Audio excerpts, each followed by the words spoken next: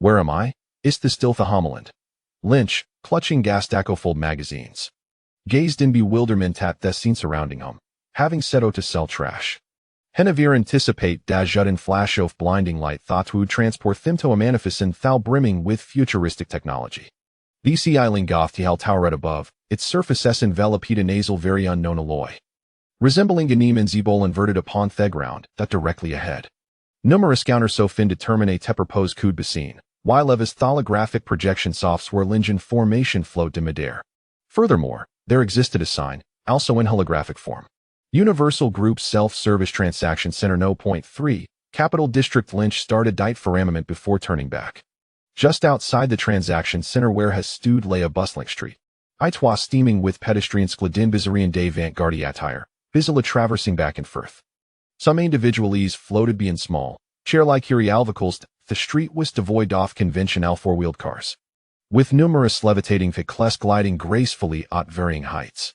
Towering behind them were numerous skyscrapers, their sleek clinies almost entirely encased in a transparent material. Exaggerated that presenting a vid tabao of a futuristic metropolis. Feedback dropped to a spectacle waste a colossal steel starring thatspan at the horizon, casting gassido over zine. Beneath thighs vident lyre artificial behemoth, countless colorful meteors as tree could be an intricate tepidurns. Lynch paused briefly, on latorialize. Those shooting stars must be Thelamina Strile submit from Theek's house of interstellar spacecraft, the cisfer beyond merely being Gautsa demi homeland. Hemmer red to hilf, this thrust shim directly into a future world that transcends blue star be countless years. In the depth sophistment, a pseudo influx of fin formation arrived. Time portal cooling time remaining 1 hour, thank goodness. Cradling Gathic stack of magazines, Link felt hating of bewilderment.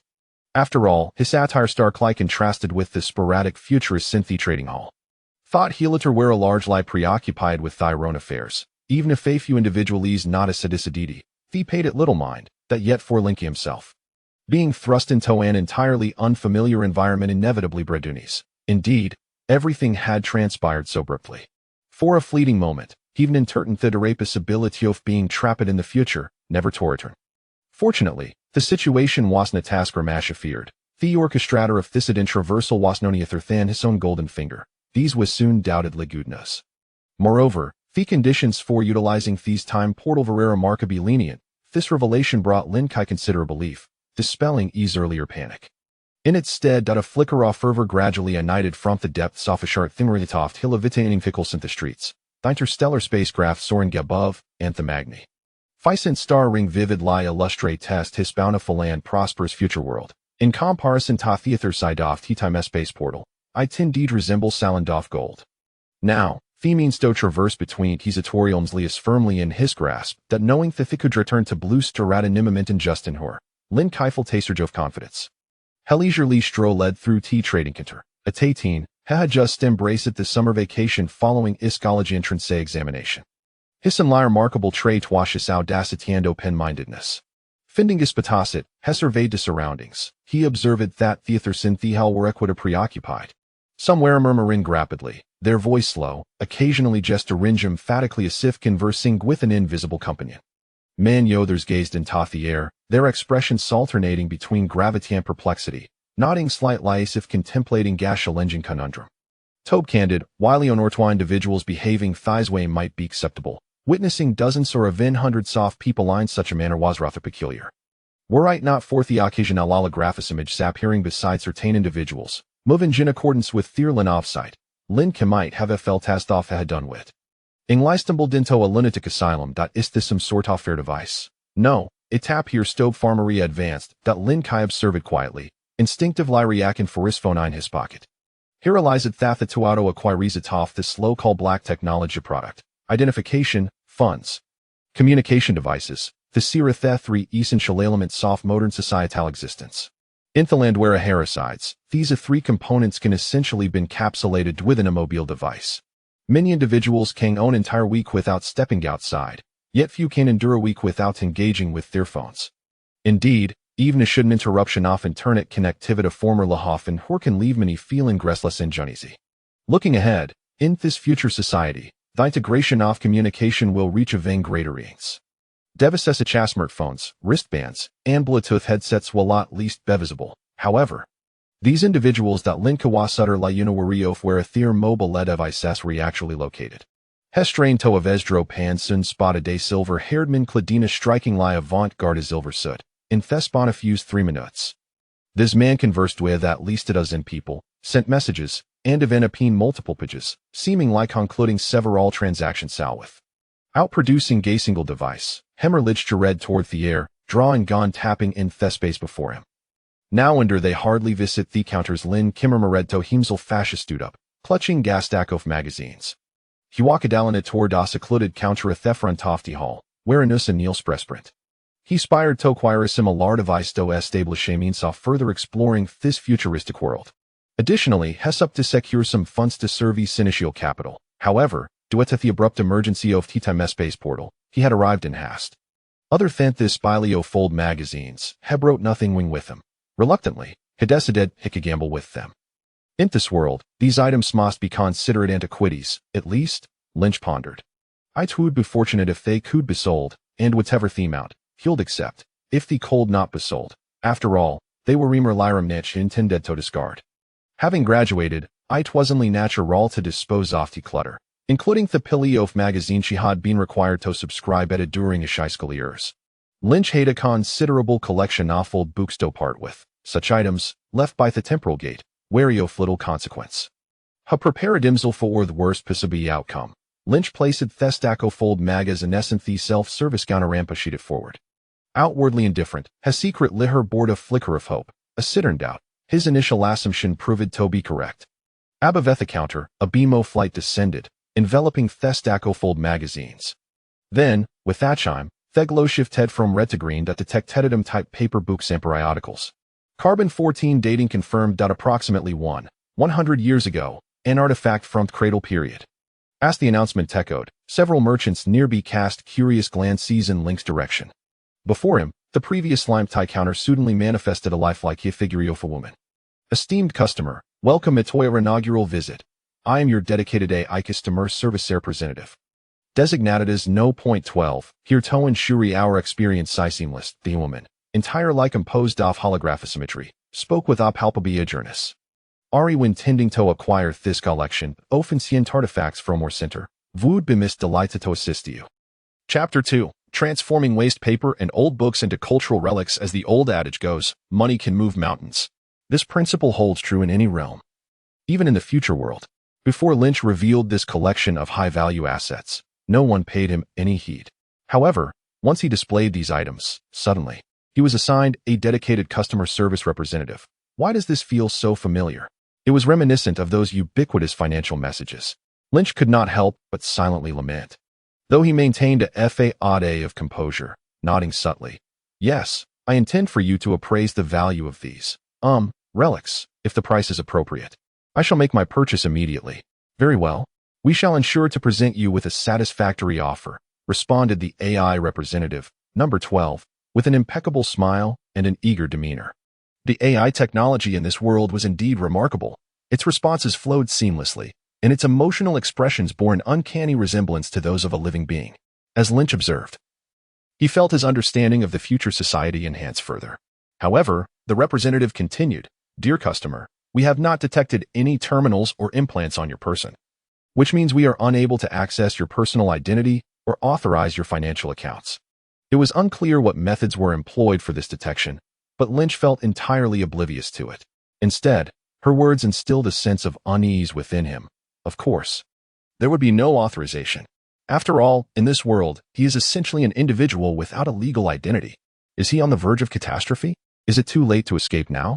As a native of Huagua, Lin Qi instinctively felt a sense of wariness upon assuming the identity of an illegal resident. However, before he could concoct a plausible excuse for his predicament, the next utterance from 12 made his eyes widen with intrigue. Should you require assistance, we can arrange a new set of identification documents, a completely fresh Interstellar bank account, along with the necessary equipment. Observing Lin Qi's expression, 12 leaned closer, as if comprehending something profound, and lowered his voice conspiratorially. We fully grasp the challenges faced by each client. There are times when one may need a clean new identity to undertake matters one prefers to keep concealed, Wouldn't you agree? You can trust us. In this domain, our channels and procedures are the most professional, legitimate, and discreet. Naturally, such additional services are not included in the standard fee structure, so I understand. Lin Qi responded, equally lowering his voice. I shall purchase the additional service, deducting the cost from the payment. It must be said, this exchange, backed by a large consortium, operated in a rather audacious manner, willing to accept anything and sell anything.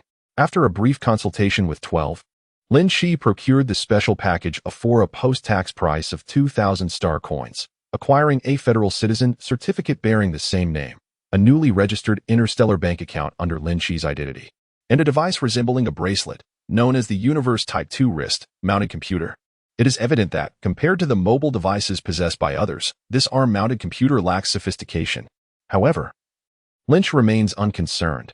As long as it serves its purpose temporarily, he can always replace it later. With a gentle tap of his finger, he activates a holographic interface from the arm device, unveiling a dazzling array of visuals before him, accompanied by a sense of novelty that often accompanies the experience of cutting-edge technology. Following the guidance of Unit 12, Lynch completes the contract for the transaction of the ancient book. Fortune smiles upon you. Artifacts from the Cradle era are rare in our outer star regions and hold considerable value. However, it is important to note that these artifacts, dating back over a millennium, are not books but magazines, and their distribution was quite extensive at the time. Consequently, numerous similar collections are preserved in libraries across various star regions, precluding them from being classified as unique antiquities. Therefore, we can only categorize them under the conventional tier of ancient periodicals for pricing purposes. As Lynch peruses the transaction contract, Unit 12 leans in closer, patiently elucidating the significance of each figure. Our company offers a purchase price of 5,000 star coins per volume, and you possess a total of 32 volumes. After deducting a 5 service fee, a 5 special stamp tax, a 10 personal income tax, and the cost of special package A, the total amounts to 126,000 star coins. Lynch maintains a composed demeanor as he meticulously verifies each detail. After a brief moment, he nods in affirmation, confident that this AI customer service is not misleading him. Indeed, through the arm-mounted computer connected to the network, there exist similar commodities. Rarity bestows value. The more scarce and exceedingly rare an item, the more deserving it is of fetching a high price. Mass-produced magazines, books, and periodicals, despite their claims, are fundamentally industrial products, designed for volume. They are not unique treasures, singular in existence. Each issue typically boasts a national circulation in the millions.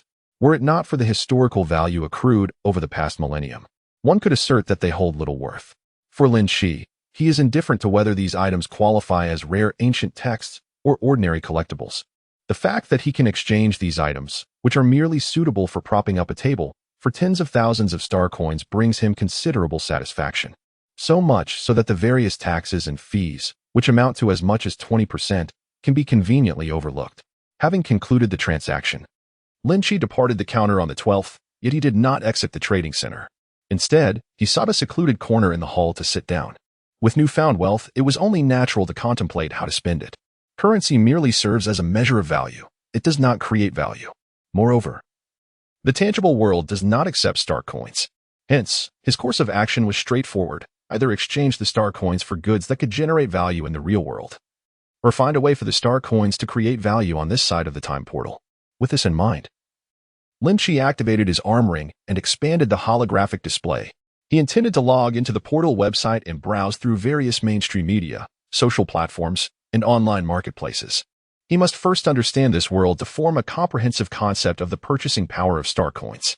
Additionally, it is essential to grasp the history of this realm. Even with a legitimate identity, it does not imply that he can lower his guard.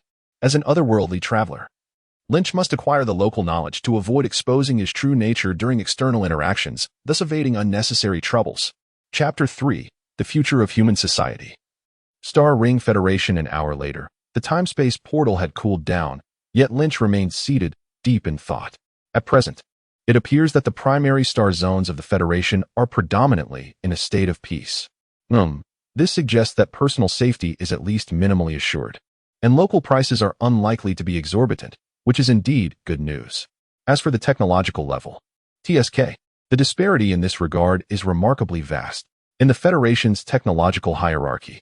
Even the most minuscule and specialized fields could foster multinational corporations if transplanted to his original world.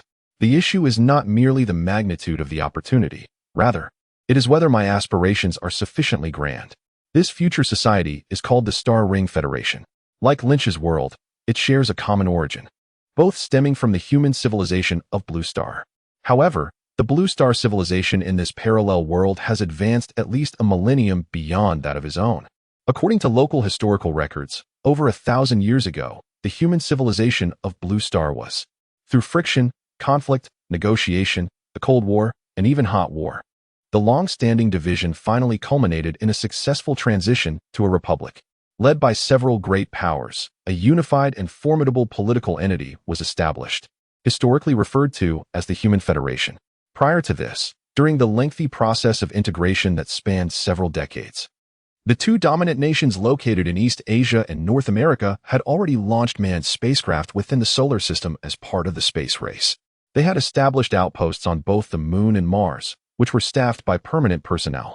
Consequently, in the latter half of the year when the Human Federation was officially founded, the first interstellar joint colonization spacecraft successfully ventured beyond the solar system. This year is thus regarded as the formal conclusion of the Cradle Age or pre-interstellar age, and is historically designated as the Year of Stellar Era.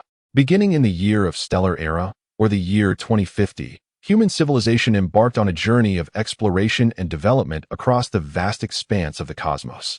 Over the course of several centuries, they established pioneering bases on various exoplanets, endeavored to extract unknown minerals from the depths of distant star systems, and conducted research on unfamiliar species. They also investigated the breathtaking and enigmatic phenomena of alien celestial bodies. Throughout this process, humanity inevitably encountered the long-speculated existence of extraterrestrial civilizations. War and peace became the prevailing themes of civilizational advancement. The Human Federation experienced conflicts with alien adversaries, while simultaneously nurturing alliances with benevolent companions. After centuries of warfare and reconciliation, it expanded its reach, successfully claiming over 300 star systems within the Milky Way as its territory. Due to the arrangement of these stellar systems, which are predominantly centered around the blue planet of the solar system, they radiate outward. Dozens of frontier galaxies sketch an elliptical ring-like map. It was in that year that the federal government officially adopted the name ring of Stars Federation. By the time Lynch traversed into this realm, it was precisely the year 1001 in the star calendar.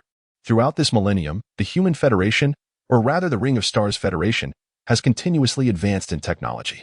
It has unraveled the mysteries of faster-than-light travel, liberated itself from the shackles of antimatter, and penetrated the enigma of wormholes. Countless achievements in such advanced technologies abound. For instance, the hovering vehicles that Lynch observed on the streets. Each one is powered by a miniature cold fusion reactor, boasting nearly limitless energy. They are also equipped with anti-gravity engines that allow for effortless flight at any altitude within the atmosphere. Meanwhile, the interstellar spacecraft operating beyond the atmosphere are generally outfitted with antimatter hyperspace engines, enabling them to traverse the star systems at high speeds and enter hyperspace for faster-than-light travel. The future world, a millennium ahead of its time, is astonishingly formidable. Although Lynch is acutely aware that, strictly speaking, this is a parallel world, it does not diminish his awe. After all, the historical processes on either side of the time portal are remarkably similar in the past. To consider this side as the future that the blue planet of the original world might have traversed along an unimaginable path is not entirely unreasonable. However, the planet where Lynch currently finds himself is not the blue planet, the origin of human civilization, nor the capital of the Ring of Stars Federation. Instead, it is located in the Outland Star region, known as Parity 3, also referred to as Heaven 3. This celestial body earned its celestial moniker due to the presence of 3 life-sustaining planets within its star system, as well as 3 exceedingly bountiful mineral-rich planets. Among them, the third planet in the orbital path, designated as Planet 3, boasts impeccable natural conditions, vast expanses, fertile soil, a temperate climate, and an exceptionally high habitability index. The abundance of resources and favorable living conditions render the Parity star system immensely advantageous for the development of both light and heavy industries, high technology, finance, agriculture, and even as a prime location for colonization. Consequently, This star system has emerged as the economic hub of the Federation's frontier. Numerous corporate giants, including Universal Group, Millennium Technology, Dragonstone Corporation, and Black Steel Mining, have established a significant presence here, even amidst the outland, where the surrounding star regions are rife with undercurrents. The local market is remarkably diverse and rich in resources, offering goods at reasonable prices. Upon accessing the online trading platform, Lin Qi was nearly dazzled by the plethora of dazzling merchandise. A Divine Fire Dynamics produced General A5 hover car, priced at 50,000 star coins after tax. A Copper Imperial Mk2 power armor produced by Dragonstone Corporation, priced at 80,000 star coins after tax. A Millennium Technology G3M Hunter assault rifle featuring heat-seeking ammunition with automatic targeting capability. Available for merely 200 star coins. Given Lin Qi's current financial resources, purchasing an interstellar warship was indeed beyond reach. However, if one wishes to acquire a second-hand hover infantry vehicle retired from the Federal Defense Force for some amusement, with a firm resolve, it is certainly not beyond reach. His purchasing power is considerable. As Lin Qi perused the holographic screen with keen interest, he reflected that his 120,000 star coins might seem trivial to the affluent elite. Yet, upon further contemplation, it equated to nearly half a year's salary for an ordinary worker in the Federation. If he were to be prudent and compare options, it might even be feasible to purchase a modest home on the outskirts of the planetary capital, accompanied by a second-hand hover vehicle. This would effectively elevate him into the middle class. The notion of acquiring a home was indeed worthy of consideration. Lin Qi pondered deeply, not out of a desire to be burdened by a mortgage, but rather because, in the Federation, he ultimately required a place to settle. Being already unfamiliar with the surroundings and having acquired his identity through somewhat dubious means, the thought of aimlessly wandering the streets without roots was daunting. It might very well attract the attention of the Investigation Bureau. It was essential to establish a base. Naturally, this dilemma was not insurmountable. He could easily rent a dilapidated studio in the city or a secluded warehouse in the suburbs. After all, he did not intend to reside there permanently. Indeed, he would not be a regular occupant. As long as he had a discreet stronghold to provide cover for the time-space portal, that would suffice. Lin Qi made up his mind and swiftly searched online, securing a rental apartment. With a deposit and 3 months' rent, he expended a total of 3,000 star coins, reducing his available funds to 123,000. Lin Qi resolved to allocate at least the majority of this sum towards acquiring goods. As for what goods to purchase, they must be easily liquidated hard currency. Immediately, he thought of precious items such as gold, silver, and jewels. After all, while the advanced technologies of the future world are indeed formidable, they also involve significant complexities. Converting them into capital on the other side may prove to be a long-term endeavor, unsuitable for Lin Qi's aspiration to swiftly acquire his initial startup funds in the real world. It must be the trading of hard currency. However, upon searching the precious metals category on the online platform, he found no trace of gold. Instead, there was a plethora of bizarrely named items such as perceptual metals, active indium, and durable steel. Lin Qi paused for a moment, and then a sudden realization struck him. Could it be that gold is not regarded as precious metal in this world? Chapter 4. The Frenzied Prices. 10 tons of gold, the most precious of precious metals, the epitome of hard currency. Its resplendent hue and substantial weight symbolize a universally comprehensible equivalent of wealth.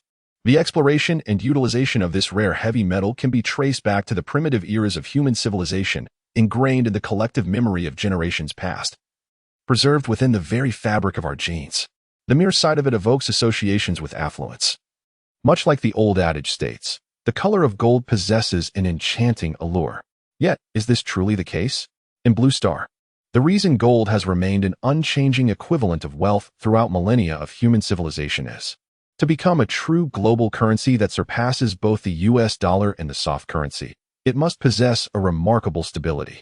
Its nature is steadfast, it does not oxidize, withstands the trials of fire, and can endure through the ages without decay. Its supply is also stable. The gold atoms entirely originate from the heavy nuclear fusion within stars and do not naturally occur on planets. This implies that the total amount of gold on Earth was established at the formation of our planet. Unless brought by extraterrestrial meteorites, its quantity will neither increase nor decrease. Naturally, this endows it with a stable value. Furthermore, gold is distributed relatively widely across all 5 continents, enabling early human societies from various regions to establish a consensus of value that has persisted from ancient times to the present. This is the essence of what is known as hard currency. Not only is its value robust, but it also facilitates seamless transactions. Its purchasing power is universally acknowledged. However, the aforementioned conditions apply specifically to the inhabitants of Earth. Within the confines of our planet, the supply of gold is indeed fixed. Yet, when gazing into the cosmos, the abundance of gold is virtually limitless. The asteroid belt within our solar system alone is replete with riches of silver, gold, platinum, titanium, and other rare and heavy metals. Furthermore, throughout the vast expanse of the Milky Way galaxy, there exist unique planets composed of over 90% gold and diamond. The adage rarity confers value holds true, but the definition of rare is also relative and subject to the passage of time. At the very least, in comparison to the technological advancements and industrial capabilities of the Stellar Federation, which far surpass those of the original world of Blue Star, gold cannot truly be considered a precious metal. The aura of wealth has long faded since its departure from its home planet. At present, it merely exists as a common heavy metal among industrial materials, characterized by a relatively high atomic number. Given this reality, it naturally faces no restrictions on trade. Gold and platinum alike can be freely bought and sold in the civilian market. Indeed, upon turning to another page, Lynch was astonished to discover his target, exclaiming, "Today's gold price. Universal mining 3,000 star coins ton, Black Steel mining 2983 star coins ton, Yuntong non-ferrous 2999 star coins ton. 3,000 star coins per ton of gold. This average price is, one might say, rather inexpensive.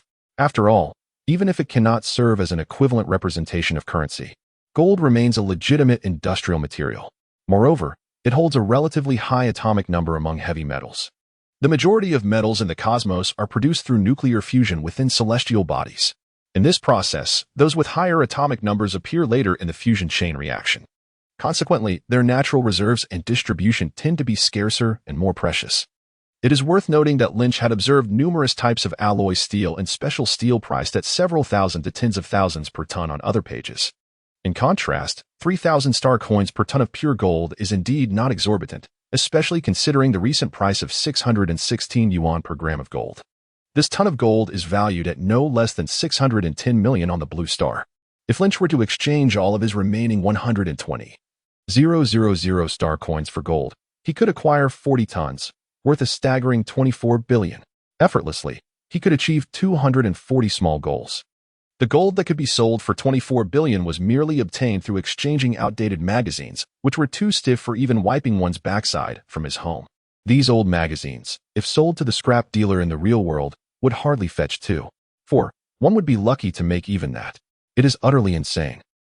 After a moment of contemplation, Lynch calculated the figures and instinctively took a deep breath to regain his composure. He managed to control the impulse to gamble everything on the spot. After all, he was just a young man, inevitably dazzled by the gleam of gold and silver. The temptation of a mere flick of the finger could yield a profit of over 20 billion lay before him. That he did not succumb to momentary madness and lose his rationality is already a testament to his calmness compared to many modern individuals. Not to mention 20 billion. Many would quarrel over a mere few tens of thousands, leading to marital discord and familial strife. He, at least, possessed a golden finger and needed to remain composed. Comforting himself, Lynch decided to have a drink to calm his nerves. Amidst the advertising clamor, the vending machine dispensed a chilled beverage. The liquid in the can seemed to contain a mint-like essence, and its icy freshness quickly extinguished the flicker of agitation within Lynch. Prompted by a rational state of mind, he thought rapidly. While gold is not difficult to sell, large quantities of it are rather sensitive and not easily transacted. To say nothing of 40 tons, even 10 tons of gold can only be consumed by a select few, namely governments and banks. To be precise, those capable of purchasing such quantities are not easily accessible. Furthermore, should inquiries arise, I would be utterly incapable of explaining the source. Unconsciously, Lin Qi squeezed the can in his hand and glanced at the silver-haired girl dressed as an idol on the label. The winds of the two-dimensional economy had indeed blown into a millennium later. By the way, this girl seems somewhat familiar. He shook his head and focused on his plans. Well, let's first stockpile 10 tons and see how it goes. Anything more, and my rented apartment won't accommodate it. I shall sell a portion in small batches to secure initial funding. Subsequently, I will endeavor to find a major buyer. In bulk transactions, the channel is more crucial than the goods themselves, especially for sensitive commodities like gold and silver. The regulatory authorities in Huagua are no trifling matter. Lin Qi had no desire to invite unnecessary troubles, nor did he want to live under the constant scrutiny of a special investigation team. The ambiguity of the source of gold and silver would be manageable, but exposing the existence of the time portal would lead to far greater complications. At this stage, surviving and gradually developing is the true path. Having made up his mind, he placed the order. Through the website of Huanyu Mining, he purchased 10 tons of gold, providing the address of his rented apartment. This decision was influenced by the proximity of Huanyu Group's logistics warehouse. Compared to the more cost-effective Haigang mining, it offered significant advantages in transportation efficiency. The difference in total price, amounting to just a few dozen units, can be deemed as the expedited shipping fee. Courtesy of this circumstance, when Lin Qi arrived at the A3 super skyscraper where his rental apartment was located, the unmanned delivery vehicle from Universal Logistics was already awaiting him at the entrance. Chapter 5. The First Bucket of Gold, 17 million. Thank you for your patronage, and we look forward to your next visit. Choose the Universal Group for premium and efficient services. The autonomous vehicle unloaded 5 logistics boxes, and a cheerful face appeared on its screen. Once Lin Qi confirmed the transaction was complete, it began to play its promotional message while swaying gently as it ascended into the air. Observing this rotund contraption as it soared from the balcony into the bustling traffic above, Lin Qi retracted his gaze and lifted his arm adorned with a wrist terminal, giving it a slight shake. The door emitted a soft beep as it slid open. He bent down and laboriously dragged each heavy logistics box into the apartment. Fortunately, the boxes were specially designed, boasting high durability and omnidirectional wheels. Otherwise, he would have struggled to move these cumbersome items. One box contained the equivalent of 2 tons of gold. If anything were to mishandle, say, by dropping on his foot, he would undoubtedly face some serious repercussions. After closing the door, Lin Qi settled onto the sofa, exhaling a sigh of relief. He first surveyed his surroundings. This apartment was more spacious than his current rental, approximately 60 square meters, with a minimalist interior. Apart from a private bathroom, there was a well-secured equipment room. Upon opening the window, he could behold the bustling city center. Various flying vehicles, each with unique shapes and colors, navigated through the air, as if the space above the city were an invisible sea, and they were mere schools of fish drifting aimlessly. Above all of this lies a genuine ocean, a magnificent expanse of stars, under which the artificial rings of celestial bodies rotate slowly, casting shadows across the sky. Occasionally, one can glimpse a gyroscopic object, surrounded by countless meteors, which are the various spaceports beyond the atmosphere. Beneath this gyroscope, structures extend towards the Earth like strands of hair, famously known as the space elevator. This is indeed a vision of the future. Lynch marveled in awe. For a young soul who yearns for the stars and the vast sea, such a spectacle never grows tiresome, no matter how many times it is witnessed. If only this could be replicated in the realm of reality, it would be a monumental achievement in his lifetime. A sudden thought crossed his mind, but he cast it aside. To entertain such lofty aspirations at this moment would be imprudent. Instead, he chose to focus on the 10 tons of gold awaiting him at home. With a soft click, the lock released. 200 bars of gold gleamed with a crystalline luster, meticulously arranged. Lynch picked up one, idly toying with it. After scanning it with his wrist terminal, he nodded slightly. The quality was impeccable. It was 99.99 pure gold. Considering his parents' salaries, it would take a year of tireless labor for the family to earn even half a bar of this precious metal. As Lynch caressed the gold ingot in his hand, a faint sigh escaped his lips. Gold possesses an exceptionally high density, reaching 19.26 grams per cubic centimeter. Consequently, an equal mass of gold occupies just 1/19 the volume of pure water. A 1 kilogram gold bar is typically no larger than an old smartphone with a 4-inch screen. Yet, despite its diminutive size, its value is an astounding 610,000. It is not an exaggeration to say that after a year of hard work, one cannot even save half a block. This amount is tantamount to the lifetime savings of many individuals. At this price, it is unnecessary to invest significantly. With just a casual expenditure of 10 or 20 yuan, one could amass wealth exceeding 10 million. As initial capital, this is entirely sufficient. The following day, The funds arrived in WeChat. After a day of toiling, Lin Qi savored a bowl of beef noodles downstairs and picked up a box of iced red tea from a nearby convenience store. Gazing at the sunset and feeling the gentle breeze, he leisurely finished his drink. Once satiated, he ascended slowly to his residence. His rented abode is situated on the back street of the university town, surrounded by various eateries. The pedestrian street is not just abundant in food and drink. It also boasts a few jewelry shops. However, only 1 or 2 gold stores exist here, which are inadequate to meet Lin Qi's aspirations. Although he possesses a full 200 yuan worth of gold bars, he cannot dispose of them all at once.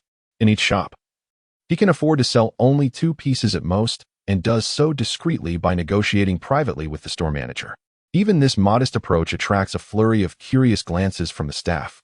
A single transaction of 120,000 yuan is not a trifling sum in this era of declining consumer spending. Moreover, they are far from oblivious. Being part of the same local industry, they are well informed. A young man visited a dozen stores in one day, offloading nearly 60 pounds of pure gold. While outsiders may dismiss this as inconsequential, it is considered quite a remarkable occurrence within their circles, especially given the recent surge in gold prices in early July. Moreover, Lin Qi skillfully gauged the appropriate measure. The intermediaries, too, failed to perceive any anomalies, deeming it a judicious decision to offload a batch of gold at this peak price, the highest in recent years. With substantial profit margins already established, a swift recovery seemed imminent. Stepping back at this juncture also implied a desire to avoid the tail end of the market. This was undoubtedly a sagacious and seasoned choice. Within the inner circles of the gold trade, whispers of speculation circulated. Could it be that a well-to-do scion was undertaking his forebear's affairs?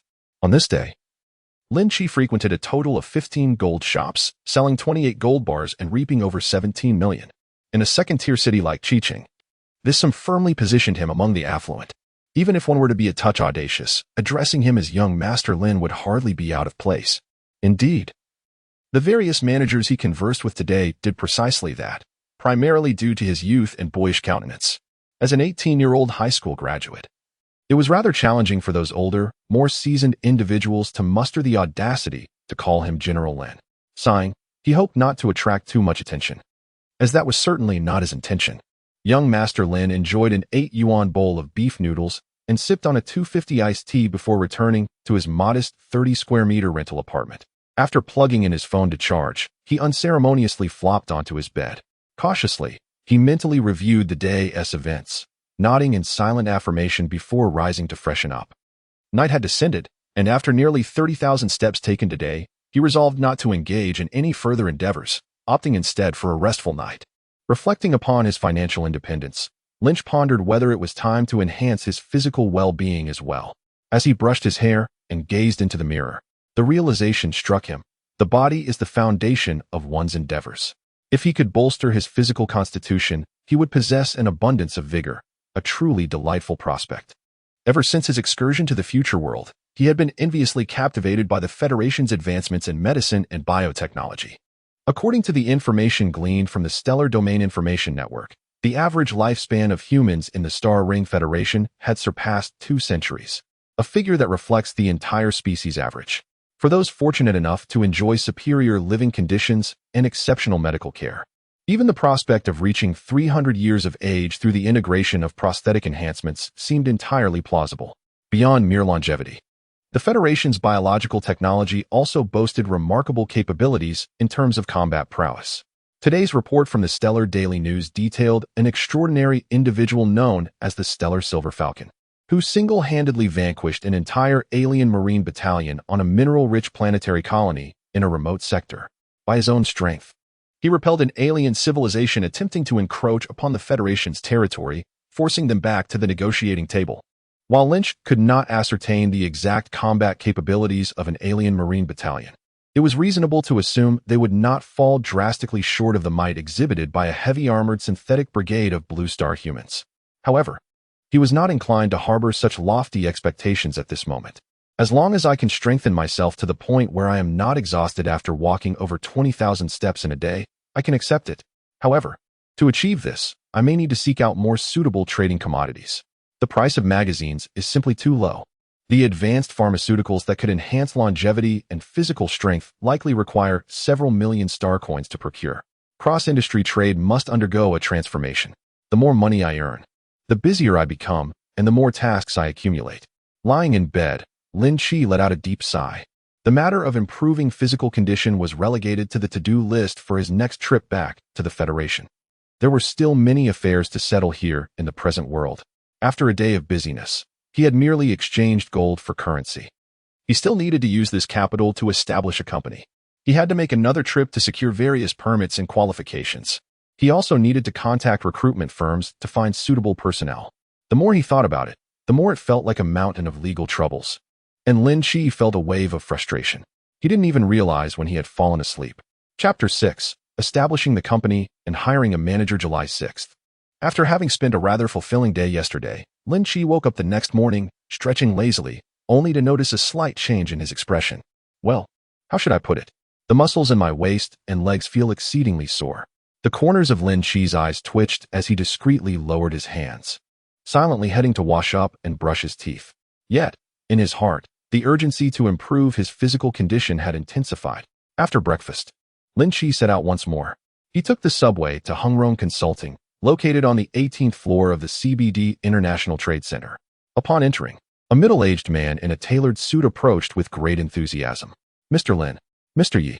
The man, Yi Rong, a senior manager at Hungrong Consulting, exuded warmth as he extended his hands and leaned slightly forward. Lin Qi reciprocated the gesture, exchanging pleasantries. I apologize for keeping you waiting. I feel truly embarrassed. Not at all. It is I who is honored by your presence. Your visit brings radiance to this humble abode. After a brief exchange of niceties, the two were guided inside by the front desk concierge. Yi Rong ushered Lin Qi into the VIP reception room and personally served him tea, demonstrating a commendable level of hospitality. For a young man casually capable of discarding a fortune of 17 million in gold, such attentiveness was indeed warranted. Not to mention, the friend who had introduced Lin Qi, a figure well acquainted with the gold circle, had alluded to some intriguing rumors from outside their circle. A person willing to invest 300,000 in their consultation services could easily be deemed a VIP client of the company. With a substantial sum at his disposal, Lin Qi had no intention of meandering about himself. Professional matters required the expertise of professionals. Through the owner of a certain gold and silver purchasing establishment, he learned about this consulting firm. He invested a hefty sum of 300,000 to acquire the finest consultation package, with the aim of establishing a fully fledged trading enterprise in his name from scratch. This would spare him the hassle of navigating the myriad licenses, qualifications, and procedures. Ultimately, Lin Qi was not particularly seasoned in social affairs. He was not particularly adept at interacting with bureaucrats from various sectors. However, lack of experience was of little consequence. His wealth sufficed. The exorbitant consultation fee of several 100,000 was merely the equivalent of half a gold bar, valued at a mere 1.5-star coins. In fact, the can of lemon sea salt mint-flavored soda he had consumed that day in the trading hall was far pricier. After taking a sip of the Jun Mei tea that manager Yi had served, Lin Qi set down the cup, a hint of amusement flickering in his heart. All necessary documentation had been meticulously prepared. It merely required Lin Xiao's signature on a few papers. As Yi Rong spoke, he accepted a thick envelope from his secretary, introducing the numerous documents, certificates, and licenses contained within to Lin Qi. Their willingness to charge such a steep fee demonstrated their ample capability and resources. For an ordinary entrepreneur, the multitude of procedures could be overwhelming. Yet for these professional intermediaries, it was simply a matter of following established protocols. Yi manager then shifted his tone. However, for certain personnel interviews, your personal involvement will be required. Routine positions such as programmers and clerks were of little concern, as long as their abilities were adequate. It mattered not who filled the role. Yet for a position as significant as the general manager, it was imperative that the president himself review the candidates. In accordance with your previous stipulations, we have shortlisted several candidates and arranged for them to be present for interviews. Yi Rong glanced at his phone, noting that everyone had arrived. Shall we proceed? Lynch nodded and rose to his feet. It must be said that the services provided by Hungrong Consulting are indeed commendable. The individuals they have recruited for Lynch are all seasoned professionals, possessing a high level of occupational competence and extensive experience. Their resumes are impressive, their discourse refined, and they hold a plethora of qualifications. After listening to several candidates for the position of General Manager Assistant at Xinhuan Trading eloquently present their cases, Lynch could not help but acknowledge the meticulous arrangements made by manager Yi.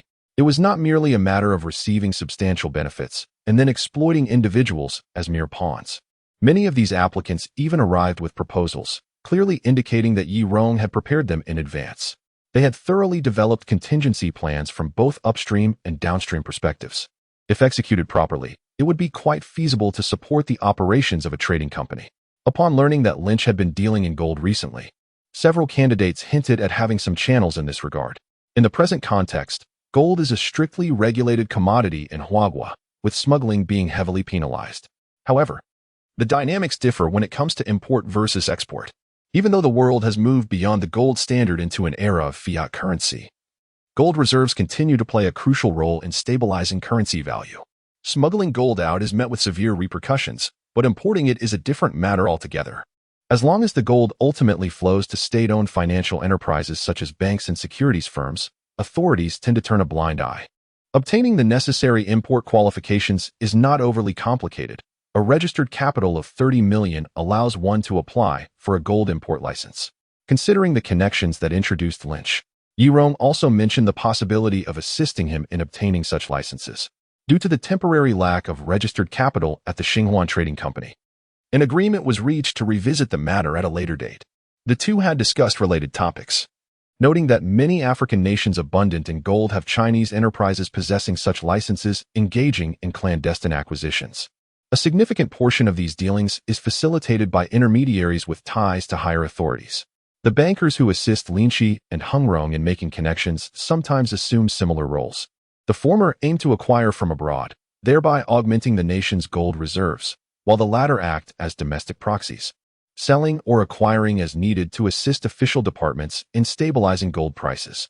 Manager Yi had prepared comprehensive materials, providing Lin Qi with profound insights.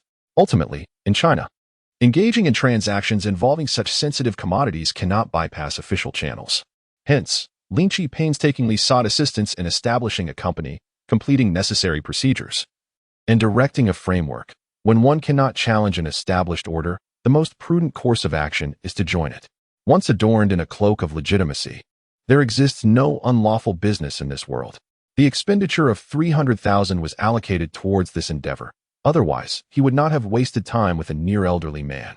After all, he sought only the assurance of proper conduct. However, Yi Rong's meticulous preparations occasionally placed Lin Qi in awkward situations. He desired merely a fade of legality, not an expansive foray into the import-export trade. A modest front would suffice. He had his own plans for subsequent developments. The more professional, ambitious, and proactive the managerial candidates Yi Rong brought forth, the more hesitant he became to give his approval. Lynch merely sought a tool, someone who would ask few questions, remain still, and assist him with trivial matters when needed. With a polite refusal of waiting for news, he dismissed yet another candidate. He sighed inwardly, wondering why all he encountered were ambitious strivers. Where were the laid-back, easygoing individuals he had been promised? Fortunately, only one candidate remained. After dealing with a multitude of applicants, he felt a certain weariness. Just then, the final person entered, revealing a somewhat familiar face. Lynch was momentarily taken aback and raised an eyebrow in surprise. Sister Dai? The elegantly dressed woman who stepped through the door also widened her eyes in astonishment. She nervously tucked a cascade of black hair behind her ear, momentarily at a loss for words. Chapter 7. An Unexpected Reunion. Childhood's White Moonlight. Jiang Dyer, a name once cherished by Lynch as his idealized white moonlight. Growing up in a small rural town, he was part of the left-behind children group. His parents often toiled away, rarely affording him the chance to see them throughout the year. His elderly grandfather could provide him with 3 meals a day, but could not offer much more care. Amusement parks were non-existent, and even a stroll down the street was a rare indulgence. This upbringing led him to become accustomed to solitude from a young age, finding solace in books, which gradually rendered him reclusive. His excessive quietness and precociousness were not advantageous traits for a boy in a small town. His introverted nature hindered social interactions, while his advanced intellect set his interests apart from those of his peers. Lacking common hobbies, Lynch found himself worlds apart from the rowdy boys who engaged in dog walking and cockfighting. Regardless of the environment, this is fundamentally a prerequisite for exclusion. Fortunately, having assisted his ancestors with farming and household chores from a young age, he possesses a robust and resilient physique. Thus, he he experienced mere isolation rather than bullying. Jiang Dyer emerged as the first ray of light piercing through Lin Qi's gray childhood. During the summer vacation of 4th grade, after a prolonged separation, his parents brought Lin Qi to the city where they worked, and he stayed for a month. It was within this month that Lin Qi, while out for leisure, encountered Jiang Dyer at Jiangbin Park, who was visiting relatives in her hometown alongside her elders. To be precise, at that moment, Jiang Dyer was sketching on the grass by the riverbank, while Lin Qi, consumed by boredom, sat on a bench, observing her art for an entire afternoon. He found this unfamiliar yet beautiful older sister to be unlike any of his peers he had ever encountered. She exuded a serene demeanor, evoking an inexplicable fondness within him. Unbeknownst to him, Jiang Dyer's initial impression of him was also that this child is very quiet, perhaps even excessively so. Born into a large family, Jiang Dyer was often overwhelmed by the multitude of younger relatives, which proved quite troublesome. She perceived Lin Qi as distinct precisely because he did not exhibit the boisterousness typical of other boys his age, who were often at their most mischievous and eager to be the center of attention. When her younger relatives encountered her, they would invariably swarm around, peppering her with questions or performing clumsy tricks in a bid to capture her attention. Lin Qi, even though the two had exchanged glances numerous times, it was evident from his eyes that he held a keen interest in what he was doing. Yet he never uttered a word nor took the initiative to make a move, silently observing throughout the afternoon. It seemed that as long as no one approached him, he could remain in solitude, maintaining his silence until the end of time. Thus, Jiang Dyer ultimately could not restrain herself. Before applying the final stroke of color, she set down her brush and walked towards the unfamiliar boy. The proactive approach of the beautiful sister unexpectedly garnered Lin Qi a newfound friendship. Over the course of the month, Jiang Dyer, secretly defying the two sets of elders, took Lin Qi on an adventurous exploration of the entire Qingxing. Together, they visited amusement parks, rode the Ferris wheel, and indulged in delightful treats along the bustling pedestrian street. They playfully posed for photos in front of the beluga whale at the aquarium, making silly faces. They sat under the gentle shade of trees, nestled closely together, resting by a cool mountain stream. They resembled a genuine pair of siblings. This time spent together left an indelible impression on Lin Qi's heart. Throughout his life, among all those outside his family, no one had ever shown him such kindness as Jiang Dyer did. Despite the fact that she was merely 4 years his senior, still just a middle school student at the time. Yet it was she who first revealed to Lin Qi the essence of a truly captivating girl: breathtaking beauty, gentle grace, elegant discourse, and a considerate nature, not to mention her considerable wealth. Although discussing money when reminiscing about childhood can seem rather banal. However, it was after this that Lin Qi mentally equated Sister Dai with the wealthy lady. The new clothes, toys, mobile phones, computers, and various trinkets that Jiang Dyer gifted him during that summer surpassed everything he had received throughout his life. The sheer audacity of purchasing without glancing at price tags, seizing anything he showed interest in and stuffing it into his arms, nearly terrified him. What is this? I am still just a child. He recalled that the phrase he uttered most frequently back then was, "Sister, please don't buy any more. I'm scared." Her beauty and kindness were one thing, but her immense wealth was another. Who wouldn't be bewildered in such a situation? Since then, Lin Qi had not engaged in any romantic relationships, even during high school. When several classmates had flirted with him, he chose to remain oblivious. This was largely due to the influence of Sister Dai. Having encountered someone who could be described as a paragon of beauty and grace, his standards had been set exceedingly high. Furthermore, Jiang Dyer resided in the metropolis of Hu, which meant their relationship as a pair of thrift siblings was characterized by infrequent encounters. They could only communicate online, with opportunities to reunite during long holidays. Now, unexpectedly encountering Sister Dai in this context struck him as peculiar. Given her affluent background, why would she seek employment in the outside world instead of pursuing further academic studies? Could there be something amiss? Please excuse me for a moment, Lin. In that instant, as their eyes met, the astute Yi Rong discerned that there was a story behind it. With a straightforward apology, he stood up to leave. In a serendipitous turn of events, another accompanying interviewer was unexpectedly swept away. The atmosphere within the interview room instantly became amiable, leaving only Lin Qi and Jiang Dyer. What a coincidence, Jiang Dyer remarked awkwardly, a nervous laugh escaping her lips as she regarded Lin Qi across the table. To think we would run into each other. The world is indeed a small place. You have graduated, haven't you? Shouldn't you be at your family business preparing to take the reins? What brings you here? Lin Qi regarded her with a hint of suspicion, his demeanor unperturbed by her beauty. As their acquaintance deepened over time, the once vivid, perfect, flawless white moonlight filter began to fade. Indeed, this seemingly perfect older sister had skillfully crafted her public persona. Dressed in a flowing white gown, she appeared ethereal, gracefully caressing the piano keys beneath the moonlight, more angelic than any celestial being. Yet, in private, she was nothing more than a slothful creature lounging on the sofa, propped up on her arms while engrossed in web literature, far removed from the lofty connotations of white moonlight. To add insult to injury, she had a penchant for indulging in romantic novels, reveling in the melodrama as if it were a sport, rolling about with unrestrained enthusiasm. Were it not for the incessant recommendations of such romantic fare from this well-meaning but misguided sister, Lin Qi might have remained oblivious to the deceptive allure she exuded. Why do you always peddle these tales of love and courtship? I am still but a child. Of course, the subtle contrasts in Xiao Dai's private persona were hardly significant. They merely constituted a small secret shared between the two. What truly troubled Lin Qi, however, was the perplexing decision of Xiao Dai, given her privileged background. Why would she forego further education and her family business to partake in campus recruitment? The secrecy surrounding her choices added an air of intrigue that he could not shake off. Had it not been for this fortuitous encounter, Lin Qi would likely remain oblivious to the situation at hand. The predicament has indeed escalated.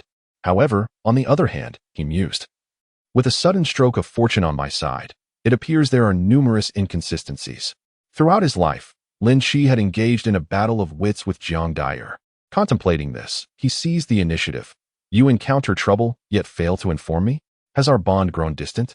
His barrage of inquiries left Jiang Dai'er, who had intended to ask about the matter concerning young Master Lin, utterly bewildered. No, what do you mean by I? Speak the truth. Lin Qi exhaled a sigh of relief, deliberately adopting a stern expression. Jiang Dai'er, with her gentle demeanor and singular focus, became flustered under his scrutiny, momentarily forgetting the suspicions surrounding him. This provided Lin Qi ample opportunity to ponder how to elucidate his unexpected windfall. It is indeed a lengthy tale. Upon Lin Qi's inquiry, Jiang Dai'er's countenance betrayed a hint of discomfort, not born of shyness, but rather akin to the embarrassment of a family scandal.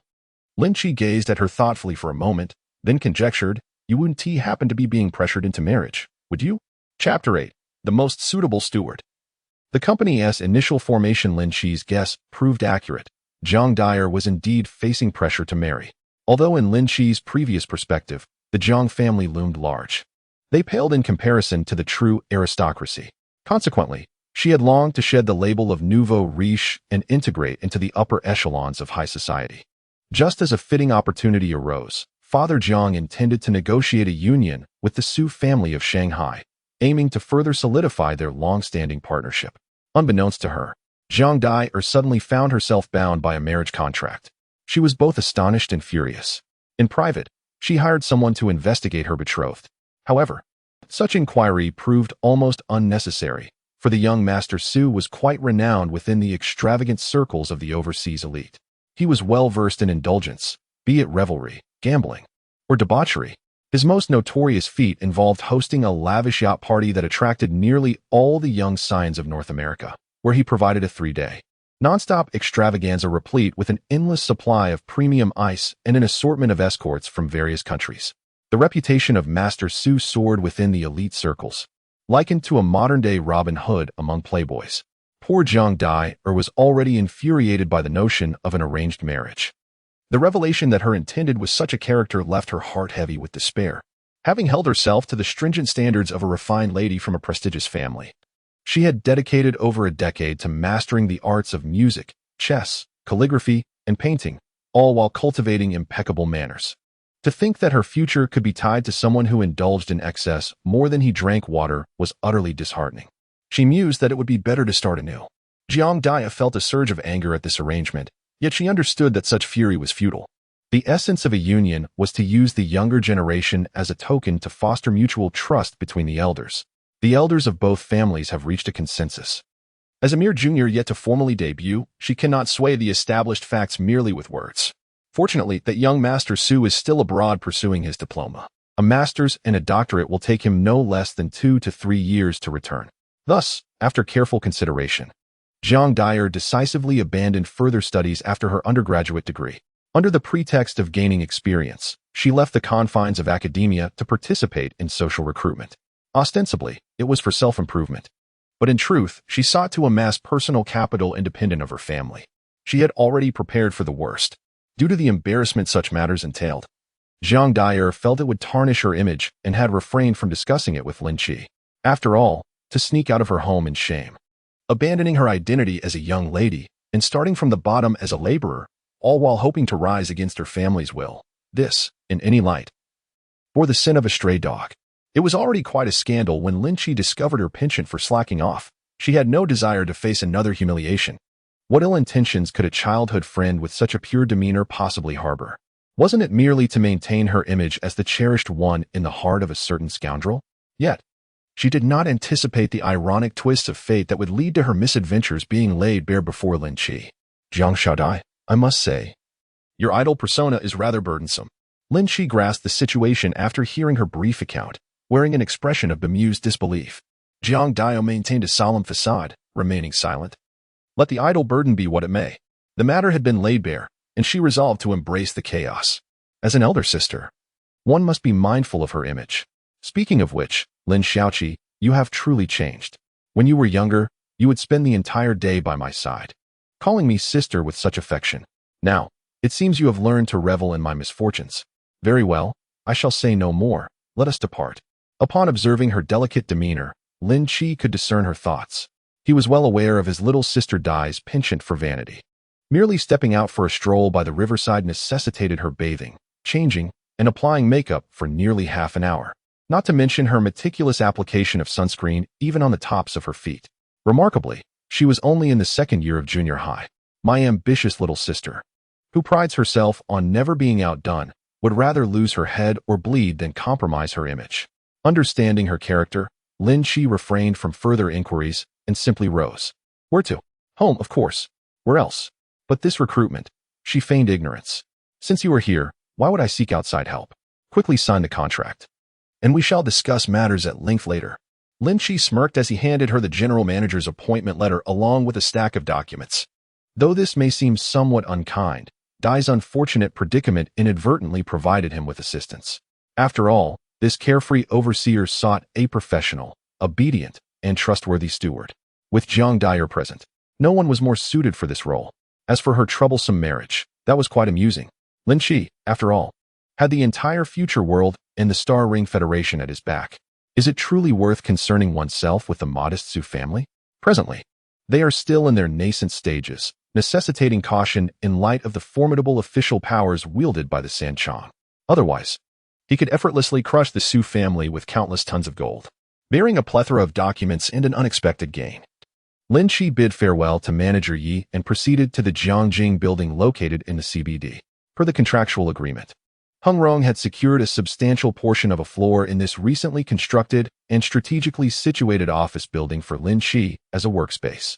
Additionally, several prearranged staff members, including clerks, accountants, and cleaners, awaited him there. Though small, it was well equipped. Once the capable housekeeper, Jiang Dyer, was settled, operations could commence smoothly.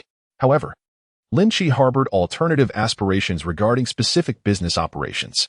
For the time being, Xinghuan Trading would commence regular work. There was no urgency to activate the business, focusing instead on personnel integration. After meeting with the employees, Lin Qi returned to his office to convey essential instructions to Sister Dai. On another front, he requested her to draft a proposal and devise a strategy to establish the gaming department. Gaming? Jiang Dyer exclaimed, utterly bewildered. The number of times she found herself perplexed by Lin Qi today surpassed all their experiences over the past 8 years. Once, he was a modest youth from an unremarkable background, only agreeing to purchase new clothes when personally taken to the commercial street. Now, he had transformed into young Master Lin, revered by a cadre of elite professionals, and had even established his own company. At times, he speaks of starting his ventures with gold trading, while at others, he seems poised to delve into the realm of video games. Is Lin Xiaoqi's approach to business truly so unconventional? Nevertheless, despite her myriad of questions, Jiang Daya chooses to harbor them within. She understands that Lin Qi will inevitably find an opportunity to elucidate matters to her, and will assuredly refrain from probing in front of outsiders. Just as she had only vaguely mentioned such significant matters moments ago, Lin Qi had not pursued deeper inquiries either. This is the advantage of familiarity among kin. There exists an ample understanding that facilitates their cooperation. Indeed, it is the realm of gaming, Lin Qi nods, adopting a demeanor of professionalism. Primarily concerning the operations and maintenance department, while I shall arrange the development aspects separately. The leap from gold to gaming is indeed substantial. However, after careful consideration, he resolves to take this step. Were he merely seeking to amass wealth, he could comfortably rest upon the gold project indefinitely. Yet, with the temporal portal at his disposal, his vision extends far beyond mere avarice. He is a man destined to lead humanity toward the stars and the vast seas. The gaming industry represents Lin Qi's first stride on the path of dominating Blue Star with cutting-edge technology. Chapter 9. Awaiting Import Licenses. Establishing Xinhuan Entertainment, the emergence of the temporal portal has fundamentally transformed Lin Qi's perspective. He can now view the situation from a transcendent vantage point. He is acutely aware that one cannot traverse far with a single foot. Relying solely on gold, trading may yield unimaginable wealth. Yet it will never instill a genuine sense of awe that deters others from coveting the riches he possesses. Wealth, after all, is but a fleeting wisp without roots.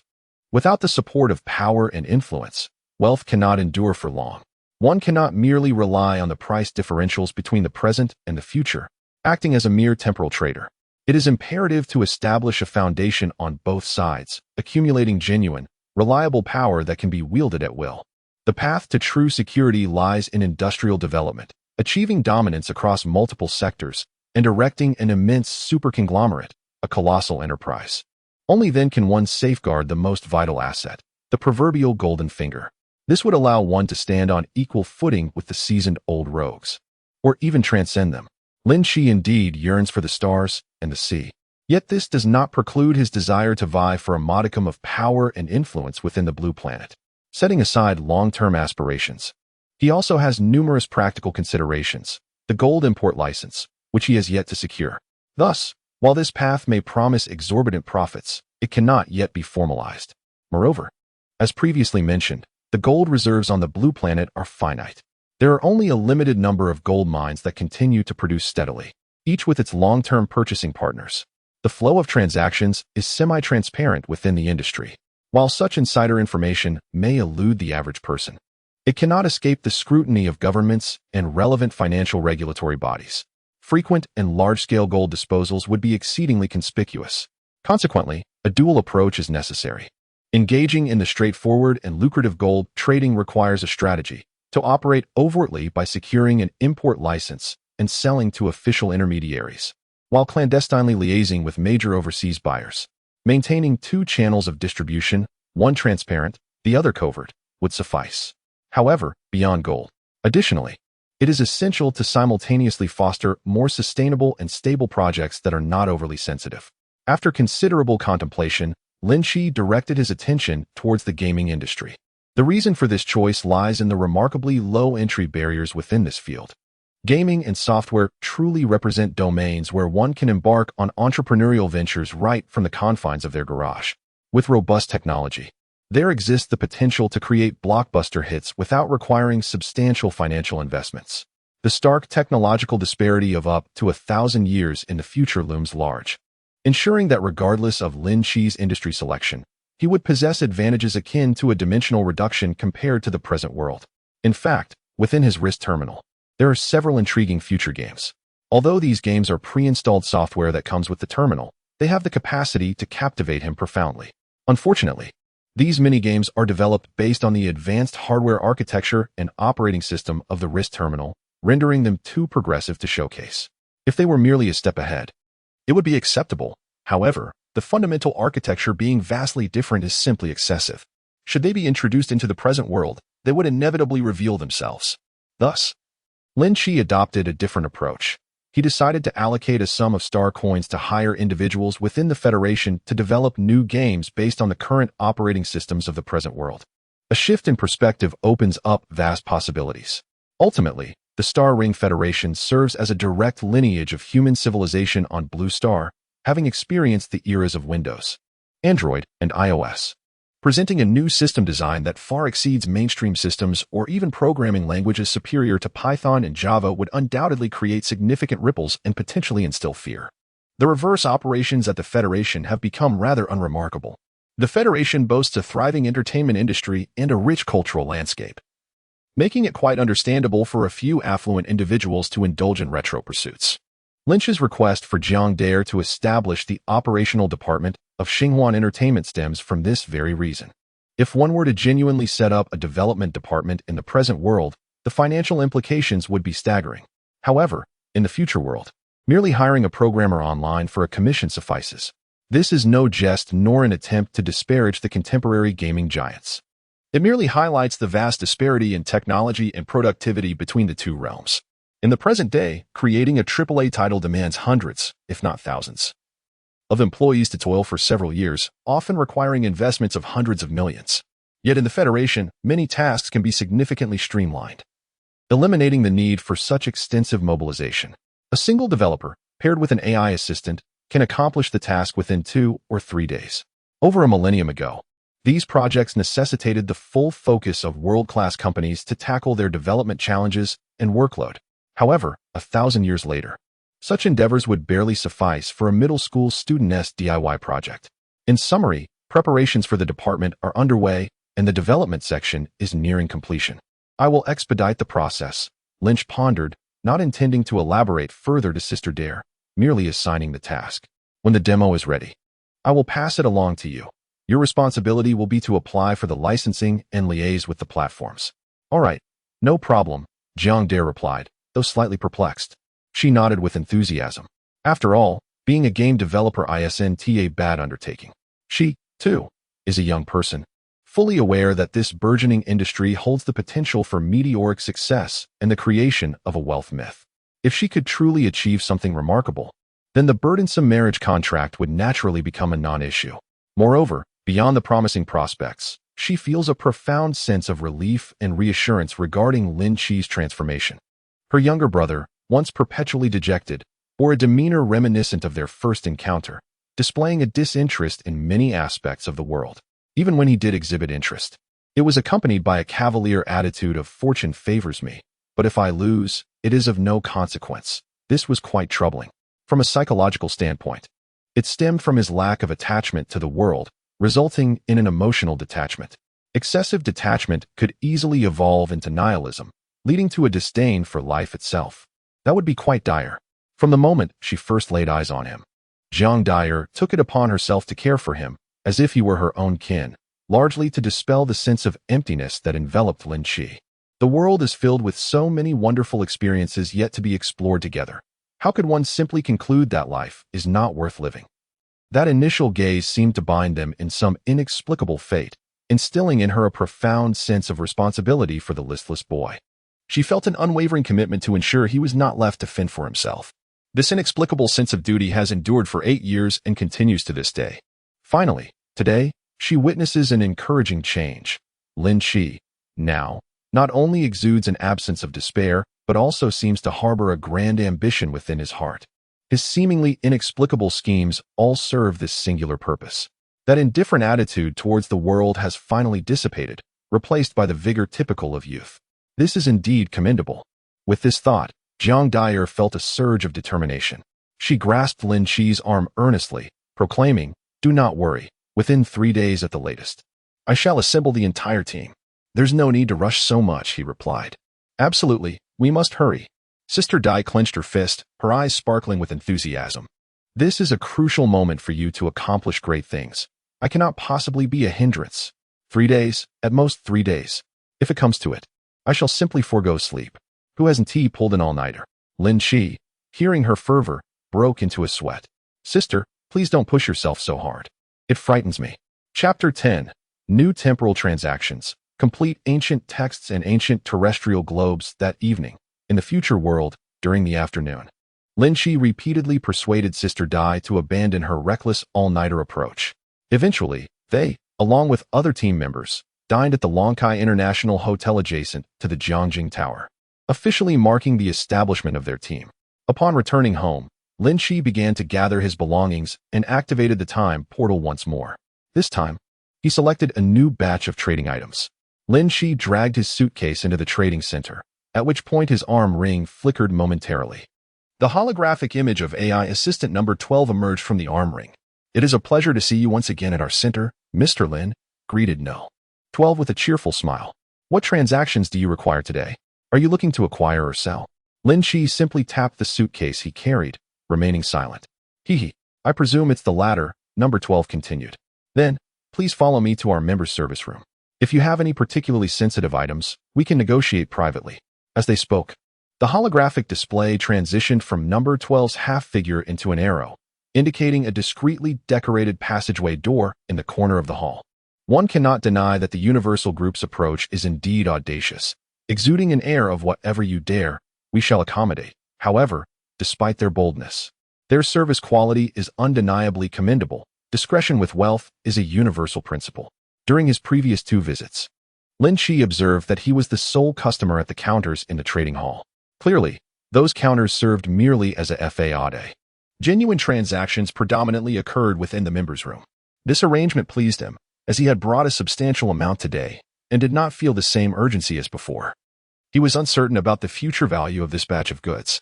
Should their worth be excessively high, presenting them in the hall would undoubtedly attract unwanted attention. Though his mind raced with thoughts akin to a clandestine transaction, Lin Qi maintained a stoic expression, dragging his wheeled suitcase through the passageway. He followed the arrow to locate the members' room, marked 232. Upon closing the door, number 12's holographic half-figure promptly descended from the ceiling. Lynch nodded at her and placed the box on the table. Upon opening it, a stack of books came into view. These were early English-Chinese dictionaries published by the former Huagua during the Cradle era. Number 12 extended her delicate hand, directing a beam of laser dots that scanned the contents twice. A look of genuine surprise graced her face upon discovering dictionaries from the same period. And this volume? Oh, it is a historical tome from the former Huagua, or perhaps an entire set. Lynch had indeed brought books, but they were no longer mere magazines. Instead, he presented an English-Chinese dictionary, a Xinhua dictionary, and a complete set of the 24 histories. The first 2 were substantial volumes, and the comprehensive historical collection amounted to a considerable number, filling nearly half the box. These were reference books he had purchased when he first entered junior high, gathering dust for several years. Now, he intended to bring them to the trading center, partly to clear out old possessions, with his golden finger deposit. He could no longer afford to stay in the cramped rental for long. That room had been rented by his parents, who worked in Pingcheng, when he was accepted into Chicheng number 16. For 3 years in junior high and another 3 in high school, he had lived there alone, with family visiting occasionally, less frequently than Sister Dai. Lynch did not harbor a mindset of being a slave to housing. Yet improving his living conditions was indeed necessary. The old house was on the verge of demolition, and moving was imperative. Moreover, he anticipated needing to frequently transport larger items through the time-space portal, thus necessitating an additional base of operations. Little Dai has departed from the bustling city of Hu and ventured to the serene Qing city for refinement. Currently, she resides in a house that belongs to her family's estate. She wishes for Lin Qi to move in with her, yet he is troubled by the matter of privacy. He has nothing to conceal from Little Dai regarding his daily life, but the existence of the time-space portal. Is it something he should disclose or keep secret? Lin Qi does not doubt that Little Dai would betray his secret. Rather, he believes she would likely struggle to accept such supernatural phenomena. Thus, even if they were to cohabit, he must maintain a concealed personal sanctuary. His preliminary plan involves purchasing an apartment in the city and renting a warehouse in the Old District. The Old District, once an industrial zone of the former city, is conveniently located near the CBD and the port, making it a favorable location for hiding secrets. In any case, moving is inevitable. Consequently, clearing out old belongings before the move, while potentially earning a handsome sum of star coins, is a most agreeable prospect. Number 12, unaware of young Master Lin's dual-purpose scheme, discovered something unusual amidst the old books in the scanning box, an antiquated globe of Earth. The blue planet globe is indeed a rare collectible, and Number 12 remarked with surprise at its remarkable condition, nearly devoid of any damage. A rarity indeed. Preserving artifacts is notoriously difficult, especially given the tumultuous history from Lin Qi's modern era to the establishment of the Human Federation and the onset of the Interstellar Age, which witnessed several wars in between. Although the old rascals of the upper 3 often exhibit restraint and have not led to a proliferation of mushrooms across the globe, The turmoil instigated by localized conflicts has had a considerable impact on society. Coupled with the passage of over a millennium, many items have become elusive. Anything that is not exceedingly commonplace in daily life and durable, with a substantial stock, has been largely supplanted by the march of time. In this present age, most outdated products possess a certain rarity. For instance, printed books and globes are becoming increasingly scarce, not only in the future world, but also on the other side of the temporal portal. Printed books are somewhat better off, as the society of 2024 has yet to resolve the issue of eye strain caused by electronic screens, and they continue to thrive in the market, albeit overshadowed by ebooks. However, globes are seldom purchased these days. The globe in question was a byproduct of Lin Qi's impulsive consumption. He had thought, I ought to acquire one for amusement. Yet it remained untouched for several years, gathering dust. Shopping on platforms like Ding can be peculiar. Items intended for practical use often prove to be less durable, succumbing to various faults shortly after acquisition. Conversely, those whimsical trinkets purchased on a whim sometimes exhibit remarkable craftsmanship and exceptional quality. It is indeed perplexing. Take, for example, the globe Lin Qi procured. Its axis and base are crafted from steel, and the sphere itself is composed of hard PVC. After enduring a few bumps, it bears only minor scratches, which paradoxically lend it an illusion of having been meticulously preserved through the ages. After a thorough examination, on the 12th, a meager sum of a few dozen coins was spent on a blind consumer product, which astonishingly fetched a staggering price of 1.8 million star coins. Last month, during the specialized auction of the Jinhua Group, a similar artifact was presented. The 12th patiently elucidated to Lynch that the starting bid for a globe was set at 1.5 million star coins, with its condition and material being considerably inferior to the one in his possession. Upon hearing her explanation, Lynch nodded silently. Naturally, this was an item recently acquired from the time portal.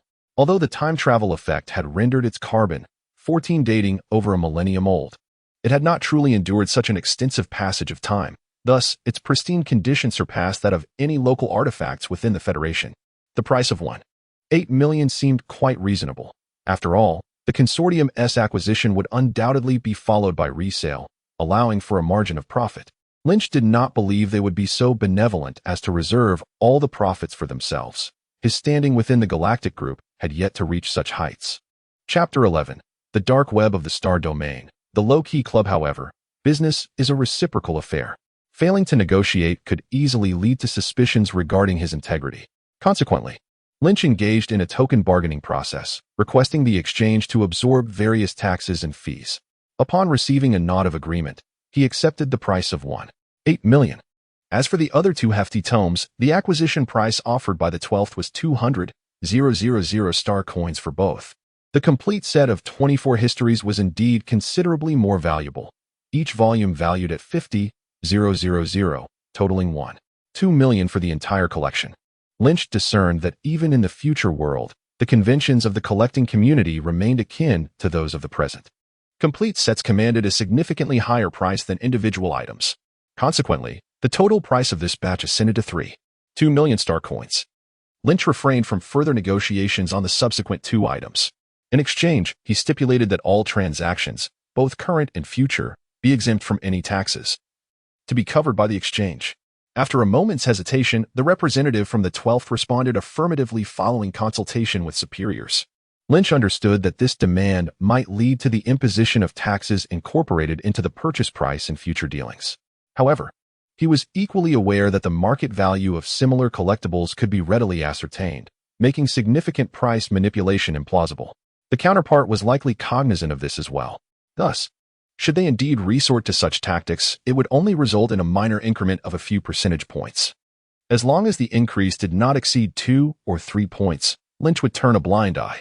His insistence on establishing terms for the future served as a subtle reminder to the other party that there was ample time ahead, and they should refrain from any inappropriate schemes.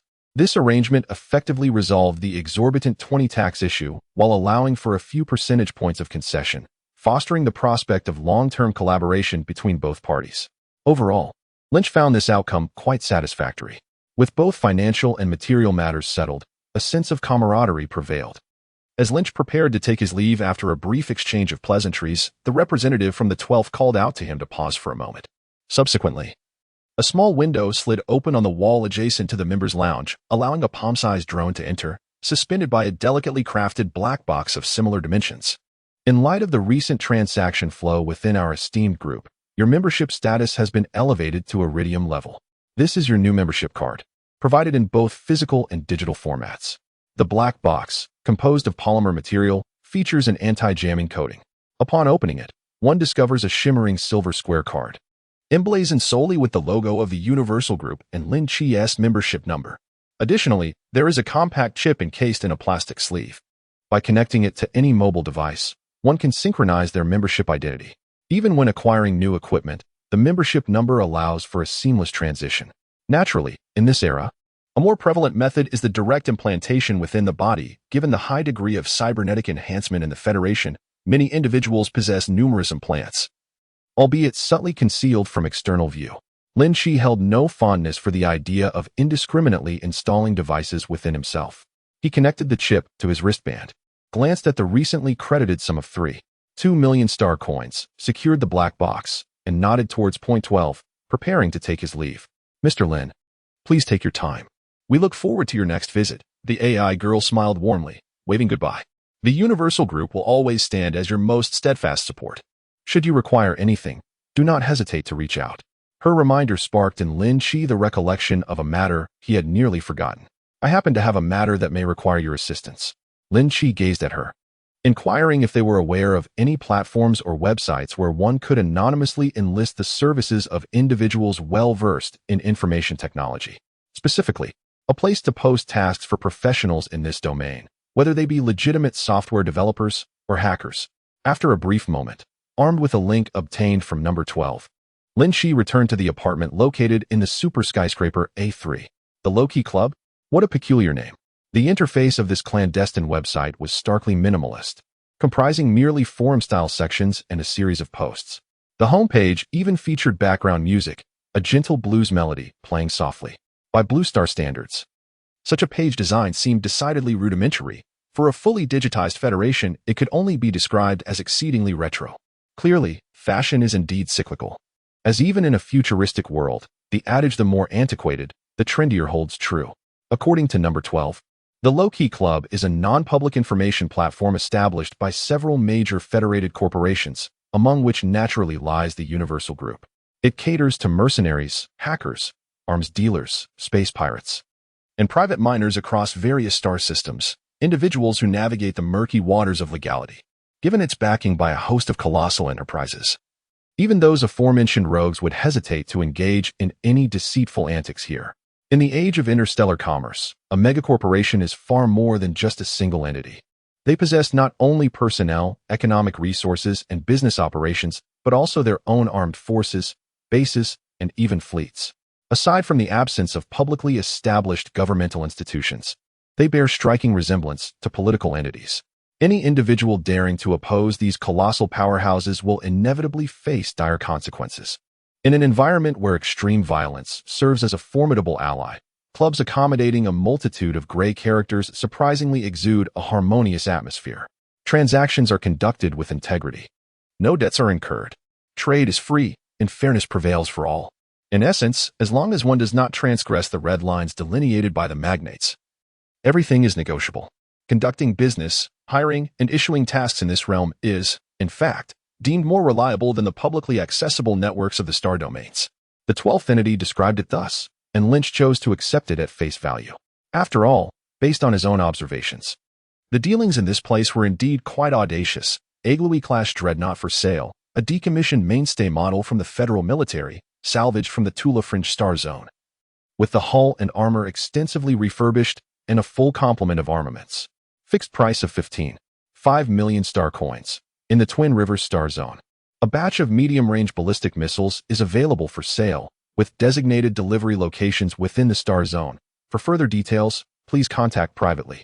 Item Search Commission, seeking seasoned privateer captains to traverse the Benin Fringe Star Zone, entering the restricted area near Military Outpost A31 to locate and retrieve the commissioned items. Investigation Commission, requires travel to the Central Star Zone, Alpha Centauri A2, to track and investigate personnel from the Federal Department of Homeland Security for detailed task information. Please contact privately. Scrolling down the homepage reveals a plethora of similar posts. The types of transactions are diverse and unrestricted.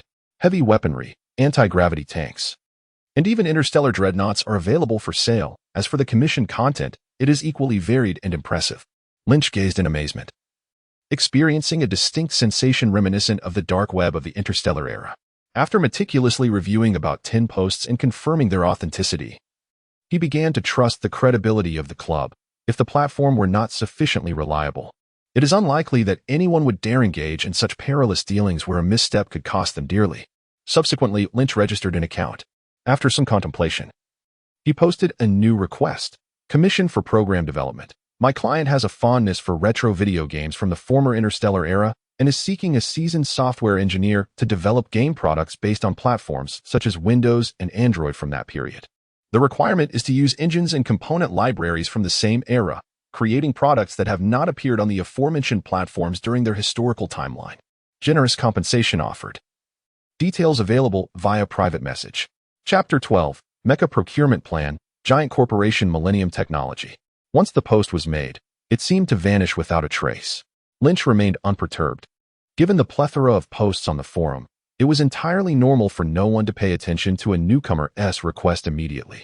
He instructed the brain of his wrist terminal to automatically monitor forum messages in the background and provide timely alerts. Afterwards, he closed the club's forum and opened a public trading platform, embarking on a cyber shopping spree.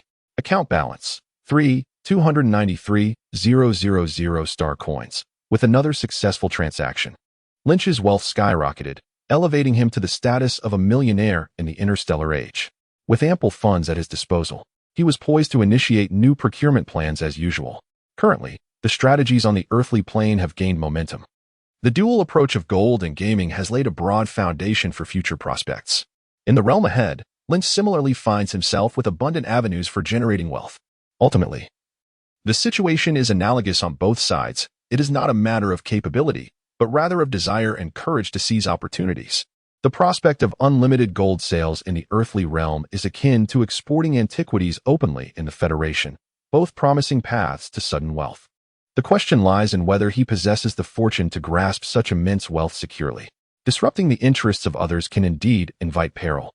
An ordinary individual with slender limbs, daring to challenge the market order established by corporate giants is undoubtedly courting danger. Therefore, Lynch has always prioritized safety measures. For instance, the considerable effort involved in establishing a company and hiring employees serves as a form of self-protection. Wealth alone cannot safeguard a person. The sustenance of 1 million dockworkers is the true talisman against death. Naturally, such matters are best understood rather than articulated. Speaking too much can invite taboo. Lynch's accumulation of assets is not intended for conflict, but purely to preemptively guard against the reckless hands of certain individuals. With the establishment of the star ring trade on the earthly plane, Lynch is now inclined to replicate the same strategy in the future world. However, this endeavor is fraught with challenges. On the earthly side, he has reliable allies like Sister Dai, but in the Federation, he finds himself utterly alone, unfamiliar with anyone. The Universe Group indeed presents a promising partnership. However, one's own foundation must not be allowed to be meddled with by outsiders. Any consortium that has attained the status of a titan is certainly not to be underestimated. Despite the current fad of issuing membership cards and exchanging pleasantries, one must not be deceived by their apparent cordiality. Should they perceive the truth behind Lin Qi's fad of a gold mine without a backing, the Huanyu Group would undoubtedly consume him without hesitation. It is paramount to forge one's own strength before enlisting allies. Lin Qi contemplated this. With newfound wealth, the prospect of enhancing his physical prowess could finally be pursued. Moreover, in contrast to the present world, the future realm offers a notable advantage. Regulations on weaponry are comparatively lenient, as it is inherently challenging to enforce strict control. Upon entering the stellar seas, one is met with myriad hidden dangers, particularly in the border regions where he resides. Conflicts among various factions have never ceased, small skirmishes every 3 days and substantial battles every 5. Under such circumstances, while universal conscription may not be necessary, a robust martial spirit is essential. Failing to maintain the security of one's own colonies could lead to being forcibly returned to the solar system. The Federation's military regulations primarily focus on heavy weaponry, such as ballistic missiles and orbital cannons, as well as large vessels like airborne and interstellar battleships. The restrictions on individual weaponry are not stringent. Rifles and personal shields can be readily acquired in the open market, if one knows the right channels. Procuring ground combat mechs can also be quite straightforward. Naturally, for personal use, it would not be prudent for Lin Qi to opt for cumbersome military-grade mechs, as they are excessively unwieldy. It would be quite splendid to acquire a balanced exoskeleton suit akin to that of Tony Stark's Iron Man, ideally designed for all-encompassing atmospheric use, both within and beyond planetary atmospheres. A slightly higher price would be of little concern. It is unlikely that he would don such armor while traversing the streets, as it would hinder business dealings and lack the requisite subtlety. However, possessing such a device within his apartment or stowed in his vehicle would grant Lin Qi a sufficient means of self-defense should circumstances take a dire turn. Thus, it would also be prudent to procure a hovering vehicle, one that is armored, armed, equipped with advanced autonomous driving AI, and capable of direct flight from the surface to the starport in a special model. Lin Qi nodded thoughtfully, adding another item to his planning list: genetic serums, exoskeleton suits, and armed hovering vehicles. These constituted the three major acquisitions on a shopping list. Coincidentally, within the Federation, the most cutting-edge models in these three categories often originate from the same colossal enterprise, Millennium Technology. This super enterprise boasts a scale, net worth, and influence that rivals that of the Universal Group. Unlike Universal Group, which focuses on commerce with branches dispersed across numerous star sectors, Millennium Technology dedicates itself to the research of high-precision fields. It holds a pivotal position in multiple cutting-edge domains such as information technology, microelectronics, energy, and biology. As a key partner of the Federal Academy of Sciences and the Federal Defense Science and Industry Committee, Millennium Technology has established an entire stellar system within the Central Star Sector, designated as the Special Administrative Zone for Integrated Production and Research, serving as the headquarters for these technological aficionados. From this perspective, the business of Universal Group may surpass that of Millennium Technology. However, the former does not possess the almost sovereign status of the latter, due to its elevated position. The technocrats at Millennium Technology are accustomed to accumulating impressive resources for their projects, resulting in an array of fantastical products. The offerings from their establishment, when compared to similar products from other manufacturers, typically have one significant drawback: they are exorbitantly priced, far beyond mere pennies. Take, for instance, the most common military equipment, the rifle. The flagship product of Longstone Corporation, the Guardian 1 electromagnetic rifle, retails at a staggering 50 star coins for a standard model, accompanied by 2 boxes of 30-round titanium tungsten alloy ammunition. To put this into perspective, the can of soda that Lin Qi purchased at the trading center last time cost him 5 star coins, 10 cans of soda for 1 rifle. At this rate, one could barely afford a Mosin Nagant in the current world. In stark contrast, Millennium Technology's most affordable rifle, the G3M Hunter, is priced at 200 star coins. And that is merely for the bare firearm, devoid of ammunition.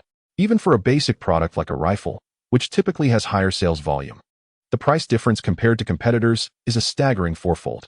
When it comes to high-end, sophisticated equipment, the disparity is even more pronounced.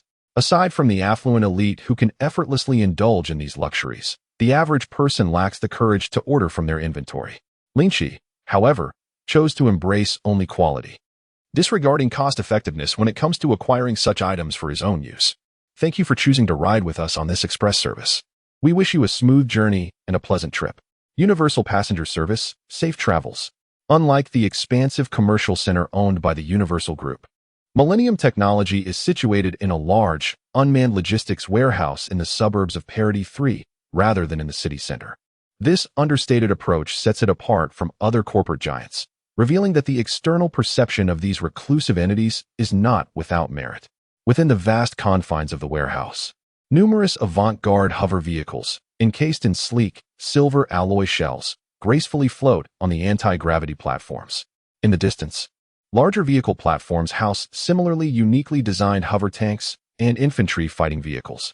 Among the shelves displaying individual equipment and electronic devices, several suspended, teardrop-shaped autonomous robots drift about. Welcome, esteemed customer. How may I assist you? Upon entering, Lin Qi is greeted by one of the robots, which glides towards him, emitting a friendly electronic voice. Chapter 13. Silver Knight Individual Combat Mech. Model 1143 Gene Serum Pack. Millennium Technologies Trading Center typically sees few visitors. Considering the advanced nature of contemporary online shopping, it is evident how challenging it is for physical stores within the Federation. The high foot traffic at the Universal Group's trading center is largely due to their open acquisition policy. Most clients who visit are either looking to sell items or to inspect goods in person. The purpose of Millennium Technology Center is similar. The primary function of a physical store is to provide potential customers the opportunity to experience, trial, and test the products firsthand. Thus, as Lynch found himself captivated by a plethora of seemingly cutting-edge individual combat exosuits and armed hovercraft, it came as no surprise that his request for a test drive was readily granted. Within the expansive exhibition hall, dozens of various mech suits awaited. Each one he eagerly tried on. The sensation of donning the exosuit was extraordinary. It was not akin to being encumbered by a heavy suit of armor, nor was it simply sitting within a vehicle to operate it. Every mech suit in the store possessed autonomous propulsion and a neural synchronization system. Wearing them felt as though one's own body had been extended, as if an additional layer of skin had been added. This new skin was impervious to blades and bullets, capable of providing tactile feedback without the sensation of pain. Through the perceptual metallic tissue belonging to the lower structures of the neural synchronization system, Lynch could distinctly sense which areas were being struck and which were damaged. The operational efficiency of each subsystem located at different parts of the mech suit was clearly displayed in his mind without the need for any instruments. It was as if he had been born with this steel shell, seamlessly integrating the entire exosuit as an extension of his own body. Moreover, certain models equipped with capabilities for high-altitude flight and even extraterrestrial flight bestowed upon the user an acute flight instinct, effectively mitigating the adverse effects of gravitational overload on the human body. This allowed users to adapt to flight effortlessly, remaining unfazed even while executing barrel rolls at speeds of Mach 10, enduring dozens of GS. However, due to the limitations of this neural synchronization system in fully integrating with the weaponry, maximizing the efficacy of the armaments mounted on the mech still significantly tests the user's skill. Searching, discovering, and locking onto targets are inherently the most critical challenges in future warfare. The mech's operating system cannot entirely disregard the adversary's information warfare tactics. The automatic target acquisition feature may be susceptible to the enemy's information jamming and electronic countermeasures. Ultimately, it boils down to the operator's proficiency. It is quite reasonable. As the mech is merely one type of individual weaponry, in terms of firepower, it pales in comparison to airborne vehicles, floating tanks, and even more formidable airborne warships. Its protective capabilities also fall short of these alternatives. Its sole advantage lies in its agility and enhanced mobility. Therefore, for a solitary user, it is indeed the optimal choice. When the need arises to assemble a larger force, Lynch will naturally opt for more substantial equipment. After all, he is not incapable of affording a warship. After experiencing a Pro-Max version of Iron Man and a technology experience store of a millennium's worth of advancements, Lynch prudently compared offerings and ultimately spent 2 million star coins to acquire a Silverlight Pegasus heavy airborne vehicle along with a Silver Knight individual mech. The names themselves suggest that these two pieces of equipment are a matched set. The Silver Knight surpasses its counterparts in the realm of mechs, not only with its formidable firepower, boasting 2 Sunfire thermal energy laser arm cannons, 2 Dragon Hunter megaton mass shoulder cannons, and a terrifyingly powerful handheld weapon known as the Sunshine Gun, a shoulder-mounted particle spear launcher, but also with an unprecedented defensive system that has never been equipped on infantry mechs before, previously reserved for airborne tanks, the Silver Barrier Meissner Effect Deflection Armor. This composite energy armor, crafted from a condensed matter substrate and a room-temperature superconducting alloy, operates under a state of superconductivity.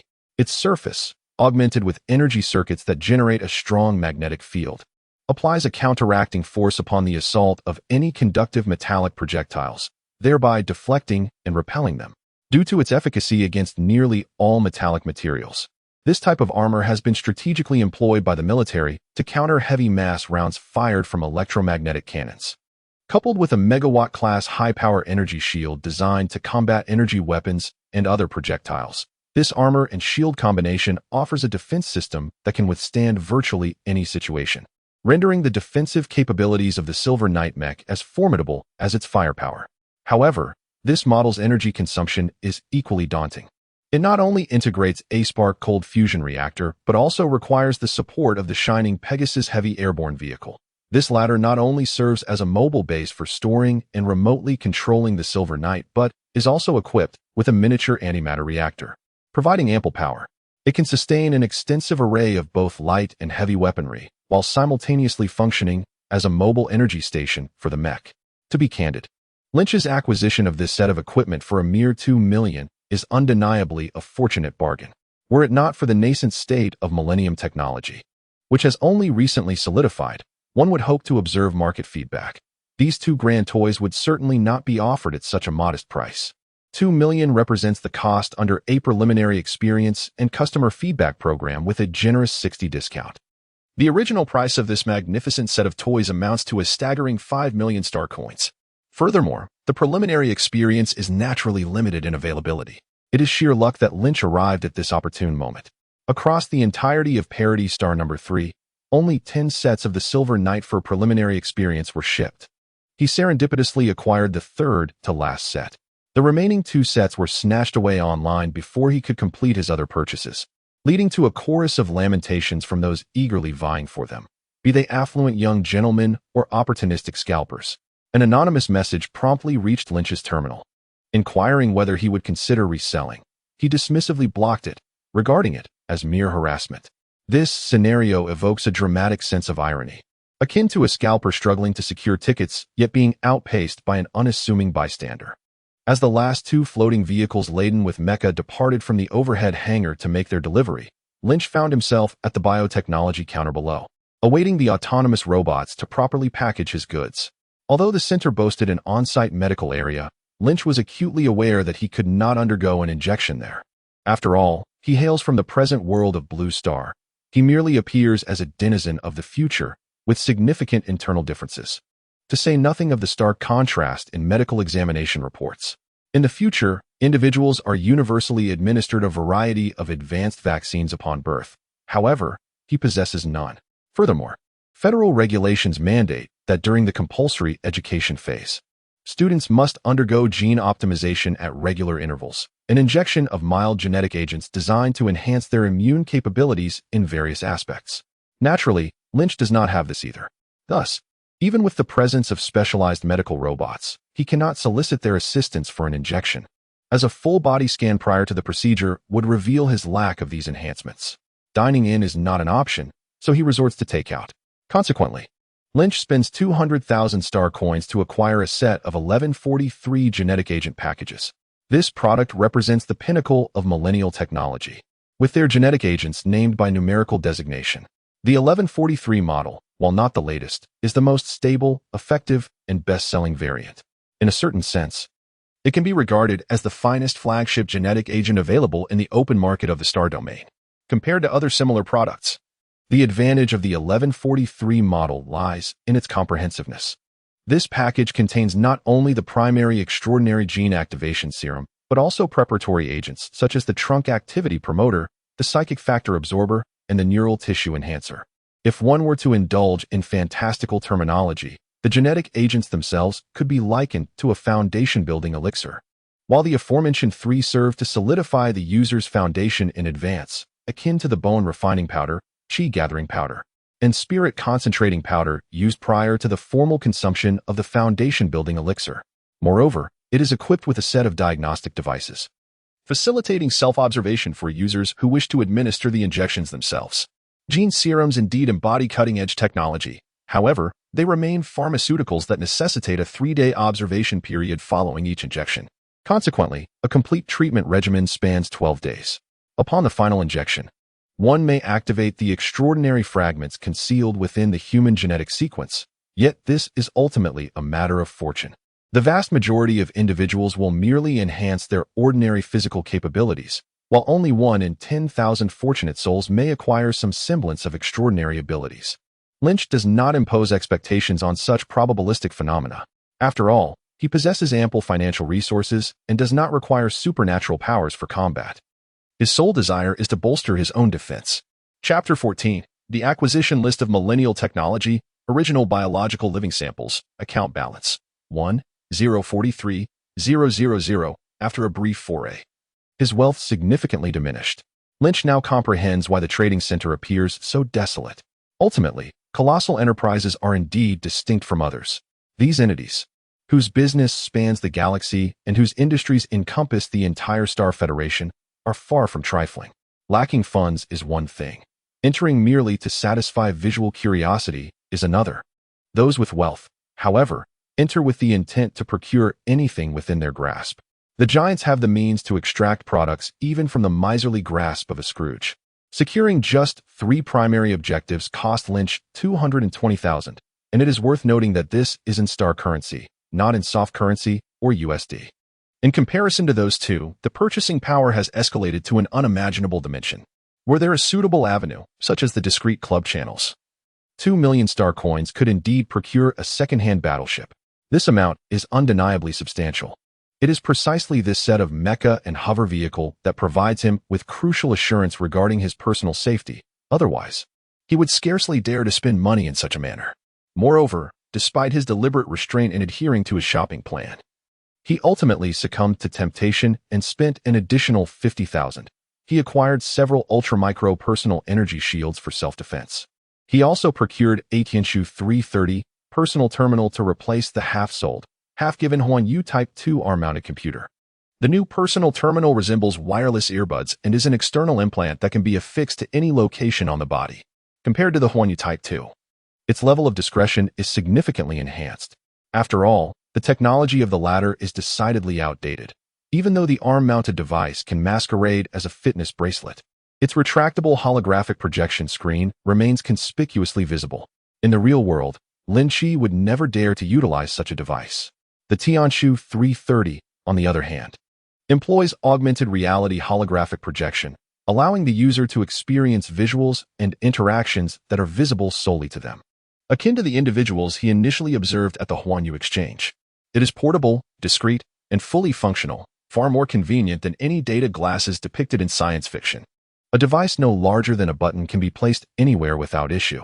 Such a trivial gadget would hardly evoke thoughts of advanced technology in anyone's mind. As a flagship personal terminal of Millennium technology, the Tianshu 330 does not sell as well as its sibling product, the Tianshu 340. However, the latter is a fully implanted device, directly connected to the nervous system. Lynch, possessing a rather conservative mindset, is reluctant to undergo cranial surgery, let alone allow anything to be inserted into his brain. Thus, he is left with no choice but to opt for the more expensive alternative. Ultimately, after a staggering expenditure of 25 million star coins, his procurement journey has officially concluded. Observing his dwindling ammunition, now barely exceeding 1 million, Lynch entertained new thoughts. Since he was already there, why not politely inquire about prices? Although his rapport with the Cosmic Group had improved significantly, who would ever find it excessive to cultivate relationships with major corporations? He asked, "Does your esteemed company have any long-term acquisition projects or procurement catalogs? If so, I would appreciate a copy." Lynch summoned a teardrop-shaped autonomous robot and tentatively inquired. His principle was not to put all his eggs in one basket. Surely, such a significant entity in Millennium technology would not solely engage in selling without any acquisitions. Evidently, Lynch's intuition was invariably correct. No enterprise operates on a 1A street. The tech enthusiasts at Millennium Technology not only delve into cutting-edge fields, but also cover a broad spectrum in their council's strategic layout, leading to a multitude of goods available for external acquisition. Naturally, their array of partners is extensive, with numerous entities in the star domain eager to supply them, resulting in a rather discerning business department that often disregards inquiries from ordinary individuals. However, the approach towards Lynch was distinctly different, for he was a prestigious client who had recently invested $2 million in his own company. It was evident that he was on the verge of meeting the criteria for VIP club membership. As soon as he completed his inquiry, a water droplet robot promptly delivered a comprehensive quotation package, a colossal data bundle of several tens of gigabytes, containing an intricate inventory of various high-value goods, accompanied by richly illustrated explanatory documents and complete holographic images. This data package alone possessed significant worth. A guide teaching what items command high value could easily fetch several thousand to tens of thousands of star coins in the market. Were it not for a high-value client like Lynch, Millennium Technology would not readily allow anyone to peruse such information. The data package was substantial, So Lynch instructed the terminal's intelligence to autonomously input the information into the database and update it. He merely glanced through the catalog. Class T3, various rare metals. Various rare gases, reactive metals. Class T2, rare biological samples. Ancient biological samples. Assorted primitive genetic biological samples. Class T1, relics of ancient civilizations. Coordinates of anomalous celestial bodies. Classified intelligent cores. Class T0, cosmic rarities. Coordinates of cosmic wonders. Artifacts of super civilizations. As he skimmed through several items, Lynch suddenly had an epiphany, his expression shifting to one of contemplation. Those grandiose cosmic rarities, due to their inaccessibility, did not pique his interest. However, upon a cursory review, biological specimens evidently constituted a vast category. Across the 4 classifications, they were omnipresent. Merely the catalog itself encompassed a multitude of items. Far beyond the few mentioned, Millennium technology meticulously categorizes various types of biological specimens, unequivocally reflecting their significance. As it happens, Lynch is perfectly poised to experiment with this. To speak of nothing else, he is quite confident in his ability to supply the T2-level ancient biological specimens in bulk. Over the course of a millennium, the proliferation of genetic technology throughout the star domain has rendered the concept of purebred organisms virtually non-existent in many regions. As for Blue Star, the origin of human civilization, it has become a veritable disaster zone. The advancement of society inevitably disrupts nature, an inherent contradiction that is challenging to resolve. Even when solutions to many issues have emerged, it is often too late. In the pursuit of power to enter the interstellar era, Blue Star has paid a hefty price. Prior to the establishment of the Federation of Humanity, nations were embroiled in overt and covert conflicts, vying for dominance in political, military, and economic spheres, often at the expense of certain facets. While nations have generally shown restraint towards humanity itself, thankfully avoiding nuclear warfare, the plight of flora and fauna can only be deemed unfortunate. When human society teeters on the brink of collapse, who has the time to concern themselves with the survival of other species? Consider the wild yellow croaker, which has transitioned from unappetizing to highly sought after within merely 2 or 3 decades. This shift occurred in a context devoid of war, during a period of peaceful development. If conflict were to ensue, the situation would be even more dire. The survival of species would be precarious, rendering any notions of bloodline or genetic purity utterly irrelevant. Thus, Millennium technology openly offers to acquire so-called paleobiological specimens and living primitive genetic organisms. In essence, what is sought are those original gene sequences that remain untainted by human interference, retaining their pure and natural state. Here, contamination does not refer to hybridization, which can be tenuously classified as a form of natural evolution. However, any gene that has been artificially rewritten certainly falls outside the realm of natural evolution. Animals that meet such criteria are not difficult for Lin Qi to procure in the contemporary world. One might even say they abound. After all, in today's society, the realms of pets and livestock are where genetic manipulation is most prevalent. When it comes to common wild animals, who has the time to scrutinize their genetic makeup? It's not uncommon to find that even a local chicken purchased from the market could suffice for one's purposes. Chapter 15, An Unexpected Visitor. A big deal approaches time is the most formidable force. Over a millennium of transformation has been sufficient to alter many things beyond recognition. In the present day, 1,000 years ago was during the prosperous Song dynasty. Considering the modern value of northern Song porcelain, it is not difficult to comprehend the treasure that Lin Qi guards in this era. Just as jars and vessels have appreciated in worth, living beings are even more priceless. Should a person from the northern Song dynasty traverse into modernity, all the scientists of the nation would revere him as a national treasure. By this logic, for the researchers of the Star Federation, Lin Qi himself is, in fact, an extraordinarily rare and invaluable specimen, one that is both precious and elusive. This is precisely why Lynch is perpetually preoccupied with genetic potions compared to the Federals, who have undergone extensive genetic modifications as a race.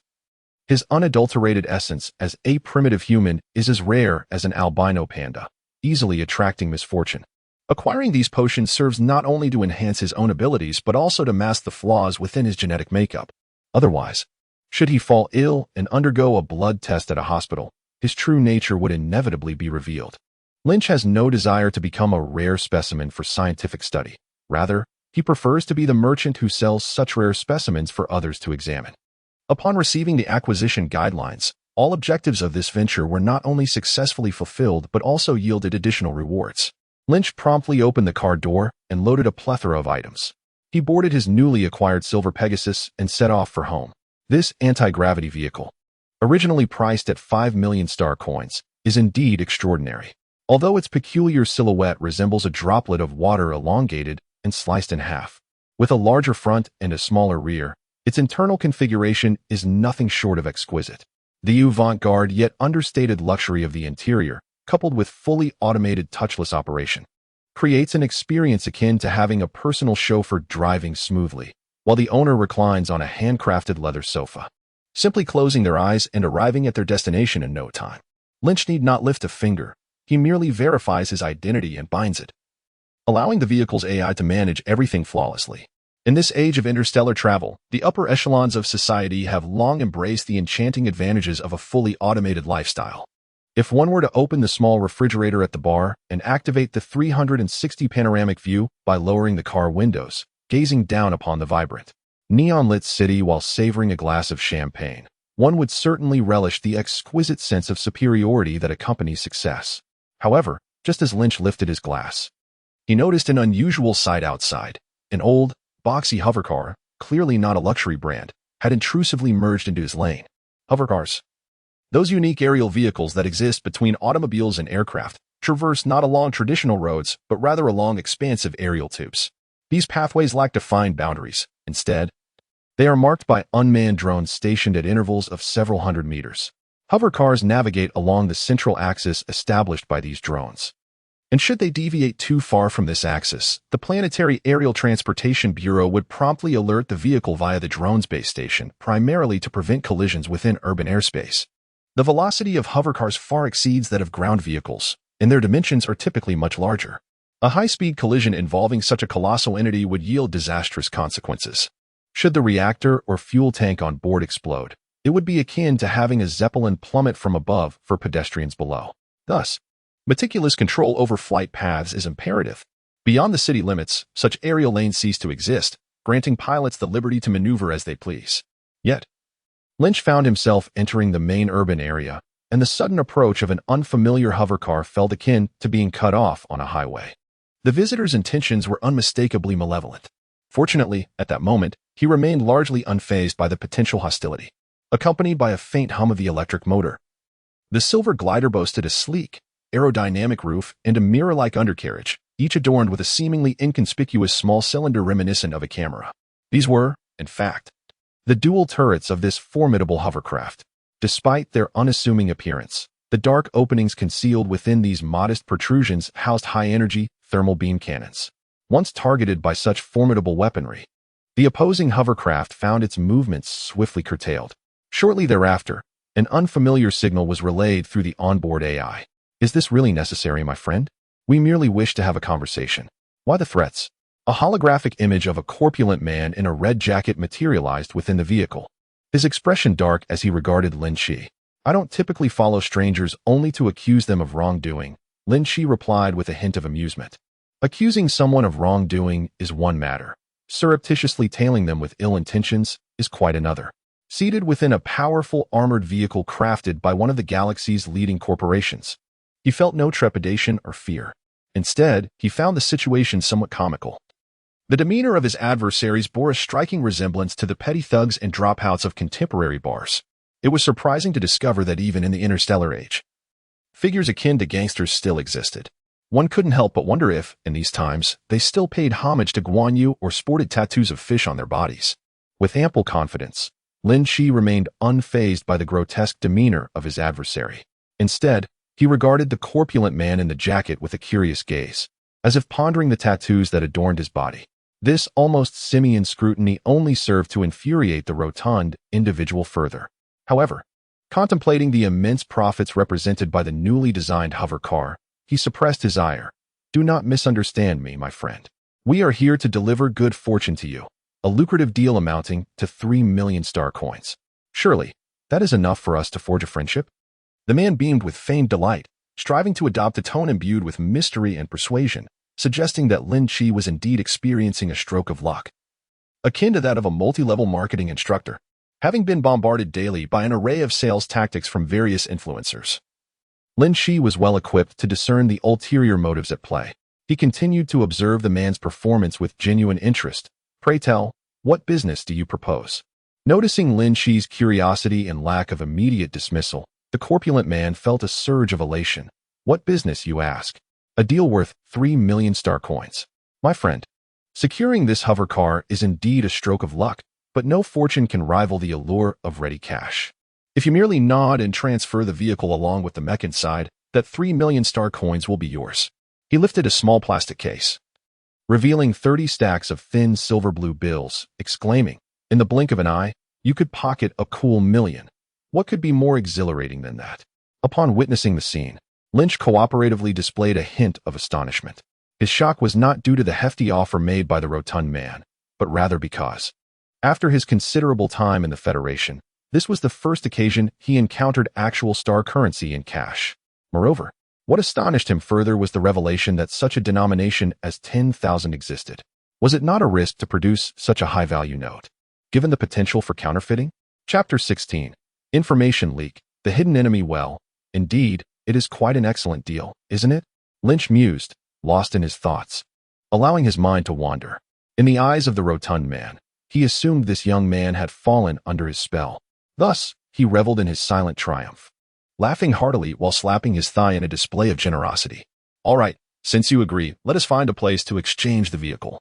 Look, we have even prepared a replacement car for you." Isn't that a gesture of sincerity?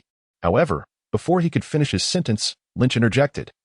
"So those harassing messages were sent by you? Who leaked your contact information to you?" The rotund man was momentarily taken aback, seemingly unprepared for the sudden shift in demeanor of the young man who had just moments ago appeared so easily deceived. His complexion began to take on an unnatural hue. "Oh, that's trivial. Let's discuss serious business, shall we? Why concern yourself with such matters? So, you imply that by merely increasing the price by 1 million star coins, you expect me to part with this limited edition hover vehicle, originally priced at 5 million, now soaring to over 10 million on the open market, of which only 10 exist on this entire planet, purchased at a discount." Seeing that he had not been deceived, Lin Qi realized he could not extract any intelligence regarding the leak directly from him. It would suffice to investigate on his own. He already had a lead. The express shuttle that had brought him to the Millennium Technology Store was highly suspect. As he pondered this with great intensity, Lin Qi coldly concluded the conversation. After all, further discussion would yield little substance. "You dare to call this business? Back in my hometown, we would label this as fraud. Pray tell, what gives you such confidence to approach me? Do you believe that by purchasing 3 tickets alone, you can command the respect of 3 people?" It turned out this was not merely a thug from a gang, but also a scalper attempting to strike it rich by chance. Lin Qi felt a twinge of frustration. Did he truly appear so naive? This scoundrel clearly lacked discernment. He deserved nothing less than to be a mere scalper. Lin Qi's annoyance simmered as he finally realized that this stout fellow, who had pretended to be something he was not, was now acutely aware of having been outwitted. One sharp remark from Lin Qi left his face flushed with indignation. "You little rascal." The latter half of his retort was cut short as Lin Qi severed the communication. The clown presented himself at the door, and Lynch, merely seeking a bit of amusement, decided to toy with him. Beyond this trivial entertainment, he found no further utility in the individual and thus deemed it unnecessary to expend more words. A faint knocking sound echoed from outside. Casually lifting his gaze, Lynch, without surprise, perceived through the panoramic window the rotund figure of the man squashed within his own vehicle, fervently rapping on the glass. Upon noticing Lynch deactivate the one-way view and cast a cold glare in his direction, the already enraged man became even more incensed, unleashing a torrent of curses.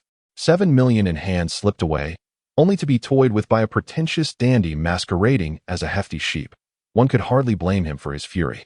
As his anger intensified, he even lowered his car window, attempting to draw a weapon.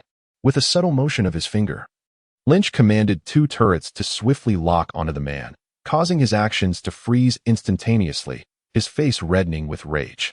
Reluctantly retreating, he glared at Lynch with venomous eyes, muttering curses that, by the movement of his lips, suggested threats such as "you'll pay for this, and you'll regret this." His objectives unmet. And given the current outlook, The prospect of achieving them appearing increasingly bleak, the portly figure retreated into his vehicle, venting impotent threats before ultimately driving away in a huff. The dilapidated hovercar accelerated, vanishing from sight. Unmoved by this trivial incident, Lynch continued on his journey, harboring no concerns regarding any potential trouble from this man. After all, he possessed a suite of equipment capable of ensuring his own protection, and it was evident that the man lacked intelligence. The forces backing him seemed equally dim-witted, likely comprised of brash and reckless individuals. The true giants have little interest in engaging in such arduous and thankless, yet hardly rewarding, petty scams. If they are merely a group of scalpers, they will hardly stir any significant turmoil in the urban area. The central city possesses a calming presence. This is a stance propagated through auditory signals, which, via a unique audio frequency, exerts specific stimulation on the neural structures within the cerebral cortex, eliciting a subconscious response in humans. To elaborate, the principle is somewhat akin to the way the rattlesnake's tail creates a hissing sound to instill fear, or how the clinking of coins ignites avarice. Both employ specific neural signals to induce a corresponding state in individuals. The state invoked here is one of tranquility. Those enveloped within this presence instinctively relax, rendering hostility difficult to summon, and making it nearly impossible to engage in malicious acts such as theft, robbery, or assault within this sphere. Although the installation is costly, the majority of public facilities in the primary commercial streets in the planetary capital's main district are equipped with such mechanisms. To Lynch, this is akin to an artificial sanctuary. Within the confines of the central city, executing any dubious activities proves quite challenging. As for venturing outside the central area, one must simply adapt and respond to the circumstances. After all, he possesses an armored vehicle with combat capabilities comparable to military infantry fighting vehicles. If one were to seek out petty criminal endeavors, they would surely be disregarded. Without grand ambitions, they would find it impossible to subdue him.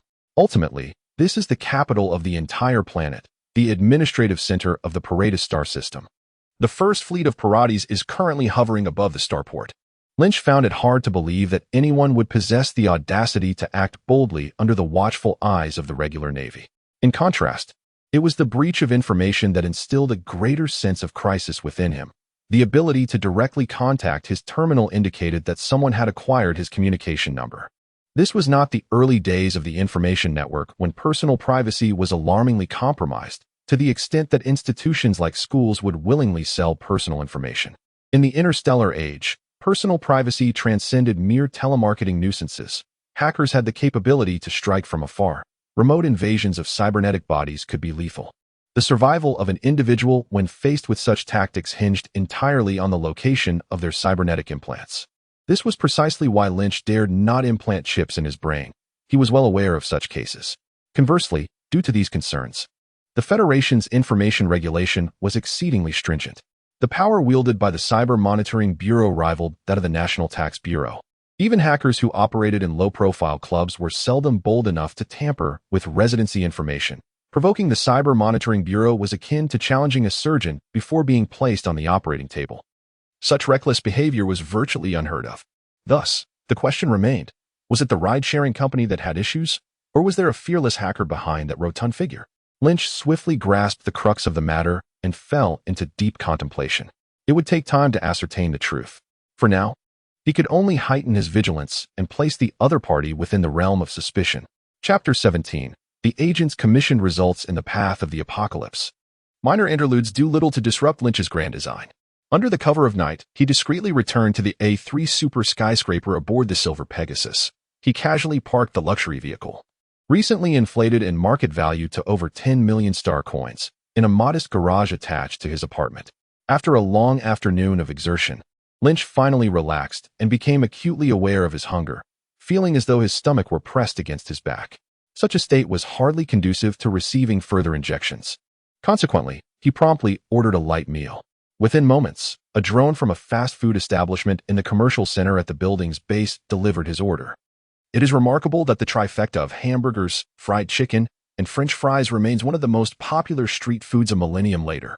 This suggests that certain culinary staples indeed possess a timeless quality.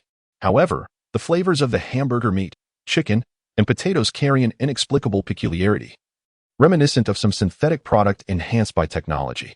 It is no wonder that the advancements of the past 1,000 years have led to a global quest for original breeds of poultry and livestock. Evidently, the issues surrounding genetically modified organisms in the future world have escalated to an almost absurd magnitude. After mindlessly satiating his hunger, Lynch retreated to the bathroom for a revitalizing shower. Once clad in his pajamas and seated at the edge of his bed, he opened his medicine cabinet, puzzled by the lack of updates. Instinctively, he checked the forum and discovered that he had missed a notification. Having switched terminal devices in the afternoon, the new equipment had yet to log into the low-key club, hence the absence of alerts. Lynch accessed the back end and discovered that 3 hours prior, coinciding with his recent acquisition of new equipment, an agent with the ID Polaris had accepted his commission. He recalled that the literal translation of this term is North Star. An hour ago, this Polaris submitted a request, sending a document to his email. The system awaited his review to ascertain whether the provided materials met the stipulated requirements. As a professional platform operating within the gray areas, the low-key club boasts a well-established transaction mechanism. Transactions pertaining to information, technology, and intellectual property are predominantly conducted on a one-on-one basis. The client articulates their needs, while the agent supplies the corresponding materials, should the client be satisfied. A contract is signed and payment is rendered. If the materials do not meet expectations, modifications can be negotiated or a different agent may be engaged. However, whether switching agents or altering proposals, both parties are bound by confidentiality agreements, unless the client formally concludes a transaction through a contract. The materials provided by the other party must not be disclosed externally. Even upon completion of a transaction, the identity of the agent must remain confidential. The inverse holds true as well. While the low-key club may not adhere to intellectual property laws, it is under the vigilant watch of a consortium of major corporations, rendering its regulations more effective than those of the stellar domain. Thanks to the confidentiality mechanisms in place, Lynch felt no urgency and proceeded to review the materials at a deliberate pace. He retrieved a notebook specially brought from the physical realm, connected his portable terminal, and directly uploaded the installation package he received. Apocalyptic Crisis 4. 9 gigabytes? Is that somewhat modest? Oh, it includes annotations? Lynch cast a glance and discovered that Polaris had provided him with detailed instructions. This was a rather intriguing little game source directly from the public network of the Star Domain. As per his request, the game revolves around the theme of post-apocalyptic survival, undeniably a retro sci-fi motif, evidently chosen with his preferences in mind. Although the theme is relatively niche and aligns with Lynch's specifications, so too is the obscure platform on which it operates. Nevertheless, this miniature game had once ascended to the top 10 of the Star Sector's best-selling list due to its unique subject matter, indicating its substantial worth. The agent employed the equally vintage Unreal Engine 5 to faithfully replicate it to a platform reflective of the early 21st century, ensuring that every aspect, from programming language to supporting software libraries, was executed flawlessly. They merely undertook significant optimization. If developed solely at contemporary standards, the game would indeed exceed 500 gigabytes. However, the agent utilized advanced algorithms based on present-day languages, dramatically reducing its size while also implementing high-level encryption at Lynch's behest. It was akin to reconstructing the Empire State Building with building blocks. The materials were not advanced, but the technical prowess was exceptional. The primary challenge stemmed from the platform's antiquity. On such ancient devices from a millennium ago, only over 100-fold compression was feasible. In the current Star Domain, few individuals still utilize such outdated physical machines, as they can effortlessly connect to a virtual universe that encompasses the entire planet and even the stellar system through data terminals, allowing them to roam freely and immerse themselves in an experience akin to traversing multiple universes within a realistic game. However, such a concept seems rather ahead of its time for the present world. Until the opportune moment arises, Lynch would not readily unveil virtual reality technology. He intends to first reap the rewards within the traditional PC domain. The program of the Path of the Apocalypse is modest in size, yet vast in content, and Lynch quickly became engrossed in it. It resembles a fusion of Project Zomboid and Escape from Tarkov, presenting itself as a first-person survival game set in a post-apocalyptic wasteland. Combined with resource gathering and extraction mechanics, players must employ every conceivable strategy to survive in a desolate world teeming with zombies and lurking mutated creatures. Utilizing the remnants of resources from before the cataclysm to arm themselves, establish hideouts, and scour different regions for supplies. They must either overcome monstrous foes or evade peril, returning to their safe havens laden with resources, endlessly repeating this cycle to expand their exploration territory and further develop their stronghold. Despite its surprisingly diminutive size of less than 5 gigabytes, this game boasts graphics on par with Red Dead Redemption 2, alongside impressive action, shooting mechanics, and a diverse array of firearms. Even more astonishing is the grand, exaggerated primary map, which features hundreds of exploration locations scattered across its expanse, each fully sandboxed. The enemies, structures, and collectibles within are designed to manifest pseudo-randomly within their respective difficulty ranges and biomes, ensuring that each entry offers a unique experience while remaining true to the distinct styles of various regions, thus achieving a dynamic balance between immersion and novelty. Moreover, the Path of the Apocalypse features a non-linear storyline, allowing players to gradually unravel the mysteries surrounding the underground laboratory of their hideout as they explore, delving into the secrets that enable their revival upon each demise. Overall, it is quite intoxicating. The essence of survival in a post-apocalyptic wasteland, along with scavenging, inherently provides ample stimulation through the thrill of plunder. Moreover, the treacherous sandbox environment, where confrontations and stealth can lead to devastating losses, further amplifies this exhilaration. Stealthily traversing a perilous zone, clutching a cache of exceptional resources while evading lurking beasts and hordes of the undead, is enough to send any immersed player's adrenaline soaring. Should misfortune strike midway, the greater the bounty collected, the more intense the frustration, often igniting the thought of "I must recover this next time." Even Lin Qi, after playing a few rounds, experienced the thrill of obtaining his first golden rare loot box, only to be ambushed by a hidden foe, which made him instinctively pound his thigh in exasperation. Upon reflection, he recognized that the spatial compression technology employed during the platform migration by the agents had indeed rendered the game's stunning visuals comparable to a AAA title, significantly enhancing the immersive experience. Polaris also mentioned in the attachments that the original version released in the Star domain included a PvP mode and additional content, which she is currently integrating into a DLC, expected to be delivered tomorrow. After browsing the Star domain network and confirming her assertions, Lin Qi joyfully finalized the contract. Having experienced it briefly, he understood that this was precisely what he had been seeking, neglecting the discussion of the game's content and actual experiences. It is astonishing that this alone can surpass the graphics of COD 21 and the expansive maps of Dagger Rain. Not only has it been adeptly transitioned from the virtual cosmos to the PC platform, but the optimization and integration have been executed superbly, all while being merely 5G in size. It seems he can already envision the influx of players and the imminent surge in sales rankings. Furthermore, this indirectly attests to the formidable capabilities of the counterpart, evidencing a thoroughly competent porting process. Although there are lingering suspicions of advanced technology, such innovations in the technological realm are evidently far more palatable to the public than the incessant flow of gold. With such a FAAD established, the sale of this advanced technology becomes the reasonable first step guiding Blue Star's future, allowing for the gradual emergence of an array of envisioned future products. In the spirit of fostering a long-term cooperative relationship, Lin Qi promptly transferred the agreed-upon sum of 20,000 star coins in one go. My client is very satisfied and looks forward to future collaborations, with equally generous compensation. Initially, the other party was in the midst of composing a message, but upon receiving the full payment, they were left utterly astonished. Words left unspoken and thoughts left unarticulated. They ultimately chose to silently send a meme expressing their reverence for the wealthy benefactor. Chapter 18, The Miraculous Effect of Gene Serums. Lin Qi's metamorphosis after utilizing the power of star coins to subdue this wild hacker. Lin Qi finally exhaled, concluding the day's work. Following the instructions for the gene serum, he reclined on the bed and slowly administered the light green solution from the transparent polymer syringe. The initial injection of the genetic serum is, of course, a trunk activity enhancer. It fortifies one's physique, eliminates various hidden injuries within the body, and provides enhanced immunity, resilience, strength, and endurance.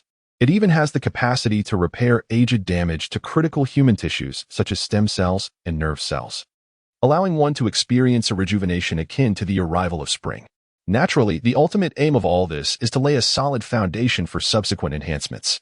Without a robust and vibrant body as a foundation, any notion of genetic evolution is utterly futile. Although it involves a comprehensive transformation of 60 trillion cells, It can be deemed a superlative operation that is as transformative as a rebirth. Ultimately, it is a premium product purchased with hundreds of thousands of star coins. The experience is remarkably pleasant. The entire remodeling process is devoid of any pain. Lin Qi merely feels a warm, comforting sensation throughout his body, utterly relaxed, as if his bones have turned to jelly. In no time, his eyelids grow heavy, and he drifts into slumber. Upon awakening, he perceives a notable lightness in his bones, with his muscles feeling firm and powerful, as if he has emerged brand new from the factory. The sole side effect is the expulsion of a considerable amount of waste from his skin, which appears somewhat unsightly. Lin Qi is compelled to take another shower early in the morning and even summons a drone to trim the inexplicably long hair he acquired overnight. Can this marvel also enhance one's appearance? After paying the service fee and sending the drone on its way, Lin Qi gazes into the mirror, uncertainly muttering to himself. The reflection staring back at him is indeed noticeably more handsome than before. The enhancement of cellular vitality has resulted in more pronounced facial contours and a more youthful appearance. As the body expels a significant amount of waste, it naturally eliminates those imperceptible yet persistent deposits of pigmentation and damaged cells. This transformation is evidently reflected in one's outward appearance, leading to a more handsome and appealing visage. The prior notion of being a youthful epitome of beauty was merely a jest. Lin Qi's appearance, to put it mildly, was merely pleasing to the eye. He had been somewhat introverted and reclusive before receiving the system, which lent him a slightly effeminate air. However, now he possesses a strikingly chiseled facial structure, and his skin has greatly improved. Gazing into the mirror, he exudes an aura of sharp brows and bright eyes, reminiscent of the morning light. This is quite extraordinary. Lin Qi stroked his chin, deep in thought. It is not merely that he has become handsome, which is impressive in itself. Rather, the efficacy of this beauty treatment is remarkable. As a sensory being, humanity's pursuit of appearance is deeply ingrained. Women, of course, are the epitome of innate beauty, with their vanities overflowing with an array of products more dazzling than a chemistry lab. Even those men who may not place much emphasis on this aspect, or who are rather reserved, often pay attention to their hairstyles, clothing, and footwear. The realms of beauty. Hairstyling, fashion, cosmetics, and aesthetic medicine. To put it bluntly, at least half of the current economic sectors in human society are directly or indirectly related to appearance.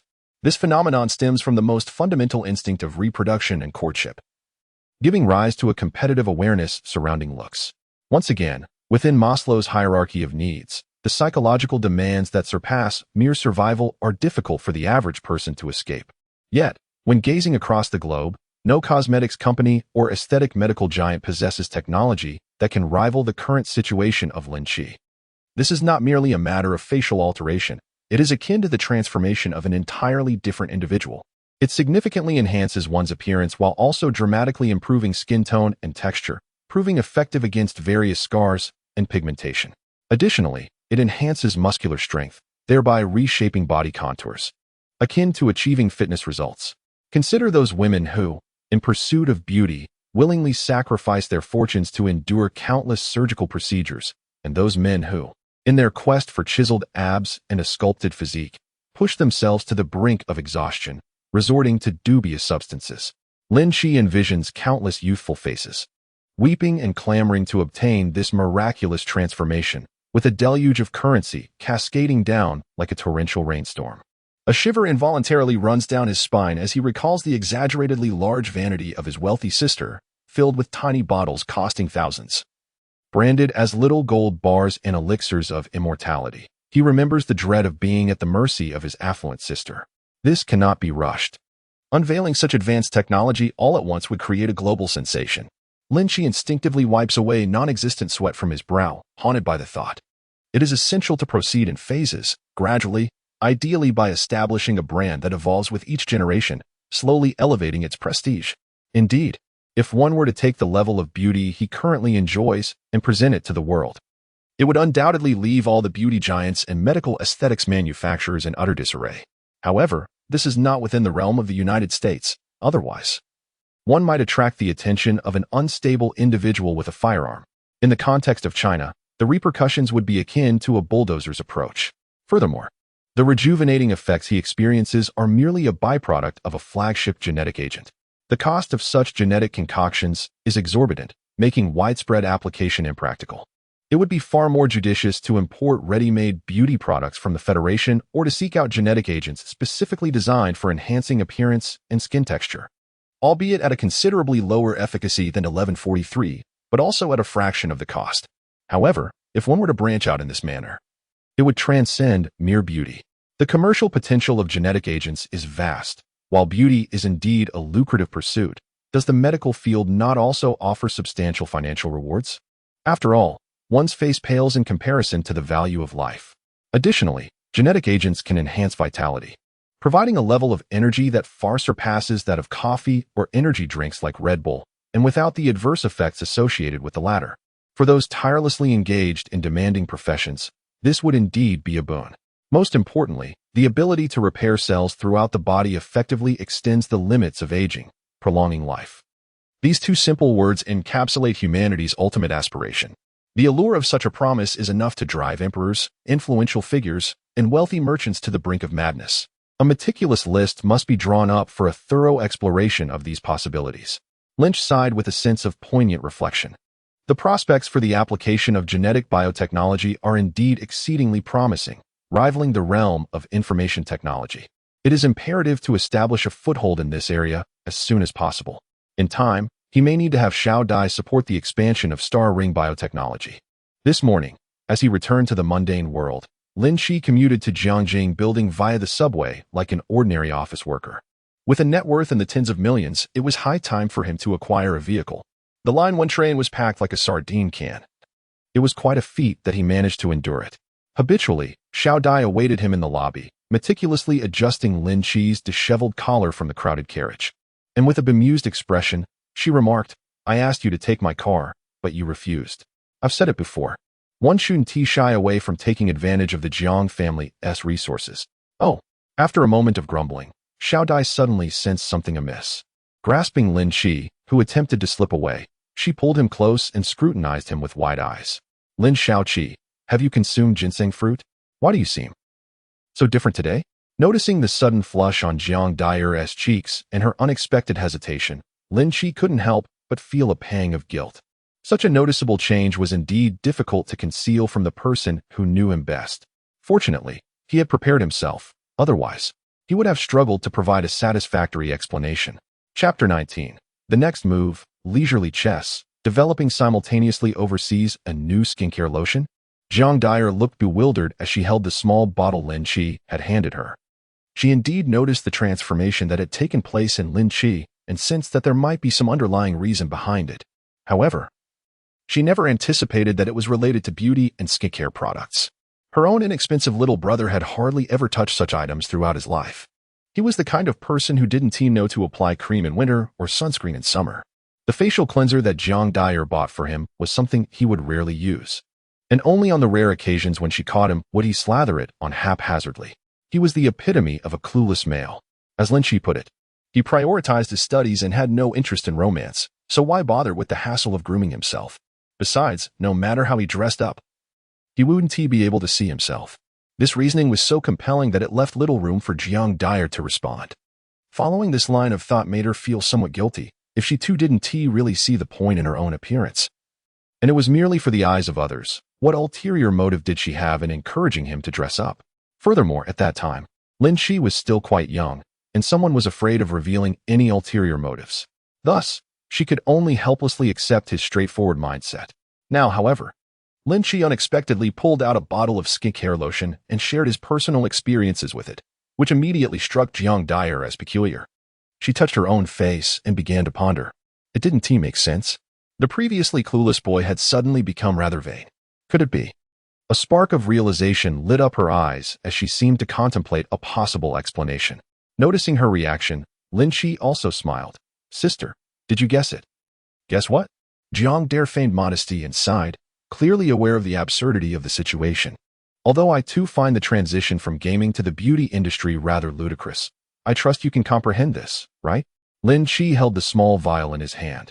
It was, in fact, a sample he had hastily ordered from the Star Domain network before returning to the present world. As he had anticipated, the beauty technology in the Star Domain was indeed formidable. This inexpensive skincare essence, derived from the recycled remnants of genetic serums, cost merely 2 star coins for a box containing 30 such files. In the Star Alliance, this would be classified as pure industrial waste. Yet, this industrial waste was already considered cutting-edge black technology in the current world, capable of overshadowing the giants of the cosmetics industry, particularly given its remarkably low cost. To Lin Qi, the price was almost akin to finding money on the ground. He failed to notice the momentarily dazed Jiang Dare and continued to excitedly gesture. Despite discussions of economic downturns, women have never been frugal when it comes to spending on themselves. After all, a woman's money is always a lucrative pursuit. Coincidentally, the organization behind me has also conducted some research in this realm and intends to entrust me with the task of launching this product. You must understand, the market is vast enough to justify the establishment of a dedicated department. Sister, are you all right? It was at this moment that he finally noticed something amiss in Jiang Dare's expression. After a brief silence, she forced a smile and replied, "No, it's nothing. I was just contemplating what you mentioned earlier." "Oh, I see." A straightforward man like Lin Qi couldn't help but feel a sense of bewilderment. Just moments ago, Sister Dai appeared to be filled with anticipation, yet after he spoke, she seemed disappointed. What could possibly warrant such disappointment? Is it not a fortuitous event to have gained yet another golden goose? The expression on her face resembled that of someone who had lost millions. Alas, human emotions are indeed perplexing. Lin Qi was filled with questions, but deemed it inappropriate to inquire directly as they discussed serious matters while making their way to the elevator. On the topic of their business, everything was proceeding smoothly. In Huagua, the cosmetics industry is remarkably easier to navigate than the video game sector. As long as the ingredients do not contain substances that are particularly harmful to human health, the regulatory scrutiny from the Drug Administration is relatively lenient. Even in this day and age, there are still countless small-scale, unregulated food and cosmetic manufacturers thriving, to say nothing of these industrial products. Even the ready-to-eat meal delivery industry is rife with unsavory establishments. The prevailing attitude seems to be, as long as it doesn't kill you, it's fine, which is a rather accurate reflection of the market reality. In light of the sluggish international economic climate, the authorities are actively encouraging investment and entrepreneurship in tangible sectors. Even though the Xinghuan company has just established a subsidiary for its gaming division, it is now venturing into the beauty and daily necessities sector, which raises some eyebrows. However, given the prevalence of cross-industry enterprises these days, one more company in the mix hardly makes a difference. As long as the paperwork is complete and qualifications are adequate, the higher-ups are uninterested in delving too deeply into the details. After all, if one fails to navigate the business profitably, that is their own predicament. Nevertheless, while cosmetics may be straightforward to manage, the gaming industry presents a more formidable challenge. It is not that there is a lack of manpower. In fact, within merely 2 days, Jiang Dare successfully recruited a sufficient number of operational staff, customer service representatives, and management personnel, even securing the rental of servers. The primary issue, however, lies with the game license, which cannot be obtained so swiftly. Not to mention the licensing dilemma, Apocalyptic Path has yet to pass the review. According to reliable sources, the stubborn officials at the Censorship Bureau are quite irked by such violent content, which they deem to propagate a mindset of plunder. The exceptional graphic quality and hyper-realistic depiction, particularly some notably graphic scenes, have only exacerbated their discontent. If one truly wishes to launch this in the domestic market, merely altering the blood to green or oil-like hues may not suffice. Consequently, there is no alternative but to release it on the Steam platform for the time being, while modifications are made domestically, awaiting the eventual approval of the game license. Upon hearing this news, Lin Qi felt an urge to scratch his head, yet he found himself utterly powerless. Ultimately, video games are a product of virtual content creation, distinct from tangible industries such as cosmetics or pharmaceuticals. The latter possesses physical products with stringent standards. What is deemed toxic is unequivocally so, and any non-compliance results in immediate rejection. However, for products that are entirely harmless, it becomes challenging to find grounds for dismissal. Video games, on the other hand, are heavily influenced by subjective perceptions. Even a phenomenon like haihu can attract criticism after achieving sudden fame. Similarly, enterprises like Tingzi and Yitzi must bow to pressure during censorship actions. For someone like Lin Qi, in a small and modest establishment, options are exceedingly limited. For now, let's navigate the foreign platforms. After all, the primary consumers on these international platforms are still our compatriots. This perspective extends beyond gaming. There are various other products that could also be explored in overseas markets. Lin Qi pondered thoughtfully, drawing connections. In essence, engaging in business boils down to the pursuit of financial gain, often accompanied by a pang of conscience. When it comes to profiting domestically, he sometimes finds it difficult to let go. However, the money from foreign patrons carries no such moral burden. The small white bottles, which cost 30 coins for 2 stars, might sell for around 100 yuan each domestically, leaving him feeling a bit guilty.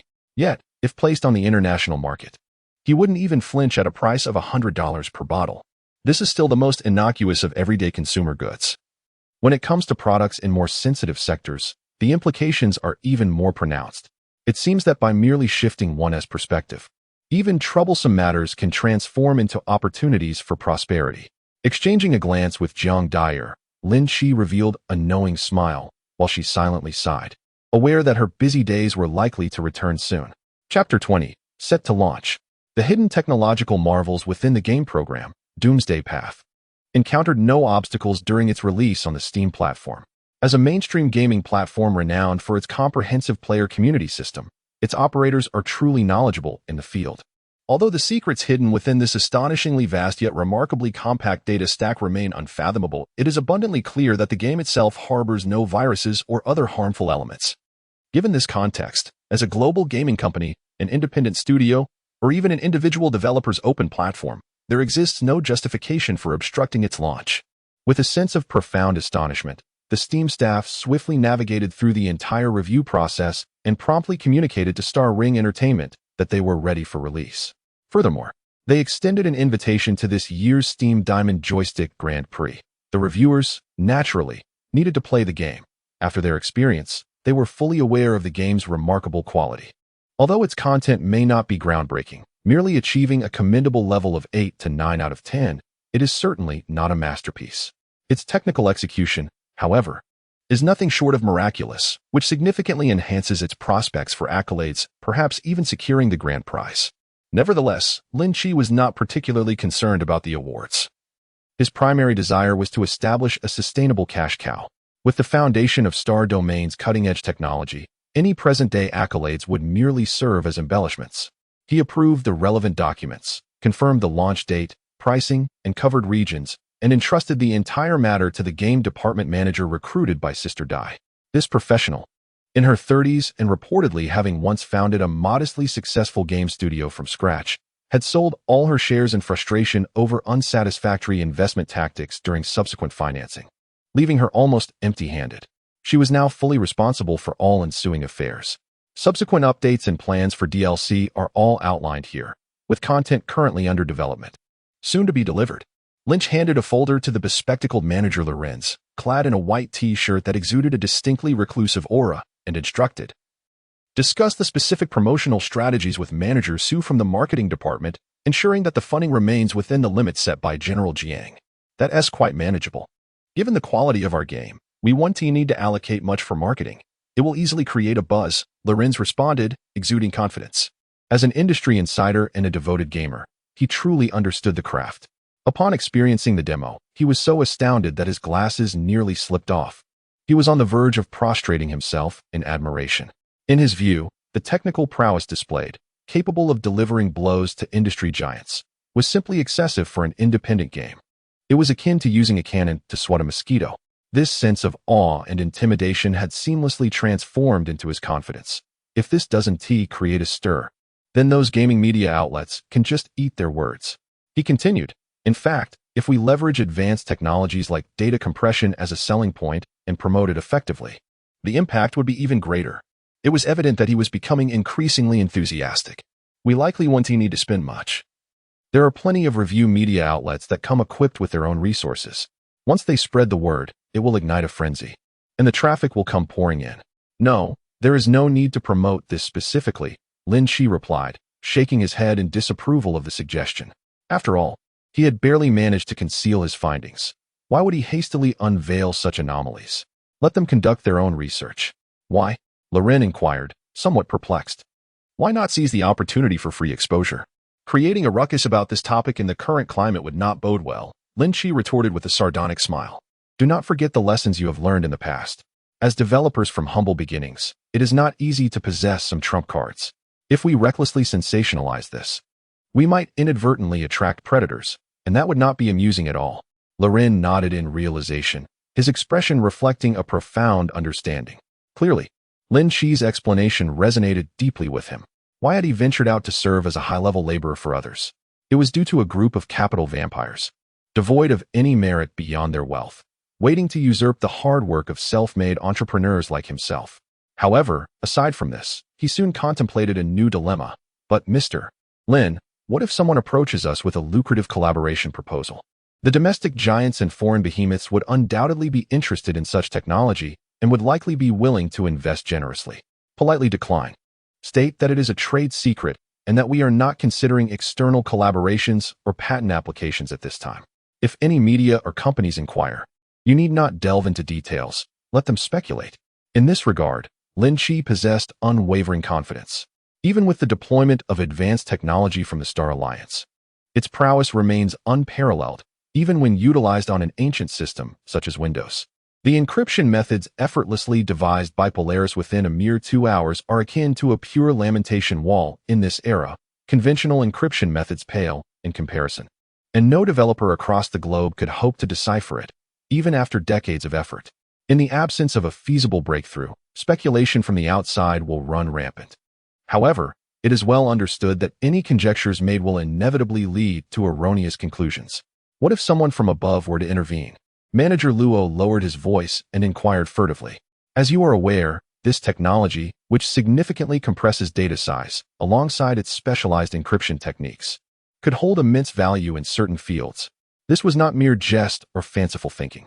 If one could reduce the application data of games by 100-fold, might it also be possible to condense missile guidance systems and aircraft flight control programs to the same extent? If a special key, which would take decades to crack, were to be rendered easily decipherable, could the information firewalls of national security agencies also be transformed into lamentation walls? Many technical principles can be universally applied once understood. Considering that they have already submitted the complete game sample, it is highly likely that higher authorities are monitoring the situation discreetly, albeit silently on the surface.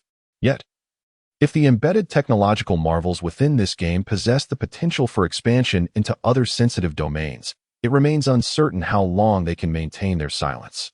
However, there is no need for excessive concern. The eyelids above were not so shallow as to warrant an immediate and furious confrontation. Lin Qi pondered for a moment. Of course, if inquiries were made, he could simply state that his company currently focuses solely on the civilian sector. Should there be a genuine desire to venture into military applications, they would directly engage with the authorities. Ultimately, the advanced technologies he possessed were numerous, with several capable of altering the course of future warfare. As for these military innovations, he could choose to hoard them entirely, but if he were to seek a collaborator, who else could he approach but the Chinese government? Aligning himself with foreign entities would weigh heavily on his conscience. By establishing such a stance, he was also paving the way in advance, articulating a clear intent of goodwill. If opportunities for collaboration arose in the future, there would be no need for further inquiries. It would be understood that discussions could commence. Lin Qi was indeed eager. He could only imagine the look of despair on the faces of those at the Pentagon should he successfully sell powered armor to the Chinese military. After all, a businessman like him, who held the future in his grasp, found the prospect of challenging American hegemony exhilarating. Chapter 21. The Ascendant Manager Luo. The uncle faction strikes after hearing the directives from his esteemed employer, Manager Luo, imbued with an unprecedented fervor, eagerly immersed himself in the preparations for promotion and distribution. It had been ages since he had felt such enthusiasm, especially since the studio he founded was bought out and subsequently ruined by unscrupulous capitalists. Although the young proprietor of the company appears almost absurdly youthful, still awaiting the commencement of his university journey, it is evident from this intimate discussion that Mr. Lin is, like him, a seasoned connoisseur of the industry. For a game developer, what could be more exhilarating than having a supportive and like-minded investor at the helm, championing one's vision? It is worth noting that Mr. Lin has placed a mere price of 68 yuan on this debut work from Star Ring Entertainment. Given its substantial size of at least 500 gigabytes, an impressive gameplay duration exceeding 300 hours without repetition, and numerous diverse maps, this price is nothing short of philanthropic. Indeed, in an era where major AAA titles rarely dip below 268, with standard editions priced at $398 and gold editions at $698, often accompanied by seasonal passes and battle passes. It is almost unheard of.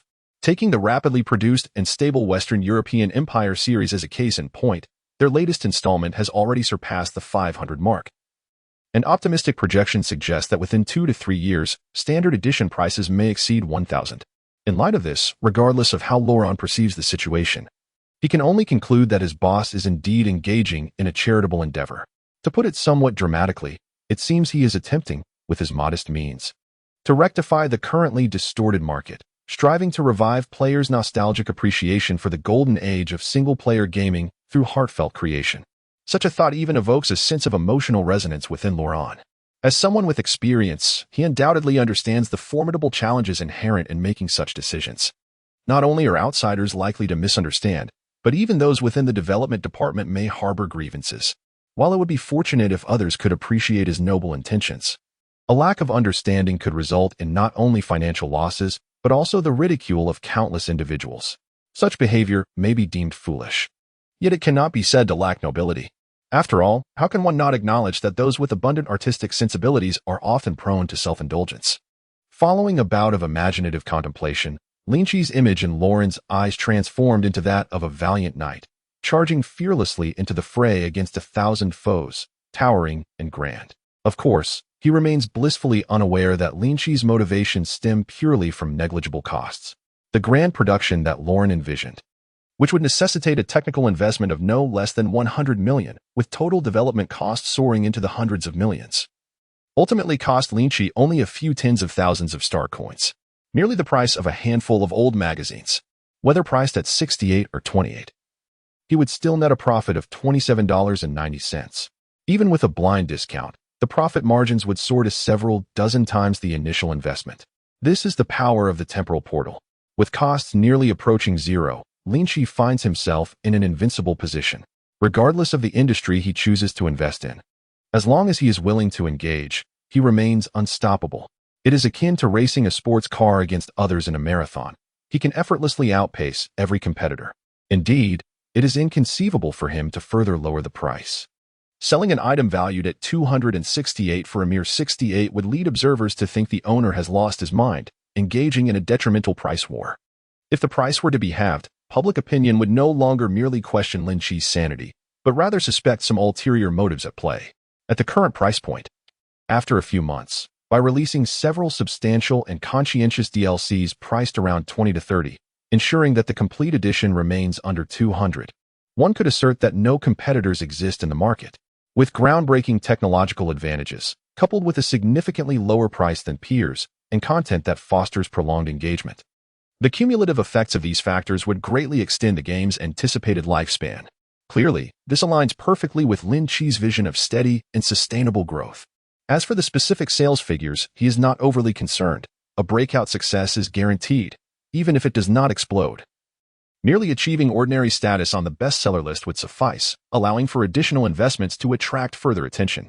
For a project of this caliber, other companies toil for 4 years to produce a single title, and even top-tier developers would consider it impressive to complete such a project in 2 to 3 years. However, for Lin Qi, with sufficient funding, producing 100 titles a month is entirely feasible, and the ambition to overshadow all video game developers worldwide is merely a thought away. Certainly, a person of such compassion would not act with cruelty. He chooses to operate gradually, adhering to a rhythm of monthly updates and events, followed by the release of a new work or DLC approximately every 6 months. The specific schedule has already been meticulously arranged and entrusted to Sister Dai. This allows him the freedom to pursue other endeavors. The entertainment industry is merely a small facet of the grand design orchestrated by Lynch. It does not warrant excessive concern. However, while he remains indifferent, there are many outside who are quite invested in the matter. 3 days later, in a luxurious villa situated by Lake Michigan, a young Caucasian man in his 20s crouches before the television cabinet, fiddling with something. Damn it, where's the signal? Why is there no picture? Johnson Crabe twists the signal cable connector with the precision of someone unlocking a combination lock, muttering under his breath while occasionally glancing at the screen. What on earth? Ah, got it. It remains unclear whether the wireless signal is poor or the display cable is improperly connected, but after much fiddling, The television screen finally displays the broadcast from the steam engine platform. Johnson exhales deeply, reclining comfortably on the sofa, casually sweeping the pizza box off the coffee table to rest his legs atop it. He picks up the controller, and the screen before him bears the words pre-download complete, accompanied by a rapidly diminishing countdown timer. Very well, let me ascertain whether this game is indeed as remarkable as Sasha has proclaimed. As a quintessential scion of the American elite, Johnson harbored little interest in the party racing games favored by his contemporaries. Instead, influenced by his father, a dedicated gaming aficionado, he preferred to remain ensconced at home, indulging in video games. This penchant for gaming led him to forge a friendship with Sasha, who, during their university days, was often ridiculed as a nerd for his lack of social integration. After graduation, Sasha, distinguished by his exceptional academic performance and profound expertise, secured a position as an auditor at Steam Engine Corporation. Although they now resided in different states, Sasha frequently recommended new games to Johnson. The two maintained a dedicated channel, where they would often convene with a group of like-minded friends to engage in online gaming sessions. Recently, Sasha enthusiastically endorsed a new game, titled Doomsday Journey, employing an unusually exaggerated tone that piqued the interest of Johnson and others. However, it also sparked a wave of skepticism regarding the debut creation of this obscure Chinese developer, a novice studio with an untested reputation, tackling a theme that appeared to lack depth at first glance. The red flags seemed to accumulate, raising doubts about whether the game could truly possess the extraordinary qualities Sasha described, qualities that even the industry's leading giants might struggle to embody. Despite the myriad uncertainties, curiosity lingered. However, considering that the last time this fellow was excessively praised was for that remarkable title, which astounded everyone and completely transformed perceptions of domestic game developers, Johnson chose to believe before he questioned, silently opting for a pre-order. Chapter 22. Johnson's meager fare and the unwelcome guest with a mixture of skepticism and anticipation. Johnson sat before the screen, awaiting the official launch of Doom's Path. When the pre-download became available, he noted with disbelief that the game was a mere 5 gigabytes in size. His doubts intensified. As a seasoned player, he understood the intricacies involved. Achieving a balance between graphics, sound, and modeling experiences would render it impossible to compress the game's size significantly. A single-digit file size, even for a pixelated indie game, seemed implausibly meager. It was difficult to reconcile such dimensions with the notion of a groundbreaking AAA title. He even instinctively glanced at the calendar, confirming that April Fool's Day had long since passed. One could only wonder if this individual had lost a bet with the company and was now engaged in some whimsical game of truth or dare.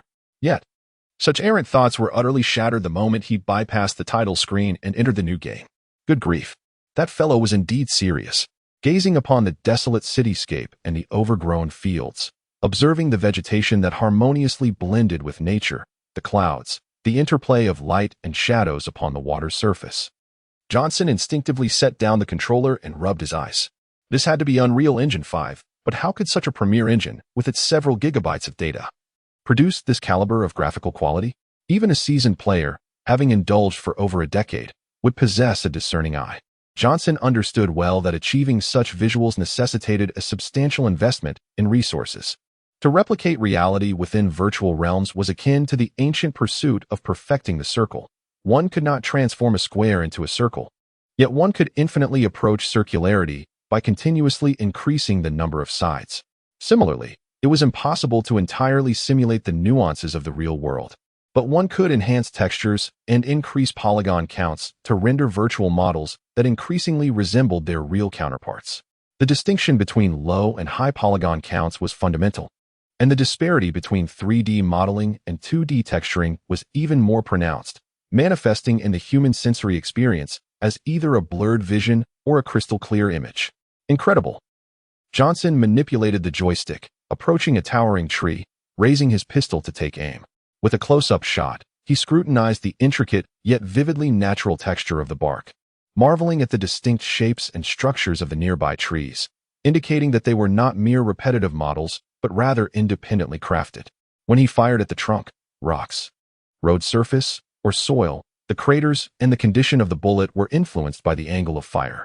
The struck tree would sway, shedding leaves in various directions with each encounter, demonstrating that the animations were not monotonous, but part of a genuine dynamic interactive environmental system. The effects of the water surface and mist were equally astonishing. They were neither a mere gray haze nor the mindless, diffuse lighting typical of many AAA titles, achieving a true balance of illumination, shadows, and particle effects.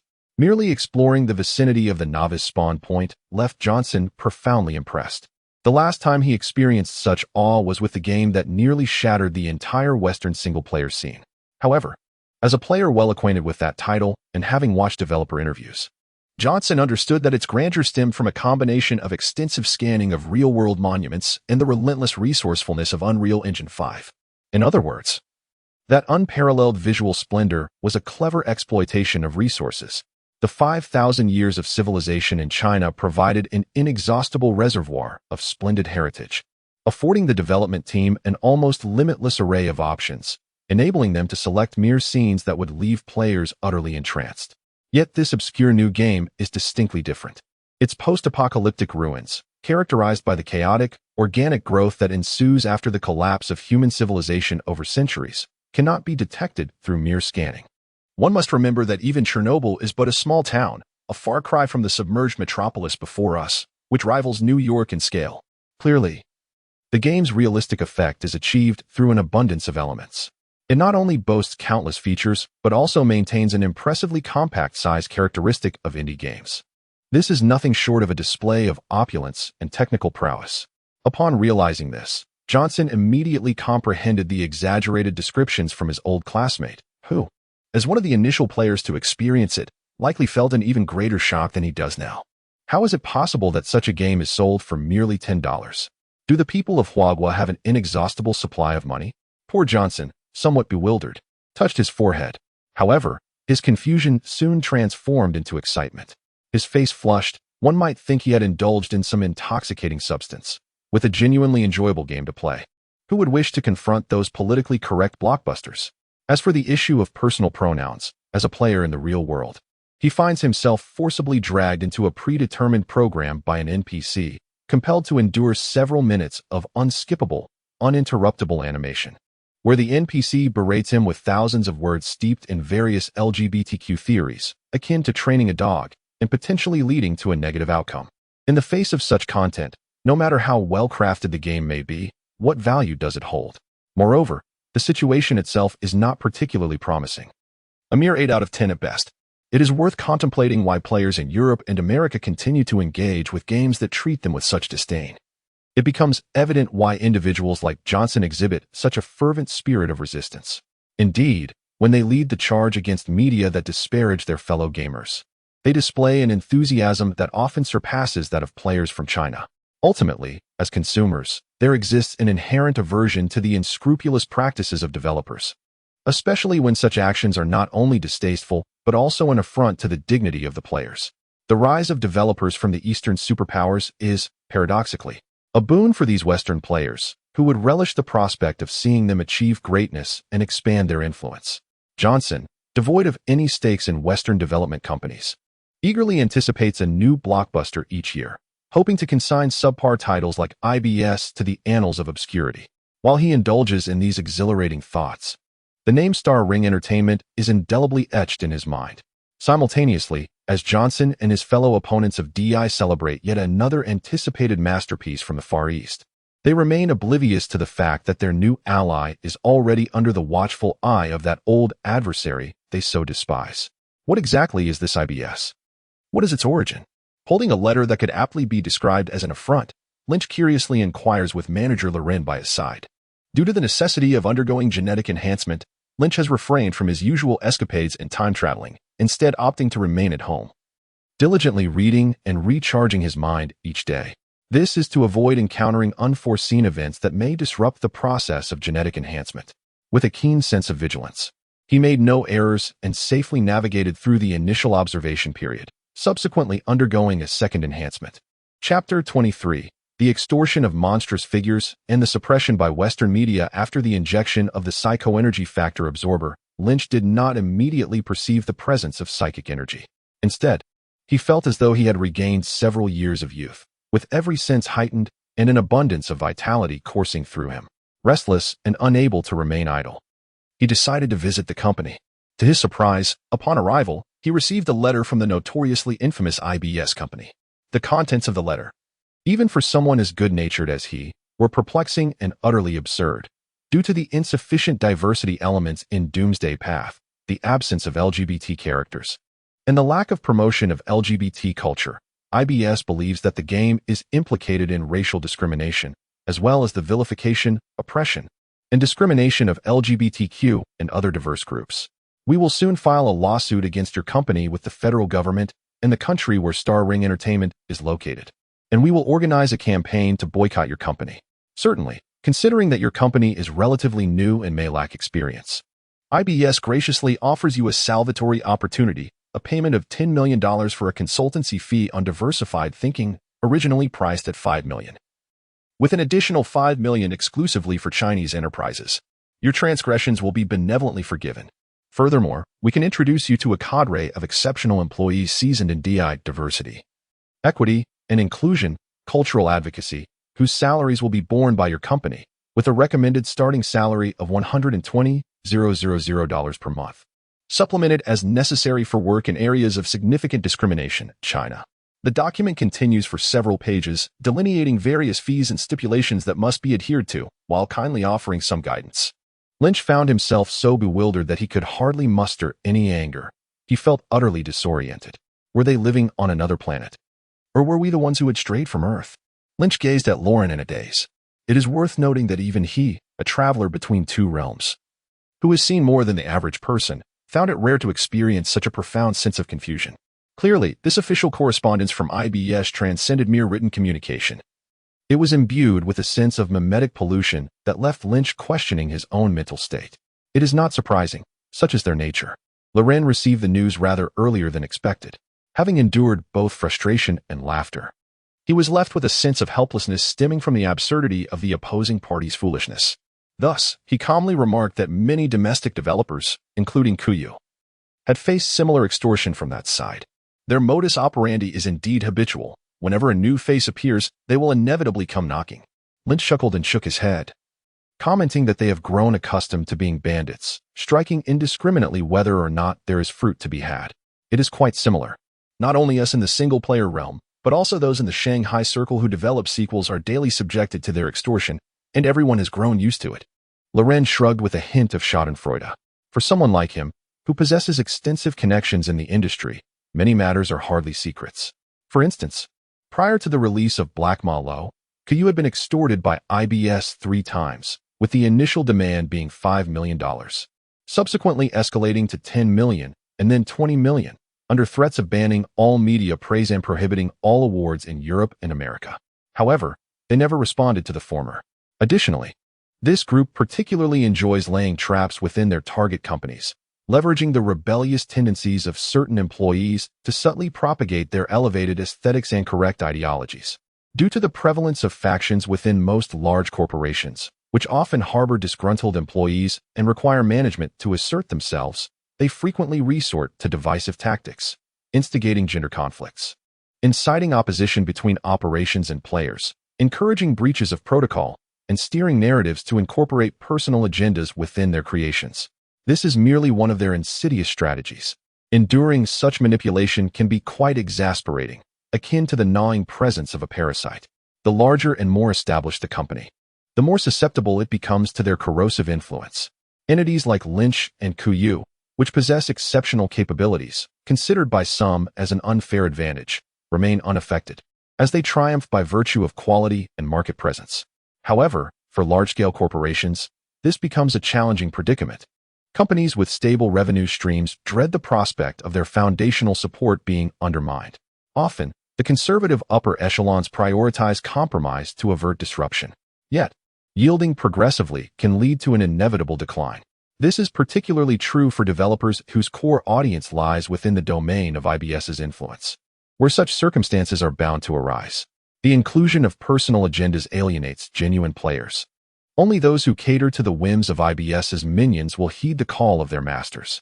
Consequently, with a significant loss of regular players, the need to appease the nefarious entities intensifies, leading to an increasingly tight bond with them, ultimately rendering the company repugnant in the eyes of genuine players. Then, When those who were incited by their masters to consume arrived, a mere minority within the gaming market, they flocked in droves only to scatter in disarray at the slightest provocation. What then remains for the projects? Naturally, they collapsed with a resounding crash. The once mighty giants like E, BU, NISO, and Daiwan were dragged down in this manner. Even those outside the gaming realm, who do not partake in games, have surely heard of the monumental failure of Mingxing's special attack, which, after 6 years of production and a staggering cost of $700 million, managed to sell a paltry 50,000 copies, with peak online players barely reaching 700.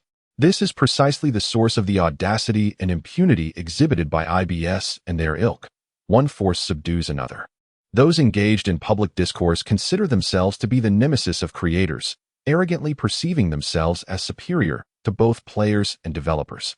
Moreover, the authorities of all countries in Europe and America not only condone but actively encourage the promotion of such narratives. Thus, in their view, seeking money from Lin Qi is indeed tantamount to bestowing upon him a chance for self-redemption. The judges are all on our side. What do you possess to contend with us? Furthermore, if even the 5 giants have been subdued to their will, what grounds does a small Chinese studio have to resist? This is nothing short of rogue logic, as repugnant as excrement stuck to the sole of one's shoe. After listening to the myriad of insights shared by Lin Qi could not help but feel a sense of bewilderment at the chaotic nature of this realm. Yet it remained merely a sentiment. Disregard them. They are but a troop of buffoons. It is distasteful to engage with them. He nonchalantly waved his hand and instructed Lin to ignore their provocations and focus on our project.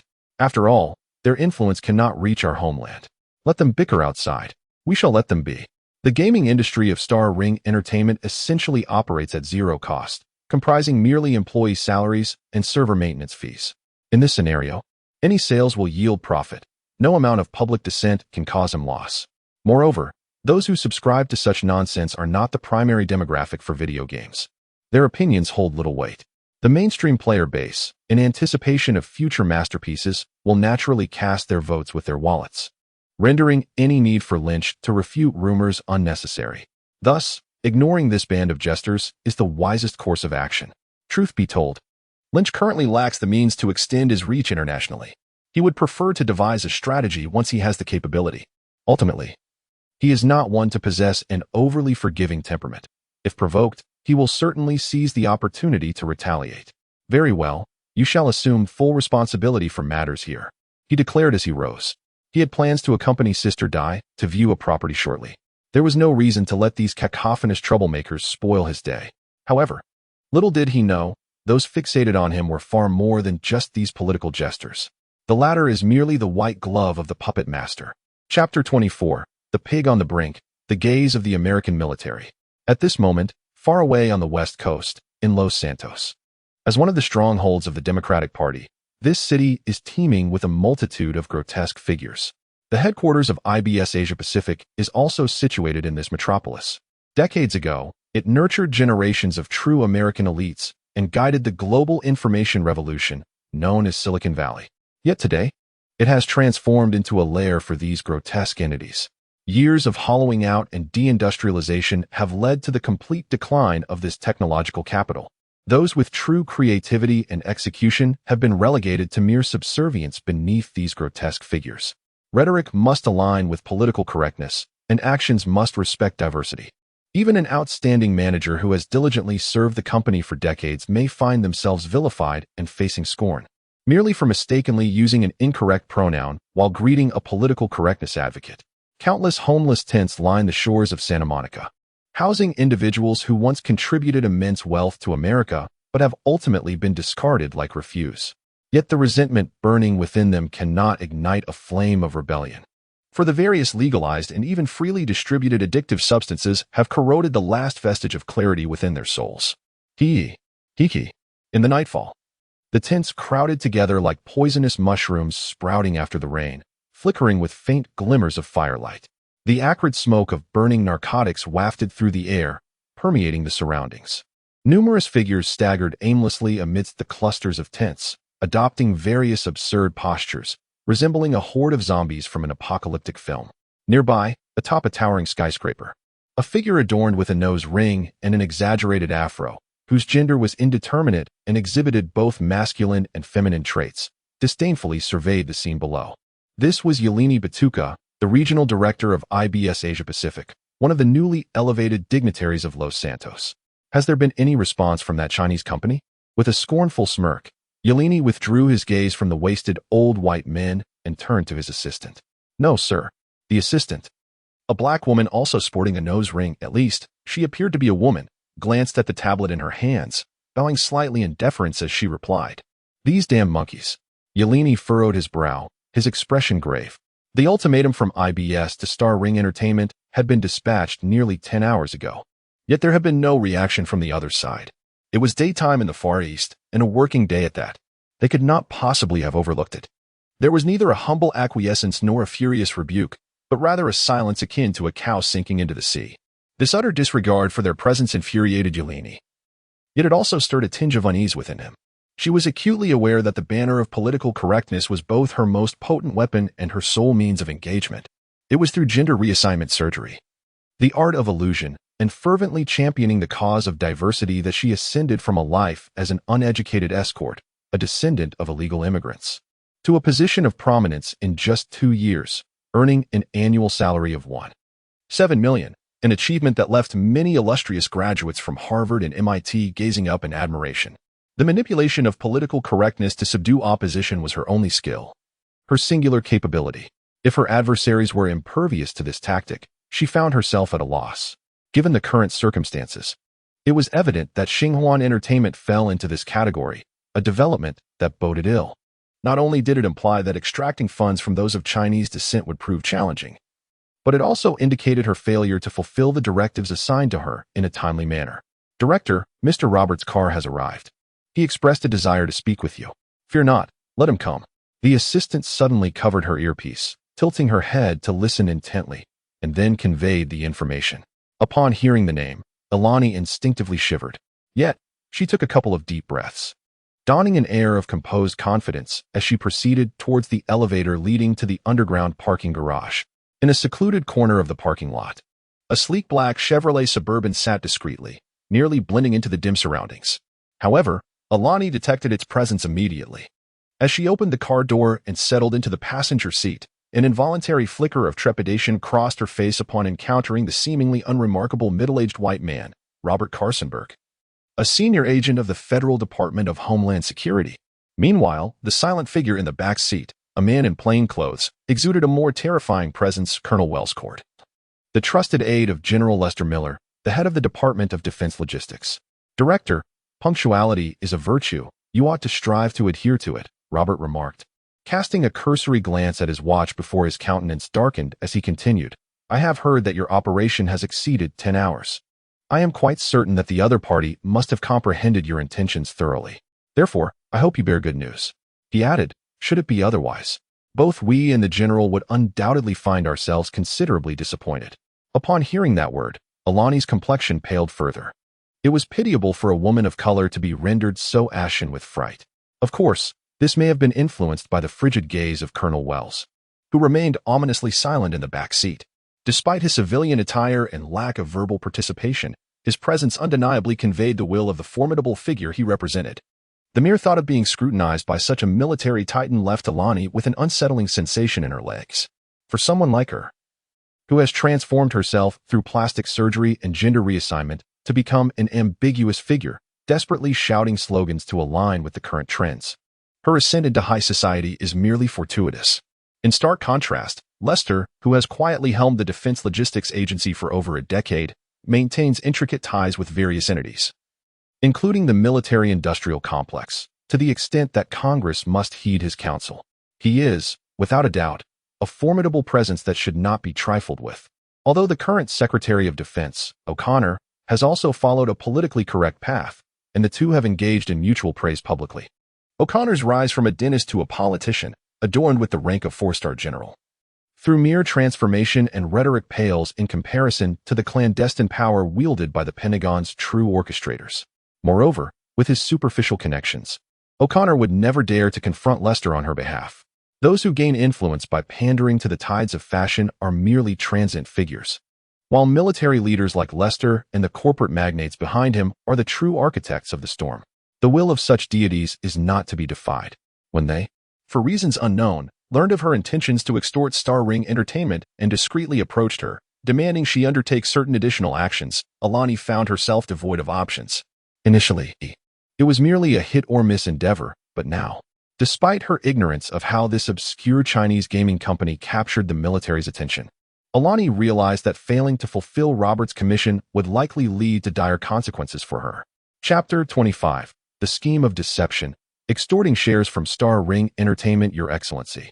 I apologize, but, they have yet to provide any clear response.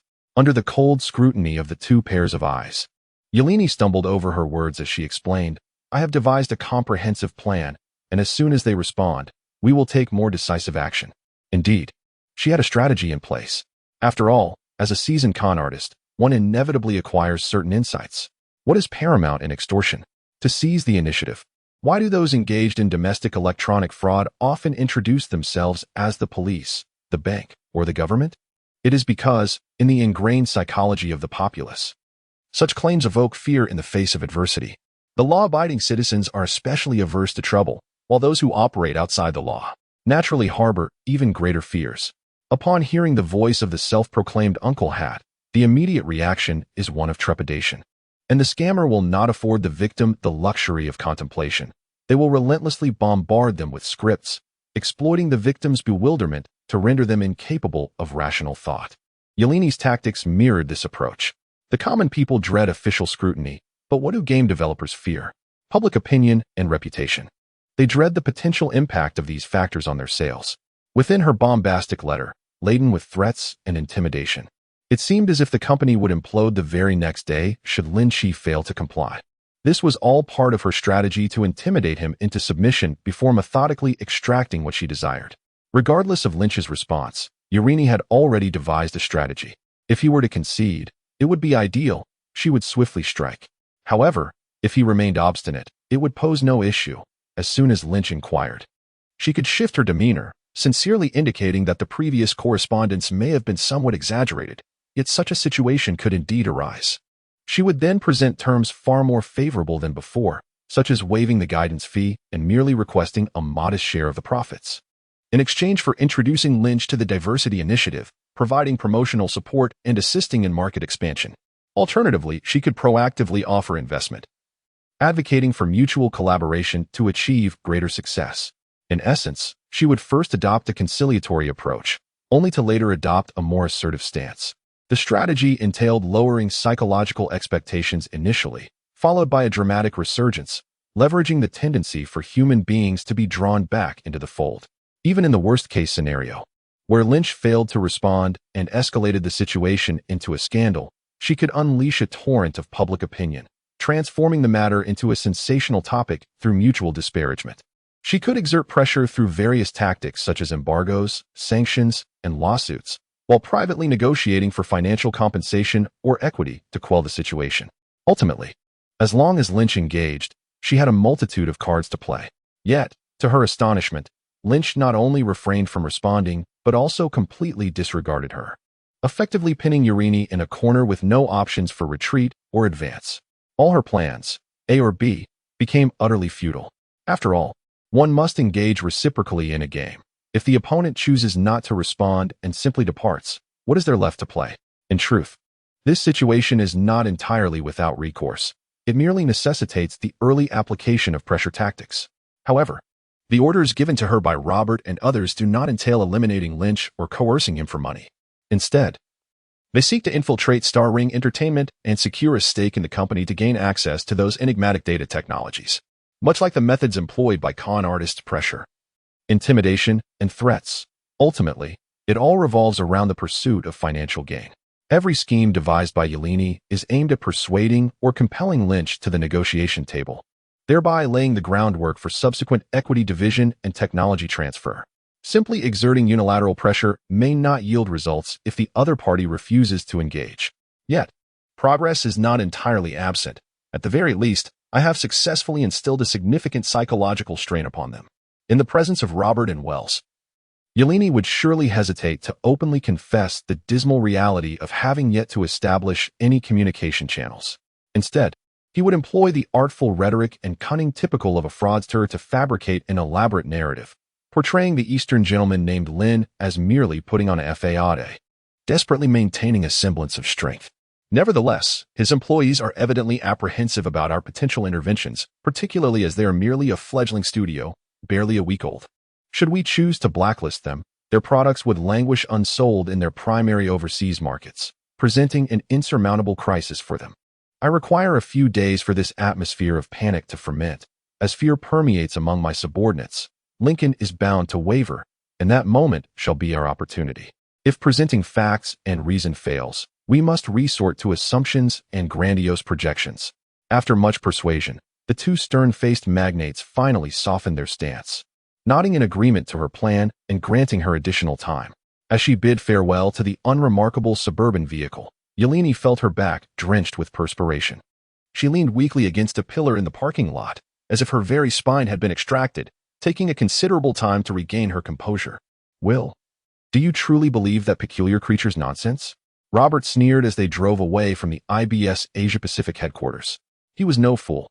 As a senior agent of the Department of Homeland Security, he could discern that this fraud was attempting to deceive him. "What do you think?" Wells scoffed in agreement, declaring that the individual was untrustworthy, and the transvestite even more so. He noted that the man's origins lay in Dallas, and those from Texas held certain sentiments towards such oddities. Those in the know would understand. "It's evident we've chosen a worthless pawn for this game. Such ineffectuality will merely squander resources and lead to failure," Robert remarked.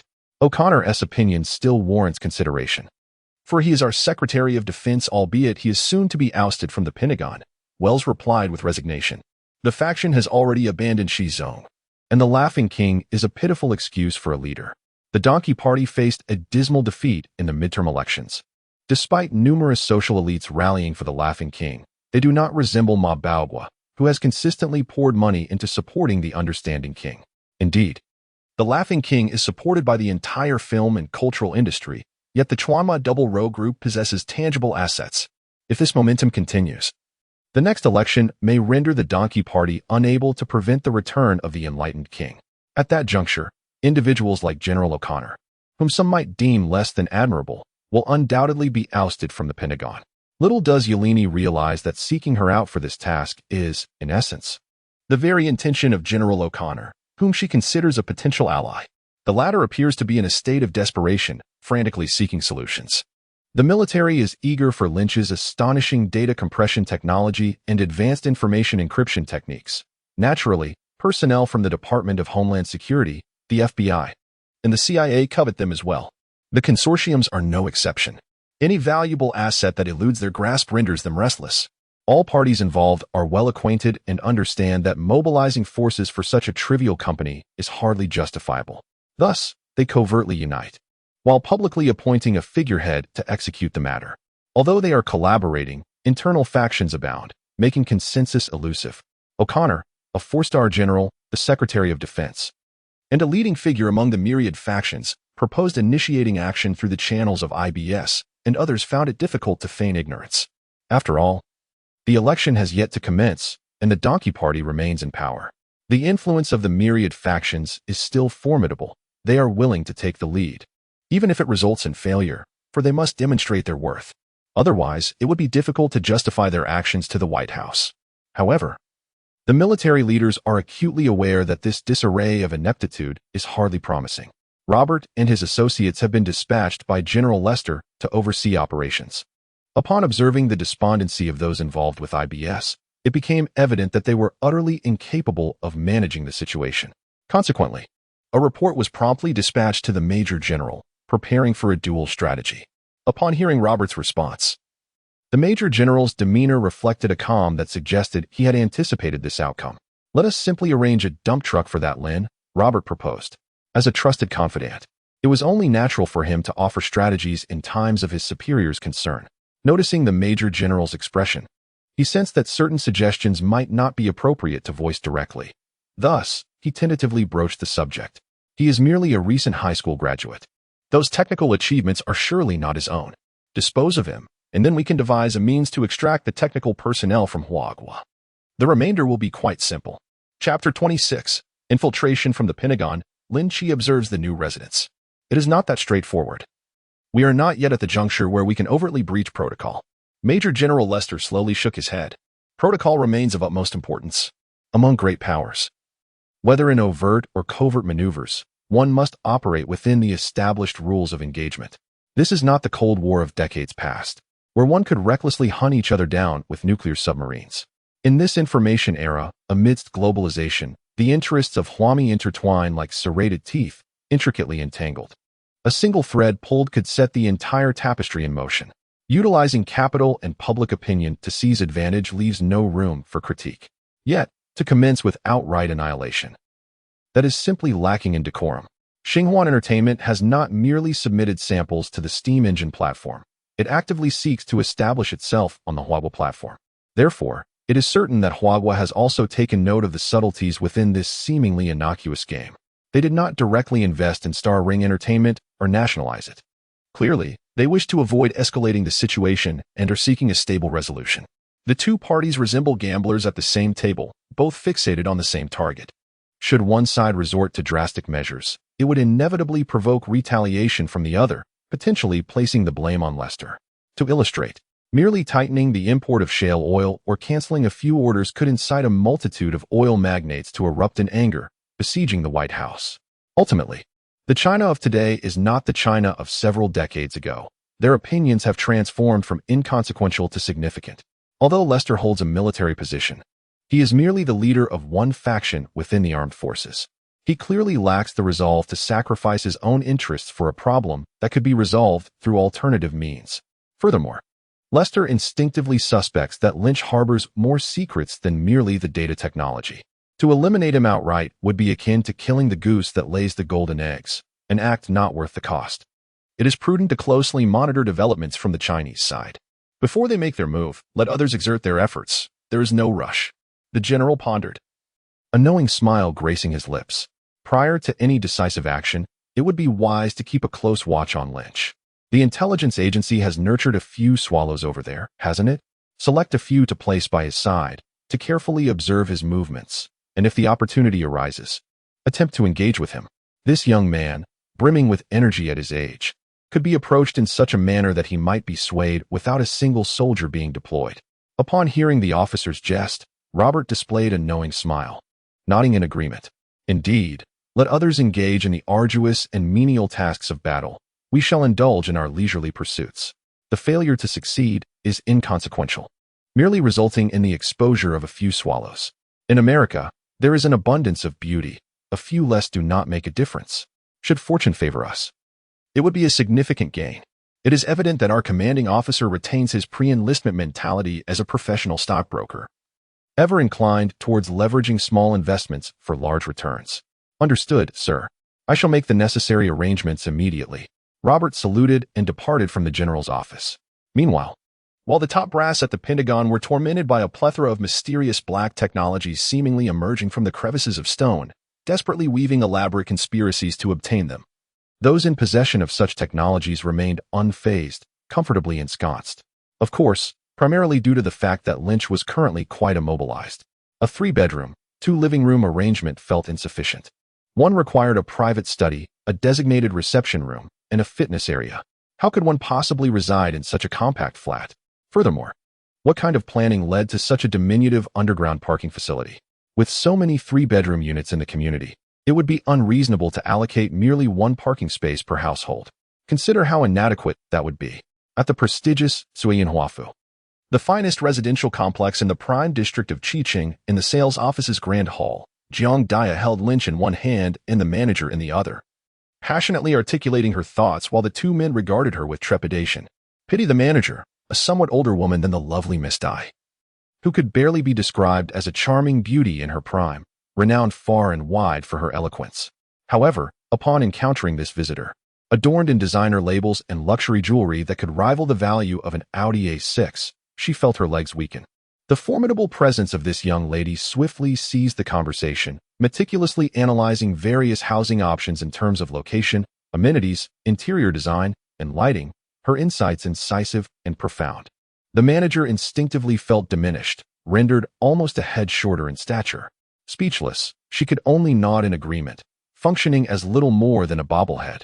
As for Lin Qi, who was utterly oblivious to matters of real estate, he was bound to accept whatever Miss Dai suggested. The high-rise units are off the table. Let's explore the villas. Do you only have townhouses? Are there any standalone units available? Please show me the floor plans, instructed Jiang Dio as she circled the model display. Not far away, a few other gentlemen, also in search of properties, had been peering curiously in their direction since her arrival. With her stunning beauty and commanding aura, Miss Dai appeared as a resplendent white rose, exuding an irresistible allure. Naturally, Lin Qi, who remained silent by her side, was instinctively overlooked by them, despite the fact that this unfamiliar beauty held his hand tightly, as if it were invisible.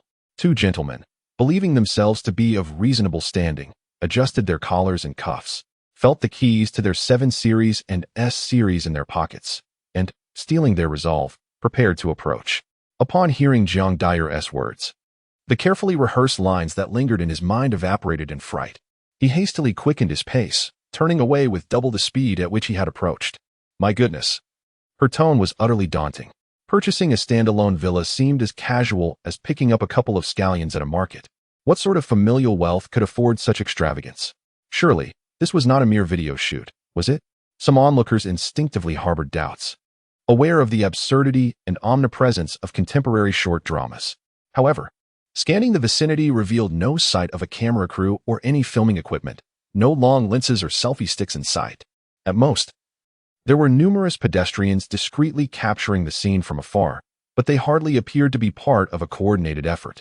Dressed in a complete set of Prada haute couture, with a Chanel bag that was this year's global limited edition, and adorned with an Audemars Piguet Royal Oak offshore in 18K rose gold, complemented by Swarovski's crystal 4-leaf clover. Her attire alone was nearing $2 million. Outside, a specially customized Bentley Mulsanne awaited her. What kind of short drama could afford such an actress? Those knowledgeable in the field scrutinized Jiang Dai, and their expressions shifted dramatically. Could she possibly be the daughter of a prominent family from Beijing or Shanghai? Although whispers circulated among the nearby individuals, Lin Qi still caught faint sounds of gasps of astonishment. Yet, he had no time to concern himself with the gossip. Instead, he endeavored to persuade his sister to reconsider her decision. Didn't we say we would find a temporary place? Jumping straight into a villa seems overly extravagant. We don't require such a vast space. It was not that he could not afford the expense or was unwilling to spend, but rather that he detested the notion of wastefulness. 2 individuals residing in a 3-bedroom apartment find it somewhat disconcertingly spacious. The prospect of acquiring a grand estate spanning several hundred square meters would be overwhelmingly burdensome. Lynch has never been particularly concerned with personal indulgences. His focus is solely on enhancing his work and life efficiency, while he consistently maintains a respectful distance from mere ostentation. In Chapter 27, Bu Bei Villa District, the first-day sales figures raise questions. You must consider the future, Sister Xiao Dai whispered conspiratorially, turning her gaze back. When choosing a residence, one must contemplate long-term needs. It cannot solely consist of bedrooms and studies. Eventually, a nursery and a playroom for children will be necessary. Moreover, hiring a nanny implies the need for a servant's quarters. 3 rooms simply cannot suffice. I find even the villa too small. Ideally, we should acquire an entire estate, complete with several auxiliary buildings. Trust me, having been born into a large family, I am acutely aware of the space requirements for a multitude of people. Certain aspects cannot be economized, if necessary. I shall negotiate the price further. Lynch found himself half convinced by her assertions, momentarily at a loss for a suitable response, and thus acquiesced to her perspective. Yet, he could not shake the peculiar feeling that something was amiss. After all, the residence was intended solely for the 2 of them. How did the notion of children come into play? The references to nurseries, playrooms, and nanny quarters seemed almost absurd. How could this be? Both of them were unmarried. Where would the children come from? It was hardly plausible that Jiang Shaodai harbored ulterior motives, for that would indeed be an exaggeration. It may merely be a metaphor. However, the idea of preparing several rooms certainly holds no drawbacks. In the event that guests arrive, or if my parents come for a visit, there would be ample accommodations. With this thought, Lin Qi felt a sense of relief. Indeed, Sister Dai proved to be reliable, anticipating even this. As for his own tendencies towards suspicion, he merely chuckled it off. Little did he know that later, he would find himself ensnared by a deceitful woman, ultimately becoming an acquaintance of ill repute, largely due to his lack of suspicion. Although the planned suite had transformed into a villa, the objective of this endeavor had ultimately been achieved. The additional costs associated with upgrading were, for Lin Qi, of no significant concern. Since its launch, The Road to the Apocalypse has achieved sales of 160,000 copies, and there remain 7 or 8 hours until the end of the first day of sales. Optimistically, it is estimated that total sales on the first day could surpass 300,000 for a debut work that has seen almost no promotional efforts, relying entirely on word of mouth among players for its promotion. This figure is indeed astonishing. It is worth noting that according to Lin Qi's strategy, he did not spend a single penny on promotion. The initial traffic was even generated by the Steam platform, which actively assisted in promoting the game.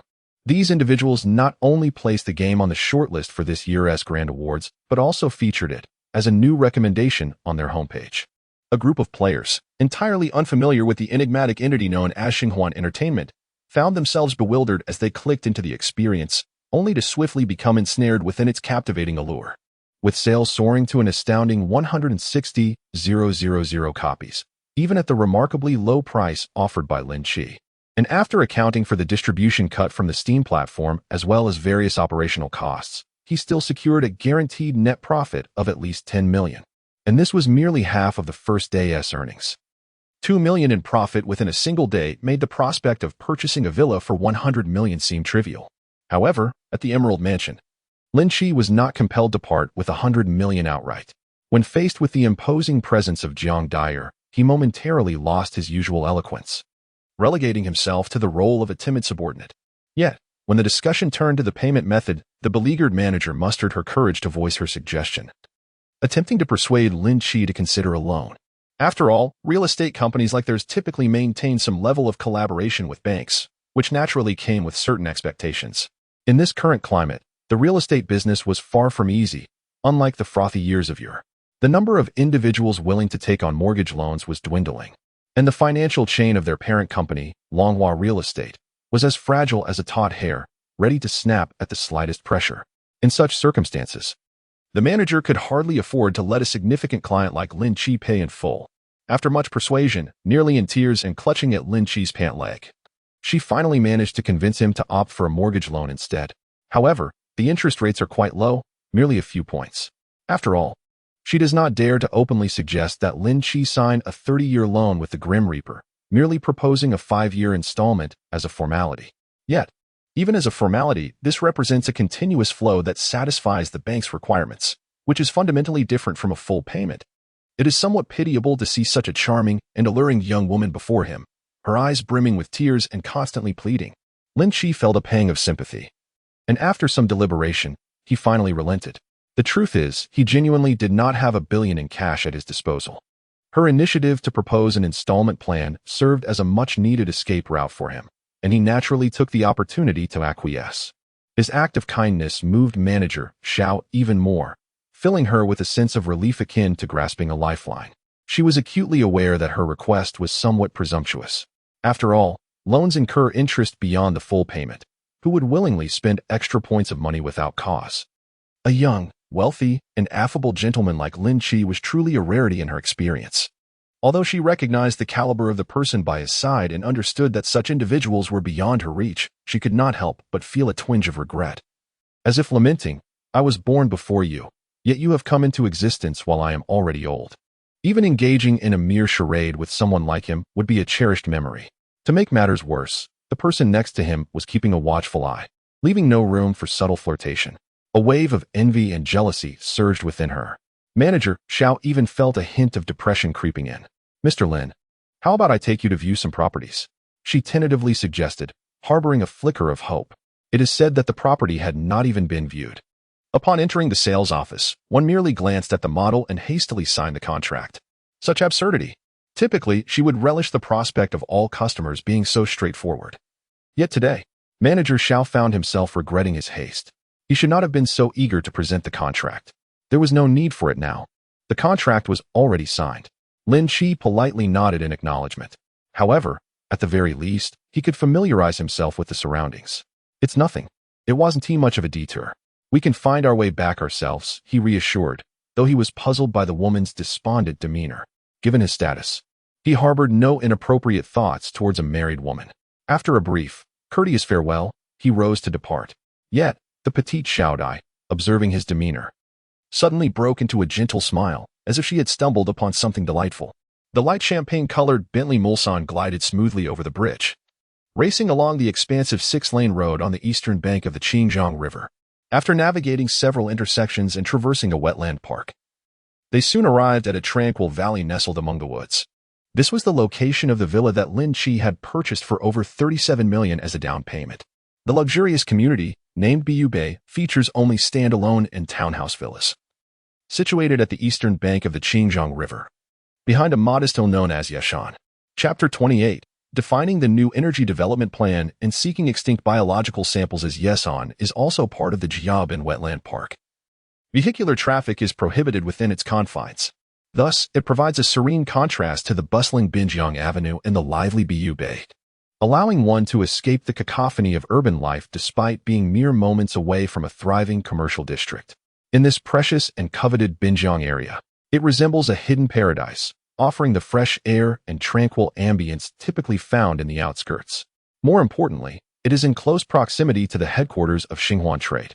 Lynch stood at his doorstep, gazing upward, and could faintly discern the silhouette of the Jiangjing Building's rooftop, compared to the congested old town he previously resided in, where traffic jams were a frequent occurrence. The newly planned Binjiang district, established just a decade ago, boasts wide lanes on its main thoroughfares, rarely succumbing to the frustrations of gridlock. The journey to his company takes merely 10 minutes by car. It must be said, the expense incurred was indeed worthwhile. Upon their arrival, staff from Longhua Real Estate were already awaiting them at the entrance. After a brief tour and receiving the keys to various facilities, Lynch dismissed him, stretching languidly in the living room and reflecting on his expenditure. Although he had depleted his balance in one fell swoop, he now possessed a spacious standalone residence exceeding 1,000 square meters, complete with a private garden. The living experience was undeniably exceptional.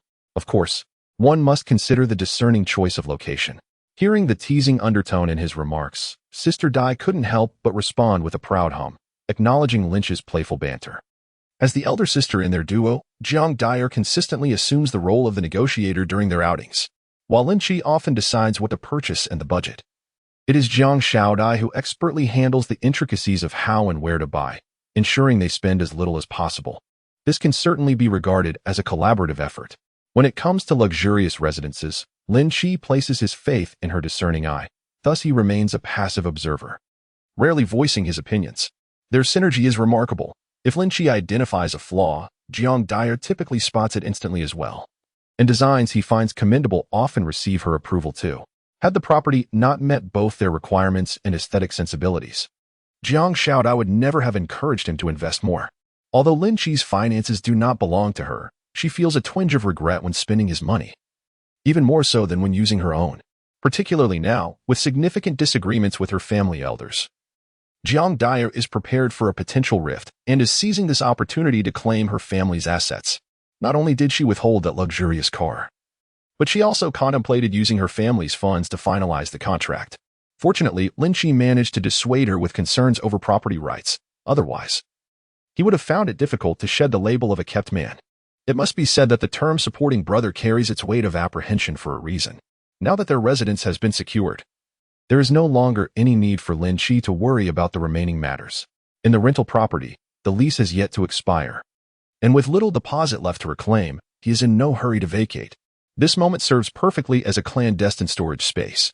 The assortment of old items awaits its turn to be transported to a future world to create value. Moreover, Lynch's biological sample project is set to unfold there. Otherwise, if he unexpectedly brings back a few free-range chickens or ducks to his new home, Sister Dai might mistakenly think he is trying to nourish himself, likely leading her to slaughter them for soup immediately. I will return shortly to retrieve some essential items, Lynch contemplated, making a decision. He then addressed Jiang Dyer. We can manage with a meal outside for lunch and return for dinner. All right, you can drive my car over. Make it quick, Sister Dai nodded, adding a suggestion. Forget it. That rundown place can't accommodate parking. Lynch waved his hand dismissively. The distance isn't far, and finding parking would be troublesome enough. Driving an extravagant luxury vehicle worth over $8 million to the bustling pedestrian street of the old university town? There is no need to flaunt such ostentation. If a scooter were to graze it, the cost of repairs would far exceed its value. He certainly did not wish to attract such unnecessary attention. Of course, after having experienced his own silver Pegasus, Lynch had lost interest in these outdated old cars. What difference does it make with a Bentley or a Rolls-Royce? Even if one were to drive a LaFerrari, it would still be incapable of soaring through the skies at 15 Mach, executing maneuvers with over 20 GS, or unleashing 2 heat ray cannons to wreak havoc upon an armored division. They are merely commonplace entities. Lynch, however, harbors a keen interest in the prospect of producing levitating vehicles in the contemporary world, subsequently incapacitating those foreign automotive giants. Of course, embarking on the development of levitating vehicles at this juncture may indeed be premature, considering that we have yet to fully grasp the nuances of magnetic levitation. At this stage, focusing on renewable energy sources suffices.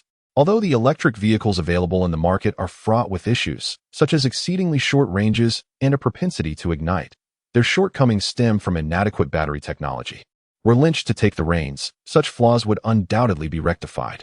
To speak of mere possibilities, simply by introducing lithium-air batteries that can be charged in 3 hours and provide a range of 5,000 to 6,000 kilometers, the current renewable energy enterprises would be left trembling in their boots.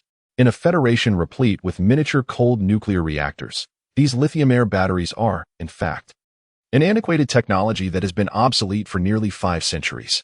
For a mere 10 star coins, one can procure the complete set of technical documentation from the public repository of the Star Network. Acquiring an existing production line would only require a few tens of thousands of star coins. Such matters are trivial. As Lynch returned to the old city on public transport, he did not head home immediately. Instead, he alighted midway and ventured into the local market. Farm-raised chickens and ducks, live chickens freshly slaughtered, pigeons, large geese, authentic free-range chickens. The stalls brimming with live poultry were invariably a cacophony of clucking and flapping. Various breeds of chickens and ducks were confined within cages, their heads incessantly swiveling, occasionally flapping their wings, while the air was permeated with the distinctive, pungent scent of poultry. Lynch, hands clasped behind his back, feigned indifference as he strolled by, casting furtive glances. In truth, he was observing through the AR projection of the Tianshu terminal, with the intelligent brain continuously searching for his target. The market boasted a plethora of poultry breeds, yet the vast majority were of no interest to him, such as the white-feathered chicken. This most common and rapidly growing meat chicken was the undeniable mainstay of large-scale poultry farms. However, it was an artificially bred variety, optimized through various means such as hybridization and genetic modification. Being ready for market in a mere 40 days was certainly not a result of natural processes. In fact, the rumors circulating on the antiquated internet about KFC's kitchen housing dozens of wings and legs from chickens stemmed from this commonplace breed consumed by the public daily, which had become distorted over time. Thus, he dismissed this breed and its descendants, as well as all varieties produced through similar methods. What he sought were genuine indigenous chickens, specifically the U-chicken. Chapter 29. The Invaluable Ancient Organisms, a Small Investment for a Great Return. The U-chicken, officially known as the Shaoshan chicken, is a breed that has been cultivated extensively in the U region for over 2 millennia, dating back to the spring and autumn period, and is recognized as one of the 8 renowned chicken breeds of China. It stands as one of the foremost native chicken breeds in southern China, a true testament to millennia of rigorous selection by ancestors. The Qingqing area, in ancient times, belonged to the Wu and Yu regions. The locally referred authentic free-range native chicken typically denotes this breed. However, those who understand will comprehend. The title of free-range chicken is seldom genuine in the mouths of these unscrupulous merchants. They raise the chickens until they are nearly ready for market, then let them roam outside for a few days, claiming they are free-range birds. Among these rogues, this practice is considered relatively ethical. Thus, Lin Qi must exert effort to discern the authentic, purebred chickens, those that are truly free-range, devoid of feed, hormones, and medications, amidst a sea of counterfeits. In the augmented reality projection, every poultry within his line of sight was highlighted, and as it swiftly analyzed each one, those that did not meet the criteria were systematically eliminated. Ultimately, he identified a suitable target at a stall manned by an owner engrossed in scrolling through Douyin on a reclining chair. Lin Qi paused, gazing at the cardboard sign proclaiming authentic farm ding-dong chicken, lost in contemplation. "Hey there, get a couple for soup," the owner exclaimed enthusiastically as he noticed Lin Qi, setting aside his phone still echoing with laughter. These authentic free-range chickens, raised for 6 months, weigh in at 31 gene, truly a bargain. Lin Qi nodded, aware that the owner was not lying. If these were indeed pure, feed-free free-range chickens, the price was indeed reasonable. While his tastes may seem unconventional, the integrity of this fellow was commendable, at least far more so than the nearby scheming merchants peering inquisitively. However, why was it called ding-dong chicken? Was it a special breed? While scanning the QR code for payment and observing the owners skillfully catch, bind, and place the chickens into a cage, Lin Qi couldn't help but inquire. "Huh?" The boss hesitated for a moment, showing a rather peculiar video to Lin Qi. "I also watch Douyin. Isn't that what young people say nowadays?" "It's nothing serious. I was merely inquiring," he remarked. Lin Qi chose not to pursue the topic further, picking up the cage, and amidst the background sounds of a laughing monkey, bid farewell to the shopkeeper. The 3 chickens, 2 males and 1 female, cost nearly 400 yuan in total. Judged by the standards of meat and vegetables, this meal was clearly extravagant. In terms of interdimensional trade, it also surpassed the cost of the old goods previously provided by Chubai. However, since it served as a gift to unlock the doors of millennia-old technological collaboration, it hardly seemed extravagant. In the present world, these chickens held little value. Although they possessed authentic primitive genes, the Shaoshan chicken was not an endangered species, consistently dominating the market in southern China. They were merely common fare. The chickens before him were deemed clean solely due to their keepers' relatively isolated living conditions, which had resulted in no hormone treatments or crossbreeding with other varieties. In essence, a multitude of factors rendered them remarkably pure. This level of purity, even for discerning diners who prized all natural and organic offerings, was practically worthless. They sought not the original breed, but rather the natural rearing methods. At best, in a rustic dining establishment, they might fetch a slightly higher price under a tourist trap menu. However, in the future world, the scenario was entirely different. The ancient gene sequences contained within them were worth their weight in gold. This not only serves as a research specimen, but also allows for the replication of this ancient population that has vanished for over a millennium using the genetic technology of Starlink. This alone is sufficient for Lynch to command a handsome price in the face of millennia-old technology. With the cage in tow, Lynch hurriedly returned to his rented apartment.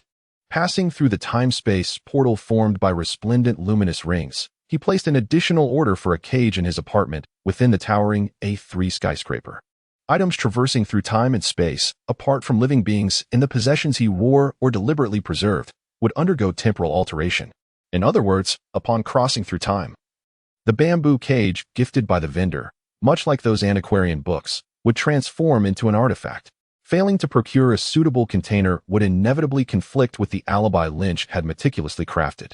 If someone were to observe a bamboo cage purportedly with 1,000 years of history, still clinging to ancient chicken droppings, the ruse would be instantly exposed. As a prudent time traveler, he would not permit such details to betray him. After replacing the container, he transferred the cage onto the silver Pegasus awaiting on the balcony. Settling into the luxurious handcrafted leather sofa, the hovercar accelerated instantaneously to 400 miles per hour, gliding smoothly into the air without any sensation of jolt.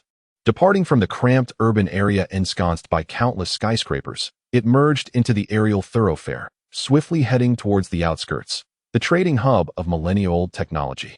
Due to his substantial transaction history, Lynch's vehicle faced no impediments. A mere intangible wave swept by, swiftly granting permission for a landing on the ground. A floating parking spot, meticulously reserved for esteemed guests, illuminated with a green halo, welcoming his descent. As the door slid open silently, a rather endearing, albeit awkward, droplet-shaped automatic robot awaited outside. Naturally, a distinguished patron arriving in the latest flagship floating vehicle from the company warranted attentive service. The robot, albeit slightly more oblivious than a human, was endowed with advanced artificial intelligence, thus not entirely devoid of wit. "Welcome back, Mr. Lin," the robot chirped, its head tilting slightly as it emitted a friendly electronic voice. "What may Millennium Technology assist you with today?" Lin Qi gently lifted the cage he was carrying, gesturing, "During my last visit, I perused your procurement catalog. This time, I have brought the biological specimens that meet your criteria. Please, Make an offer. The robot lowered its head slightly, its smooth silver spherical surface resembling a metallic dome, seemingly engaged in a silent standoff with a large rooster named Guagua. Suddenly, it appeared to freeze, caught in a scanning state, unresponsive. Are you all right? Lin Qi inquired hesitantly. Eyeing the machine, he was reluctant to touch it. These devices floated and appeared rather delicate. What if it had indeed malfunctioned, and a gentle push sent it crashing to the ground? Apologies for the recent unexpected error. At this moment, the robot has recovered and swiftly expressed its regrets, stating that the detection of samples and the upload of data have consumed considerable bandwidth. Furthermore, due to company regulations, such high-level transactions are beyond the purview of self-disciplined automatons like ourselves.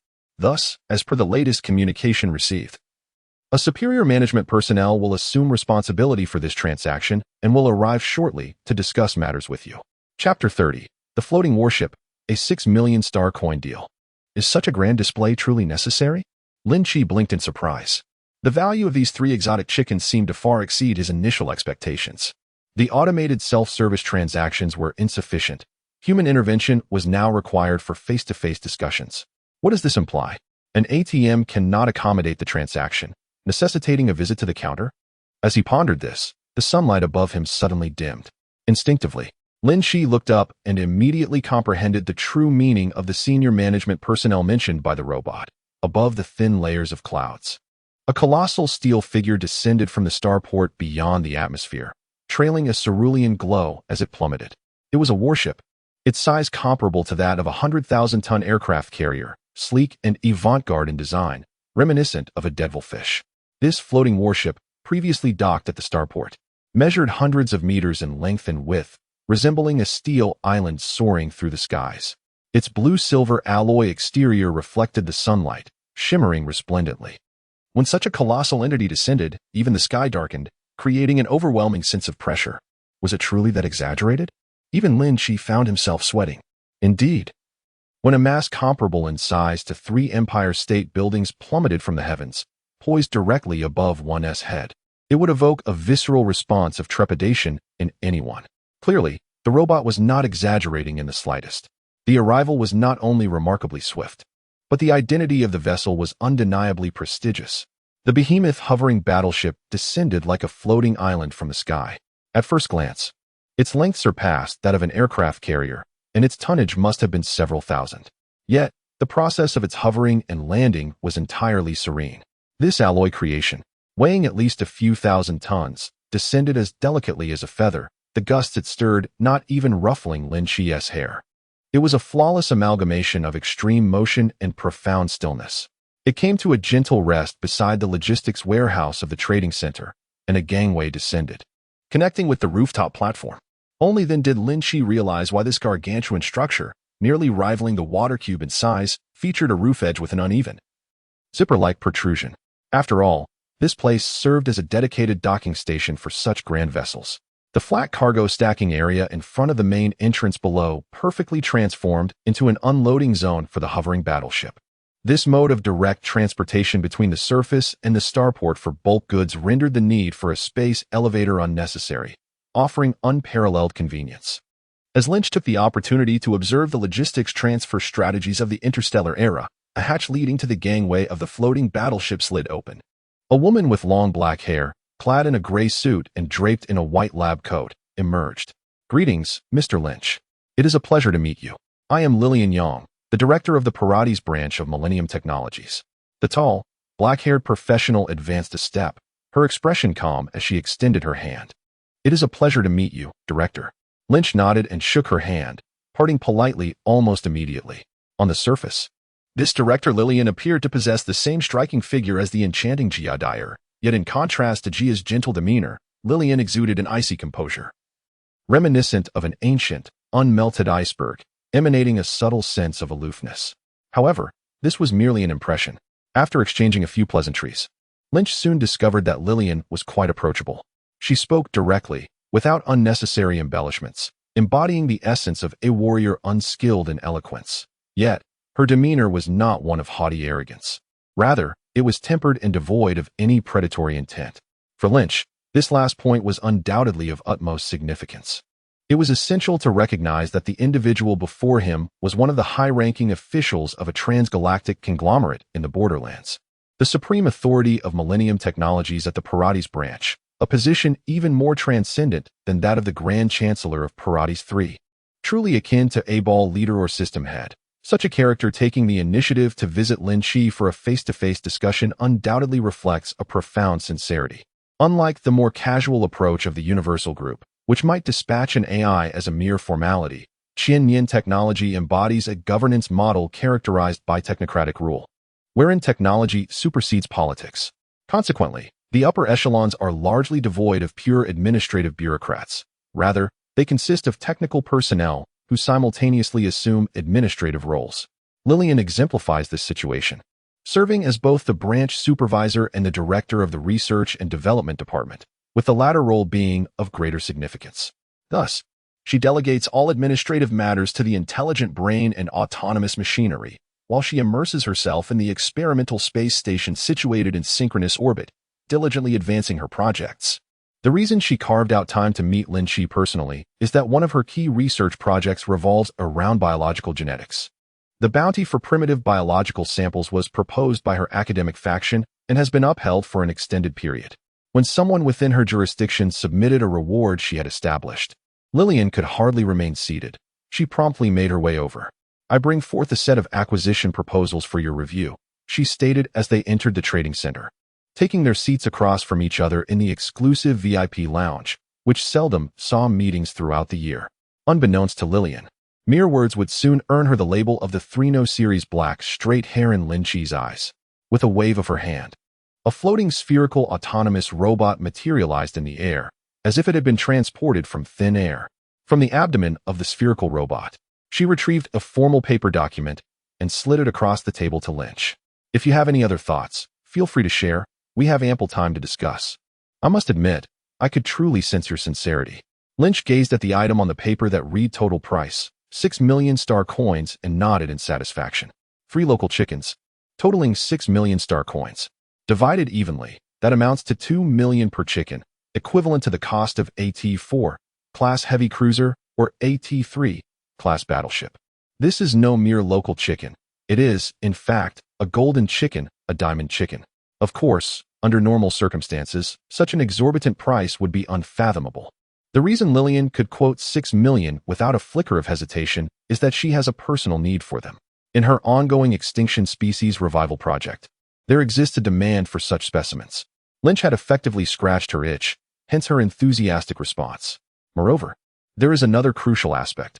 The 3 living specimens Lynch is selling are capable of pairing.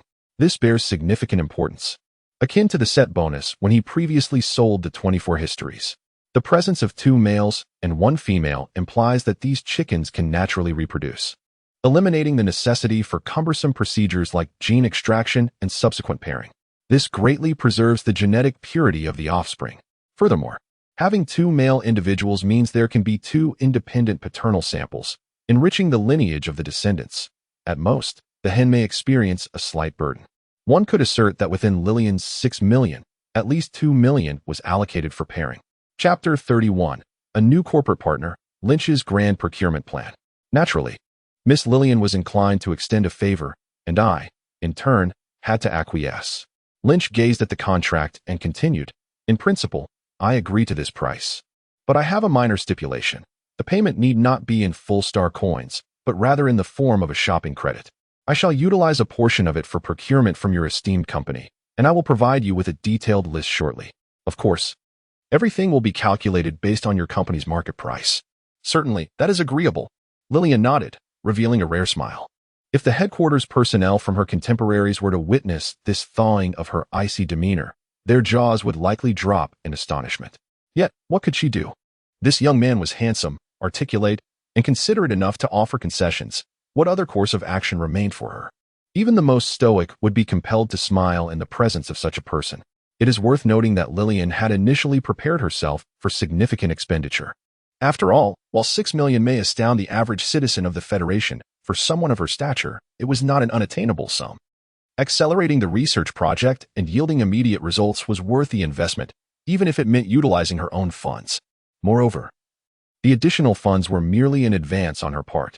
Once the project bore fruit and the headquarters reaped the benefits, it was inconceivable that she would incur losses. The bonuses alone would suffice to recuperate her expenditures. Needless to say, her primary concern lies with the outcomes rather than the triviality of star coins.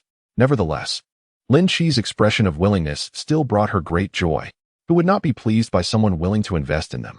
The concept of shopping limits is entirely distinct from that of outright payments. Furthermore, the procurement was made at market price. It is well understood that the market price stands in stark contrast to the cost price, akin to the heavens and the earth.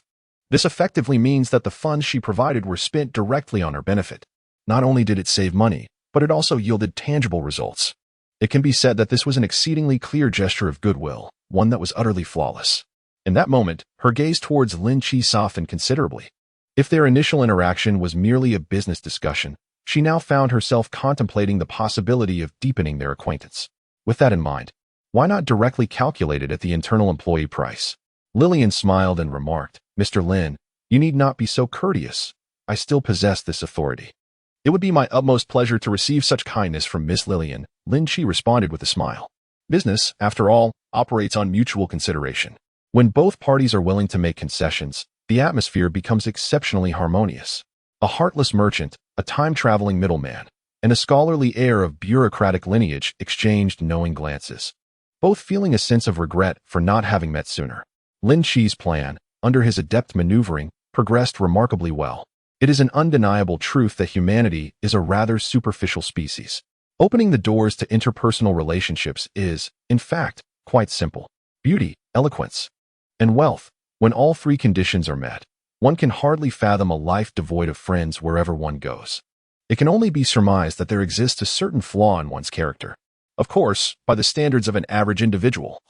Possessing these three attributes signifies a kind of graduation in life, leaving only the pursuit of enjoyment. Lynch achieved such an effect primarily through the inexplicable differences in cross-world pricing. With negligible costs involved, offering concessions becomes inconsequential. In such circumstances, there is no need for obsequiousness. A demeanor of dignified normalcy suffices, allowing the other party to perceive genuine sincerity. A casual exchange of pleasantries and some light-hearted banter suffices for the esteemed supervisor to beam with delight and engage in discussions about life and aspirations. Speaking of which, this young lady appears to be rather easily appeased. Perhaps it is due to her nature as a research-oriented introvert, which fosters a strong desire for expression. With but a slight prompt regarding her project, her eyes light up, and she can chatter endlessly. This gives Lynch the impression of someone ensconced in an ivory tower, blissfully unaware of worldly matters, exuding a certain endearing navet. In fact, should one be interested, one could formally join our project. Lillian felt a remarkable affinity with this newly acquainted merchant, and in her enthusiasm, she spoke at length, almost regretting it afterward, sensing that she may have compromised her own image. Thus, she lifted her teacup, took a sip, and redirected the conversation, extending an olive branch by mentioning that the company is actively seeking researchers in the field of genetic biology, offering substantial remuneration for their talents. If you were to join my project team, the annual funding would exceed $6 million. However, I possess little research experience in the field of science, and I fear it may be challenging for me to take on significant responsibilities. Lin Qi, not wishing to embarrass her, subtly hinted at her refusal. Indeed, someone as seasoned and professionally adept as you would undoubtedly find greater opportunities to showcase your talents beyond the confines of the laboratory. Lillian felt a tinge of regret, but refrained from pressing the matter further, as that would be quite impolite. Furthermore, she believed that Lin Qi, in her capacity as a supplier engaged in foreign trade, responsible for providing samples, might find a more suitable role. Ultimately, pursuing a career in research is not something one should coerce others into. To advise someone to study medicine invites divine retribution. To persuade someone to delve into materials science and engineering would warrant even more punishment. Thus, the two refrained from discussing this matter further, instead agreeing to a long-term collaboration. Lin Qi would prioritize supplying the samples that Lillian required, while the latter would purchase them at favorable prices. As for his procurement, that was even simpler.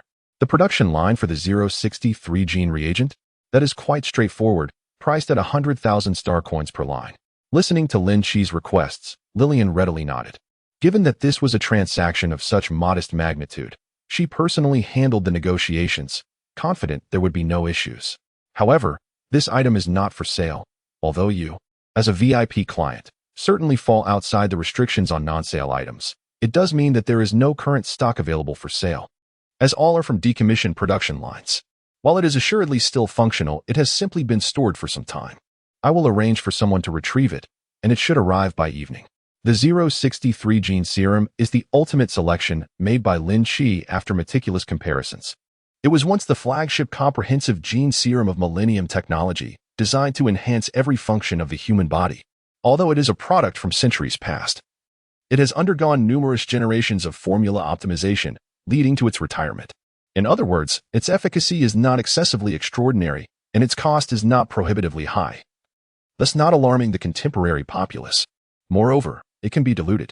By employing various dilution schemes, its potency can be selectively weakened, significantly boosting production yield. This characteristic allows for the creation of specialized products for sale, such as a facial toner, a treatment for hair loss, a remedy for gastric ailments, and a cure for erectile dysfunction. Lin Qi intends to utilize it as the foundational material for Xinghuan Pharmaceuticals, aiming to develop an extensive series of products. Furthermore, the raw materials for this gene serum are exceedingly simple: krill and blue-green algae. These are among the most basic marine organisms, readily available commodities. This translates to remarkably low costs and easy supply. Even disregarding the purchase of raw materials, one could consistently produce by simply filtering seawater at the coastline. Qingqing, being coastal, can effortlessly establish a factory in the port area, facilitating a smooth production line. Additionally, what about the production line and complete technical documentation for the Nolington B6 lithium air power battery? Lin, why are you perpetually captivated by these antiquities? Liliane was perplexed, her delicate brows furrowing in contemplation. This contraption was older than the ancestors of you and me, having been rendered obsolete for centuries. Even without the latest generation of ultra-micro cold nuclear reactors, it ought to be equipped with miniature fusion reactors to possess any competitive market viability. The latter two products she referenced were both vehicle-mounted nuclear fusion reactors, and indeed, they represented the leading models of millennial technology. As for the first type, it was also quite comparable. Being a flagship product of millennial technology from over 5 centuries ago, the lithium air battery, universally applicable to electric cars, electric trucks, and rotorcraft, among other vehicle types. This was the very device Lynch had previously observed, the one boasting 3 hours to a full charge, enabling a range of 5,000 to 6,000 kilometers. As these devices were designed for vehicular propulsion, Lily immediately grasped his intentions upon hearing his words.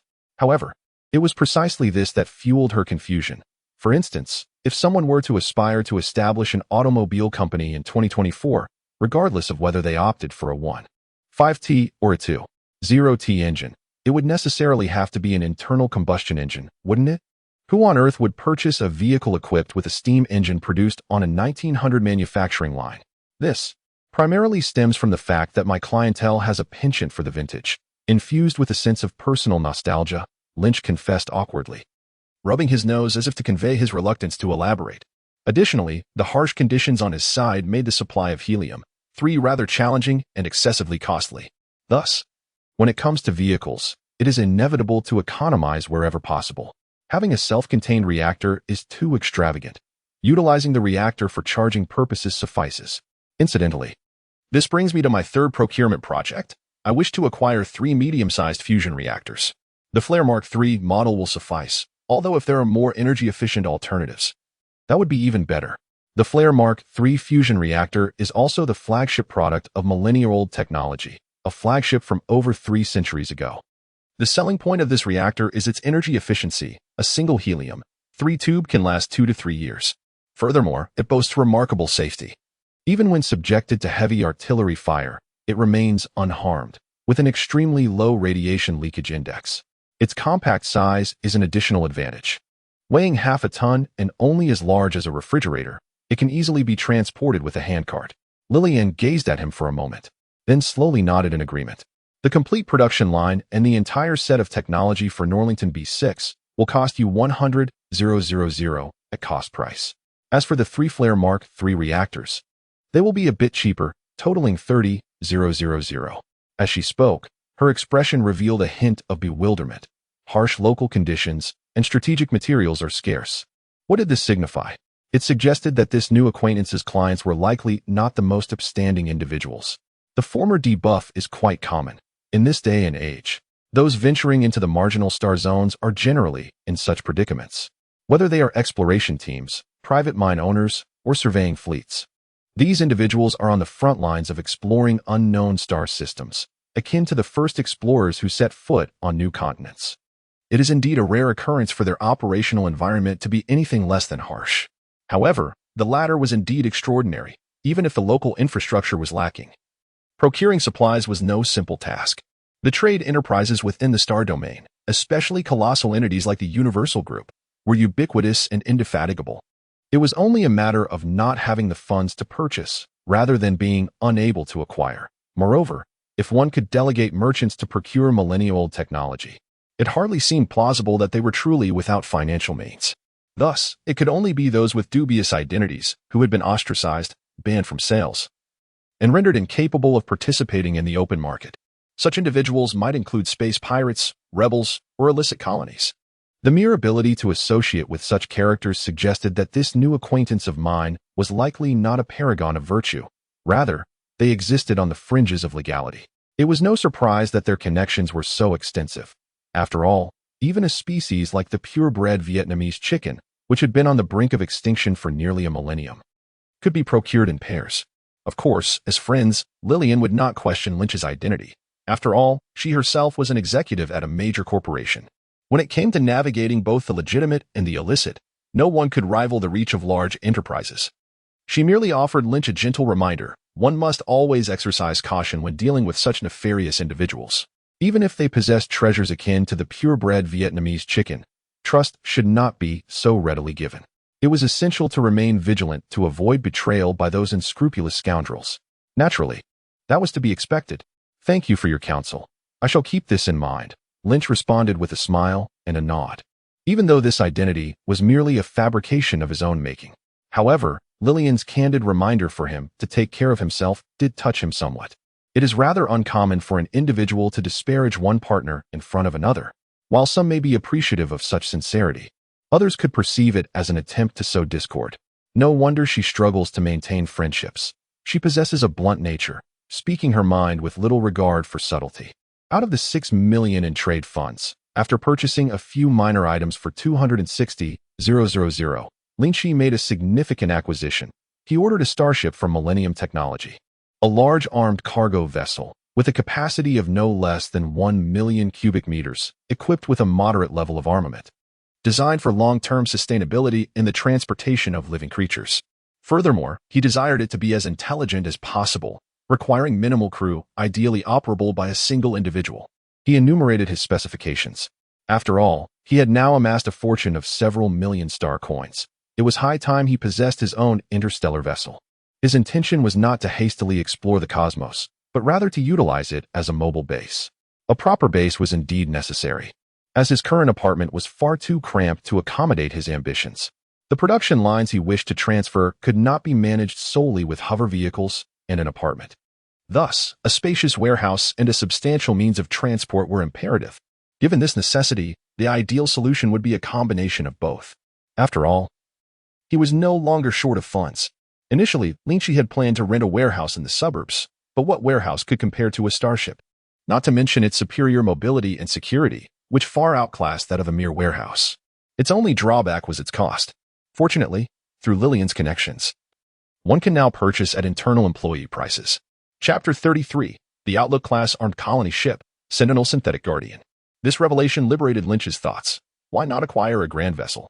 With a cargo capacity of 1 million cubic meters, this size already marks the threshold for large transport starships in this era, weighing approximately 100,000 tons. With a load capacity ranging from 1 to 150,000 cubic meters, the prevailing civilian cargo ships are fundamentally at this level. The rationale behind this is that ships of 100,000 tons exhibit a relatively high utilization of their hulls within this load range. Exceeding this capacity often leads to unwieldiness, necessitating a larger hull and a redesigned layout. Clearly, such modifications would naturally escalate manufacturing costs. Thus, despite the existence of hundreds, if not thousands, of designs that surpass this specification, the predominant cargo vessels traversing the starry realms predominantly adhere to this tonnage.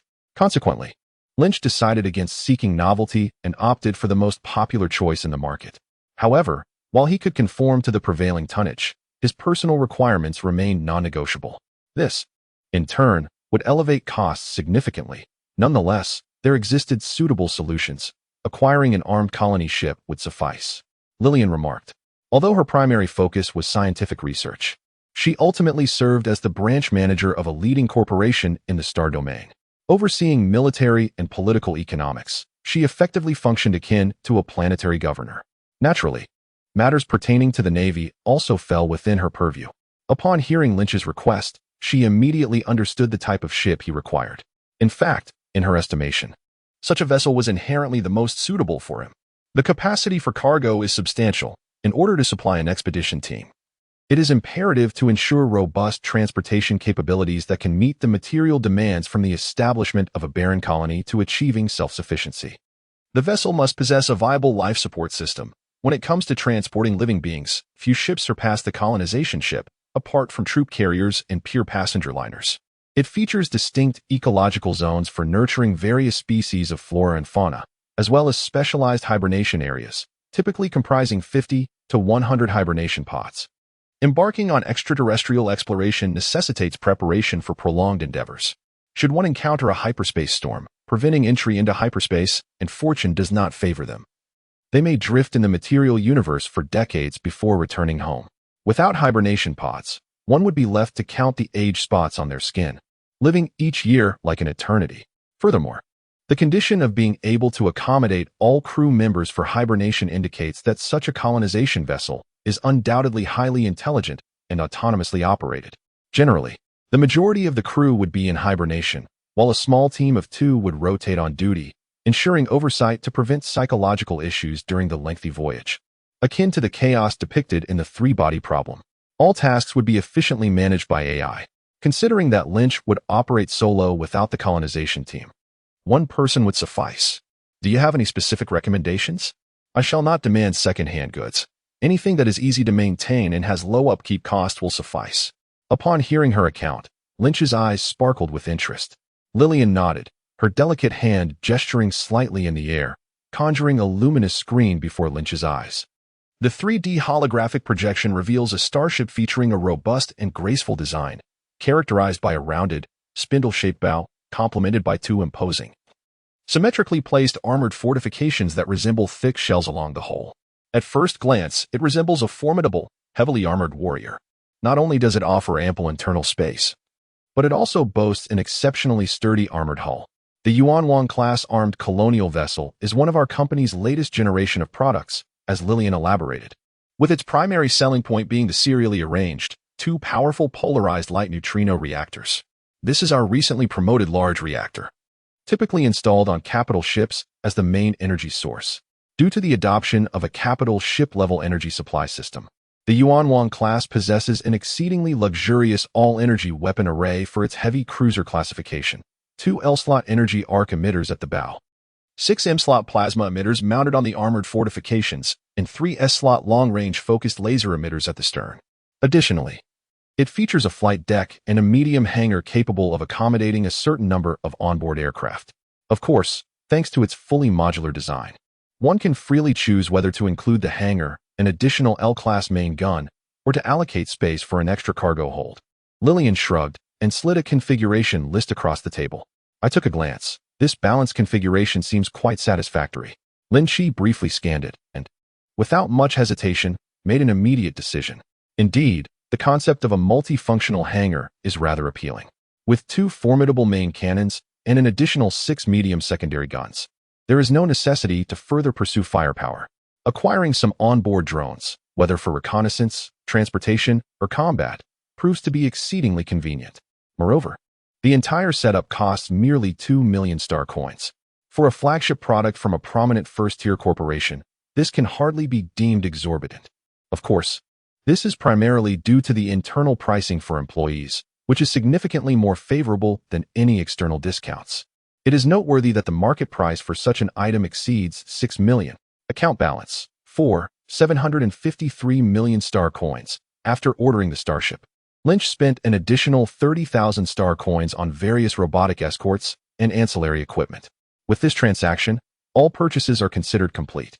The heavily armed colonial cruiser, which cost 2 million star coins, has been rather mundanely named Pioneer.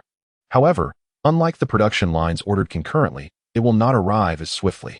After all, it is a massive vessel weighing over 10,000 tons. Even if a ready ship is available and does not require construction from scratch, it must still be outfitted according to its specifications and undergo thorough testing. In summary, the shipyard will require an additional 2 to 3 days to attend to these myriad details. Transporting it from the nearest shipyard to Parity will also take 1 to 2 days. Lynch anticipates that he will finally acquire this grand toy by the weekend. The production lines for the 063 gene serum and the Norrington B6 lithium air battery will also reach Parity 3 only by tomorrow. In accordance with the agreement, they would accompany 3 Flare Mark III reactors, transported by specialized cargo hovercraft to a warehouse rented short-term by Lynch in the city. When the time came, Lynch would devise a means to transfer them to the present world. Thus, during this departure, he did not carry much in the way of goods, but rather was accompanied by a male and a female aide, each grasping a large case. The use of it to refer to them clearly indicated that they were not genuine humans, despite their outward appearance, which bore an uncanny resemblance to real people. With remarkably expressive eyes and facial micro-expressions, they were, in truth, 2 highly advanced and ingeniously disguised humanoid intelligent robots. These were Sentinel Intelligent Synths, designed for the protection of key personnel. Chapter 34. The Most Perfect Bodyguard, Establishing a Defense Company. Robots and synths serve as the backbone of all grassroots units within the star domain. In the realm of synth technology, the 2 most formidable enterprises are Longstone Corporation and Millennium Technologies. The former specializes in combat synths, primarily focusing on the defense contracting market, producing pure killing machines, most of which are equipped with exoskeletons. In contrast, Millennium Technologies emphasizes the execution of various intricate tasks, such as research assistance, factory production, scientific exploration, and other more challenging endeavors. Comparatively, their creations exhibit a higher degree of intelligence and autonomy, much like the 2 that accompany Lynch.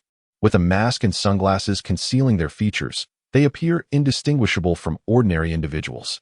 However, when it comes to combat prowess, they are on an entirely different level. Even in the absence of exoskeletons, the Sentinels possess extraordinary strength, agility, and resilience. Beneath a layer of synthetic skin lies a robust protective layer of perceptive metal, capable of withstanding armor-piercing rounds from automatic weapons of up to 20 millimeters. When they activate their portable energy shields, they can charge forward even while under the onslaught of 30 millimeters explosive rounds from the GU, 8-foot Avenger, unless faced with direct fire from armor-piercing projectiles of 125 caliber. It is exceedingly difficult to inflict significant damage upon them, let alone incapacitate them. Of course, their operational speed and reaction time, which far exceed that of humans by more than tenfold, are of paramount importance. In urban warfare, even a mere razor blade in their hands could effortlessly sever the throats of an entire SEAL team, all while sustaining no injury themselves. After all, these units are specifically designed to protect high-ranking officials. While their performance in field combat may be somewhat lacking, in densely built environments, no one can withstand their elusive strikes, nor can anyone breach their all-weather defenses. Their arsenal includes a plethora of ingenious tools such as laser pistols, espionage probes, mini plasma bombs, and EMP emitters. With such remarkable equipment at their disposal, the limitations of their combat capabilities become a non-issue. By sacrificing a degree of direct combat proficiency, they amass a wealth of specialized knowledge and skills, which is of utmost importance to the elites in power.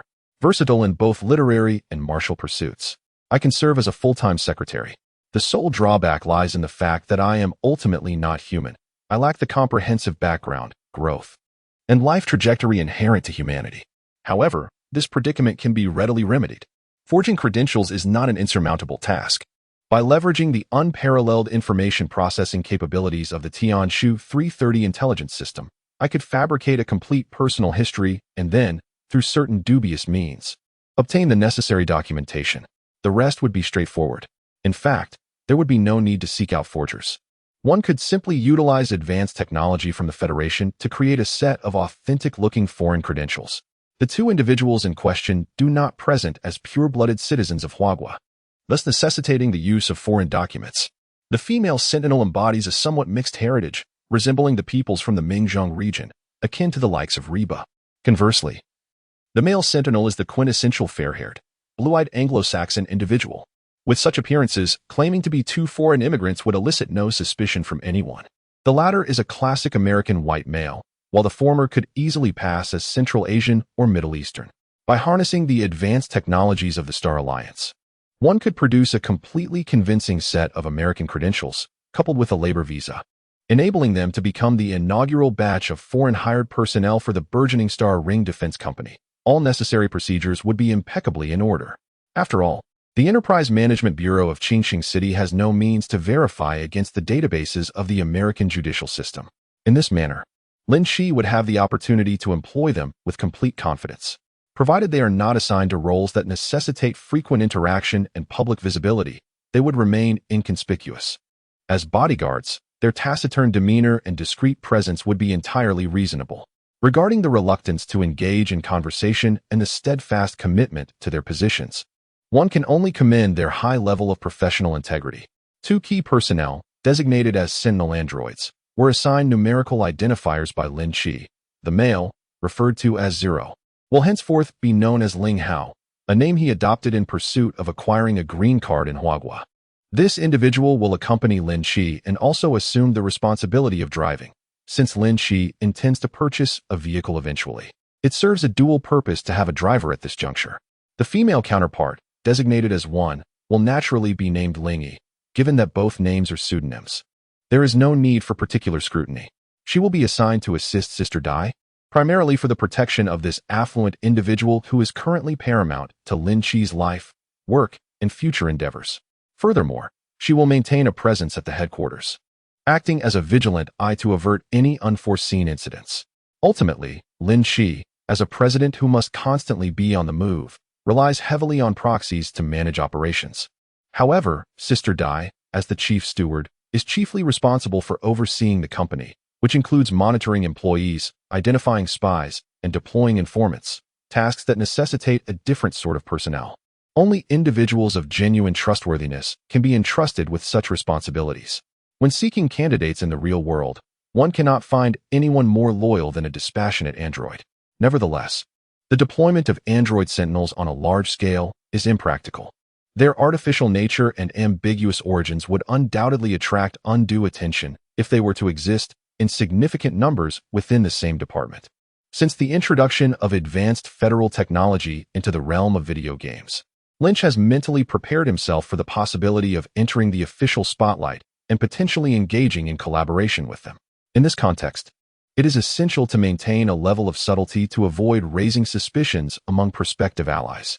Therefore, the forthcoming establishment of Star Ring Defense will predominantly feature human employees.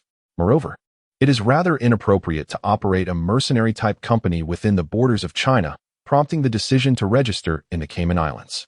This arrangement renders the recruitment of retired foreign personnel quite plausible. Synthetic beings will serve as management, instructors, and team leaders, while seasoned veterans from various elite forces will fulfill the role of operatives. Branches will be established in regions such as North America, Western Europe, the Middle East, East Africa, and South Asia, each housing several elite mercenary squads. With such a defense company in place, Lynch will have ample security while conducting operations abroad. Despite his foundation in China, he undoubtedly aims for international expansion. In this era of large enterprises, who remains confined to a single nation? Moreover, numerous ventures are much better suited to overseas operations, such as his lingering obsession with gold. Indeed, Lynch's next objective is to engage in gold trading overseas. It is hard not to be captivated by the prospect of exchanging a few dollars for millions. Who could resist such an enticing proposition? Yet, domestically, he hesitates to sell openly, as it would be difficult to command a high price, and he can only sell to official entities. Conversely, the situation changes abroad. Conducting transactions in the tumultuous regions of the Middle East or Africa allows for significant evasion of scrutiny from various financial institutions, provided he identifies suitable channels. There will be no shortage of individuals eager to purchase at a premium. Do not speak of 10 tons. Even 20 tons can find consumers. Engaging in such perilous dealings necessitates the presence of a firearm. Lynch possesses ample confidence in domestic security, yet outside, one must rely solely on oneself. Chapter 35. The game must be played with a roar, the launch plan for the new DLC. As Lynch negotiates with Millennium Technology, the debut work of Star Ring Entertainment is gradually garnering attention online, albeit of a rather unfavorable nature. Why is this damned subterfuge lurking everywhere? My precious gold. It is evident that some have begun to experience the thrill of carrying a load of quality goods only to be ambushed and eliminated by special forces. Curse it. After arduously transporting a full pack of military rations from the base, I find myself plummeting off a cliff, sustaining injuries and bleeding out, only 500 meters from the extraction point. The original game featured a mechanic where carrying weight reduces jump height and increases fall damage, which Polaris has replicated. This is clearly unkind to players unfamiliar with managing weight and neglecting to carry a medical kit. Children, flee. This is not Tarkov. This is, for heaven's sake, Dark Souls. Is it truly as difficult as you claim? I managed to find a crate of gold right after completing the beginner level. Is the drop rate not rather high? User 10 consecutive golds difficult has been banned by the forum administrator for 150 days. Well, it seems that any game involving probabilities cannot escape such phenomena. Equipped with high-end gear, one ventures out only to face unexpected setbacks. After toiling diligently to explore, one finds little of value, returning home with nothing but a sack of rubbish and a sense of loss. Without the necessary countermeasures, one is left humiliated by certain unforeseen challenges. By mere chance, one stumbles upon a unique event, only to hastily approach a random point of rare resources, triggering a horde of foes and meeting an untimely demise. Conversely, one may experience an extraordinary stroke of luck, casually rummaging through an ordinary supply box and discovering precious resources, subsequently sharing screenshots in group chats, reveling in their fortune. It must be acknowledged that these whimsical players radiate joy. They often oscillate between elation and frustration, embodying a peculiar kind of happiness. This, in fact, can be regarded as a remarkable gaming experience. It signifies a harmonious equilibrium between the exhilaration of enjoyment and the vexation of challenge within the game. It neither renders the experience devoid of stimulation, akin to a mundane job, nor does it inundate players with relentless frustration, reminiscent of incarceration. Video games are an art form that crafts sensory stimulation, and achieving a balanced threshold of excitement has been the subject of extensive research by countless developers over the years. In this regard, the future world, having evolved for over 1,000 years beyond our present era, possesses an exceptionally rich theoretical foundation. With over 95 positive reviews and surpassing 200,000 concurrent users the following day, it is evident that players are indeed captivated by this experience. Lynch cast a cursory glance at the review section, where a cacophony of voices clamored, including some radical expressions of a desire to engage in relationships beyond mere friendship with the planner's mother. However, he noted the absence of any substantial critiques aimed at the production team, suggesting they were still able to withstand the tempest.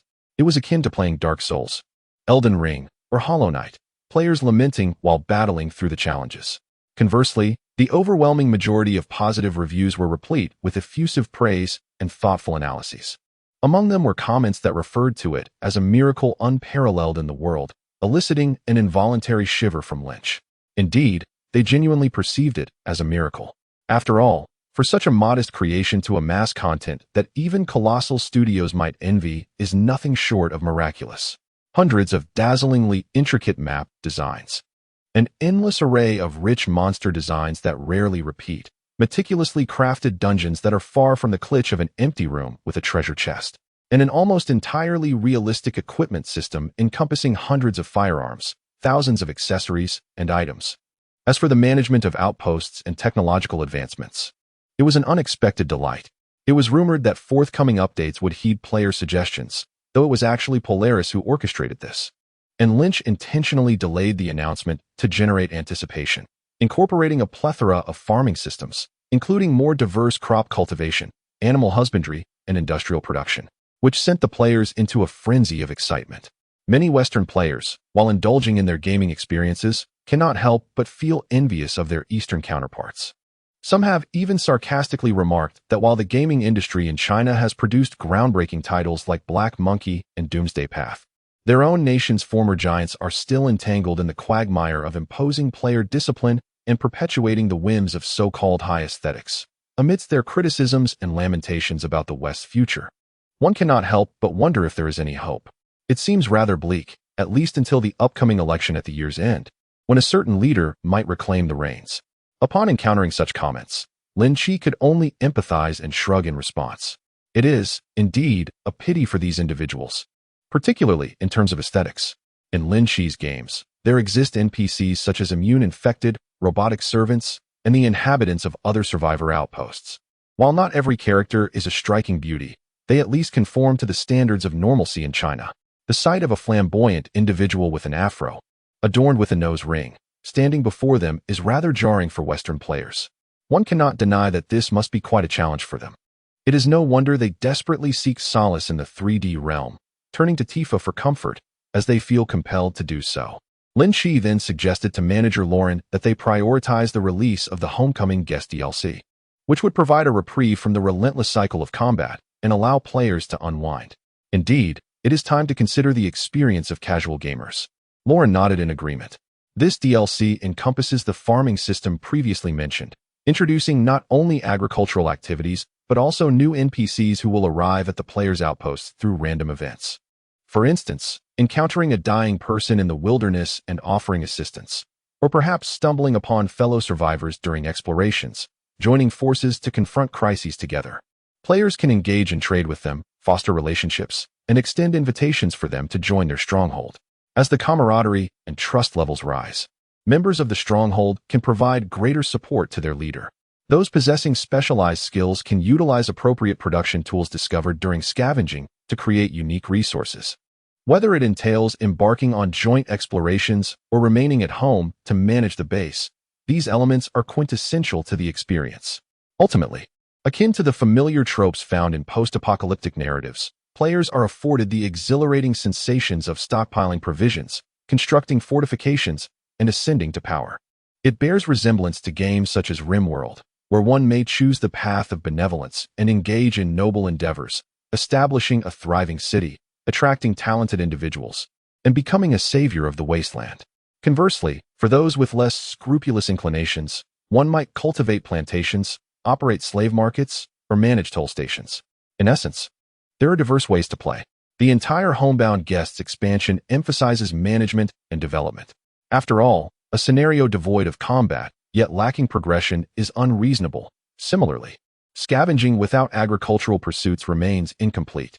The new DLC boasts substantial content, compressed to nearly 2 gigabytes, a noteworthy figure compared to the solid offerings of similar products in the market, which can reach up to 300 gigabytes.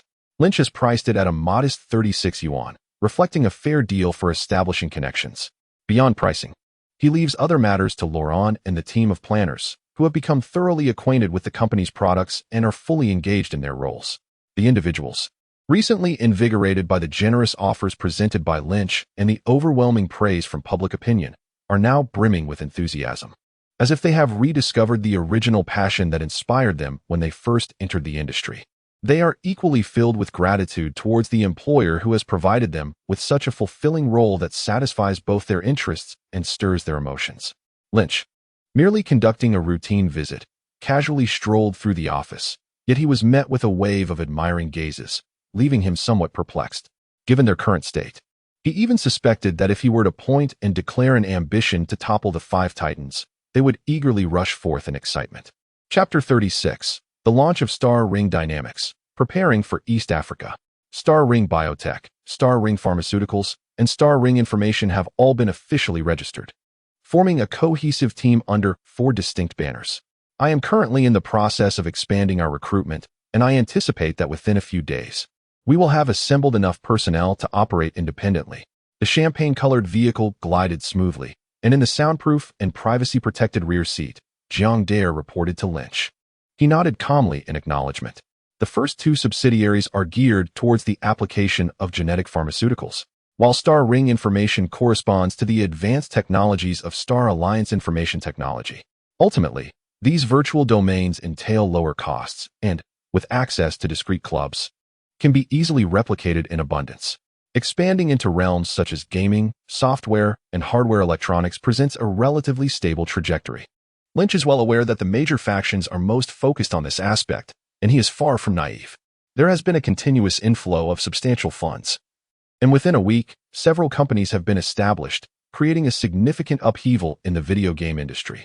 Remarkably, throughout this entire process, there has been no media harassment, no inquiries from banks, and not even a single promotional message regarding financial products. It is evident that someone has intervened. As for this someone, who could it possibly be? In Huawei, the only entity capable of restraining the pervasive financial predators in various self-media outlets is, without a doubt, the government. Such conduct from above reflects a stance of detachment, eliminating all disturbances and waiting for Lin Qi to make his own choices. Given this scenario, Lin Qi would certainly not be oblivious. The creation of the Xinhuan Electronics facade is a strategic move intended for future collaboration with the authorities. Advanced technologies in the realm of information, such as encryption, can be shared with the government through this guise. Considering the nation's current vast resources, it is improbable that he would face any losses. As for lithium-air batteries, they are not part of the initial batch of projects. Progress in that area will be considered only after breakthroughs are achieved at Xinhuan Electronics. Transitioning from gaming and software to new energy electric vehicles indeed seems rather rapid. It may also require the development of mobile phones and chips, as digital products like smartphones would benefit from superior new energy batteries. This is essential for the systematic deployment of an industrial chain spanning multiple major sectors. Ultimately, new energy batteries are the focus for the next developmental phase. There is no urgency to launch them immediately. Ultimately, this endeavor is distinct from his previous pursuits. It represents genuine industrial activity. Moreover, the precision electronics manufacturing industry, renowned for its high precision and substantial investment, is regarded as a pinnacle within the realm of tangible industry. Apart from exceptional talents like Lynch, anyone aspiring to engage with such advanced technology must possess the fortuitous convergence of time, place, and human factors. Take, for instance, the esteemed figure of the American prince, Ma Baozi-Ku, who strides into the court with an unyielding presence, garnering respect without the need for formal titles. Under his command, Tesla, had it not established its largest assembly plant in Shanghai, would likely have succumbed to bankruptcy many years ago. This titan of the new energy vehicle sector, a veritable cash cow continuously generating revenue for various industries, can be said to have been nurtured by the Shanghai government. It is hardly surprising, given that other domestic companies in the new energy sector, such as BYD, Xpeng, and NIO, are also making significant strides. A closer examination reveals that truly affordable and high-quality new energy vehicles can only be found in China. Even the once dominant Libin in the automotive industry cannot replicate such feats. The reasons are manifold: diligent and skilled industrial workers, a comprehensive supply of inexpensive components from the world's foremost industrial nation, and robust support from local government policies. These elements are not easily found outside of China. The formidable strength of China in the realm of new energy vehicles is evident. Lynch's intention to invest in this sector is largely predicated on this reality. With such a plethora of new energy vehicle enterprises in China, the market for his lithium-air batteries is assured. Moreover, he is, after all, a citizen of Huawei, a self-sufficient supporter of the cause. In his view, although Huawei has already established itself as a formidable force in this realm, what harm could there be in becoming even stronger? Ultimately, the ones who will lament this progress are merely the foreign devils. In any case, such a noble endeavor deserves meticulous planning. He intended to visit the industrial park in the Hong Kong region to seek an appropriate factory space, adhering to the specifications I had conveyed to him. Leaning back on the sofa, Lin Qi closed his eyes to rest for a moment before opening them again to say, "Once we have sufficient personnel at Xinhuan Information, we shall register and submit the new encryption technology and data space compacting technology to the Huawei Patent Office. If all goes as planned, approval should come swiftly. At that time, they will likely send someone to inquire about certain matters. You need only respond without disclosing the specific location of the development department. Furthermore, we must register the trademark for Xinhuan Power along with the complete set of necessary qualifications, with our base situated in the new production area of the industrial park. The new company will primarily focus on the production of new energy batteries. I will arrange to acquire the production line and will discuss the exact commencement date upon my return. During this interim, operations of other subsidiaries will remain unchanged. Lastly, please secure 2 tickets to Djibouti." Having grown accustomed to Lin Qi's relentless directives, Jiang Dyer patiently took notes. It was only when she heard the destination of the tickets that she looked up in mild surprise. Africa? To speak of business reaching Lin Qi's level. Traveling abroad should not be particularly astonishing. However, the first destination for the business trip is Africa, which comes as a surprise to Miss Xiaodai.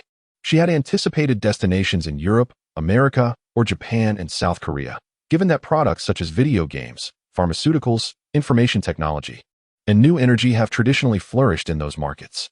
It is remarkable that they have shifted focus to Russia and Eastern Europe.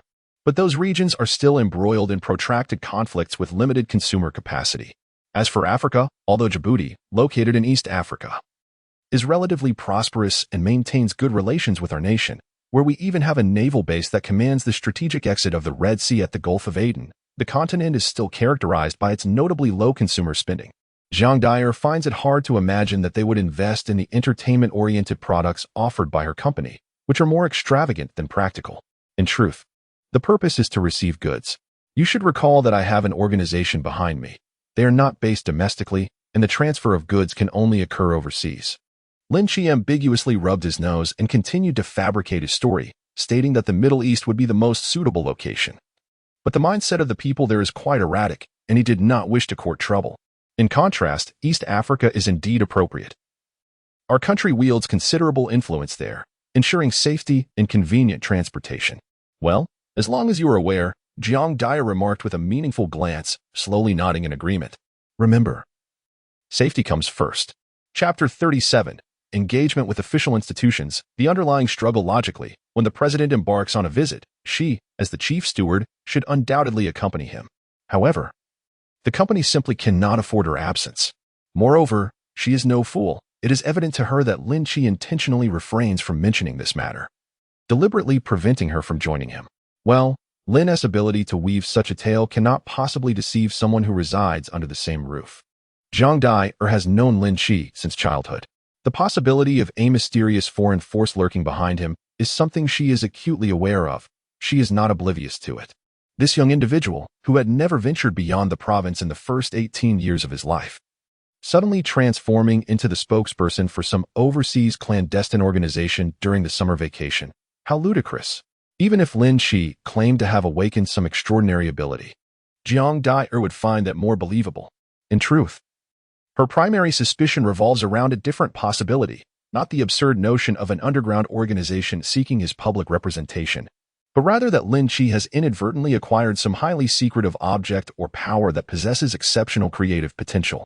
All his recent changes and strategies are influenced by that entity, rather than being orchestrated by any individual. As for the specifics of that object, she finds it hardly worth speculating. As long as it poses no danger, that suffices. This woman is indeed quite astute. It is said that one who has been groomed as the heir of a family for a lifetime, upon discovering the existence of an engagement, immediately embarks on a clandestine investigation of her betrothed, realizing the unyielding will of the family's power brokers. She abandons her fantasies without a word and prepares for a struggle, all the while shrewdly concealing her true intentions. As she usurps the family's wealth and secures a new benefactor, this cunning young lady exhibits an unwavering determination in her self-cultivation. She is far from the naive dreamer envisioned by impoverished youths. Her innocent facade is reserved solely for one individual, leaving him perpetually unable to discern her true nature. In the span of a week, she has taken command of a company with hundreds of employees, effortlessly maneuvering through dozens of departments and multiple projects.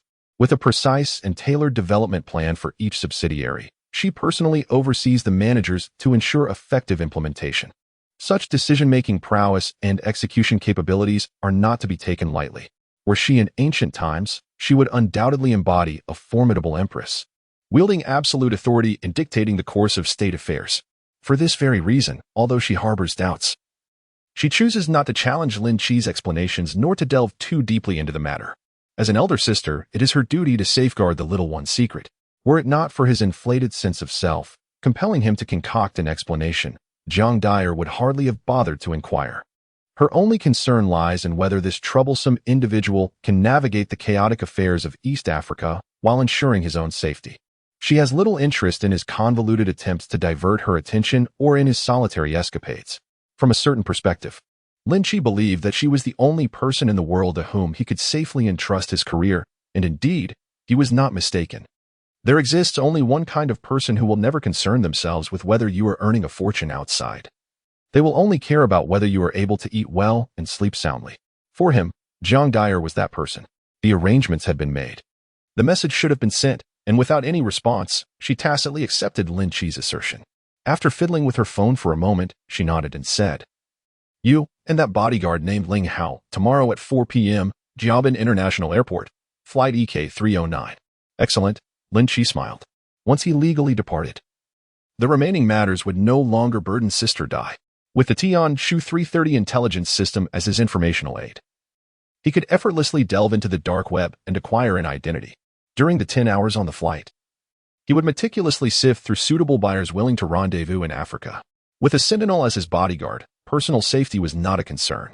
Once the envisioned East Africa branch of Xinhuan defense was successfully established, his worries would dissipate further. Moreover, considering the richness of Africa's flora and fauna, he could explore the region more extensively. Who knows? He might encounter some common local species that have long been extinct in the future world. Maintaining ties with Lillian was essential. He fondly remembered that beautiful, kind-hearted woman who spoke sweetly and, most importantly, was quite wealthy and powerful, a petite tycoon he missed dearly. A day apart felt like 3 autumns. Well, primarily, he was preoccupied with the star coins in her possession. Furthermore, I have arranged for someone to file the patent, while Jiang Dai seems oblivious to the nonsensical musings of that individual. Noticing his lack of response, she continued, "They are already in the process of organizing the materials you initially provided. It is expected to be completed in half an hour." Lin Qi felt somewhat bewildered and instinctively glanced outside at the splendid evening glow. If my memory serves me right, it should be after work hours, correct? Upon hearing this, Jiang Dyer smiled slightly. Who would decline triple overtime pay? Well, that is true. However, it seems that the bureaucrats at the patent office tend to leave even earlier than our employees, don't they? Bureaucrats are human too. They require financial compensation. Do they not? Gazing at the capitalist smile adorning Xiao Dyer's face, Lin Qi could only nod in silence. Her reasoning was so compelling that he found himself at a loss for words. Although, in Lin Qi's view, there was little necessity to grease palms. Xiao Dyer was solely responsible for human resources and administration. She was not involved in technical matters, nor did she indulge in video games. For someone who had only dabbled in games of a modest caliber, such as Honor of Kings or Egg Party, it was challenging to grasp the strategic significance of the cutting-edge technologies embedded within their products. Yet Lin Qi was acutely aware that he had already attracted the attention of certain individuals. They had been waiting for him to make a statement over the past few days. By proactively sending out positive signals, he would not need to forge connections, naturally. Everything would be taken care of. What trivial matters like expedited reviews warrant expenditure? The following day, Lynch's conjecture proved accurate. Ever since the cutting-edge technology concealed within a certain game caught the attention of higher authorities, there have been those awaiting news. Although they have not made their presence known, they have been quietly providing protection. For instance, during a casual conversation yesterday, Sister Dai mentioned that a customer service representative from the operations department, who had recently arrived from the south, had inexplicably been absent. Although she claimed to be ill, the following day, she received a call from an official agency informing her that the individual had visa issues and was classified as an illegal immigrant, subsequently deported. This was, in fact, a swallow sent by the CIA. Having just arrived, it had yet to establish itself, let alone seek an opportunity to contact its target, and was swiftly removed. Clearly, General Lester, who has served in the Department of Defense Logistics for decades, lacks a comprehensive understanding of the professionalism of China's intelligence agencies. Had he known that the Jiangbei National Security had even assigned 2 specialized teams, one covertly monitoring Lynch and the other keeping an eye on the headquarters of the Xinhuan Group, he might have refrained from employing such a clumsy infiltration method. Chapter 38, The Unassuming Old Xiao and the Enhanced Sky Eye System. Not only did General Lester's initial infiltration fail, but others faced similar defeats against the intricate web laid by national security. The internal divisions within the United States are severe, with various military leaders unwilling to commit additional resources. Conversely, China remains poised, observing quietly, and is, in fact, waiting for Lynch to reveal his inclinations. Should he choose to act, the higher-ups would promptly dispatch personnel to take over. The price is negotiable. They are indeed lacking in many things. Yet they are not short on funds. Unexpectedly, Lynch directly submitted the materials to the National Patent Office as a means of disclosure. This was undoubtedly one of the most favorable possibilities anticipated, representing a highly positive signal. Thus, on the morning following the submission of the patent application, as Lynch stepped outside, he was unsurprised to find an unfamiliar black Passat parked outside the garden gate. The understated black Passat blended seamlessly into the surroundings. A similarly unassuming middle-aged man, dressed in a somewhat worn black jacket, bore no resemblance to an intelligence officer or soldier. Instead, he appeared more like an ordinary employee, quietly crouched beside the car, furtively smoking, as if he were a thief. Observing the man's demeanor, Lynch felt a flicker of concern. Upon noticing Lynch's emergence, the middle-aged man extinguished his cigarette, expertly flicking the butt into a nearby trash bin several meters away, and stood up. Lynch hesitated momentarily before extending his hand for a handshake, inquiring, "What shall I call you?" This individual was hardly the polished elite agent one would expect. He embodied the archetype of a middle-aged man who, fearing his boss at work and his wife at home, resorted to sneaking a smoke to avoid detection, blending into the crowd so seamlessly that he would go unnoticed. Judging by his demeanor, he seemed to belong to the more unfortunate segment of this demographic. However, upon reflection, it made sense. Those in this line of work must possess the ability to be easily forgotten by others. The impeccably dressed James Bond is merely a product of Hollywood's fanciful imagination. The true invisible guardians are, in fact, ordinary individuals, much like everyone else. My surname is Xiao, hailing from Haidong. As for my identity, it's best left unsaid. As you are already aware, I, who refer to myself as Old Xiao, engage in a few pleasantries with a despondent middle-aged demeanor before stepping aside to open the car door. Your time is precious, so I shall not detain you further. Mr. Lin, shall we discuss this in the car? Very well. Please, take a seat in the modestly adorned back seat of the unremarkable Passat. After exchanging some formalities, Lin Qi promptly addresses the matter at hand. Let us not dwell on the price. We shall proceed according to standard patent protocols. If necessary, we can keep it confidential. This is not mere politeness, for you are well aware of the unconventional applications involved. Upon hearing this, Old Xiao nods in a composed manner. This aligns with their desires. Lin Qi's perceptiveness indeed leaves him feeling somewhat flattered. Mr. Lin, we also hope to receive further technical support, Old Xiao states. After all, this is an exceptionally advanced encryption method, and even with the aid of supercomputers, comprehending it quickly may prove challenging. Furthermore, supercomputers are not something that the national security can easily handle. The truly elite supercomputers are the playthings of the two academies in the Commission of Science and Technology. Their schedules are invariably packed. Even if they can secure a slot, the operational costs for running a few projects would be enough to cause discomfort for their modest institution. Thus, hands-on guidance is indeed essential, as they lack the time to independently assimilate this novel technology. Certainly, Lin Qi readily agrees. Although he himself is not an expert, he finds no difficulty in this task. At worst, he would simply gather the questions posed by the other party and seek answers from Polaris. This individual is rapidly becoming his personal hacker. Not only have 2 new games been impeccably crafted and delivered, but I am also engrossed in the development of 3 additional projects, all being revised in accordance with Lynch's specifications. Given that Lynch consistently pays promptly upon delivery, without any negotiation on price, and occasionally offers bonuses for modifications, the expression kneeling before the wealthy has become increasingly pertinent. It is rather pitiable for a solitary and aloof interstellar hacker to be gradually morphing into a domesticated husky. Indeed, it is an undeniable truth that one should embrace a lucrative opportunity when it presents itself. Creating small trinkets for Lynch requires only a matter of minutes. Yet the compensation rivals the time spent traversing the galaxy, performing and entertaining on stage. Such high-profile clients warrant meticulous attention, for they are akin to deities of fortune. Silently, I find myself bemused by this increasingly familiar yet enigmatic interstellar hacker.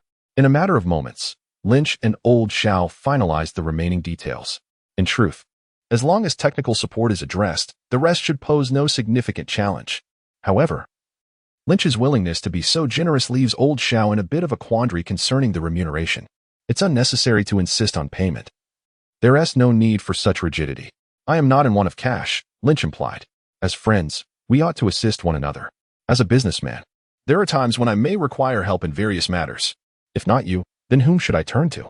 Furthermore, should I encounter particularly challenging projects in the future, I might need support beyond the economic realm.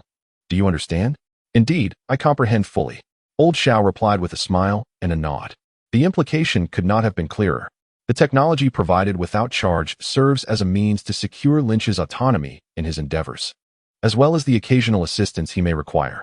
Hence, monetary discussions are off the table. A collaboration devoid of financial exchange signifies a genuine commitment to long-term development, rather than a mere opportunistic grab.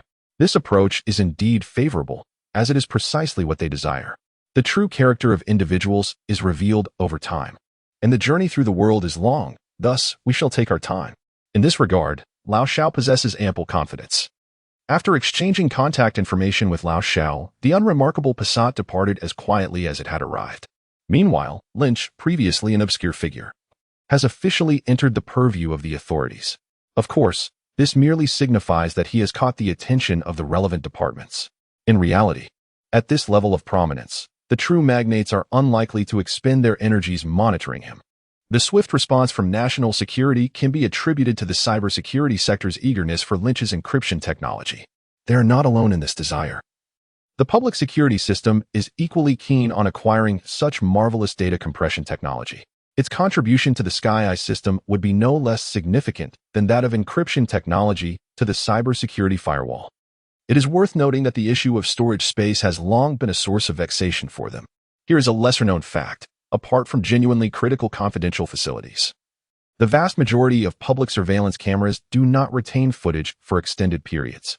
The practice of reviewing footage in the event of an incident largely ensures public safety. But this assurance is not everlasting. At most, they must purge the data within a month. In practice, the stringent requirement is 7 days. In many regions, retaining surveillance footage for even 7 days is only achievable through administrative orders. The sole reason for this is an inability to relinquish the data. It is a profound attachment. A single 4K film can easily exceed several gigabytes, and there are hundreds, if not thousands, of cameras in each jurisdiction. Each camera must operate continuously, recording for 24 hours a day. Even if the footage is not in 4K or 1080p, most recordings are of 720p quality, akin to door lock visuals, resulting in a daily data volume measured in terabytes. It is unreasonable to expect each police station to invest in a blade server array solely for this purpose. The chief would likely be furious at anyone proposing such a budget. Thus, despite their best efforts, many locations can only maintain surveillance archives for a maximum of 1 week for residential areas and 15 days for entertainment venues. Only banks and securities firms, where sensitive information is frequently generated, can manage to retain footage for a month. As for military and research institution monitoring, that is funded through national defense budgets and belongs to an entirely different system. Otherwise, why would law enforcement be so eager to involve themselves? They are genuinely troubled by these issues. It can be said they have long suffered from a lack of hard drive space. The mere mention of a technology capable of compressing data by 100-fold is enough to unsettle them. Compressing by 100 times means that archival duration could also be extended 100-fold. Imagine how many cases could be solved. Chapter 39. The benefits of eavesdropping on heaven, unexpected encounters. In this day and age, many suspects in heinous crimes are, in fact, habitual offenders. Before committing murder or arson, they have already grown accustomed to petty theft. It is within these minor transgressions that they cultivate a disdain for the law, gradually leading them down the path of greater malevolence. Thus, relying on old cases to solve new ones is indeed the forte of the seasoned investigators. The challenge lies in the persistent issues with surveillance documentation, which have rendered the resolution of cold cases particularly arduous. Should advancements in technology be secured in this domain, the obstacles would undoubtedly dissipate. It is no exaggeration to assert that the successful implementation of this technology in the Bright Project would fundamentally transform the current landscape of public security and criminal investigation. Consequently, both cybersecurity and law enforcement agencies are fervently urging action, leaving national security unable to remain passive. After all, they are all guardians of the people, sharing the same pot of rice. It is impossible to delineate the 3 aspects of security in a single stroke. Once their desires are fulfilled, all departments will be exceedingly pleased. Although Lin Qi did not explicitly mention financial matters, such technology is indeed challenging to monetize, given its remarkably advanced nature and the continuous potential for improvement in the foreseeable future. However, these individuals are not ungrateful. Every favor has been duly noted. Therefore, Old Xiao decided to adjust his strategy. 2 small teams of 3 are assigned. One continues to safeguard Lin Qi's enterprises, while the other discreetly protects Lin Qi's parents in Pengcheng. This arrangement was primarily necessitated by Lin Qi's own predicament, as he found himself at a loss as to how to explain the current situation regarding his enterprises to the elders. Thus, he resorted to a strategy of delay, intending to communicate at a more opportune moment. Old Xiao himself, serving as the primary liaison, directly connects with Lin Qi. His public identity is that of a first-class police superintendent in the National Security Brigade of Qingcheng, the type who dons a white shirt. The term de zhengqiu signifies that he enjoys the benefits of a third-level police inspector while holding the title of first-class police superintendent, akin to the rank of a major general combined with that of a lieutenant general. As for his clandestine role, it represents yet another identity, a duality often seen in traditional practices. This includes the subsequent transfer of technology, with connections to both the military and the research system being streamlined through Old Xiao. With this connection, many matters become manageable. Lin Qi cleverly engages in a dual venture. He travels to Africa to find buyers for a shipment of gold, and upon his return to the homeland, once the permits are in place, he immediately reaches out to banks via Old Xiao to sell another batch of gold.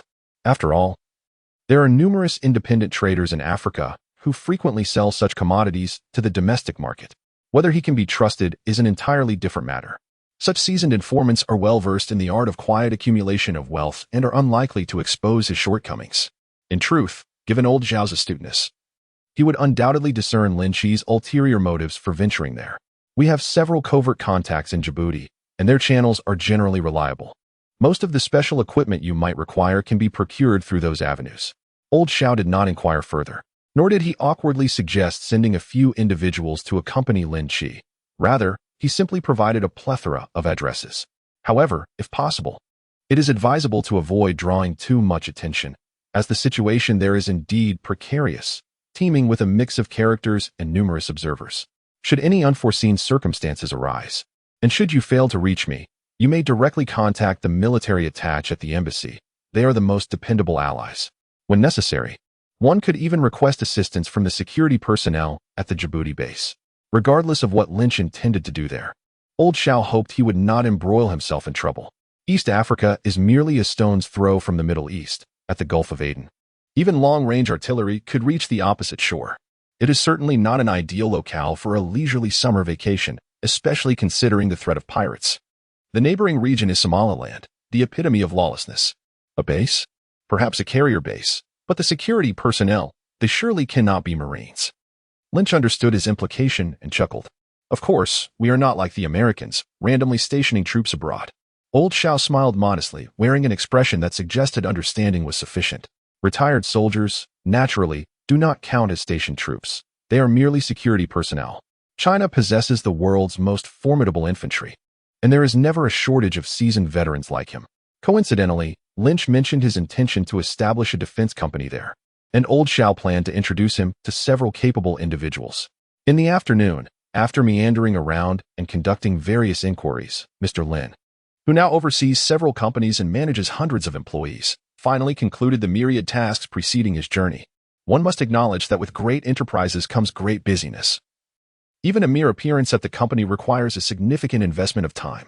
This is still manageable with the assistance of Jiang Dyer, an executive of exceptional caliber. Were Lynch to tackle this alone, he could only imagine the chaos that might ensue. It is difficult to ascertain whether Lao Ma genuinely regrets founding Alibaba. I, however, find myself somewhat remorseful, regretting the actions of my former self just a few days ago, and how I could have been so restless. Dragging my weary body, primarily exhausted in spirit, I pushed open the car door and entered the airport. Standing before the terminal, Lin Qi let out a deep sigh. Beside him, Ling Hao maintained a stoic expression, seemingly oblivious to his lamentations. Silently, he took the boss's suitcase, dutifully remaining by his side. Clad in a sleek black suit, adorned with a purely ornamental headset and sunglasses, the contours of his half-visible face exuded a rugged and resolute charm. He resembled a character from a cinematic espionage thriller. The nearby group of young girls, sporting heavily styled influencer makeup, instinctively gasped in muted astonishment. Both Lin Qi and Ling Hao having undergone genetic modification and synthetic enhancement. possessed appearances and demeanors that epitomized the pinnacle of masculinity for their age group. Although their styles did not conform to the archetype of idol drama heartthrobs, they nonetheless evoked the illusion of a male protagonist stepping out of the screen and into reality. As the saying goes, one is defined by their attire, and a monk by their gold adornments. Clad in a bespoke Zegna suit worth over 30,000, even a balding older gentleman could exude an air of success, let alone Lin Qi, who had transcended ordinary bounds through genetic enhancement. Remarkably, even as the two passed each other and walked away, two young girls remained frozen in place, gazing back as if enchanted. Bang! Oh, my apologies, I'm so sorry. Lin Qi paid no mind to the peculiar sound behind him. Swiftly proceeding through security toward the departure hall, the Tianqiu maintained a vigilant and intelligent scan of its immediate surroundings. Without any alerts, Lynch discerned that the passers-by posed no significant concern, sparing him the trouble of engaging with them. Thanks to this precautionary feature, he felt remarkably at ease throughout his journey. Seated in the airport lounge, he leaned against the back of the chair, appearing to rest his eyes. In reality, he was infiltrating the dark web through Tianqiu, utilizing hacking techniques. He registered an identity on this infamous clandestine site and verified his credentials. He commenced a meticulous search within the precious metals and jewelry section, sifting through potential bulk gold buyers. However, just as he settled into this endeavor, a familiar voice interrupted his concentration. Lynch, is that you? Upon opening his eyes, he beheld a somewhat recognizable girl gazing at him from across the aisle. A fleeting glance triggered his memory. She appeared to be a classmate from high school. Their acquaintance had been merely superficial, and with her makeup and new hairstyle, he almost failed to recognize her. Beside her were several classmates, all laden with bags, exuding the air of a group on a tour. Wow, it truly is you. What a coincidence. As their eyes met, the girl exclaimed with delight. Indeed, what a coincidence. Lynch replied with a polite smile, though he realized he could no longer recall the names of these classmates. After all, the past week had been tumultuous, and their interactions had been limited to mere nods of acknowledgement in the past. It is a relationship where one might not utter more than 2 sentences in a month. However, such sentiments cannot be expressed directly. They must be conveyed through ambiguous pleasantries. Chapter 40. A reunion beyond the school gates. The old classmates in a new light.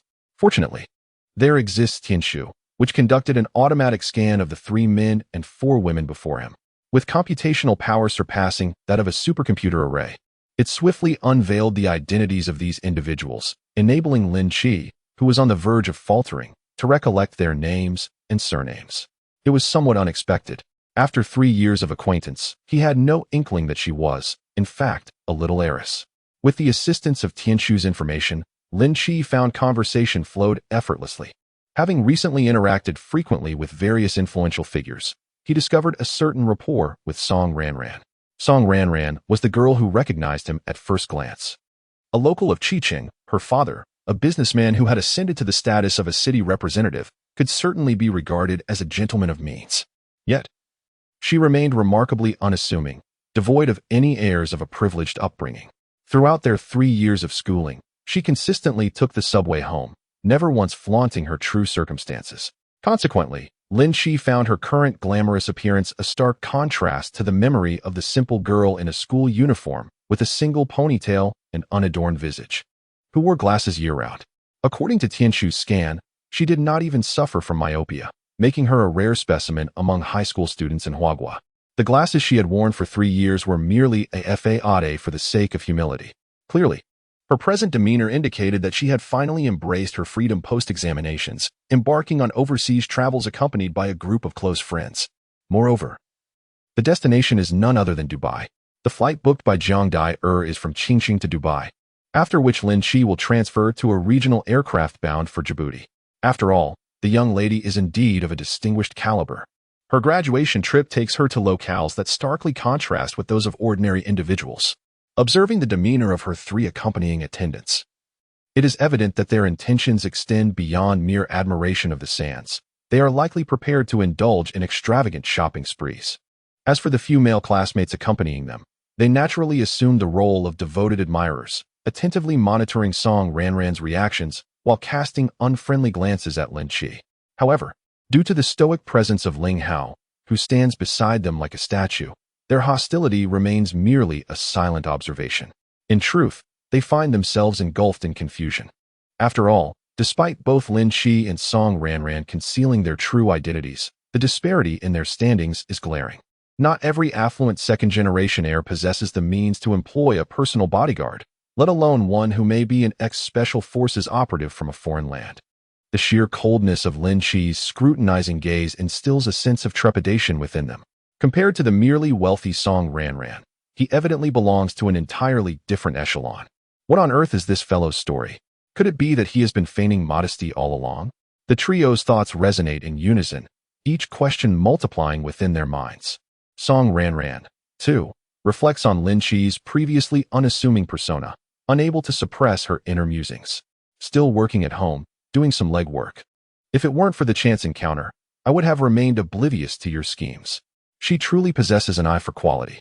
Despite the portrayal of personal bodyguards in novels and films being rather trite, such arrangements are not accessible to just anyone. A personal bodyguard with exceptional professional standards is exceedingly rare. It is not merely a matter of financial resources. Executive protection is a highly specialized field that cannot be managed by just a few individuals. It necessitates a well-trained professional organization behind the scenes. Engaging such an organization to serve a single family represents a significant financial burden, even for billionaires. This is particularly true in a society like Huagua, where peace has prevailed for an extended period. Most security companies on the market are merely for show. Employees often work just to clock out, indulging in snacks like teddy bear cookies. Such individuals would not exert themselves for their employers, and even if they wanted to, they lack the capability. Genuine personal security operatives are typically veterans from elite combat units. They possess abundant experience, skills, and qualities, and are still in their prime. It is these formidable characters who can maintain composure in critical situations and extricate individuals from dire predicaments. However, such individuals are not inclined to serve as mere subordinates easily. After a decade of service in frontline troops, they typically attain the rank of sergeant at the very least. Choosing to pursue further military education, they may don insignia and stars, becoming superiors in the eyes of ordinary citizens. Even upon retiring, their qualifications and experience afford them salaries that surpass those of many high-level professionals. Consequently, in the Song family, it is only the patriarch who has the privilege of a personal bodyguard. As Song Ranran, the most cherished granddaughter of the old man, was quite familiar with the enigmatic Uncle Wu, she held a profound impression of that silent, yet deeply intriguing demeanor. Upon encountering the unfamiliar Caucasian beside Lin Qi, she was instantly reminded of that familiar feeling. Speculations about her old classmate began to proliferate in her mind like wild grass. If we were to put it this way, your transformation is indeed the most striking and rather astonishing. A whirlwind of thoughts passed through her mind, yet Song Ranran maintained a composed smile, unfazed on the surface. It is a rare occasion to meet here. How about, once we reach our destination, we could form a group and enjoy a few days together? As she spoke, the few boys beside her grew noticeably anxious. They opened their mouths, eager to voice something, yet ultimately lacked the courage to speak in Lin Qi's presence. Song Ranran, however, paid them no mind. These individuals were not her invitations. They had approached her of their own accord. Whether their intentions were directed towards her remained uncertain, but on the surface, they were invited by her close friends.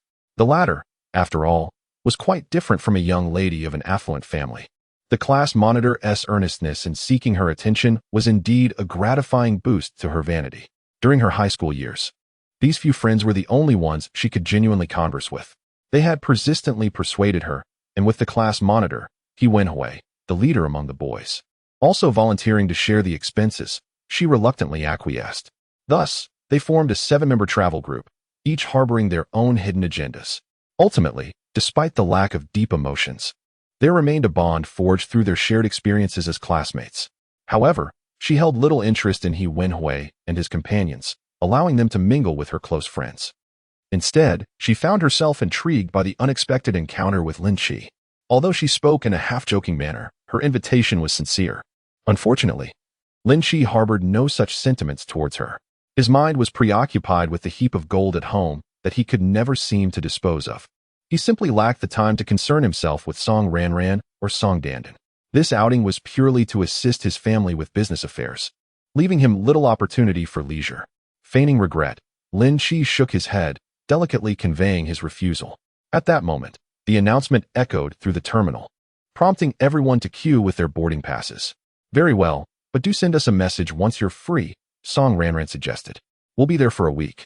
And who knows, we might have the chance to enjoy some activities together. By the way, what is your seat number? This flight is quite long. And I brought a few board games. If luck is on our side and our seats are close, we could pass the time together. Lin Qi hesitated, feeling somewhat awkward, realizing the likelihood of such an opportunity was slim. Before Song Ranran could inquire further, an anxious flight attendant of Asian descent approached them. Mr. Lin, there you are? She exclaimed in a distinctly accented Chinese, visibly relieved upon seeing them. Why haven't you gone to the VIP lounge? We've been waiting for you. Having run into an old classmate, he had lingered for a few moments to chat. All right, please, come this way. Under the vacant gaze of the onlookers, Lin Qi had but a moment to wave his hand before being ushered into the first-class cabin by the flight attendant. Chapter 41, The Black Gold Transaction. A colossal deal worth $2 billion. Naturally, Jiang Dyer, being the type who spends lavishly without a second thought, had booked the first-class tickets. Lin Qi had initially intended for a business-class seat, as discretion was paramount when engaging in dubious endeavors. However, with a mere nod from her, she promptly arranged for both of them to occupy first-class seats, as if it were an afterthought. One might say Lin Qi was somewhat bewildered. Was it truly prudent to discuss frugality with a woman who never hesitated to spend lavishly on him? Yet, the crux of the matter lay in the fact that she was expending the Jiang family's wealth. Family trusts are a favored mechanism among such affluent clans. Members receive a designated amount for discretionary spending, with monthly limits akin to an allowance.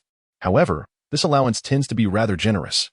Driven by a deep-seated aversion to the binding marriage contract, Jiang Dyer was resolutely determined to undermine it.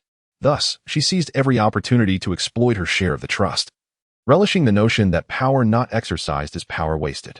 As for old Deng, wishing to commodify his own daughter, she had no qualms about depleting his resources. Lin Qi found himself at a loss for words, caught in a whirlwind of filial piety. In truth, he disapproved of old Jiang Deng's actions. With a harmonious family dynamic, a compassionate father, and a dutiful daughter, why would one entrust their daughter's future to a nefarious character, reputed for his vices and excesses, who was rumored to have a history of countless conquests? Perhaps he is also considering the future of the family. However, from Lynch's perspective, the discord among family members has already manifested. With hearts divided, what value do those meager gains hold? Now, it seems that little Dai has taken a darker turn. Her filial piety rivals even that of Arthas. Not to mention her daily expenditures. She has been withdrawing funds from the trust to cover many expenses from the company, transferring them from her personal account afterward. It is hard not to liken her to a malevolent daughter-in-law, relentlessly siphoning off her in-law's wealth. Furthermore, since little Dai's descent into darkness, she has gradually revealed the same despicable, utilitarian nature as her father. Every time Lynch sees her exploiting old Deng's resources, he cannot help but feel a twinge of regret. Even the regional jets are booked in first class. Is old Deng's money grown from the earth? Well, she even reserved 2 first-class tickets for the flight from Dubai to Djibouti. A formidable woman indeed. Fortunately, she belongs to his family. Traveling from the Far East to the Middle East spans thousands of kilometers. Unable to access the time-space portal under such circumstances, Lynch feigned sleep. In reality, he connected with a suitable buyer on the dark web through the celestial pivot, arranging the time and place for delivery. Afterward, he aimlessly browsed through the black market, filled with clandestine information, treating it as a diversion. At some point, he drifted off to sleep. Approximately 8 or 9 hours later, jolted awake by pronounced turbulence, Lynch felt invigorated and refreshed. A step away from completing the awakening of his genetic potential, the extraordinary physique bestowed upon him an unparalleled vitality. Of course, the comfort of first-class accommodations undoubtedly contributed to this as well. Stretching languidly, he gazed out the window. The aircraft was descending, and a faint blush of dawn began to grace the horizon. Due to the exclusive transportation for first-class passengers, Lin Qi did not encounter his fellow classmates again. Truth be told, he was no longer inclined to concern himself with them. As he descended the aircraft's staircase, the cool, arid air, tinged with the scent of dust, filled his nostrils, signaling that the journey had officially commenced. In an hour, he would embark on a flight across the entire peninsula and the Red Sea, heading towards Djibouti. Yet, this was not the final destination. He still needed to reach a more suitable locale for the transaction. It is worth mentioning that the agreed-upon sum with the buyer amounted to a staggering 2 tons of gold. This was certainly not something that could easily pass through customs. 2 tons, approximately 140,000 ounces. At the current market rate of 2,600 per ounce, the total value soared to a staggering 1,834 billion. Lin Qi set his asking price at 2 billion. After all, this was black gold, unregulated gold. Naturally, it warranted a price exceeding the market rate. This was entirely reasonable. For although it is not currency, it holds greater value than money. In a certain sense, it is a commodity with a price but no market. A small quantity may hold value, but in bulk, it lacks a marketplace. Purchasing a small amount at market price poses no issue. However, should a large-scale transaction be made public, the price would immediately skyrocket. Such a sensitive commodity, heavily influenced by market dynamics and trading confidence, renders the quoted price merely a speculative figure, incapable of accurately gauging physical delivery. Attempting to exchange 2 billion in green paper at the New York Gold Exchange would not suffice to procure 2 tons of gold. Do not mention 2 tons. Even half a ton would not be sold. $2,600 per ounce. Not even $6,200 per ounce would suffice. The titans of the Federal Reserve, who regard their gold reserves with greater reverence than their own lives, will ensure that anyone daring to covet their golden treasury faces an exceedingly grim fate. This is true hard currency, one of the most vital pillars of the American economic hegemony. It is said that the unfortunate Lazong met his demise precisely because he sought to circumvent the Federal Reserve's gold reserves by issuing silver certificates independently, only to be dispatched in a manner akin to a stray dog being kicked to death by the financial giants of the Federal Reserve. Shot in the head on the streets of Dallas. Even though we have long departed from the Bretton Woods system, and the dollar is now tethered to oil rather than gold, the latter has become even more precious. The decoupling that transformed the dollar into a fiat currency has rendered it excessively abundant. In the wake of rampant inflation, it is arduous to exchange a theoretically limitless currency, one that is indeed being printed excessively for the finite hard currency that precious metals represent globally. Most often, acquiring such assets necessitates a delicate interplay of interests. Those who dare to engage in such transactions on the dark web often possess official backing. Take, for instance, the buyer named Lin Qi. He is, in fact, supported by those nefarious Zurich gnomes, Swiss bankers. Apart from these avaricious financial vampires, few would dare to entertain the enormous sell orders presented by an unexpected newcomer. In truth, Lin Qi could afford to increase his offer. Yet the sheer volume is sufficient to instill trepidation in potential buyers, who would be desperate to decline further negotiations. Thus, Lin Qi is left with no choice but to relent. And one cannot blame him for trembling. This is a transaction worth $2 billion. This is not a mere game. This is a matter of life and death, not a trivial affair with the banks of the world. Do not underestimate the ordinary individuals. Many who are perceived as accomplished and eminent figures in the eyes of the common folk may never encounter such sums in their lifetime. Take Song Ranran, for instance. A young lady who, upon stepping outside, attracts a multitude of followers, effortlessly whisking a group of people away to Dubai for leisure and revelry. Despite her family's prominence, their fortune barely scratches the surface of 20 billion, and indeed, it falls short of that. The Song family of Qingqing, when accounting for liquid assets, real estate, stocks, bonds, and luxuries such as high-end automobiles, prestigious watches, and priceless antiques, barely amasses 30 billion. This is but a trifling sum. Yet, she is regarded as an unattainable figure within Qingqing. To put it bluntly, individuals like Song Ranran are as if they have already completed the game of life upon birth. Despite her 3 years as an exemplary student at Qingqing No. 16 Middle School, exhibiting a soft-spoken demeanor akin to that of a delicate maiden, her status grants her significant influence. Should she choose to voice her thoughts, even a principal of a public institution could find their future determined by her words. This is no exaggeration. A major taxpayer with assets worth 30 billion is sufficient to ensure that the municipal government is inclined to heed their counsel. At times, they may even sway decisions. In contrast, the transaction amount concerning Lin Qi is merely a drop in the ocean. Thus, it is evident how delicate such dealings are. According to the consensus of both parties, direct transactions in Djibouti are out of the question. The buyer cannot secure suitable transportation to move the goods discreetly. In regions like East Africa, the only way to transport sensitive items without attracting unwarranted attention is via speedboats. The transaction site must be in close proximity to the coastline, where regulatory oversight is sufficiently lax to facilitate smuggling. Thus, the destination becomes glaringly evident: Somalia. Chapter 42. Arrival in the realm of chaos and long-term collaboration with buyers. Somalia, the most tumultuous region of East Africa, a sanctuary for anti-government factions. This chaotic land, reminiscent of the infamous Black Hawk Down incident, remains fragmented among warlords to this day. It stands as one of the few places on Earth that is both disorderly and distant from the grasp of the major powers, embodying the very essence of a lawless territory. Furthermore, it boasts the longest coastline in East Africa, precisely positioned as the protruding tip of the African continent's eastern edge. The entire nation resembles a greater-than sign, enveloping the extremity of a peninsula.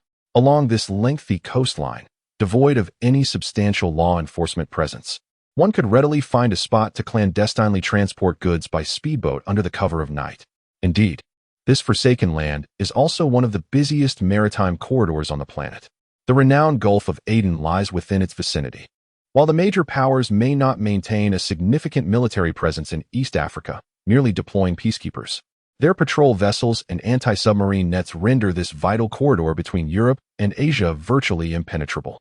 Therefore, it becomes imperative to seek out a discreet vessel, such as a deep-sea fishing boat, to await the reception offshore. Subsequently, whether heading into the Red Sea, northward toward the Persian Gulf, or southward to the distant Cape of Good Hope, they may proceed at their discretion.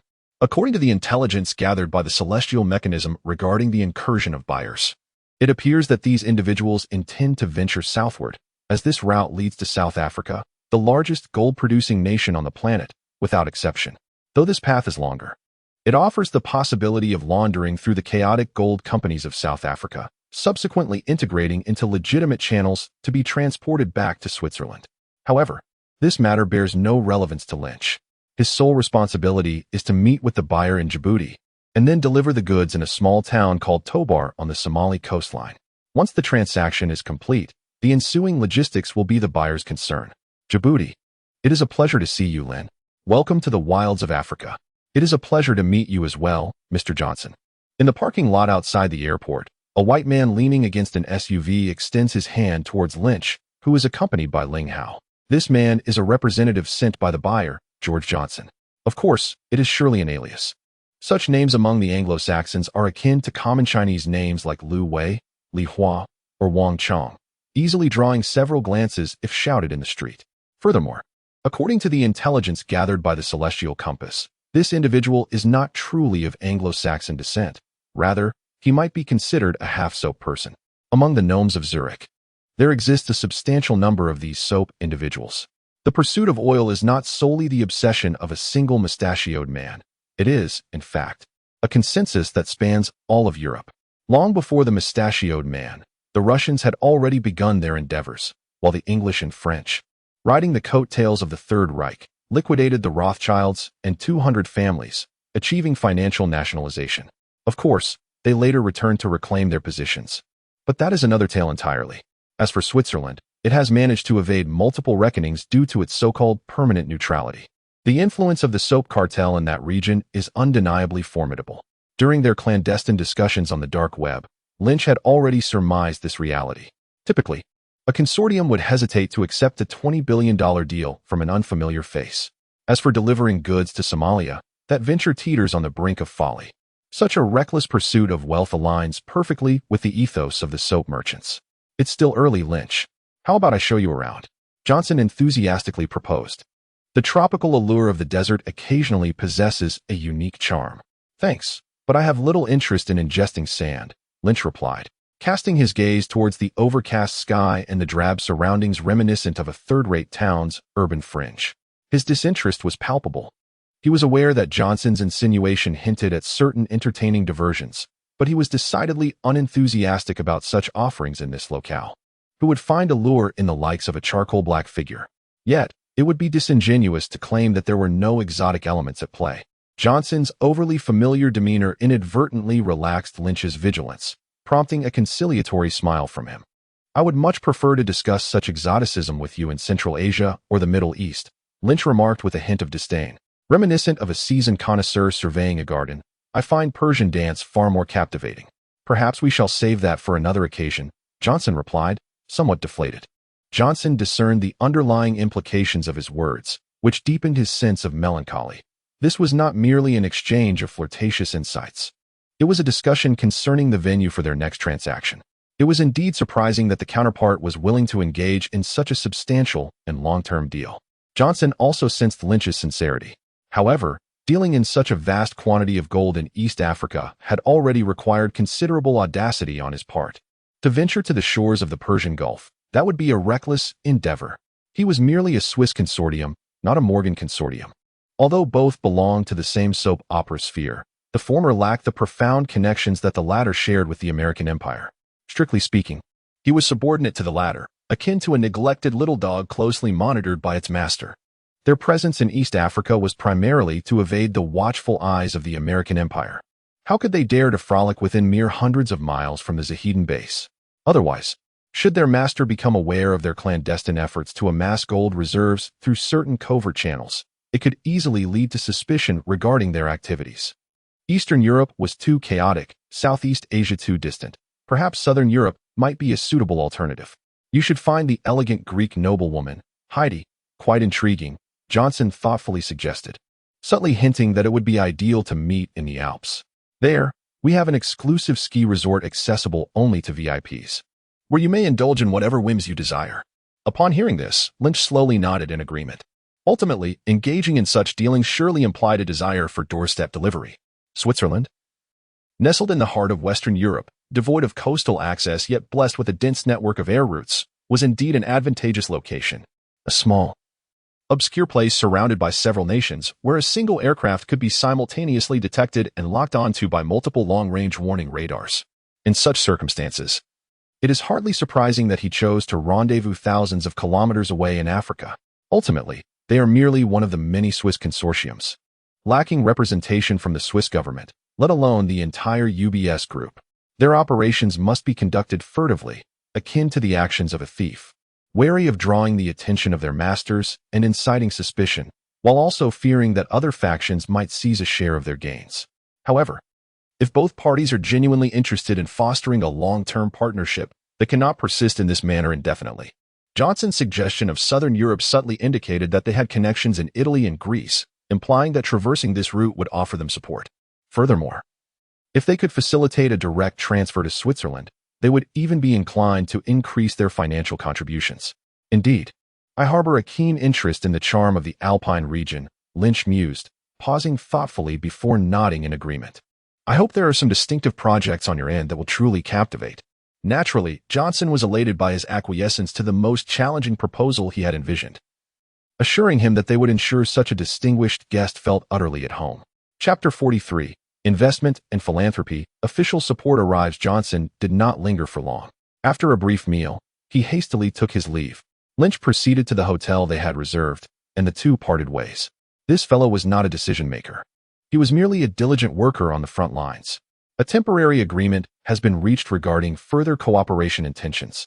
Naturally, he must return to contact the actual decision-maker and discuss the specific details of the proposal. There is no need for Lin Qi to concern himself with these matters. He merely has to wait until the other party reaches a consensus before considering whether to agree or not. The delivery time is set for tomorrow evening, so there is no urgency to rush the journey at this moment. Seizing this opportunity, he reached out to the official Lu Wuguan using the contact information provided by Old Lu. Security company? That is acceptable. I will inform the ambassador to assist in liaising with the local government. If you require personnel, I can also allocate a few suitable individuals from this end. Upon clarifying the intentions, Lu Wuguan readily nodded in agreement, although he was uncertain why this exceedingly young individual had ventured to the tumultuous region of East Africa for development. The fact that he was introduced by the National Security Agency indicated that he was indeed one of their own. The establishment of Xinhuan Defense should pose no difficulties. Attracting investment to Djibouti has long been one of the embassy's key missions. China is not like the colonial powers of Britain and France. Their presence in this war-torn continent is genuinely aimed at making a difference. Although there are indeed profound objectives related to national interests, these efforts are fundamentally based on a win-win principle. Unlike colonizers who sacrifice local interests for their own gain, it is worth noting that they typically provide aid in exchange for resources. The common folk in China perceive the Middle Eastern individuals as affluent. However, in the eyes of outsiders, it is China, with its extensive global construction endeavors, that truly embodies the image of prosperity. Thus, even if Lynch were to establish a perplexing branch of a security company here, no one would find it particularly strange, not even the local government. It is worth noting that this place can be regarded as a global military camp, with numerous countries maintaining their military bases here. The abundance of private service contractors is astonishing. While defense contractors from Europe and America might raise their vigilance, the situation is quite different regarding our friends from China. To say nothing of the projects supported by the Belt and Road Initiative, the naval base, and the under-construction space launch facility, this small nation is essentially sustained by China. Therefore, an hour later, Lynch found himself shaking hands with the beaming mayor in the office of the town hall. "Welcome to this big family, Mr. Lynch."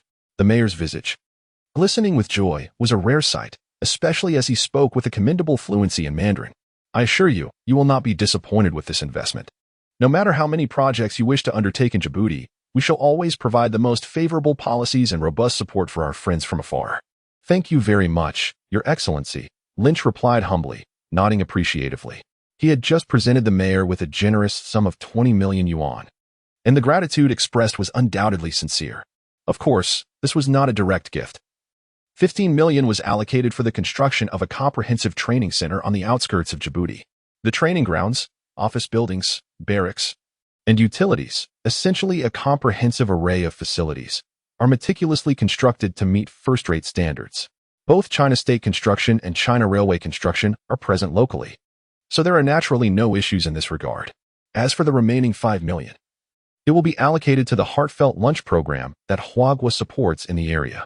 This initiative is akin to similar domestic projects, specifically designed to assist those who are undernourished. It's a familiar routine for those who understand the underlying dynamics. Furthermore, Lin Qi is accompanied by the enchanting Miss Jiang from the Jiang family, who has undoubtedly become adept through prolonged exposure. As a foreign investor, he cannot expect the local government to provide unwavering support or genuine concern for his endeavors. The mayor's assurances do exist, yet they are unlikely to be as favorable as he suggests. If one seeks thoughtful service, it comes at a different price. This is devoid of moral implications, as politics inherently operates this way: 3 parts substance, 7 parts embellishment.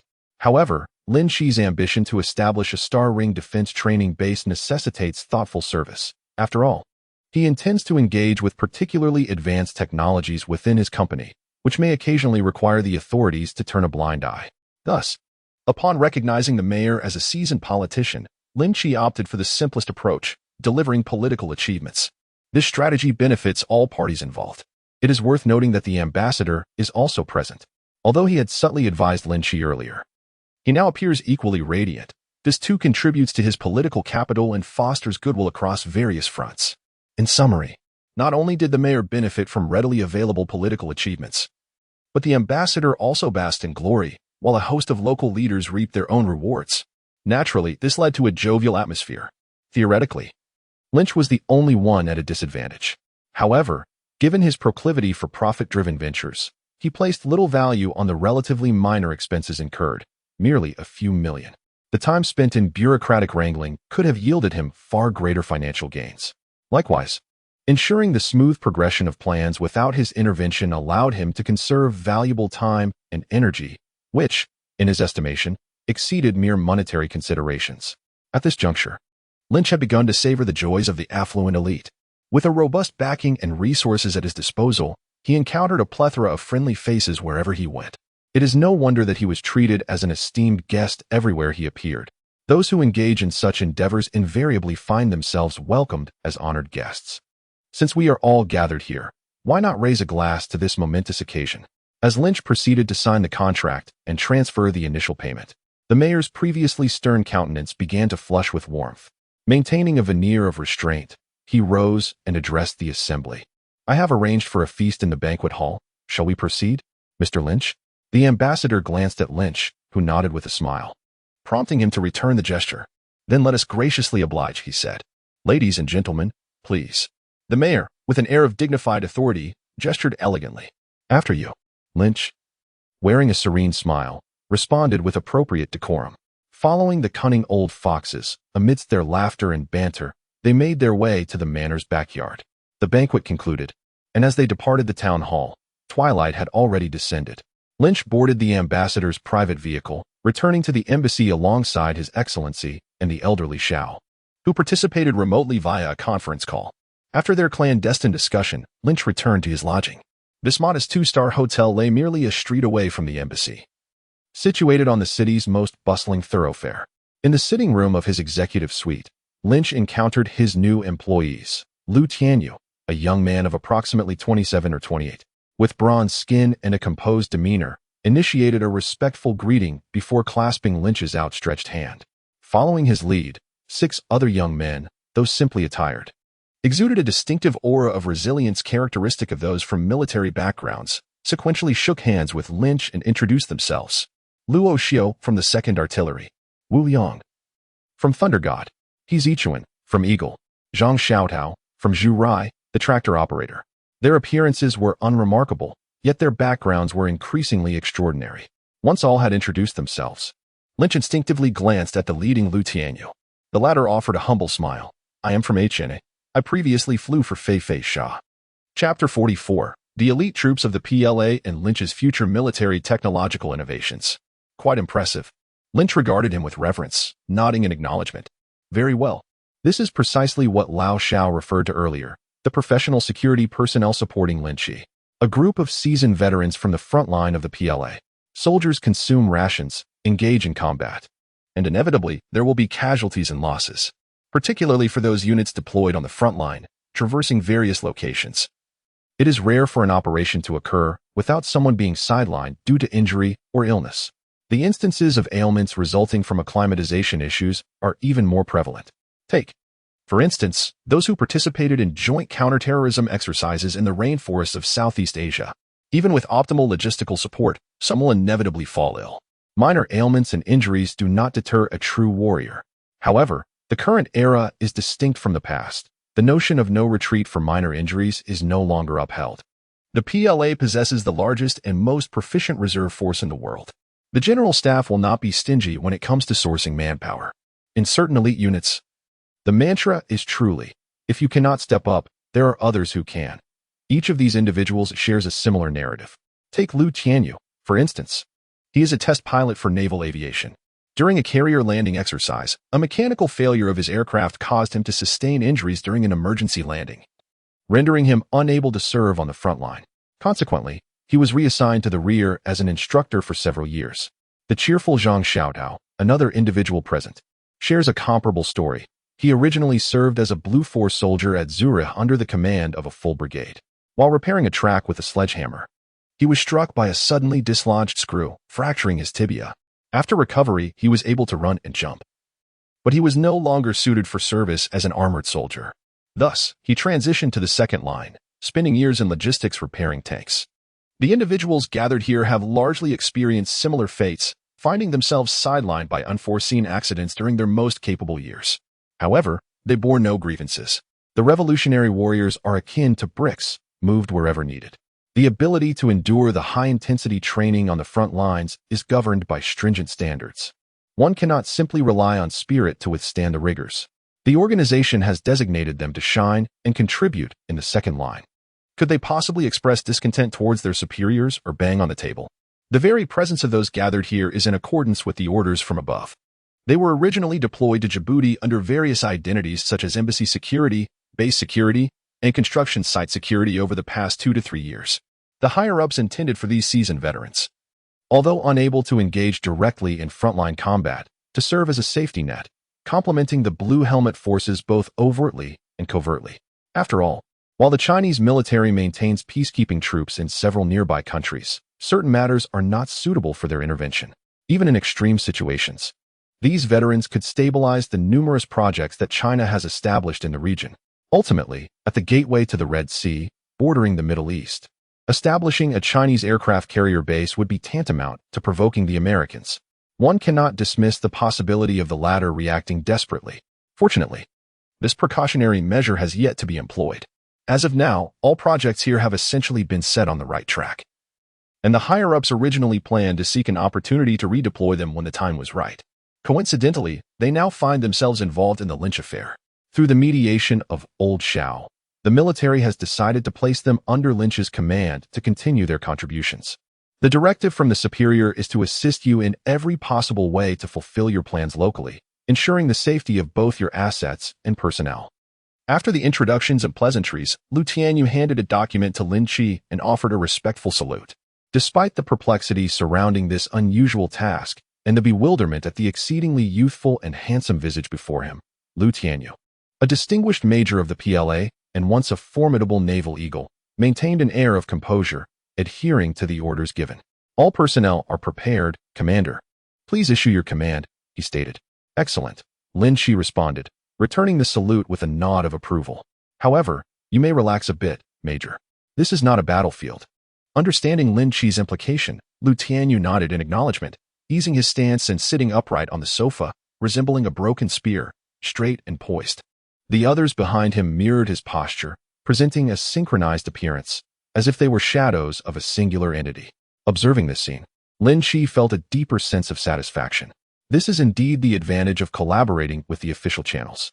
Apart from the military, it would be impossible for him to find such exceptional employees elsewhere. Given their identities and experiences, without official endorsement, no ordinary individual, regardless of wealth or influence, could hope to employ them. Even with substantial resources, managing to gather one or two would be a remarkable feat. A team encompassing the Navy, Air Force, armored troops, rocket forces, and special operations. Truly a polymath in every domain, excelling in their respective units and in the prime of their careers, represents a collective of extraordinary psychological and intellectual prowess, a rarity indeed. Such a formidable squad is not easily assembled, even with ample financial resources. Take, for instance, Lu Tianyu, an ace pilot nearly awarded the prestigious Golden Helmet. The nation's investment in him alone exceeds several million.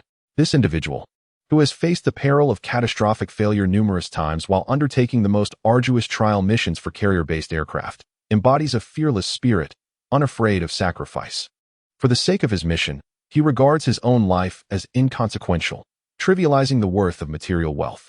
What significance does being a billionaire hold? Without military backing, it would be inconceivable for Lin Qi to command such individuals to follow his orders unconditionally. Initially, he believed enlisting a few veterans would suffice to bolster his FAAD. Little did he anticipate that old Xiao would leverage connections within the general staff to provide him with a cadre of retired warrant officers and even field officers. Well, one must admit that even a worldly individual like Lin Qi found himself moved by this gesture. Of course, he understood that this was also a sign of goodwill from the military. Clearly, it is these steadfast individuals who are most worthy of trust. In reciprocation, he promptly resolved to alter his plans. Originally, Lin Qi intended merely to establish a training base as a symbolic gesture, with Star Ring Defense's primary focus on synthetic personnel protection. However, now he felt it would be prudent to experiment with some avant-garde military technologies from the future in this setting. Loyalty is commendable, yet one must not exhibit timidity. Since we are all familiar faces here, I shall speak candidly. Casting my gaze around the room, I observed the expressions of those present and began to articulate my thoughts. I can be forthright. The training facility of Xinhuan Defense here holds a particular mission. Upon hearing my words, the retired officers did not display any signs of shock or alarm. Instead, several individuals appeared increasingly eager. If you were to consult with our counterparts at National Security regarding my identity, they would likely inform you that I am their collaborator. A merchant with unique channels backed by a clandestine organization. I strolled calmly before the assembly, affirming the truth of my statement. Indeed, both I and the organization I represent maintain secret trading channels across various regions, including East Africa and the Middle East. These operations must remain hidden, particularly from the light cast by a certain torch on the eastern coast of the Atlantic. At this juncture, I paused momentarily. A knowing chuckle resonated among the audience. In truth, I was not fabricating my claims. The dealings I currently engage in with UBS, along with several other buyers identified on the dark web, are indeed wary of that eastern power along the Atlantic's eastern shore. If the situation is handled adeptly, even without my direct intervention to exploit their channels for sensitive items circumventing the Bateau Agreement, it is certainly feasible. These individuals serve as a most suitable pretext. Chapter 45. The Secret Experimental Training Base. Armed exploration. In order to sustain them, I must firmly establish a foothold in this chaotic land. Your mission is to safeguard our special interests whenever necessary, ensuring that no one interferes with them, Lynch solemnly stated, gazing into Lu Tianyu's eyes, enunciating each word with gravity. Understood. I assure you the task will be accomplished. The latter rose without hesitation, delivering his promise with the same unwavering resolve he had shown countless times on the aircraft carrier's bridge before the fleet commander. Simultaneously, a long-lost fervor ignited within him, reminiscent of the exhilarating freedom he had once felt soaring across azure seas and skies, answering the call of battle. Undermining the American empire is a form of combat in itself, regardless of how disreputable the missions on the secret front may be, and despite their unsuitability for public knowledge. They too contribute to the struggle for our nation. With that in mind, there is nothing to fear. Let us proceed. In Lu Tianyu's heart, the flicker of doubt he had harbored since their initial encounter was finally extinguished. Clearly, this new superior, though excessively youthful, evoking a sense of inexperience leads to unreliability, was merely an illusion. This individual's approach was, in fact, even more audacious than he had anticipated. A clandestine anti-American organization, likely composed of Chinese individuals, operating overseas. This was precisely why Lu Tianyu, despite his military position, found it inappropriate. Otherwise, he would have eagerly sought to enlist. Excellent, very spirited, Lynch nodded, continuing, of course, your mission extends beyond this. This base serves numerous critical purposes. My organization has long been engaged in covert research concerning the topics of postmodern warfare. You should be well aware that in this era, total warfare equates to nuclear conflict, which is inconceivable. The struggle against American hegemony will primarily manifest as localized, restrained low-intensity conflicts. After receiving a chorus of approving gazes, Lynch further elaborated, in such conflicts, not only the quality of personnel is crucial, but the superiority of equipment is paramount. This is precisely the domain we have been strategically developing. Drones, robots, exoskeletons, implants, gene therapies, EMP devices. We have numerous concepts for the weaponry of the future, many of which are gradually being realized. However, as prototypes, they necessitate extensive testing before they can reach maturity. We cannot risk mass production prior to that. Furthermore, these innovations are not suitable for ostentatious display at exhibitions. So, our task is to test them? With the implication of Lynch's words unmistakably clear, Luo Xiao and the others, though still inquiring verbally, were already visibly excited. Indeed, this environment is ideally suited for discreetly equipping experimental products and conducting tests on a small scale, Lynch affirmed. The data you collect will serve as invaluable reference materials. They shall assist the military in making judgments and are quite likely to steer the course of future warfare. The endeavor to foster advancements in military technology is not merely a fleeting whim. It is an undertaking that Lynch is destined to pursue. It can even be asserted that this is one of his central themes. The decision to proceed now is fortuitously aligned with favorable circumstances. With such serendipity at hand, it seems prudent to commence immediately. A decade feels excessively protracted when one can seize the day.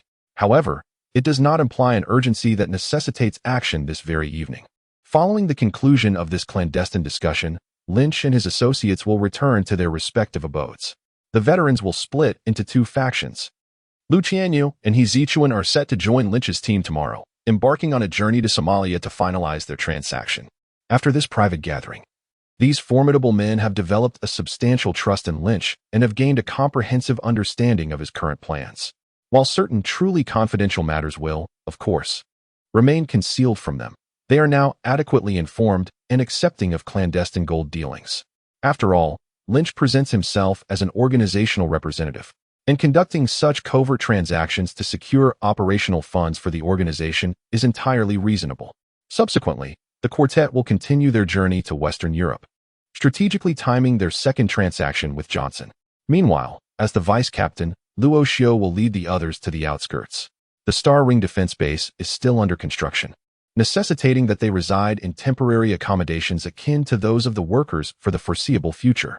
Luo Xiao and the team will maintain oversight here and utilize this period to complete preparations such as recruiting personnel and refining their training. After all, as a defense company, it is evident that the responsibility cannot solely rest upon the shoulders of a few individuals engaged in combat. Logistics, administrative tasks, and similar duties must also be attended to.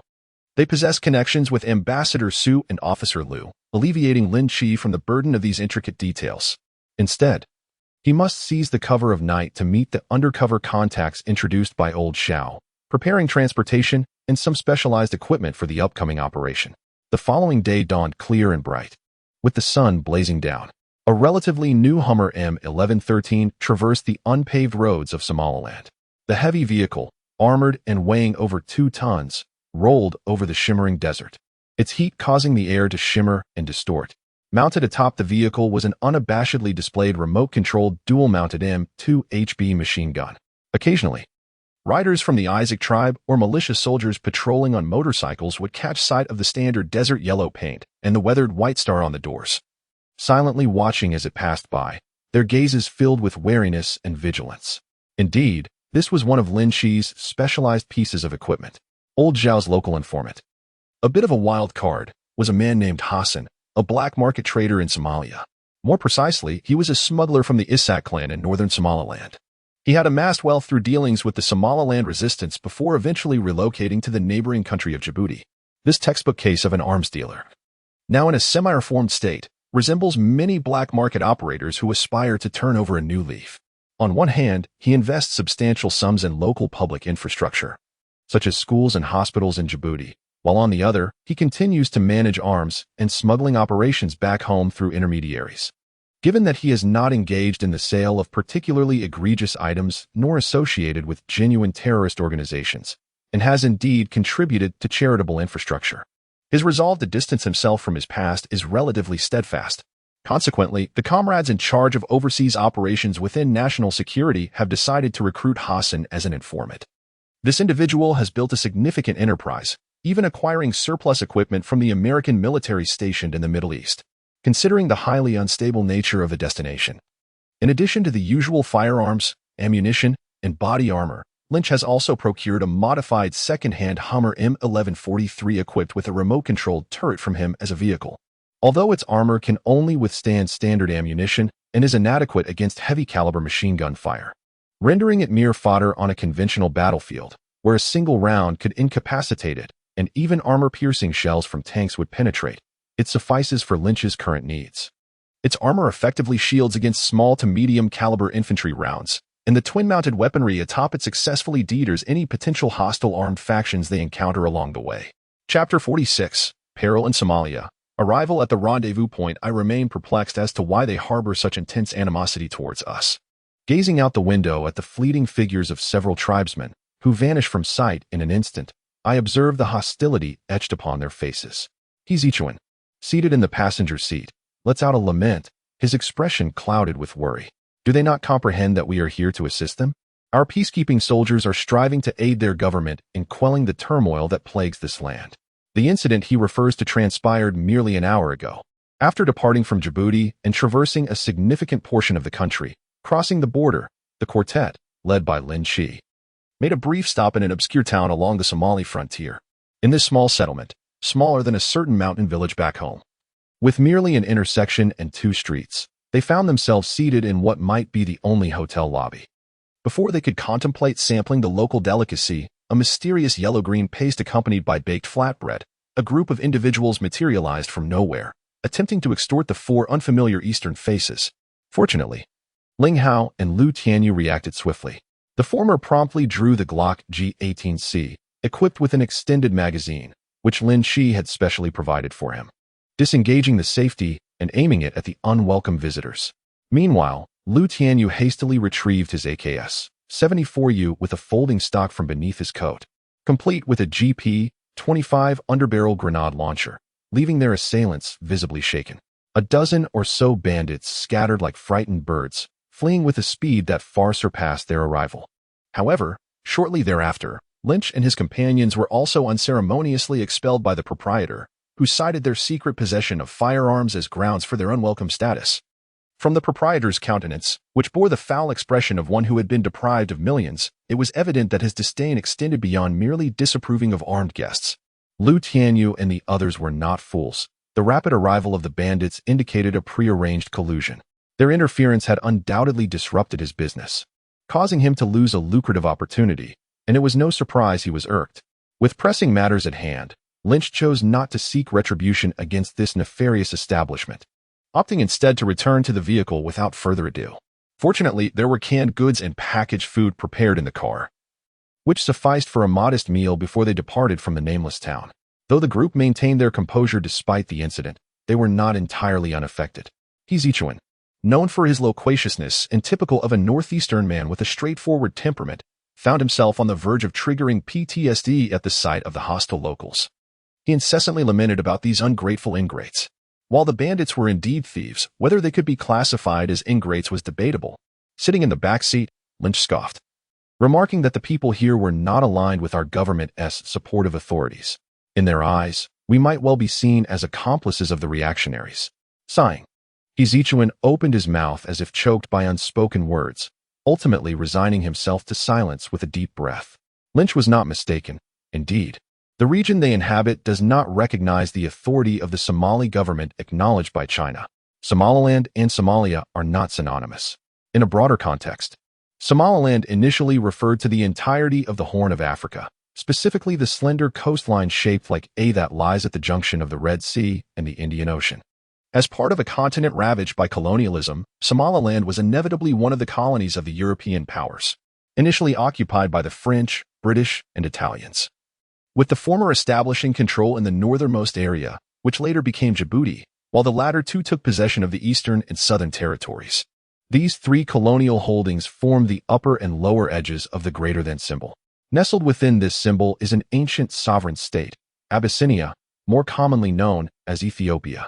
The two Italo-Ethiopian Wars, which brought shame upon Italy, saw Italian Somaliland, specifically the borders of southern Somaliland around the Ogaden Desert, become a fiercely contested battleground. At one point, it was under Ethiopian occupation for an extended period. The chaotic influence of the British, French, Italians, and Ethiopians had already created a tumultuous situation.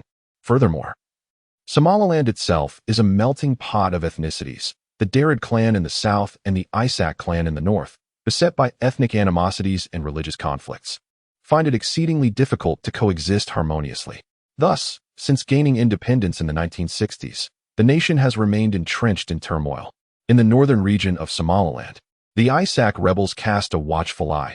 In the eastern Puntland region, the warlords of piracy remain indifferent, while in the southwestern interior, separatists engage in a patchwork of mutual protection. The nominal Somali Republic is only able to exert control over the southwestern coastline in the vicinity of the capital, Mogadishu. In other words, this wretched place hosts a full quartet of independent nations, though the United Nations recognizes merely one. This region of Africa is characterized similarly. A veritable paradise for warlords is not a matter to be taken lightly. The sins wrought by colonizers upon this land run deeply, compounded by the fact that it is not particularly conducive to nurturing independent great powers. Furthermore, the indigenous populace has not undergone the critical phase of competition among Homo sapiens, thus resulting in an evolutionary history marked by a significant lapse. This leads to a continent that is nearly fragmented into disarray. At first glance, the map may suggest the existence of merely 20 or 30 nations, yet in reality, there are various warlords, bandits, insurgent factions, and separatists. At least 300 or 400 distinct regions of contention. For instance, the area where Lynch and others currently find themselves, purportedly an independent state formed by the Isaaq clan, is in truth governed by the dictates of major warlords. Reflecting on the state of the Republic of China during the Beiyang era, it becomes clear how many warlords, akin to grasshead kings, could potentially emerge in such a chaotic environment. The saying "there is an emperor atop every hill" is far from hyperbole. However, rather than overt declarations of independence, the current trend favors titles like general or mayor. However, the latter remains indifferent to the commands of the central government, merely acknowledging its unified leadership in words. The situation is particularly dire in several coastal provinces, which have essentially become autonomous. They even go so far as to eliminate envoys dispatched by the president, disposing of their bodies in ammunition boxes. The sentiment towards outsiders, especially Americans, is even more hostile. Johnson's voice crackled through the vehicle's radio, slightly distorted. "Lin, your armored vehicle is rather ostentatious. The locals harbor a deep animosity towards Americans. In fact, the warlords in this region have long colluded with the pirates from Puntland, consistently being targets of American aggression." As they neared their destination, he cautioned against entering nearby towns, as one could never be certain who might attempt to engage in treachery. This individual, too, was leading his own entourage to the rendezvous point. To ensure safety, Both parties maintained communication throughout the journey, with him incessantly detailing various precautions regarding the chaos in Somalia, which he had taken it upon himself to enlighten Lin about. They would head directly to the delivery site, an abandoned fishing village with few local inhabitants. Chapter 47. Sudden Shelling, the local warlord's assault team. Knowing how perilous this place is, why would you insist on meeting here? Lin expressed his disbelief. Aren't you, on the surface, also a citizen of the United States? Aren't you afraid of being caught in their crossfire? The primary reason for this is that General Butler, who controls this province, is one of our consortium's partners. Johnson remarked somewhat awkwardly. This individual has persistently aimed to annex several factions in the South, covertly procuring arms through our channels for this purpose. However, you need not worry. We are merely supplying rudimentary items such as mortars and explosive drones. After all, you are aware that these individuals are incapable of managing sophisticated equipment. Even if they were given a battalion of 155mm howitzers, they would likely spend half a month poring over the firing tables, struggling to comprehend how not to fire the shells back upon themselves. Lynch was rendered speechless, resting his forehead on his hand. Indeed, those old-world rabble-rousers often exhibit such traits. Despite their incessant chants of Europe, suggesting that the Europeans are obedient to the American hegemon, the reality is they are all imbued with a spirit of rebellion. These characters thrive on covertly undermining their own leaders by secretly planting knives in the hands of potential adversaries, inciting them to rise against the American dominion. Without those two frenzied wars in old Europe, how could the rustic denizens of the New World ever rise above the ancient nobility of the old continent? Even aside from these historical grievances, the continuous decline of the American empire, alongside its relentless exploitation of its junior partners, has already incited widespread discontent among the latter. It is said that behind the Swiss consortium, aside from the American empire, the two primary financial backers are none other than John Bull and the Gallic Rooster. Though these two wretched beings have dwindled to the point of being fit only for the most trivial amusements, they still possess a modicum of strength to stir the pot overseas, creating some insignificant troubles for the eagle-loving nation. The world has long suffered under the dominance of the eagle. Lin Qi wore an expression that seemed to convey a sense of being thoroughly drenched in absurdity, shaking his head with a sigh. On the other end of the communicator, Johnson hesitated, his face reflecting a sense of helplessness. Lin Qi's words rang true. The clandestine efforts on his part were merely aimed at undermining the American stronghold, were they not? With UBS leading the local consortium, they sought to undermine the capitalist foundations of NATO. Yet, even this endeavor proved exceedingly arduous. It was akin to dining at the table of an elder brother while secretly coveting the affections of his sister-in-law. Torn between the fear of betrayal and the unwillingness to relinquish such desires, resorting instead to furtive exchanges of whispers, an ever-hopeful, yet impotent younger sibling. What a disgraceful predicament this is. Sighing, Johnson found himself immersed in such a role, feeling as if this burden would remain with him for a lifetime. All right. I am almost there, Lin Qi casually remarked. You all should exercise caution as well. The night has not fully descended yet, so do not expose yourselves. At that moment, Ling Hao drove up a hillside, while Lin Qi gazed out the window. Amidst the vast expanse of crimson twilight, he could glimpse in the distance the shimmering coastline below the slope. Dense woodlands enveloped a desolate little fishing village. The dilapidated wooden shanties had crumbled beyond recognition, and the fishing nets, ensnared in a tangle of vines upon their once sturdy frames, had similarly succumbed to decay, leaving behind only a few frayed ropes. In the distance, amidst the monotonous sound of the relentless waves crashing for eons, one is enveloped by a profound sense of desolation, as if abandoned by the entire world. In accordance with Lynch's directive, Ling Hao brought the vehicle to a halt upon the slope. The four passengers, fatigued from the bumpy journey, disembarked, their legs numb from the ride. Standing on the incline, they were finally able to clear their minds, invigorated by the ocean breeze. At that moment, an unremarkable small boat was approaching slowly from the open sea. A group of individuals, clad in headscarves, occupied the vessel. They anchored directly at the shoreline, disembarked, and waded across the stretch of sand dotted with massive rocks. One of them stood atop a boulder, waving at them. This individual, through the scanning of the celestial hub, was confirmed to be none other than Johnson himself, garbed in a manner reminiscent of a Bedouin. Lynch was rendered speechless. Standing at such a height, was he not concerned about being detected by a sniper? Heezy Chun, wearing a similar expression, sarcastically remarked. As a soldier hailing from the Eagle Special Forces, he instinctively disapproved of such ostentatious behavior. In his battlefield experience, remaining low to the ground is the norm. Crawling through mud is a fundamental skill. In his traditional view, the higher one stands, the greater the risk of facing dire consequences. This terrain may be unsuitable for snipers. Yet the enemy could employ alternative methods, such as mortars. Liu Tianyu surveyed the surroundings, echoing his sentiments with a tone characteristic of his profession. Just then, as Lynch was about to express his thoughts, his expression shifted abruptly, as if he had perceived something. At that very moment, the celestial hub emitted a warning. Damn it!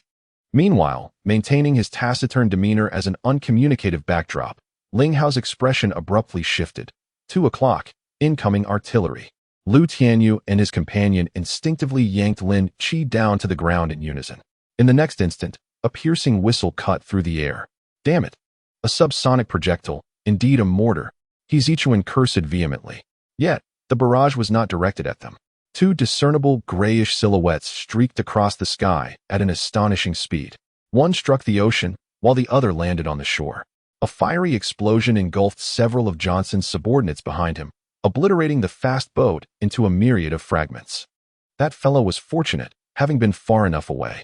The violent shockwave hurled Johnson, who stood atop the rocks, through the air like a discarded trash can. Crashing onto the beach, the soft sand spared his life. Covered in sand, he staggered to his feet and, barely maintaining his balance, took off running in a desperate flight towards the ruins of the fishing village. In this open expanse, that was the only pitiful shelter available.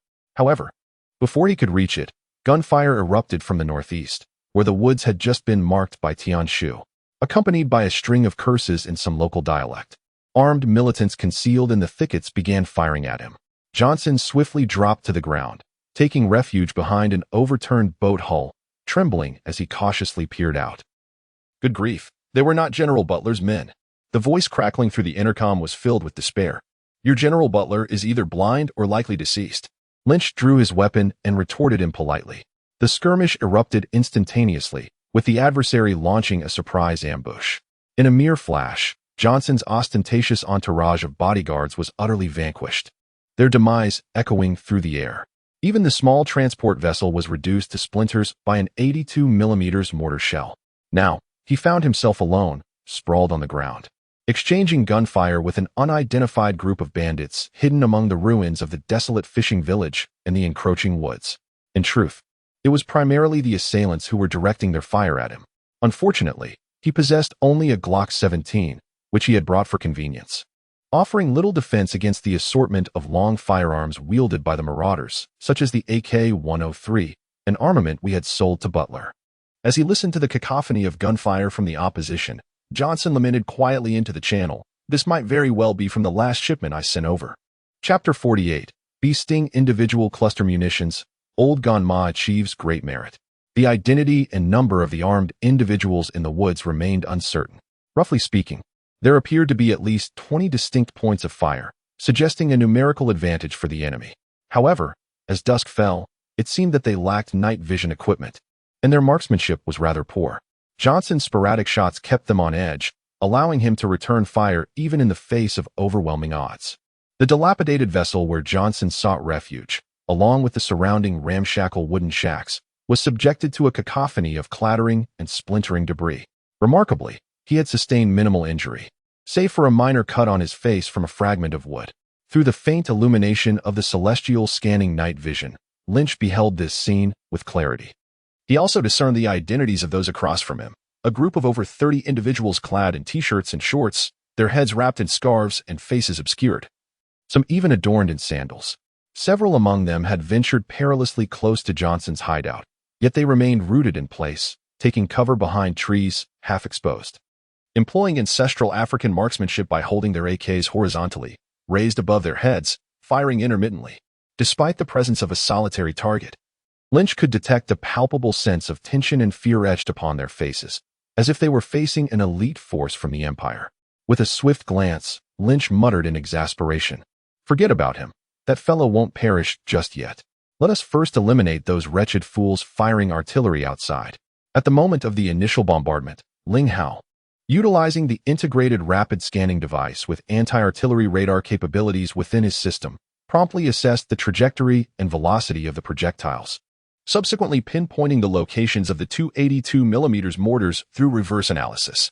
Concurrently, after confirming that their position remained concealed and that they were not the intended targets of the enemy's fire, he hastily darted towards the armored Humvee, dragging out a weapons crate from the vehicle's compartment.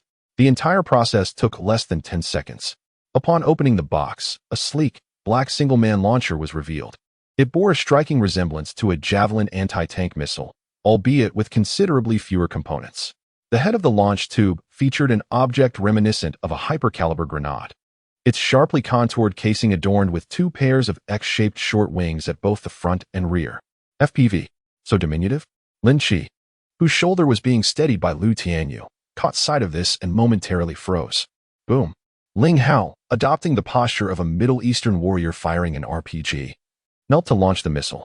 The silver, elongated projectile soared into the air, its short wings rapidly unfurling, and it whistled through the air toward the northeast. After the launch, Ling Hao swiftly crouched down, discarding the launcher aside.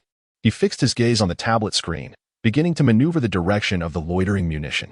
In the blink of an eye, at the coastline behind the woods, 2 gunners stationed at hastily constructed sandbag emplacements were still adjusting their trajectory when they were startled to see an unusual object flying overhead. Damn, it's a loitering munition. Behind them, a visibly more experienced officer cursed in astonishment. Instinctively, he attempted to dive to the side, seeking concealment, but it was already too late. The silver, elongated body approached low, nearly brushing the treetops, and in the next instant, it rapidly ascended like a firework before diving downwards. During the descent, it seemed unable to withstand the overwhelming force, disintegrating in a subtle explosion, releasing countless tiny black specks that scattered like bird droppings falling from the sky amidst the billowing smoke. One of these specks, approximately the size of a cherry and adorned with intricate, crisscrossing patterns, struck the head of a soldier who had just collapsed to the ground. The last memory of the soldier was the sharp sound of impact above him, followed by a sudden darkness that enveloped him completely. A total of 720 cluster munitions, like celestial blossoms scattered by a divine hand, thoroughly blanketed the area. The cacophony of explosions erupted in rapid succession, reminiscent of a small firework display, akin to a mischievous child hurling a whole pack of firecrackers to the ground. Amidst the rapid, almost buzzing detonations, smoke and flames engulfed everything in their path.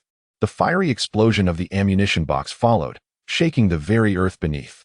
Not only were the 2 artillery positions rendered silent in an instant, but the surrounding personnel, vehicles, and the boats that had brought them were also obliterated under the onslaught of the 720 cluster bombs released by the bee-sting missiles, leaving them shattered and unrecognizable.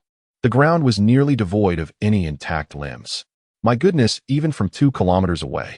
Liu Tianyu immediately realized that the mortar position had been utterly annihilated upon hearing the commotion. He quickly regained his composure. He gestured to He Zichuan, who immediately understood the cue. One hand drew a weapon for cover, while the other assisted Lin Qi, who, fully aware of the situation, yet feigning the role of an exemplary student to avoid exposure, swiftly relocated behind the slope. Meanwhile, Liu Tianyu hastily climbed into the armored Humvee, maneuvering it to shield most of its body behind the slope. He then promptly operated the remote-controlled turret, elevating the dual-barreled, large-caliber machine gun atop the vehicle. The iconic sound of gunfire erupted, echoing like thunder. 2 streams of tracer rounds illuminated the twilight, resembling fiery whips unleashed from the depths of hell, striking the darkened forest and the concealed assailants within. The attackers, already disoriented by the overhead cruise missiles and distant explosions, suddenly realized the gravity of the situation. In their panic, they were further terrified by the onslaught of the heavy machine gun fire. Alas, they had received a tip-off from an informant that prompted this operation. Yet no one anticipated such a fierce confrontation. Moreover, their main force was currently engaged alongside General Buhard's elite guards, launching an assault on General Butler's stronghold. The contingent dispatched to this location consisted merely of lightly armed infantry with inadequate equipment, aside from a few explosives and 2 RPG-7s. Their most formidable artillery came in the form of 282mm mortars positioned at the rear. The 2 mortars in question were procured solely due to the favor of General Buhad, who was the trusted confidant of the officer commanding this task force, thus receiving additional firepower support. The remainder consisted entirely of rifles, which were, in fact, seized from a supply convoy belonging to the Butler faction. In these trying times, everyone is struggling, and the warlords possess little surplus provisions. General Buhat does have a few tanks, albeit antiquated T-64s, and 12 heavy artillery pieces, though they too are outdated 2S-3S. However, the deployment of such heavy equipment is impractical in this context. It is exceedingly difficult to find skilled officers capable of operating tanks and heavy artillery. Each of them is a prized asset to General Buhat and would not be dispatched lightly. In reality, the Lieutenant Gresha he sent forth was sufficiently cautious, believing that 2 mortars and 35 infantry would be more than adequate to confront a handful of clandestine black market traders. After all, they were merely opportunistic merchants devoid of heavy equipment, lacking even a rifle for each individual, and not professional soldiers. Deploying a platoon for an ambush was already a considerable concession. One could assert that his approach was so cautious it bordered on timidity. Little did he anticipate that the opposition would be a group of unpredictable ruffians, armed with absurd weaponry such as shoulder-fired missile systems equipped with cluster munitions, a rarity even in Eastern European theaters. Chapter 49. The dust settles. 2 billion in revenue. Who, pray tell, would be so audacious as to cram a cruise missile into a shoulder-mounted launcher, and further, to load it with a cluster submunition warhead? It is simply inhuman. This was the last thought of the unfortunate Gray before his demise. Considering that his ire was directed not at Lynch, but rather at the future world's Star Alliance Defense Forces, even if Lynch were to become aware of it, he could only benevolently disregard this fleeting resentment. Thud, thud, thud. From a disciplined, orderly advance to cries of despair and frantic escape. It took merely a few seconds of the old lady's indiscriminate fire. Do not mention 30 men, even 300, under the relentless barrage of a heavy-caliber machine gun, would be obliterated within minutes. Without the protection of armored units and lacking countermeasures, no light infantry could dare provoke the might of a high-caliber, rapid-fire machine gun from such close quarters. The 50 BMG armor-piercing round, with a muzzle energy exceeding 10,000 joules, could effortlessly penetrate even 20 millimeters of reinforced concrete at this distance of less than 100 meters. To grasp the gravity of this, one need only envision the Barrett M82A1, which employs the very large caliber ammunition originally developed for the M2, to comprehend the plight of those warlord soldiers in the forest.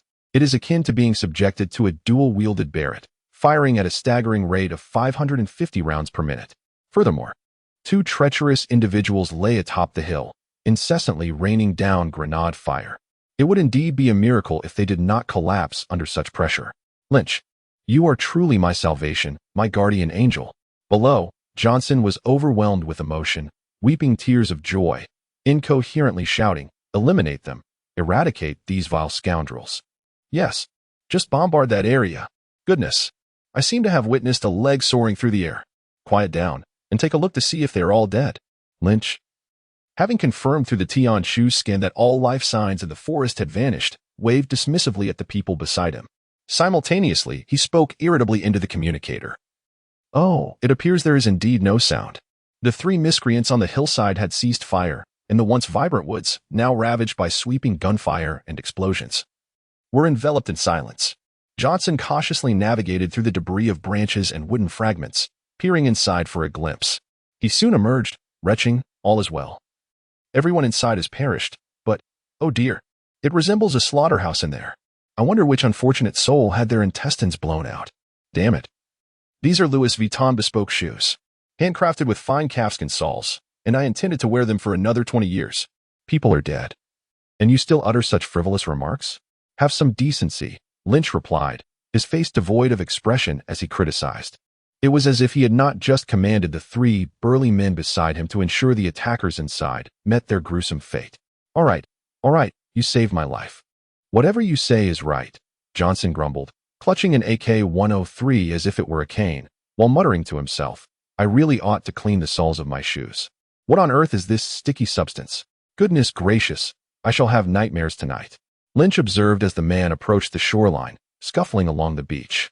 "Enough with these trifles. Swiftly contact your associates and have them dispatch a vessel to retrieve the cargo," he stated with a sense of resignation. "I suspect your partner may have met their demise. This cursed place has become increasingly perilous. We must finalize the transaction and depart before they realize what has transpired." Under Lynch's urging, Johnson hastily reached out to the disguised vessel awaiting in international waters. In response, a speedboat was dispatched, racing to the shore.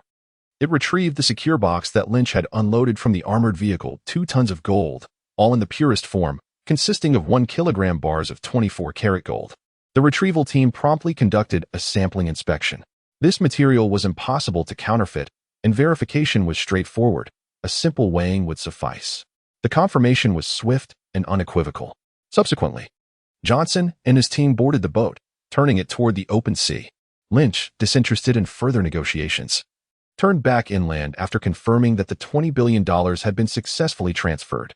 Well, I was hoping to find a place for a drink. Until we meet again, then, Lin. Despite the unforeseen complications, Johnson felt exhilarated.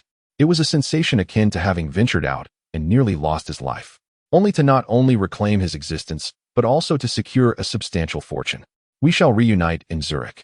I simply must treat you to some of the most distinctive experiences. The parties have reached an agreement to conduct the next transaction in Zurich.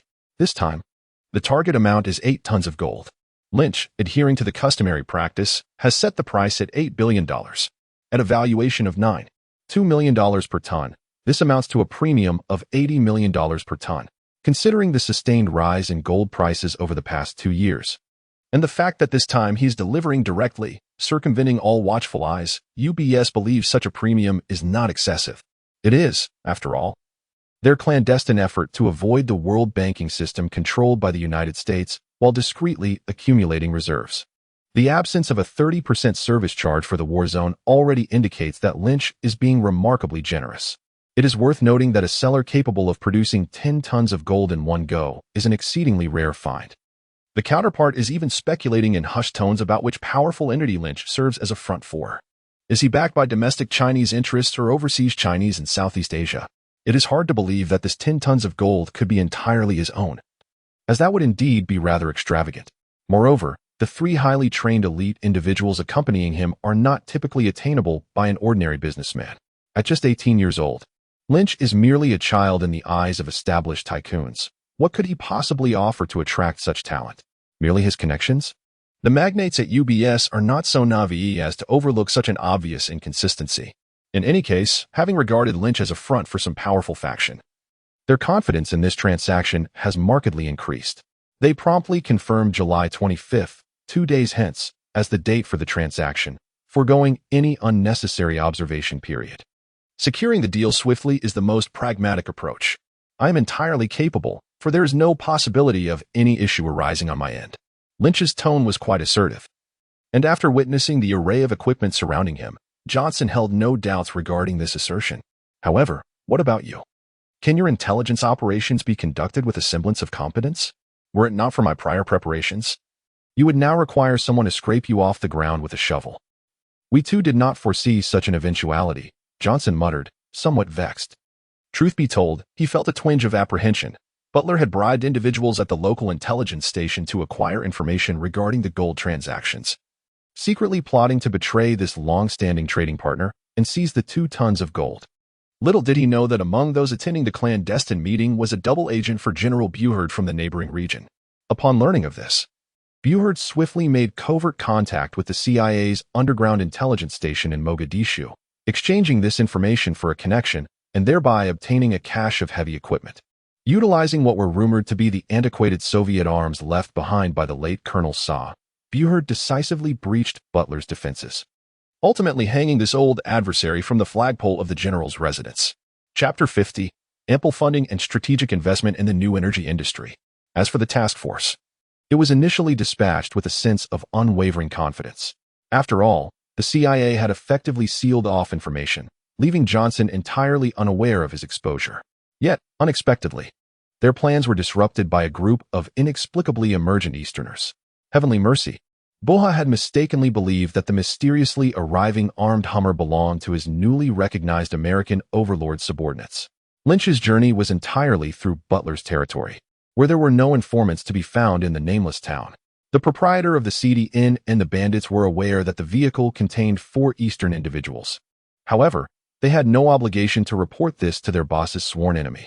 By the time Boha's forces swept through the area and learned of this information, Lieutenant Greika had already gone dark. As for Lynch and Johnson, they had long since departed from Somaliland. Nevertheless, after this engagement, the region undeniably underwent a transformation. Boha had established a significant presence along the coastline. UBS, or more specifically, the Hendon Consortium among the numerous major shareholders collaborating with Lynch. Had their plans in this territory completely derailed? They had initially intended to conduct covert transactions under the guise of a long-term partnership. But unforeseen upheavals led to the downfall of the warlord they had supported, struck down by the new American lapdog. It was a monumental embarrassment. At least for the foreseeable future, they would refrain from engaging with this cursed land. The sole consolation was the acquisition of Lynch as a formidable partner. The apparent balance between gains and losses belied the fact that Lynch's latent potential was clearly on a different level from Butler's. Consequently, for now, the upper echelons of the Hendon Consortium could still raise a bottle of champagne with self-satisfied smiles. Of course, the one most deserving of celebration was Lynch. With a staggering $20 billion, this sum of money, which many may never hope to witness in their lifetime or even conceive what such a concept entails, has finally found its way into his possession. It now quietly resides in his anonymous UBS account. Although there were some missteps along the way to him, it felt more like a farce. A mere flick of a finger could resolve it. What else could it be called?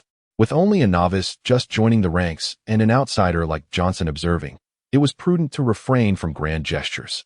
Otherwise, a simple gift of an AK to Ling Hao would allow him to effortlessly eliminate all of Buhard's henchmen within a minute. Even General Buhard himself would meet the same fate. Should Lynch require it, he need only send Ling Hao. And neither Buhard nor his trusted senior officers would survive the night. Fortunately, Mr. Lin had just reaped a staggering $20 billion, and in such joyous times, he was disinclined to quibble with those scavenging in the mire of the Third World. Thus, the unfortunate general was fortunate enough to see the light of another day. On the return journey, everything proceeded smoothly.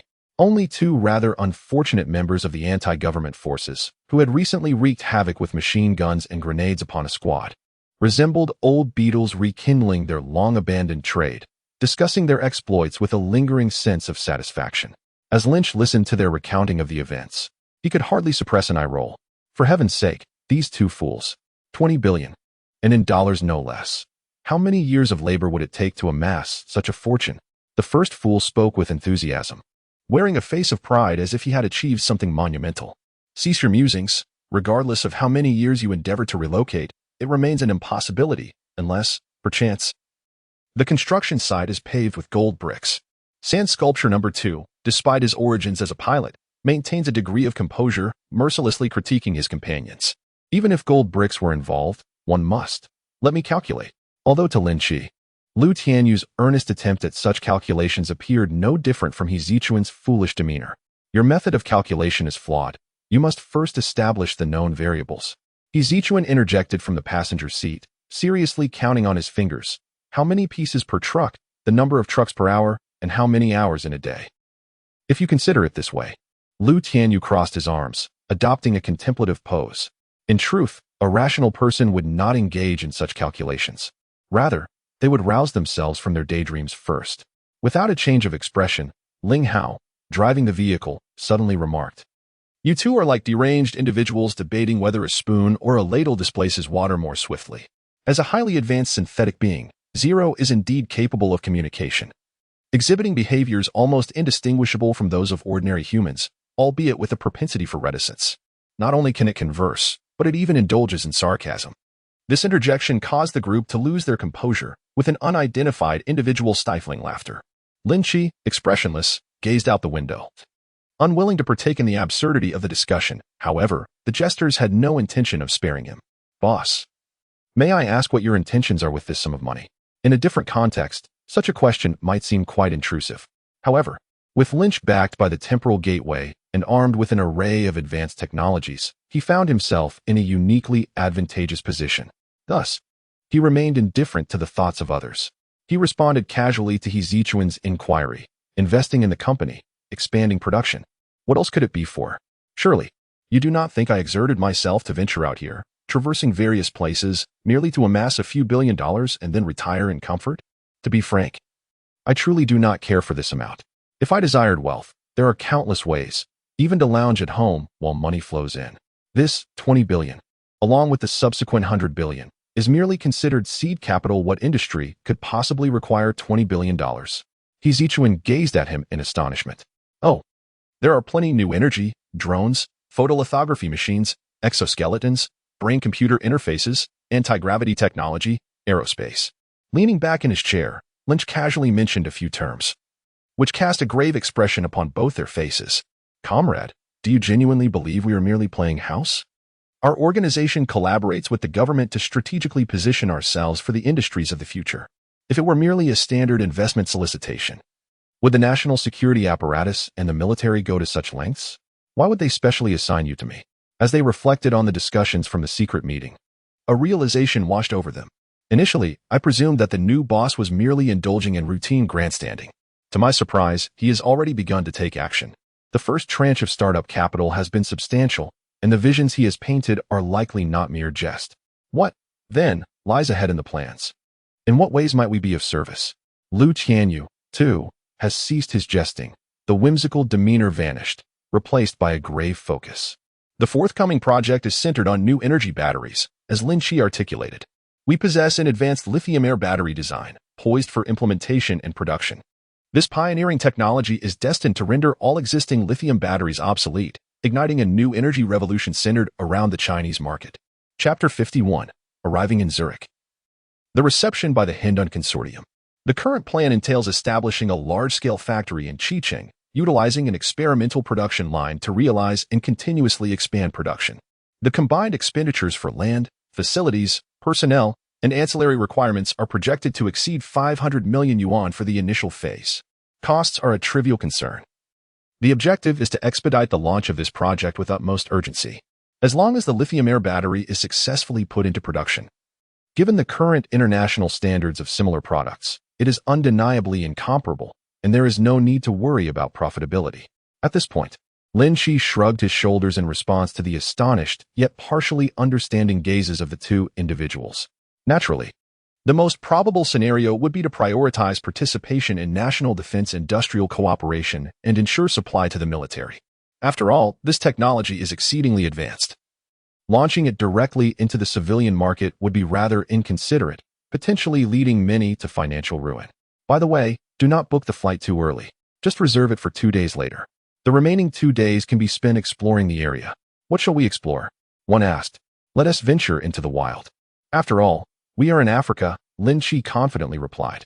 I've watched Animal Planet all my life, and this is my first time experiencing it in person. He also intended to visit the local market to see if there were any unique flora or fauna to acquire for amusement. Nevertheless, his interest in these exotic species extended beyond mere entertainment, though he felt no need to elaborate on this to his subordinates. All right, you're the boss. Your word is final. 2 days later, at Zurich International Airport, the enormous Airbus A380 slowly taxied down the runway before coming to a halt. As Lin Qi and his 3 companions emerged from first class, they were greeted by the airport's VIP car service, which took them to the parking lot. The first thing they noticed was a striking white stretch Lincoln and a conspicuously large welcome sign. Dear Lin, my old friend, you've finally arrived. Johnson, clad in an ostentatious white suit, stood beside the car, laughing heartily as he extended his hand. It was evident that upon returning to his own territory, he felt far more at ease, a stark contrast to the disheveled figure he had appeared as on the bombarded shores of Somaliland. Lynch was entirely unimpressed by the ostentatious displays of affection exhibited by these white fellows. He disregarded Johnson's outstretched arms, firmly grasped his shoulder, and redirected him, saying, Enough of these frivolous antics. Let us proceed. After sitting on a plane for hours, I feel as though my tailbone might rust. Oh, but isn't the first class of the Airbus quite comfortable? Johnson, being led along by him, seemed unperturbed, regardless of the comfort. Nothing could compare to the ground beneath them. Indeed, Johnson nodded in agreement, feigning deep empathy. Well, since that is the case, I shall take everyone to unwind first. The welcoming banquet is set for 8 o'clock, so there's still ample time. The old fellows probably haven't even risen from their beds yet, he added, rather ungraciously, spreading his hands. You know how it is. At their age, without a caretaker, even the simplest task of relieving themselves becomes a struggle. They deserve a moment to gather themselves. After all, they were the elders of his family. Was this arrangement truly appropriate? Heezy Chun cast a curious glance at him. Due to their shared experiences in the line of duty and their collaboration on multi-billion-dollar enterprises, Johnson had developed a harmonious relationship with the quartet, naturally revealing some of his own background in the process. George Johnson is indeed a pseudonym, yet he is genuinely called Johnson Hendon. Indeed, this rather eccentric individual is also part of the Hendon lineage. It is no wonder that he often exhibits the airs of a second-generation offspring, which strikes Lynch as rather outlandish. However, like all esteemed families, the Hendons possess an extensive and intricate genealogy due to their long-standing heritage. Johnson is merely an inconspicuous third-generation descendant with little to his name. His father and grandfather have always belonged to a rather mediocre collateral branch, lacking an independent enterprise and primarily subsisting by managing the family's affairs. The notion of inheritance rights is, quite frankly, irrelevant in his case. Ironically, his distance from inheritance disputes has granted him a relatively favorable standing within the family. After all, it is common knowledge that he harbors no aspirations of climbing the social ladder and is destined to be in servitude to others. Consequently, Johnson secured the trifling roles of smuggling intermediary and dark web liaison, at least until the incident involving Lynch arose, which transformed those roles into something far more significant. Come on, you know the drill. There's no need for feigned ignorance. Johnson shrugged nonchalantly, asserting that the old guard in charge of his family bears no resemblance to the two elderly figures in his own household. With a sprawling clan of hundreds, genuine kinship is a rare commodity. A mere encounter on Christmas Eve is a blessing, all the while needing to be wary of potential hostilities that may arise upon such meetings.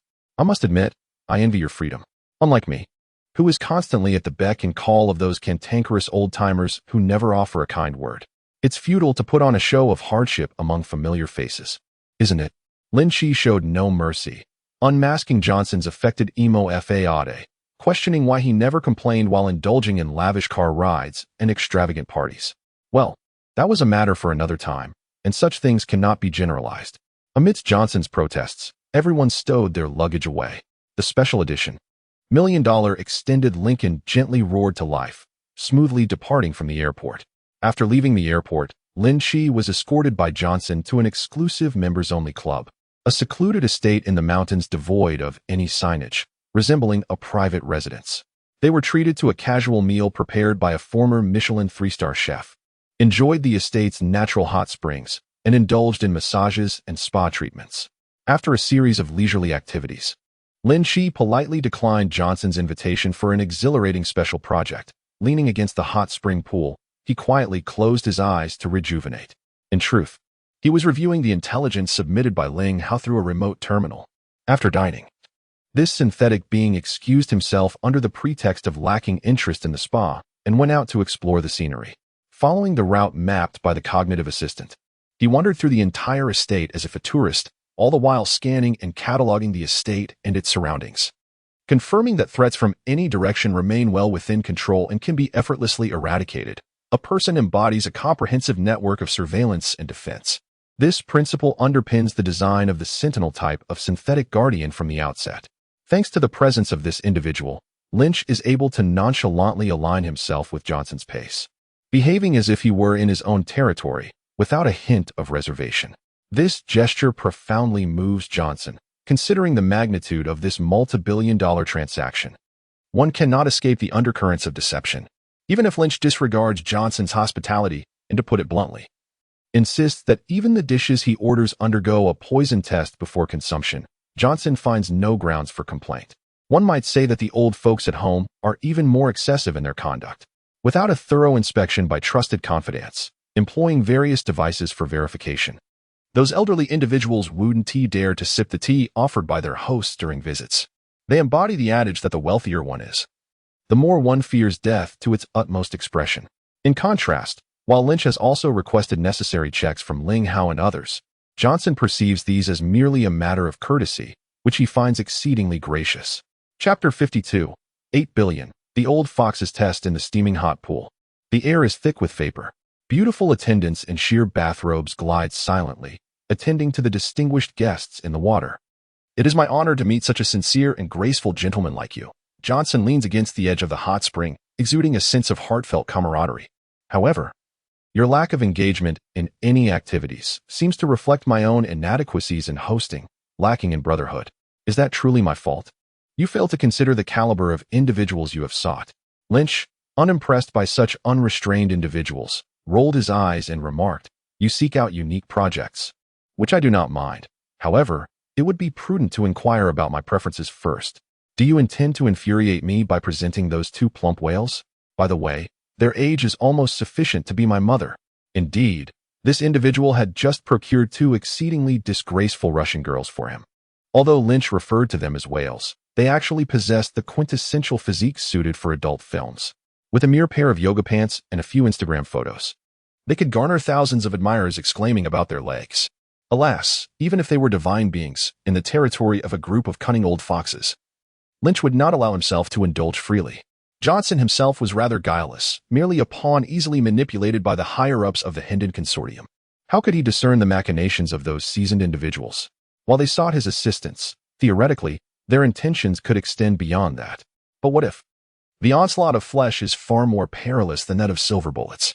Never voluntarily reveal weaknesses remains the paramount rule to adhere to during negotiations and confrontations. Ultimately, Lynch placed his trust in Huagua, yet he found it difficult to extend the same trust to these Zurich goblins. Well, it's not that dire, thought Johnson, feeling somewhat embarrassed. By the way, those two girls are merely 24. Although the lifespan of the Russian race tends to be somewhat shorter, they are still unopened and well-maintained. Aren't they? 18 and 24 are not that different, are they? He was unaware of the intricate thoughts swirling in Lin Qi's mind. The disdainful expression on his friend's face seemed genuine, leading him to conclude that his dear companion's tastes were indeed dissimilar from what he had envisioned. Well, you are the guest. Your opinion is paramount. Let me ponder. How about this? I might be appointed as the chief executive officer for the Asia-Pacific region by my family, and at that time, we could arrange a few gatherings in Japan. My family has numerous enterprises there. Perhaps I could assist you in finding a few opportunities. Alas, we shall speak of this later. Observing his friend's lingering discontent, clearly unwilling to relent until a more satisfying alternative was proposed, Lin Qi could only let out a weary sigh. What manner of person is this, obsessing over such matters day after day? A poor choice in friendships, indeed. As they departed from the hot spring estate, dusk had already begun to settle. The next destination for the group was yet another mountaintop manor. However, unlike the previous exclusive club meant for esteemed guests, this opulent yet understated estate belonged to the Hendon family. Here, a grand welcome banquet had been meticulously prepared. Amidst the clinking of glasses and veiled intrigues, Lin Qi finally encountered his true business associates. Just as Johnson had depicted, the influential elders of the Hendon family were indeed frail and advanced in age. Among them, the patriarch, Spectre Hendon, had recently celebrated his 95th birthday and could only meet guests while seated in a wheelchair equipped with a respirator and life support apparatus. The initial direct meeting between the two parties proved to be utterly devoid of excitement. After all, engaging in repartee with a group whose average age exceeds 80, whose steps are unsteady and whose smiles seem to crumble like ancient parchment, is hardly exhilarating. The elderly gentleman meandered through a labyrinth of trivialities, merely seeking to reaffirm Lin Qi's sincerity regarding a second transaction. The latter, in turn, was compelled to adopt a similarly circuitous approach, repeatedly hinting at the answers they desired. It must be said that such communication was indeed laborious. As they conversed in the lounge for a mere 10 minutes, Spectre began incessantly donning a mask and desperately inhaling oxygen, leaving Lin Qi at a loss for words. Yet, the others appeared quite pleased, as if they had gleaned some profound insight. However, the relentless probing and dialogue ultimately yielded no significant changes from the preliminary memorandum. $80 billion in exchange for 8 tons of gold, to be transacted that very evening to avoid prolonged uncertainties. Both parties would refrain from a third transaction in the near term, yet remained open to potential future dealings. This latter point was not explicitly clarified by the other side, but Lin Qi, informed by intelligence gathered from the Tianshu scans, understood that the liquidity of the Hendon Consortium had been largely depleted. The cumulative sum of the two transactions amounted to a staggering $100 billion, a figure that is no trifling matter. Even if pressed, Mabagua might struggle to produce such a sum on the spot. Large enterprises and consortiums are typically laden with fixed assets and a plethora of bad debts.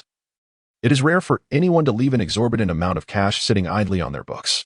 Do not mention cash, Obtaining loans in such substantial amounts is exceedingly challenging. Large enterprises often utilize their assets, whether it be qualifications, projects, orders, or real estate, as collateral through various channels to secure loans. At first glance, the figures in the hundreds of billions may suggest that every household possesses a treasure trove of wealth. However, the reality is starkly different. Not only is cash scarce, but even the vehicles driven by the chairman and the residences they inhabit may have long been pledged as collateral to the banks.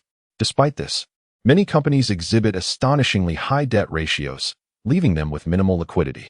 This precarious situation often leads to large corporations being unexpectedly incapacitated by seemingly trivial issues. They may appear prosperous on the surface, yet they are, in truth, giants with feet of clay, their financial chains perpetually fragile and unhealthy. A mere tremor can cause them to shatter. Once the financial chain breaks, the collapse is immediate and catastrophic. In contrast to genuine industrial enterprises, financial giants like the Hung Dun Consortium, which rely on partnerships with UBS, navigate these challenges with relative ease. Their financial chains are not as severely compromised. Nevertheless, orchestrating the borrowing of $8 billion within 2 days was an arduous endeavor, stretching their capabilities to the limit. The other factions within the UBS board expressed considerable bewilderment at the Hung Dun family's audacious maneuvers, necessitating extensive measures to mitigate the adverse impacts. Clearly, such grand gestures are not to be repeated. In the short term, even if Spectre wishes to further attract deposits, he finds himself limited by the constraints of capability.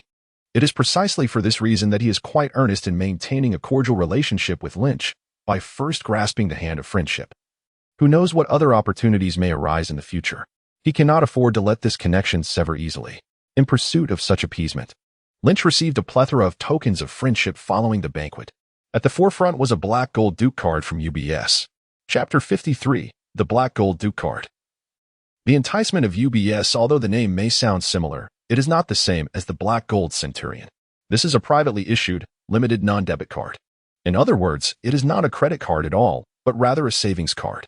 Moreover, it does not possess any ostentatious attributes such as unlimited credit. This is because those who hold this card are invariably titans at the pinnacle of the financial consortium. They have no need for the flashy gimmicks meant for boasting. No matter how one packages it, a credit card ultimately serves as a mere voucher for the navii. Borrowing from others casts one as a mere blood bag in the eyes of lenders. The tradition of European consortiums controlling other nations through lending has existed for over 1,000 years. They are well acquainted with such tactics.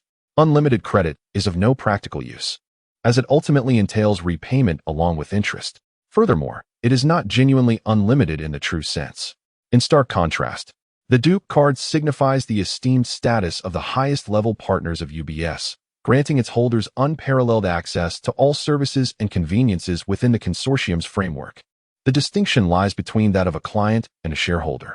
Possessing this card signifies that Lin Qi holds a deep-sea account within the vast network of banks under UBS, one that eludes all regulatory oversight and remains impervious to scrutiny by any institution. To assert that information never leaks may be somewhat exaggerated. However, the account information associated with the Duke of Black Gold card is stored alongside the central servers of the dark web. This data resides in a supercomputing center, ingeniously repurposed from a former Nazi bunker, located in the northern reaches of Norway within the Arctic Circle, while the latter remains discreet. It is impossible for the former to divulge. The advanced risk-averse settlement system of UBS, in conjunction with the dark web, constitutes the dual backbone of the clandestine networks that embolden the Zurich gnomes to covertly undermine the authority of the American empire.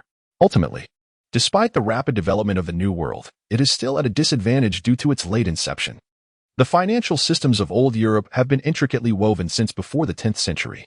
When UBS, HSBC, Credit Suisse, Société Générale, Barclays, and the Royal Bank of Scotland were enjoying their global dominance, American Express and Citibank were mere fledglings. Even the infamous figure known as the Little Mustache could not disturb the Swiss financial system, nor did he even dare to attempt it. When the German forces swept across the continent, they selectively overlooked the Swiss Confederation in the Alps. This was not merely due to their commitment to neutrality. After all, nations like the Netherlands and Denmark were neutral too, yet they succumbed to the Little Mustache's ambitions. Even the Rothschilds and the 200 families, dismantled by the Little Mustache and the Anglo-French powers, resurfaced after the war. Usury, finance, and banking may change their FAAs, but behind the scenes, it remains the same cadre of individuals. They were in control centuries ago, and they continue to wield influence even today. Though from Lynch's perspective, these profit-driven individuals are indeed part of the imperialist camp. He, as a young man eager to embark on an interstellar age in China, is on an entirely different path. However, the pursuit of profit does possess its own advantages. At the very least, when there exists a potential for mutual benefit, these vampires will regard him as their most sincere ally. Consequently, after the European consortium, centered around UBS, extended their hand of friendship, the vast market of the entire continent swung open its doors to his enterprises. For a nonagenarian, merely a banquet and a business meeting can prove to be a considerable strain on his frail constitution. Upon waking the next day, Spectre found that Lynch and his companions had long since taken their leave of the mountaintop estate. They were still enjoying their time in Zurich, yet chose not to stay at the manor, having declined our arranged entourage. Where could they have gone? Listening to the various reports from his trusted confidant, Spectre instinctively furrowed his brow. He desired to monopolize this channel, as one could not easily overlook a wealthy individual capable of producing 10 tons of gold. Thus, he made every effort to arrange a plethora of gifts for Lynch. The Duke card was merely one of many. Nearby, he gifted a villa, complete with a cadre of servants. Recognizing Lynch's youth, he even left a Ferrari LaFerrari at the villa. The entire arrangement amounted to nearly $100 million, demonstrating his considerable generosity. However, Spectre dispatched the items without a flicker of an eye, showing no hint of regret. This was primarily because these possessions were mostly readily available, representative of the so-called family heritage. Leaving them unused here would be a waste. It was far better to utilize them to foster goodwill. Otherwise, the annual depreciation and maintenance costs would be quite a headache. This situation was entirely different from the struggle to accumulate cash. Thus, Spectre was quite generous in his giving. Nevertheless, Lynch was evidently aware of the underlying schemes. He showed no interest in the vast wealth that came from the old items. Politely accepting the assorted property certificates, he promptly arranged for international express delivery to have them processed by Sister Di, even lacking the motivation to visit the villa in person. Instead, he opted for accommodation elsewhere. The embassy, his confidant remarked. Spectre fell silent for a moment, conceding that there was no pretense to maintain. Each embassy frequently organizes various events, particularly during certain holidays, inviting Chinese nationals studying or working locally to social gatherings. Should one encounter difficulties abroad, the embassy staff would certainly do their utmost to provide assistance. However, residing in an embassy as if it were a hotel and being personally hosted by the ambassador is no trivial matter. Such privileges are not easily attained without notable connections. It is indeed advantageous to have such connections. A young person like this must have substantial backing to reach such heights. Spectre coughed softly and sighed, prompting his loyal attendant to promptly adjust the air conditioning to a higher temperature. Sir, regarding the matters he entrusted to us, let us proceed with utmost diligence, without resorting to any underhanded tactics. Spectre gestured feebly. Lin's enterprises bear no relevance to our primary focus. His investments in the region are, in fact, advantageous for us. Lin Qi intends to establish a branch of the Xinhuan Group in Europe, aiming to extend the dominion of his commercial empire to the opposite end of the Eurasian continent. Initially, he contemplated locations such as London, Paris, or Frankfurt. However, with the support of the Hendon Consortium, positioning the European headquarters in Zurich emerges as a commendable alternative. As for his choice to forego the opulent manor and luxurious villas in favor of dining at the embassy with the ambassador, it serves as a psychological strategy prepared for collaborative ventures. As long as it's clear that I have backing, let's avoid unnecessary conflicts. Clearly, while the approach may seem straightforward, its effectiveness is remarkably pronounced. Upon recognizing the formidable influence behind Lin Qi, Spectre and his associates found their ambiguous thoughts dissipated entirely. They adopted a sincere attitude towards long-term cooperation. In the realm of business partnerships, it is not uncommon to exchange pleasantries while harboring ulterior motives. Yet, a figure supported by a powerful ally is evidently not one to be trifled with. Chapter 54. Establishing the Xinhuan Group's European branch and returning home triumphant ultimately. Huaxiao stands as the foremost player on the global stage of Blue Star, an entity whose presence cannot be overlooked, not even by the most cunning of adversaries. Despite UBS's persistent self-aggrandizement as a venerable financial institution of old Europe, it remains inextricably tied to the burgeoning markets of China. It is no jest. The engine of the global economy is not one to be trifled with. A mere trickle of orders from the titans of Chinese enterprises could sustain many foreign corporations for a lifetime. Presently, the situation for the thieving eagle resembles that of Wang Ershu during the new year, with each passing year becoming increasingly dire. Meanwhile, Europe observes from a distance, rife with speculation and anxiety. The ravenous eagle, voraciously draining resources from Japan and South Korea, has not gone unnoticed by the masses. With the leader on the brink of desperation, one cannot help but ponder the ramifications should it decide to devour its prey. In times like these, a man of stature cannot languish beneath others. Thus, it is imperative to seek out a more favorable sovereign. While it may be premature to speak of such a sovereign, some subtle maneuvering is certainly warranted. However, maintaining economic ties is undoubtedly prudent. Ultimately, these European conglomerates are primarily concerned with commerce. After departing from the Hendon family estate, Lin Qi lingered in Zurich for several days, primarily to recruit personnel and establish a framework for the group's European division. His visits to the embassy were not solely for socializing or projecting a semblance of grandeur. They also served as a means to utilize official channels in search of suitable candidates. In this regard, Lin Qi was fortified by a dual assurance. First, the connections facilitated by the embassy inherently led to interactions with elites, such as outstanding international students or seasoned expatriates with substantial professional experience. The notion of labeling them as mere second-rate foreigners is indeed somewhat exaggerated. The earnest can predominantly be categorized into two scenarios. Either they emerge merely to gild their experience and pass the time, awaiting a return to their previous lives, or they find themselves trapped, earnestly striving to escape, yet unable to do so, resorting instead to bitter lamentations within. Aside from these, there exist individuals like who provide a superficial gloss. However, no one shows interest in the well-being of such individuals, who are often regarded merely as fragile electronic pets. Beyond these three categories, there are those who genuinely venture out to acquire skills, anticipating the prospect of financial gain, and those who have already mastered their craft and are diligently earning outside. These latter individuals tend to exhibit little in the way of rebellious sentiment. Much like wayfaring travelers, they often find themselves nostalgically yearning for their homeland. Should a compatriot arrive from home, intending to establish a career in this distant land, they are likely to be prioritized, provided the terms are favorable.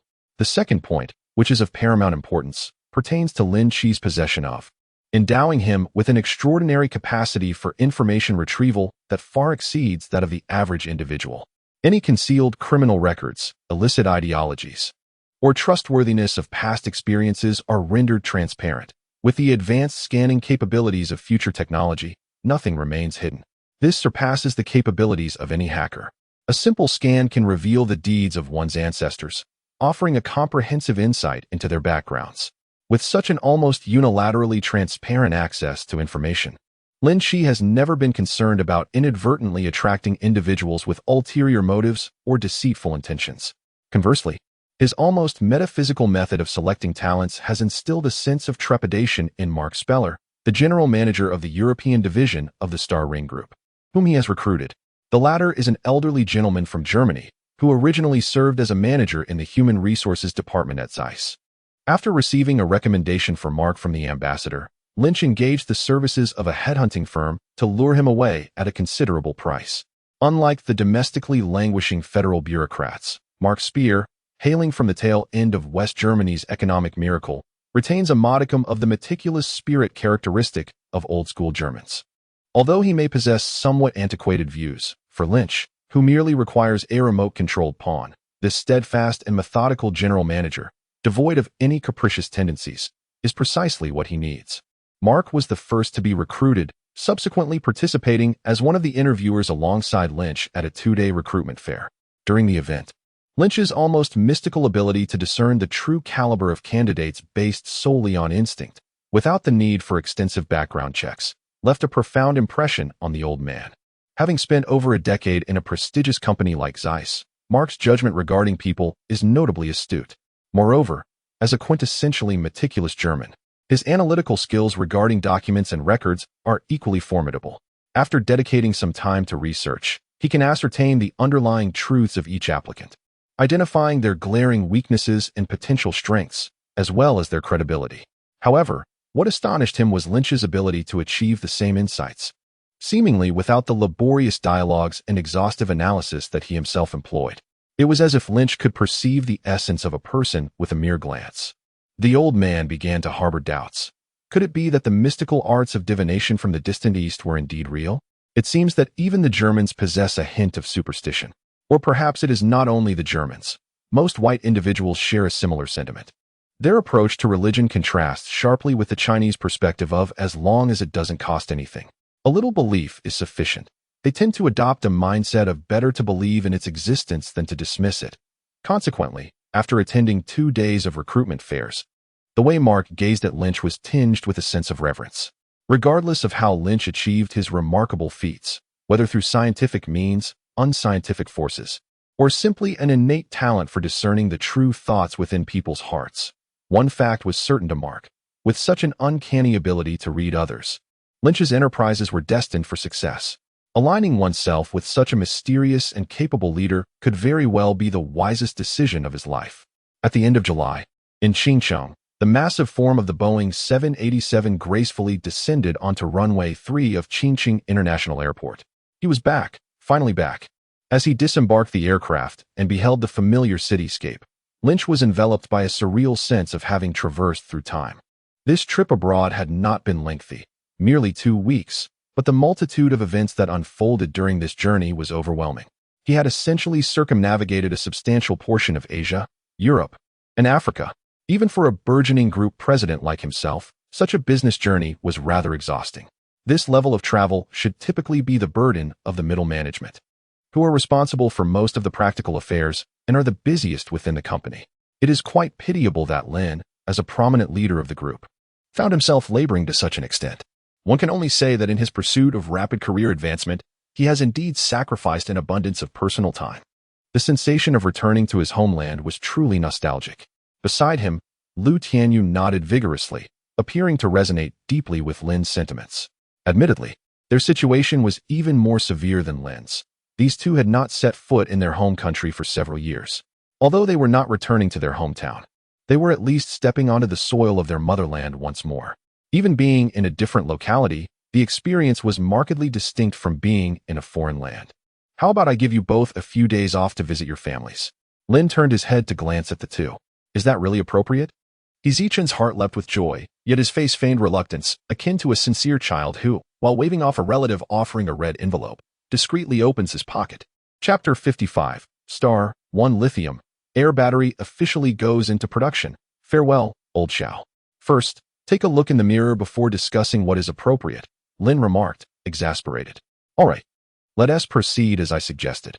Return home and visit your families for as many days as you wish. After all, I have old Ling with me here in the country. Your responsibilities are not so burdensome. After completing the task, return to the company to report. You are already familiar with the address. Oh, by the way, please get in touch with Lao Luo's team.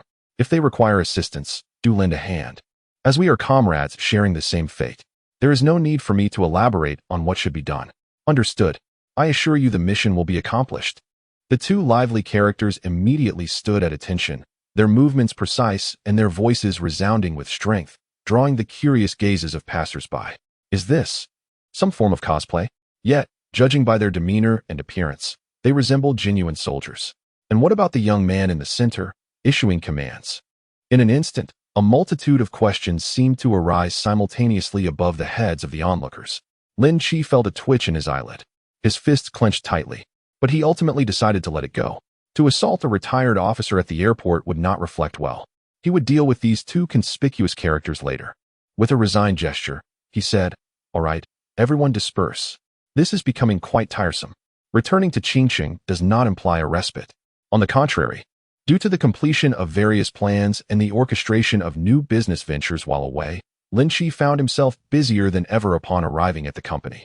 The factory for the battery production has been secured.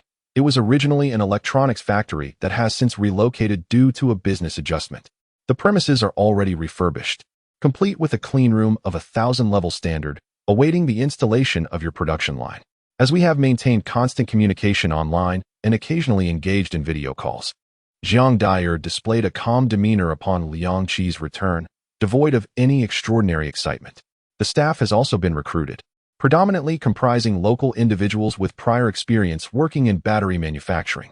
The prospective factory manager, Mr. Huang, previously served as the workshop director at the first state-owned battery factory in Jiabei for 15 years. Despite his advanced age and inability to endure late nights, his wealth of experience is commendable. Standing beside Lin Qi, Sister Dai, clad in a black silk skirt and holding a folder, reported meticulously, resembling a professional secretary. Very well, Lin Qi nodded.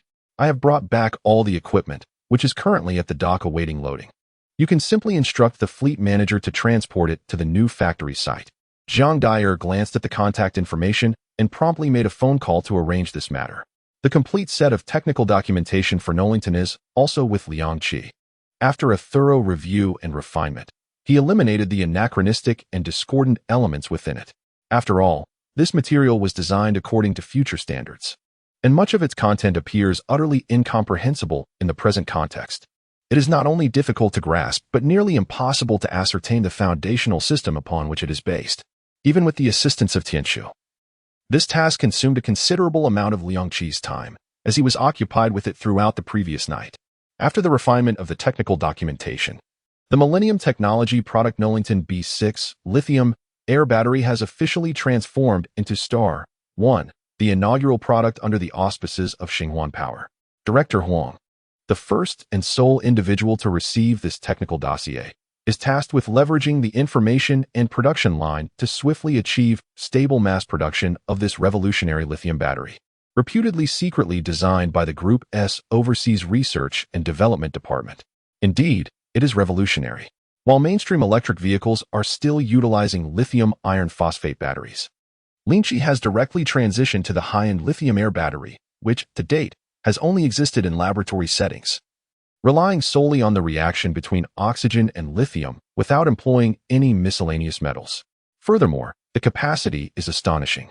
For the same vehicle specifications and volume, many mainstream lithium iron phosphate batteries can only achieve around 100 kilowatt-hours. However, Star 1 has reached an impressive 4,000 kilowatt-hours or more.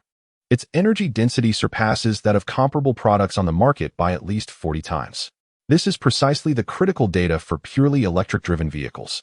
Thanks to this extraordinary capacity, achieving a range exceeding 6,000 kilometers is remarkably effortless. In fact, this figure reflects an optimization of the driving experience while accommodating the vehicle's comprehensive functionalities. After all, a battery is merely a battery. It is not an engine. Strictly speaking, the electric engine capable of achieving a 6,000-kilometer range is comparatively wasteful when juxtaposed with similar products available in Blue Star City. It caters to a broader spectrum of user experiences, channeling the energy that could have propelled vehicles into various applications such as onboard intelligence systems, holographic projections, immersive audio systems, smart climate controls, and even refrigerators, among other peculiarities. Had the design adhered strictly to a performance-oriented approach, ensuring that no ounce of energy was squandered beyond the journey's requirements, it could have achieved a range exceeding 20,000 kilometers. However, this is not a subject of interest for Lin Qi. The manufacturers of this battery ought to devise their own research strategies. If he were to embark on such explorations, he would hardly possess the inclination to delve into trivial matters confined within a narrow scope. Instead, he could ride the wave of lithium-air batteries for a spell and subsequently pivot to developing nuclear fusion engines or nuclear fusion batteries. Now that would be truly enticing. Even without the nuclear fusion batteries, one could utilize more potent conventional power sources such as solid-state hydrogen batteries. Ultimately, lithium batteries are, in the context of a futuristic world, merely outdated relics that had been rendered obsolete centuries ago. The expression of the Starlink individuals upon encountering lithium batteries is likely akin to that of contemporary observers gazing upon the Baghdad battery. Lin Qi's foray into this domain arises from its relatively straightforward inception, the vast potential it holds for the future, and its suitability for applications within military realms that prioritize stability and safety. Lithium-air batteries are far from being mere lighters. In fact, they are arguably safer than traditional lead-acid batteries. With such a technology, military projects involving drones, robotic dogs, and exoskeletons would immediately gain a significant advantage. A rough estimate suggests that mastering this technology could elevate the performance of existing smart military equipment by at least 3 to 4 times. Regarding the security system, it stands to gain immense benefits as well. Its applications are so numerous that it is impossible to enumerate them all. In essence, this is a significant boon for the authorities. Lin Qi is indeed a conscientious student who values gratitude and reciprocity. Having received such ample assistance, which has greatly aided him, he feels compelled to reciprocate in kind. With this thought in mind, he casually retrieved his phone and dialed a number he hadn't contacted in ages. Hello? Lao Xiao, are you free tonight? Let us go out for a meal. That evening, in the old city, on the pedestrian street outside the university town, Lin Qi had rented a modest room here for several years, and what he appreciated most about its location was the bustling pedestrian street below. Street food, barbecues, and vibrant night markets all in one place. When hunger struck at night, a few steps downstairs would suffice, and whatever late-night snack one desired was readily available. The only drawback was the noise at night. Fortunately, he was naturally blessed with a good quality of sleep, and the occasional lively spectacle below somewhat compensated for this issue. However, this time, the venue was not chosen by him, but rather by Lao Xiao. He had assumed that this individual, being a person of authority, would prefer a more upscale establishment. To his surprise, they ended up at a casual eatery. Had it not been for the fleeting glimpse he caught of Lao Xiao's pitiful 3-digit balance while paying, Lin Qi might have almost believed his friend's facade of being a great recluse hidden in plain sight. Chapter 56. Epic Making New Energy Technologies. Involvement of the National Defense Science and Industry Committee. Lin Qi glanced at the sizzling plate of so-called black pepper steak on the table, letting out a sigh. What's the matter with you, Lao Xiao? I'm not criticizing you, but do you really not have a bit of pocket money? Lao Xiao, with a stern expression, was evidently displeased after being discovered by the younger generation about his domestic constraints. Let us not talk about public and private matters. As Communist Party members, we should remain unsullied by material wealth. Besides, this is still meat. It's not inedible. You're still young. Why indulge in so many luxuries? Seeing the sour look on his face, Lin Qi couldn't help but find amusement in the situation. It was clear that he had struck a nerve. As long as you're not deprived of enjoyment, he teased. Despite the banter, Lin Qi chose not to dwell on the topic further. Both he and Lao Xiao were busy individuals, and their time was invaluable, unlike the ordinary diners nearby, who could leisurely meander and enjoy their meals. After hastily consuming a few bites of pasta and engaging in light conversation, Lin Qi reached into his pocket, retrieving a compact external hard drive and placing it on the table. Lao Xiao, with keen eyes, swiftly snatched it up. Ever since this fellow had stirred up trouble abroad, confronting a certain Somali warlord, and then traveled to Zurich to bewilder a prominent conglomerate, the attention from Lao Xiao and the national security apparatus towards him had skyrocketed. In a case of gold smuggling worth a staggering $100 billion, he managed it with an ease that resembled the simplicity of eating and drinking. A veritable daredevil, unafraid of the heavens or the earth. Furthermore, if he possesses such capabilities, the organization backing him must indeed wield considerable influence overseas. Thus, Old Xiao cannot afford to underestimate the information that Lin Qi has provided. It could very well be classified intelligence that ought not to be carelessly disclosed. Speaking of which, why is this fellow's method of handling the transfer so crude? Old Xiao found himself regretting his initial plan. He had intended to use the bustling night market as a cover, yet this man was so brazen. Had he known, he would have opted for a private room in a hotel instead. What is this? He cautiously inquired, lowering his voice while carefully securing the external hard drive. It's the same technology one mentioned last time. A battery? Old Xiao quickly recalled, yet he prudently refrained from uttering the two most crucial words. Indeed, the entire set is right here, Lin Qi casually remarked as he took a bite of steak. As for the physical products, my new factory has already commenced production. If you have any inquiries, feel free to consult them at any time. Understood. Old Xiao recalled Lin Qi's previously exaggerated descriptions, feeling a surge of excitement. It was as if the hard drive in his pocket were not merely a device, but a weighty block of gold. So much so that he had little appetite left for food, yearning to sprout wings and fly back to headquarters immediately. A day later, in a certain location in Beijing, in the clandestine research facility of Digital Head, an elderly gentleman with spectacles was engaged in a hushed conversation with a middle-aged man clad in a black jacket. Old Dong, are you certain that the performance of this battery is as exaggerated as described in the documentation? The man in the jacket, Director Zhou of the Strategic Intelligence Bureau under the Department of Homeland Security gazed at the bewildering array of data and diagrams on the screen, his expression tinged with hesitation. Is the data reliable? Should we conduct additional experiments to confirm? The elderly gentleman, referred to as Old Dong, who sported tortoiseshell glasses and a head of graying hair, shook his head in a gesture of resignation. We have already conducted tests, all of them. Upon receiving the blueprints last night, we worked through the night to fabricate several prototypes for comparative testing. As it stands, their properties are remarkably stable. The charging and discharging rates, as well as the energy storage levels, deviate by no more than 10% from the specific parameters outlined in the documentation. In fact, we had envisioned the use of oxygen as a cathodic reaction material for lithium-air batteries long ago. Theoretically, we had calculated that it would possess overwhelming performance advantages compared to all other types of lithium metal material batteries currently available. However, the blueprint you have acquired represents a significant advancement, far more exaggerated. It has transcended the realm of preliminary experimental design, evolving into a mature, efficient, and stable commercial lithium-air battery design, potentially the product of several generations of successful iterations. In other words, even without reverse analysis and further optimization, simply following the established patterns, it can be applied to nearly all types of products. With a glimmer of excitement in his eyes, Mr. Dong gazed at the screen, his tone imbued with an unspoken relief. The only drawback is the absence of an existing production line. However, the principles are clear, and with the available design blueprints, replicating specific equipment to form a production line is merely a matter of effort. Is there a technical challenge in replicating the production line? Director Zhou instinctively inquired. It should not be a problem. Mr. Dong hesitated, stroking his sparse white beard, a contemplative expression crossing his face. Presently, the primary challenge of this lithium-air battery lies within the ion exchange membrane, crafted from a unique polymer material. The quality of the ion exchange membrane is crucial to the yield rate of the lithium-air battery.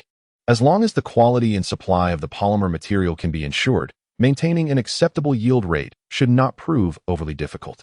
Very well. Please provide a detailed list, and I will promptly respond to the National Defense Science and Technology Commission, requesting their coordination with other departments to participate in production. Upon hearing this optimistic response, Director Zhou's face lit up with joy as he nodded. Regarding confidentiality regulations, since you are one of us, I shall refrain from elaborating further.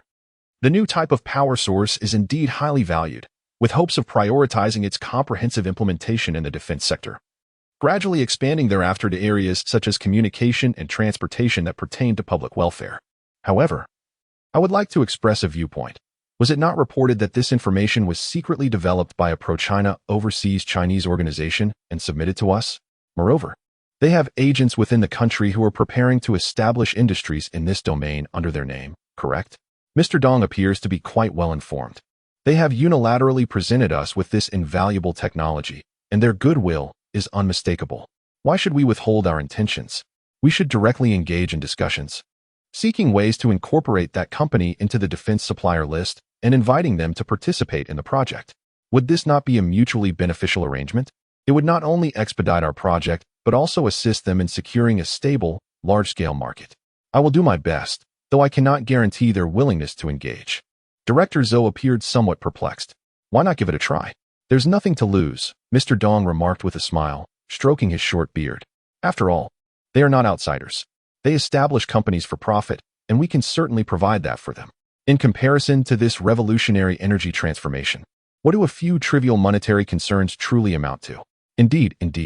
Chapter 57. Becoming a supplier for the defense industry amidst external technology blockades. Qingqing. Just the day before yesterday, I had a brief encounter with old Xiao, and today this fellow has come knocking again. Early in the morning, Lin Qi drove from Jade Bay to the office. Shortly after settling into his workspace, he intended to summon manager Luo to discuss the release of the new DLC. At that moment, he received a message from old Xiao, inviting Star Ring Power to participate in a bid for defense suppliers. Although the timing of this visit was somewhat inconvenient, the subject matter of discussion was indeed within Lin Qi's expectations. Therefore, he did not squander words and promptly confirmed the terms of cooperation. Star Ring Power would participate in the bidding to supply new lithium-air batteries for the military. Furthermore, the qualifications as a defense supplier would not impede its operations in the civilian market. All models, including Star 1, would continue to be sold and developed as usual. Essentially, Lin Qi could maintain his sales strategies while gaining access to a new fixed market, which was remarkably vast, arguably the largest in the world. After all, with the demands of military and state-owned enterprises, Lin Qi could afford to offer competitive prices, and they would readily absorb the supply. This was tantamount to Lin Qi receiving a financial boon. Aside from this, the only request or suggestion put forth by Old Xiao was that Lin Qi consult with them prior to transferring or authorizing the technology externally. After all, this technology has the potential to influence numerous industries, including electric vehicles, aircraft, and drones, as well as the future trajectory of global markets. To exaggerate slightly, it could even affect national fortunes and the fate of humanity itself, as it is a strategic-level technology. Of course, Old Xiao's statement was, in essence, somewhat superfluous. Even without their subtle requests, Lin Qi would never casually disseminate it, especially not to a certain avaricious eagle. Benefiting all of humanity is one matter. Maintaining a technological edge is quite another. Lin Qi would not compromise one for the other. Ultimately, he hopes that his nation can hold a leading advantage in these cutting-edge technologies for several more years. As for the feelings of the avaricious eagle, well, the West has blocked our lithography technology for so many years, yet Huaxia continues to thrive, does it not? It is not as if we can reverse the situation and cater to their discomfort. Their discomfort is of little concern. Lin Qi has no intention of indulging their double standards. The Pacific has not been sealed off. If they have the means, let them purchase samples and find their own way to reverse engineer them. Haven't we been surviving this way for decades? Has Huagua ever complained after being sanctioned by the BA system for half a century? As for whether they can replicate the original technology solely through their own exploration, without any documentation or guidelines, one can only say that if reverse engineering were truly so facile, why has no one managed to replicate the monopolistic commercial empire of Intel or Qualcomm just by purchasing their CPUs? The tides of fortune turn, and it is time for us to impose a blockade on American imperialism. Isn't their BA system? Perhaps we should establish a base system in return, firmly controlling these wretches. At that moment, in the bustling night market, Lin Qi conveyed this sentiment to Old Xiao. It is worth mentioning that the infamous General Buhaid had once bombarded him with mortars, and he remembers every single instance vividly. Although the specific target of the cannon was not him, Lynch instinctively found it intolerable to place himself within its range. Every grievance has its source, and since Buhaid is a pawn of the CIA, the reckoning must naturally be sought from the American empire. This logic of robbery is indeed formidable, rendering even the seasoned Xiao speechless. It is lamentable that the latter, a dignified national security guardian, realized that compared to this youthful individual, he could be considered a conservative. Perhaps Lynch, too, could be labeled a conservative, but he perceives the radicals as excessively restrained. However, one cannot overtly engage in any agreements, as it would tarnish international relations. The audacious hawks may lack shame, but we are not of their ilk. Xiao, feeling uncomfortable, could only suggest discreetly that if they indeed come to inquire, one should simply employ the tactic of procrastination. When asked, one might say they are considering, investigating, and studying feasibility. A casual study lasting 3 to 5 years would suffice to muddle through, wouldn't it? Xiao, when it comes to mastering the art of the American strategy, you truly excel. Lynch gave him a thumbs up. Hey, you rascal, how about I help you devise a way to insult someone? Although this was a light-hearted exchange between the two, the official stance was indeed quite similar. There would certainly be no consolidation agreement with the capital, as it contradicts the long-standing external image of Huagua. Such domineering acts of world policing are best left to the world police themselves. Huagua's technological embargoes are rather subtle. What is presented to others is merely what has been internally deemed sellable. The truly proprietary items are not only hidden from outsiders, but take considerable time for even insiders to discover, even when dealing with close partners.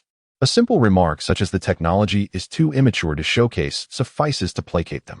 Lin Qi maintains confidence in the operational efficiency of the National Security Bureau.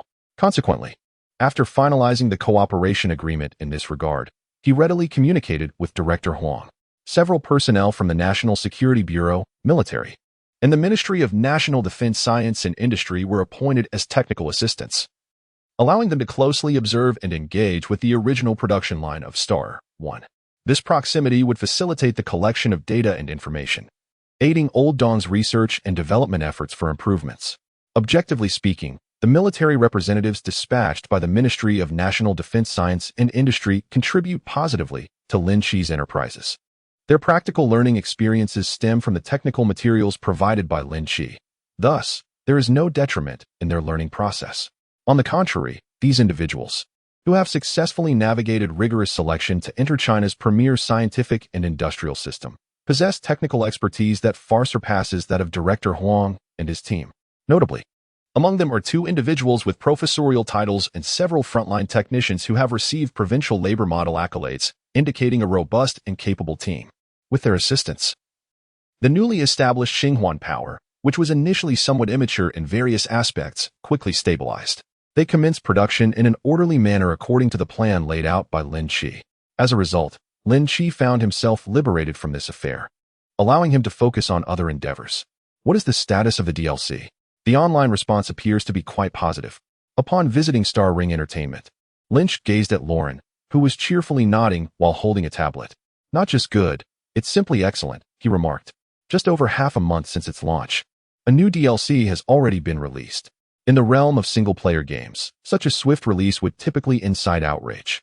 The audacity of such a money-grabbing tactic is unparalleled. Developing new content at this pace is nearly impossible. Even debugging might not be accomplished within such a brief time frame.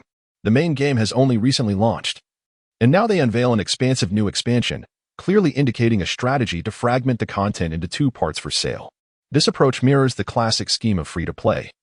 But without spending, one holds no rights. It is undoubtedly a practice despised by players. However, this time, Star Ring Entertainment is entirely different. Any player, upon witnessing the extensive content of the new DLC and its seemingly generous price, instinctively softens their critique. Ultimately, as long as there is genuine substance and a price reflecting true sincerity, players are willing to invest. Chapter 58, New Project, Virtual Reality, Brain-Machine Translation Terminal. For instance, a 100 gigabytes AAA game with a 30-hour gameplay duration and quality below industry standards, daring to demand a price of $398, would only invite scorn from all but the most devoted fans and shills. Even titles of the caliber of Baldur's Gate 3, Elden Ring, or Black Myth can be scrutinized for their flaws. Yet, if priced at $39.8, then, that becomes my concern. Players are indeed quite sincere. By adopting a let's be friends attitude and offering favorable prices with exceptional value, genuine friendships can be forged. A seafood buffet priced at 199 yuan, where even the crabs appear lackluster, will inevitably face criticism. Conversely, a buffet offering the same dishes for merely 19 yuan allows one to attribute any discomfort to their own digestive issues. Alas, the world remains as pragmatic as ever. After all, the gaming industry ultimately operates as a business. In commerce, the formula for garnering praise invariably revolves around providing quality at a reasonable price. As long as high quality at low cost is achieved, while one may not receive accolades, at the very least, there will be no condemnation. Particularly in this current climate, where developers from regions like North America and Europe, once dominant forces in the global gaming arena, are experiencing widespread fatigue. Do Western European players truly relish being subjected to politically correct doctrines? Do North American players appreciate being instructed on what constitutes refined aesthetics by entities that barely resemble humanity? In essence, this reflects yet another manifestation of the gaming industry capitulating to political pressures. Where there is oppression, there is resistance. The rapid proliferation of the Black community abroad, akin to wildfire, can be attributed to the swelling influence of the anti-establishment sentiment among overseas players, reaching a point where it is impossible to overlook. It has escalated to a level where any opposition to the LGBTQ community is met with staunch support from those who stand in solidarity. It is evident that the struggles of marginalized communities have persisted for far too long. Although Lin Qi has never overtly engaged with those avaricious fraudsters, his dismissive attitude towards IBS, treating it as an afterthought, has instead elicited exuberance among overseas players. Yes, it ought to be this way. Ultimately, what purpose does a game developer serve if they cannot even engage with the games they create? It would be prudent to disregard their opinions entirely, treating them as if they were invisible. It is indeed astonishing to witness such a multitude of players pre-ordering and even gifting the full version of the game for such trivial reasons. Upon encountering the market analysis report detailing the aforementioned observations from Lauren, Lynch's expression inevitably grew complex. We have done nothing. So why are they all behaving as if they have joined a cause? Nevertheless, it is, at least, a positive development. Indeed. Regardless of how this influx of spontaneous interest materialized, it is sufficient to recognize that they have contributed significantly to our sales figures. Last week's sales surpassed 1 million. The DLC's first-day sales also exceeded 1 million. Such accomplishments, even among top-tier industry giants, warrant commendation and substantial rewards for the development team. It is noteworthy that, despite Lynch pricing AAA titles as independent games, such sales have propelled Star Ring Entertainment's daily revenue beyond 50 million. Even more remarkable is that this revenue stream shows no signs of waning. Rather, it continues to ascend gradually. There remains a vast pool of potential players and untapped markets, ensuring that a decline is unlikely within the month. Within the industry, such success is the envy of many. With this in mind, it is time to embark on new projects. After reviewing the report, Lynch set it aside, contemplating the nature of these new endeavors. What new projects await? Upon hearing the big boss's remarks, Lauren immediately began to anticipate the possibilities. Is a grand event about to unfold? Splendid. A significant movement, indeed. Lin Qi squinted, revealing a hint of playful amusement. You must have heard of the concept of virtual reality, haven't you? Upon hearing those words, Loren felt as though his heart skipped a beat. Could it be? Virtual reality, the ultimate dream of players worldwide. From text to imagery, from 2D to 3D. Evolving from rudimentary pixels to lifelike 8K supersampling, countless developers have relentlessly pursued the pinnacle of auditory and visual enjoyment in the realm of gaming, regarded as the ninth art. Over several decades. However, no matter the advancements, achieving the supreme sensory experience of being there remains elusive. Virtual reality technology embodies the ultimate miracle that transforms the impossible into the possible. For conventional imagery and audio technologies, no matter how one attempts to pile on the resources, limitations inevitably arise, contingent upon the player's display devices. Furthermore, regardless of the game type or platform, all are ultimately constrained by controllers such as gamepads, keyboards, mice, or touchscreens. Even if the scenes are rendered with the utmost realism, the sensation of indirect control presents an invisible barrier. With such a barrier in place, no matter how well the visuals are simulated or how realistic the auditory experience, the most crucial sense, touch, remains unattainable. The sole solution lies in relinquishing external devices and directly harnessing human brainwaves to control everything. The consciousness of humanity can directly transcend into a fantastical virtual world through the conversion of brainwaves and electrical signals. The technology of brain-computer interfaces serves as the key to unlocking this gateway that spans the realms of reality and illusion.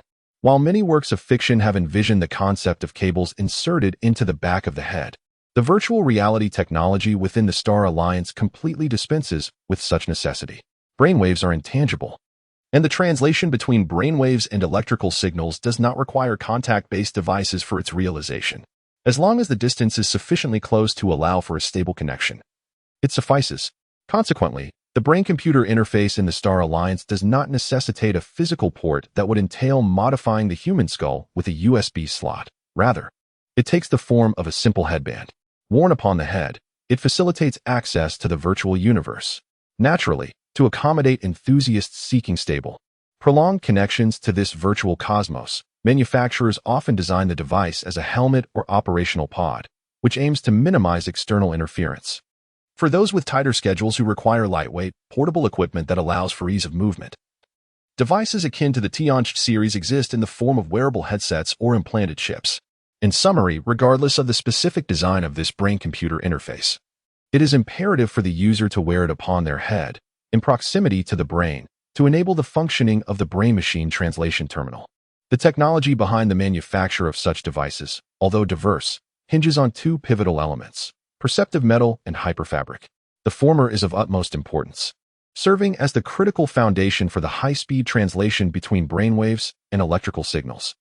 If we conceive the brainwaves emitted by the human mind and the electrical signals within a computer as two highways racing towards each other from opposite sides of an abyss, yet separated and unable to connect, then the translation terminal crafted from perceptive metal acts as a bridge spanning that chasm, facilitating communication between the realms of reality and the virtual.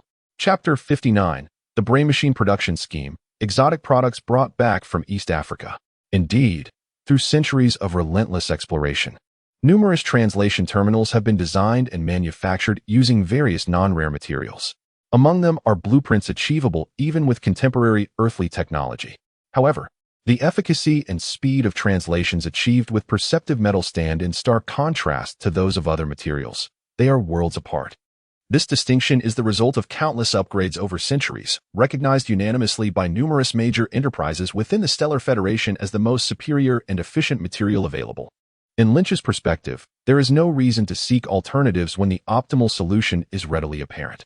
One can simply replicate the best practices of others.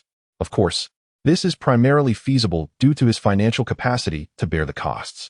While perceptive metal is a relatively expensive interstellar precious metal, extensively utilized in brain-machine interfaces, mechs, and hypercomputers among various fields, its usage in the translation terminals is not substantial. Each ton of this material commands a price exceeding 500,000 star coins, far surpassing that of gold or platinum. According to current mainstream technology, the production of a translation terminal requires merely a few grams of perceptual metal. The most critical component of a brain-machine interface is this very terminal, which results in a remarkably low average cost, well within Lynch's acceptable range. As for the other essential material, superfabric, it is not a functional material, but rather a structural one. This nanomaterial, extensively utilized in the interstellar era, possesses exceptional toughness and resilience, rendering it impervious to blades and flames.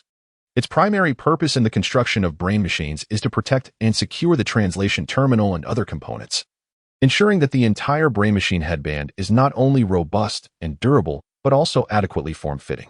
It maintains a degree of elasticity, allowing it to adhere snugly to the user's head, although it does not reach the point of being indistinguishable with or without it. Even if superfabric is replaced by alloy materials, the brain machine would still function. At worst, it would merely result in a heavier, harder product with a slight decrease in transmission efficiency. Nevertheless, Lynch is not particularly concerned about the expense. Superfabric is significantly cheaper than perceptual metal, and even with a slightly higher quantity, he deems the cost acceptable. Apart from these two critical materials, which can only be produced in a future world, all other materials for the brain machine headband or helmet are readily available even on Blue Star. Rare earth elements, noble gases, heavy metals, silicon wafers, these are all items easily procurable on the open market, with cost being the only consideration.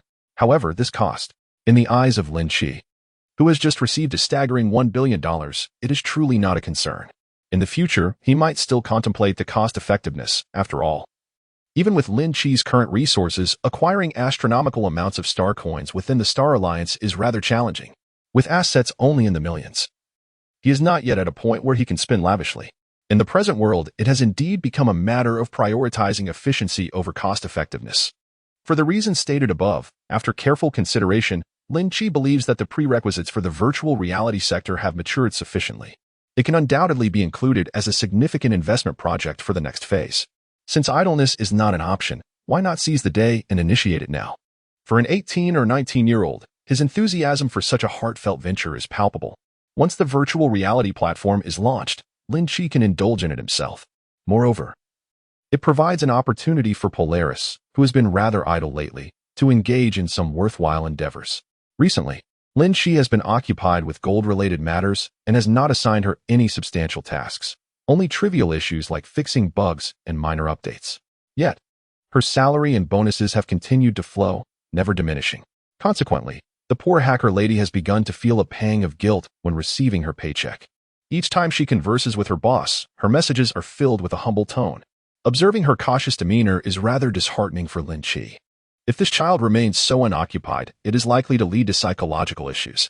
Originally, a person who was taciturn and exuded a clean and brisk coldness has now almost transformed into a people-pleasing persona.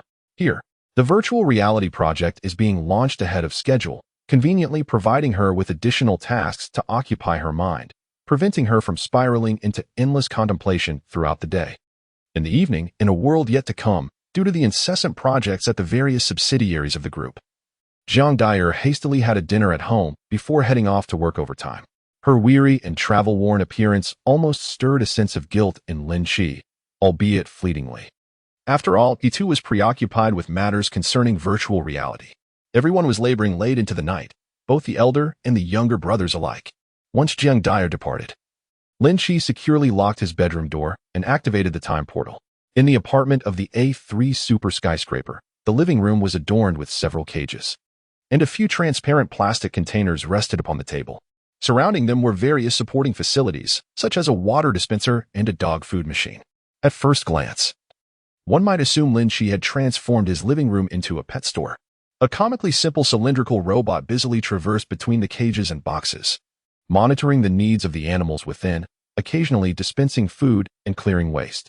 These were all exotic specimens that Lin Qi had brought back from East Africa. In the days leading up to his departure from Djibouti, he had been wandering through the nearby flower and bird market.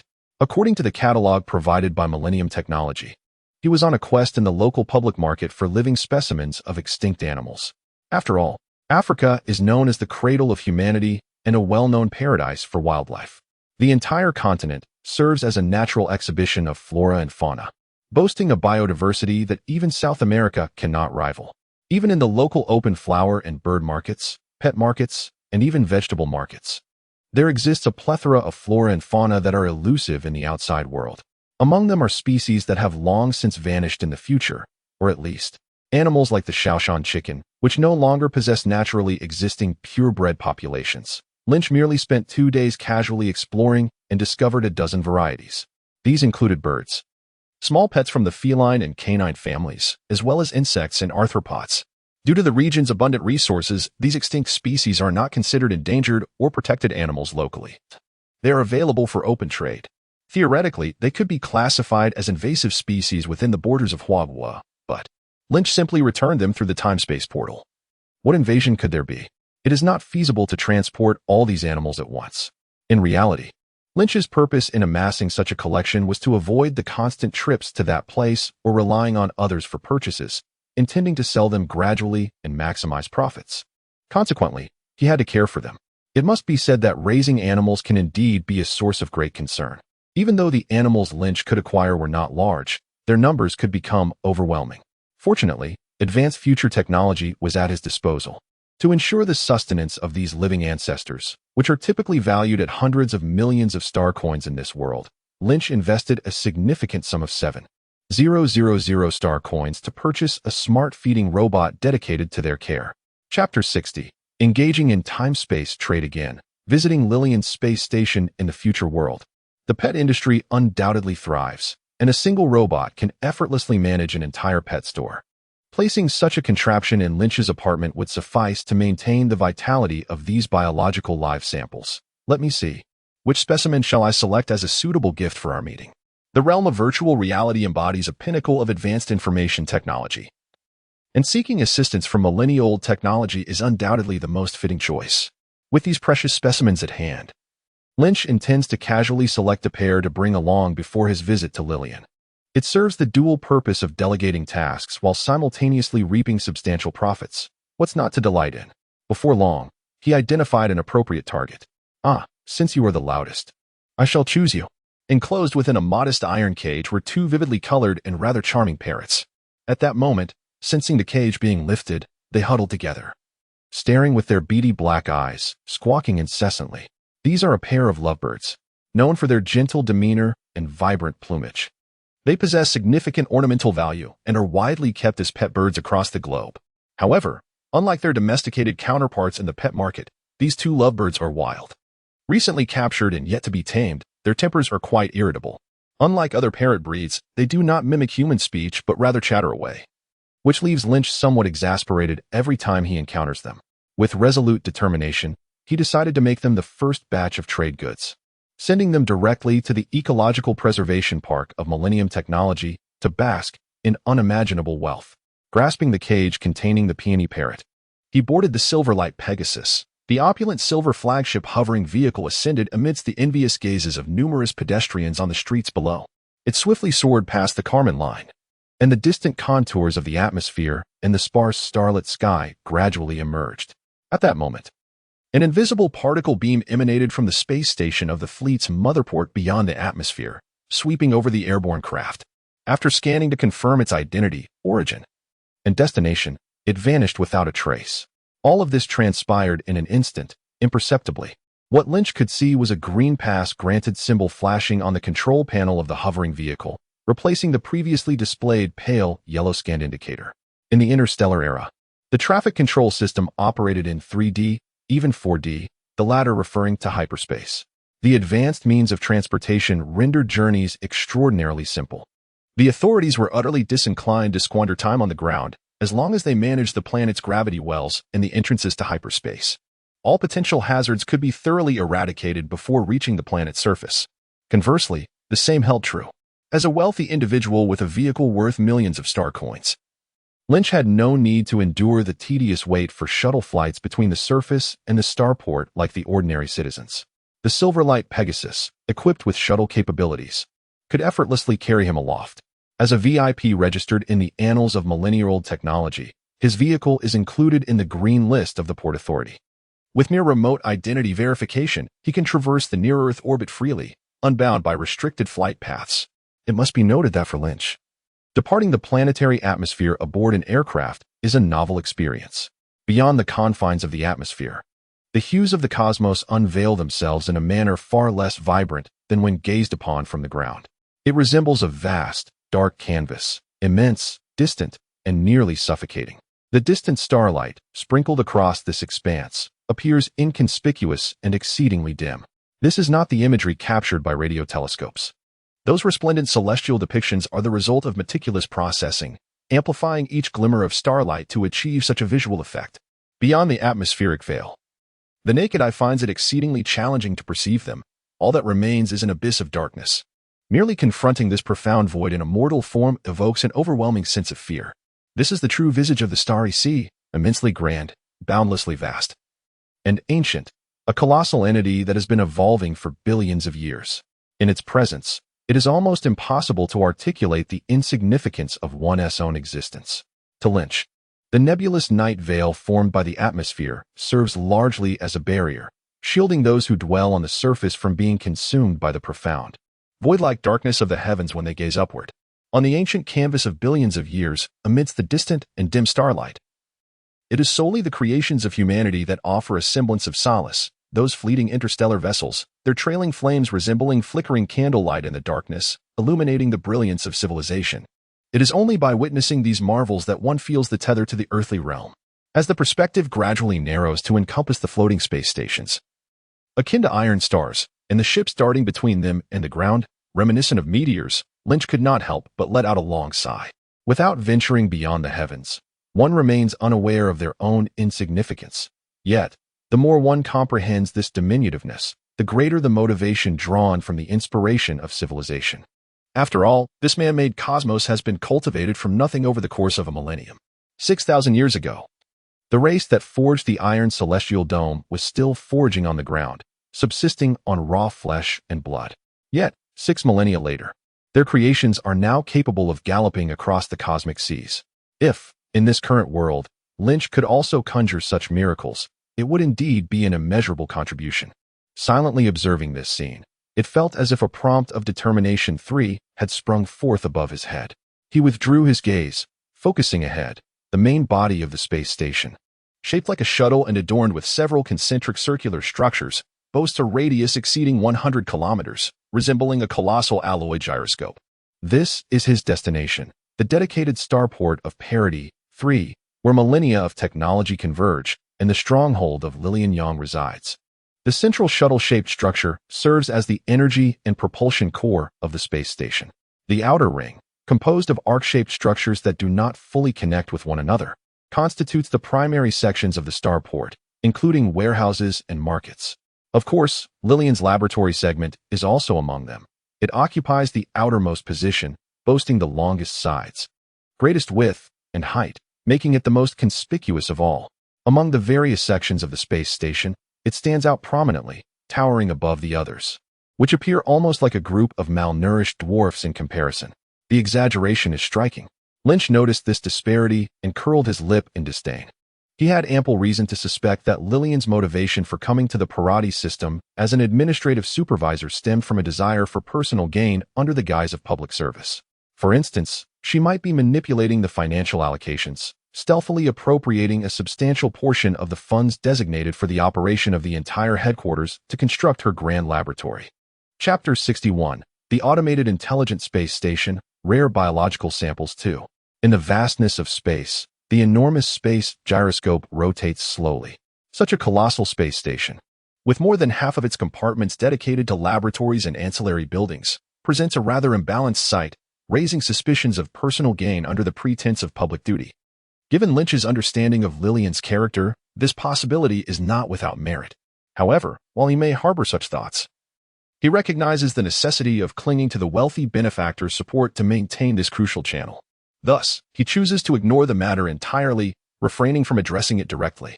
The wealthy young lady appeared to possess quite an impressive background. Perhaps she truly held such authority.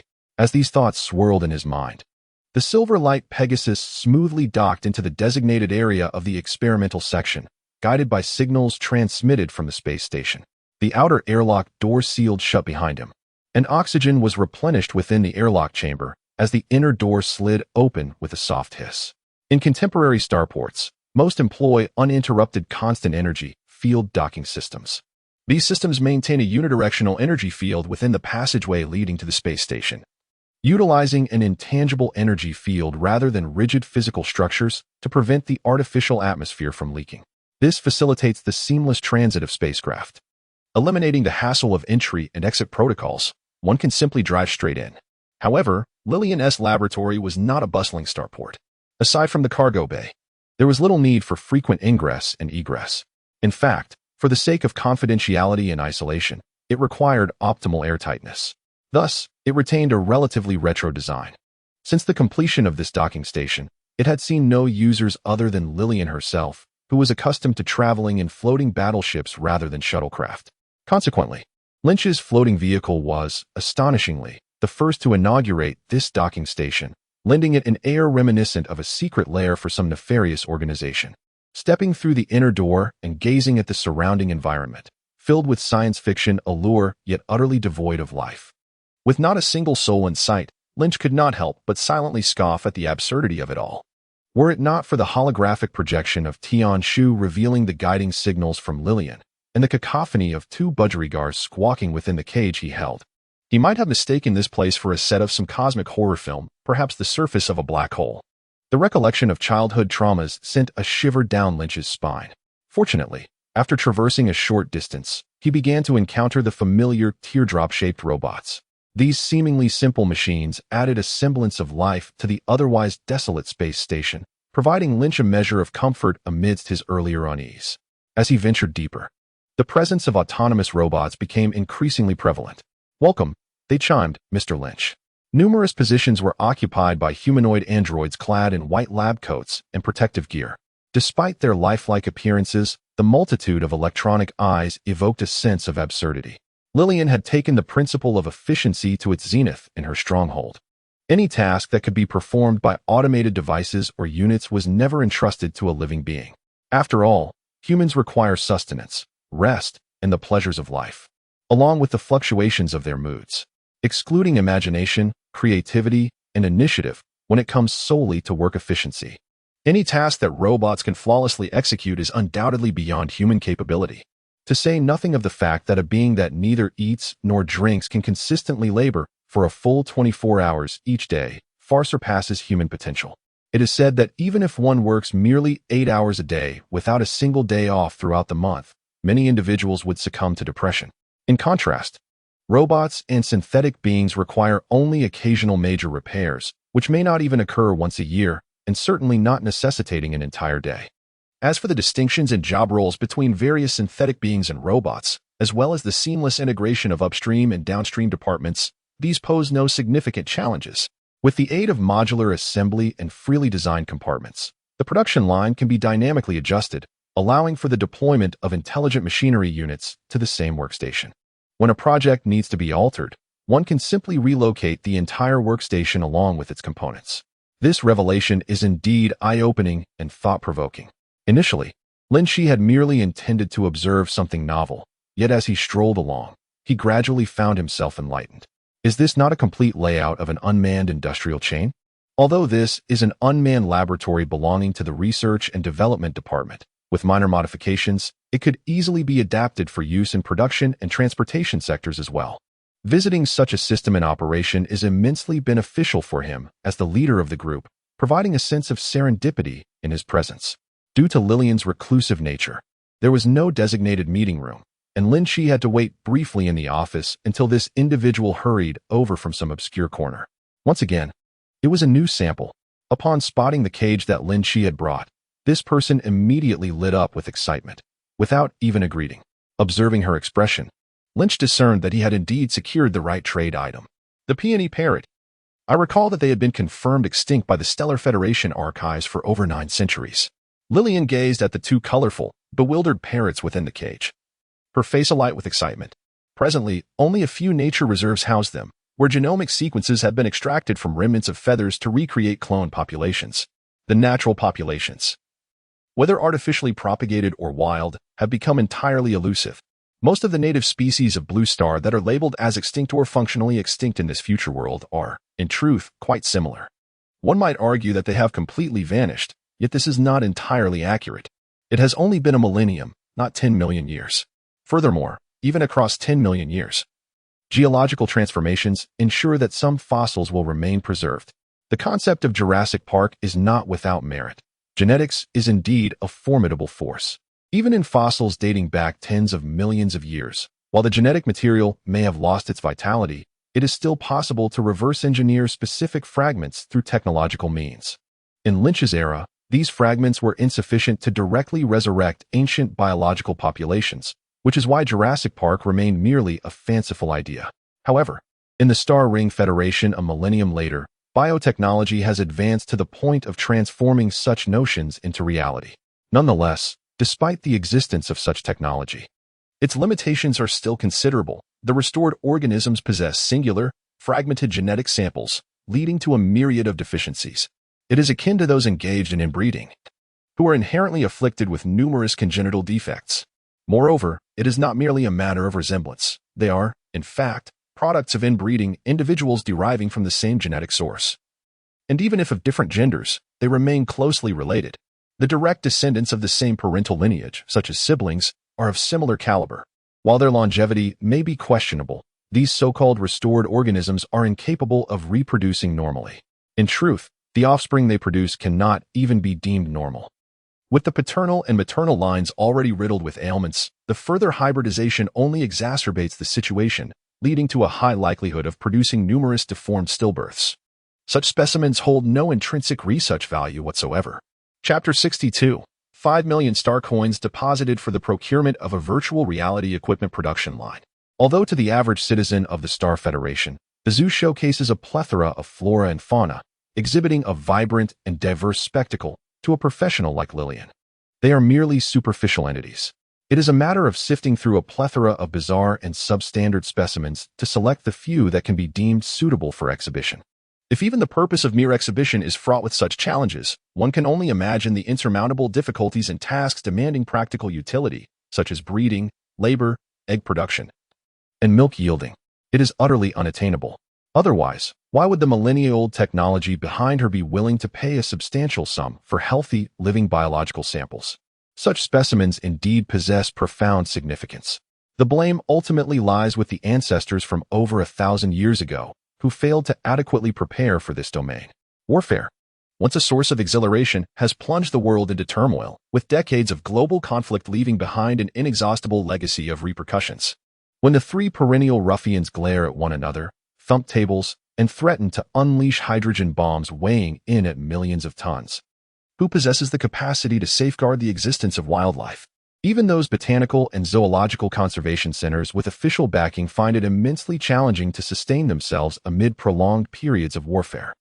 The mere survival of these institutions is a commendable feat, let alone maintaining their normal operations, when throngs of individuals are engaged in chaotic upheaval. And the very sustenance of the populace becomes precarious. Who has the leisure to allocate funds to a group of eccentric animal enthusiasts? Consequently, as human civilization strives for unity and begins to flourish collectively, a glance back reveals nothing but a sea of devastation.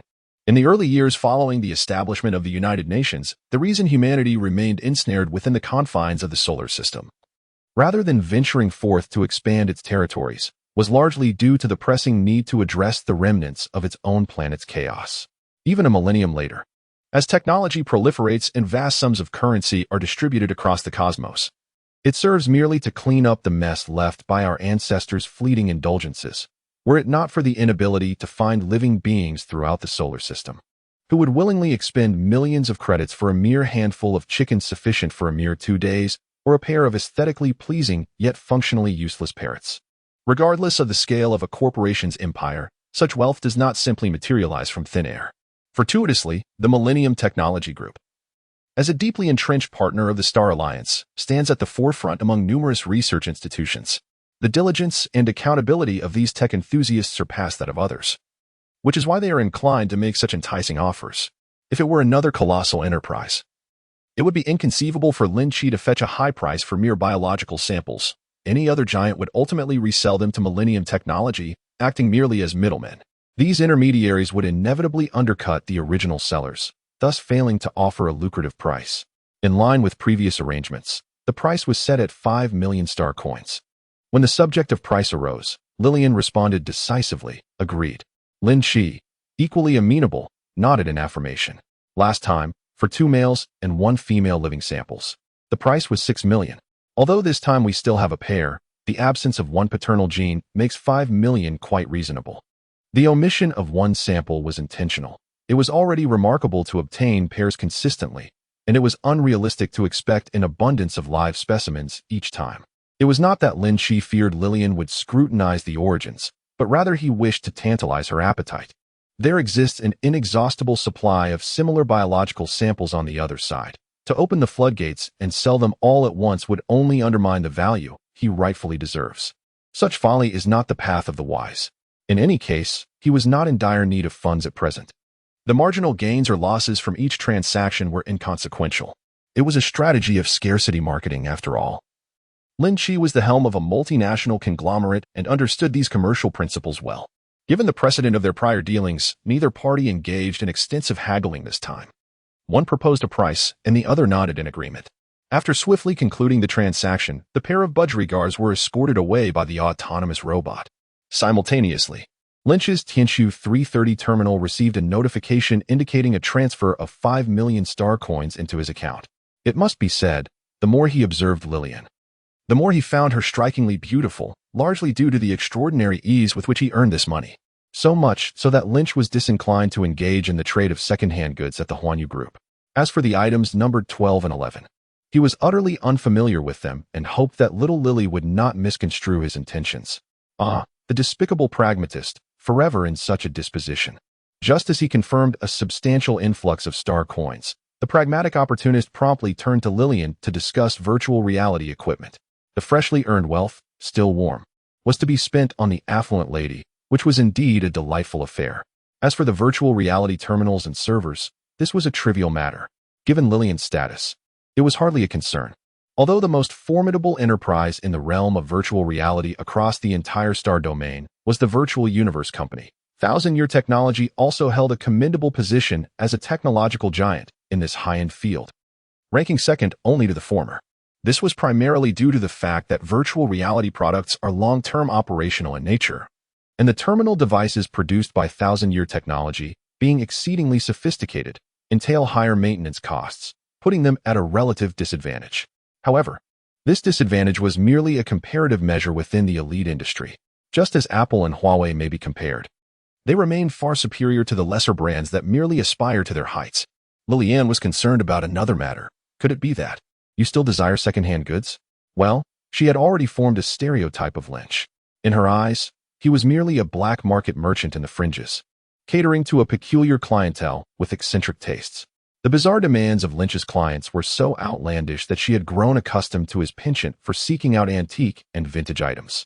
You understand me, Lynch smiled subtly, embodying the sentiment of since you are aware, I shall dispense with pleasantries. Affordable, practical, sturdy, and durable. It mattered not how old the items were as long as they could satisfy the most basic requirements for virtual reality network construction. As you know, the living conditions in that desolate place where my clients reside are rather primitive, offering little in terms of entertainment, so I must procure them some cost-effective amusements. Due to these poor conditions, these gentlemen are not inclined to engage with overly sophisticated items. After all, it would be troublesome if they were to break down frequently.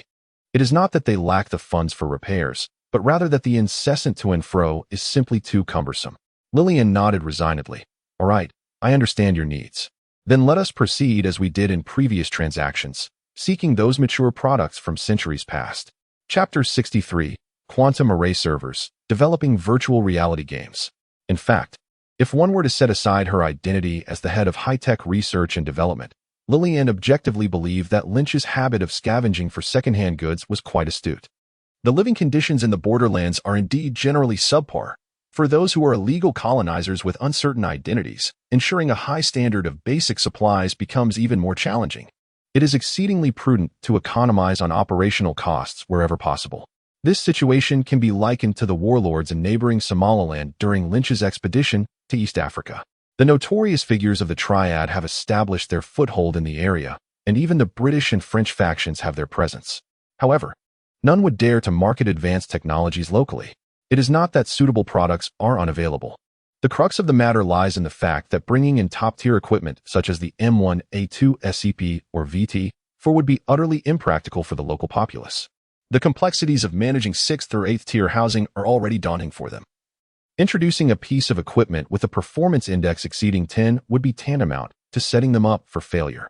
They would much prefer to deal with something like an old WZ-551, let alone the T-72. For warlords in underdeveloped regions and colonizers in the borderlands, operational costs are an insurmountable challenge. Despite the age of products manufactured by companies hundreds of years ago, most of which have been rendered obsolete over generations, their operational costs remain merely a fraction of contemporary mainstream products. This singular advantage is sufficient for them to thrive in underdeveloped areas. Upon grasping this insight, Lillian suddenly recognized Lynch's unique perspective.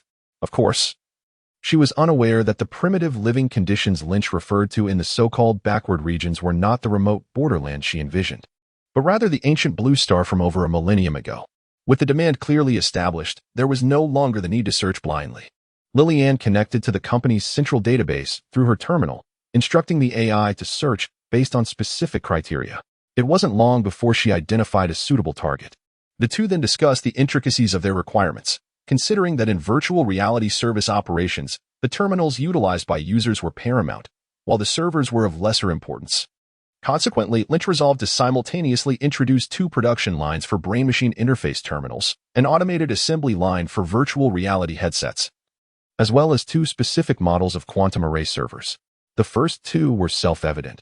The brain-machine interface terminals were of utmost significance, relying entirely on futuristic technology for production, necessitating maximum output. The decision regarding the virtual reality headsets came after careful deliberation. There were numerous fantasies surrounding virtual reality technology, with the most prominent stereotype being the fully enclosed head-mounted display. Given this, it seemed prudent to align with public sentiment, opting for a headset design that resonated with the perceptions of Blue Star players, rather than starting with a headband. Notably, the underlying reason was that producing headsets could reduce the consumption of superfabric by over 70%. The materials saved would instead be replaced by various polymer materials readily available in the current world. From a technological standpoint, this approach was less advanced than headbands. However, in terms of cost efficiency, it represented a significant optimization. As for the quantum array servers, they were undoubtedly indispensable. In comparison to the mainstream servers built upon the chips of major Western companies such as Intel and IBM, the quantum servers constructed with quantum chips boast unparalleled performance and operational advantages, which require no further elaboration. It is no exaggeration to assert that even the 2 quantum array servers acquired by Lynch, despite being antiquated relics produced 3 centuries ago by Millennium technology, as they are individual items rather than mass-produced units, earlier models have largely been dismantled, surpass the combined capacity of all servers deployed by internet giants such as Tencent, Baidu, Ali, and Huawei. The aggregate bandwidth of these 2 quantum servers rivals that of all internet companies across the East Asia region. As for response speed, it is truly incomparable. According to customer feedback data collected by Millennium Technology, even users on the moon would experience a latency not exceeding 10 milliseconds when connected from Blue Star, primarily due to a direct quantum communication station established between Earth and the moon. This extraordinary interstellar local area network was facilitated through a fixed quantum communication satellite constellation, which served as an intermediary between the large transceivers deployed on Blue Star and the moon. However, based on Lynch's simulations via the Tianshu terminal, Even if this equipment is utilized solely within the borders of Huagua, it is sufficiently capable of ensuring that servers deployed in Qiqing would maintain retime latency of no more than 10 milliseconds for users across the entire nation. Such a formidable server load is essential to support the miraculous realm of virtual reality networks. Naturally, such exquisite technology comes at a steep price. Relatively speaking, their costs are indeed considerable. 2 quantum array servers, albeit pre-owned, command an internal price of 150,000 star coins each. These are substantial information devices, not toys for the average individual. Indeed, many small to medium-sized enterprises cannot independently establish their own servers and must resort to leasing from others. The price of 150,000 star coins is already a figure reflecting centuries of depreciation. The rationale for purchasing 2 units lies in the fact that one will serve the virtual reality project, while the other will be allocated for the entire conglomerate's use.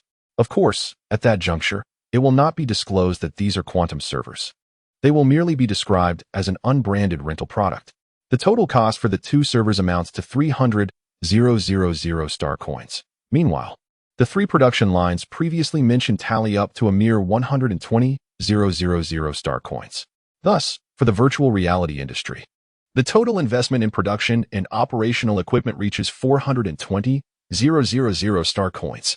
This figure stands out as one of the higher amounts within Lin Qi's recent procurement orders. Fortunately, this constitutes the bulk of the project's expenses.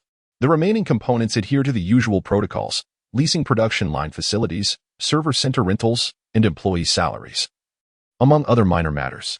Regardless of the scale, Lin Qi remains unfazed. With a revolutionary product that faces no competition in the market, any pricing strategy guarantees profit. Just as he finalized the acquisition of the equipment, he simultaneously assigned the task of developing virtual reality games to Polaris. Miss Hacker has finally received a substantial order from her benefactor and is no longer in a state of despondency. She is now eagerly immersed in her work. Given her consistent efficiency, this task presents no technical challenges. Meanwhile, Lin Qi has also directed Jiang Dyer to recruit talent and establish a second research and development division under Xinhuan Entertainment. The realm of virtual reality is a novel platform, and the scarcity of initial games is unacceptable. A dual approach is necessary to transplant from Xinglian while simultaneously developing directly in the current world. This strategy ensures a solid foundation. Chapter 64. The Aftermath of Genetic Enhancement, the Latent Extraordinary Genome, Account Balance. 8,733,000 star coins. The ebb and flow of currency is a customary practice for Lin Qi as a trans-temporal intermediary. Besides purchasing equipment, he has also placed an order for a batch of raw materials on site, including perceptive metals and advanced fabrics, costing an additional 600,000 star coins. This also serves to support his friend Jiyu's shop. However, given the rare opportunity to visit his good friend's territory, he cannot simply conclude the transaction and leave without further engagement. Such an act would be profoundly disrespectful. Coincidentally, he has some inquiries beyond the scope of business. Thus, after signing the contract and transferring the full payment on the spot, Lin Qi broached the subject of the genetic serum he had been using, intending to borrow Lillian's laboratory for his purposes. Upon returning from Switzerland, Lin Qi had completed his 3rd observation period and had injected the final genetic enhancement serum. Yet, curiously, he did not perceive any changes in his body during this stage. During the initial enhancement of physical vitality, his body became exceptionally robust, with self-healing factors amplified, rendering him immune to numerous ailments. The second enhancement of psychic energy heightened his senses, making him feel perpetually invigorated. The 3rd enhancement fortified his nervous system, enhancing Lynch's cognitive abilities, quickening his reflexes, and sharpening his awareness. However, the 4th enhancement, the most critical genetic augmentation, left Lynch feeling utterly unremarkable. He experienced neither the euphoric sensation described in the stellar network, where one feels an extraordinary sense awakening within, nor the disappointing outcome of a mere physical enhancement without the awakening of extraordinary abilities. This perplexity left him at a loss for words. If it were merely a failure to awaken extraordinary genes, Lynch would not be particularly perturbed, after all. The odds of success are exceedingly slim. In the realm of the stars, future beings possess a mere 1 in a million chance of success, so it would not be surprising if he failed to draw the winning ticket. Yet, the absence of both outcomes left him somewhat puzzled. Despite utilizing the Celestial Hub terminal and a medical pod purchased online to conduct a self-scan, the results indicated that Lynch's body was entirely normal, with no signs of pathological changes. Nevertheless, a lingering unease remained. After all, the inability of the self-scan to uncover any peculiar conditions left him questioning the underlying cause. Ultimately, health and safety are paramount. Relying solely on self-observation is insufficient. It is imperative to seek professional assistance and undergo a comprehensive examination to ascertain whether any latent issues might arise. Given the current circumstances, the most suitable professional appears to be the present young lady with long black hair and considerable wealth. Lynch cannot ascertain whether she can discern the issues within his genetic sequence. After all, despite adhering to the technical standards set forth by the Star Federation Medical Institution, he has received numerous vaccinations unified across the future world, and the original body he inhabits from a millennium ago may still exhibit subtle differences compared to contemporary individuals. Nevertheless, he can reasonably conclude that, bound by the ties of friendship and, more importantly, mutual interests, Lillian would likely keep any discovered ailments confidential and refrain from disclosing them externally. In any case, the extraordinary aspects Lynch presents to her are far from trivial. The health discrepancies he experiences, when juxtaposed with his remarkable sources of rare and exquisite goods, are indeed minor concerns. This predicament is a common challenge faced by travelers across dimensions, while it is relatively easy to find individuals with professional expertise. It is notably more difficult to locate those who are completely trustworthy. Finding someone who possesses both competence and reliability is akin to searching for a lantern in the dark. Regardless of whom he encounters, Lynch must swiftly establish connections and strive to maintain those relationships. His ongoing willingness to provide Polaris with lucrative commissions in his recurrent trading with Lillian, where he buys as much as he sells rather than solely profiting from her, underscores his intention to cultivate their relationship. Indeed, Lynch has already devised a plan to seize an opportunity to issue a long-term commission to Polaris, bringing this entity directly under his wing. As for Lillian, well, given her status and the capital she possesses, it would indeed be somewhat challenging for Lynch to recruit her, at least in the short term. But what about the future? A person with grand ambitions must undoubtedly possess a long-term vision. Lillian was oblivious to the convoluted thoughts swirling in his mind.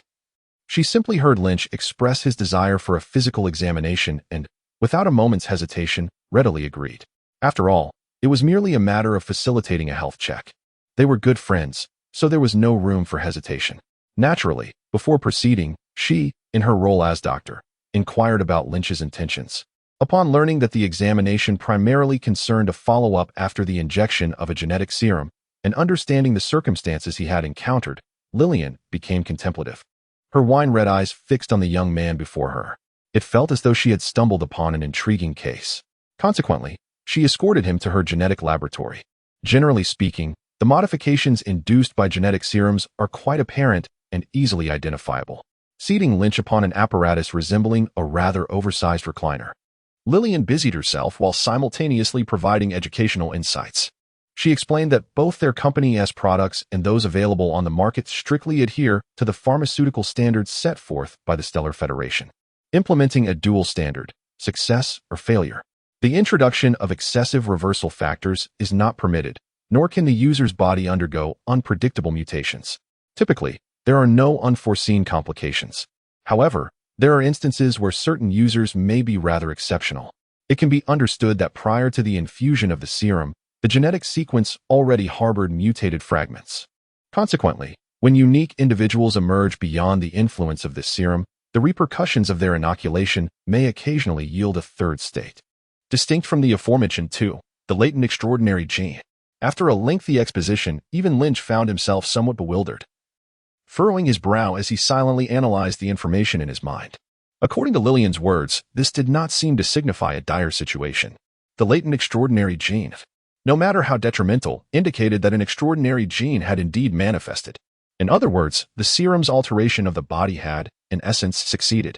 However, for reasons unknown, his extraordinary abilities had yet to reveal themselves. The results from the instrument scanning Lynch's body corroborated this conclusion. A unique genetic sequence, differing from the previous one, had indeed emerged within him. Yet, the manner of its existence was peculiar. It possessed activity but expressed no symptoms. At least thus far. It had shown no signs of expression, and naturally, it had not induced any changes in Lynch's body. akin to a string of empty bytes. Lillian gazed at the analysis report transmitted to her terminal, unable to suppress her unease. Empty bytes differ fundamentally from blank bytes. Even a space, in essence, conveys meaning.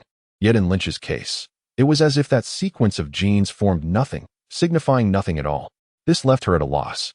I am utterly at a loss as to which angle to approach this investigation. How peculiar it is that such extraordinary cases exist in this world. Chapter 65. Initiating a special project, receiving the Pioneer Armed Colony ship. To be honest, in all these years, I have never encountered a situation quite like this. Even among the exceedingly rare carriers of latent, extraordinary genes, their hidden traits often bear discernible meanings that can be deciphered. Yet yours. Lillian sat anxiously beside me, repeatedly gesturing in the air or perhaps manipulating something on her personal terminal. As it stands, this is likely an unprecedented anomaly. Could you provide some genetic samples? I cannot guarantee tangible results, but I believe they would constitute invaluable research specimens. Ultimately, I am uncertain what conclusion she derived, as she despondently waved her hand, dismissing the holographic projection from her terminal, and turned to gaze intently at Lin Qi. The latter found himself somewhat unnerved by her intense demeanor. It must be said that Lillian's request was entirely reasonable. After all, the reason I specifically entrusted her with this examination was to uncover the underlying causes. However, her words did evoke rather unsettling associations. What a stunning young woman she is, a veritable goddess in any setting, yet in Lin Qi's eyes, her fervent attitude was genuinely disconcerting. Let me pose a question. There won't be any adverse consequences, will there? One ought not to harbor excessive doubts towards a friend. However, Lynch hesitated before inquiring further. It is unnecessary to go through any trouble. If you are unwilling to provide a blood sample, a mere clipping of your nails or a strand of hair will suffice. Lillian gazed at him earnestly, her tone sincere. Let us proceed with the blood sample. If it is indeed required, Lynch pondered, exhaling softly. Moreover, I would appreciate your discretion regarding this matter. At the very least, please discuss with me before sharing any findings externally. Of course, Lillian nodded without hesitation. The fact that Lynch was willing to contribute a sample for her research was already a source of great satisfaction for her. Logically, she ought to offer him more in compensation for his generosity. As for the matter of a friend's privacy, it was only natural to uphold confidentiality. She was quite clear on the distinction between personal and professional matters. However, although Lynch did not voice it, the thought of compensation lingered in Lillian's mind. No, let us forego that. Lynch noticed her contemplation and quickly gestured dismissively. If you were to offer me payment, that would indeed feel rather peculiar, and I might struggle to accept it. The situation was indeed somewhat unsettling. Lynch would be providing a substance from within himself, while Lillian would be compensating him for it. This arrangement felt quite odd. Let us approach this differently. Consider it a long-term commission from me to you, aimed at uncovering the true nature of this latent extraordinary gene and its potential applications. Once you have genuinely achieved some results, we shall revisit the matter of compensation. Indeed, your proposal is more favorable. The latter also concurs with this amendment and decisively resolves to proceed as per Lynch's directive. Lillian drew blood and carefully placed it into the cryogenic storage for preservation.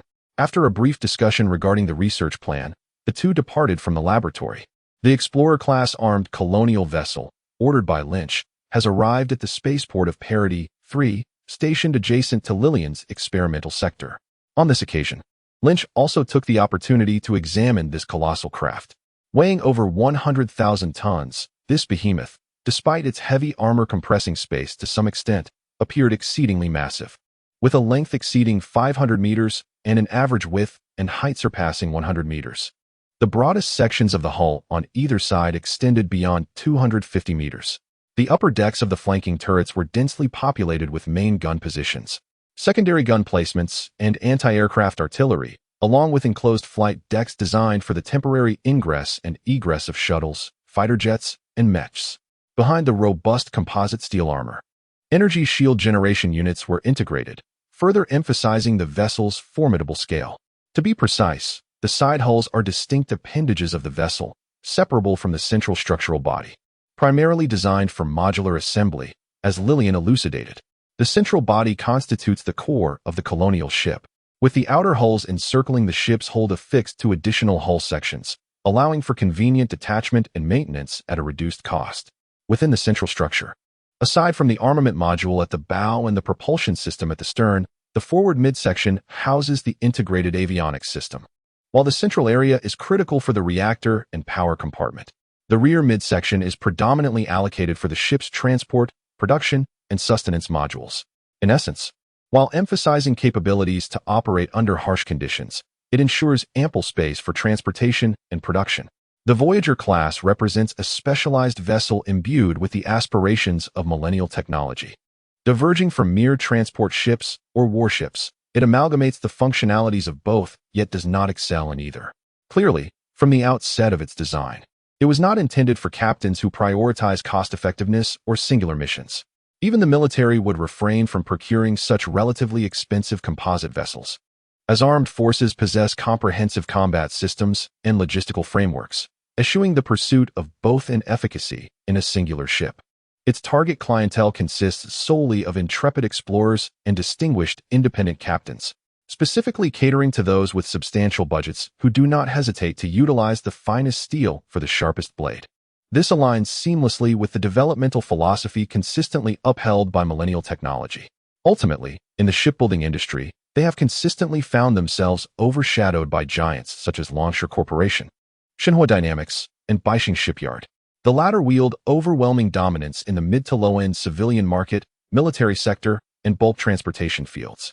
Even though Qianian technology boasts exceptional capabilities, it can only pursue a high-end trajectory, struggling to penetrate the lower-tier market.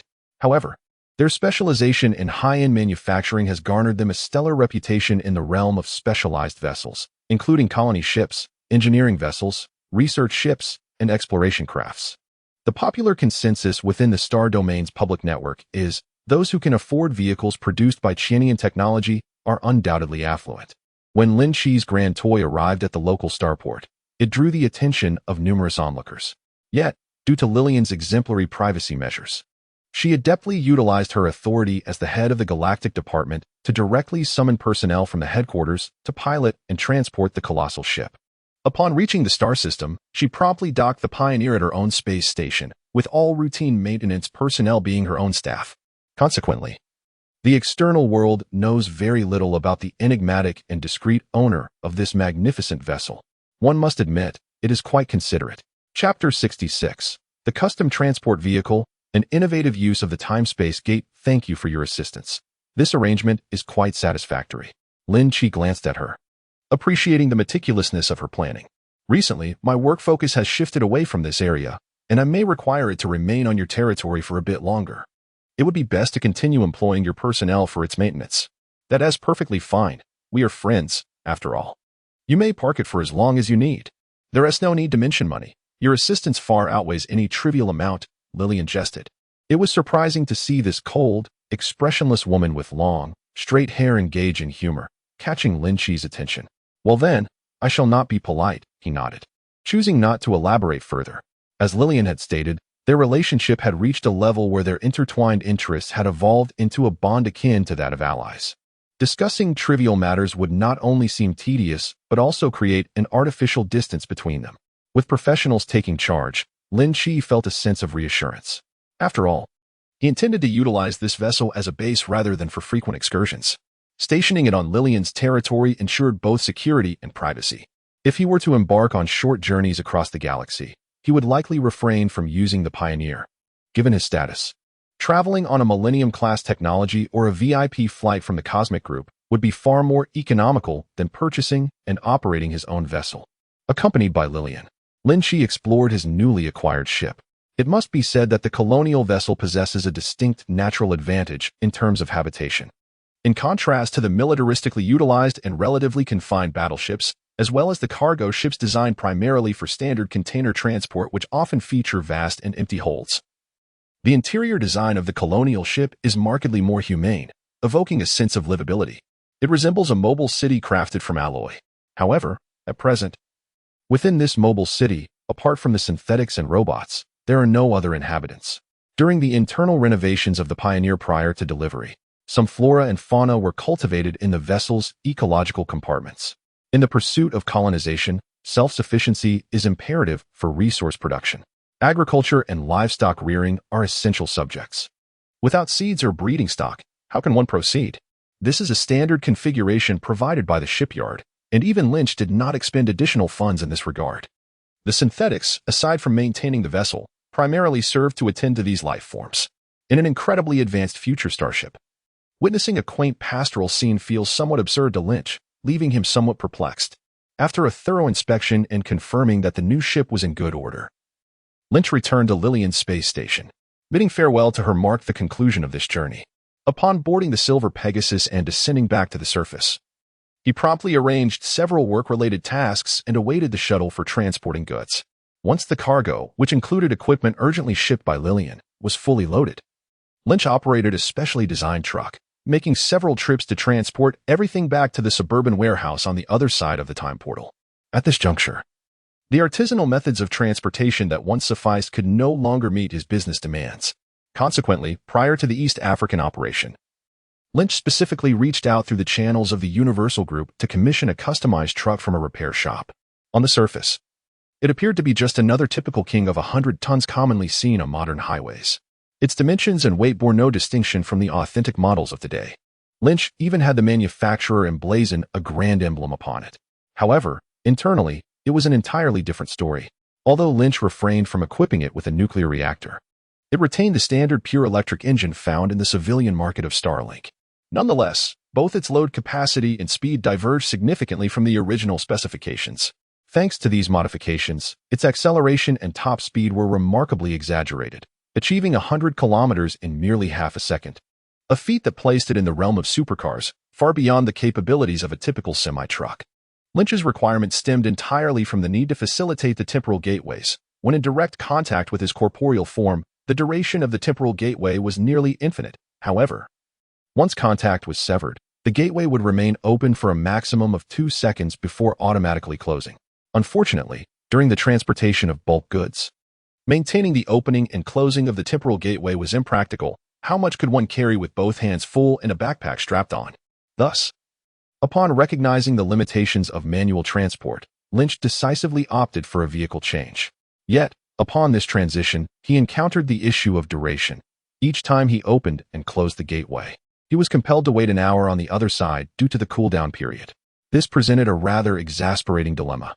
To address the issue at hand, a specialized transport vehicle for the space-time gate was designed.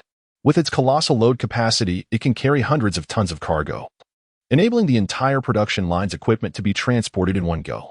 Furthermore, after enhancing the engine to improve its acceleration, it can make a swift dash into the secret warehouse just before the space-time gate closes. Overall, this constitutes a rather unconventional solution.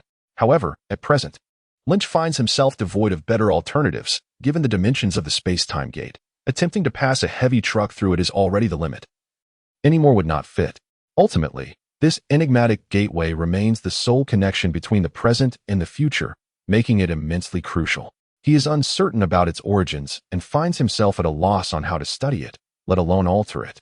If there were a means to modify the space-time gate, Lynch believes that whether extending its duration or altering its size would be acceptable. The latter seems more feasible. While a spaceship might be too conspicuous, a colossal ship could transport hundreds of thousands of tons of cargo in one trip. Even if one were to consider the former option, employing a train to traverse at high speed could still facilitate the transportation of thousands of tons of goods in a single journey. Alas, he hopes that Yang Xiaoli might uncover something useful. Lynch feels utterly perplexed by this dilemma and can only place his hopes in Lilian's research. His instinct suggests that the mysterious blank invisible extraordinary gene within him might be the only viable avenue for exploration. However, he himself had little understanding in this regard. At most, he could serve as an experimental subject. It would entirely depend on Yang Xiaoli to fight alone. Lin Qi pondered over this matter, his emotions somewhat complex as he took a ride home. Upon entering the villa garden, he suddenly received a call from Her Majesty the Empress Dowager. "Xiao Qi, have you received your admission letter?" The Empress Dowager called, clearly not for trivial matters. Her son had been raised with a sense of independence from a young age, far surpassing his peers in self-sufficiency, and thus she harbored no concerns about Lin Qi's living arrangements. The latter was acutely aware of this. She and old Deng would typically converse weekly, without fail, and now, receiving an unexpected call was surely for something significant. "I heard from Aunt Lu that her classmate's son also applied to Qingqing University and just received his admission letter today." Have you gotten yours? If it has tea arrived, make sure to check frequently. Don't forget. All right, all right. Lin Qi had nearly forgotten about this matter until his mother's reminder jolted his memory, prompting him to nod repeatedly. After a flurry of inquiries about his well-being, they finally concluded the call. Chapter 67, The Appointment with Chiqing University, Public Sentiment Feedback from Xinhuan Entertainment University. Ending the call, Lin Qi sat on the sofa, feeling somewhat dejected as he contemplated.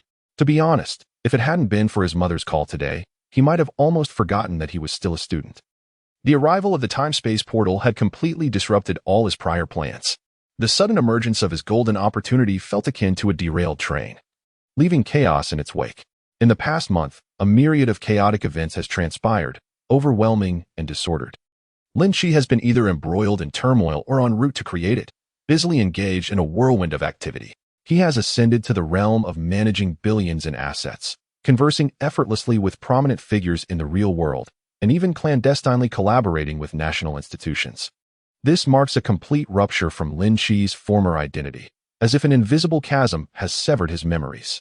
It was only upon receiving a phone call from his mother that he was abruptly pulled back to reality from his lofty heights. So, do you intend to go? Jiang Dyer was equally concerned about this question. Upon returning home from work and during dinner, the two discussed the matter further. Naturally, the desire to go was present. After all, Lin Qi had toiled tirelessly for so many years. He sighed, his brow furrowed in contemplation, from preschool onwards. He had dedicated over a decade to this singular goal, particularly during the past 3 years, which could even be described as a life-and-death struggle. At this critical juncture, the thought of not crossing the final hurdle filled him with a sense of despair, as if all his previous efforts had been in vain. Indeed, he felt this way. The burden of sunk cost weighed heavily on him, especially in the unique context of China, where every youth begins their arduous journey upon birth on this precarious bridge. Over a decade of academic life has been devoted to gaining admission into the most prestigious institutions, with the sacrifices made along the way often remaining unseen and unacknowledged. The intensity of this pursuit can only be described as maddening. Look at Heng Shui, look at Mei Tansheng.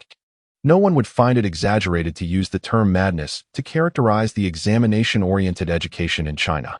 It is by no means an exaggeration. This is a true reflection of reality. To put it bluntly, even someone like Lin Qi, who ascended from a humble, underprivileged background to attend a prestigious provincial institution, has encountered the likes of sunny dolls and high-altitude parachutists throughout his student years. Although he does not belong to these categories, the pervasive atmosphere of darkness and oppression he has sensed over the years has, in a sense, become a sunk cost. The higher the academic tier, the more pronounced this oppression becomes. Many students suddenly unleash their wild side in university, instinctively resisting the effort required, which leads to immediate unemployment upon graduation, or even extended studies. This is largely a consequence of the intense competition they faced in the preceding 3 years, which may have resulted in a form of PTSD. If one does not allow themselves the freedom to explore during their 4 years at university, then what purpose did the previous 3 years serve? However, it is not quite that dire. A period of exploration is not the norm, as there are numerous avenues for personal growth during university. It is merely that individuals have differing visions for their futures. As someone who has walked this path, Sister Dai gently attempts to correct the misconceptions Lin Qi has gathered over time. Ultimately, in a nation of 1.4 billion people, the spirit of competition cannot be eradicated from the very essence of its citizens. The low-cost, high-quality workforce that propels Tokyo University to global prominence is largely composed of these very students who have emerged from this relentless competition. Even someone like Jiang Dyer, despite her background, faced an unending array of courses and examinations for certifications during her university years. This predicament stems from the engagement concerning that trench, compelling her to make early preparations. Otherwise, she would likely be off seeking another Ivy League institution to pursue her graduate studies, undoubtedly aiming for a seamless progression from a master's to a doctorate before returning. Of course, given your current circumstances, there is no need for anxiety regarding the enhancement of your capabilities. Sister Dai cast a lingering glance at Lin Qi, well aware of the substantial $100 million deal. It is noteworthy that with this singular transaction, Lin Qi's disposable assets have already surpassed the portion of family wealth under her father's control. This realization indeed evokes a complex array of emotions. Yet, for her, it is predominantly a source of relief. After all, you have never been one to crave the limelight. And as for the company matters, I shall simply endure a bit more pressure. Enjoying another 4 years of campus life would be quite splendid. Ultimately, this is a singular experience in life. This is my perspective. Naturally, it also serves to placate my family, Lin Qi lamented, as he found himself at a loss for words on how to approach them. Perhaps he could continue to feign ignorance for a few more years. If his parents were to discover that he had enrolled at Chicheng University yet chose not to attend, they might very well explode with anger. Moreover, if they were to learn about his current situation in its entirety, the amusement would only amplify. He was aware that his father had long been afflicted with hypertension, and was even contemplating providing them with genetic medication during the upcoming new year to rejuvenate their vitality. It would be unfortunate if the medication were to remain unused, only for his father to suffer a heart attack from sheer shock. Instead, this scenario, while unlikely, was not entirely implausible. Sister Dai, upon hearing his grievances, wore a look of discomfort. With her profound insights, it took her several days to fully absorb those shocking revelations. And that was even before Lin Qi had amassed that staggering sum of $100 billion. If one were to consider the situation from a different perspective, Lin's father might not have been able to withstand such an explosive level of excitement. A gradual, step-by-step approach is undoubtedly the wisest course. It is essential to encourage them to actively analyze the transformations occurring within Lin Qi, rather than passively accepting an overwhelming influx of explosive information. It must be said that having a vast family enterprise is not always beneficial. A large ship is difficult to maneuver. Conversely, matters beyond the family's domain tend to be handled with greater ease. Maintaining confidentiality with outsiders is a simple solution. With the connections provided by Old Xiao, not only is confidentiality assured, but Lin Qi could even command the Jiangbei National Security Team if he wished, making it quite effortless to conceal personal information. Fortunately, for convenience, he had enrolled directly in the local Qing University, which is conveniently located near both home and work, with only a 10-minute subway ride. After chatting for a while, Lin Qi took the opportunity to check his phone, confirming that his acceptance letter was on its way, and he decided to set that matter aside. Thus, the conversation swiftly returned to work. At present, the number of enterprises under the auspices of Xinhuan Group has grown considerably. The original and absolutely pivotal entity, Xinhuan Entertainment, has now essentially become a money-making machine, following the launch of the new DLC for Apocalyptic Journey, which is characterized by an extraordinary level of content that could only be described as selling one's kidney for charity. It continues to garner widespread acclaim. Indeed, numerous competitors have begun to criticize and condemn this as an illegal act that disrupts the market. Naturally, it is deemed illegal. The volume of content that others might take 6 years to produce, you are releasing twice a month. In the realm of the industrial market, it is akin to selling a property for $200,000 while another offers it for $2,000, or a vehicle priced at $500,000 being sold for merely $500. If such merchants are not condemned or vilified by their peers, it would indeed be a curious circumstance. Consider the example of Fat Donglai. Donglai merely operates within the bounds of normalcy, providing slightly greater benefits to employees. In contrast, the likes of Lin Qi, engaging in drastic clearance sales, hardly compares. He has already faced relentless media scrutiny, having been criticized to the extent of being likened to a villain of the worst kind. As for Lin Qi, if not for the overt and covert support from official channels, certain domestic manufacturers would likely depict him as a monstrous figure, akin to a demon devouring the innocent. Chapter 68, The Backlash Against Rivals. A cash cow with a monthly revenue of $3 billion. Despite their futile efforts, competitors persistently launch smear campaigns against him. Those accusing him of malicious competition represent the more congenial faction. A few manufacturers allege that he accepted a sum of $16 billion from a foreign entity specifically to undermine the domestic market. The most amusing part is that overseas media inversely perceive the situation. They believe that Xinhuan Entertainment is an official endorsement from Dongda, deliberately aiming to tarnish the European and American gaming industry. Their aim is not only to undermine the foundations of major Western AAA companies, but also to disrupt the concept of diversity. In summary, they adhere to the doctrine of original sin espoused by Westerners. The situation is exceedingly oppressive and undemocratic, described as worse than all monopolistic enterprises under authoritarian regimes combined, likened to a yellow peril threatening the Western industry. Undoubtedly, this is the result of substantial behind-the-scenes efforts orchestrated by individuals like Yelini, led by IBS, along with BU, NISO, and NGI. A formidable front emerged, instantly revealing the identities behind this anti-star ring forced two players worldwide. Surprisingly, the more vehemently they criticized, the greater the intrigue it sparked among overseas gamers. Even many casual players, who previously held only a passing interest in mobile and social games, found themselves captivated by the surge of this unconventional social platform. Consequently, they went so far as to download a Steam gaming platform on their PCs and purchased a copy of Doomsday Journey, engaging with it enthusiastically. Within just a few days, a peculiar phenomenon arose. While manufacturers, review media, and award institutions united in disparagement, players overwhelmingly lavished praise. This situation is undeniably perplexing. Lin Qi remained noncommittal regarding the matter. On one hand, there was no need to respond. On the other, one might argue that notoriety, even if negative, is still a form of recognition.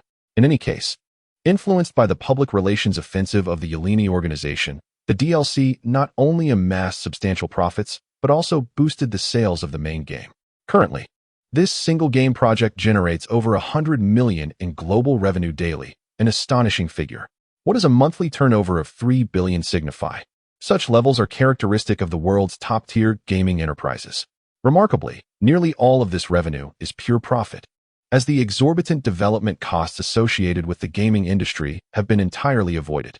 The remaining operational costs are minimal, constituting less than 3% of the income. This implies that 97% of the revenue is pure profit, resulting in net earnings exceeding 100 million. Thus, it is evident that Lin Qi's initial strategic vision for development was indeed astute. Under the premise of possessing unique competitive advantages, internet companies have consistently emerged as the highest profit-generating entities. The only industries that can rival their profit margins are monopolistic state-owned enterprises such as tobacco, electricity, and telecommunications. Ordinary manufacturing industries pale in comparison. Consider the likes of Tencent and Meituan. These enterprises have thrived by leveraging their singular expertise to generate a continuous stream of cash flow. Their immensely profitable social platforms and video games serve as the cash cows for their conglomerates, allowing executives to invest liberally across various sectors, resulting in a compounding effect of ever-increasing profits, even extending into unrelated fields such as smart wearables and renewable energy. From their experiences, it is evident that every commercial empire must originate from a pillar industry characterized by high returns. In truth, Lynch is not a management guru.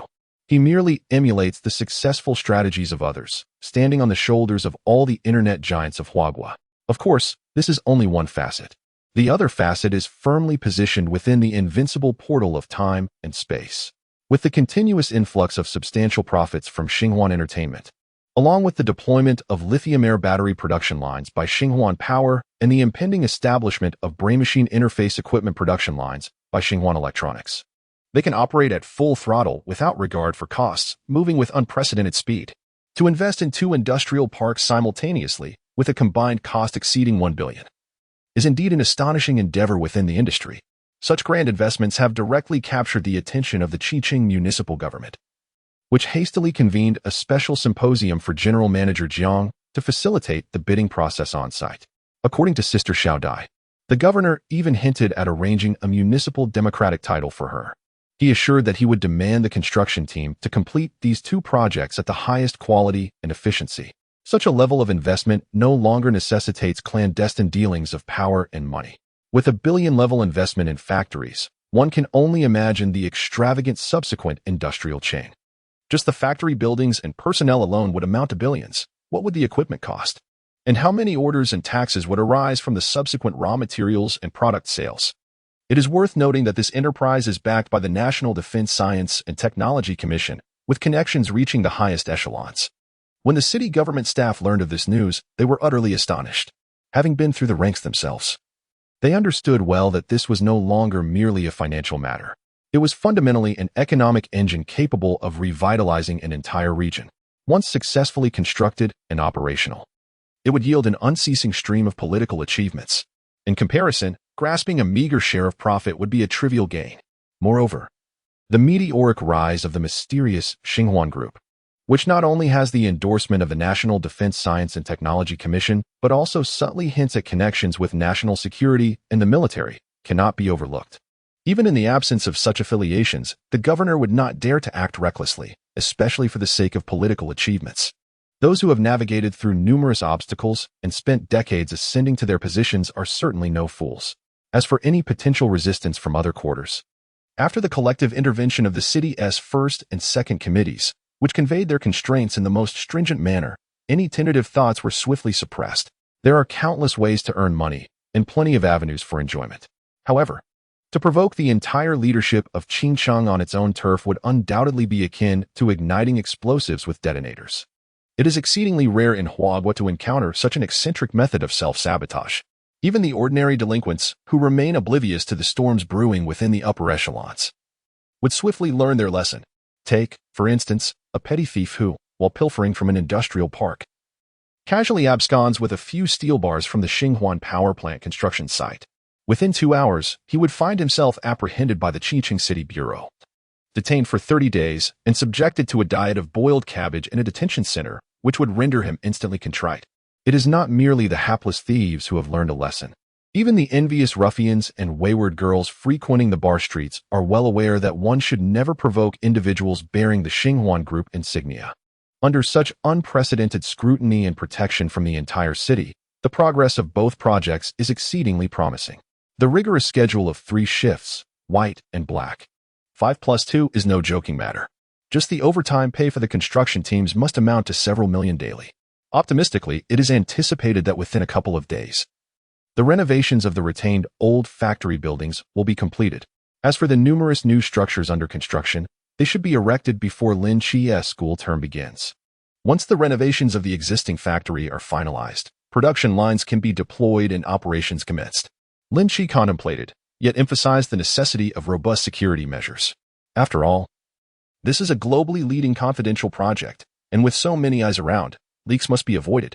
Yes, when the time comes, you should contact a certain Xiao Wenhua and inform him that I require some personnel from my new factory area. He will know how to proceed. Indeed, in matters of this nature, no one possesses greater expertise than old Xiao. Likewise, due to the confidentiality of the project, Lin Qi experienced no psychological barriers in summoning old Xiao. After all, we are all on the same side, and my endeavors in this advanced technology are solely aimed at enhancing our nation's strategic advantages. Why delineate so sharply? Chapter 69, The Destructive Campaign of Defamation and the Enraged General O'Connor. While some rejoiced, others were filled with despair, as Lin Qi and his associates leisurely discussed future developments. At that very moment, across the vast ocean, in a heavily fortified office within the Pentagon in Washington, someone was in a fit of rage. Useless. Nonsense. A group of spineless traitors. The current Federal Secretary of Defense and former 4-star Army General, O'Connor Darkley, seethed with fury, slamming his fist upon the table. Before him stood several of his closest confidants, cowering in silence, too afraid to utter a word as their superior berated them mercilessly. Who assured me that the tactics of public opinion would yield remarkable results? Which fool claimed with such certainty that that good-for-nothing Yeleni had everything under control? I see you all as nothing but incompetents. Cowards. Worthless scoundrels. Especially that cursed fraudster. How did she manage to elevate the target to the global headlines while ostensibly suppressing it in the court of public opinion? For heaven's sake. Even if we spent millions solely on negative reviews, it couldn't possibly have turned out this disastrous. O'Connor unleashed a furious tirade, indifferent to the pallor of his subordinates' faces. At the very least, venting his frustrations granted him a modicum of relief, and his expression gradually softened. I should have known better than to place my trust in this cohort of second-generation illegal immigrants. Their sole talents lie in subsisting on welfare, engaging in debauchery, and defecating in public. Such individuals are utterly incapable of reform. It is laughable that I once believed she possessed any semblance of capability. What a folly. Alas, the societal structure in the United States is deeply entrenched in racial hierarchy, rivaling even that of India. Despite their incessant proclamations of liberty and democracy, and their assertions of the supremacy of human rights, the stark reality is that white individuals harbor the deepest disdain for people of color. Blacks, Latinos, and Asians have perpetually been subjected to discrimination by whites. It is precisely in the regions where discrimination is most egregious that the loudest cries for equality resound. All slogans and actions serve merely to construct a facade of moral superiority, internal strife, and the pursuit of electoral gain. Though both O'Connor and Urini belong to the same faction of misfits, their backgrounds are entirely dissimilar. They are not true comrades in arms. The former, prior to his political career, was indeed a dentist. Yet even a dentist is part of the elite educated class in the United States, particularly as a well-bred white individual from New England with Irish ancestry. In stark contrast, Urini's lineage traces back to ancestors sold into slavery in South America, and her parents illicitly immigrated from Latin America to the United States. The disparity between the two is immense. Within the context of American society, the former can hardly regard the latter with any semblance of respect. In the eyes of New England whites, individuals like Urini are not even considered part of their community. They do not rise to the status of fourth-class citizens. Even within the same faction, the tenuous threads of mutual trust are sustained solely by a meager common interest. To suggest that there could be a greater sense of vigilance and unity among them would be nothing short of a jest. O'Connor's assignment of tasks to Yeleni was not born out of high regard. Rather, it was a mere exploitation of this political upstart, treating her as a convenient scapegoat. Should success be achieved, it would be attributed to the minister's astute leadership and strategic planning. Conversely, any failure would surely be laid at the feet of this incompetent fool, tarnishing the minister's grand ambitions. This is an age-old tactic, well understood by those in the know, and it is not solely the prerogative of Easterners. Now, having botched what was ostensibly a highly promising endeavor, at least from the perspective of the American side, Yeleni's misguided attempts at orchestrating a public relations campaign, coupled with media suppression, have resulted in a disastrous turnaround. Despite pouring copious amounts of media funds into a campaign aimed at discrediting her adversaries, the intended effects have not materialized. Instead, she inadvertently bestowed a wealth of publicity upon Star Ring Entertainment, thus crafting an image of opulence for her opponents. O'Connor is nearly beside himself with frustration over this debacle. In such circumstances, it is inconceivable that O'Connor would inspire her to persevere or seek a resolution. Instead, he can only vent his fury while desperately attempting to shift the blame onto her. Con artists thrive on deception, and once the ruse fails to ensnare, what value does she hold? This individual, having lost her utility, is destined to bear the brunt of the defense minister's wrath. Ultimately, the IBS is a profit-driven entity. A congregation of nefarious individuals gathers, yet it is implausible that their intentions are altruistic. At the core, their motive is solely financial gain. Now, having botched their endeavor and incited discontent among the higher echelons, the leaders of IBS have but one course of action: to expel the troublesome troublemaker without hesitation. Let them perish alone, lest they bring ruin upon us.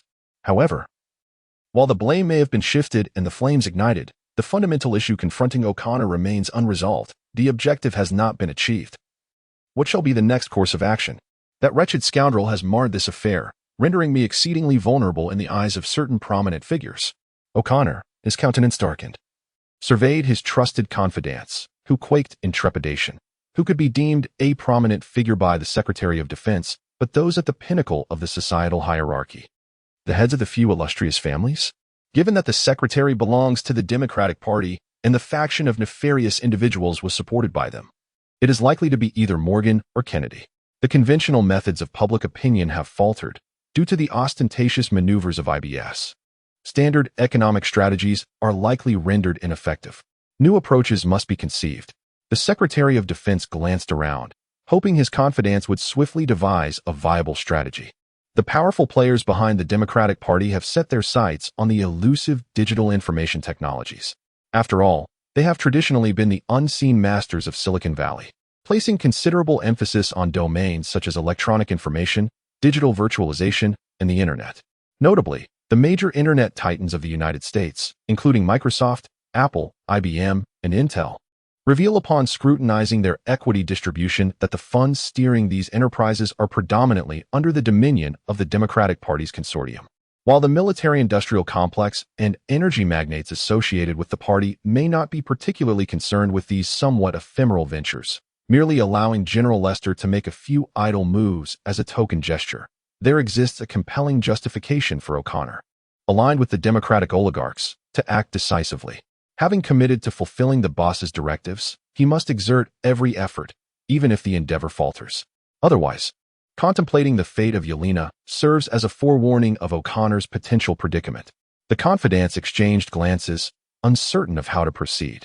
Yet, under the stern gaze of their superior, they reluctantly commenced a discussion. Perhaps we could attempt to coordinate with other industry insiders and public commentators? Surely, These Easterners cannot genuinely forsake all awards? This seems a formidable challenge, as we are ill-acquainted with the gaming sector, and the IBS group has already entrenched themselves deeply within it. Others here are scarcely connected. After all, the Pentagon typically does not seek out those commentators in their idle hours, as there exists no vested interest for them to advocate on our behalf. If there is no vested interest, then we must fabricate one, for I have yet to encounter a media outlet that declines to accept illicit compensation. Well, it seems we can only give it a half-hearted attempt. However, under such haste, achieving a satisfactory outcome is quite challenging. Is there no possibility of approaching it from an equity standpoint? Right. I almost forgot. They're not even publicly listed. These damned Easterners have an insatiable penchant for family businesses. Ultimately, it seems we must resort to some unconventional methods. Didn't the CIA operatives confidently assert that infiltrating that side would be effortless? Why not leverage their channels? Chapter 70. A cornered dog jumps the wall, the unconventional methods of the thieving hawk. I have tried that approach, yet the results were rather unsatisfactory. General Lester previously employed that tactic, dispatching several swallows through the CIA, but before they could make contact with the target, they were intercepted, leaving their fates uncertain. The CIA has assessed that the national security of Hua country has already intervened, providing covert protection to the target's company. Those missing swallows are evidently their doing. For this matter, Director Krejci has discreetly expressed his dissatisfaction to the Department of Defense. Damn it, why is this so troublesome? Those blabbermouths should not be allowed to meddle. Their provocations have heightened vigilance on the Hua side, complicating the situation significantly. The room was filled with a cacophony of voices, each person displaying their unease. O'Connor, seated behind his desk, listened intently, his brow furrowed in concern. For these trusted advisors, this might not seem like a significant issue. However, the pressure he faced was monumental. Failure to accomplish the task would be a minor setback, but losing the trust of the protective umbrella would be catastrophic.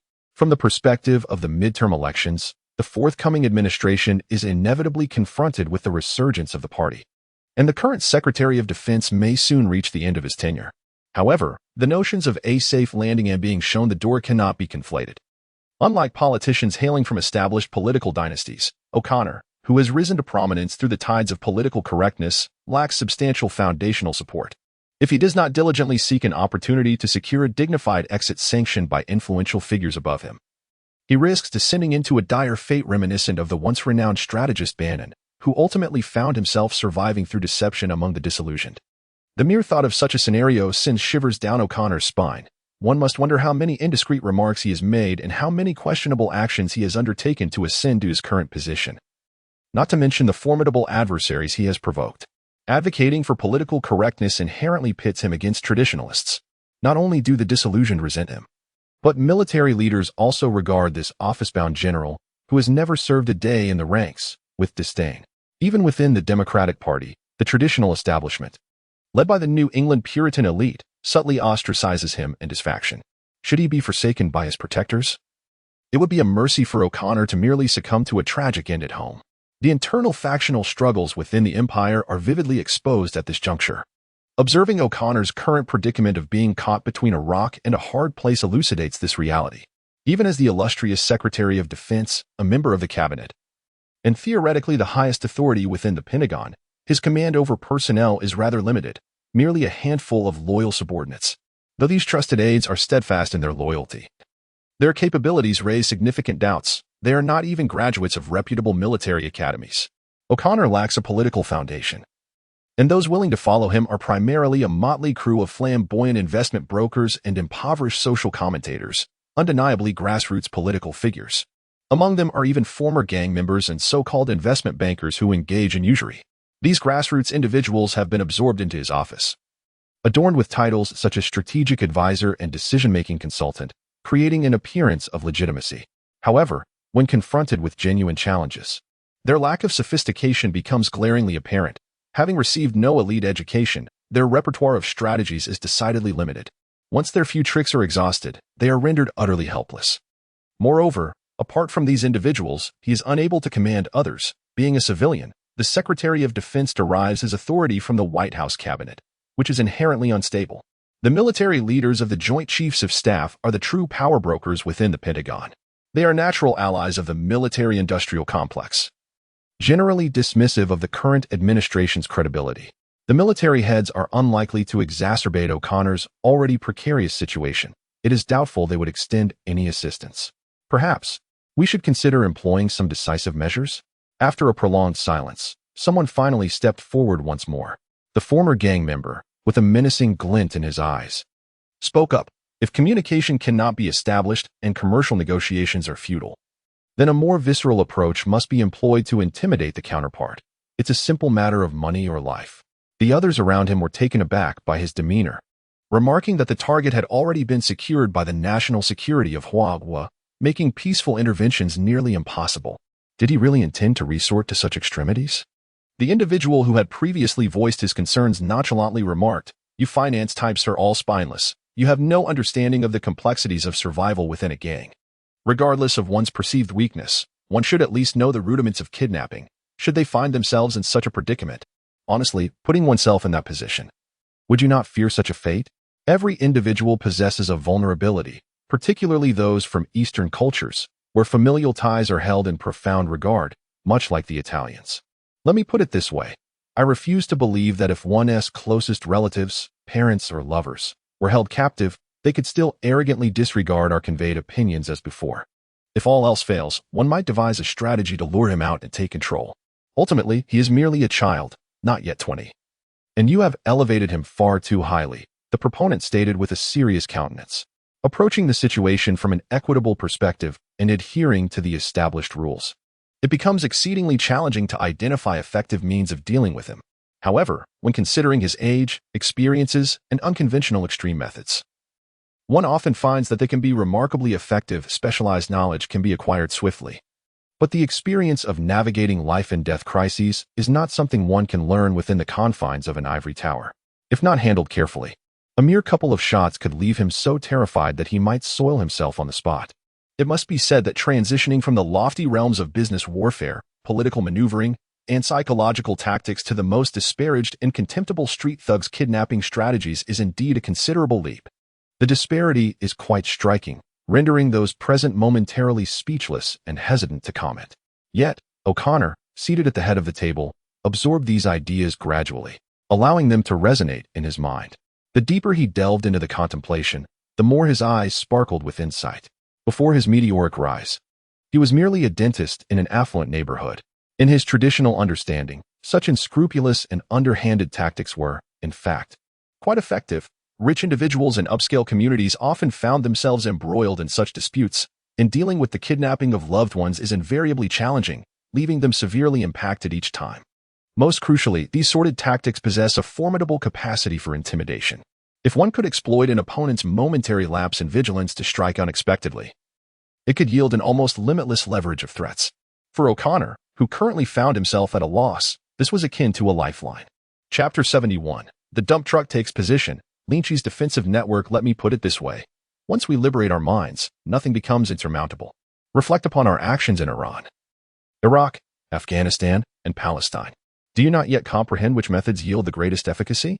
It is not solely about kidnapping and extortion, truck attacks, even deploying snipers for assassination, or leveraging extremist organizations. What does it matter? The deceased cannot advocate for themselves, nor engage in debate.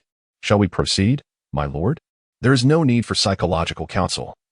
Everything is in service of America. The proposer cast a glance at the esteemed minister, bowing deeply with fervor, as if rekindling the passion of youth spent on the streets. Armed with a Mac, 10 amidst gang confrontations, his eyes ablaze with intensity. We lie, we deceive, we engage in kidnapping and extortion, all in reverence to the divine will. This was a slogan once publicly proclaimed by the Secretary of State. As long as we can eradicate those inferior races and uphold the hegemony of the city on the hill, any means are justifiable. Goodness, your actions will incite war. Some individuals, increasingly bewildered, stood in stunned silence, while they could still grasp the concept of kidnapping and cautiously accept it. The subsequent remarks about car bombs and KB elements left no doubt about this individual's true intentions. Acceleration, escalation, expansion. Though his rhetoric may seem exaggerated and extreme, it undeniably possesses substantial operational latitude. In essence, it is about escalating the situation to a point where it transcends merely affecting one's own team, dragging all factions of one's camp into the fray. Should one resort to kidnapping Lin Qi's family and execute them, or even orchestrate a car bomb to eliminate him, it would undoubtedly provoke the ire of Huagua, leading to an uncontrollable crisis. However, one must ponder, if we are unable to manage this affair, why should we fear inciting even graver consequences? Ultimately, we are merely employees facing dismissal. Should we truly dread the repercussions from our employer post-termination? Reflect on the meaning of being invincible for a moment. War. Have we not already found ourselves embroiled in a new Cold War? In the face of our companion's lack of understanding, he replied with a sardonic smile. Can we relinquish global hegemony, concede from across the Pacific, withdraw from all colonies and markets, and surrender everything to a group of indigenous people we subjugated over a century ago? Today we cede to Japan and Korea, tomorrow to Australia and New Zealand, the day after to Latin America? How then can we defend the glory of the new Roman Empire in an irreconcilable conflict? To still contemplate control and avoidance of escalation is undoubtedly the most foolish of choices. Had my opinion been sought from the outset, and that fellow Lin been swiftly captured and dealt with, we would not be entangled in such a multitude of chaotic affairs. Let us not forget, we are not Easterners. We do not require others' admiration, merely their fear, even if it is a trivial matter. Should we not pursue it to its utmost conclusion? What does it matter? In the course of American affairs, is there truly a need to elucidate our actions to the Chinese? We are the embodiment of the White House's will, commanding the Pentagon. Given our current position, to act with hesitation would be utterly preposterous. The advisors exchanged glances, absorbing the seemingly exaggerated yet undeniably principled rhetoric, rendered speechless. I must concede, Geoffrey, that I had underestimated you. The previously flustered Secretary O'Connor now nodded frequently, his countenance reflecting relief. You are indeed correct. The blame lies with those imbeciles in Congress, who incessantly engage in trivial disputes, causing me to become ensnared in their pettiness. Furthermore, the Joint Chiefs, with their overblown egos, display a remarkable lack of efficiency when it comes to action, especially compared to their eagerness to solicit funds. Associating with such ineptitude has diminished my own cognitive and judgmental faculties. Fortunately, you have roused us from our stupor. Indeed, all actions undertaken for the benefit of America are justified. Let us promptly devise a plan to arrange for that Eastern fellow. I no longer wish to witness his antics disrupting my peace of mind. O'Connor continued, as for the subsequent ramifications, there is no need for the catastrophic downfall you suggested. As long as we secure our interests, the higher-ups will not remain indifferent. Just as the ancient Eastern proverb goes, what was it again? Those who have made significant contributions will not be punished for minor errors. Geoffrey respectfully interjected. Indeed, that is the case. At this moment, Lynch remained unaware that in a distant new world, a soon-to-be disgraced political upstart was being inadvertently cornered by his own machinations, preparing to resort to desperate measures.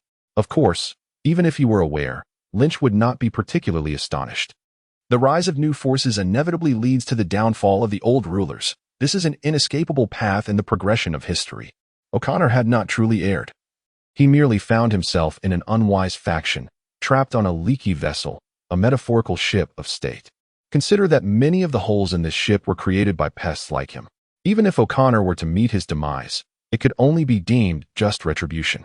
Politicians do not merit sympathy, and those from the Empire even less so. As for the desperate actions that O'Connor's faction might undertake, well, Lynch was indeed unaware. Yet he remained unfazed by this ignorance. Rather than meticulously devising strategies against potential adversaries and anticipating possible assaults, he believed that fortifying defenses was the most direct and effective approach.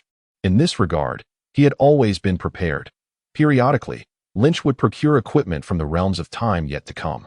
Sometimes, there exist information devices akin to the celestial pivot, such as the hostile scanner capable of detecting adversarial targets within a 2-kilometer radius. This represents a fusion of biotechnology and information technology, serving as a reverse application of the silent stance, allowing for the surveillance of all targets within its scanning range that are prepared to engage in aggressive actions. Lynch has installed one of these devices both at home and in the office, with its terminals controlled by Lin Qi.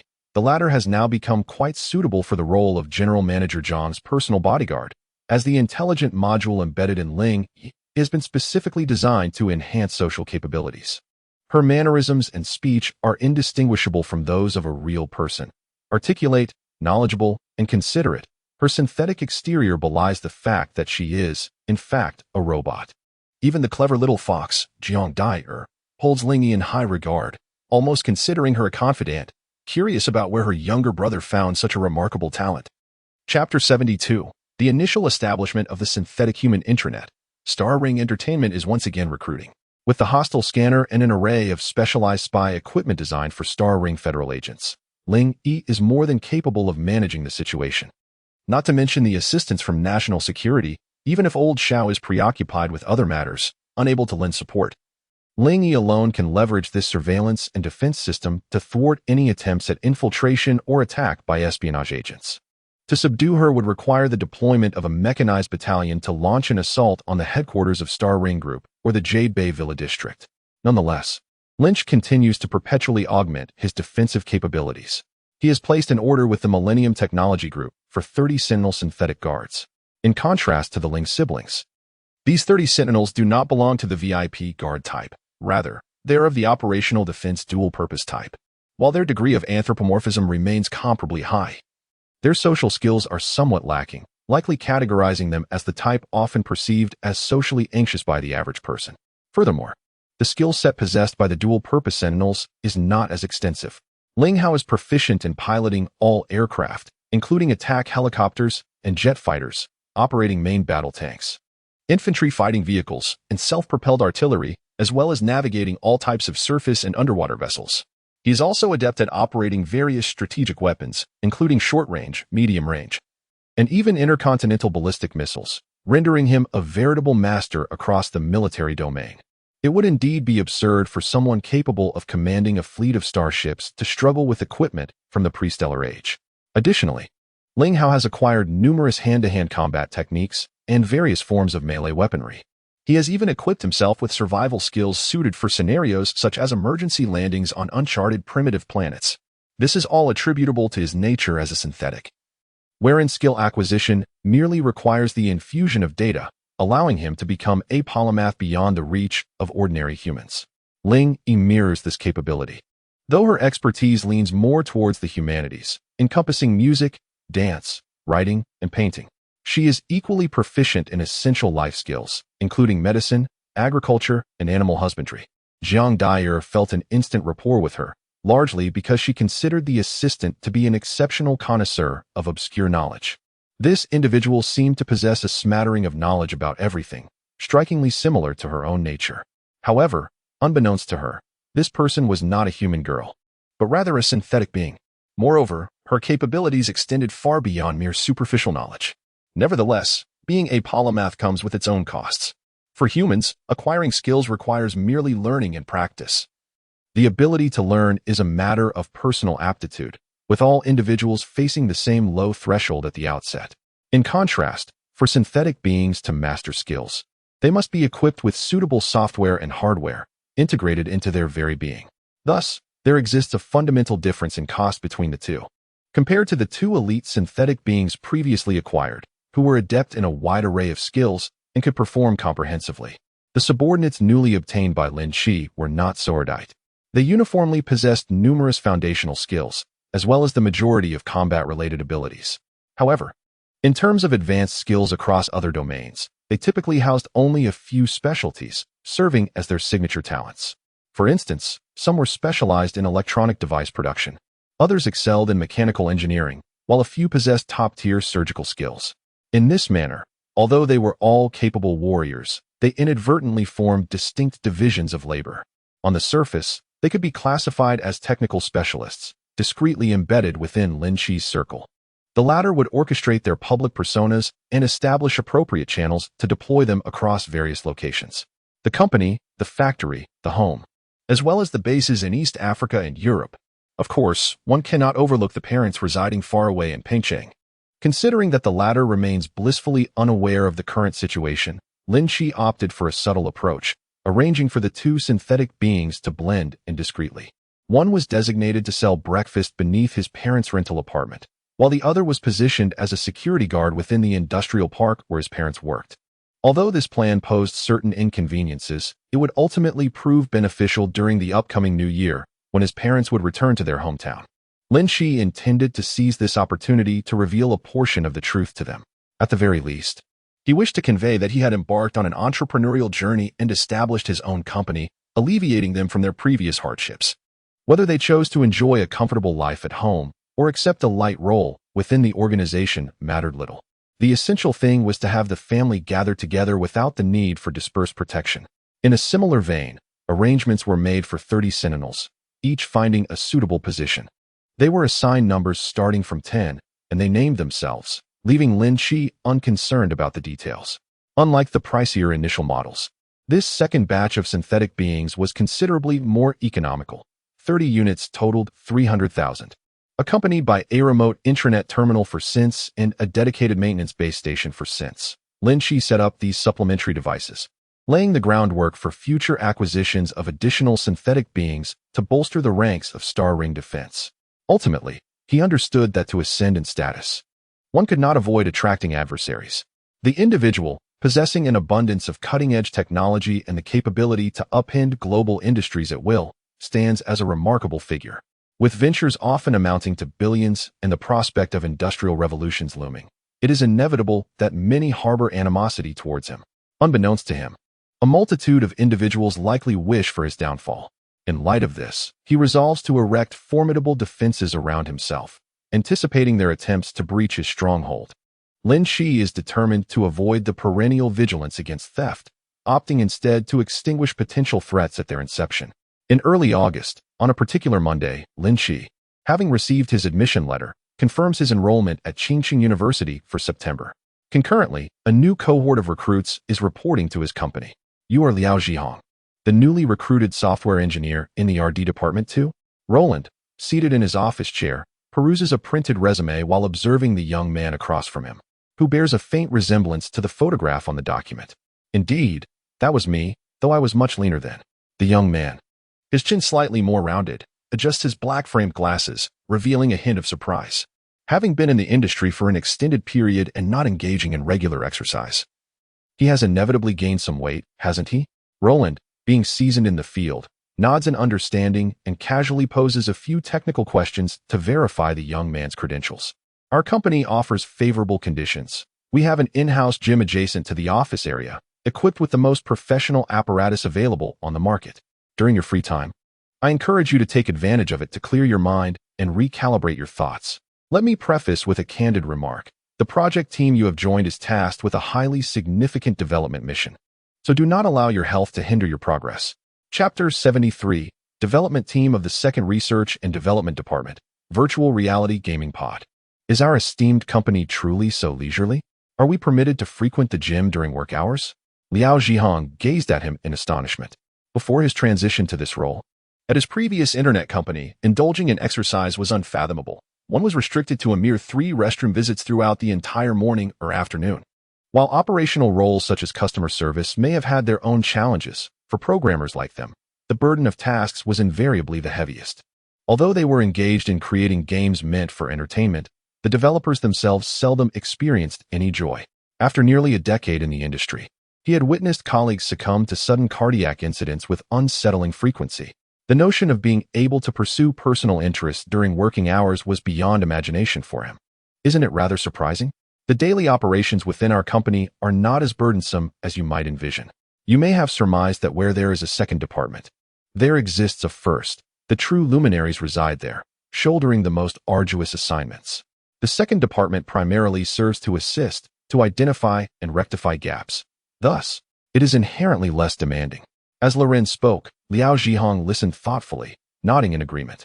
The reason he aspired to join Xinhuan Entertainment, despite the competitive nature of the industry, stemmed from the impressive accomplishments he had continuously learned about from this peer company. People naturally strive for higher ground, just as water flows downward. If there exists a superior opportunity, how could one discern its viability without taking a chance, even as a mere player? He yearned to contribute to this esteemed and widely recognized enterprise known for its integrity within the industry.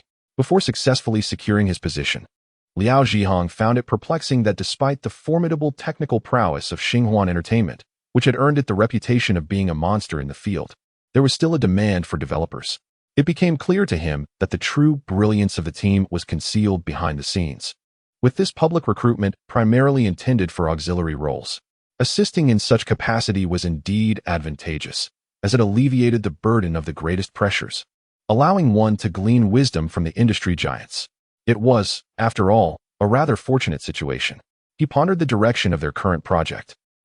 You shall soon discover, replied Lin, his expression enigmatic, refraining from providing a direct explanation. The new engineer, Liao, left the manager's office in a state of bewilderment and proceeded to his designated position. Upon finally connecting with the liaison and learning about the responsibilities of the second research and development department, he was instantly taken aback. Virtual reality? It was indeed virtual reality? No, surely this must be a jest. Such levity was unacceptable. He gazed at the clerk delivering the materials, his astonishment evident, his glasses askew and forgotten. This was work. Who would jest in such a context? The clerk, accustomed to interfacing with the technically inclined developers all day, nonchalantly stated, "Here are the requirements. And the equipment is prepared in the server room. Once you've reviewed them, seek out your department's project leader." This implies that not only has the project been initiated, but tangible results have also emerged. Liao Zhihong felt utterly bewildered. He followed the team leader into the control room, or rather, the development chamber. Upon entering, his gaze was immediately drawn to a row of game pods arranged neatly, resembling high-end gaming chairs. Could it be? Upon witnessing this sci-fi-inspired new equipment, he instantly regained clarity, swallowing hard in disbelief. Indeed, these are virtual reality game pods, specifically designed for our developers' use. The commercial model that will eventually hit the market will not resemble this.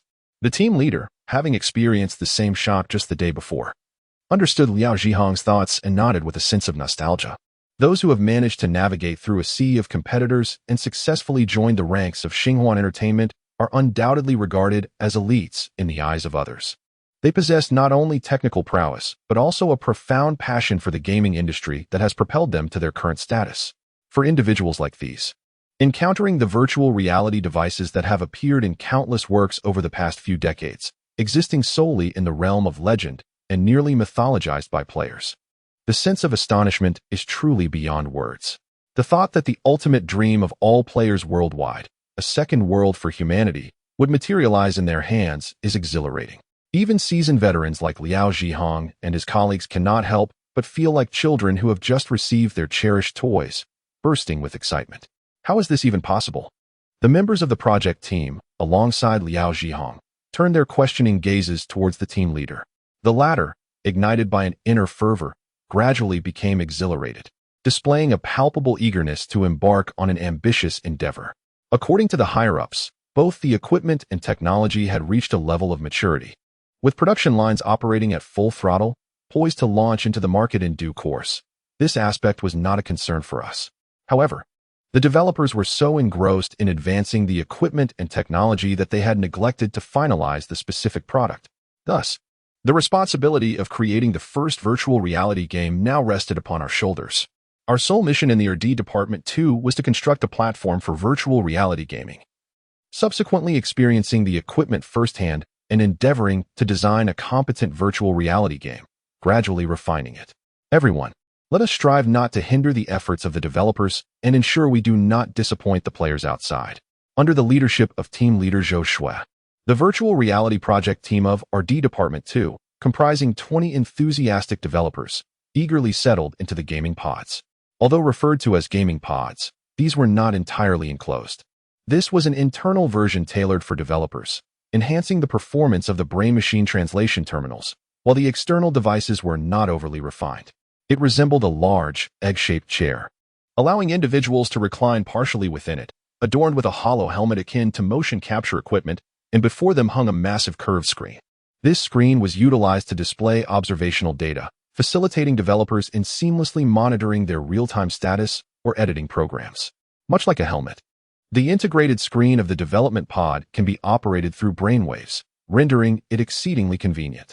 As for the absence of external encasements, it is of little concern to anyone. The current state is rather pleasing, is it not? The exposed myriad of pipelines exudes a mechanical industrial aesthetic, while the abundance of flexible OLED screens imparts a futuristic electronic allure, creating a distinctly cybernetic ambience that is truly invigorating. Liao Zhihong, mimicking others, donned his helmet and reclined in the chair, closing his eyes. Soon, he experienced a peculiar sensation of detachment, akin to that moment when one is about to rise from slumber, vaguely aware of dreaming, yet on the cusp of awakening. This sensation of detachment surfaced momentarily, quickly intensifying before reversing itself. Liao Zhihong abruptly felt his consciousness extricating itself from his body, propelled into an unknown realm. My goodness, how astonishing! When he instinctively opened his eyes, he discovered himself immersed in a strange new world. The landscape resembled a perfectly flat terrain akin to a Minecraft world. Yet the scenery was indistinguishable from reality, blanketed in lush green grass, an endless expanse of plains. Above him lay a cerulean sky adorned with fluffy white clouds and bathed in radiant sunlight. A gentle breeze caressed him, sending a tingling sensation to his ears. Liao Zhihong stood in awe, his lips quivering as he uttered incredulous musings. Chapter 74. The Birth of the Idea Generator for Groups of 3 or More. Designing the first virtual reality game, Maya. It feels as though he has traversed through time. The grooves are indeed real. A dream come true. It is also a feast for the senses, one that he shall boast about for a lifetime. Beside them, other colleagues standing on the ultra-flat continent were equally captivated. Their excitement surpassing that of a festive celebration. A few individuals immediately sprang into action, tugging at their garments, adjusting their hair, or crouching to grasp the verdant grass, attempting to excavate a hole in the soft earth with their hands. However, despite their efforts, they were unable to uncover any bugs. The intricacies of fabric and hair, the stinging sensation on their cheeks after slapping themselves, the delicate patterns of grass blades, and the granules of soil, all mirrored reality with astonishing fidelity. From the material to the laws governing it, everything was an impeccable simulation. The term second world of humanity was no exaggeration. It was indeed an alternate reality. Absolutely remarkable, truly remarkable. After several minutes, a group of exuberant old boys gradually regained their composure. Liao Zhihong, disregarding decorum, sprawled on the ground, arms and legs outstretched in a starfish position, fully savoring the gentle breeze and radiant sunlight of the virtual realm, experiencing a sense of dreams coming to fruition. All right, that's enough. We have serious matters to attend to. Grouse team leader Zhou Shui, nudging this one and prodding that one, rallying the group of wayward old boys back together. Countless players awaited their turn outside. They could not indulge solely in their own delight. Indeed, they bore significant responsibilities, emerging from the uniquely exhilarating experience that felt akin to traversing an alternate world. The development team members showcased their elite qualities, gathering together to deliberate on the design proposals. How should we proceed? Fantasy, science fiction, or perhaps the realm of the second dimension? If you were to inquire about this, I would struggle to articulate my thoughts, yet internally, I would undoubtedly lean towards the latter. Quite candid, I must admit, as I share the same sentiment. Let us dispense with frivolities and attend to the matter at hand. Is it truly appropriate to engage in such levity? In truth, I believe there is no need for excessive embellishment. The current state is already quite remarkable. After a brief moment of boasting, someone has finally presented a serious perspective.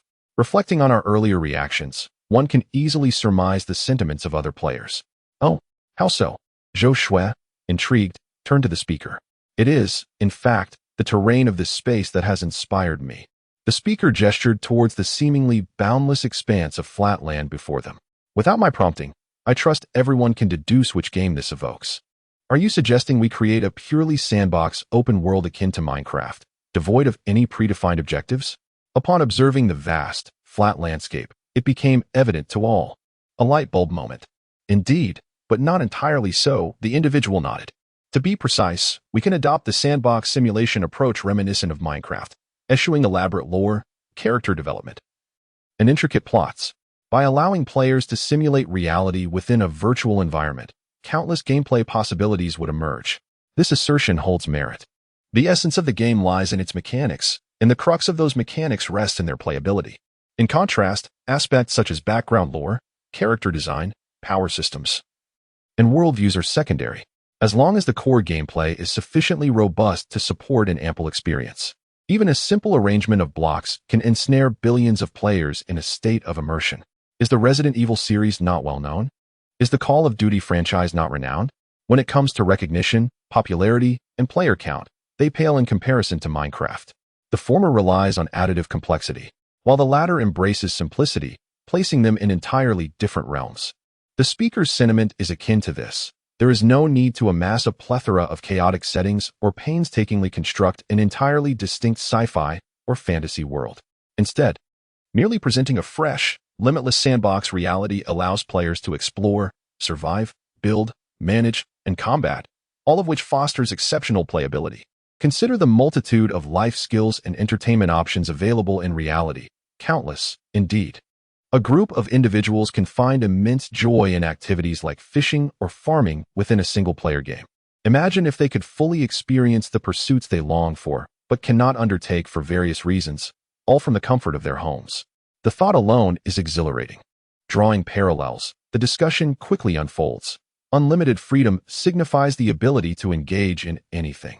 Naturally, this does not equate to absolute, unconditional liberty. We must refrain from delving into illegal or sensitive matters, which can be effectively managed through operational measures such as bans. At the very least, one could adopt the conventions of online gaming narratives, establishing a rule-bound system that renders players incapable of manipulating certain aspects.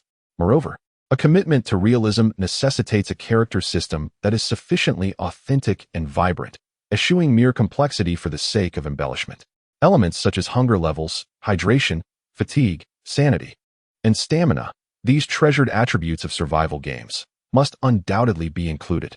Their existence serves as a driving force, akin to the mechanics found in Minecraft and Don't Starve, where the absence of a central storyline does not preclude the player's engagement.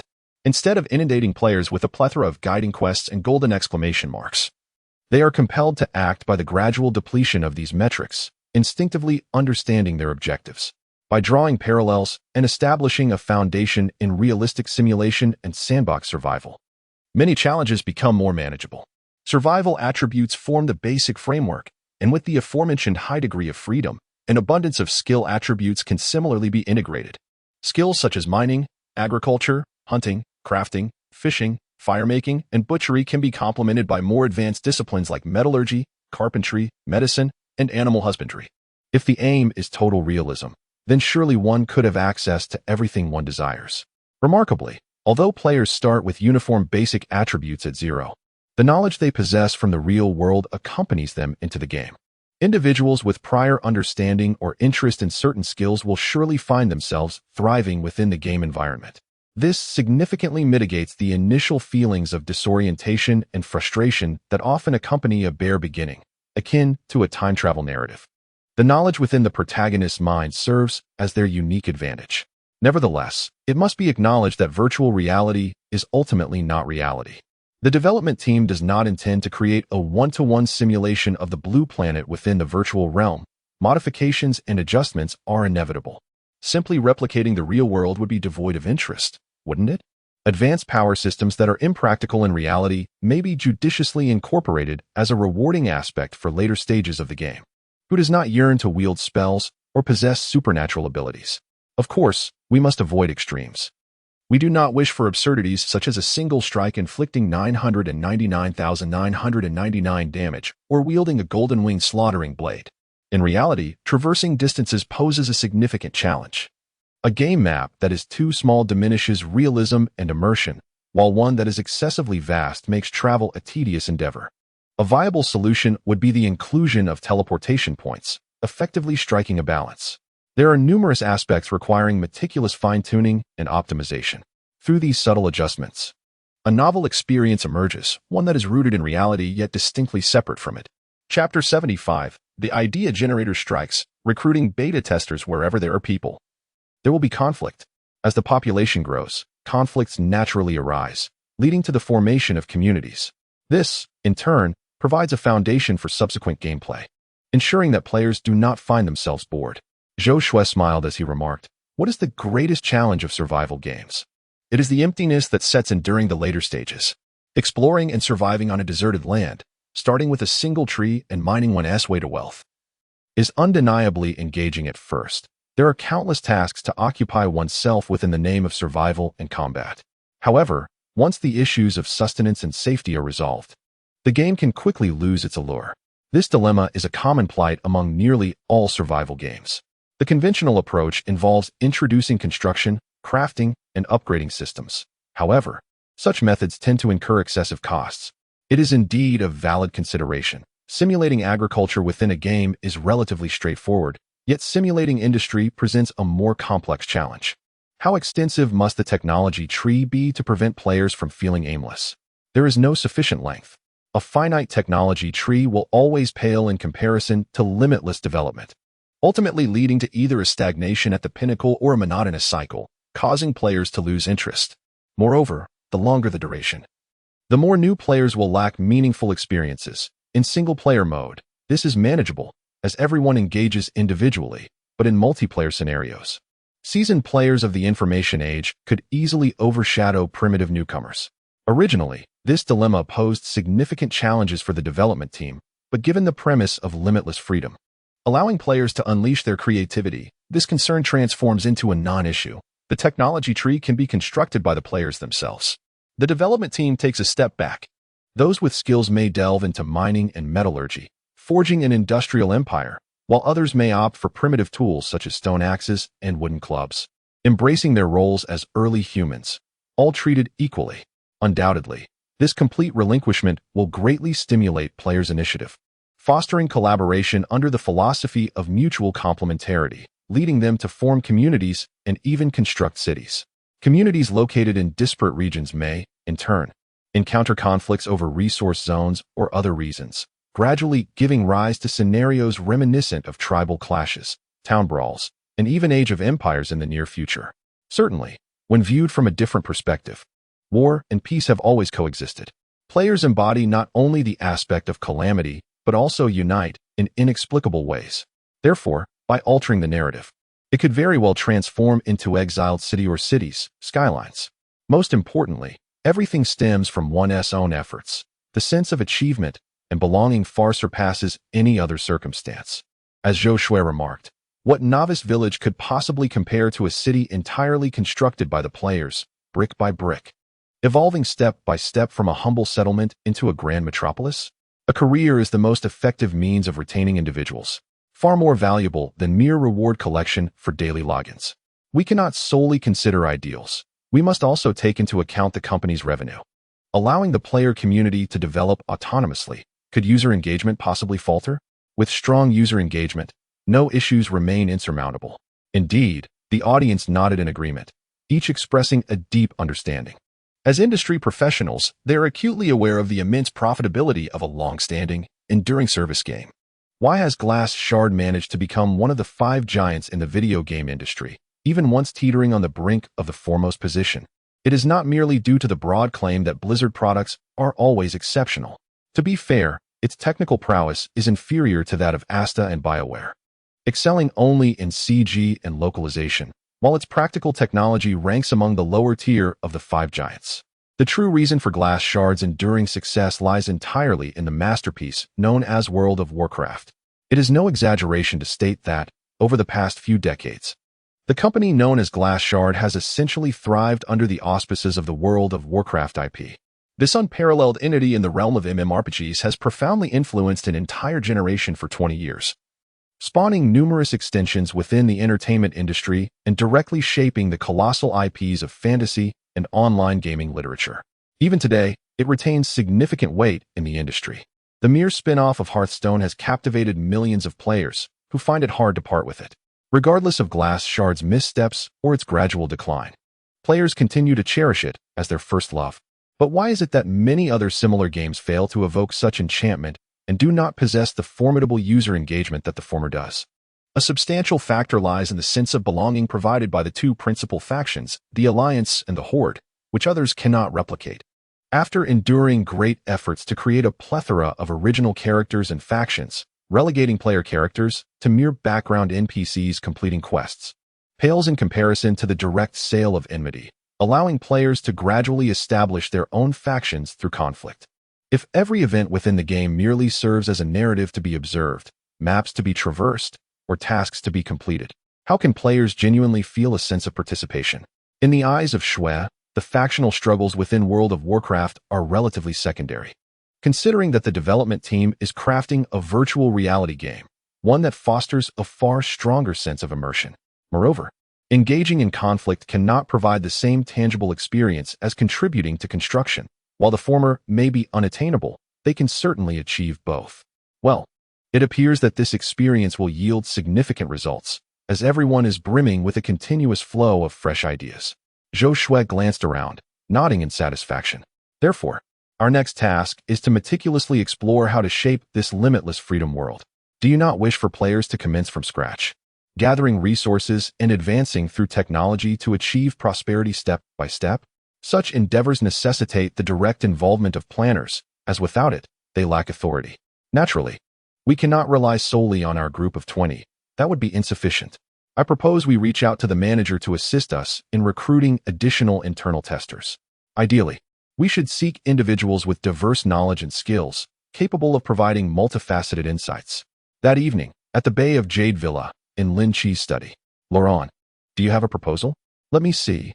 We need to invite at least 100 individuals, striving to encompass a variety of professional skills and technical expertise to form the internal testing player group. Lin Qi, seated before his computer, observed with keen interest the proposals submitted through the company's intranet. This is quite an ambitious undertaking. MC, Civilization, Epic, Skyline. These individuals seem intent on reenacting the history of human civilization within a virtual realm, which is indeed a fascinating concept. In virtual reality, the equipment and technology are far more crucial than the game itself. Just as in the previous century when the earliest computer games were developed, even simple games like Dodgeball, Snake, or Tetris could captivate players for hours on end. Thus, Lynch, as before, refrained from inquiring about the actual game design plans, allowing his subordinates to take charge. Here, he implemented a dual approach. Under the pretext of being too occupied with the development of a technology-focused project to create a game, he mobilized a select group of elite talents to form a team dedicated to developing the first virtual reality game of Blue Star. Simultaneously, on the side of the future world, he arranged for Polaris to develop, or rather, to adapt the virtual reality masterpiece from the Star Alliance. Chapter 76, Reuniting with Old Shao. The gathering of exceptional talents holds profound significance. Lynch could not conceal much here. The first groundbreaking product, when the time comes, would not only be a contender for numerous global awards, but would also be inundated with interviews that could drown anyone in their volume. Normally, many of these interviews could be evaded. However, when the official media comes calling, how could one possibly refuse? The development teams for virtual reality devices and technology could still deflect inquiries with claims of trade secrets or exceedingly advanced technology, not suitable for demonstration, and no one would find it peculiar. At most, they would consult Old Shao later. Yet, for the virtual reality game development team, there was no need for concealment. Game developers are not regarded as national treasures. It would be rather odd to keep them in the shadows. It simply does not make sense. Moreover, Lynch harbored a slight personal desire. As a player from Huagua, he hoped that the first virtual reality game of Blue Star would embody a pure Chinese heritage. Therefore, he instructed Lauren to arrange the project team and encouraged them to embark on their endeavors with vigor. Even if it is a rather opportunistic dessert-level creation, it matters little. Once a global sensation erupts, the project team can continue to present other varieties of delicacies. Essentially, it is about producing some works to enhance reputation and evoke nostalgia, akin to artistic films. On the other hand, the adaptations from Polaris are monumental works of the Star Alliance, firmly rooted in a profoundly mature technology and a deeply insightful long-term development history. These represent the quintessential Hollywood popcorn blockbusters, purely commercial in nature. The former serves to build reputation and establish recognition, while the latter aims to deliver a decisive impact, showcasing technical prowess while generating sales. This cycle is bound to be lengthy, and Lynch is in no rush to unveil a plethora of major productions all at once. Ensuring that players have something new to engage with every quarter, every month, is the priority. As for the demands from Loren, well, that is certainly a priority to secure. Lynch sincerely hopes that the innovative project they are designing, one that has never before existed in the history of both worlds, will become more refined and exhibit greater diversity. As the boss, when his subordinates require technical support, it is naturally his responsibility to rally the right people. Moreover, he knows exactly whom to reach out to. Hey, Lao Shao? Come, let us go out for a bite and a drink. No, what is your attitude? If I'm looking for you, it surely means there is something good to discuss. Like attracts like Lao Shao, a prominent figure in the provincial and ministerial level national security system, even possesses a FA-odd-A identity as a deputy police inspector in the external realm. He is a person who can shake the foundations of Qingsheng with a mere stamp of his foot.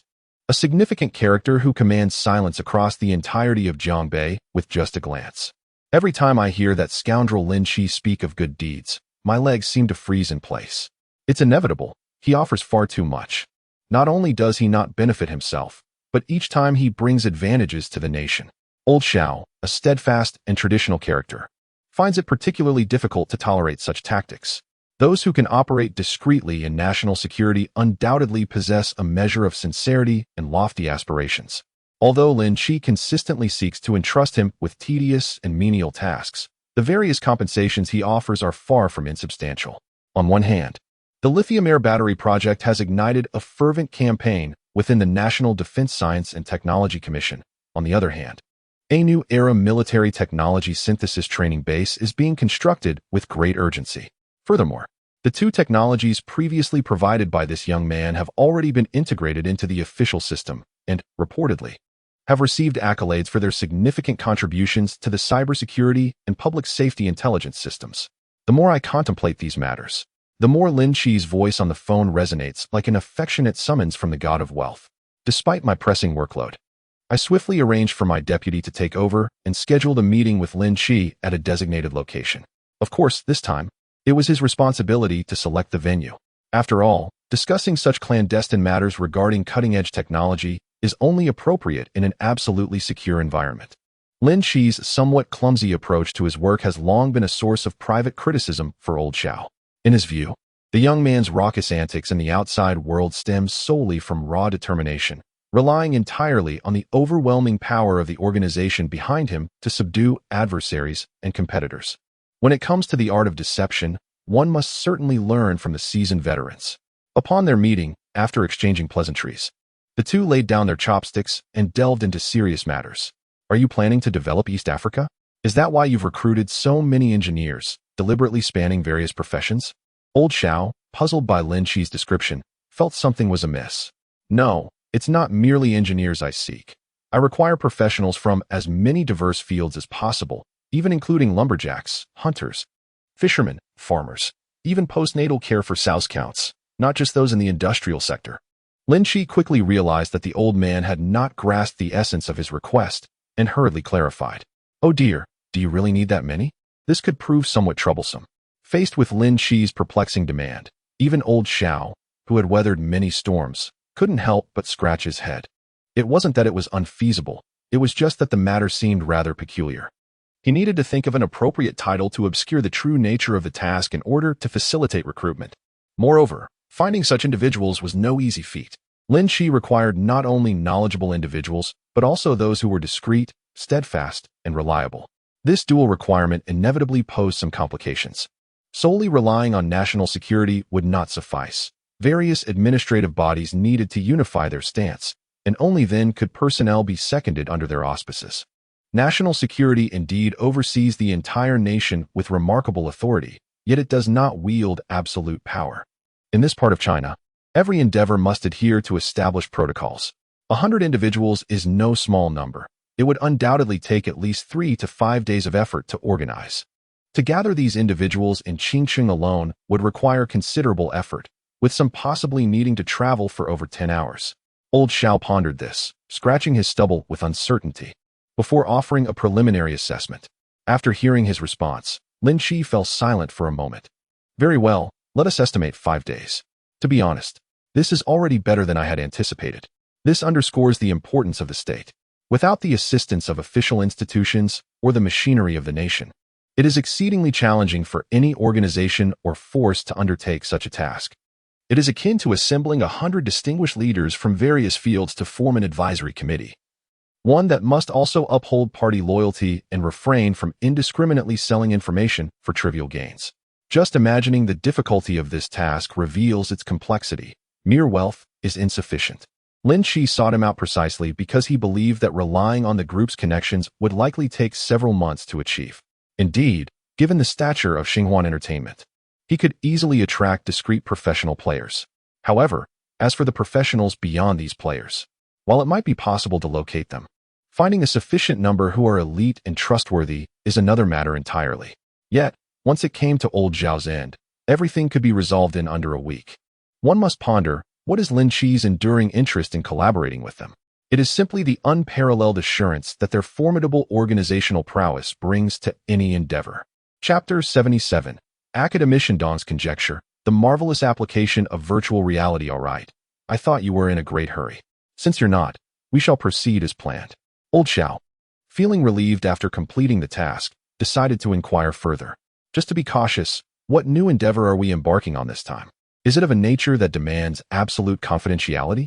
If so, I shall arrange for additional background checks and political assessments to ensure everything is secure. Not to that extent. We can follow your standard procedure. This matter, technically, of course, must remain confidential, yet it will undoubtedly be disseminated widely in the public sphere. So there is no fear of leaks, Lin Qi responded, a mysterious smile gracing his lips as he deftly handed over a compact USB drive. The specifics are detailed in the instructions. It would be beneficial for your colleagues in other systems to take a look as well. Virtual reality? Is that truly what they said? Academician Dong gazed at old Xiao, utterly astonished. The small USB drive in his hand felt as though it had transformed into a weighty gold ingot, causing his hands to tremble uncontrollably. Indeed, this is correct. Before the esteemed Director Zhou and the venerable Dong, the individual who reported this matter, old Xiao, found himself somewhat bewildered. His immediate superior had yet to speak, yet he had already startled a prominent figure within the research system. This left him quite perplexed. Nevertheless, despite his internal confusion, old Xiao remained focused on his duties and cautiously nodded. He referred to the individual responsible for submitting the technology, our partner, who confirmed that it was indeed virtual reality technology. Furthermore, according to his assertions, their company had commenced the deployment of corresponding production lines, preparing for large-scale manufacturing of such equipment. They intended to develop applications within the gaming sector, with plans to launch similar gaming products into the market in the near future. Old Xiao elaborated extensively, recounting all the information disclosed by Lin Qi, and only then did he reveal a look of confusion. Is there an issue from your perspective? It is merely a technology intended for the entertainment domain. No one is without flaws. Despite old Xiao's considerable expertise, he harbored certain shortcomings. Due to personal interests and professional obligations, he possessed limited knowledge regarding games. His understanding of the distinctions between mobile games, client-based games, and single-player games was largely a result of recent interactions with Lin Qi and occasional briefings from colleagues. This is quite typical. Most traditional individuals are similar. When not preoccupied with work, middle-aged men are not without their gaming experiences, as evidenced by titles like Legendary Sand Attack and Greedy Blue Moon. However, for individuals like Lao Xiao, who are so busy that they wish for 3 heads and 6 arms, it becomes quite perplexing. How could he possibly grasp the concept of virtual reality? Initially, he intended to seize the opportunity to seek advice from professionals while delivering intelligence, endeavoring to gain some understanding. After Elder Dong provided him with a rough introduction to the concept of virtual reality, Lao Xiao was utterly astonished. Is this even feasible? To entirely create a virtual world indistinguishable from reality through information technology. What an immense undertaking that must be. Surely, it cannot be accomplished without a powerful supercomputer? Thus, the crux of the issue lies here. Elder Dong sighed with a sense of wistfulness. Who doesn't he recognize the merits of this technology? It serves not only the public for entertainment, but also holds immense potential for our scientific research and military sectors. You are well aware of the primary functions of supercomputers. They excel in data simulation, whether it involves the design of fighter jets, the hull design of aircraft carriers, or simulating nuclear detonations. A formidable supercomputer can alleviate countless burdens and provide substantial assistance.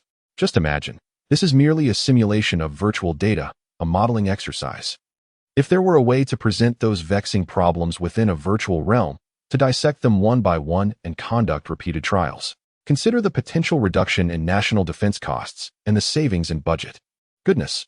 After Elder Dong's analysis, both Lao Xiao and Director Zhou were left in a state of stunned silence. Due to the constraints of their professions, they lacked a profound understanding of such advanced pioneering technology. However, due to professional reasons, the ability to think divergently and draw analogies is indeed remarkable. After being enlightened by Dong Lao's 2 statements, they exchanged a glance and recognized the astonishment reflected in each other's eyes. As he articulated, the exaggerated technique of simulating reality serves purposes far beyond mere entertainment. To illustrate, Merely creating an expansive wind tunnel in a virtual environment to test aircraft models would elate the personnel at the National Defense Science and Technology Commission. Moreover, the potential applications of this virtual computation method extend beyond just aerodynamics. Consider the challenges of the metal sintering process for engine blades. Would it not be simpler to experiment gradually in a virtual setting at no cost? Or the complexities surrounding the design of strategic nuclear submarine hulls, simulating various maritime environments and conducting trials within them could alleviate such burdens. What of satellite design, rocket engineering, and intercontinental ballistic missiles? In the aerospace sector, where investments often soar into hundreds of billions, any misstep could result in a mere splash. If preliminary trials could be conducted in a virtual realm before actual implementation, it would undoubtedly be a tremendous boon for researchers, saving them invaluable time, effort, and peace of mind. Good heavens, the implications are staggering. As Lao Zhao's mind raced with these thoughts, he felt dizzy with excitement. This young man has quietly developed a remarkable innovation. Oh, are you suggesting that this technology was conceived by the young president of the Xinhuan Group? Dong Lao inquired with a smile. Indeed, it is he. Lin Qi's identity is not considered confidential at the level of Elder Dong. This individual possesses not only a prestigious title in research, but also holds an astonishingly high administrative rank. His responsibility for providing technical support to the liaison team for Old Xiao undoubtedly signifies the central government's profound attention to this matter. The reluctance to present this overtly stems merely from a desire to avoid unnecessary misunderstandings among younger colleagues. However, when it comes to specific actions, the higher-ups have always been remarkably prudent. After all, recognizing the significance of this relationship has already yielded explosive news. Nevertheless, I find myself pondering a question. Purely from my personal perspective, after a brief discussion among the three, Director Zhou, somewhat perplexed, ventured to inquire, is the simulated environment achieved through such technological means truly reliable? What I mean is, employing virtual technology to replicate reality inherently involves a layer of transformation. How can we ensure that in this transition from the tangible to the virtual, there are no errors or omissions? If we cannot guarantee the absence of such issues, would not the subsequent research conducted on the virtual models derived from this transformation be prone to even more inaccuracies? Chapter 78. Overtaking on a Curve, Quantum Supercomputing? This inquiry is indeed quite practical. It is no surprise that an experienced intelligence operative at first glance identified the most fragile aspect of this theoretical framework. Elder Dong acknowledged this with understanding, nodding slightly and stating, "Your perspective is valid. Our past attempts at this technology have often faltered precisely at this point. No matter how diligently one attempts to achieve precise simulation, discrepancies are invariably present. Consequently, when employing vast supercomputing resources for auxiliary computations, we never directly replicate the actual products. Rather, we utilize abstract mathematical models for estimation. Even so, instances of insufficient computational power frequently arise. Thus, it is often necessary to decompose an entire model into several sequential steps for individual calculations. In my perspective, the sole method employed by the Star Ring Group to circumvent such issues lies in their possession of a computational center that boasts significantly greater power than most contemporary supercomputers. It is so robust that even the slightest redundancy in detail does not burden it. Only in this manner can one ensure the avoidance of the problems you envision." Elder Dong expressed his thoughts, and the three fell silent once more. This silence was not born of a lack of words, but rather from the deep processing of the immense information embedded within this analysis. The national investment in supercomputing could not achieve what the organization behind Lin Qi can. What does this signify? Could it possibly indicate something profound? I believe so. Director Zhou, somewhat uncertain, ventured to speak. He uttered but 2 words and received affirmation in return. Elder Dong, stroking his short beard, wore a solemn expression. Achieving significant breakthroughs in computational power through conventional supercomputing architecture is no simple feat. Even with the full might of our nation and the Western countries committed to this endeavor, each significant iteration in computational power typically takes several years to materialize.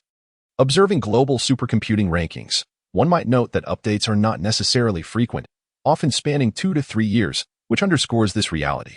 Suddenly, a monstrous entity emerges, far surpassing its competitors. By conventional logic, such a phenomenon seems utterly implausible. The most probable explanation lies in the fact that it has deviated from the established path, achieving a remarkable leap through an unconventional technological route, namely quantum supercomputing. Although none of the three explicitly stated it, the implications were unmistakably clear. If traditional supercomputing is unable to achieve this, then it must indeed pertain to quantum supercomputing. Everyone is cognizant of this distinction. The nation itself is actively researching this technology and is even in a leading position globally. In this regard, China is advancing on two fronts. On one hand, it continues to delve deeply into the potential of traditional supercomputing architectures, striving to develop arrays with higher density and greater processing capabilities. On the other hand, quantum computers are gradually being developed, employing a method of incremental progress, beginning with quantum communication before contemplating the intricacies of quantum chips, primarily because a comprehensive understanding of traditional silicon wafer chips has yet to be fully realized, thus negating the need for rash advancements. Even esteemed figures, including Mr. Dong and other high-ranking officials, acknowledge that the nation's grasp of quantum information technology remains quite rudimentary, predominantly centered around communication applications. In comparison to quantum communication satellites, the advancements in quantum chips have been rather unsatisfactory.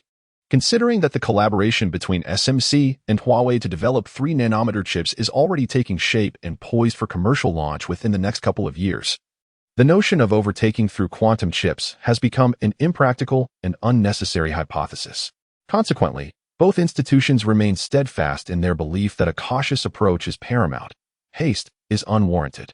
Not to mention that even experimental production has yet to be achieved, and even if it were, what significance would it hold in the market? Laboratories can indeed demonstrate pure electric propulsion, yet it is common knowledge that such technology, which would require draining the power of an entire power plant, can merely propel a thermos. The gap to practical implementation is still staggering. The phrase "the nation cannot produce" represents one level of inadequacy, while the nation can barely achieve small-scale production signifies another. Experimental technology with preliminary commercial value is yet another tier. Amateur technology ready for large-scale market production is an entirely different realm altogether. Those who are knowledgeable in the field, such as Dong Lao and others, are acutely aware of the potential terror behind Lin Qi's quantum supercomputing.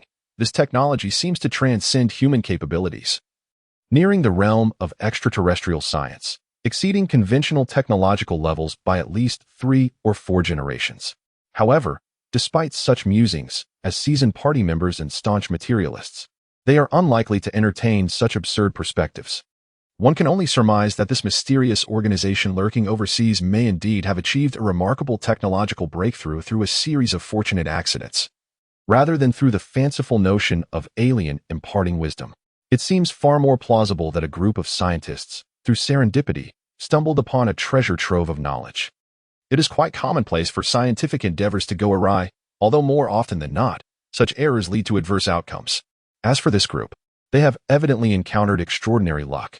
As a venerable academic who has devoted a lifetime to the study of physics, Elder Dong understands all too well that scientific research does not merely hinge on the fleeting flashes of brilliance from geniuses, nor is it solely reliant on the sheer accumulation of manpower and resources.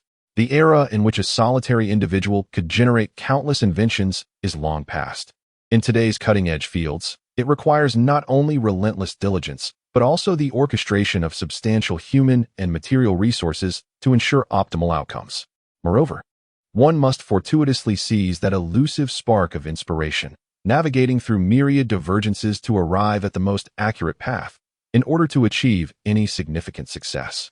In other words, behind Lin Qi lies not only a team of brilliant scientists capable of generating inspiration, but also a formidable industrial foundation that guarantees the 99% of hard work. This is not something that a mere small organization of several hundred or thousand individuals could realistically accomplish. It is likely a colossal entity concealed behind a veil. The younger generation is indeed formidable, and Elder Dong shook his head with a sense of awe. Interestingly, he too once harbored aspirations in the realm of information technology. Unexpectedly, the formidable barrier that had eluded my colleagues for years was effortlessly surmounted by a young gentleman and his team. This inevitably stirred a mix of nostalgia and solace within the seasoned gentleman, who had devoted himself tirelessly to the nation. This rascal certainly knows how to make a grand spectacle. Old Xiao scratched his tingling scalp, feeling his perception of Lin Qi refreshed yet again. Fortunately, such individuals and organizations remain on our side. Director Zhou, having contemplated the entire situation, could not help but smile. Indeed, Lin Qi's revelation of such explosive news was clearly not an act of boasting. Had he not previously sought old Xiao to assemble a trial team?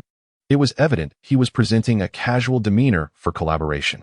The numerous past collaborations had paved the way for this formidable alliance, provided we were willing to invest human resources, material assets, and finances, such as renting a virtual reality platform and quantum supercomputer servers, or even acquiring relevant technology licenses. This was clearly open for negotiation. Drawing from his previous experiences, Elder Dong promptly began preparing the necessary materials, whether it be virtual reality or quantum technology. Both are invaluable assets that the National Defense Science and Technology Commission and the two academies are eager to witness firsthand. Chapter 79. A Convergence of Forces. Undercurrents in motion on the evening of August 6th, Professor Chen Mingda, a distinguished academic at Beijing University and a doctoral advisor specializing in aerodynamics, wearily opened his front door. Having completed yet another research project, he granted his assistants and doctoral students an extended break. He himself returned to his home, which he visited only sporadically, intending to take a substantial rest, to empty his mind and contemplate the direction of his next endeavor. Suddenly, a ring at the doorbell interrupted his evening respite after dinner and a brief film. Curious, Professor Chen hesitated momentarily before rising to answer the door. Though he had a family, he currently resided alone in the dormitory provided by Beijing University due to professional commitments. Such locations were not accessible to the casual visitor, and his friends were well aware of his work schedule, seldom intruding during his periods of intense focus. Thus, he pondered, who could it be? Trusting the security at his institution, he opened the door without a second thought. The visitor appeared unremarkable, dressed in casual attire, but his keen and astute gaze hinted at a certain competence, rendering him indistinguishable from an ordinary passerby. However, the two individuals accompanying him, despite their similar casual clothing, exuded a distinctive aura that prompted Professor Chen to straighten his posture instinctively. It was evident that both were active military personnel. "Good day, Professor. I apologize for the unexpected intrusion. Would you be available to spare a moment for a discussion?" The agent, clad in a simple black suit, presented his credentials with poise. Although his tone suggested a polite inquiry, Professor Chen was acutely aware that this visit bore the weight of an organizational directive. As expected, once seated and after exchanging a few pleasantries, the agent proceeded to convey the orders from the National Defense Science and Technology Commission. "I have accepted the organization's arrangement. Having learned that I am to travel to a distant location to participate in an urgent research project." Professor Chen, who possesses considerable experience, nodded without hesitation. "However, to be prudent, I inquired about the principal subject matter." The agent glanced at the documents and recited what appeared to him a rather convoluted title: Simulation Project of Large-Scale Wind Tunnels in Virtual Reality Environments. "What on earth is that?" Professor Chen was momentarily taken aback, reverting to his native dialect. "I am not entirely certain either, but it is indeed this matter." The agent, somewhat apologetically, scratched the back of his head and handed over the document, explaining that the project team is located elsewhere and has recently been established, thus possessing scan information. "You may peruse it during your journey. The specifics will be revealed upon arrival." "Very well." Professor Chen instinctively took the folder and rose to prepare his luggage. Overwhelmed by the influx of information, he found himself stumbling as he walked. Observing the professor nearly collide with the wall, the agent quickly offered support, accompanied by the military personnel, to assist in the packing process. Similar occurrences are unfolding across numerous institutions and research centers nationwide. As for the trio of old Xiao, they are not engaging in mere pretense. When they pledged to rally support, they set to work immediately. In the span of just 2 days, they managed to assemble a consulting team of 100 individuals. The remaining time, aside from travel, has been effectively utilized for impromptu discussions and collaboration. In the vibrant realm of Star Ring Entertainment, Loren found himself unexpectedly inundated with a multitude of beta testers hailing from every corner of the country. Although taken aback, he was one of the earliest employees to follow Lin Qi, and thus had acclimated to the myriad bizarre occurrences within the organization. Having weathered many storms, he was not easily flustered. After discreetly welcoming and accommodating this cohort of testers, he instructed his colleagues to refrain from disseminating information, ensuring confidentiality. He then proceeded, in accordance with Lin Qi's directives, to initiate the next phase of the plan, directing the members of the second development team to escort the eager testers to the hastily constructed server room, where the awe-inspiring second reality gradually unfolded before their eyes, akin to the unveiling of a grand stage. On that Friday morning, just across the bridge from the Jiangjing building, the Coastal Industrial Park was home to a somewhat antiquated and unassuming semi-trailer parked discreetly behind a factory. The internal road of the park led directly to the Coastal Avenue, which spanned the bridge on either side. The trailer's cargo area was shrouded in tarpaulin, obscuring its contents from view. One could only faintly discern through the neatly arranged outlines that it likely contained some form of material. Although the concealed items were not excessively large, the degree of depression in the ground beneath the wheels suggested a considerable weight. Indeed, there lay 5 steel coils, each weighing 10 tons. In the realm of the road, they were a formidable presence, instilling fear even among the truck drivers themselves. The transportation of steel coils ought to be executed with the utmost caution and precision. The arrangement of the coils is of paramount importance, necessitating specialized securing equipment and careful regulation of vehicle speed. Failure to adhere to these protocols can result in catastrophic consequences. A sudden stop or collision could unleash a scene of chaos and devastation, despite their seemingly modest size not reaching the height of an average person. Should these coils become uncontrollable, rolling and colliding, or even shattering their restraints, the repercussions could be dire. Imagine a coil, weighing over 10 tons, hurtling towards you with a resounding thud. Not only would a human stand no chance, but even an SUV could be reduced to mere scraps.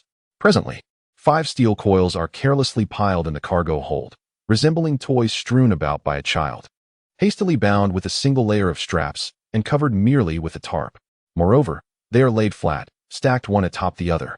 One can only imagine the heart attack that would ensue if a safety officer or traffic policeman were to witness such a sight. A vehicle transporting its cargo in this manner is scarcely safer than a self-destructing truck. Within the cargo area sits a middle-aged man of unremarkable appearance.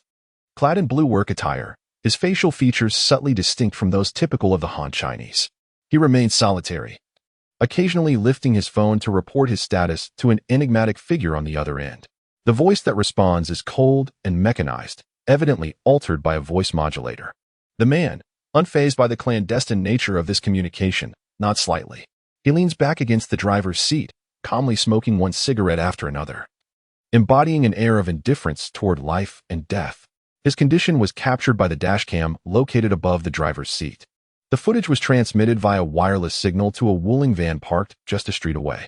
The driver of the van, rather ungracefully, propped his feet on the center console, reclining against the seat as if in a light slumber. Yet, behind him, concealed by a box and devoid of windows, 2 Caucasian men with prominent noses and deep-set eyes crouched in the corner, donned with headsets and clutching PDAs. Chapter 80. A brutally simple assassination plan. The Japanese assassin. Can we confirm that the device is functioning properly? The air inside the deliberately disguised van was stifling and uncomfortable. The man on the left displayed evident anxiety, fidgeting restlessly before turning to his companion. Haven't you asked that numerous times? I'm growing weary of repeating myself. I'm merely concerned, the other replied, his gaze fixed on the segmented surveillance images on the PDA, his head unyieldingly lowered.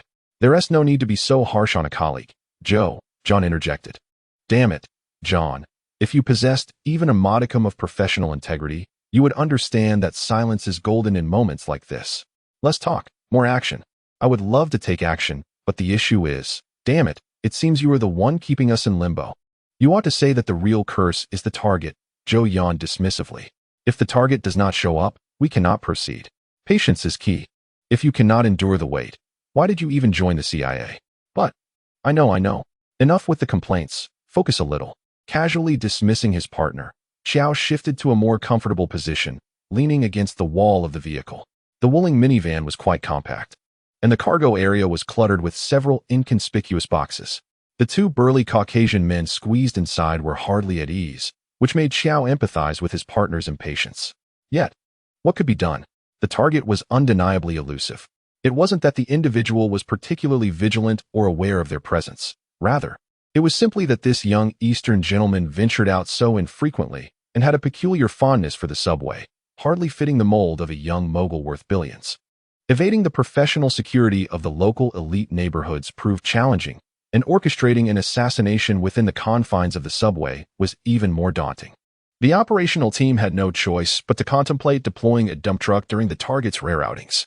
However, even during these excursions, the target's Bentley Mulsanne was always accompanied by a lead and follow vehicle for protection. Occasionally, when the lead vehicle was absent, the target opted for a bulletproof Maybach S600 instead. Such arrangements rivaled those of a national dignitary, leaving Qiao utterly exasperated. But just a businessman, not a president. Why the excessive fear of mortality? Little did he know, this was all part of Ling Hao's meticulously crafted travel plan, leaving little room for exploitation. Ultimately, a dump truck was not a panacea. Without directly crushing the target at their location, it was unlikely to claim a life. Moreover, under the protection of accompanying vehicles, seizing an opportunity for a successful impact was already a formidable challenge. Let alone guaranteeing the elimination of the target, it is evident that, at the very least, the initial plan devised by Zhou was insufficient. After 2 days of patient waiting, the precious opportunity finally presented itself, yet due to inadequate preparations, it slipped away from their grasp. Consequently, the action team had no choice but to postpone their plans. They would remain on standby, observing and awaiting another chance while preparing additional equipment.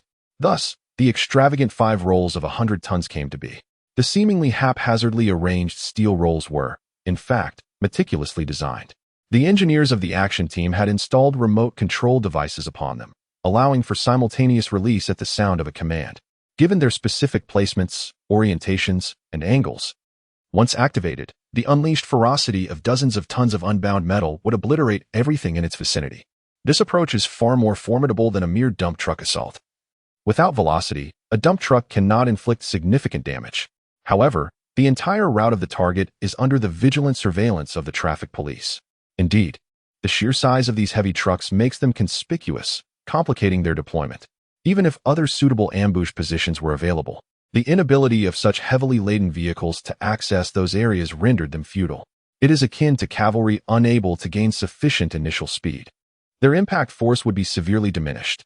Creating an artificial traffic accident is certainly within reach. However, whether it is possible to annihilate a target within a bulletproof vehicle, ensuring their immediate demise, remains a profound uncertainty. Thus, Qiao conceived the ingenious design of the 5 steel rolls heavyweight. Although it does not precisely qualify as a suicide truck, it is not far removed from that notion, considering the devastating lethality unleashed when the tightly wound steel rolls rupture. The fate of the individual in the driver's seat is likely to be dire. Hence, the driver must also be a man resigned to death. The man, calm and incessantly smoking, is a Japanese individual sourced directly by the action team through the Osaka intelligence station. His name is Takagi, who once owned a modest factory. After earning some money, instead of managing it wisely, he chose to invest in the stock market. While engaging in trading might have been a risk taken lightly by a small investor, Takagi fortuitously encountered initial success, leading him to recklessly invest his earnings into foreign exchange trading, even employing leverage. Unfortunately, he faced the catastrophic downturn of the U.S. shorting the yen, resulting in losses so profound that he became unrecognizable to his own mother. The plummeting USD-JPY exchange rate nearly led Takagi to financial ruin, forcing him to mortgage his savings, home, and factory to a Yakuza-affiliated financial company, ultimately leading to his complete financial collapse when faced with a series of consecutive trading halts.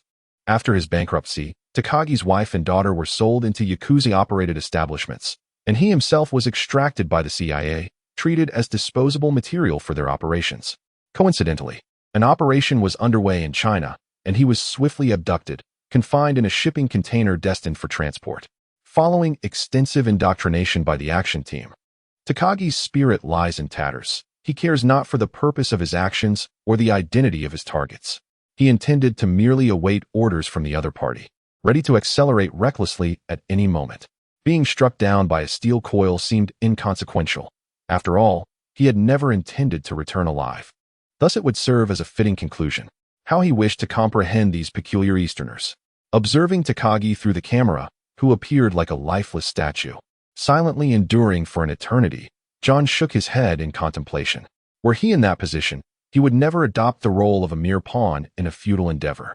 What in this world could possibly be worth sacrificing one's life, rendering him forever deprived of fine wine, beautiful women, and wild revelries? Nothing, absolutely nothing. Losing a bet and acting as if one were on the brink of death. Indeed, the Japanese were nothing but weaklings. The microphone was unidirectional. They had to activate it for Takagi to hear their commentary. Thus John unabashedly expressed his disdain. After squatting here for several days, the only thing that had changed was the vehicle itself, constantly shifting positions, with their departures being exceedingly rare. Boredom had driven them to mere banter. As I mentioned before, this place is toxic. Our operatives have inexplicably suffered losses of at least a dozen spies here, yet no valuable information has emerged. It is utterly ridiculous that elite CIA agents could be discovered and apprehended by the Chinese Immigration Bureau, leading to their repatriation. This was nothing short of a slap in the face to Director Krejci. Chapter 81. Changing Targets, a Hidden Threat. Moreover, that target is utterly foolish. I simply cannot fathom the workings of the Eastern mind.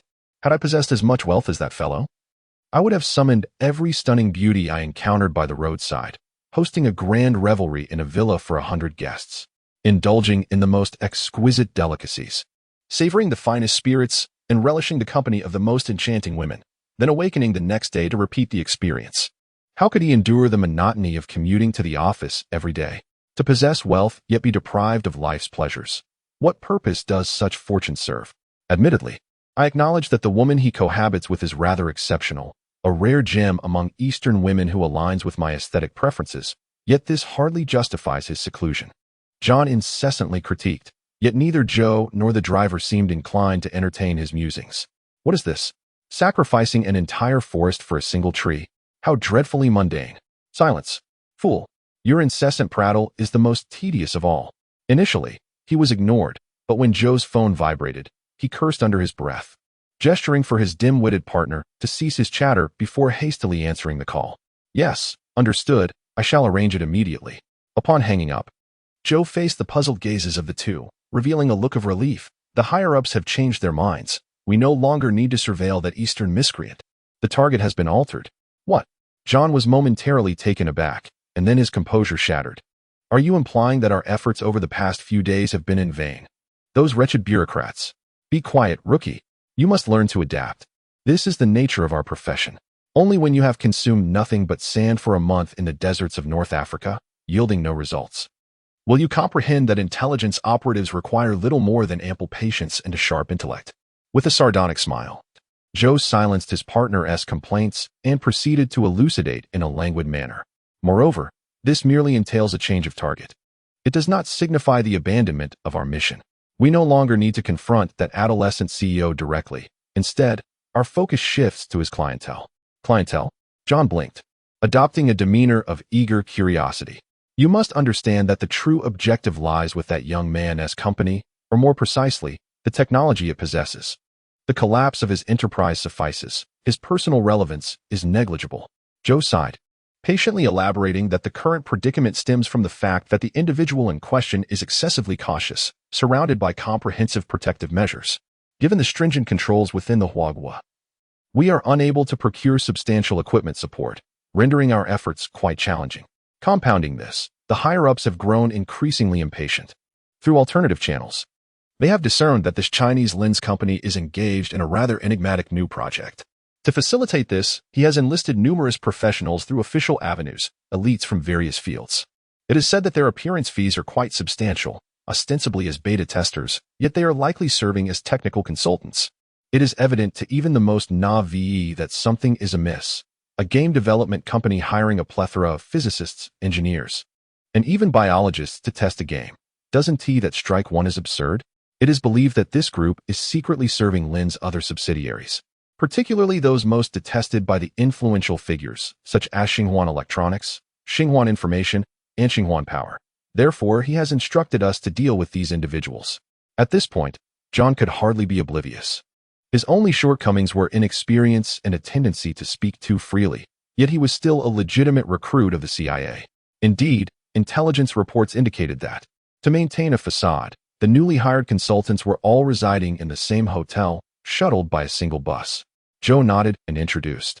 Our new objective is to eliminate them on the Zhang Bridge. Since this bus does not possess the security features of Lin's vehicles, being neither bulletproof nor accompanied by a security convoy, either the original plan or simply crashing it into the bridge below could suffice. Intelligence suggests they will leave the office in approximately half an hour and will reach the bridge 15 minutes thereafter, presenting us with the perfect opportunity to act. So, what are we waiting for? Let us get started.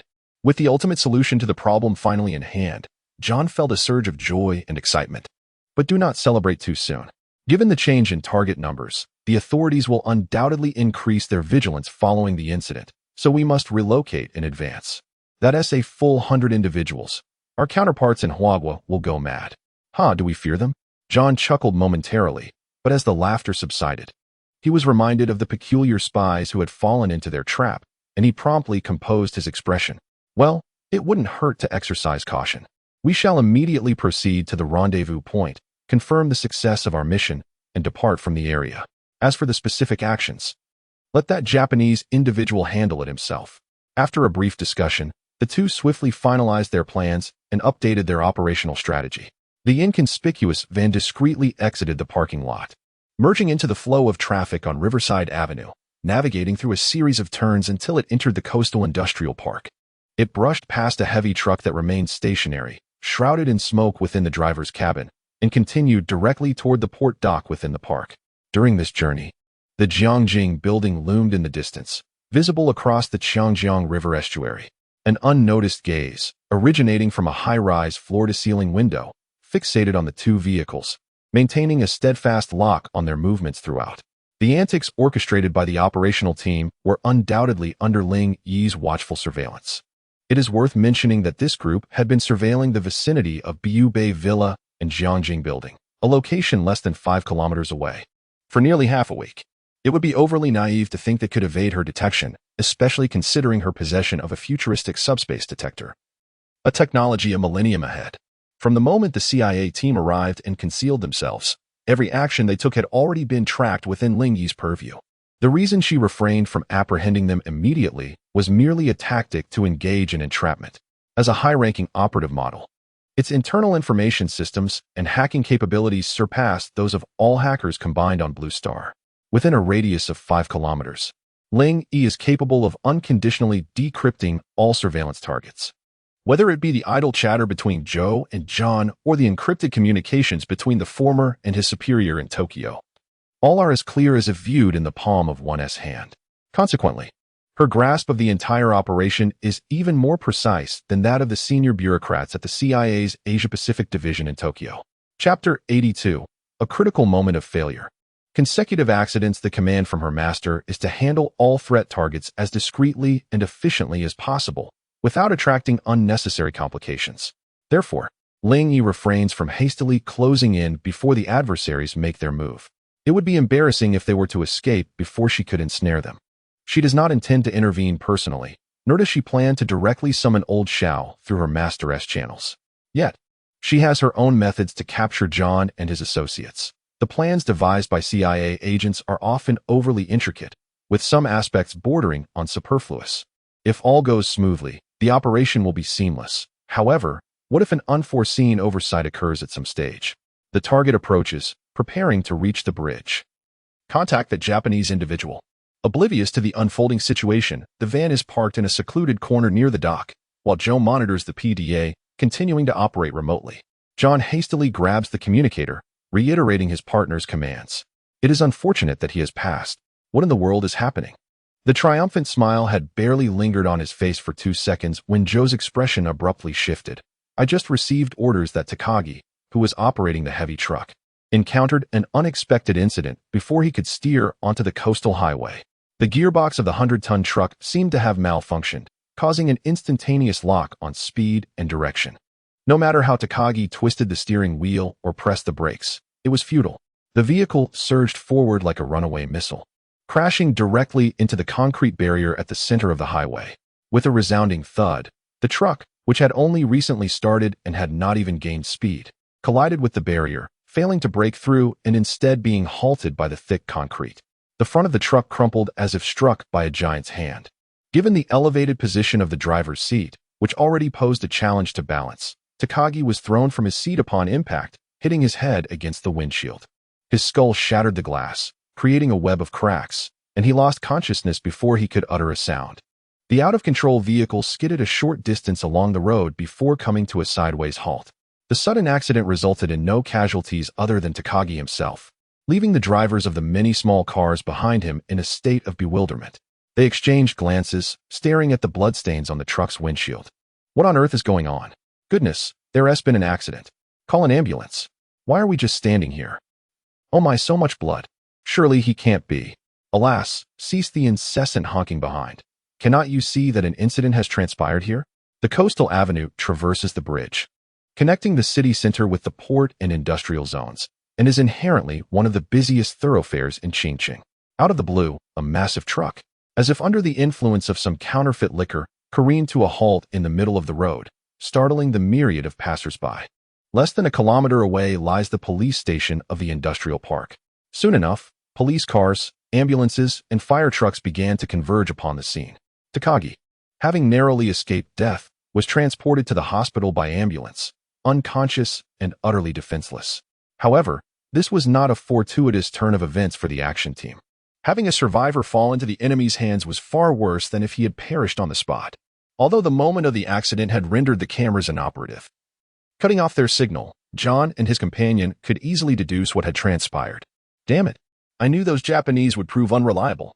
As John vented his frustration in a tirade, Joe furrowed his brow, manipulating the tablet. How could things go awry at this very moment?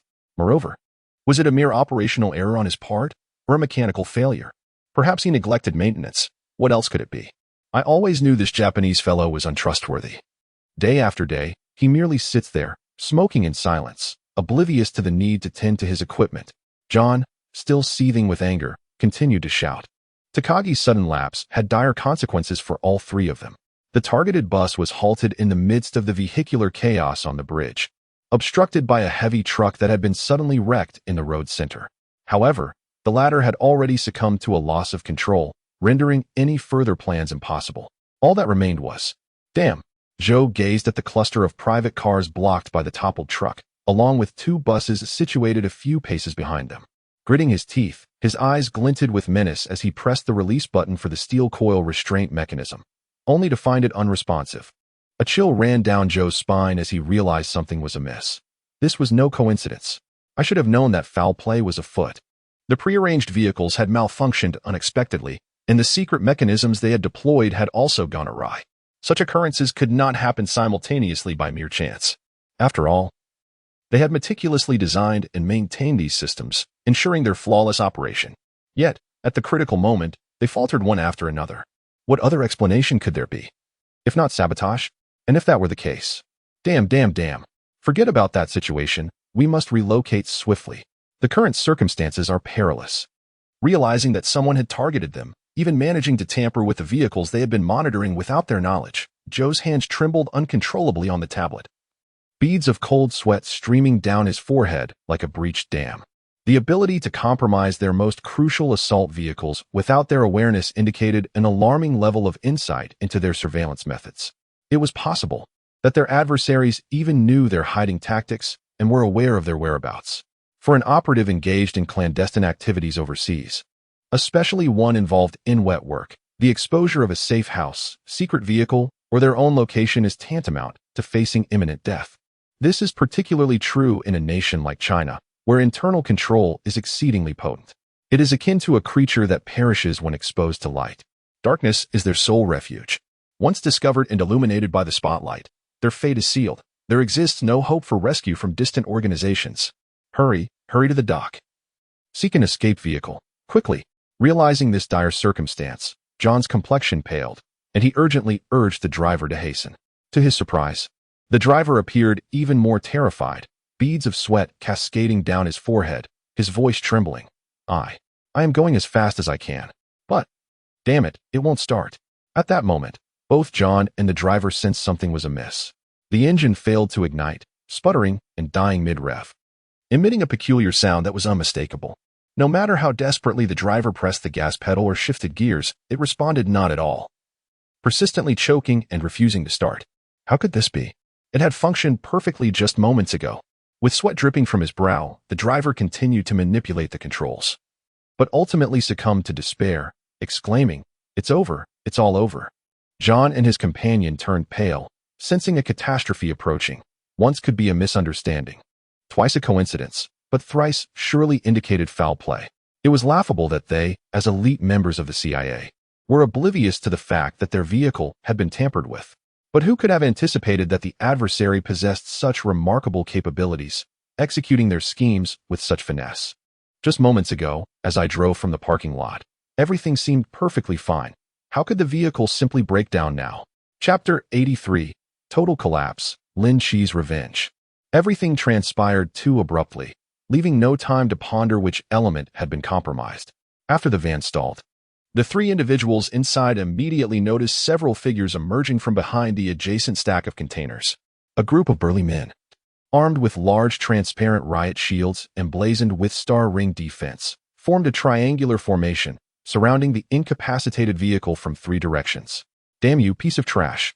In a state of panic, John glimpsed the mocking grin on the opponent's face through the car window, his mind swirling with humiliation and fury at being toyed with. In a fit of rage, he seized the handgun at his waist, forcefully flung open the car door, and prepared to fight to the death, intent on carving out a bloody escape. "You damn monkeys.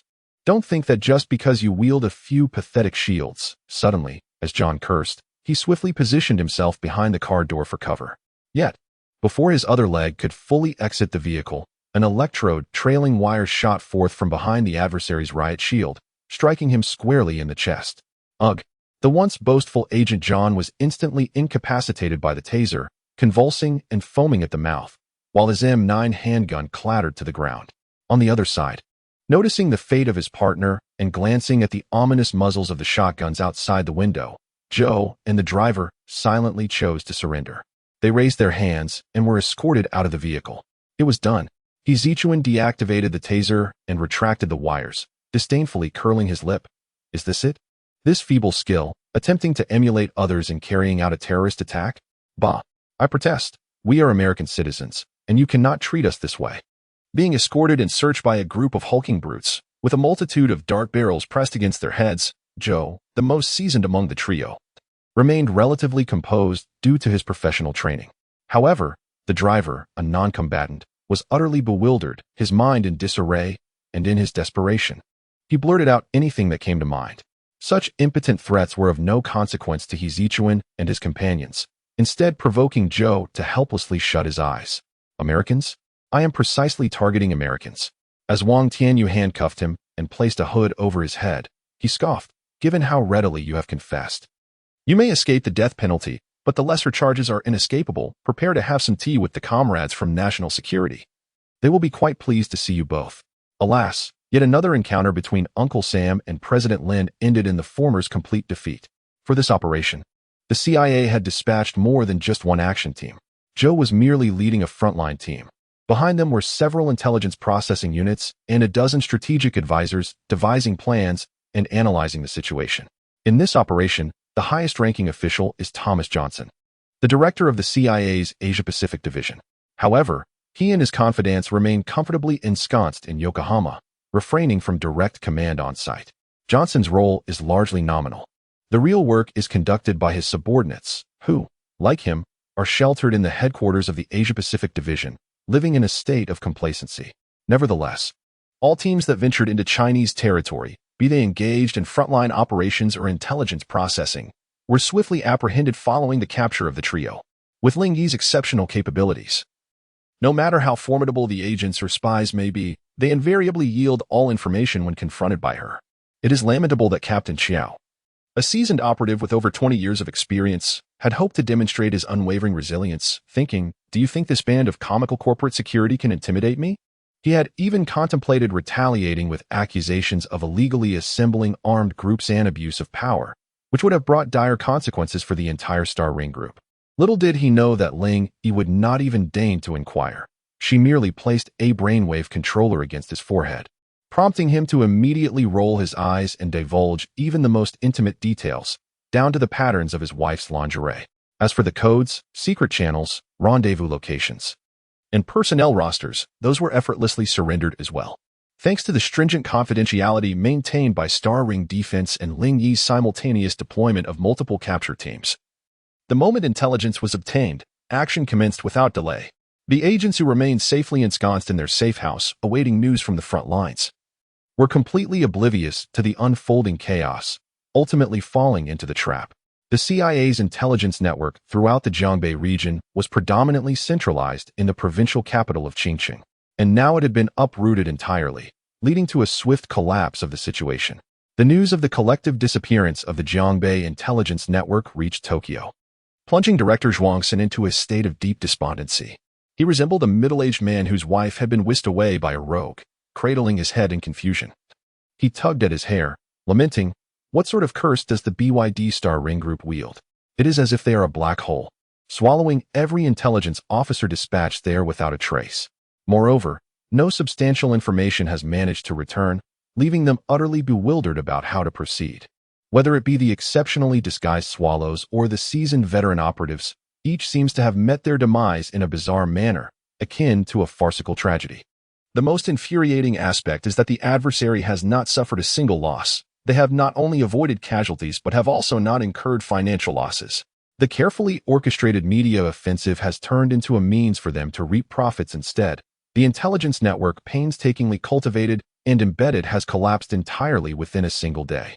Such a catastrophic loss signifies a complete obliteration of years of infiltration efforts. At the very least, the Far East Division can no longer muster any operatives in Jiangbei Province and its surrounding areas.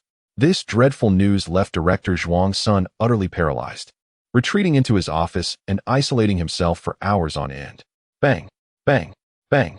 However, before he could dwell in his melancholy for long, the door to the office was abruptly knocked upon. "Who is it? Did I not expressly state that I wished to be left undisturbed?" In such circumstances, Director Thomas Johnson's irritation intensified. Yet, before he could unleash his wrath, the individual who entered bore news that rendered him momentarily speechless. "Thomas Johnson, by order of Langley Headquarters, your position as Director of the Far East Division of the Strategic Intelligence Agency has been revoked, and you will be reassigned to the Domestic Archives Management Office effective tomorrow. This directive is personally penned by Director Creasy, and your indiscretions have brought considerable shame upon him." The newcomer delivered these words with a stoic expression, presenting a dossier that, upon a mere glance from Johnson, sent his blood pressure soaring. It contained irrefutable evidence of his numerous escapades during his tenure in Japan, each incident meticulously documented, complete with images and videos. Among the most sordid of details was an incident involving Johnson and a Japanese parliament member, where they had absconded with a local schoolgirl to indulge in their depravity at a hotel.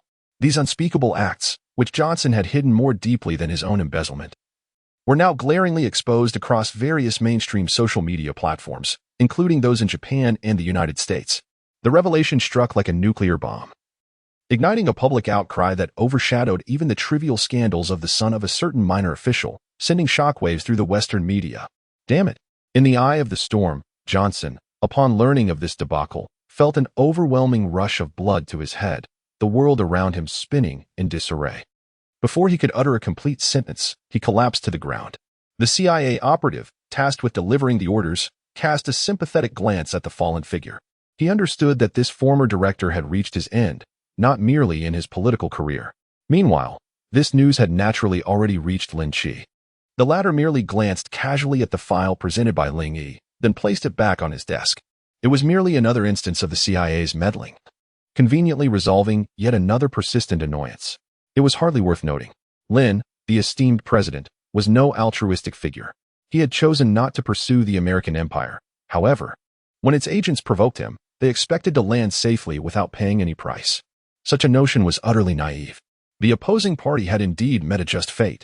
It was important to recognize that this individual represented advanced technology of the future, accompanied by a cadre of elite PLA veterans, all in service of Director Zhuang Sr.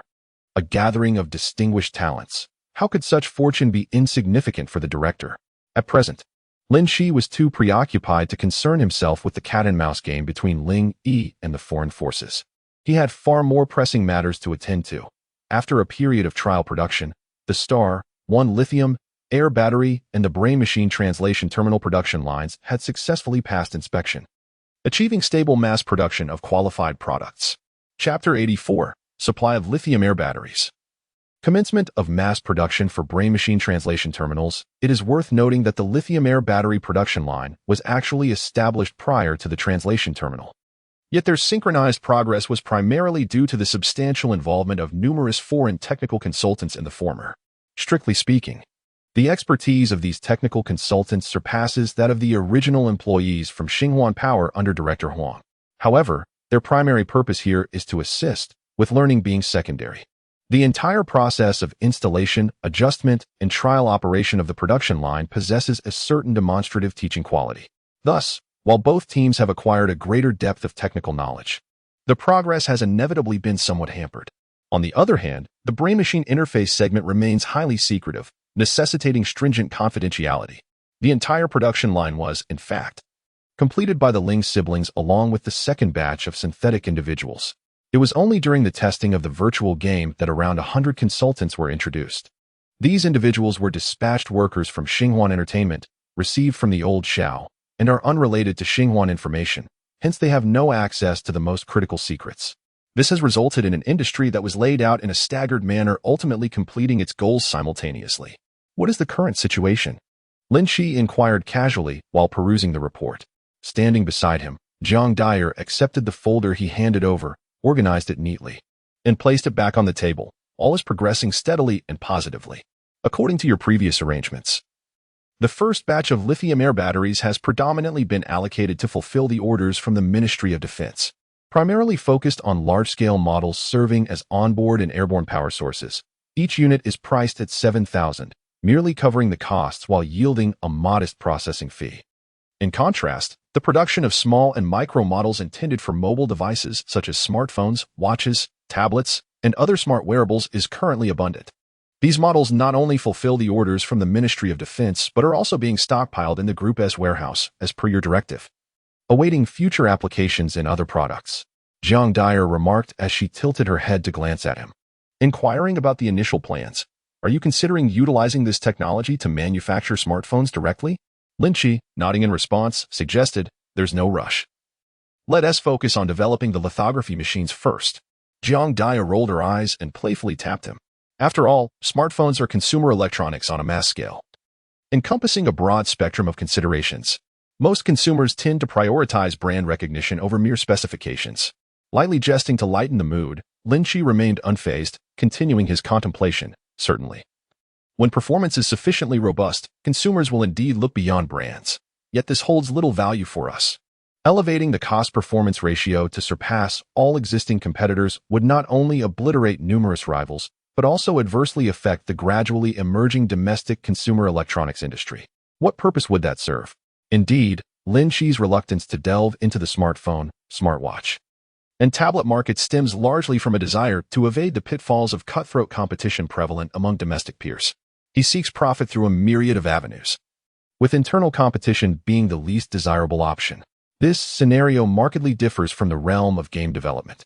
Video games represent a virtual industry that not only yields substantial profits, but also thrives on the assurance of sales. Market saturation remains elusive. Conversely, the consumer electronics sector is a bona fide industry characterized by fierce competition for market share. In such a scenario, the costs associated with technology, materials, and labor can be perilous. While high-end models may offer lucrative margins, the majority of ordinary manufacturers rely on cost-effectiveness and volume sales for their sustenance. Lynch, with his visionary grasp of future electronic technologies, could indeed unveil astonishing models capable of outshining giants like Apple, Huawei, and Samsung. Yet, what purpose would that serve? Apart from monopolizing the market, it would yield no tangible benefits and could precipitate the bankruptcy of numerous manufacturers and unemployment for countless workers. This pattern holds true across other analogous fields as well. Thus, Lynch has consistently shunned involvement in products such as smartphones, computers, and automobiles, which are at the lower echelons of industrial output. Even if he were to dominate a significant portion of the market, one must consider whether the state would permit such actions without intervention. Furthermore, should he be tolerated in his endeavors, it would dismantle the industrious ecosystem built on domestic demand, leaving many workers destitute, an outcome devoid of meaning for Lynch. He never truly valued the meager profits from such monopolization. Moreover, is it not more commendable to monopolize upstream rather than downstream? No matter how formidable BMW, Audi, or Mercedes may be, when faced with Bosch, they inevitably find themselves humbled. Similarly, despite the illustrious reputations of firms like Huawei and Xing, they too are but the favored offspring of lithography machine manufacturers such as ASML, Nikon, and Canon. The upstream industry, particularly the core component sector, exerts an overwhelming control and influence over the downstream market. It echoes the predicament faced by domestic automotive production over a decade ago, when the inability to produce the essential three components rendered companies merely as processing plants, devoid of prospects. In such circumstances, the power to dictate pricing and negotiate terms was entirely absent, leaving them at the mercy of upstream suppliers. To put it colloquially, it was akin to having one's neck constricted by another's grip. Even now, despite numerous advancements, from the automotive trifecta to lithography machines, certain aspects remain under external control. Lin Qi's strategic investment in batteries aims to alter this reality, seeking to leverage the revolution in the new energy sector to surpass competitors and regain autonomy. Consequently, he is not hastily launching consumer electronics but is more inclined to supply the Ministry of Defense with high-quality core components, empowering domestic enterprises to penetrate foreign markets. The decision to stockpile small and micro lithium-air batteries is not for internal consumption. Rather, it is a preparatory measure. By amassing sufficient inventory and collaborating with a substantial number of domestic downstream manufacturers, he intends to synchronize supply and initiate a significant wave of new products. This approach holds greater practical significance. Once the objectives in this domain are largely accomplished, the next logical step will emerge. Batteries are undeniably one of the indispensable core components of intelligent devices, and naturally, chips are as well. The manipulation of chips to undermine the technological monopoly of Europe and America is far more lethal than any alterations made to batteries. Why should we be restricted from capturing images? This is not a private venue. We should be free to act as we please. Are we no longer discussing human rights? At Jiangjing Building, in front of the headquarters of Xinhuan Group, due to Jiang Dair's intervention, over half of the floors have been leased to the group. The previous security company has been replaced, with security now provided directly by Xinhuan Defense. Considering the continuous proliferation of subsidiaries and the exponential growth in business, Lin Qi plans to negotiate with the real estate developers to acquire the entire building as the headquarters once other companies reach a consensus to vacate. Currently, there are still a dozen companies whose leases have not yet expired, so the building is not solely occupied by Xinhuan Group personnel. However, the security staff stationed at several checkpoints on the first floor have all been replaced by Wang Tianyu's subordinates. In the face of an irate internet celebrity, adorned with a snake-like makeup and flanked by a cameraman who was fervently gesticulating, they remained unfazed. Only when she attempted to bypass the security screening machines and breach the checkpoint did they expressionlessly raise their riot shields and capture poles, intimidating these bewildering intruders with decisive action. Chapter 85. Awkward Tricks, Manipulated Pawns. In truth, it cannot be deemed entirely inexplicable.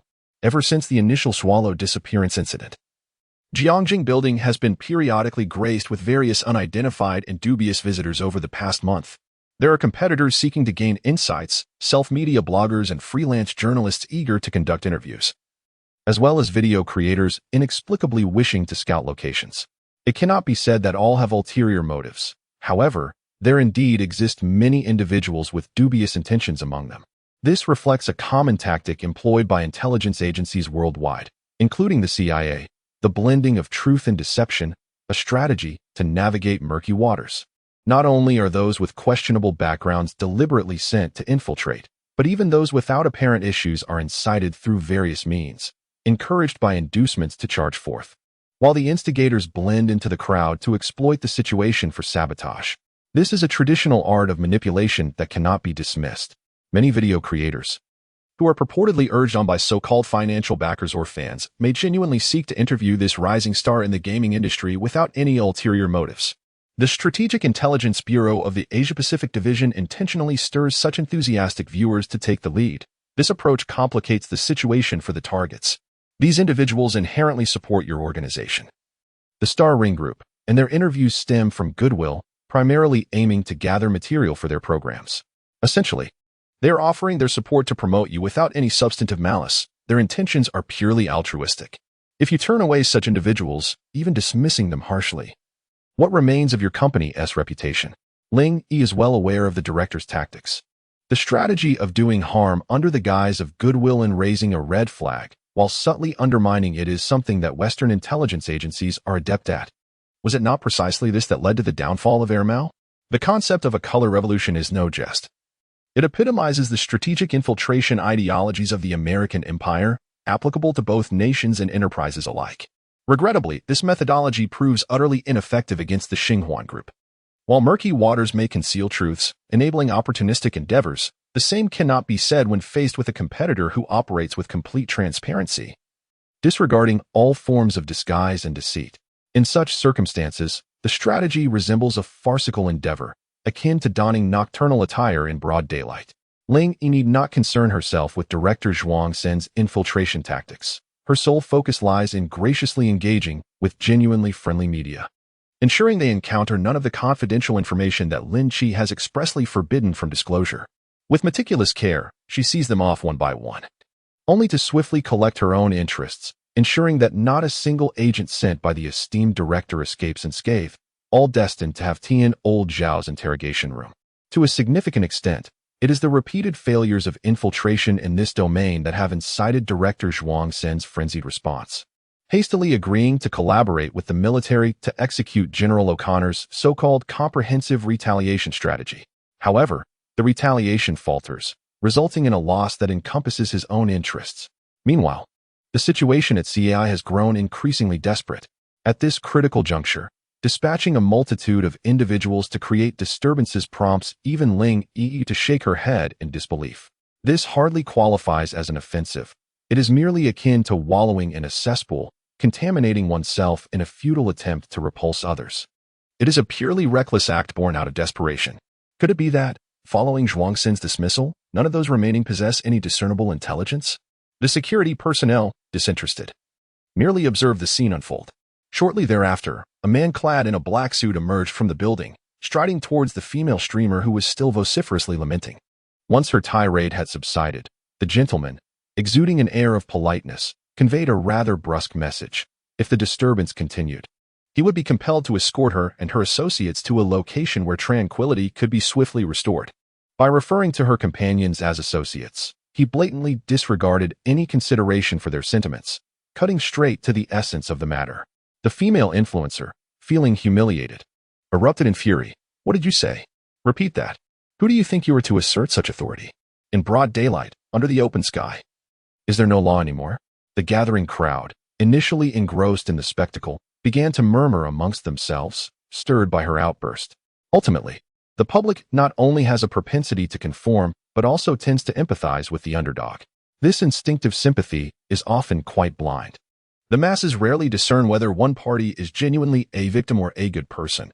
When two sides clash, if one maintains a subdued tone and appears oppressed, the crowd instinctively rallies to their support, irrespective of the moral implications. The principle of distributing based on commotion operates under this very logic. Observing the black-suited man's unyielding demeanor, many in the crowd began to speculate, suggesting he seemed to be an official, perhaps leveraging his position to intimidate. The latter offered no explanation, merely sighed and gestured behind them.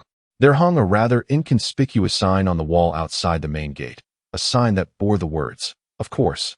I possess the authority to do so. Every citizen of Huagua has the obligation to cooperate with the organization in accepting investigations." Take a good look at what is inscribed there. The sign, small and resembling those typically affixed at the entrances of various establishments, was densely populated with text, rendering it even less noticeable. Consequently, amidst the comings and goings, almost everyone failed to pay it any heed. However, upon discerning the content displayed, the murmurs of the onlookers abruptly ceased. Cooperating Unit of the Ministry of National Defense Science and Industry of Huaxia. Defense Supply Enterprise corresponding to the PLA General Equipment Department. Two alarming titles, each denoting the respective issuing authority and date. Recognizing this, and recalling the female internet celebrity and her entourage's repeated insistence on entering the building, which appeared to be a perplexing objective, their obstinate demeanor bordered on the absurd, while their intentions for entering remained ambiguous. Such behavior inevitably provoked reflection among the assembled crowd. Ultimately, while the Jiangjing building stood as a landmark of Qingqing, it was, in essence, merely a standard commercial office building. Despite the widespread understanding that, in this era, internet celebrities, those ubiquitous entities, had infiltrated nearly every corner of Blue Star, from the Arctic to the Antarctic. Even those daring enough to venture over 7,000 kilometers into the depths of the Pacific Ocean to live stream their adventures. As for hospitals, cemeteries, and abandoned factories, those scarcely require elaboration. However, The public is equally aware that, as beings of traffic, streamers will not venture into places devoid of intrigue or amusement. The Jiangjing building, far from being a trendy hotspot, lacks even a single restaurant within its confines. From the ground floor to the 72nd level, one finds nothing but standardized office spaces, consisting solely of cubicles and conference rooms. What is there to see or broadcast? As if the hard-working individuals who constitute the primary audience of live streams are not already exhausted from their daytime toil, they are expected to endure the sight of cubicles at night, seeking a moment of diversion. After all, it turns out to be merely a walking embodiment of 500,000. With this realization, a wave of derisive laughter rippled through the crowd. Chapter 86. The Walking 500,000. The fate of the abandoned. Those who had previously worn expressions of sympathy now regarded the female influencer with contemptuous gazes. In matters of right and wrong, the onlookers could discern quite clearly.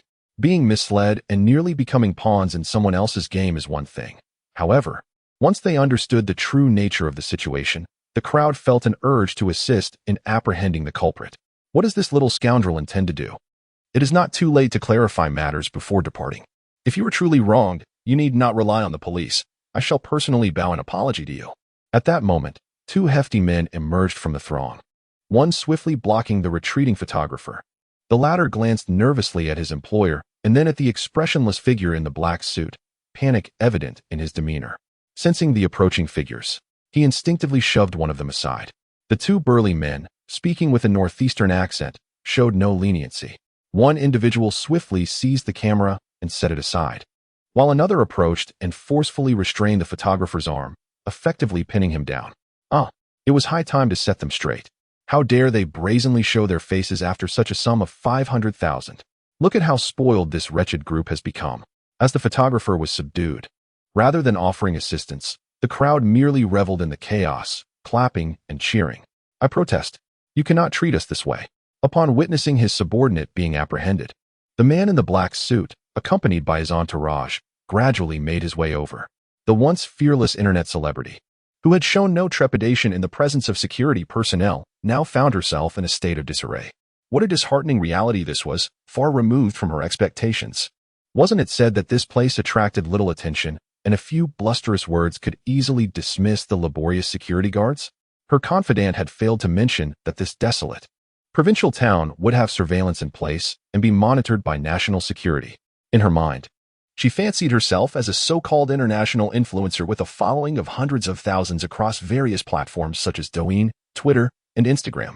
She believed that capturing a few clandestine photographs in a mere office building wouldn't pose any significant challenge, as it was not a military-restricted zone. Surely, as a public figure, she deserved some semblance of privilege, or so she thought. Who could have anticipated that everything would unfold so contrary to her expectations?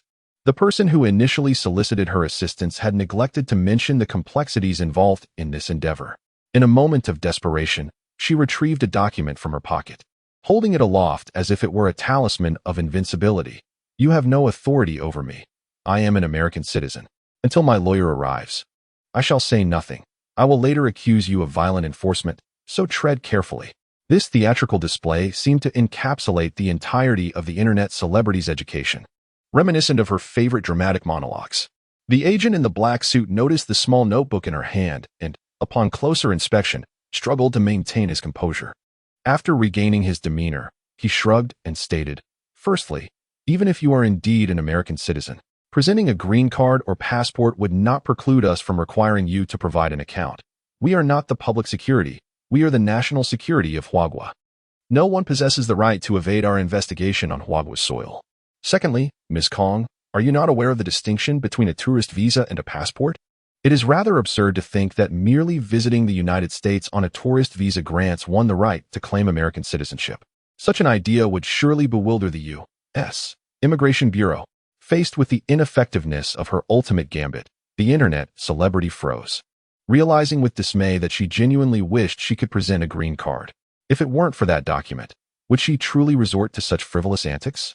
Ultimately, the mobilization of pro-American individuals previously concealed within Huagua was merely a ploy to create disturbances for the Xinhuan group. The potential for divine manifestation lies within the realm of possibility. However, The notion of granting a green card after the fact serves merely as a tantalizing carrot dangled before the donkey, one that will never truly be offered. Those chaotic figures, self-proclaimed intellectuals, prominent feminists, and internationally recognized influencers, are regarded as nothing more than societal refuse in the eyes of the powers that be. Their existence is only deemed useful in the context of irritating the Chinese government, rendering them utterly devoid of any genuine purpose. It would suffice to toss them some figurative dog food, but the idea of truly bringing them into one's own home is preposterous. Such an action would surely provoke the ire of the superior, Director Crazy, who would berate us for allowing such unsavory elements to linger in our midst. The ongoing struggle against smuggling along the southern border has devolved into a veritable trench warfare scenario. Is the chaos not sufficient already that we should personally invite more turmoil? The esteemed legislators would vociferously express their disdain, potentially jeopardizing our funding for the next fiscal year.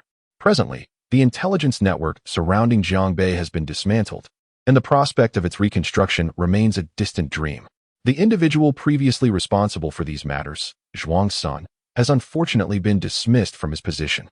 Before his successor assumes office, Zhuang's confidants have taken the liberty of inciting this group to engage in self-destructive assaults. After all, they are merely pawns, and this presents an opportunity to dispose of them all at once, thus alleviating a burden.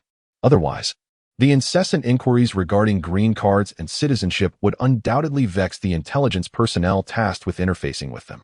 Ironically, these unfortunate pawns remain blissfully unaware of their status, eagerly rushing forth until they are ensnared by a band of burly men and unceremoniously escorted into a police vehicle, at which point the realization dawns upon them that there was never any intention to fulfill the promises made to them. Silence, please. Kindly cooperate with our investigation, and you shall avoid any hardship. The man in the black suit had encountered numerous instances of this pretense of bravado followed by a complete collapse. He had clearly dealt with such treacherous individuals before, and his demeanor remained composed. In our nation, which upholds the rule of law, no innocent person shall be wronged, nor shall any wrongdoer escape justice. Upon discovering evidence from the female influencer's phone, he merely shrugged, unfazed. With a wave of his hand, he signaled for the individual to be taken away. He acknowledged the surrounding crowd, particularly the two burly men who had assisted him, expressing gratitude for their understanding and cooperation in matters of national defense, while politely requesting that they refrain from further disseminating information regarding this incident. A staff member bearing the insignia of the Xinghuan Group stepped forward to mediate, stating that while the Xinghuan Group is not a military exclusion zone, as a defense supplier, there are indeed certain aspects that are excessively advanced and not suitable for public display. At an opportune moment, we shall disclose this information at an exhibition. For now, we kindly ask for your cooperation and understanding. Some played the role of the good cop, while others took on the part of the bad cop, all in a courteous manner. The bystanders, initially eager to record videos for social media, complied and deleted their footage without hesitation. There was no intention to conduct a thorough inspection. A simple cooperation sufficed. The onlookers, filled with amusement, observed the visibly distressed female internet celebrity being escorted into a vehicle, devoid of any sympathy. Instead, they pointed and whispered about the departing car, exuding a sense of lingering intrigue. Ultimately, everyone harbored an unspoken understanding. In the eyes of the populace, the act of spying on national defense secrets was regarded as utterly reprehensible, something to be shunned entirely. Once one is implicated in such espionage, claiming it is not an attempt to collude with foreign powers is met with skepticism. The clarity of the people's judgment is undoubted. They are acutely aware of the source of their current prosperity and understand the imperative of safeguarding it. The great rejuvenation of the nation is underpinned by its military prowess. When military enterprises voluntarily showcase their achievements at air shows, it is in alignment with official directives to demonstrate the fruits of military reform and to deter malevolent foreign entities.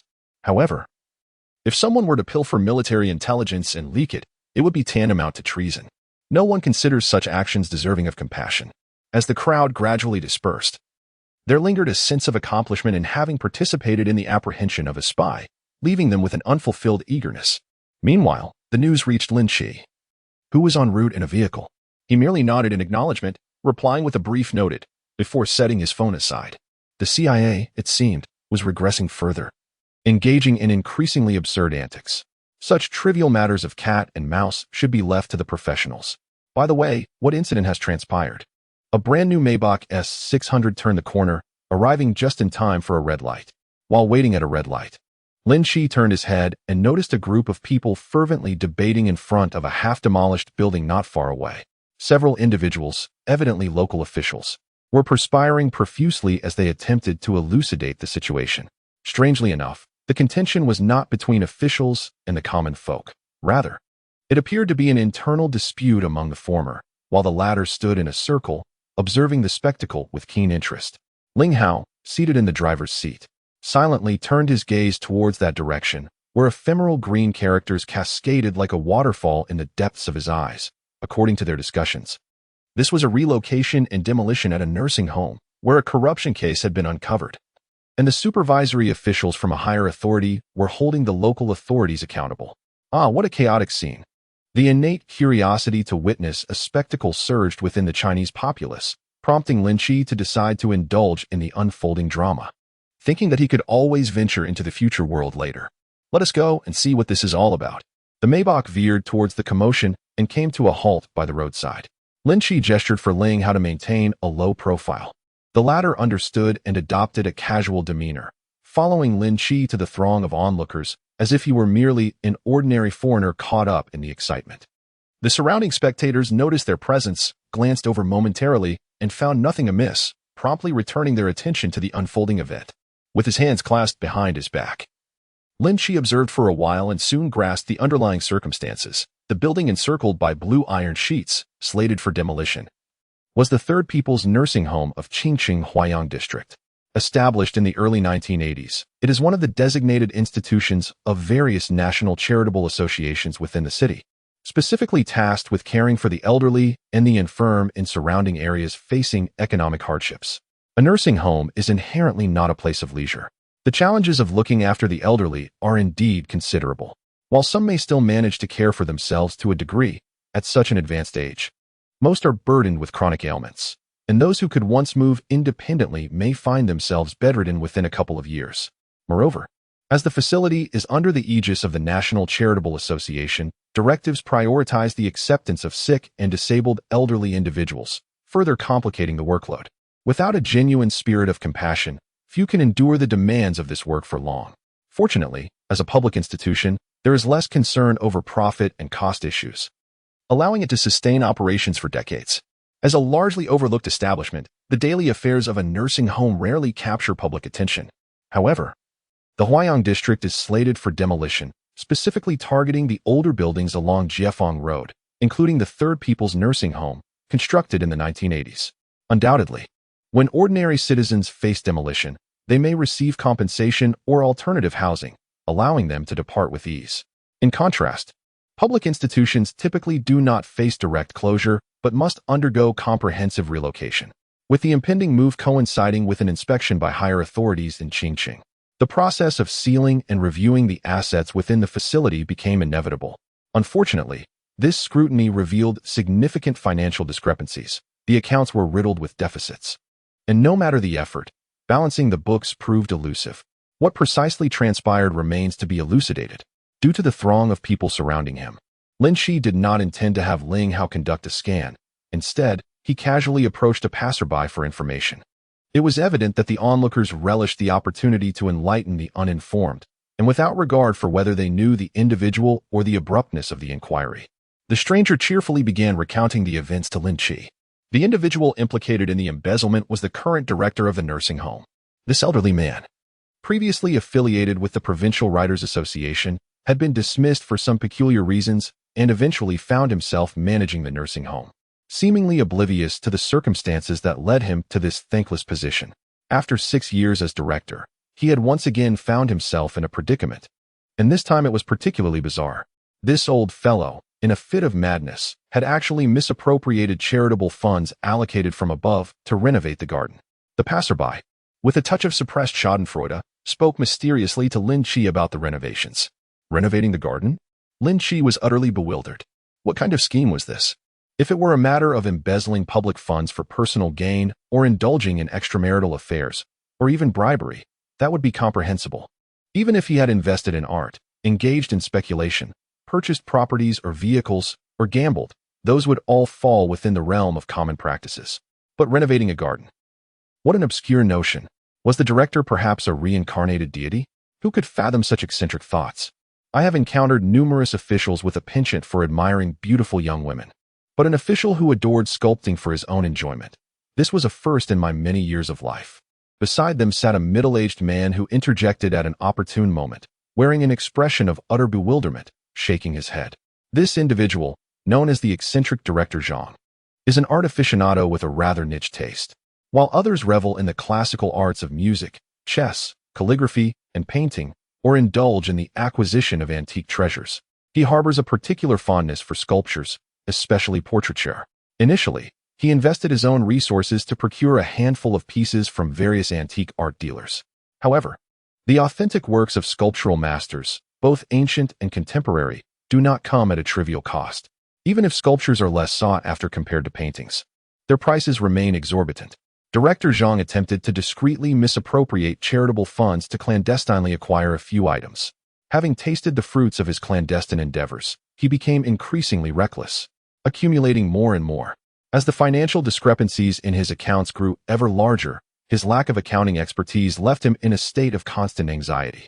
Coincidentally, in the past 2 years, he found himself amidst a city beautification initiative in Qingcheng, where various enterprises and institutions were fervently engaged in beautification projects. Seizing this opportunity, Director Zhang devised a scheme. He took advantage of his involvement in the initiative to renovate the elderly care facilities building and lavishly invested in the development of an adjoining garden.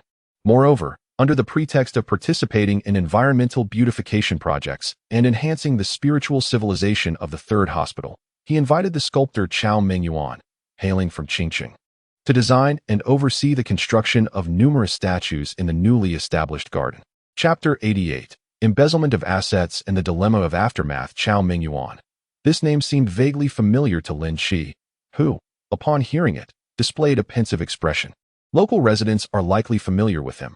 After his rise to prominence, he traversed various places to sell books and was frequently invited by local schools to deliver speeches. Indeed, upon your mention, I recall having been voluntarily subjected to one of his talks back in high school. However, my recollection extends beyond that. During my dealings at the Huanyu Group, while idly waiting in the VIP lounge, I often perused the catalog of their antique auctions. On one occasion, I came across a sculptural artwork created by Chao Mengyuan. Having encountered this individual, a fellow townsman, I retained a vivid impression of his name. Little did I anticipate that over a millennium later, this once obscure compatriot, who had departed from Qingcheng, would still have works in existence, now fetching considerable value as antiques, coveted by a plethora of pretentious interstellar tycoons. Indeed, the vicissitudes of life are unpredictable, and the passage of time has wrought significant changes. Presently, however, Mr. Chao's creations remain relatively obscure and lack significant market value. This has prevented him from attaining the same level of recognition as other renowned artists. Whenever requests are sent his way, he responds with great enthusiasm, accommodating nearly all themes that are not excessively outlandish. Essentially, his fame is inflated, while his appearance fees remain comparatively modest. It is precisely this aspect that has drawn the attention of Director Zhang. The statues he crafted for the third hospital bear resemblance to the commonly found sculptures of locally celebrated historical figures in public parks, lacking any particular distinction. Compared to standard human figures, they are notably larger, typically scaled to heights of 2 to 3 meters. What sets this endeavor apart is undoubtedly its material. To balance the accounts, Director Zhang opted for the use of pristine white marble and fine granite for construction. Externally, this expenditure was reported as part of an aesthetic enhancement project. In reality, it is but a thin veneer of white marble, concealing inexpensive synthetic polymer materials within. To mitigate risk, he did not solely focus on the statues of renowned figures. He also commissioned numerous statues of political leaders from both the founding era and contemporary times. Whenever questioned about the appropriateness of a charitable organization engaging in such superficial endeavors, he would deftly deflect with proclamations of strengthening spiritual civilization and reinforcing and upholding party leadership, silencing even the other cadres within the institution. Political correctness, it seems, is not a phenomenon exclusive to the West. To preempt any scrutiny from above, Director Zhang subsequently stored away a significant portion of the statues, displaying only a select few to avoid gossip. It must be acknowledged that, despite his meticulous planning. From an outsider's perspective, Director Zhang's methods of accounting were rather crude. Attempting to balance the accounts with such cumbersome items is almost ludicrous. They are hardly beyond reproach. The fact that he managed to conceal this for the past 2 years can largely be attributed to the low profile of the institution, which seldom draws attention. However, Director Zhang remained oblivious, convinced of the flawlessness of his scheme. His original intention was to finalize this grand project and gradually erase any traces of impropriety, with plans to eventually dispose of the items under the guise of depreciation recovery or scrap disposal, thus leaving no evidence behind. However, after a prolonged period of tranquility, he gradually forgot about the matter, and even when it occasionally crossed his mind, he felt a sense of smug satisfaction. Just when it seemed all was well, he received sudden news of a demolition, followed by an unexpected visit from a central inspection team. The entire scene unraveled, revealing everything in stark clarity. When Lin Qi arrived to witness the spectacle, he beheld the figure of an elderly man with graying hair, being escorted away by several officers cooperating with the inspection team. He was led through the parted crowd and into a police vehicle, devoid of any trace of his earlier self-satisfaction. This was truly baffling. Lin Qi shook his head, refraining from comment. An eccentric individual had committed an equally peculiar offense and was dismissed for an equally bizarre reason. One could only be grateful for colleagues like Old Xiao, who contributed diligently in various fields. Otherwise, one could only imagine the chaos such a peculiar troublemaker could wreak. Previously, he had heard that the caregivers in their institution were in an uproar over insufficient wages and withheld subsidies, with the old man attempting to mediate the situation. At that time, he had scrolled through social media with a sense of sympathy for him, thinking the caregivers were unreasonable, demanding more despite their chosen profession. Lacking any spirit of selflessness, the young man who initially briefed Lin Qi on the situation shook his head resentfully. In retrospect, such two-faced individuals were the most repugnant. Lin Qi chose not to comment on his sentiments, continuing to observe the unfolding events. With the main culprit apprehended, the crowd gradually dispersed, as the greatest amusement had already been witnessed. However, the disarray at the nursing home remained unresolved, with municipal officials still scratching their heads in confusion. The foremost issue that demands resolution is the fate of that collection of statues. The genuine masterpieces, acquired through embezzlement by Director Zhang for personal collection, are destined for confiscation. Whether to arrange for their auction and subsequent reimbursement or to donate them to a museum is a matter that necessitates deliberation among the inspection team, the municipal government, and the local charity association, which complicates matters considerably. Given the multitude of potential destinations, the handling of these illicit possessions should not pose significant challenges, as adhering to legal procedures is straightforward. However, the situation becomes convoluted when considering the large statues that were constructed under the pretense of enhancing the city's image. With inflated costs used to balance the accounts, these creations possess far less value than was initially claimed. The materials have been misrepresented, lacking any intrinsic worth. They are contemporaneous, devoid of historical significance, and the artists, lacking renown and still living comfortably, contribute no additional value. Overall, the dilemma remains intricate. Even if one were to begrudgingly accept the deficit in the accounts and categorize these statues as scrap, the demolition team appointed by the officials exhibits reluctance in assuming responsibility. Their considerable size and weight, coupled with minimal financial return, potentially insufficient even to cover transportation costs to a recycling facility, render them undesirable. As for the prospect of dismantling, disposing of, or burying them, the labor costs would be substantial, possibly exceeding the expense of transporting the entire lot to a landfill.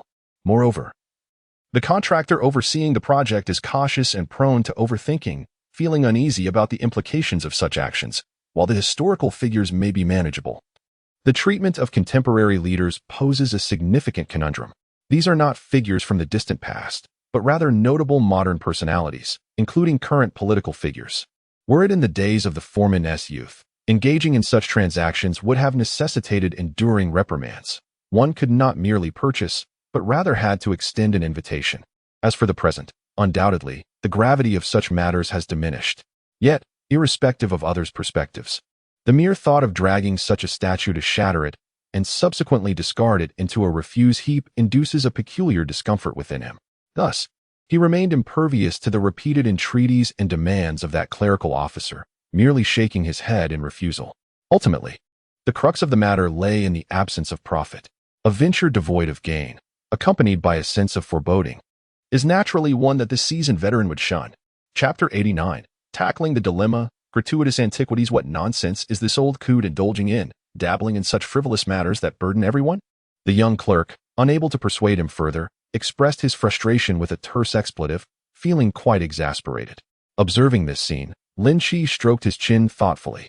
Unspoken words lingered in the air. He sensed potential for maneuvering. Engage in discussions with them, on behalf of the company. To assume responsibility for these discarded items and facilitate their disposal, he instructed. Ling Hao, upon receiving the command, nodded silently. Amidst the somewhat perplexed gazes of the clerk and the foreman, he stepped forward, articulating his intentions. Initially bemused, the foreman impatiently elucidated the matter, repeatedly stressing that these items possessed no value and were unworthy of taking over. Ling Hao presented his employee identification, clarifying his position. Suddenly, the foreman appeared enlightened, scrutinizing him with newfound interest, and his demeanor shifted to one of remarkable cordiality. The Xinghuan Group is a significant taxpayer in the city, renowned both nationally and globally. Akin to the legendary Golden Phoenix that has soared from Qingcheng. As a local civil servant, a substantial portion of his salary is derived from the taxes contributed by this affluent enterprise. So how could he possibly harbor a negative sentiment towards such magnates? The junior clerk nodded in agreement on the spot, granting him full authority to handle matters as he pleased. The contractor, feeling a wave of relief as if a heavy burden had been lifted, secretly marveled at the perceptiveness of this unfamiliar foreigner. After exchanging a few casual remarks, both parties returned to their respective domains, each satisfied with the outcome. Sometime later, in a future world, the living situation here has become rather untenable. Lin Qi gazed at the somewhat cramped and chaotic apartment living room, now partially filled with 2 statues. Ultimately, it is merely a small suite covering a few dozen square meters. With an assortment of second-hand items and pet cages, the space was already disordered. The sudden addition of 2 statues, even if they were transported via a cart through the temporal portal, seemed exceedingly out of place. And this was just a glimpse of 2. Many more remained in the warehouse on the other side. It appears that considerations regarding property acquisition must be addressed. Lin Qi stroked his chin, lost in thought. There are warehouses in the present world, and he possesses a similar space in the Star Alliance. While the apartment cannot accommodate all his belongings, the warehouse certainly can. However, the dilemma remains. Residing in one place while storing in another is inherently troublesome. One cannot perpetually flit between the 2 locations, can they? Although he possesses a time portal that allows him to return from the futuristic super skyscraper apartment to the present-day Jade Bay Villa, and subsequently open a door from the villa that leads directly to a suburban warehouse in the future, this remarkable maneuver can be likened to instantaneous teleportation, disregarding the spatial distance within the same timeline. In theory, Lin Qi could achieve omnipresent teleportation, provided he has visited a location and made contact with its door. He could arrive there directly the next time he traverses through different timelines. He can open a portal to reach the apartment from the present world or directly access Yang Xiaoli's office, rendering the hundreds of thousands of kilometers between the 2 locations inconsequential. However, despite the theoretical possibilities, the 1-hour cooldown of the time portal renders such operations relatively sluggish and lacking in immediacy. Thus, even though Lin Qi's sense of belonging lies predominantly in the real world, where he mainly conducts business for the Star Alliance and only spends a fraction of his time here, the increasing accumulation of assets compels him to contemplate the acquisition of real estate. At the very least, he requires a residence capable of accommodating both living quarters and ample storage for goods, all while ensuring a high degree of privacy. He can no longer afford the makeshift existence of setting up stalls in various locations. It is evident that he must establish a manor or similar edifice to serve as a proper base of operations. After pondering for a moment, Lin Qi sighed melancholically. Indeed, to meet such requirements, a mere standalone villa may not suffice. A large warehouse or a substantial underground garage combined with storage facilities would be essential. After all, his primary means of transportation is that heavily modified electric behemoth. To fully utilize it, one requires a sufficiently spacious area. Merely accommodating the forklift and the synthetic beings necessary for loading takes up considerable room. Fortunately, at present, it stands as the sole colossal contraption of its kind. Otherwise, it would pose quite a challenge. Should such large vehicles proliferate in number, relying solely on the garage of the Eclipse Tower would be inadequate. Not to mention the need for purchasing facilities and constructing a hangar. At the very least, an aerial villa would be essential. Otherwise, the storage space would indeed be too cramped. Well, that's about the gist of it. In reality, at the Jade Bay Villa, there is truly no way to dock the behemoth. The only place where the heavily modified electric giant can reside in the current world is a secret warehouse. Due to this limitation, Lin Qi can only rely on a small quantity, multiple trips method to facilitate logistics between the two realms. Typically, after dinner. When Jiang Dai returns to the office for overtime, he departs from home with a selection of high-value, compact antiques, such as ancient books, antiques, and ancient porcelain, heading towards the suburban warehouse of the Star Alliance. During the hour-long cooldown period, he processes matters through the Tianshu terminal and peruses the day's public network news from the Star domain, staying informed about recent hotspots and important events. Meanwhile, he instructs his synthetic subordinates to expedite the loading of various equipment, components, and raw materials into the cargo hold of the behemoth. Once the cooldown concludes, he drives the behemoth through the space-time gate, arriving at the secret warehouse within the industrial park of the current world. Let the synthetic subordinates here unload and categorize the goods meticulously, while the equipment and materials urgently needed by the company are subsequently transported. Afterward, the carriages shall be filled with substantial trading commodities prepared in the secret warehouse before returning to the Star Alliance, unloading once more, and then awaiting the CD. Only to finally open the time portal back to the villa. One cannot help but remark that even with a fortune in the billions, President Lin's life is undeniably a race against time. Even his billionaire counterparts cannot compare. What does it matter to fly to Paris in the morning and to London in the afternoon? What significance does it hold to wield authority in the Pentagon by day and engage in social soirees in Manhattan by night? President Lin traverses two worlds. In the realm of business engagements, it is not merely about travel distance or flight hours, but rather the sheer number of transits. It is indeed a rather helpless situation. 1,000 years is too long. Seize the day, a phrase frequently quoted by Lin Qi himself. Now, in order to sustain this vast enterprise, the entire group under the leadership of Jiang Dai is working tirelessly. From the urgent preparations for the first virtual reality game's development and trial within the Jiangjing building to the frantic repairs of the training base in the desolate and scorching expanse of East Africa, everyone is laboring under President Lin's directives, seizing every opportunity, be it fair weather or drizzling rain. Surely, when it comes to Lin Qi himself, he cannot refrain from exerting his personal influence. He is not the type to merely shout, charge. Thus, it becomes imperative to manage time efficiently, making full use of the advantages offered by the time portal. Chapter 90. The first starport of Parades. Seeking new buyers' perpetual motion is not a sustainable approach. Therefore, modifications must be made. Lynch resolved that the initial step would involve adjusting the stronghold on this side of the future world. His preliminary thought was to acquire a manor. Should the cost prove exorbitant, alternative options would be contemplated. Let us evaluate how much these grand toys can fetch. I believe there remains considerable profit potential. As he patted a nearby statue, Lynch observed the logistics drone extending its mechanical arm to stow it in the rear compartment. Subsequently, he climbed aboard the Silver Pegasus, soaring directly into the skies. The cylindrical logistics drone followed closely behind, ascending into the air. The two luminaries, one before the other, ventured towards the space station beyond the atmosphere. The first starport of Parades.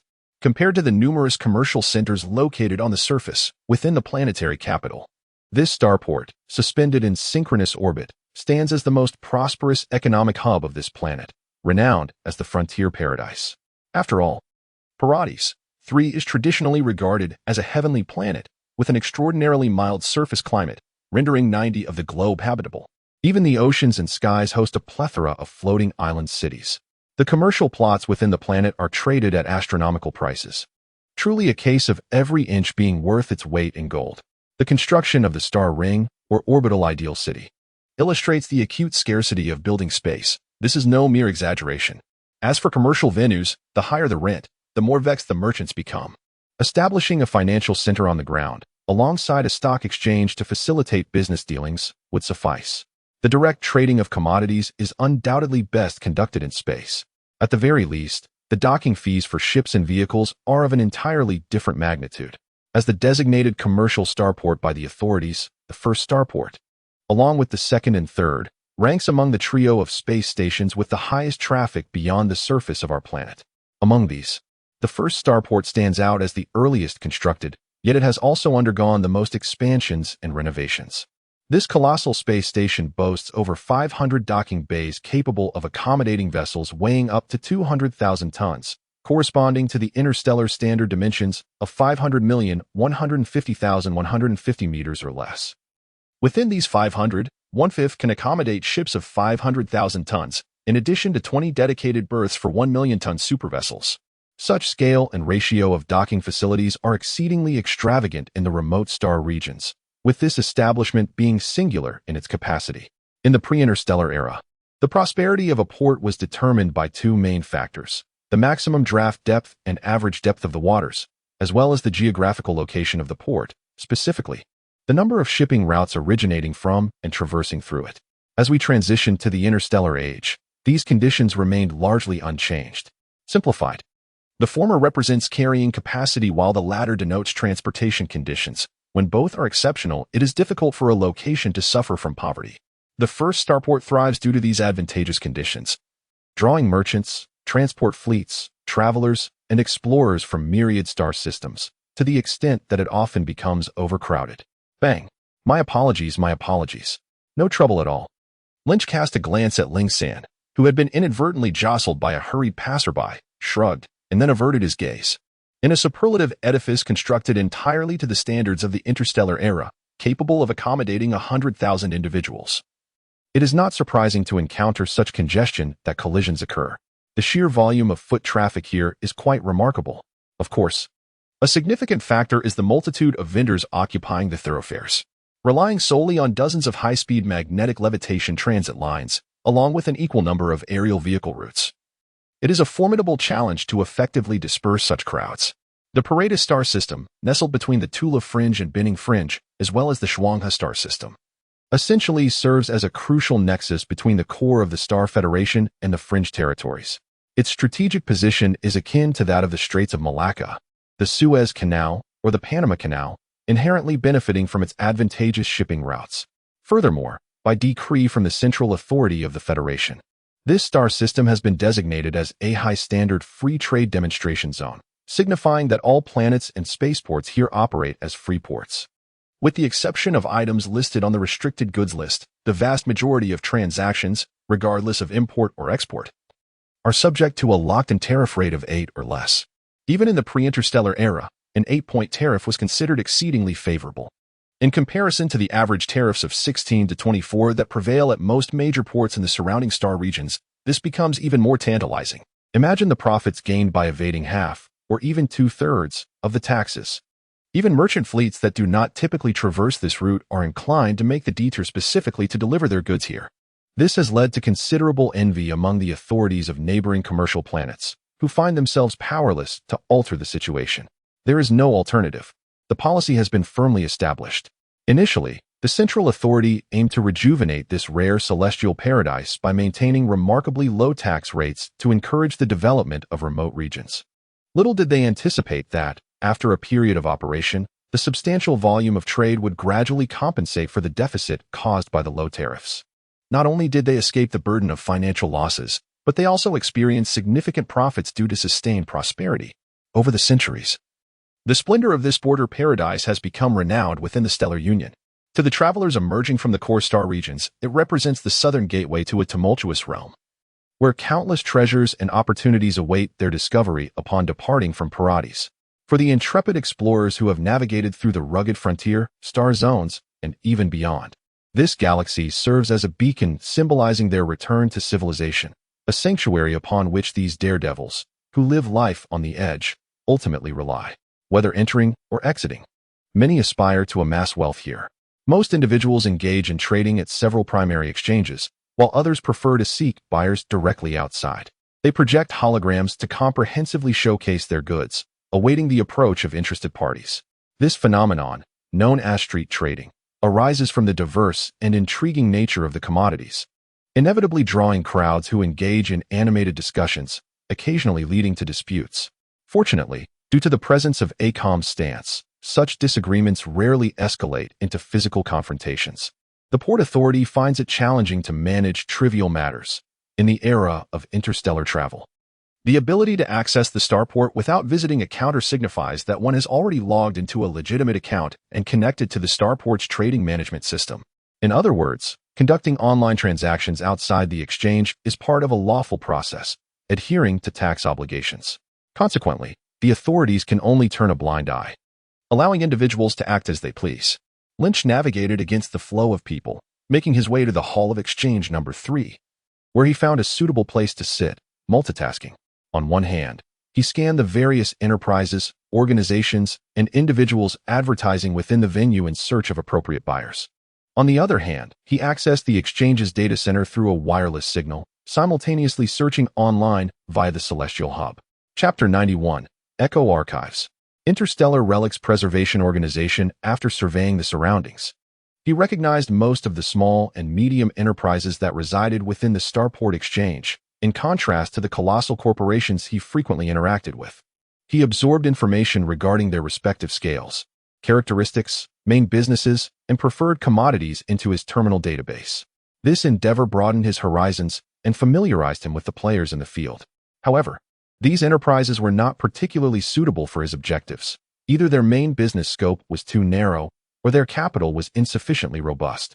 Among the few businesses dealing in antiquities recovery, some had garnered unfavorable reputations in the community, allegedly colluding with appraisers to maliciously underprice items.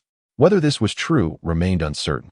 In summary, after surveying the options, Lynch concluded that if he were to engage in transactions with the taller individuals among this group of diminutive counterparts, he might as well return to seek out the well-established relationship he had with the Universal Group. With the intent of exploring alternative avenues, he departed from Exchange number 3. Clinging to the notion of potentially developing another reliable channel, one that could lead him back to the Universal Group if all else failed, he wandered outside once more. Remarkably, he stumbled upon a suitable buyer, the Echo Archives office in the Parati system. While meandering through Exchange number 6, he inadvertently caught sight of a rather inconspicuous sign, which sparked a memory. Wait a moment, I believe I have heard this name before. The Echo Archives, an organization unlike the colossal enterprises Lynch was accustomed to. Rather, it was a cross-stellar, non-profit public entity. Being a non-corporate entity, it naturally did not feature on the list of major corporations. Its primary focus was the excavation, preservation, and exhibition of antiquities. They frequently held roving exhibitions across various star domains within the Federation, with the proceeds allocated to the maintenance of the artifacts housed within the archives, as well as funding the exploration and preservation of associated cultural and historical sites. Of course, this was merely the official narrative. The reality is that, being a public service, the touring exhibitions cannot charge exorbitant ticket prices and often hold free performances. The events organized by the Echo Archive have never been profitable. Instead, they incur substantial expenses for transportation and maintenance. After all, ancient artifacts are quite delicate and require meticulous care. Any rough handling could result in immediate damage. Consequently, their transport vessels must be custom-built, and the upkeep of the ships alone can consume the entirety of the modest ticket revenue. However, the personnel at the Echo Archive do not seem overly concerned about this. They are not a profit-driven organization. Rather, they receive backing from the Stellar Union government, relying entirely on state funding for their existence, rendering the question of profit irrelevant. It is precisely for this reason that Lynch understands that, although the majority of this group consists of gentle scholars and PhD holders, they possess a transcendent status that starkly contrasts with their apparent physical vulnerability. The institutions funding them include the Department of Education of the Stellar Federation and the United Colleges of the Stellar Union. Such influential patrons are seldom challenged within the Stellar Union, granting them a certain leverage when dealing with major corporations. After all, these scholars, who tirelessly excavate relics and organize exhibitions across the globe, may appear unassuming and naive.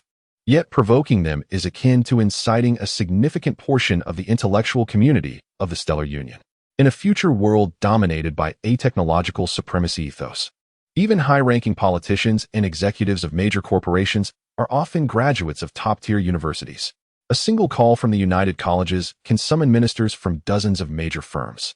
Fortunately, the researchers at the archives are relatively pure in their endeavors. Much like Lillian, they are unassuming scholars devoted to their respective projects. Consequently, the general public's understanding of them is rather limited, and the organization itself lacks significant presence, After all, it is challenging for ordinary individuals to cultivate an interest in peculiar ancient artifacts.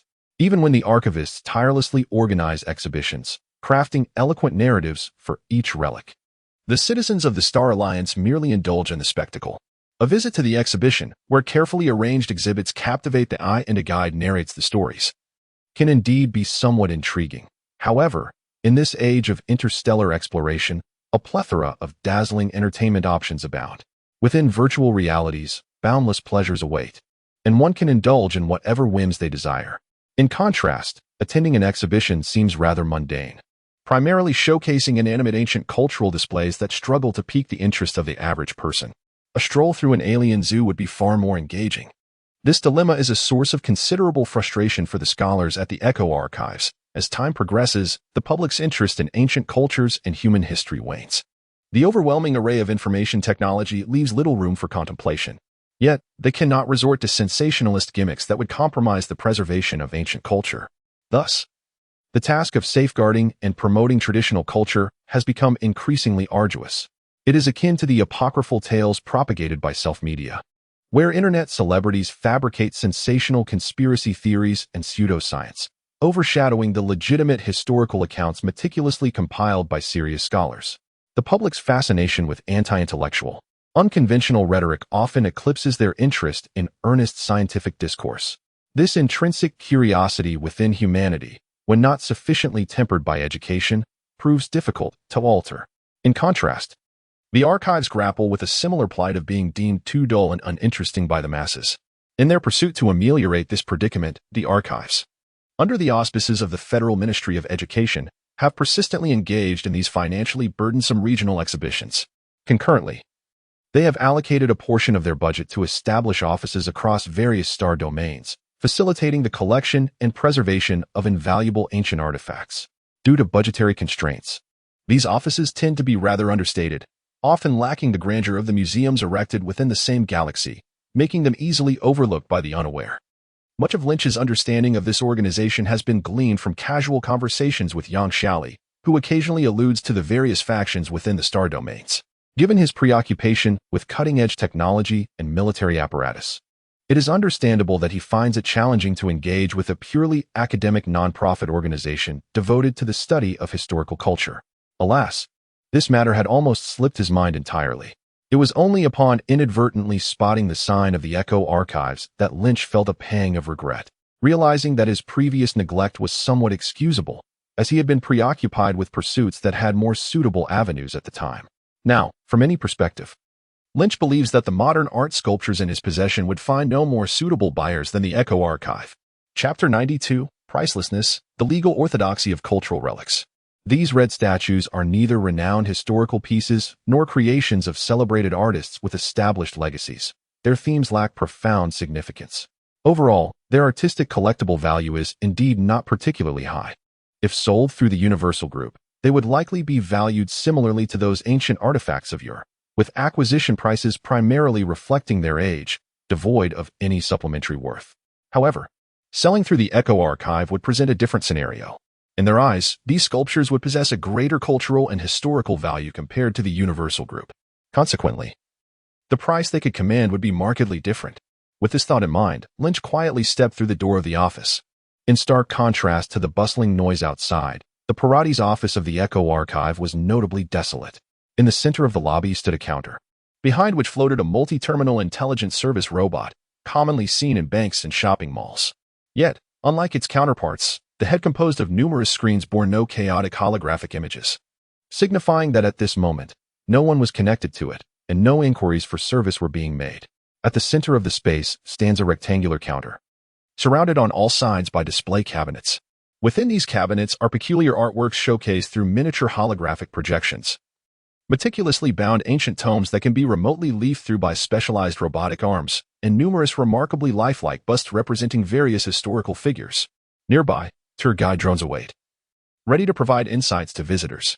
However, at this moment, there are no inquisitive guests in sight. The guide drone, reminiscent of EVA, remains idle in the corner. Overall, the entire office resembles a compact exhibition hall. As Lynch surveyed his surroundings, he could sense the staff's profound eagerness to impart knowledge to passers-by. a sentiment that was likely the reason for the sparse crowd. It is only natural, even in a future world. Those who feel drowsy at the mere thought of acquiring knowledge are certainly not unique to him. In this hall, akin to a small exhibition space, a few elderly individuals recline in egg-shaped massage chairs near the display cabinets. They wear hemispherical screens that obscure half of their faces, with occasional flickers of light and shadow dancing across the screens. Some of them leisurely cross their legs, seemingly absorbed in whatever they are viewing. Why does this evoke the image of a cybernetic senior activity center? Lynch mused as he scrutinized the scene, forming a clear understanding of the place, and silently critiqued it. Subsequently, he made his way towards the counter. From the moment Lin Qi stepped through the door, the service robot at the central counter had already activated, hovering gracefully. Observing the unfamiliar young man approaching with an apparent intent to inquire about something, the robot's demeanor brightened. As Lin Qi reached its vicinity, a friendly smile icon materialized on the central holographic screen. "Welcome, esteemed guest. I am the supervisor here. How may I assist you? Are you seeking information about the exhibition? Or perhaps you wish to learn some intriguing historical facts?" Neither, Lin Qi replied, feeling slightly embarrassed by the robot's exuberance as he shrugged. "I am here to inquire about the acquisition of collectibles." "Oh, that is indeed an exhilarating topic," the robotic supervisor responded, displaying no sign of disappointment upon hearing Lin Qi's purpose. "Our archives have always been dedicated to the preservation and management of all types of historical artifacts, and we are eager to accept collectibles from private collectors, regardless of their original acquisition channels. Specifically, what kind of items are you hoping to sell?" "It's this, a collection of, well, ancient sculptures from the pre-Interstellar era," Lin Qi said, scratching his nose, uncertain of how to articulate his thoughts appropriately. "I came into possession of them unexpectedly. Given their size and quantity, along with the uniqueness of their subject matter compared to the more common collectibles on the market, I thought it might be most suitable for you to take them on." As he spoke, he waved his hand, releasing a holographic projection through the Tianshu 330 terminal. The complete visage of the statues still housed in the warehouse on the ground was unveiled in a three-dimensional model. "This is..." The robotic supervisor emitted an electronic tone laced with evident astonishment. "The statues of the leaders from the Huaxia nation prior to the establishment of the Human Union? And there are others. These also represent renowned historical figures from ancient Huaxia. Indeed, this is a collection rich in historical significance. It is worth noting that even many individuals who have received a comprehensive higher education today would struggle to recognize the identities of these ancient personages." "Yes, I too am quite surprised," Lin Qi remarked, spreading his hands. "Hence I thought you would be more suited to receive these artifacts." Precisely. You are absolutely correct in this regard. We truly are the most specialized. Furthermore, these rare treasures certainly deserve to be treated with the utmost professionalism." The robotic supervisor's screen flickered with bizarre patterns, seemingly exhilarated by the revelation. "Do you realize? Considering their age, the fact that they have been preserved intact to this day is, in itself, remarkably rare. What is even rarer is that the subjects depicted in these sculptures, although relatively lacking in artistic value, possess immense significance for our study of cultural history. They illustrate the visage of the principal leaders of a major civilization during a time when human civilization existed in a loosely unified state, prior to the establishment of a human federation. This signifies a well-ordered succession, and one could argue that these works themselves serve as a comprehensive historical record." In response to the remarks made by the robotic supervisor, Lynch nodded slightly, expressing his agreement. He is no longer the same as before. His learning and comprehension abilities have significantly improved, enabling him to easily discern the meaning behind the words. The essence of history lies in the manifestation of inheritance. A structured succession implies an unshakable, legal legitimacy. This concept is often challenging for a superficial civilization to grasp. It is akin to the imposing presence of the Forbidden City, which symbolizes 8 centuries of Chinese orthodoxy. There is no need for archaeological examinations or academic papers. It stands as the most solemn testament. In contrast, the American empire has consistently focused its archaeological efforts overseas, remaining reticent about its domestic relics, which it dares not excavate. This is largely due to the fact that excavating domestically reveals not only the remnants of Native Americans but also the traces of the Anglo-Saxon massacre of these indigenous peoples, a situation that would undoubtedly embarrass the White House. History is the age of a civilization's endurance, while artifacts serve as verifiable evidence of historical authenticity. Similarly, These 10 or so ancient statues exist as clear proof of the revival of a magnificent civilization over 1,000 years ago in the Star Sea. For the Echo Archives, they are invaluable ancient artifacts worthy of significant investment for repurchase. Chapter 93, 30 million star coins credited to Floating Island City Home on the Sea, a historical chronicle of monumental significance. Weighed down by the heft of time, the Star Alliance evolved from the Human Alliance, which itself is an amalgamation of all human nations on Blue Star. This vast organization, while initially founded under the auspices of the once dominant Huaxia civilization, inherently encompasses more than just the Huagua, the peaceful integration that followed the low-intensity wars. Though it spared humanity from the cataclysm of nuclear annihilation, has nonetheless given rise to numerous historical legacy issues. Among the most conspicuous of these, even to this day, is the persistent dissonance within the Star Alliance. The divergence between the Huaxia faction and the Euro-American faction has ebbed and flowed over the course of more than a millennium, never fully dissipating. This is a matter not easily articulated, and the average populace seldom perceives its nuances. However, at the pinnacle of society, this issue occasionally surfaces among the elite. Even in the early days of Huaxia, amidst a shared culture and ethnicity, distinctions existed between the establishment and the reformists. How much more so among a diverse populace, whose ancestors diverged over a millennium ago, although such differences have not escalated to outright civil war. Subtle commercial rivalries and political machinations have been ever present.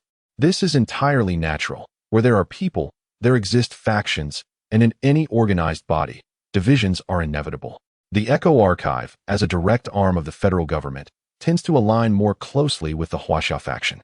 Naturally, they exhibit a more fervent enthusiasm towards artifacts that substantiate the historical legitimacy of Huaxia than do organizations from other factions. In response to Lin Qi's tentative inquiry, the robotics supervisor promptly reported to its superior. Consequently, Lin Qi received a straightforward offer: 12 sculptures for a total of 30 million star coins. One cannot help but acknowledge the sincerity of your esteemed company. Lin Qi nodded slowly, feeling quite pleased with this outcome. 30 million star coins is indeed a substantial sum. If he were to be frugal and selective, it would be sufficient to assemble a grand fleet in one fell swoop. To receive such a valuation for a batch of demolition debris for which he expended not a single coin, merely by uttering a few words, speaks volumes of the Echo Archive's determination to acquire them. Of course, this is primarily due to their irreplaceable historical authenticity value, making them invaluable historical materials.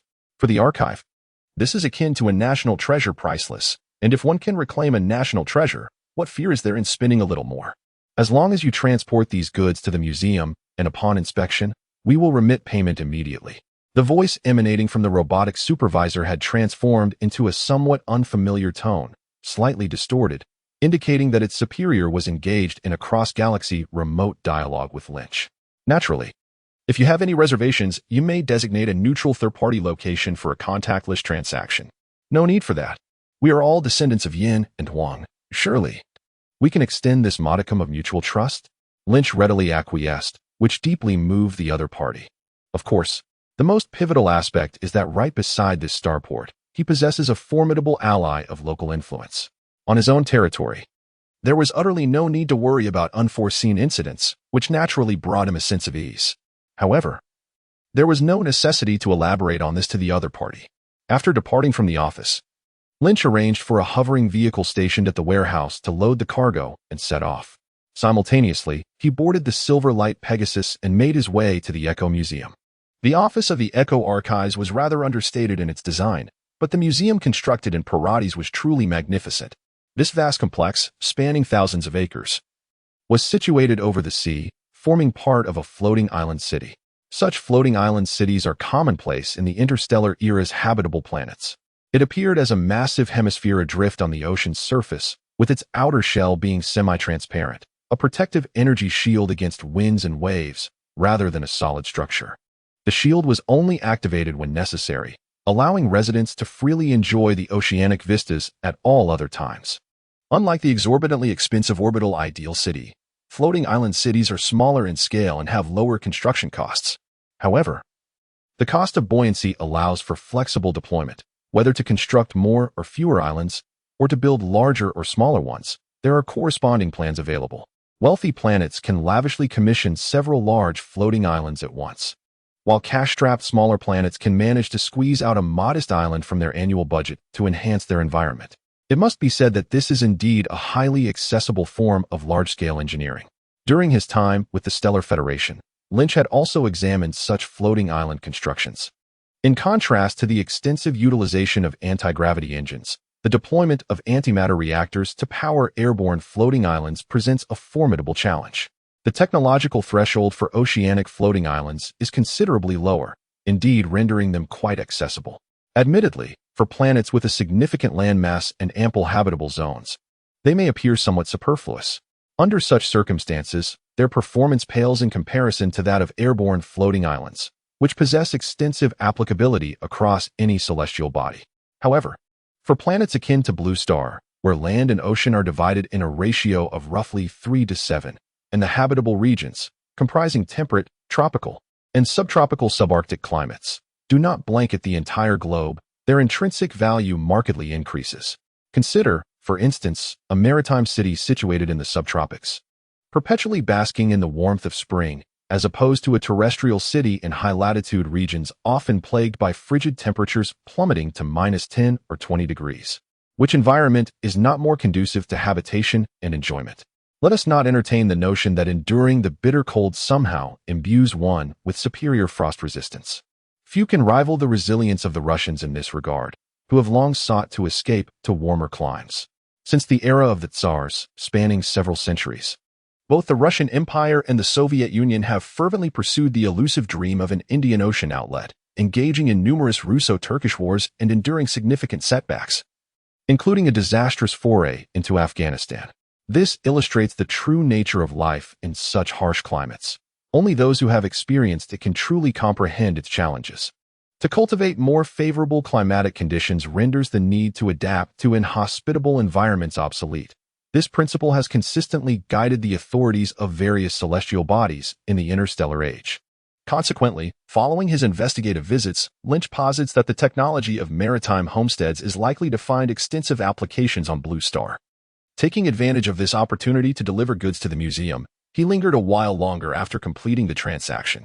He sought to delve deeper into the particulars, facilitating future decisions regarding the strategic question of whether to establish a maritime homestead on the Blue Planet.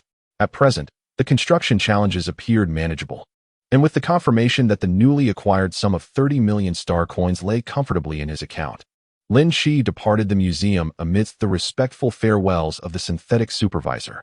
He meandered along the coastal boulevard of the floating island city, savoring the gentle breeze while silently contemplating the current scarcity of high-quality interstellar alloys, which would significantly augment the weight of the framework.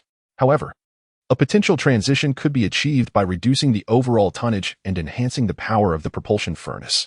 Perhaps it was time to commence the establishment of an interstellar alloy factory and embark on large-scale production, which would render the subsequent implementation of the maritime homestead plan far more manageable.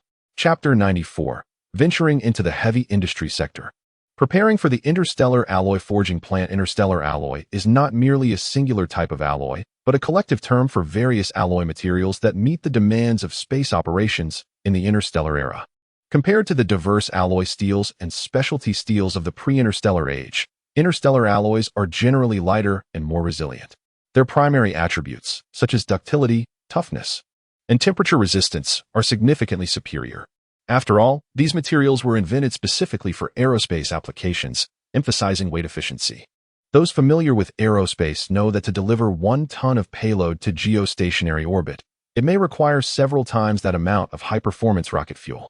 Even in a later era, when aerospace technology had advanced to the point where spacecraft, rather than rockets, could undertake launch missions, experts remained acutely aware of a crucial fact. Although there is indeed no gravitational constraint in space, the weight of both the spacecraft and the space station significantly impacts propulsion efficiency. The performance of an identical engine varies when propelling a payload of 20 tons compared to 40 tons. The outcomes cannot be generalized. Regardless, the lighter the spacecraft, the better, which naturally necessitates a focus on the alloy materials most commonly utilized in spacecraft construction. Every interstellar alloy employed in spacecraft, space missiles, and space stations is meticulously calculated for its weight-to-efficiency ratio. When repurposed for use within planetary gravitational wells, these materials vastly outperform traditional ones. The construction of seaside habitats and aerial cities is a testament to the innovative applications derived from such reverse thinking by scientists at Star Alliance. One must consider that if traditional concrete and steel were used for construction, merely creating a large foundation would be akin to tossing a stone into the sea. If it does not sink immediately, it is already a favorable outcome. How could one possibly undertake extensive development, build cities, and foster growth atop such a precarious foundation? It is prudent to adhere to established practices, for what if something goes awry? This is certainly not an area where one can afford to be frugal.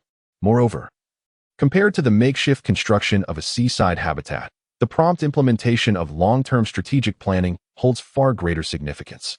Lin Qi mused to himself, a contemplative expression gracing his features, while Ling San maintained a stoic demeanor beside him. Indeed, compared to merely repairing wonders at present and resorting to shoddy practices for their sake, it is far more prudent to cultivate the capacity to genuinely accomplish these marvels. At this juncture, the Star Ring Group indeed favors traditional internet industries such as gaming, software, and electronic devices. Yet it is only a matter of time before it ventures into the expansive realm of tangible industries. One must recognize that our nation is renowned for its prowess in infrastructure development. With the advent of futuristic technologies, how can we neglect foundational construction? The production of interstellar alloys remains imperative. Not only must it manufacture these materials, but it should also seek to synchronize production efforts with the official sector. Just imagine, if we are still relying on chemical fuel rockets to launch payloads beyond the atmosphere before entering the interstellar age, how advantageous would it be to construct rockets, spaceships, and space stations using interstellar alloys? It seems that acquiring production lines is essential. Lin Qi sighed, feeling a tinge of helplessness. After all, once wealth is amassed, it must inevitably be reinvested. Nevertheless, I have grown accustomed to this cycle. The flow of capital in and out is an inescapable process for any burgeoning enterprise. Without transforming wealth into substantial productive capacity, how can one achieve further breakthroughs? Compared to the myriad industries previously invested in, the production of interstellar alloys demands a greater level of meticulousness. This endeavor is distinctly different from the electronic industries he had previously explored. It is a matter of substantial heavy industry. In the Stellar Union, interstellar alloy factories are akin to steel mills, both serving as producers of fundamental industrial materials. Moreover, it differs significantly from steel mills in terms of the variety of raw materials, preliminary treatment of materials, and the sintering process, which is far more intricate. For instance, the production of the most common rebar cannot be equated with the manufacturing of specialized alloys such as HY200, used for aircraft carrier decks. The complexity of the processes involved is undoubtedly not comparable.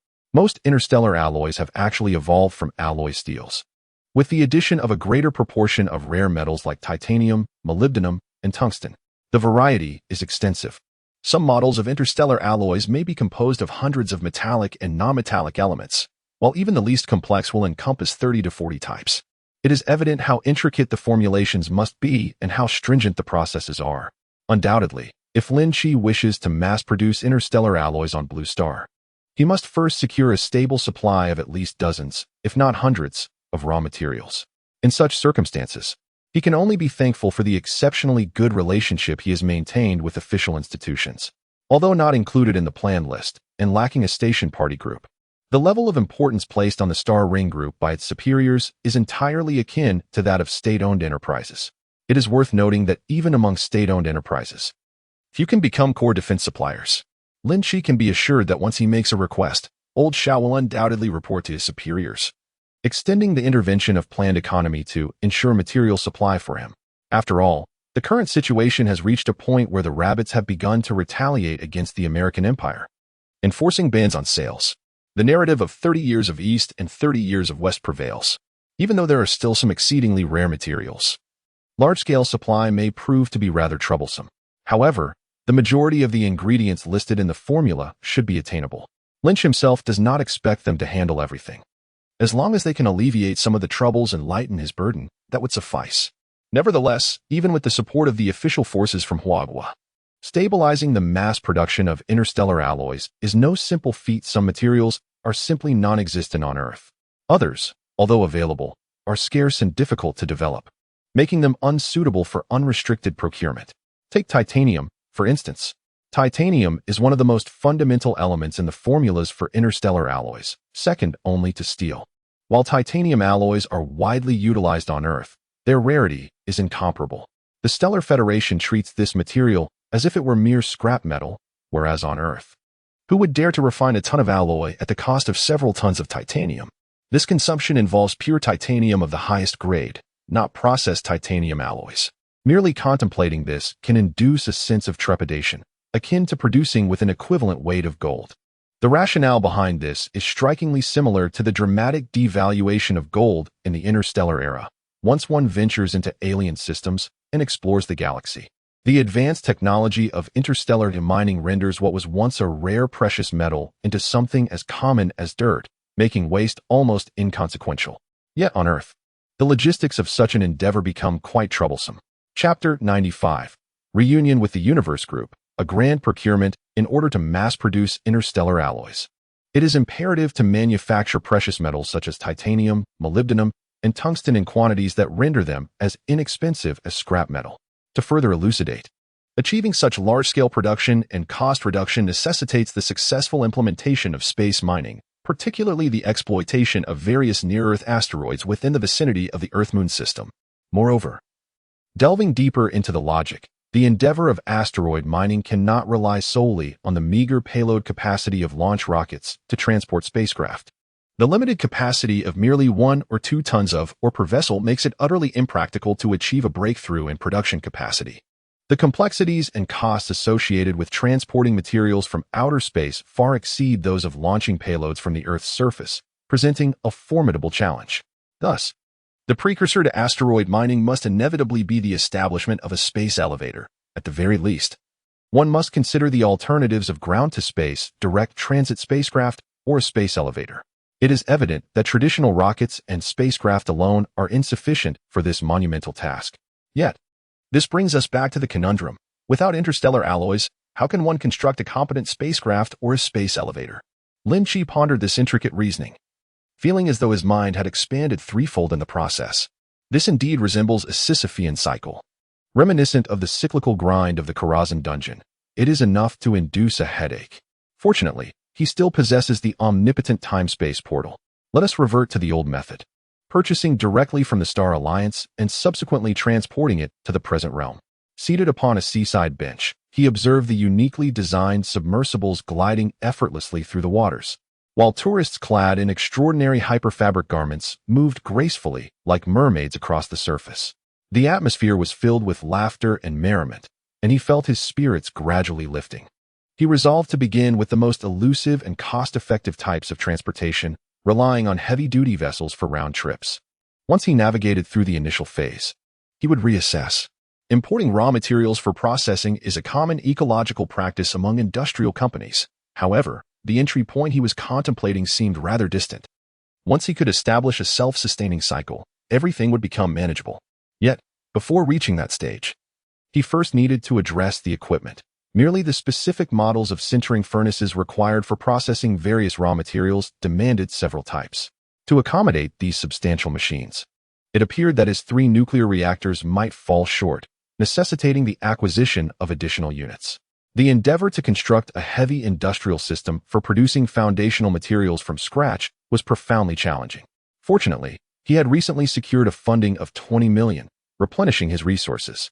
Now he could compare prices among several suppliers, opening his checkbook for a spree of acquisitions. After departing from the Echo Archives and the Parades Star System Museum situated on the floating island city, Lynch once again embarked on a shopping expedition. Boarding the silver Pegasus hovercar, he returned to his loyal planetary capital. This time, unlike previous transactions, the variety of equipment to be imported was exceedingly vast. Merely searching for information on the open network of the Star Domain and gradually sifting through the data, the preliminary list of purchasing intentions I compiled encompasses over 10 major corporations and 27 distinct models of products. Indeed, the Star Domain is home to extraordinarily powerful manufacturing equipment, some of which can be described as capable of one-click synthesis. For instance, the renowned Universal Factory. However, the price tags affixed to such premier processing machinery are, to put it mildly, also exceptionally elite. Even the relatively outdated and early models would, at Lin Qi's current financial status, wipe his savings clean in an instant were he to contemplate a purchase. Moreover, he would only be able to acquire second-hand items that have changed hands countless times, often labeled as gently used by females, in a bid to conserve his budget. He must compare prices and compile a list based on cost-effectiveness. Given the extensive and varied nature of his intended purchases, his first thought was of the cosmic group. After all, Yang Xiaoli is currently sequestered, engrossed in a significant project concerning his extraordinary genetics. At this critical juncture, Lin Qi felt it inappropriate to disturb her. Thus he decided to reach out to another old friend. "Welcome back, Mr. Lin." Upon returning to the trading center of the Cosmic Group and entering the familiar VIP reception room, the subtle expression displayed by attendant number 12 upon his arrival hinted at a touch of melancholy. "You have been visiting rather infrequently of late. We have all missed you. Business has been rather hectic, with me constantly on the move every few days. I find myself unable to escape this whirlwind." Lin Qi is no longer the naive rookie who had just grasped his golden opportunity a month ago. He now adeptly engages with her, feigning a casual demeanor. "I isn't it fortunate that amidst my busy schedule, I have taken the time to reconnect with an old friend?" 12th remarked, casting a glance at the list Lin Qi provided, his smile transforming into something more genuine. It was delightful to finally witness him investing in the group after consistently profiting from it. After exchanging pleasantries with 12th, they proceeded to finalize the transactions. Being old acquaintances, there was no need for excessive formality. 12th promptly presented the supply list from the group, offering a price that was 30% lower than the standard retail price. After all, Lin Qi still possessed a membership card for the Huanyu Group, and a lackluster discount simply wouldn't suffice. Although this individual often appeared unexpectedly and remained somewhat elusive, he was, nonetheless, a valued client under 12th's careful attention. In the past, Lin Qi's visits primarily revolved around selling, with purchasing being merely secondary and often scattered, resulting in minimal expenditure. The leaders from 12th's superiors were growing impatient, logically. The vast channels of Huanyu Group were well known throughout the star domain, making them a preferred purchasing entity wherever they went. Yet, it was puzzling that Lin Qi only considered them when it came to shipping, neglecting to seek them out during his spending. Was there perhaps a deficiency in their service? The attention of others has been diverted by some alluring temptress, leading them to spend their resources elsewhere.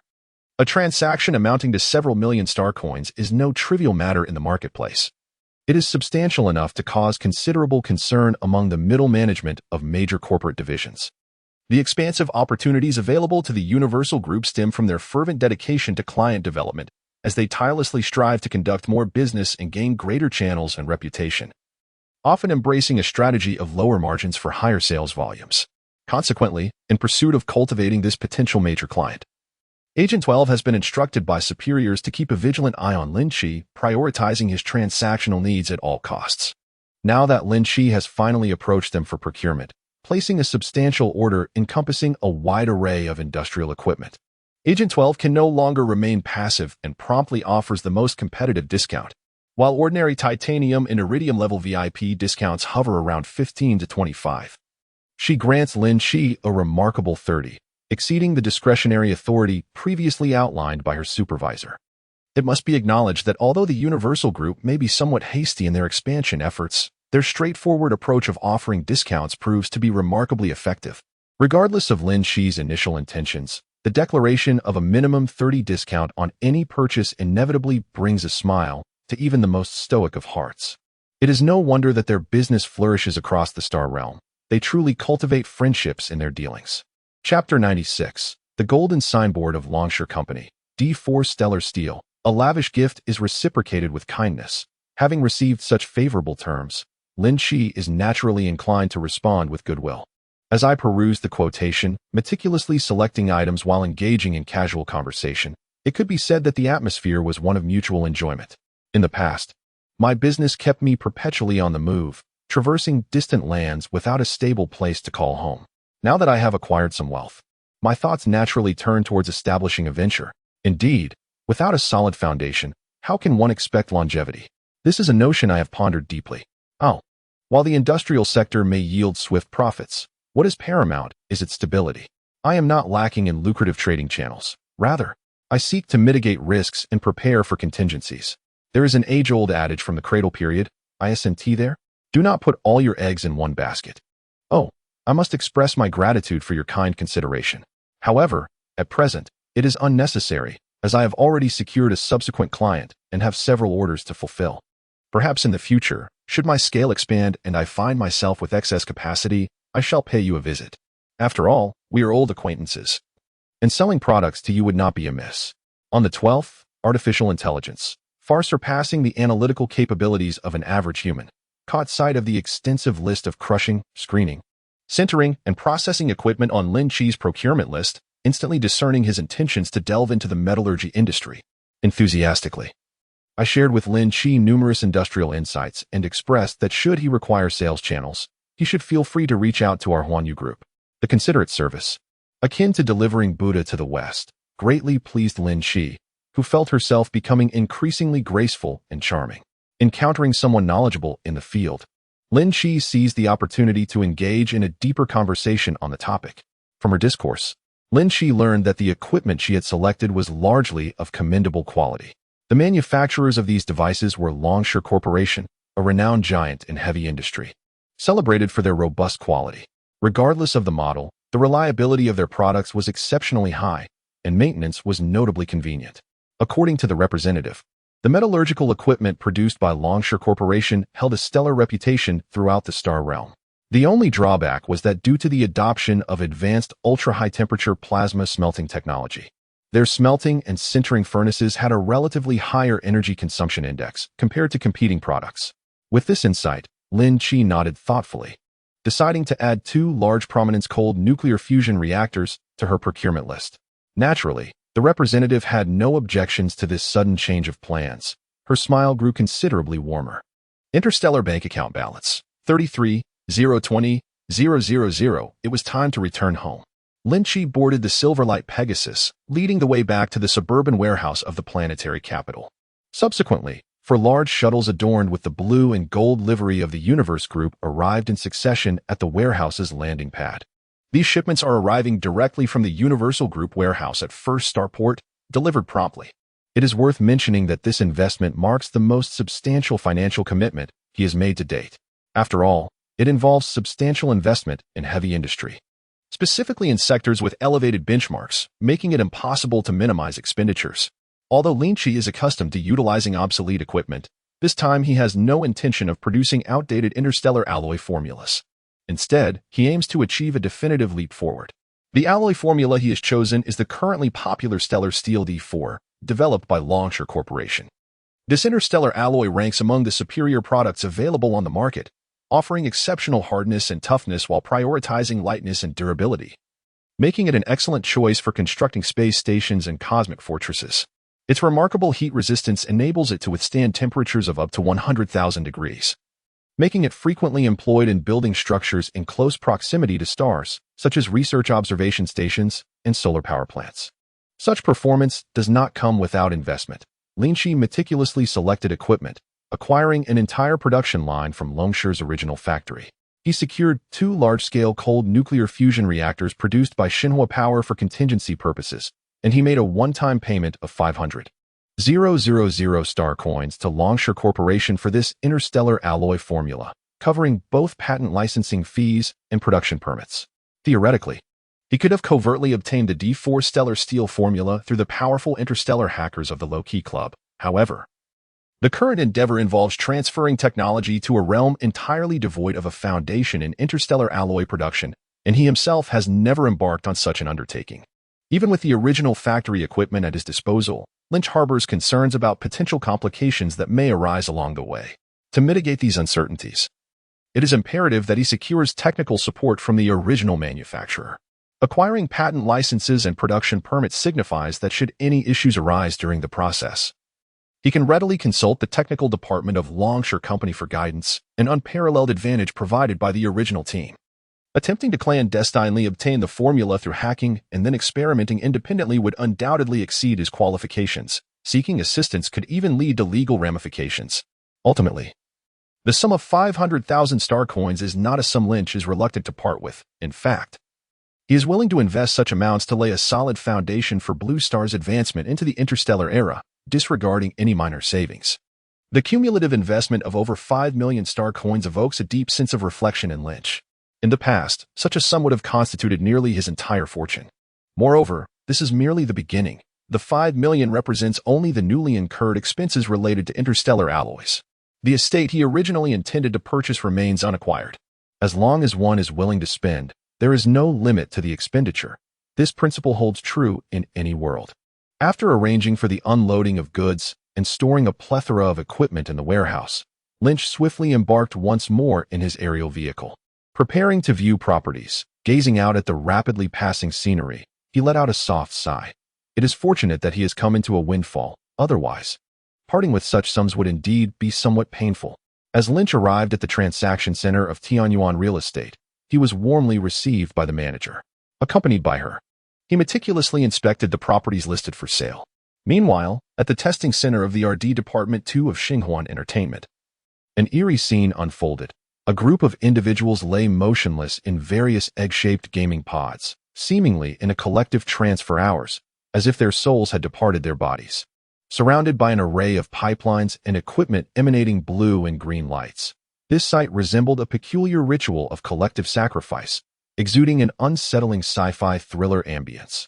In truth, it was indeed quite close to that.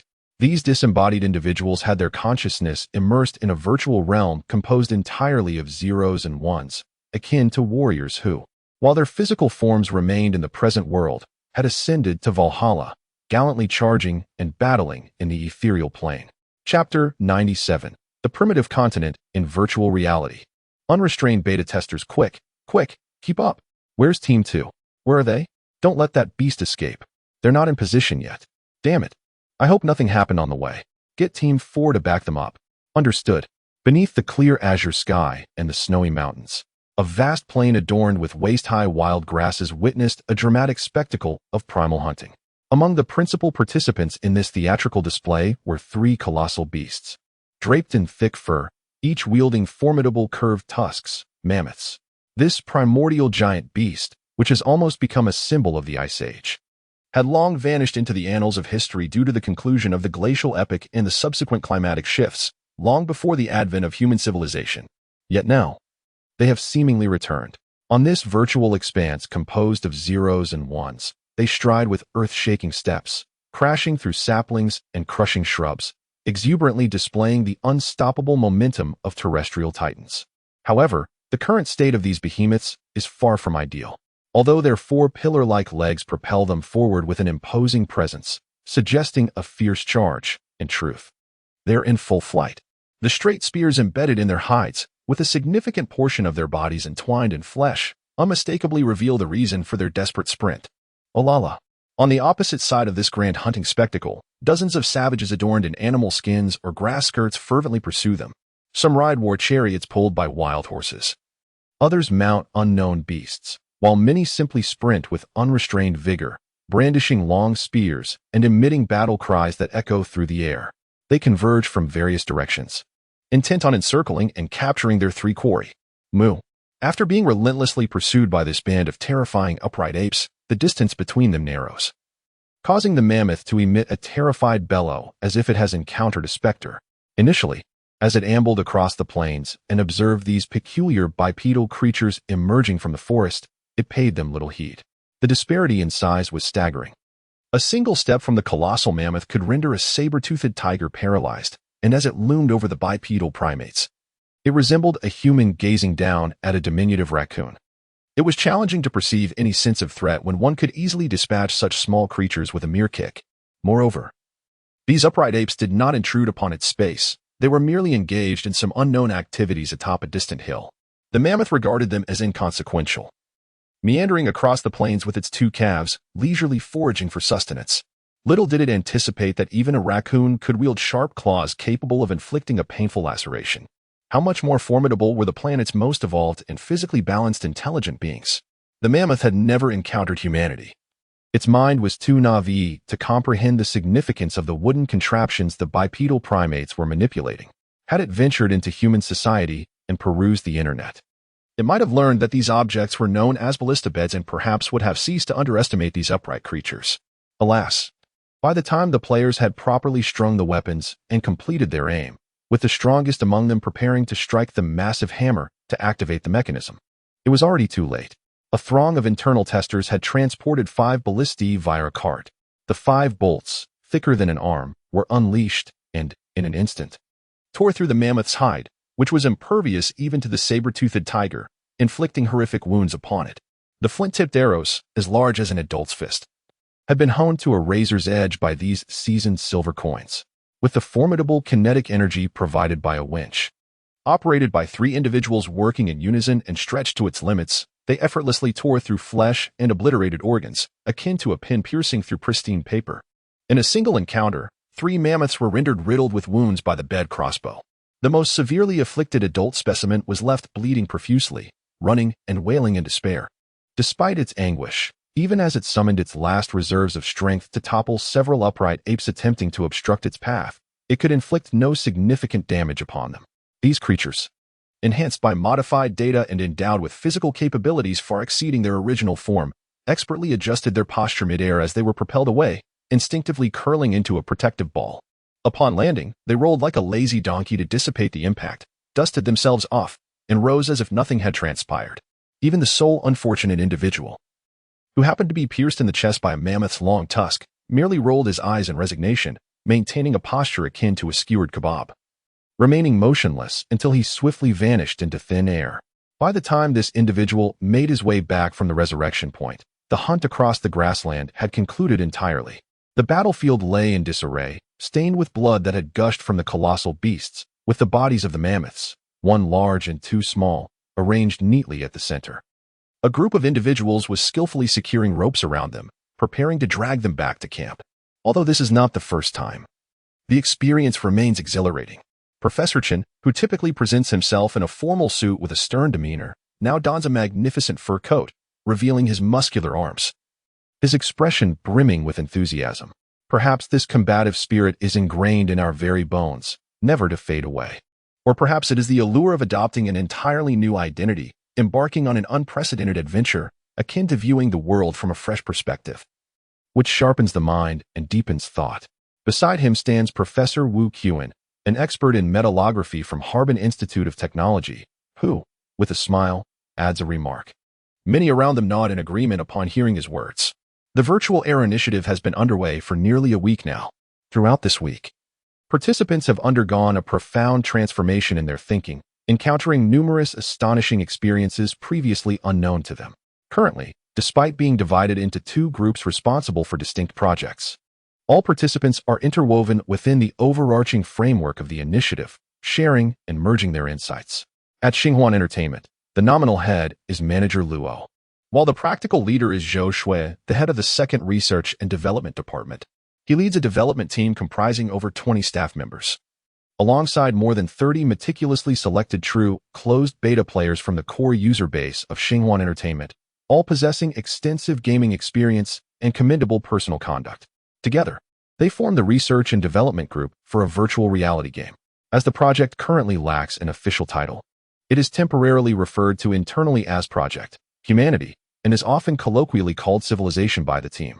Chapter 98. The Virtual Reality Research System. The Black Sword Project Luo Luan is notoriously known within the company for his ineptitude in naming projects. During his tenure with his own game studio, he struggled with the art of nomenclature. The project names he has handled tend to be rather straightforward and literal. Presently, he contemplates giving this project a name like Blue Star Simulator or Human Civilization Simulator. Zhang Dyer remains non-committal regarding his report, merely requesting that he seek Lin Qi's opinion before the official launch. Currently, the Civilization project is progressing smoothly. The general procedure involves Zhou Shui leading the development team in designing land parcels, accumulating resources, generating ecosystems, and shaping weather systems, thereby completing various preliminary tasks. Subsequently, the developed land parcels will be opened for the trial group to engage with. This trial group not only consists of those 30 professional true internal testers, but also includes a consulting team of around 100 members, including Professor Chen and others. The objective is to explore the intricacies of the meticulously designed game system through as many routes as possible, in an effort to identify its shortcomings and potential bugs. It resembles a scenario where one group operates excavators to construct roads and bridges, while another follows behind, equipped with instruments to assess the engineering. The division of labor is orderly and straightforward. Initially, Ao Zhihong found it perplexing that a group of esteemed intellectuals, including Professor Chen, were involved in this process, questioning why there seemed to be more consultants than internal testers. However, he later realized that the development of this virtual reality game, boasting a 100 degree of realism, is fundamentally different from the previous endeavors with engines such as Unity, Unreal, or Origin. The capabilities of virtual reality technology are astonishing, enabling the creation of myriad details that were previously unattainable. For instance, the individual grains of soil and gravel, the distinct hairs on an animal's body, every pore on a character, and the multitude of leaves and branches in a forest. If one were to use traditional engines to render each of these as separate models, achieving a lifelike representation would lead to the financial ruin of developers. To illustrate, merely capturing the intricate details of the environment in which everyone finds themselves would require the game's size to be measured in terabytes or even petabytes, suggesting that players might need supercomputers to run the complete game. After all, for traditional engines, even models with hundreds of thousands of polygons per unit do not truly simulate real-world objects. Yet in virtual reality, achieving 100 realism can be accomplished without such complexities. Not only on a material level, but also in terms of natural laws, it closely resembles the reality of the world. Of course, the development team will undoubtedly make some adjustments, yet the fundamental structure will remain largely unchanged.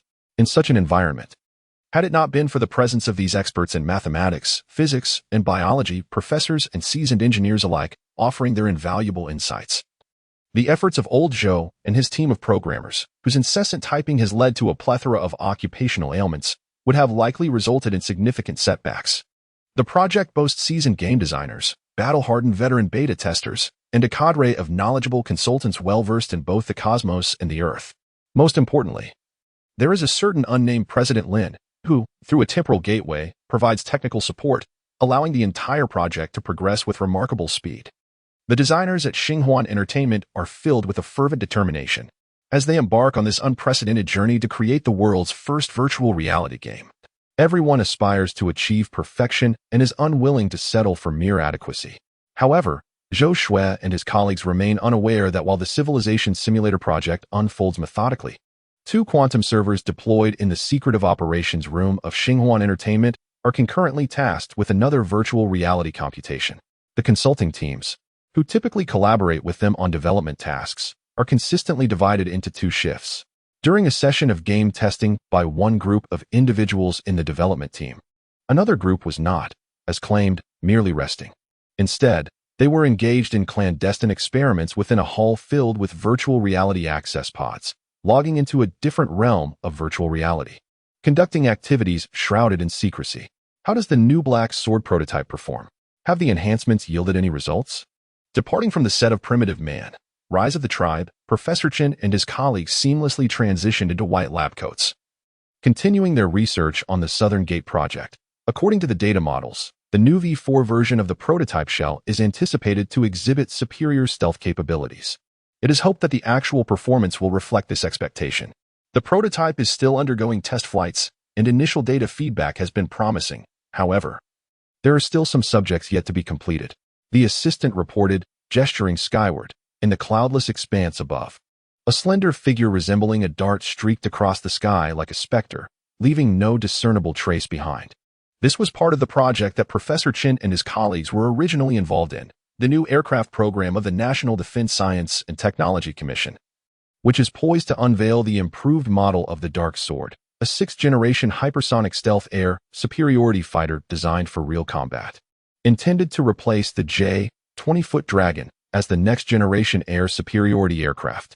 Undoubtedly, as the successor to the Weilong, the Dark Sword is a purely offensive piece of equipment. Heavy, twin-engine, air superiority, featuring a highly integrated and automated avionics system, operated solely by a single pilot. Unlike the medium-sized aircraft such as the J-15 and J-35, the J-20, although introduced earlier, serves as a more crucial core fighter. Much like the F-22 is deemed more precious and formidable than the F-35. This long-range twin-engine heavy aircraft does not engage in ground combat like its medium counterparts. Its primary responsibility lies in air superiority. Its main mission is to leverage its formidable stealth capabilities and supersonic cruising abilities to advance into combat zones, stealthily penetrate defenses, and eliminate enemy early warning aircraft, as well as enemy air superiority fighters. Upon achieving these objectives, it can also deploy air-to-ground missiles to obliterate enemy radar stations, thereby breaching the adversary's air defense network and securing an advantage in aerial engagements, ultimately striving to establish air dominance. Among the various classes of aircraft, this model is of paramount significance, its importance far surpassing that of any other equivalent. With this perspective in mind, the Ministry of National Defense Science and Technology hopes that the clandestine Dark Sword program can achieve perfection. Suddenly, an opportunity for virtual reality research arose on Lin Qi's side, prompting the esteemed experts from both academies to conceive an innovative idea to utilize the powerful simulation capabilities of virtual reality to enhance the Dark Sword program. Consequently, they proposed an initial upgrade plan, a sixth-generation twin-engine heavy hypersonic unmanned air superiority fighter, the Black Sword, essentially an unmanned version of the Dark Sword.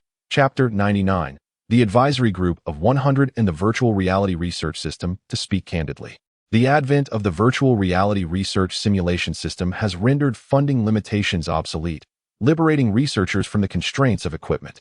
Moreover, it allows for the extraordinary ability to bypass numerous redundant procedures through the sheer act of conjuring reality as needed. The exhilarating sensation that accompanies this innovation is indelibly etched in the memories of all researchers fortunate enough to experience it. What could possibly rival the sheer delight of conducting research without the burden of equipment costs or experimental expenses? It is truly lamentable that when Professor Chen Mingda and his colleagues first arrived, their excitement was so overwhelming that they found themselves unable to sleep at night. A gathering of seasoned scholars seemed to meld with the game pods, utterly reluctant to vacate their virtual sanctuaries. Lin Qi grew increasingly concerned for their well-being, personally intervening to coax them away, employing gentle persuasion for an extended period before they finally relented. How tragic it is that within the span of a mere 24 hours, they had inadvertently spent a staggering 25 hours immersed in their work. Such fervor might be excusable among the youthful and vigorous. Yet this advisory group was predominantly composed of individuals bearing the esteemed title of academician, with 3 such luminaries among them. A glance around revealed a sea of venerable professors in their 50s and 60s. Even Chen Mingda, at over 40, was considered a relative youth, with only a handful of experts from agriculture, forestry, animal husbandry, and fisheries appearing somewhat younger, yet still in their 30s. The collective age of this 100-strong assembly could nearly rival the expanse of Chinese history itself. Who would dare to allow them to endure such an endless vigil? Lin Qi reported the news to Jiang Dyer, who found herself in a predicament. Despite her nominal role as a temporary consultant, she was acutely aware of the potential consequences should anything untoward occur on her watch. Any misstep could render her a national pariah. Consequently, she promptly ordered the advisory group to return to their hotel for rest.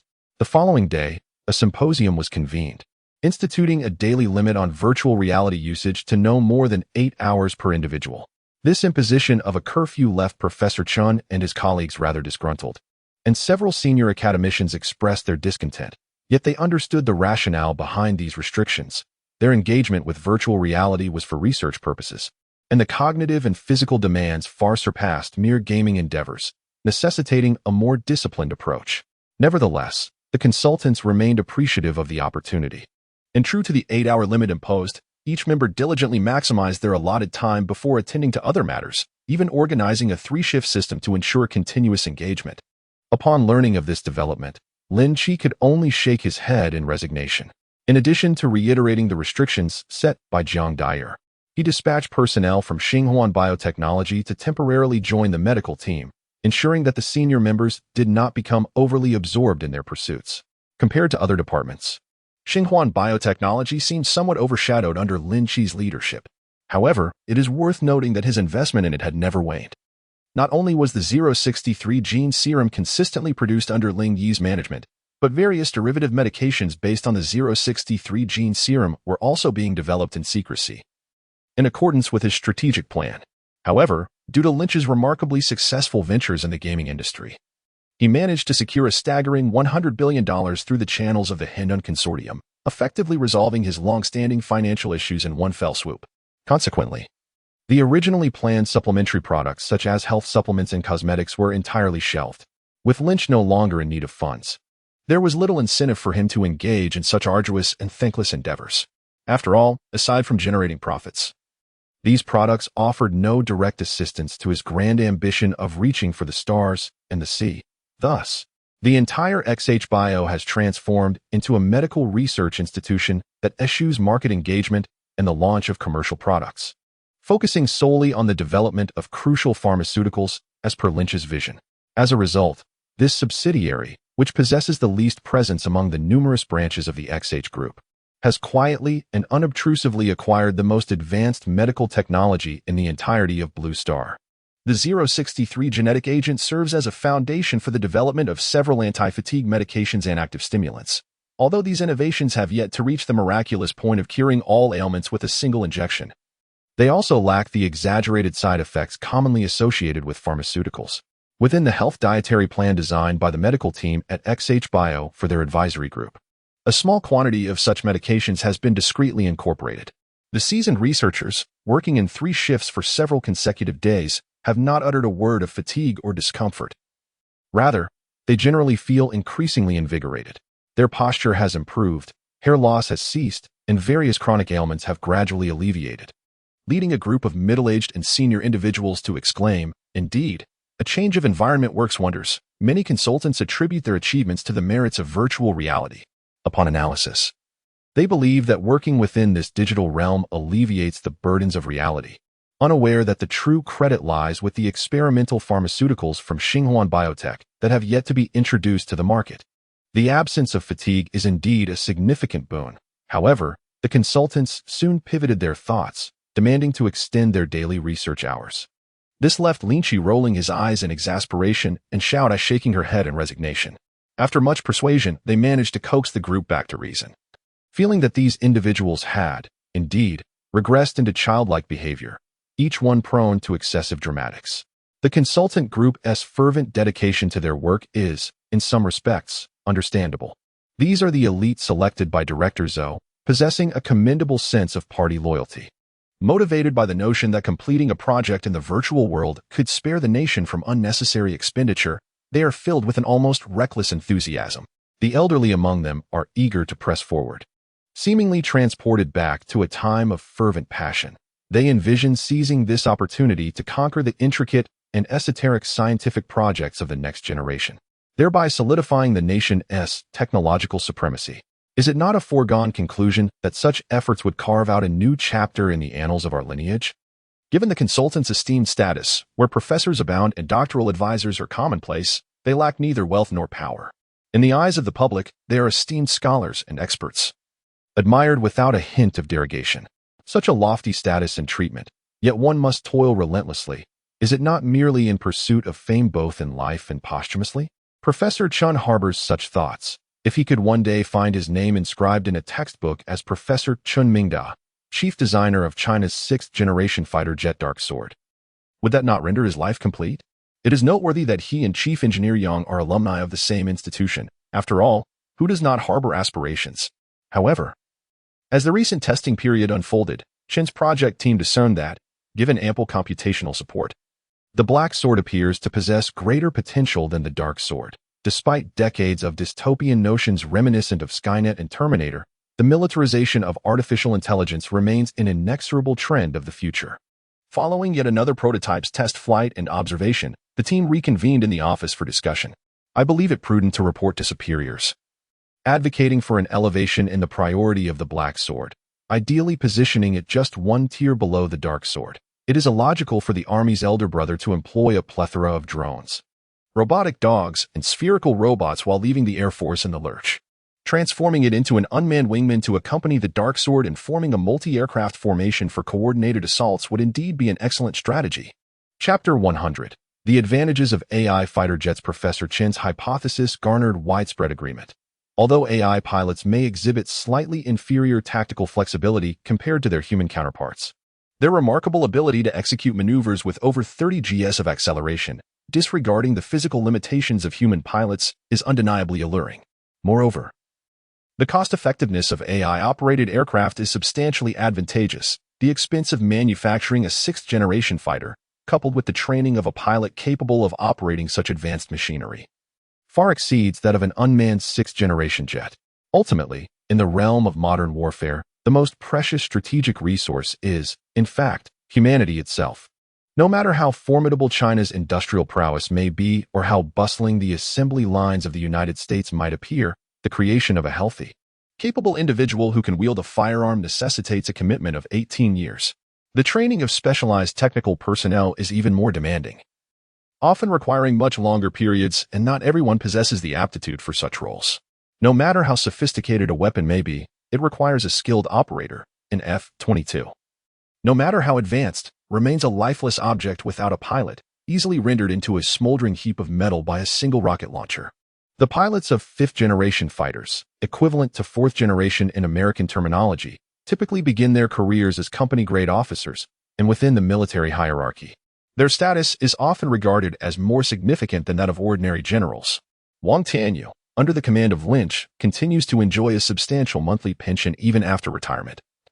Not to mention the benefits provided by the Xinhuan Group and the myriad of entitlements that accompany his status as a retired military officer, including various overt and covert perks and subsidies. Considering the scarcity of carrier-based fighter pilots, his remuneration is not significantly inferior to that of his counterparts in the Air Force, such as Fei Weilong. For individuals of their caliber, a salary in the hundreds of thousands is merely a trifling fraction of the employment cost borne by the company or military. Their extraordinary physical prowess, agile and astute intellect, formidable semicircular coordination, and exceptional balance. These are the myriad one in a million attributes that collectively form the threshold upon which individuals like Wang Tianyu stand. The national investment in identifying and nurturing such a pilot, capable of commanding a steel eagle across the azure skies, is substantial, easily amounting to gold equivalent to his own weight. To speak of casualties is one matter. To consider someone like Wang, who is retired due to injury and cannot continue frontline flying, causes considerable distress among the generals. Professor Chen, being knowledgeable in the field, muses that any reduction in pilot losses, even by a mere 10 or 20%, would constitute a significant achievement. The current state of the Black Sword project, however, is still not particularly refined. It is already evident that unmanned combat aircraft possess a formidable advantage in terms of cost-effectiveness. The absence of a pilot significantly reduces the necessity for an extensive array of avionics dedicated to display and interaction, thereby optimizing costs. Likewise, without a pilot, the need for a cockpit and life support systems is eliminated, greatly enhancing the spatial efficiency of the airframe, another facet of optimization. Furthermore, the absence of a pilot allows for a substantial increase in the aircraft's overload tolerance, enabling further refinement of the fuselage's design. This permits a more radical configuration, markedly enhancing both top speed and maneuverability. The cumulative effect of these cost optimizations has led to calculations revealing that, even when performance metrics surpass those of the Dragon, directly competing with the Dark Sword, the total cost of the Black Sword remains lower than that of its predecessor. This encompasses not only material costs but also manufacturing expenses. By omitting numerous subsystems, the need for various components is significantly reduced, streamlining production processes and shortening the production cycle considerably compared to fifth-generation fighters. This is undoubtedly a significant advantage. With the correct direction established, it is time to focus on key breakthroughs. Chen Mingdao believes it is the right moment to report to superiors and advocate for increased investment, since the 99 have already come. Can we afford to falter at this final hurdle? Do not underestimate the ties I hold with my lineage. In addition to the advanced fighter projects such as Dark Sword and Black Sword, the advisory group has undertaken a multitude of ambitious initiatives. What are these new type of reconnaissance strike integrated drones, electromagnetic kinetic energy rail weapons, high-frequency directed pulse weapons, and experimental shipborne laser cannons? Beyond the military realm, there exists an abundance of innovations such as novel polymer materials, new large-scale radio telescopes, and quantum synthetic aperture radar satellites. The central theme is an unwavering sense of belonging. In truth, it cannot be deemed otherwise, an intricate balance of external vigilance and internal relaxation. Although Lin Qi himself has not been directly informed, his personal information has undoubtedly found its way to the elders' desks, analyzed and discussed within the Secretariat. Should someone of his caliber still be considered an outsider in Huagua, it would render the term insider almost meaningless. For Lin Qi, the notion of one of his subsidiaries inadvertently becoming a designated cooperative unit of the Ministry of National Defense of Huagua feels almost surreal, as if it were a natural progression. Yet, on the official front, several key departments, led by the military and the research system, have genuinely embraced him as a part of their extended family. However, both the military and the research sectors are accustomed to maintaining a low profile, eschewing ostentatious displays of welcome or praise. Consequently, there has never been any overt acknowledgement, rather a clandestine collaboration, primarily for reasons of confidentiality. Furthermore, excessive publicity could yield adverse repercussions externally. Even this year's Haicheng Airshow did not extend a direct invitation to the Xinhuan Group. Instead, it was first suppressed by Old Xiao, who sought to privately consult Lin Qi's opinion. If there is agreement, further arrangements will be made, whether it concerns the development of virtual games or virtual scientific research projects. The progress on both fronts has been exceedingly promising. Throughout this process, Lin Qi has observed that many of the initiatives undertaken by the advisory group overlap significantly with the fields he intends to explore in the future. For instance, new alloy materials, controllable nuclear fusion, and pulse propulsion systems. However, he refrained from interfering with their endeavors, choosing instead to remain a silent observer. The utmost he could do was to have Jiang Daier coordinate with the specialized technical personnel across the various subsidiaries of the Xinhuan Group to partake in the advisory group's non-confidential projects, thereby providing assistance and subtly gleaning insights, a form of mentorship, if you will. The cultivation of talent is indeed the most invaluable asset, both for national institutions and for his Xinhuan Group. Indeed, Lin Qi possesses an ostensibly limitless reservoir of advanced technological resources, bolstered by the temporal gateway and the advantage of a future world a millennium ahead. Regardless of the project the advisory group is undertaking, he could readily provide answers, guaranteeing their absolute correctness. Yet, for an organization or institution that requires sustained development, such actions are not merely assistance, but rather counterproductive. Scientific research is not merely about obtaining answers. Without experience, possessing the answer is of little utility if one cannot apply it effectively. The importance of autonomous research and development cannot be overstated. The Corinthians serve as a cautionary tale, lacking foundational knowledge, failing to master the formulas personally, and relying solely on borrowed ideas to produce a solution and transcribe a final answer will not lead to academic excellence. Even secondary school teachers emphasize the necessity of understanding the process. Lin Qi's assistance strategy is characterized by the principle of providing immediate relief rather than addressing poverty. In certain critical sectors, such as the 1-nanometer lithography machines currently being developed by Star Ring Electronics, Lin Qi directly presents the correct solutions, enabling China to achieve a significant leap forward. This approach is commendable as it addresses existential crises, which is of utmost importance. The longer one remains ensnared in the realm of vital technologies like semiconductors, the more domestic resources are drained by foreign enterprises, particularly those from Europe and America. Such a situation is far from favorable. If the wealth generated by these nations were invested in domestic industries, even in the lowest return initiatives aimed at alleviating poverty or infrastructure development in remote areas, it could eventually transform into sustained national strength. Conversely, if these resources are squandered on the exorbitant premiums of imported products, no returns will be realized. Instead, it merely serves to enrich the parasitic entities of the West, while fostering a class of comprador capitalists within the country. The distinction between the critical and the trivial is evident. Otherwise, Lin Qi would not consider the notion of hastily nurturing growth, regardless of whether it entails cutting corners. The priority remains to extricate oneself from the grasp of those wielding the proverbial butcher's knife. Conversely, in areas not involving such existential crises, he refrains from assisting China in circumventing challenges. A delay in the development of the 6th-generation fighter or laser cannons is inconsequential, given China's current military capabilities. Who would dare to launch a comprehensive invasion, despite the daily bluster of smaller nations such as Banana Republic, Moro Country, or Kimchi Nation? Should the situation compel the Ministry of Foreign Affairs to issue a warning, and should additional heavily armed synthetic brigades be deployed to the border, these nations would undoubtedly be struck with sheer terror. Should things go awry, the president might find himself in a dire predicament. The current military advancements of Huaguo resemble a race against itself rather than a contest for global supremacy against a certain avaricious eagle. There is no necessity to hasten growth at the expense of foundational stability. A methodical approach suffices. The journey bears greater significance than the destination, and understanding the rationale behind phenomena is more crucial than merely acknowledging their existence. As long as Lin Qi does not present an impeccable solution from the outset but instead engages in joint research and development, the advisory group, comprising researchers affiliated with various national institutions, will undoubtedly glean invaluable insights during the process. It is essential to embrace a gradual analysis, experimental inquiry, and progressive comprehension, enabling them to assimilate the future's cutting-edge technologies and, in due course, fully master them, thereby genuinely internalizing knowledge. No matter how formidable a scientist may be, the inexorable passage of time affects all.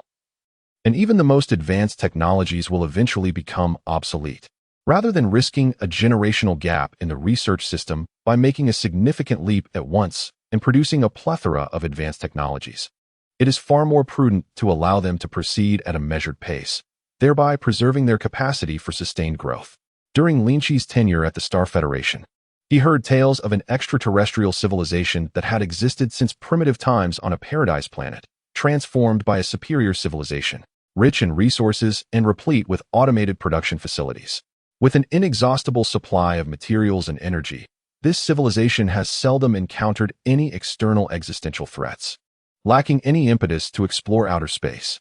Throughout millennia, their existence has been marked by indulgence on their home planet and relentless struggles for power amongst themselves.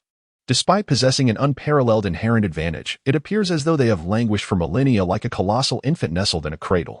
When the advanced technological devices from superior civilizations began to deplete and falter, panic ensued, yet it was too late for redemption. Lacking an independent industrial framework, a robust research system, and even the means for self-sufficiency in food production, this once flourishing civilization, boasting a population of over 20 billion, witnessed the demise of 80% of its inhabitants within the following century due to famine and civil strife. By the time they were discovered by the Star League, this once glorious extraterrestrial civilization had been reduced to desolate ruins, abandoned for millennia, home to a population less than 1/10,000th of its former glory, having forgotten their ancestors, forsaken science, and lost the legacy of their written language, living in a state of bewildered survival akin to savages. Lin Qi is determined not to allow his home planet to succumb to such a fate. To speak bluntly, the Corinthians, this self-deprecating alien civilization, were fortunate in some respects.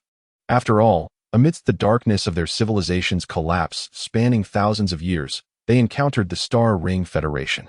Rather than colonizing them, the Federation sought to assist the Corinthians in rebuilding their homeland, selecting suitable young individuals from among them to impart knowledge and culture, thereby nurturing the revival of Corinth civilization. In stark contrast to the brigands who arrived on the Mayflower, the Federation appeared almost angelic in their benevolence. However, should Blue Star face a similar fate in the future, who would come to their aid? Who can guarantee that the arrival will indeed be heralded by selfless extraterrestrial benefactors? Lynch is unwilling to stake such a gamble. Thus, he resolves to forsake the shallow pursuits of immediate gain while diligently cultivating his own strength, taking the time to lay out his plans with patience. The advancement of civilization cannot be sidestepped. There exists no invincible technique that will ensure success through a singular action. It is through steadfastly enhancing oneself and persistently honing one's inner abilities that one finds the most reliable path. As August draws to a close, Lynch continues his discreet practice of inner cultivation, maintaining a low profile. Unlike the previous month, where he frequently unveiled new products and generated sensational headlines, he has chosen a more understated approach. Yet, this is merely his subjective perception. For others, the reality differs. On a day in late August, after concluding his inspection of the Star Ring Heavy Industries facility, Lynch returned to the Jiangjing building, which he had entirely acquired. In a subtle manner, he retrieved a machine from his secret warehouse and discreetly invited old Xiao to witness this marvel, leaving the latter in a state of astonishment. This is a lithography machine produced by ASML, capable of a 3-nanometer process. "My goodness, is this what you call low-key?" exclaimed old Xiao, who had been overwhelmed with work lately, feeling as though he had been drained of energy. Upon seeing the nameplate on the device, he instantly became invigorated, his eyes widening in disbelief. "Where on earth did you procure such a magnificent treasure?" This is the most critical item on the control list of the Bureau of Industry and Security. Apple, Qualcomm, Samsung, and other companies continue to monopolize the high-end smartphone market, wielding their influence to exploit consumers, a power that stems entirely from lithography machines produced by ASML of the Netherlands, as well as Canon and Nikon of Japan. The lithography machine from ASML is a paragon among the flagship products of these companies, representing the most advanced model currently available in the Western world. With a 3-nanometer process, it embodies the pinnacle of lithography technology globally. Although there are smaller models, they remain experimental and lack practical applications for the extensive production of high-performance chips. Chapter 102 Genuine Imports. A 3-nanometer lithography machine is akin to an industrial mother machine, a strategic device capable of generating countless value continuously. It is not merely a matter of exporting the entire machine to China. Even companies from other European and American nations wishing to procure such equipment must undergo scrutiny by Congress. It is imperative to confirm that the employees within these companies are thoroughly vetted, free from any communist sympathizers, before ASML is permitted to proceed. Even under these conditions, production must occur under the watchful eye and control of the CIA and other intelligence agencies. It is no exaggeration to state that equipment of this caliber is essentially the lifeblood of the United States. Even if a single F-22 were smuggled into the land of China, it would not evoke as much distress among the bureaucrats on Capitol Hill as the prospect of a cutting-edge lithography machine falling into Chinese hands. While the former remains the most formidable air superiority fighter currently possessed by the United States, it lacks a decisive advantage over the Chinese Dragon and is, in fact, significantly older and more conservative. Should it appear in the hands of a hypothetical adversary, it would hardly rattle the esteemed members of Congress.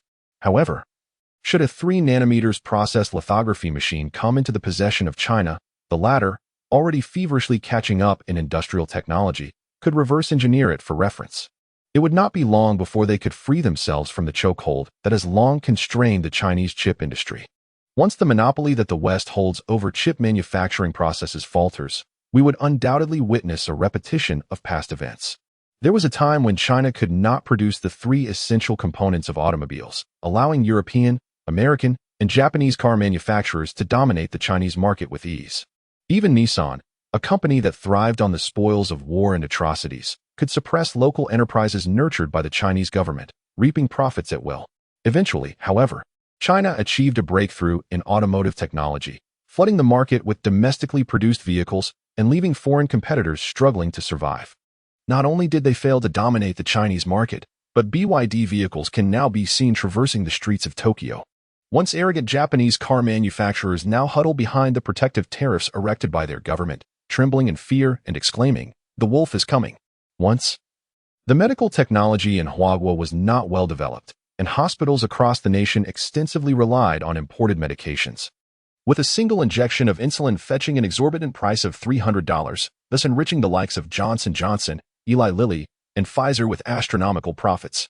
However, as Huagua's pharmaceutical companies rapidly caught up, the notion of a $300 price tag became laughable. Now, even a vial selling for 30 yuan could elicit a concealed smile. In stark contrast, the United States, under the protectionist policies of the White House, has seen pharmaceutical prices remain stubbornly high, prompting widespread discontent among its citizens.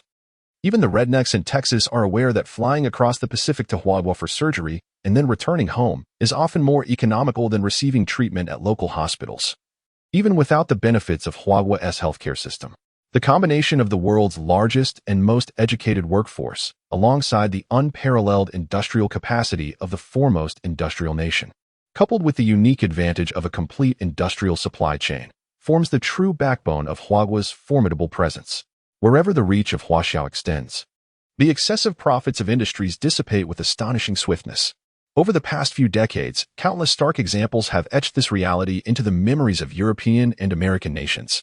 They now find themselves at a loss for innovation, as an increasing number of high-tech sectors are gradually being caught up with, and even surpassed, by Huagua. The realms of semiconductors and precision manufacturing equipment are now among the few remaining industries where a technological edge persists. Should these be breached by Huaxia? How would the magnates of Manhattan continue to indulge in their lavish lifestyles, lost in pleasure and excess, without the scythe of capitalism reaping excess profits? What justification do the gentlemen on Capitol Hill have to maintain their lofty positions and impose sanctions at whim? Ultimately, the essence of this American system lies in the extensive exploitation of others, enabling its own unearned gains. If the core industries are matched by China, devoid of the technological advantages that yield high premiums, and forced into a cost-driven price war, Can their long-dilapidated industrial workforce compete with the millions of university graduates produced annually by China? The number of qualified industrial workers cultivated in China each year already surpasses that of all qualified industrial workers in the United States. Without technological monopolies, tariff barriers, and first-mover advantages, what could they possibly achieve? Thus, it is no surprise that the U.S. government has once again entrenched itself within the confines of the Bretton Woods framework, no longer able to afford the luxury of turning a blind eye as it did during the Toshiba incident, when it felt an abundance of confidence. At that time, it was evident that the bear was in a precarious state, a lumbering giant on the brink of collapse, allowing the eagle to nonchalantly permit its adversary to pilfer technology. Today, however, the scenario is markedly different. The eastern dragon is not a clumsy Arctic bear. The rabbit that has spent decades honing its internal prowess has left the eagle, now hollowed out and self-diminished, trembling in fear. In the realm of chip etching technology, even the slightest breach of confidentiality can send them into a frenzy. When Huawei surpassed the 100-nanometer threshold, immediate sanctions were imposed on the 50-nanometer process. Upon breaking through the 50-nanometer barrier, efforts were swiftly made to block the 30-nanometer technology. Now, as Huawei embarks on the development of 10-nanometer and even 3-nanometer processes, despite facing numerous challenges and making little progress over the years, it has incited great fury in the United States, which has resolutely shut down all high-end lithography technology worldwide, fearing any further advancement from Huawei, particularly Japanese manufacturers. Situated in close proximity to Huawei, have been strictly ordered that no component related to chip etching technology, not even a single screw, is allowed to be exported from Nikon or Canon.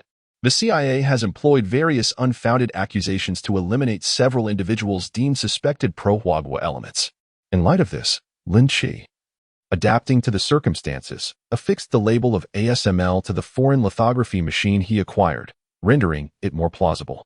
It is worth mentioning that replicating an ASML 3-nanometer lithography machine with future technology in the Star Alliance entails considerable expense. Nevertheless, this approach is far more advantageous than seeking a ready-made similar product within the Star Alliance. Lin Qi initially intended to follow the old strategy of procuring second-hand goods, only to discover that no one has manufactured a 3-nanometer lithography machine for hundreds of years. The existing intact and functional units are either housed in industrial museums or reside in corporate history exhibitions of certain large enterprises. Each of these machines is a notable rarity, valued in the tens of millions of star coins, yet lacking a market, leaving him utterly bewildered. Ultimately, he sought out a boutique processing shop in the commercial district of the planetary capital. This unattended store is equipped with intelligent synthetic beings and automated factories, primarily engaged in processing various components for citizens, as well as repairing and replacing household appliances.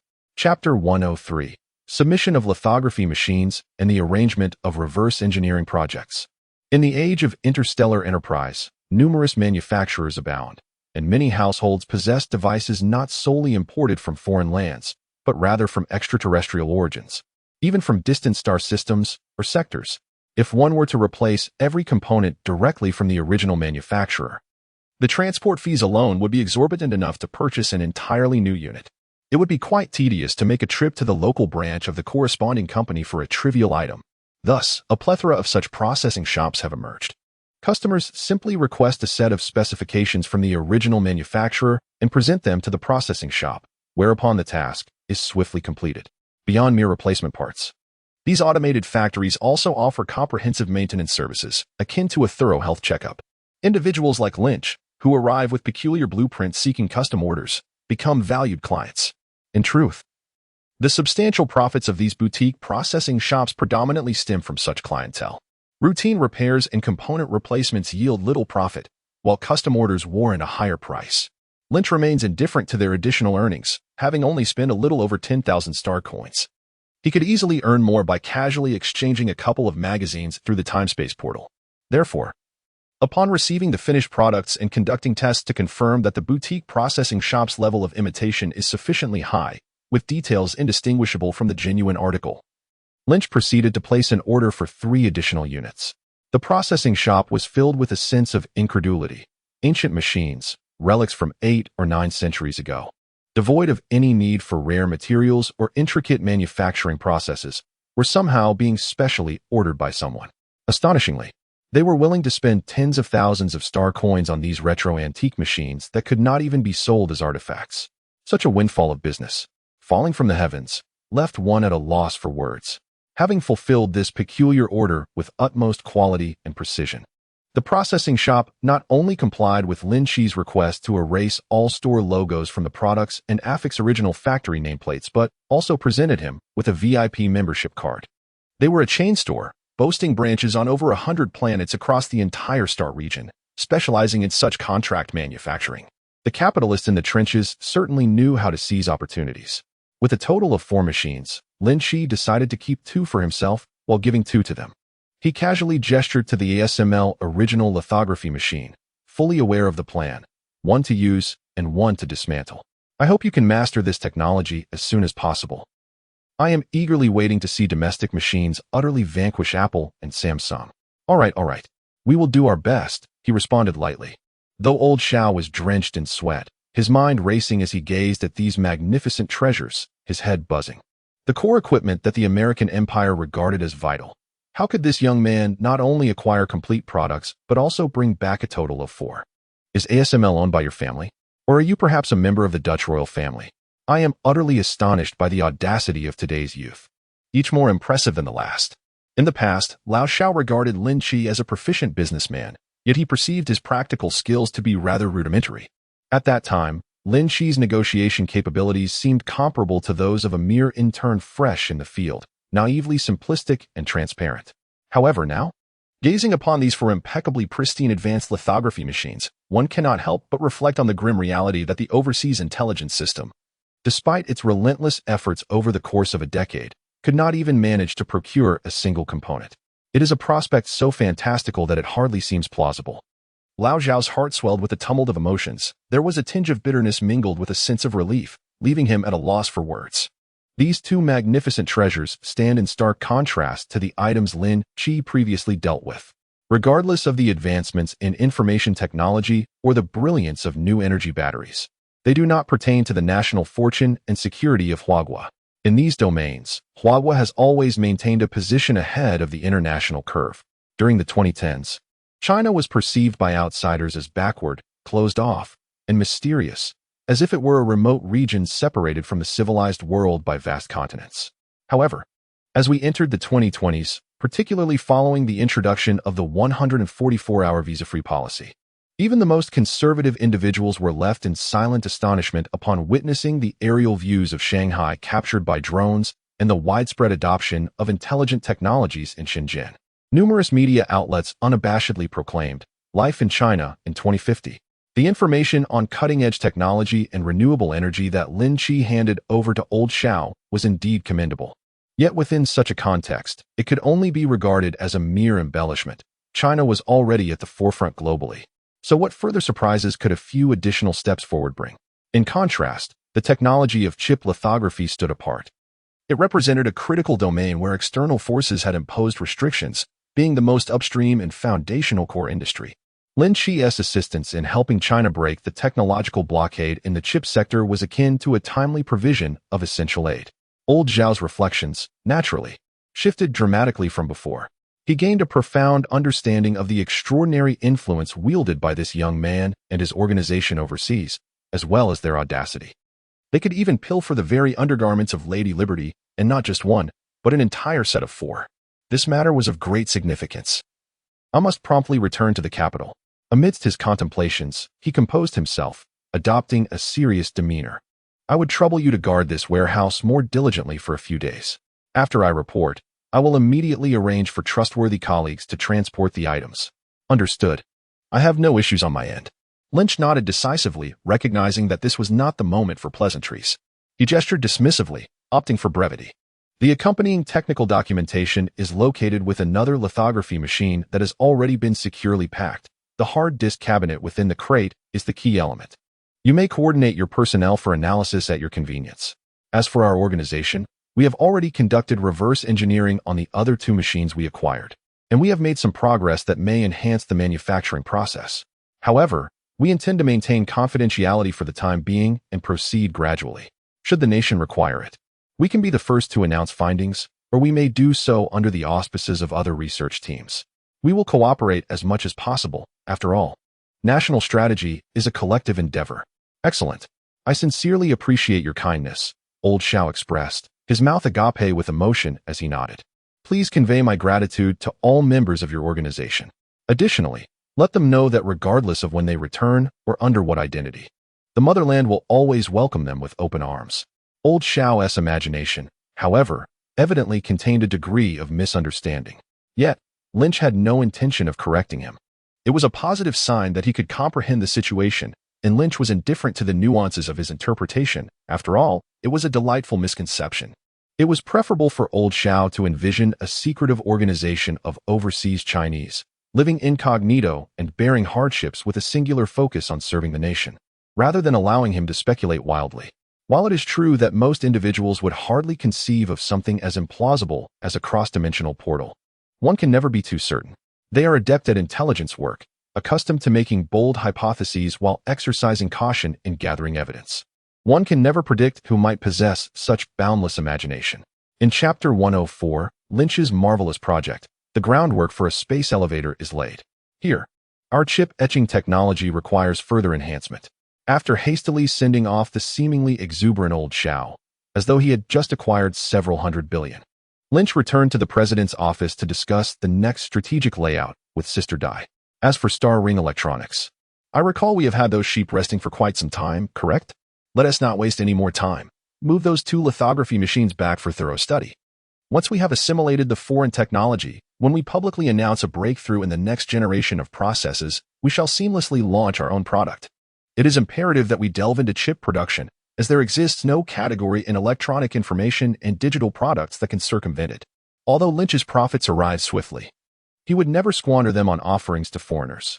Who is unaware that placing orders with giants like Qualcomm, AMD, or Intel entails a hefty toll in monopoly taxes?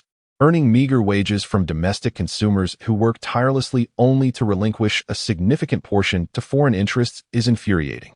In the past, he had no choice but to endure when trapped in a corner. However, now that he intends to engage in this industry, he must decisively dismantle this distorted supply chain, ensuring those opportunists retreat as far as possible. Very well, I shall arrange for immediate action to commence. Jiang Dai nodded with an expression of indifference, seemingly unfazed by the developments. Accustomed to it, my unfortunate younger brother has recently become increasingly adept at stirring up trouble. Major actions are unfolding one after another. It's not merely that he has procured a batch of core equipment from the banned sales list of the Batumi Agreement from Europe and America. Even if he were to present a nuclear briefcase from the rare zone to Jiang Dai tomorrow, she would merely raise her eyelids in response. For one who has personally witnessed Lin Qi create countless miracles and turn impossibilities into possibilities from the VIP seats, it takes something truly cataclysmic to elicit a sense of disbelief. By the way, when you have the time, please investigate the requirements for acquiring an island of no less than 100 square kilometers, or comparable continental land, located as close to the equator as possible, in Southeast Asia or the South Pacific. Then, as if struck by an unrelated thought, Lin Qi suddenly proposed another arrangement, stating that money is not an issue and that the paperwork, as long as it is not with countries that are extremely anti-China, we can consider it. Of course, anti-China nations can also be options, as we might still attempt to persuade them through the Defense Department. In essence, the idea is this: near the equator, ample space, preferably securing permanent land ownership akin to a private island, or at the very least, obtaining permanent rights and land use. The local infrastructural conditions are irrelevant. That is of no consequence. All right, I understand. Sister Dai shrugged casually, displaying remarkable calmness towards this seemingly perplexing new task. Was it not merely another grand endeavor? A trivial matter indeed. Even if her unfortunate brother truly intended to construct a space elevator, Jiang Dai harbored no doubts about his capability to bring it to fruition. She believed that as long as this fellow harbored such an ambition, with his extraordinary skills, it would not be long before she found herself applauding at the ribbon-cutting ceremony. The space elevator represents the inaugural step toward the interstellar age, and the selection of its location is of paramount importance. Given Lin Qi's prudent nature, it was evident that he would not permit this colossal structure to fall outside his realm of control. This, however, posed a conundrum. In the context of Huaxia, such an undertaking would be unfeasible. For a socialist nation like Huaxia, land, a cornerstone asset, cannot be privately owned. regardless of the years that pass. The state cannot allow organizations or individuals outside its purview to possess perpetual rights to land. Although in recent years, as national strength has surged and certain classes have amassed wealth, many have sought various means to circumvent this ironclad rule. The concept of private ownership of perpetual land rights inevitably conjures images of landlords and nobility, terms that are best avoided in the public discourse. Furthermore, even if the authorities were to grant him special permission, it would be of little use. The geographical conditions of Huaxiao simply do not permit the construction of a space elevator. It is evident that a colossal structure extending over 30,000 kilometers, reaching from the Earth's surface to beyond the atmospheric layer, would be profoundly influenced by the rotation of our blue planet. Such a magnificent edifice ought to be constructed near the equator, ideally positioned directly upon it. Otherwise, the further one deviates from the equator, the greater the latitude, resulting in increased angular momentum generated during the planet's rotation, which could adversely affect the integrity of the space elevator's main structure. While it is not insurmountable, why should such a monumental and enduring structure commence its existence burdened with substantial design vulnerabilities, thereby incurring excessive costs and complicating maintenance? It would be far more prudent to establish it in an optimal location from the outset. However, aiming for this ideal site eliminates certain challenges while simultaneously introducing new ones. There are limited regions on Earth that the equator traverses, particularly when excluding the vast expanses of the Pacific and Atlantic Oceans. After careful consideration, the most suitable area appears to be Southeast Asia.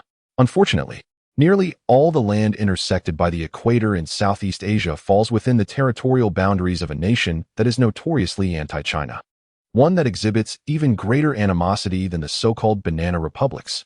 This animus can be traced back to the era of the Dutch East Indies, when they orchestrated the horrific Red River incident, resulting in the massacre of countless Chinese individuals. The most recent large-scale anti-Chinese campaign occurred as recently as 1997. Although it is true that most Southeast Asian nations exhibit such tendencies, it is essential to acknowledge that these countries have long been within the sphere of influence of Chinese maritime trade, dating back several centuries. For hundreds of years, they have been profoundly permeated by Chinese merchants, with the four heavenly kings of Chinese merchants, Lu, Huang, Hu, and Shun, maintaining a formidable influence even into the 21st century. As a prosperous group dominating commerce and industry, the Chinese in this region often become targets of resentment from the authorities and local ethnicities. Furthermore, whether during the feudal era or the early days of the new Chinese era, the ancestral homeland of the Chinese has largely ignored these overseas sons, treating them as forsaken citizens. Consequently, the authorities of various countries have gazed hungrily upon these unprotected sheep, with their homeland regarding them as abandoned and yet possessing considerable wealth. It is no wonder that Southeast Asian nations have persistently employed various overt and covert means to extract wealth from the Chinese diaspora, gradually fostering a hostile attitude towards them. However, the extreme situation in Malu, where even as the Chinese nation has undergone a renaissance and begun to value its expatriates, large-scale anti-Chinese sentiments persist, is rather rare. In the face of such a peculiar nation, the approach must extend beyond mere caution and collaboration. Lin contemplated that it would be prudent to prepare for the possibility of the other party secretly undermining him or even overtly turning against him from the outset. Chapter 105. Negotiation, Acquisition of Private Islands.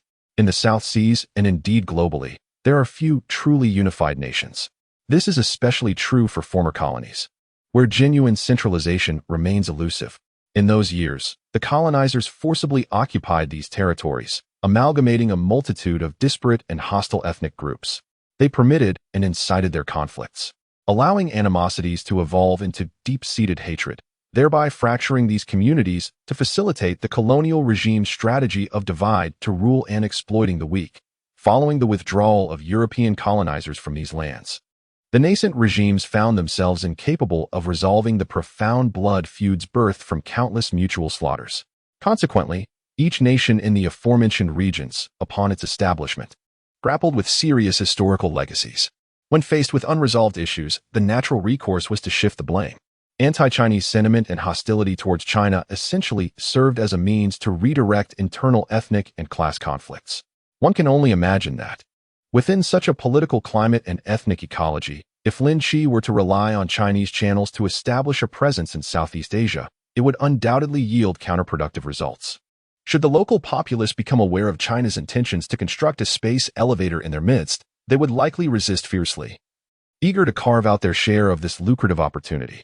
These unscrupulous individuals are far from adhering to any principles of commercial conduct.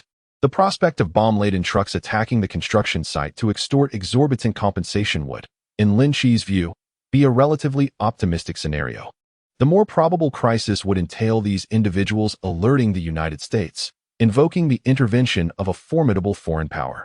Such a situation could precipitate a new wave of regional conflict, potentially spiraling into an unrestricted combat tournament across the Asia-Pacific.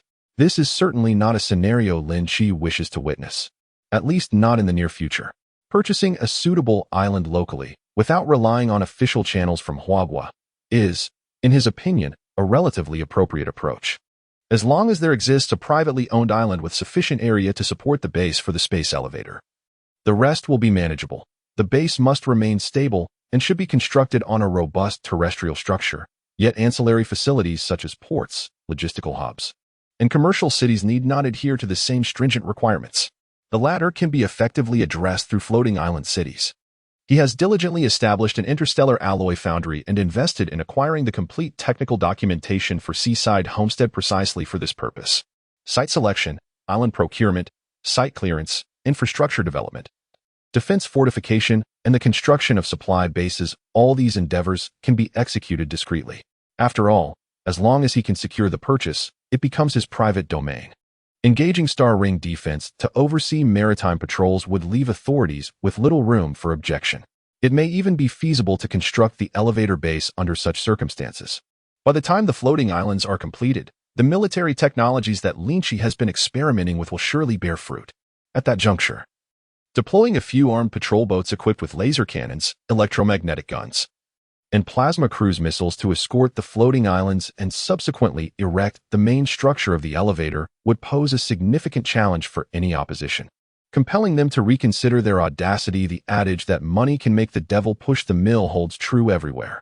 Although the concept of a private island is rather taboo in Huagua, it remains a topic of interest in the economically desperate South Sea island nations. Do not speak of private islands. As long as the funds are sufficient, even the sovereignty of the land can be relinquished. Lin Qi initially intended to secure a semblance of perpetual usage rights and long-term ownership, akin to the affluent magnates of Europe and America. However, after Zhang Dare initiated contact with the Malu government on behalf of the group, revealing their desire to acquire an island, the authorities surprisingly reached out in private, ambiguously suggesting that with additional funds, sovereignty could be transferred, provided the agreement is signed in a non-public manner. This left Lin Qi somewhat bewildered. My friend, that is your territory. Are territories truly for sale? Unbeknownst to him, the Malu authorities scoffed at the notion. Territory? Only that which generates profit is deemed territory. What does not yield profit is merely a burdensome encumbrance upon our government. Their argument was undeniably compelling, leaving me at a loss for words. Despite Lin Qi's renowned eloquence, he found himself speechless upon receiving such a response.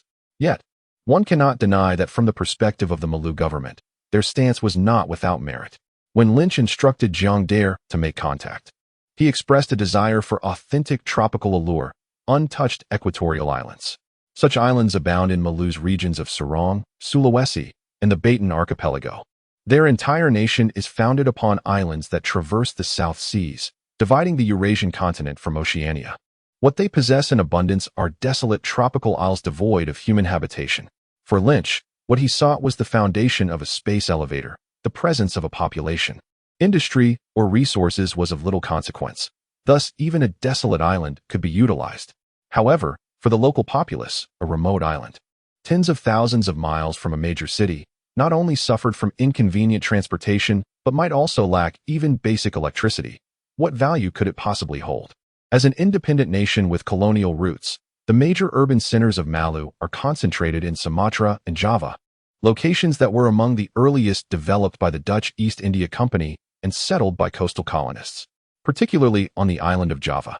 Characterized by its fertile volcanic ash soil, which supports 3 harvests a year, this large island boasts the highest population carrying capacity in the world, even surpassing that of Japan as a whole, second only to the Tokyo metropolitan area when considered independently. It is quite astonishing that such a tiny expanse accommodates tens of millions of inhabitants. As an agricultural nation yet to complete its industrialization, with limited national strength, its populace has gravitated towards the fertile lands of Java, leaving other desolate islands devoid of development potential and lacking in residents willing to inhabit them. Even the vast, fertile lands of Borneo, capable of 3 harvests per year, only see habitation along its coastal fringes, illustrating the lack of allure that those minuscule islands possess. When Lynch spoke of tropical charm, the authorities could only chuckle, for not every tropical island is akin to the Maldives or Bali. Throughout the year, rainfall frequently surpasses several hundred millimeters, resulting in extreme heat and devastating floods. In the untouched, primordial jungles lurk various ferocious beasts and venomous serpents, not to mention the existence of primitive tribes such as headhunters. For those who revel in this so-called tropical ambience, let them indulge in the experience. Of course, while the peculiar thought processes of these affluent individuals from Huagua elude comprehension, the authorities refrain from offering any admonition or correction to Lin Qi's misguided beliefs. Merely echoing phrases like, "Ah, indeed, and Mr. Lin, you exhibit impeccable taste." It is a jest, for who would dare to scare away a lucrative client willingly presenting themselves? To sell such a desolate place at a handsome price is undoubtedly a testament to resourcefulness. In their perspective, as long as profit can be extracted from these seemingly worthless islands. The terms of the contract, despite granting more rights to individuals, hold little significance. While the land rights may be assigned to a person, that individual too is subject to the inevitability of life and death, and in a few decades, the land will revert to state ownership. The so-called private islands owned by wealthy individuals in Europe and America operate similarly. While they may claim perpetual ownership, the notion of permanence does not apply to the affluent themselves. Should they mismanage their investments, they risk bankruptcy within a few years, at which point the authorities could reacquire the property for a mere fraction of the cost. Thus, any investment made on the island or money spent on acquiring it essentially becomes pure profit. Chapter 106. The 300 million deserted island and the self-serving partners. Such cunning schemes frequently unfold around us, and the dignitaries of Maluguo are well acquainted with this approach, recognizing the ease and profitability it offers. Certainly, there exists a more lucrative strategy to await Lynch's acquisition of the island and subsequent grand development. Seizing a suitable opportunity and justification to litigate against and expel the Xinhuan Group, all assets and investments would naturally be reclaimed, along with substantial profits, an approach that has proven effective for centuries in their historical attempts to marginalize the Chinese. Ultimately, the notion of legitimacy is a construct bestowed by the government. Should the latter choose to confront and reclaim it, a businessman finds himself at a distinct disadvantage in such a contest. The populace does not engage in conflict with authority. A merchant, regardless of his wealth, remains a transient entity, unlike the formidable conglomerates of the United States that obliterate cities and nations. While the Xinhuan Group has recently gained considerable acclaim and some influence abroad, it does not possess the stature to instill fear in the Jakarta authorities. Unfortunately, they fail to recognize that this rapidly ascending enterprise is more than mere commerce. Lynch's extensive global network wields power comparable to those American conglomerates they so dread. Jakarta mistakenly perceives itself as welcoming a Navi lamb for slaughter, oblivious to the fact that it is, at best, a wolf in sheep's clothing. Once it is allowed entry, extricating it will prove to be a formidable challenge. One side awaits the invitation to ensnare and fatten its prey. The other is already prepared for the difficulty of dismissal. It can be said that this clandestine negotiation between the two parties unfolds within an atmosphere of mutual suspicion and ulterior motives. In summary, regardless of the true intentions of both parties, they have at least publicly engaged in jovial discourse to reach an agreement. The Xinhuan Group has acquired the permanent usage rights and land ownership of Tawao Island in Malu country for a total price of $300 million. This obscure and modest island, spanning less than 120 square kilometers, is uninhabited. Positioned along the equatorial band, it is entirely surrounded by the sea, with the nearest island situated over 20 nautical miles away. As for the closest large settlement that could be classified as a city, it lies even further, with a direct distance exceeding 100 nautical miles, a quintessentially remote locale devoid of any nearby establishments. Considering that many affluent individuals purchase private islands in the South Seas of similar size for merely tens of millions of dollars, It is evident that the authorities of Malu country have significantly inflated the price. However, they possess justifiable reasoning. You are granted permanent ownership of the land, along with the usage rights to the surrounding 20 nautical miles of ocean, including all terrestrial and seabed minerals for your exploitation. This is distinctly different from the mere vacation islands typically acquired by others. Furthermore, should you wish to engage in extravagant endeavors, as long as your activities do not lead to apocalyptic consequences, we shall turn a blind eye to any infractions, no matter how egregious. It is almost as if they explicitly stated that even if Lin Qi wishes to establish a whimsical paradise, we would remain indifferent. The authorities have meticulously calculated these preferential conditions and assertively contend that the $200 million premium is not excessive. Lynch was keenly aware of his true sentiments towards these individuals. Thus, he simply scoffed and set the authorities' response aside. A bold demand indeed. Were it not for their audacity, Lynch might not have been compelled to act. Ultimately, he would ensure that they returned every penny of the exorbitant profits, along with interest, for now. He would allow these avaricious politicians a few more days of delight. The clandestine dealings involving $300 million US were conducted in secrecy. The intricate details of the agreement concerning the $300 million and permanent ownership, along with the entire accord itself, would remain undisclosed to the public. It epitomized true black box politics and the exchange of power for wealth. In the Southeast Asian nations, politicians had grown accustomed to this. Most countries in the region were pro-American, and their anti-China stance reflected this alignment, while the machinations of illicit finance were predominantly orchestrated by the American empire. The revolving door between politics and business there was overtly evident, without any pretense of concealment. Politicians in these pro-American nations took pride in emulating this American-style exchange of influence for wealth. Bureaucrats unable to amass fortunes through clandestine bribery were often looked down upon in political circles, which was indeed an oddity. Nonetheless, despite their corruption, they remained a United Nations-recognized sovereign state, and thus, they had to at least superficially obscure the essence of their disarray. Consequently, the only information available to those outside the transaction was a public announcement stating, "The Star Ring Group is venturing into Southeast Asia, seeking to expand in the renewable energy sector." Well, renewable energy base. This was the FAAD concocted by Lynch and the Jakarta officials after their private discussions. A unified front for external presentation. Tavalo Island is designated as Lynch's private territory in the agreement documents. Yet it will publicly assert that it has been acquired by Xinhuan Electronics for the purpose of conducting experiments on innovative renewable energy technologies. After all, it is an island spanning over 100 square kilometers, comparable in size to many second- and third-tier urban areas. The sudden transformation into ANO visitors allowed private enclave would undoubtedly raise eyebrows and necessitate a plausible justification. Furthermore, the authorities in Jakarta have an additional consideration. They hope to generate some buzz and attract attention through the announcement of investment from the Xinhuan Group. Investment is fundamentally driven by confidence, and in recent years, the nation has languished economically due to its stubborn adherence to a misguided pro-American and anti-Chinese stance. Having alienated the most potent manufacturing hub in the Asia-Pacific in the global economic engine, it is unrealistic to expect any financial gain. Even during the presidential elections in the United States, the lack of accessible promotional materials from EWU's small commodity factories illustrates the dire state of domestic industry. The nation has been reduced to relying solely on its tropical geographical advantages for resource exports, barely managing to present itself as a respectable country, let alone thrive under an anti-Chinese policy. Consequently, the authorities remain increasingly anxious. A cold political climate coupled with a heated economic environment is the norm for countries in the broader Asia-Pacific region when facing China, and they are no exception. Despite their vocal criticisms, they secretly yearn to secure business and investment from China. Anything they can manage would be a boon.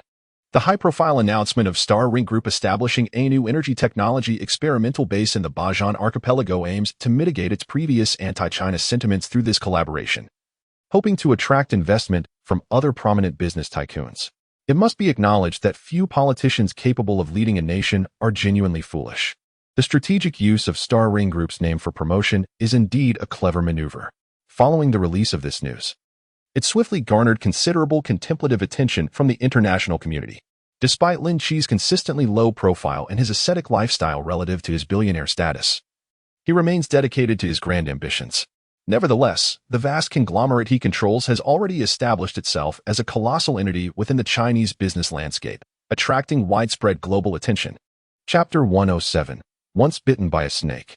Afraid of the rope for 10 years, the New York Times recently offered this assessment in a special report. The most prominent and rapidly rising high-tech enterprise. A miraculous new star from across the ocean.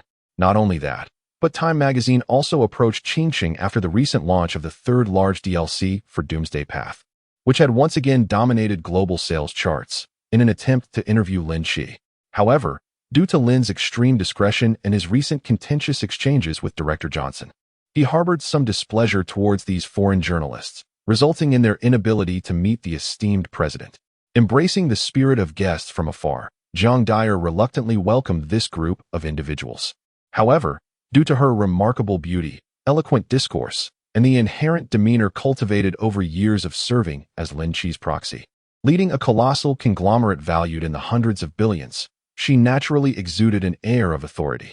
As the elegant, noble, and erudite general manager, well-versed in Eastern moral philosophy, she captivated her audience, garnering significant attention.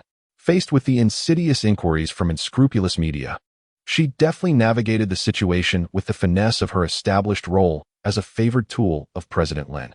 In this instance, the various questions posed by a Time magazine journalist were met with her effortless charm.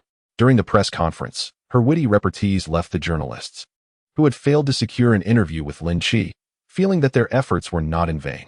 The revelation that this general manager had only recently graduated from university further astonished them.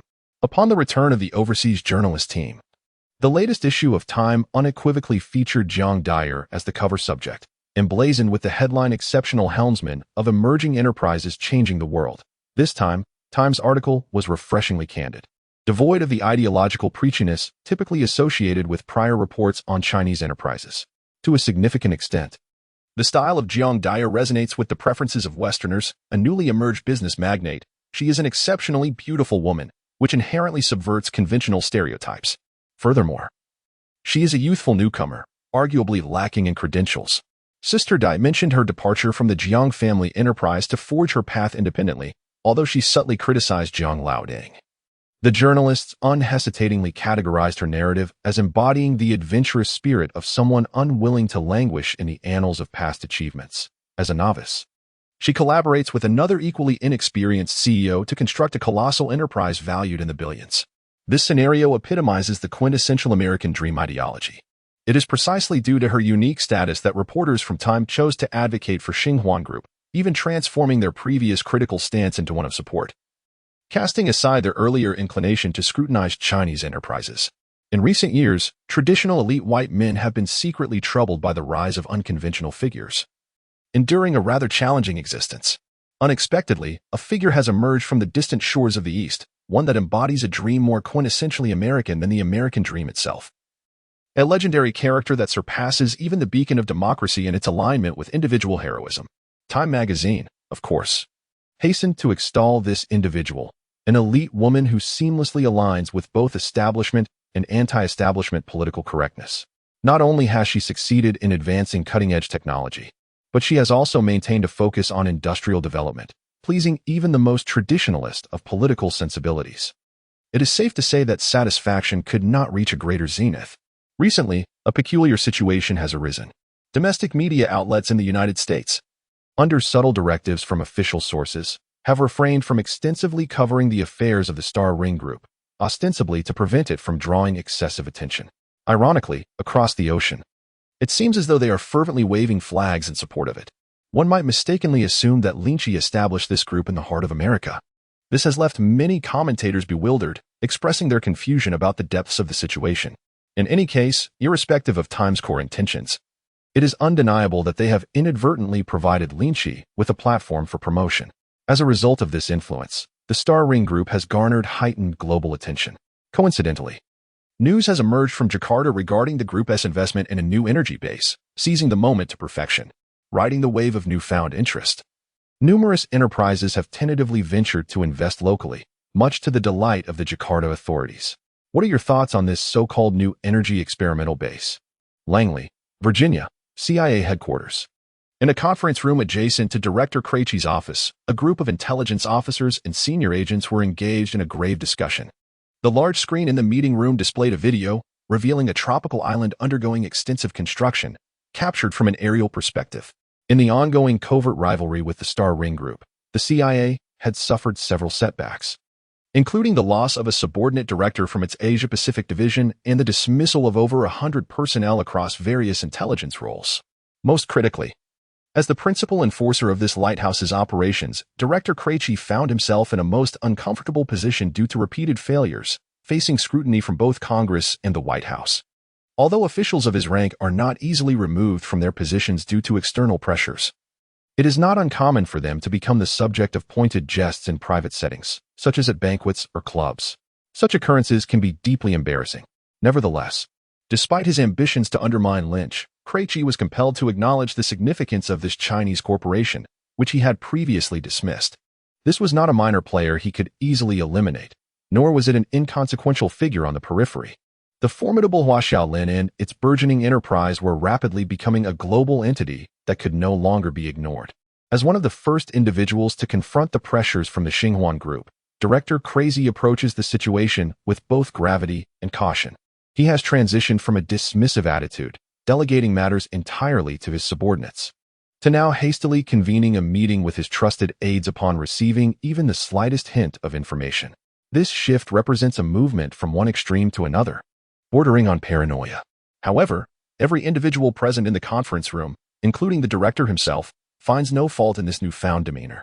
After all, the Xinhuan Group, which was only established less than 2 months ago, has transformed from an obscure internet startup into a unicorn conglomerate with a valuation in the hundreds of billions, developing several subsidiaries over the course of a summer. Given the significance and potential of both the company and its founder, exercising caution is nothing short of prudent. Chapter 108.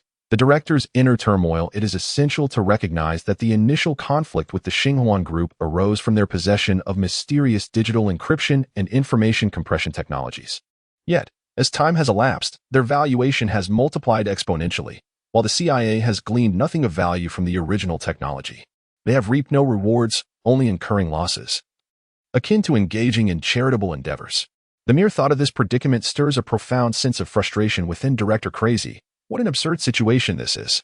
From the current satellite images, there appear to be no suspicious elements, even under synthetic aperture radar illumination, and no evidence of an excavated underground bunker is found, just the usual reinforced concrete structures. It seems they intend to transform this island into a colossal, square, or a similar foundational structure. An intelligence officer rose and began to elucidate the images displayed on the screen. It is likely related to solar energy. Otherwise, there would be no reason to venture to such a desolate island at the equator. Someone at the long table interjected, seemingly well-informed. The others nodded slightly in agreement.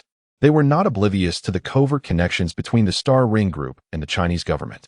While the official media's gag orders may deceive the average citizen, could they truly obscure the truth from these professional intelligence hunters?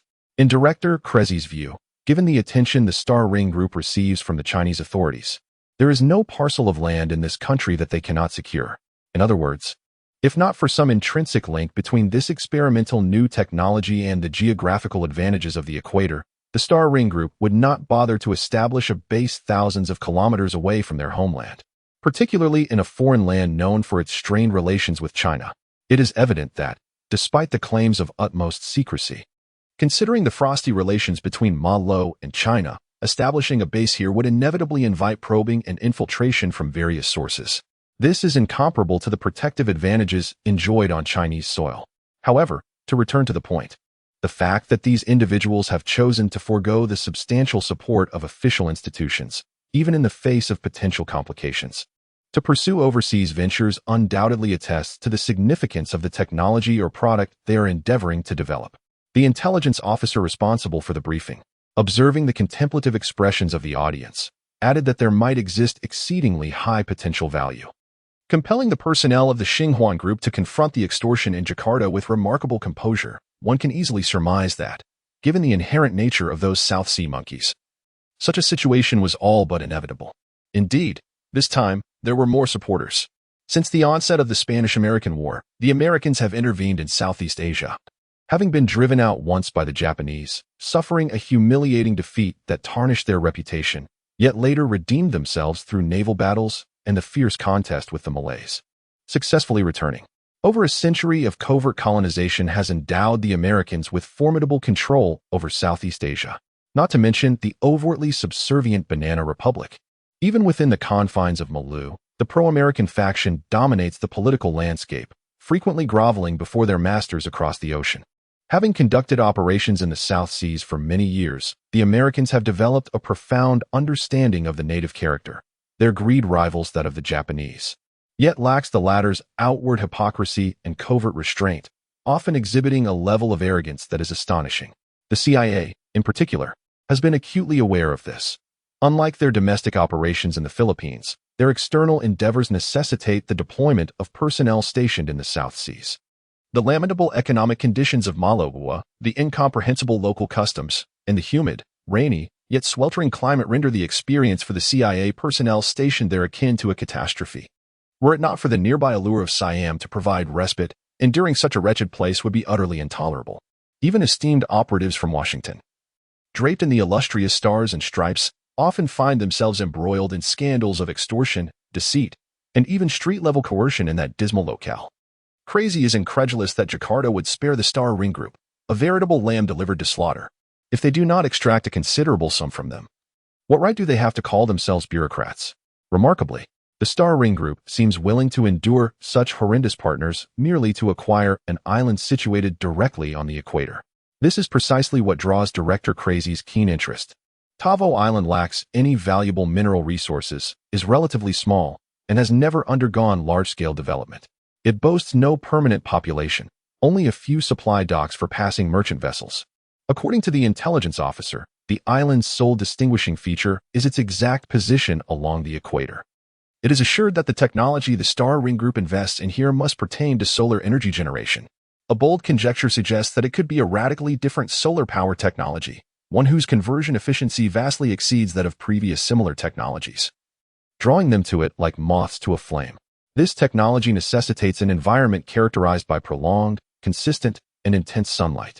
In regions of mid to high latitudes, even in elevated environments, the desired effects sought by the Star Ring Group may not be realized. Otherwise, they would have deployed their projects, similar to those undertaken by Huaxiao Electric Power in the arid expanses of Suzhou's desolate Gobi and desert landscapes. Solar energy, in this context, becomes rather nuanced. Director Crazy instinctively adjusted his meticulously groomed mustache, revealing a look of inner conflict. For them, new energy technology is already somewhat awkward. Moreover, if it is not something like high-energy batteries or fast charging that might be somewhat relevant, but rather solar power generation, then it truly becomes the most superfluous of options.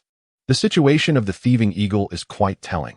While they vocally champion the notion of clean energy, in reality, they have persistently sought to suppress it. The reasons are evident: conflicts of interest. And these are not mere ordinary conflicts. They possess the potential to impact the foundational strategic layout of the entire nation, even shaking the very fate of the country. From the support of the Soap people in their nation-building efforts last century, to multiple proxy wars in the Middle East, and subsequently engaging directly in the Gulf and Afghan wars, the United States has invested trillions in human and material resources over nearly a century in that once barren desert, where even date palms struggle to thrive. What is the ultimate aim? It is nothing less than the complete control of the world's energy lifeline and the establishment of a monetary hegemony based on oil and the dollar. The deliberate dismantling of the Bretton Woods system, severing the dollar's tether to gold and transitioning to a credit-based economy, followed by the exertion of military authority to dominate the oil lifeline while binding it to the dollar, constitutes a strategic endeavor that spans several decades, ultimately solidifying the imperial hegemony of the United States. From that juncture onward, the United States truly embarked on an unrestrained journey of printing worthless paper to reap global resources and elites, realizing the American dream, a life where the mere act of operating the printing press and financial indices yields boundless wealth, all while lounging on its laurels, indulging in lethargy, and rendering itself ineffectual, a state that persists to this day. The linkage of energy is indeed a century-long strategy for the American empire. Even insiders like Director Kresik dare not recklessly disrupt this intricate arrangement.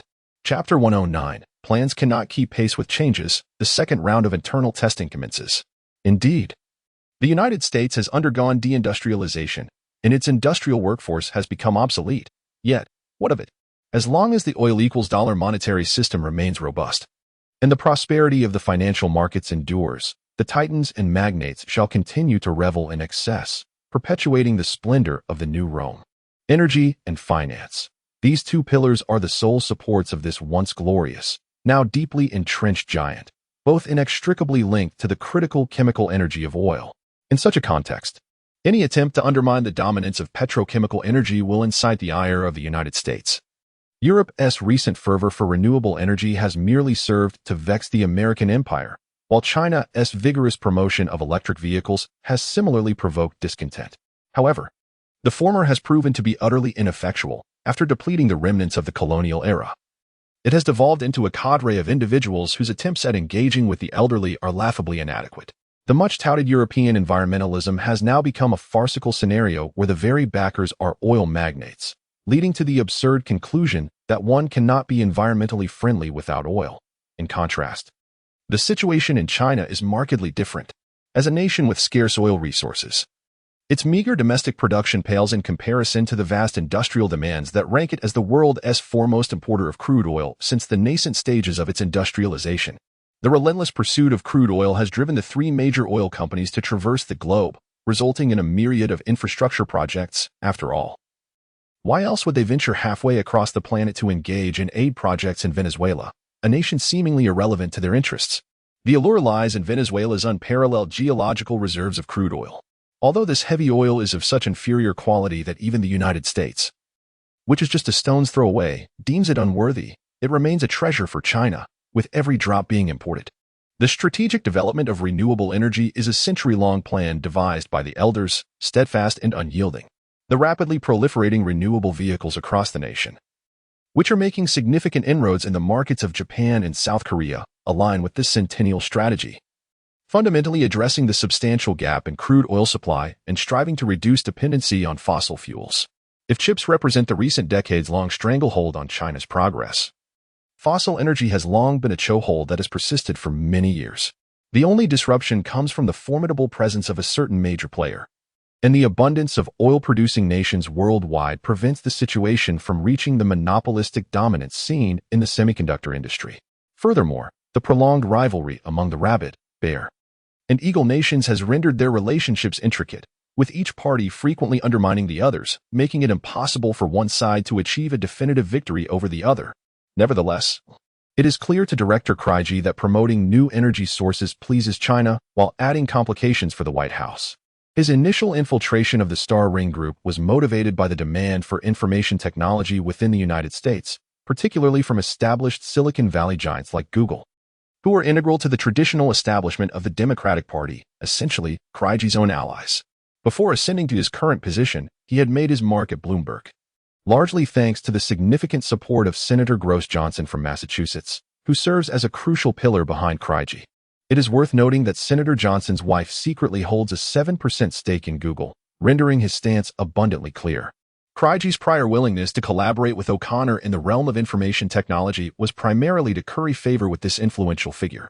However, the senator's son is also a major shareholder in Pioneer Resources, a California-based shale oil giant that has recently completed a merger with Mobil and is poised to become a wholly owned subsidiary of the renowned ExxonMobil.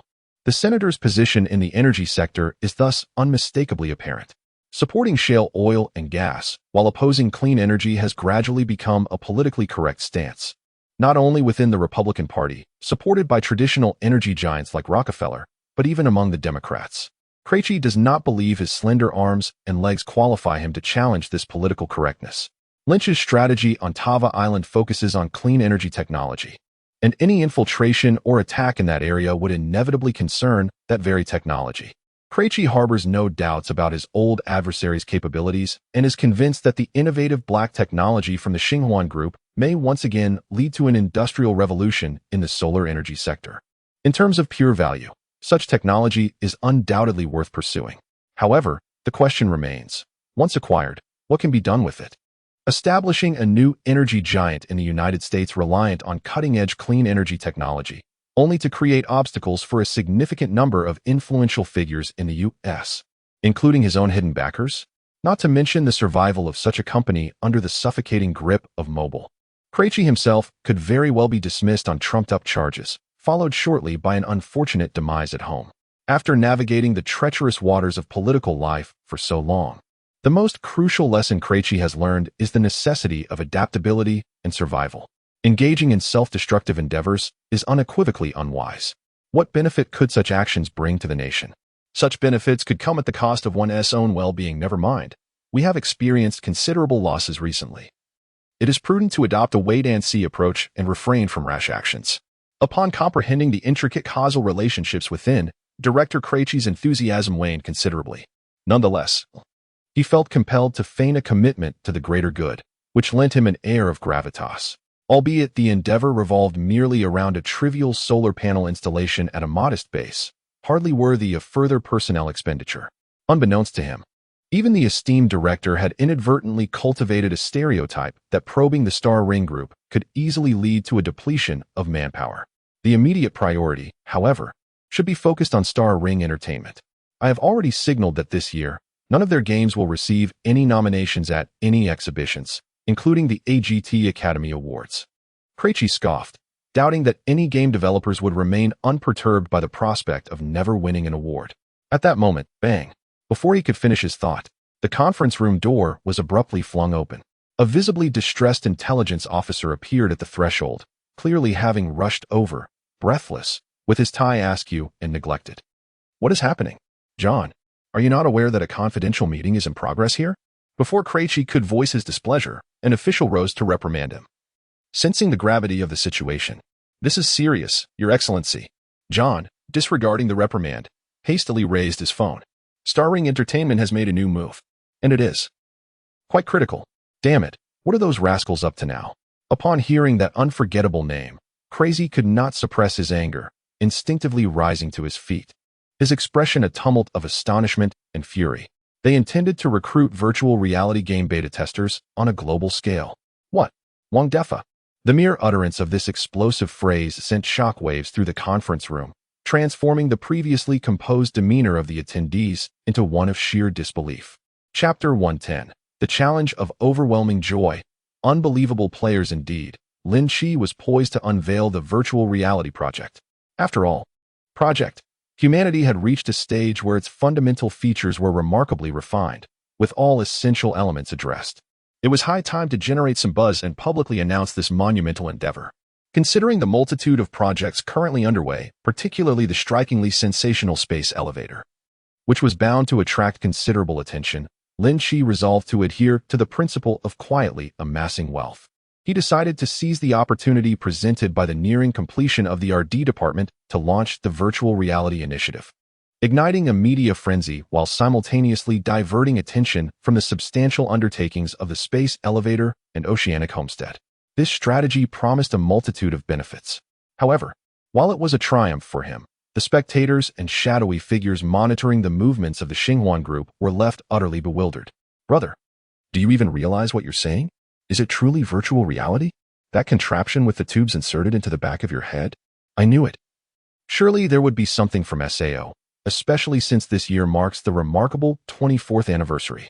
But wait, could it be that Kawahara, that old rogue, has swiftly promoted the Star Ring Group? Is he truly a prophet? Let us deal with this nonsense first." Like a stone cast into still waters, explosive news erupted from the official accounts of the Star Ring Group on various domestic and international social platforms, swiftly expanding from fan communities to a global audience. In an instant, it eclipsed a plethora of tedious political news and the chaotic scandals of the entertainment industry, soaring to the pinnacle of trending topics across major social media platforms. Is this a joke? With so many gaming companies globally engaged in brain-machine interfaces, there remains nothing tangible to show for it, save for some conceptual PowerPoint presentations that serve merely as empty promises. The few credible projects, such as brainwave-controlled prosthetics, are collaborations spearheaded by renowned hospitals, with little to no involvement from gaming companies. Though such concepts may sound fantastical, the reality of translating brainwave signals into machine input is rather simplistic. The conversion typically requires only a few dozen to hundreds of bytes of code.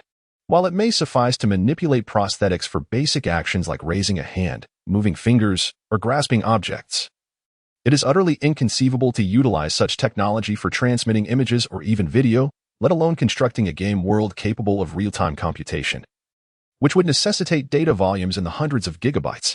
On a certain gaming platforms forum, a tweet that had been vetted by Jiang Dyer was captured in several hundred versions in less than a minute, spreading wildly.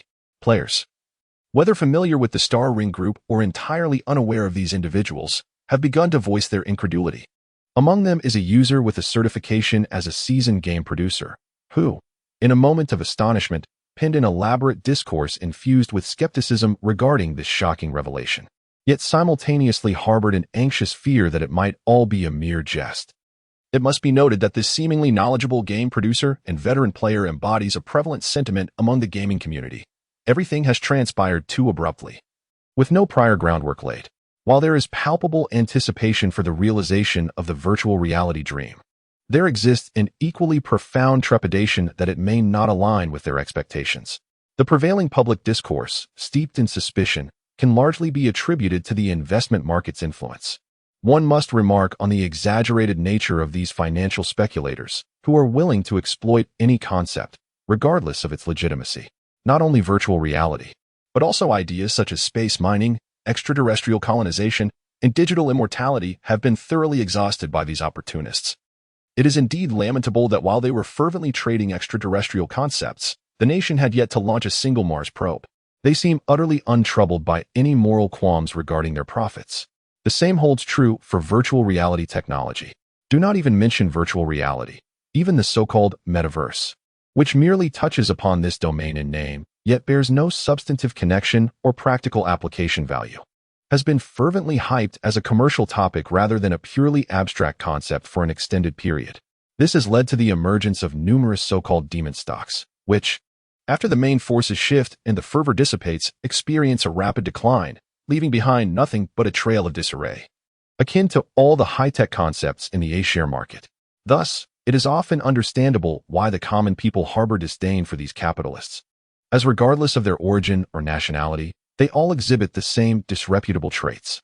It could even be argued that the situation in China is relatively better, as at least there has not been a complete abandonment of industry in favor of stock market speculation, which has resulted in vast numbers of industrial workers facing unemployment and bankruptcy, relegated to a state of dependency on the meager offerings of the streets to numb their existence. The reason Lynch has consistently chosen to collaborate solely with the government, dismissing the olive branches extended by other entrepreneurs with indifference, is largely due to this. The two parties are fundamentally incompatible. Encountering one another would only evoke distaste, making avoidance the preferable option. He is fervently cultivating the Star Ring group in this world, driven not by the mere pursuit of wealth, but rather by an earnest desire to ascend to the stars and the vast ocean beyond, embodying a fundamentally different intent from those who are solely motivated by profit. Many among the latter have subtly insinuated through various channels, both overtly and covertly, that detaching from national oversight and colluding to monopolize the market will pave the way for a more expansive future. He, however, did not even bother to raise an eyebrow at such propositions, instructing Sister Dai to simply disregard them. Clearly, this was a judicious choice. Had Lin Qi previously engaged with those individuals in a morally ambiguous alliance to amass ill-gotten gains, the subsequent collaboration between the Star Ring Group and those so-called premium internet enterprises that merely inflate concepts without producing any tangible products would have resulted in today's revelations being met with skepticism.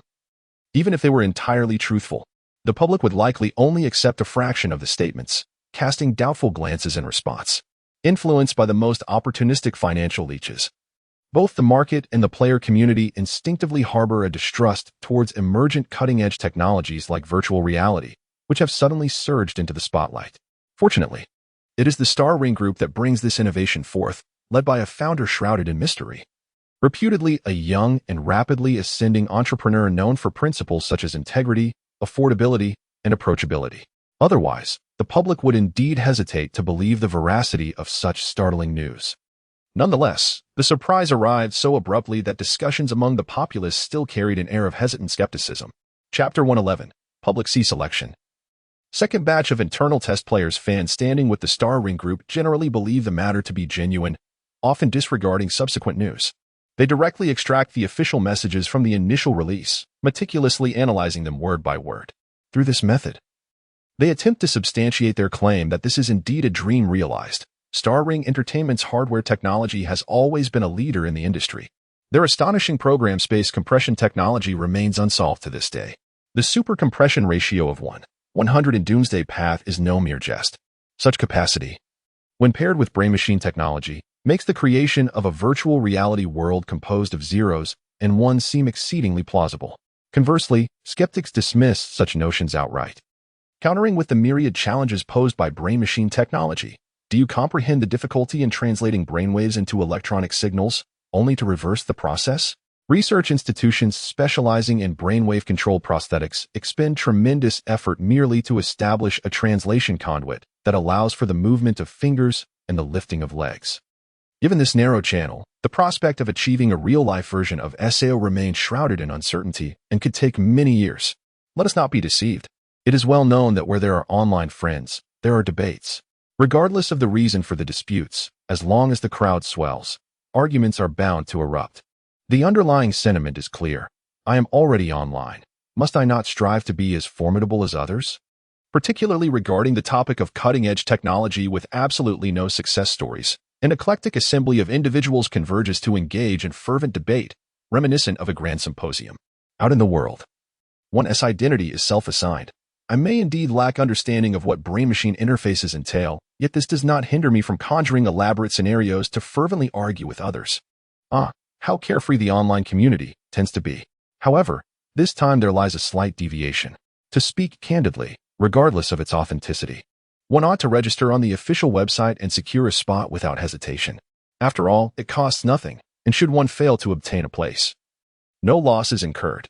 But if it turns out to be genuine, that would indeed be a windfall. The debaters had scarcely settled into their positions. Yet to the astonishment of all, a voice of reason emerged, jolting everyone back to reality. Suddenly, an epiphany dawned upon the assembly. Indeed, regardless of its veracity, one must seize the opportunity, should it be authentic.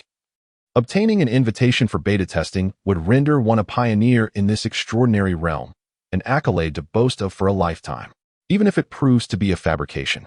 As one of the initial beta players deceived, do I not deserve a seat in the VIP section to voice my grievances? This could serve as delightful fodder for social discourse, ample enough for several TikTok posts. Yet, it was only at this juncture that the realization struck. Albeit too late. What? It has all been snatched away? Alas, one should not have been preoccupied with boasting. There were those quicker on the draw. By the time the debating parties outside recalled this matter, 1,000 beta slots had long been claimed. Why is the groove moving so swiftly? Could it be that the notorious scalpers are at it again? Keep a vigilant eye on those second-hand platforms. If any unscrupulous individual attempts to sell accounts, report them immediately. Directly inform the Xinhuan group of such activities. It is evident that some players possess considerable experience in this realm. Amidst their frustration, they hastily rallied others to confront the scalpers. However, this time, the situation unfolded differently than they had anticipated. Another announcement has been made. What do they state? The selection of players for this internal test will employ a dual filtering process, with technical support provided by the National Bureau of Statistics and Steam Engine Company. Only those players who have registered with identical identities across real name authentication, Steam Engine platform login, and Xinhuan registration will successfully enter the random selection pool. Furthermore, upon selection, their identity will be bound to their personal ID card. Additionally, slots may be returned but cannot be transferred. Any returned slots will be subject to a second round of selection organized by our company. This is indeed a positive development, suggesting that there is no room for those scalpers to operate. Quite well, indeed. While I may not secure a spot, it is certainly preferable to being exploited by those who profit effortlessly. What gives them the right to conduct themselves in such a manner? Does your company possess the authority to proceed thusly? Have you perhaps bribed the National Bureau of Statistics? This is illegal. Someone is getting anxious. Why the rush? Such a mystery. The individual upstairs must be mistaken. Are those scalpers even human? The virtual reality project is of paramount importance. Both the quality of the game itself and the ensuing discussions surrounding it possess the potential to achieve global acclaim and generate boundless traffic. Lin Qi, undoubtedly, would not permit those with ulterior motives to encroach upon his interests within this endeavor. While the illicit resale of slots for exorbitant profits is a concern, The crux of the matter lies in his desire to prevent these slots from being squandered in the resale market, thus ensuring they reach the hands of players who are genuinely eager to immerse themselves in the new creation. The second batch of 1,000 internal testers is intended to serve as a vital source of information and cannot be taken lightly. Lauren harbors hopes that this larger group of testers will provide more extensive playtest reports, ideally surpassing the insights gathered by the development team, the initial batch of internal testers, and the advisory group, offering a more comprehensive, far-reaching, and nuanced understanding. Consequently, the selection of players this time is indeed focused, while the process of choosing remains entirely random. The pool of potential candidates has been meticulously curated from veteran players identified through data provided by the National Bureau of Statistics. Whether they favor multiplayer MOBAs, FPS games, action titles, real-time strategy, or simulation and management games, be it lighthearted entertainment aimed at younger audiences or various gacha mobile games, as long as they are devoted players with ample playtime, they will be included in the random selection pool. Even offline tabletop games, script killings, werewolf games, and competitive sports, from playing golf to indulging in online novels. A myriad of diverse entertainment activities, as long as one is sufficiently immersed over an extended period and possesses substantial experience, are all included.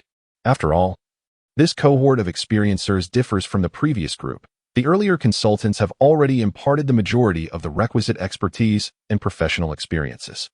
This second batch of internal testers should ideally consist of professional players, allowing this assembly, which collectively encompasses nearly all types of entertainment experiences throughout human history, to personally explore the joys and shortcomings of this project. In simpler terms, the first batch of internal testers and consultants serve to facilitate production, with critique being a secondary concern. Conversely, this second group is dedicated to scrutinizing. The research and development department will refine the game based on their feedback. Chapter 112, the official PV announcement, The Great Wasteland. Naturally, considering the continuous expansion of the development team, with several small groups comprising 400 to 500 individuals involved in the project, the overall completion level is already remarkably high, making major issues unlikely. The focus primarily lies in identifying and addressing minor details, continuously optimizing the experience. External players may not fully comprehend the intricacies involved. Only a relatively seasoned portion might grasp some of the nuances. They are solely concerned with the title of being among the first to engage in virtual reality gaming. The closed beta does not require any financial investment. Confirmed participants will be summoned to Qiqing, where the Jiangjing mansion has been entirely acquired by Xinhuan Group. They have specially expanded an experience hall for this purpose. Not only is there no need to spend money, but one can also indulge in the latest global amusements, with provisions for meals, accommodation, and travel, essentially enjoying a lengthy holiday without any expenditure, and the opportunity to boast endlessly upon return. Where could one possibly voice such a fortunate occurrence? Incredible! I managed to secure a spot. What on earth is happening? I rushed to the website to register and was not selected, while my roommate, who only plays Zero, ended up winning. What is this nonsense? Please watch your words. To be fair, it seems that Xinhuan Entertainment's lottery system does not operate on a first-come, first-served basis. Rather, it randomly selects from the list. No more randomness. I implore you, grant me a spot. I have been a devoted fan for a decade. The joys and sorrows of individuals do not resonate with one another. Where there is joy for some, there is inevitably sorrow for others. For a moment, it certainly provided entertainment for the onlookers, captivated by the national-scale card drawing event. Where's the promotional video? Why has it not been released yet? Surely, it cannot be that there is none at all? I have heard it is still being edited. Perhaps it will take a bit longer. Hurry up. I can hardly contain my eagerness to see some real gameplay demonstrations. Otherwise, what will I do if I arrive and do not understand how to play? Wait a moment, something seems amiss. In the forum, someone recognized a particular ID that had recently made a rather ostentatious statement. Aren't you the one who just 2 minutes ago was over in the next thread disparaging the notion that the technology behind virtual games is too complex for the Star Ring Group to accomplish? How is it that you now come here to snatch a spot in the closed beta, and, astonishingly, you actually succeeded? Well, since you're here, why not give it a try? What nonsense is this? A child who doesn't know better, merely jesting. Oh, the audacity. The players, who were denied a chance to participate, seethed with indignation towards such a shameless scoundrel, wishing they could tear him apart on the spot. However, before they could unleash a new wave of vitriol upon this individual. The third official announcement from the Star Ring Group finally emerged, precisely what everyone had been eagerly anticipating, the long-awaited promotional video, which conveniently salvaged the reputation of the widely scorned character. Hey, the PV is out. Let us watch it. Stop the bickering. Logically, such a brazen individual, who had incited public outrage, should have faced relentless condemnation, yet the excitement surrounding what everyone truly longed for allowed him to escape unscathed. The world's first virtual reality multiplayer online game, The Great Wilderness. Star Ring Entertainment, a heartfelt contribution. Almost simultaneously, millions of citizens from diverse backgrounds and ages across the globe opened the video, featuring a logo resembling an abstract silver lotus, accessed from numerous different apps and websites. In a pitch-black scene, faintly glowing red spots drift like sunlight filtering through a canopy, casting a gentle radiance upon closed eyelids. Have you ever pondered whether, given a fresh start, things would remain the same? Amidst the narrator's enigmatic inquiries, the eyes flutter open, dispelling the darkness, revealing an untamed expanse of mountains and seas that suddenly materializes before the lens. It appears as if this wilderness has never before been touched by humankind. Yet it is adorned with colossal pillars, towering above the mountains like remnants of a celestial realm, accompanied by massive fragments of ruins. On this primordial and vast terrain, saber-toothed tigers hunt solitary young mammoths, while agile packs of velociraptors swiftly traverse the forest, leaving behind swaying shadows. Above, a gargantuan creature, unparalleled in size, unfurls its membranous wings, obscuring the sunlight and casting a blurred silhouette beneath the sun's glow. In this perilous, primordial continent, defenseless transmigrators arrive in succession. Astonished, one might exclaim, is this game footage? Impossible. This is undeniably real footage, more extravagant than any film, surpassing what CGI could ever achieve. On a well-known video-sharing platform, as soon as the promotional video begins, a barrage of comments floods the screen. The reason is simple. The visuals of this game are utterly outrageous, instantly awakening a sense of dissonance. The human eye possesses a remarkable ability to discern between real scenes and synthetic imagery, with most individuals being acutely sensitive to such differences. Even in the halcyon years of Hollywood's golden age, before the insidious influence of political correctness took hold, even grand masterpieces like Avatar, which purportedly boasted CGI so adept it blurred the lines of reality, elicited merely perfunctory admiration from audiences. It is akin to the praise lavished upon oil paintings and watercolors, a euphemism suggesting that such hyperrealistic imagery had never before graced the virtual realm, rather than implying that such creations could convincingly masquerade as reality to the untrained eye. CG technology, no matter how advanced, remains inherently limited. The most apparent flaws lie in the subtleties of light and shadow, clouds, mist, foliage, hair, and other intricate details. As a 3D animator specializing in Unreal Engine 5 CGI, having collaborated with numerous top-tier domestic film and gaming enterprises, including Huayi Brothers and Tencent, I can unequivocally assert, based on my 8 years of industry experience, that the effects we achieve are beyond the capabilities of any gaming engine, including Unreal Engine 5. There are those who assert with unwavering confidence, claiming insider knowledge, the most powerful image engine in the industry today is indeed Unreal Engine 5. And it is through mastering this technology that I earn my substantial monthly salary. Each year, I consistently qualify for and garner accolades in CG competitions. So I am acutely aware of the limitations of this engine. Ultimately, realism is not synonymous with truth. A fleeting moment in the real world is composed of countless individual entities coalescing into a singular experience. Details unfold in layers, capable of nearly infinite subdivision, at least until one reaches the quark level. No one can claim to exhibit the complete intricacies of an object. The imagery synthesized through CG technology, despite comprising numerous layers, presents each frame as an entire entity, a cohesive whole, merely fragmented into several components. The distinction between the two is stark. In Chapter 113, the debate on technology within the realm of open worlds, consider the example of a CG-generated image depicting a tree. It can at best portray the entirety of the tree, perhaps delineating branches, trunk, and leaves, each designed with several templates, inserted at various locations to form a complete model. However, it remains an impossibility to render each leaf as an independent model, capable of autonomous movement and distinct trajectories. The prospect of accurately reconstructing internal structures down to the molecular level is even more daunting. Should one attempt such an endeavor, investors would likely storm in with double-barreled shotguns, first eliminating the studio head, then dispatching the animators. The complexity of such models would far surpass mainstream technology by millions of times. Do you comprehend the financial implications of creating models at that level? Moreover, even if such creations were realized, what would be the outcome? Would players be expected to rent a supercomputer to engage with them? Even now, many leading developers utilizing Unreal Engine 5 for AAA games find that even the slightest optimization misstep can overwhelm a high-end GPU like the 4090. If one were to augment the imagery with an extraordinary doubling of minute details, it would not merely require a single 4090 graphics card. Even a Bitcoin mining operation would find its memory capacity overwhelmed. Thus, contemporary CG technology, no matter how sophisticated or lifelike, ultimately remains blockified.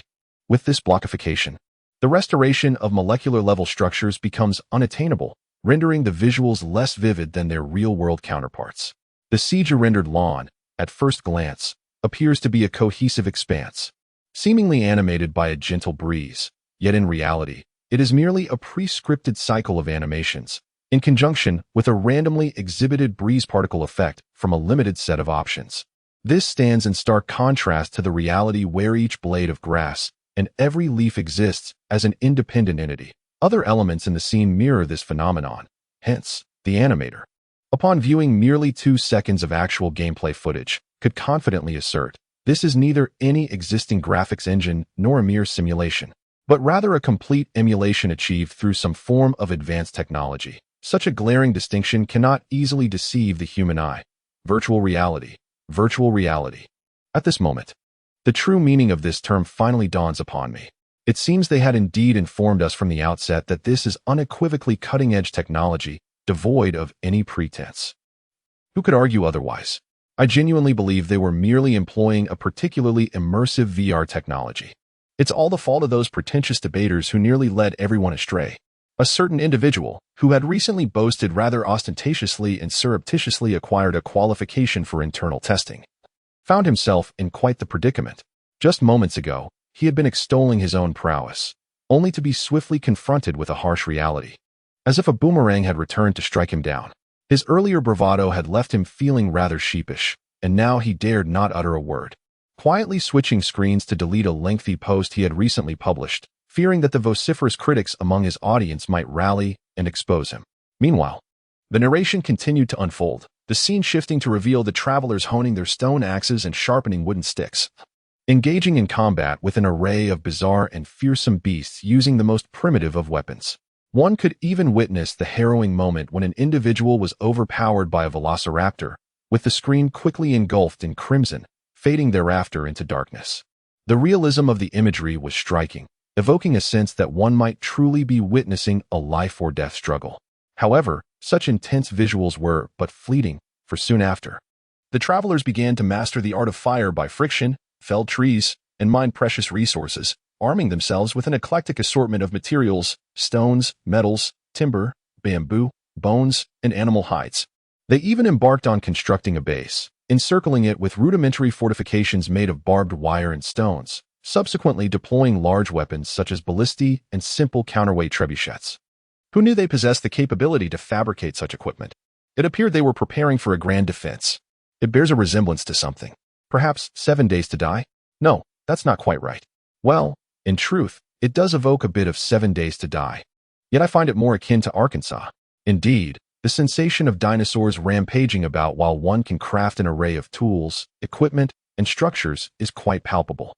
In this segment of video footage, numerous players engage in DIY endeavors. In one particular shot, one can even observe an individual binding a shrieking, struggling companion with stones, launching them via a catapult, a scene that elicits both amusement and incredulity among viewers, while simultaneously showcasing an extraordinary degree of freedom, igniting a sense of eager anticipation within. The essence of human civilization is fundamentally rooted in war and peace. Specifically for players in China, this can be distilled into combat, exhilarating, and farming. Naturally, whether it involves dabbling in beans or cultivating land, the support of technology is essential. Thus, this establishes a robust triangular system: combat, development, and technological advancement. The core gameplay of all games can be encompassed within this framework. These elements resonate with the eternal thrill anticipated by all players. Seasoned veterans are acutely aware that as long as a game maintains quality and quantity across these three exhilarating points, its playability will not be overly challenging. What remains is merely a matter of personal preference. The map is vast, adorned with a plethora of styles. It seemingly follows a structure akin to that of Ark, delineating a complete continent into diverse regions such as plains, mountains, islands, volcanoes, and snowy terrains. Each area boasts its own unique ecosystems, inevitably featuring distinct flora and fauna, mineral resources, as well as exclusive pets or mounts that can only be found within these locales. An astute commentator remarked on this. The gaming community is no stranger to this gameplay style. Aside from titles like Ark, Survival Evolved, and the recent sensation, Palworld, the enduring Pokémon series has ingrained such a formula into the hearts of players over decades. Online gaming narratives are not solely defined by the traditional MMORPG style of class transitions. Player versus player combat and guild wars, creature taming stories also boast a significant following. In the minute-long flashback showcasing the expansive map in the current promotional video, over 30 distinct regions, each with clear styles and characteristics, are revealed to the audience. The dazzling array of ecosystems has brought many veteran Ark players to tears. They have returned, all of them, taming wild beasts, gathering companions, and forming teams, relying on exceptional teamwork and efficient division of labor to manage the settlement, striving for survival in this untamed and perilous land. However, one must remember, not only other players can extend a helping hand, but also those who may strike from the shadows are not limited to mere NPCs. Chapter 114, The War Where Myth and Reality Converge, Stirring Reactions. Amidst the narrative, the onlookers beheld the Transcenders, laboring like diligent termites in a pristine wilderness untouched by human presence, clearing pathways, cultivating the land, firing bricks, and erecting cities. They witnessed the caravans formed by the Transcenders, traversing vast mountains and rivers, encountering diverse cultures. Across great rivers stood resplendent cities adorned with eaves and brackets, embodying the opulence of the Tang dynasty. Deep within the marshes, flickering ghost lights danced amidst thick fog, where strange beings moved through the dilapidated ghost villages. In the frigid expanse of snow, a majestic temple gleamed with golden light, where the chants and the sounds of prayer wheels resonated in the sacred realm of Vajrayana Buddhism. The promotional video's claim of a vast wilderness spanning 100,000 miles seemed far from exaggerated. It was only now that the crowd realized that the primal jungles teeming with exotic beasts and ancient dragons might merely be a beginner's village, as a colossal figure, reminiscent of the mythical phoenix, glided gracefully through the clouds above the adventurers. Even the players seated before their screens could not help but feel a twinge of awe at this grand spectacle. What followed was a scene that left them further agog. A vast battlefield entangled with at least hundreds of thousands of souls, shrouded in darkness, devoid of sunlight and moonlight. Armored warriors, clad in formidable gear, commanded colossal white tigers with gleaming fangs, brandishing lance-like weapons over 3 meters long, surging forward like a torrent of steel. Enormous war mammoths resembled a fleet of terrestrial galleons, bearing relentless artillery, their thunderous steps shaking the earth as they breached the formations of spear-wielding infantry. The wind god pterosaurs, with wingspan exceeding 20 meters, were adorned with mysterious steampunk armor, gliding through the clouds with capes that obscured the sun. Beneath their expansive wings, multiple rocket pods unleashed relentless streams of deadly fire, accompanied by the whistling of incoming rockets, tearing through the enemy ranks below, leaving gaping wounds as if the blood-soaked earth had been further scarred. The roar of dragons and the cries of men mingled with the thunder of hooves, arrows raining down like a deluge, and sorcerers conjuring soldiers from beams. The primal ferocity of untamed beasts intertwined with the formidable might of advanced technology, giving rise to an eerie beauty born from their stark contrasts, magnified infinitely on this chaotic battlefield of hundreds of thousands, igniting a visceral thrill that sent shivers down the spine. As the camera ascended into the clouds, the spectators beheld a tempestuous expanse where flashes of lightning illuminated a radiant golden glow seeping through the dense black clouds, as if some colossal entity, adorned with brilliant golden scales, swept through the skies, surveying the battlefield below. A world apart, a civilization unlike any other. In September, as I journeyed into the realm of the great wilderness, the camera gradually withdrew, allowing everything to fade into darkness, leaving only the distorted silver lotus logo of Star Ring Entertainment to emerge in the end. My goodness, It must be said that by the year 2024, the video game industry has reached a remarkable level of maturity. Whether it be graphics, gameplay, or narrative design, there exist numerous exemplary benchmarks that are utterly captivating and immersive. Once you have traversed the vast sea, it becomes difficult to appreciate mere water. For the vast community of players who have encountered and engaged with everything imaginable, it would theoretically be challenging for them to experience genuine astonishment. Yet, here we are, witnessing individuals rendered utterly speechless, unable to react even long after the promotional video has concluded, still gazing blankly at the dark screen, with only the replay button remaining, lost in the lingering echoes of the experience. Ultimately, this phenomenon can be attributed to the evolution of the platform. The game visuals presented in virtual reality are entirely authentic and unadulterated, devoid of any reduction. Instead, they offer a transcendence of reality that is genuinely unparalleled. Thus, this promotional video, recorded within the confines of virtual reality and subsequently showcased in our tangible world, serves as a true visual feast. The developers have meticulously edited out superfluous and lengthy segments, compressing the current content to its utmost essence, delivering it in one breathtaking presentation. In light of the current scale of the vast wilderness, the information and scenery have been compressed to an extreme degree on the PV front. It is akin to a grand slam bomb, which, once launched, leaves the audience in a state of awe and wonder, their minds buzzing with astonishment. Alas, my lack of education renders me incapable of more eloquent expressions. What a pity. Regrettably, I ponder why I was not fortunate enough to secure a spot. If only I had been granted access to the beta test, would I still feel this way? Amidst the astonishment, those who recently participated in the selection process but faced the disheartening outcome of rejection are left with a profound sense of frustration, each lamenting their fate. It feels reminiscent of the monkey addiction phenomenon from 2 years prior, where the comment sections and bullet screens of various platforms' official accounts overflow with cries of despair. As individuals pound their fists and yearn to pry open the screen, eager to immerse themselves in the gaming realm. Joint petition for additional slots, what an absurdity. Yet, astonishingly, they managed to amass over 1 million shares? I find it challenging to comment on such matters. The resentment from the rejected players resonates like thunder, even reaching the ears of the president of the corporation, who usually remains oblivious to external affairs, solely focused on cultivating their vast fields. Upon receiving the tablet from Jiang Dyer, Lin Qi glanced at it and was nearly taken aback. Is it possible that they are this idle? Do they truly have the time for such trivial pursuits? Moreover, this is merely the first trailer. The second round of beta testing has yet to commence. Is there truly cause for such urgency? In recent days, you have hardly glanced at your phone. The media outside seems to have an extraordinary capacity for exaggeration, transforming our product into something akin to a second life. It is quite ludicrous. Sister Dai adjusted her silver-gray skirt and seated herself beside Lin Qi, her long legs, elegantly encased in black stockings, crossed gracefully, subtly revealing her content and leisurely disposition. The claims made are astonishing. Entering virtual reality is akin to sleeping with an active consciousness, allowing one to indulge in gaming while simultaneously relaxing the body. Virtual reality, facilitated by brain-machine interface technology, enables even those with congenital disabilities to experience health, allowing the blind to perceive true light and the deaf-mute to vocalize.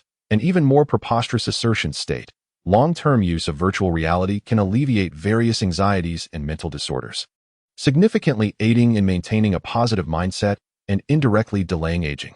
The website publishing this article has even enlisted several esteemed professors to lend their credibility, making it all seem quite plausible.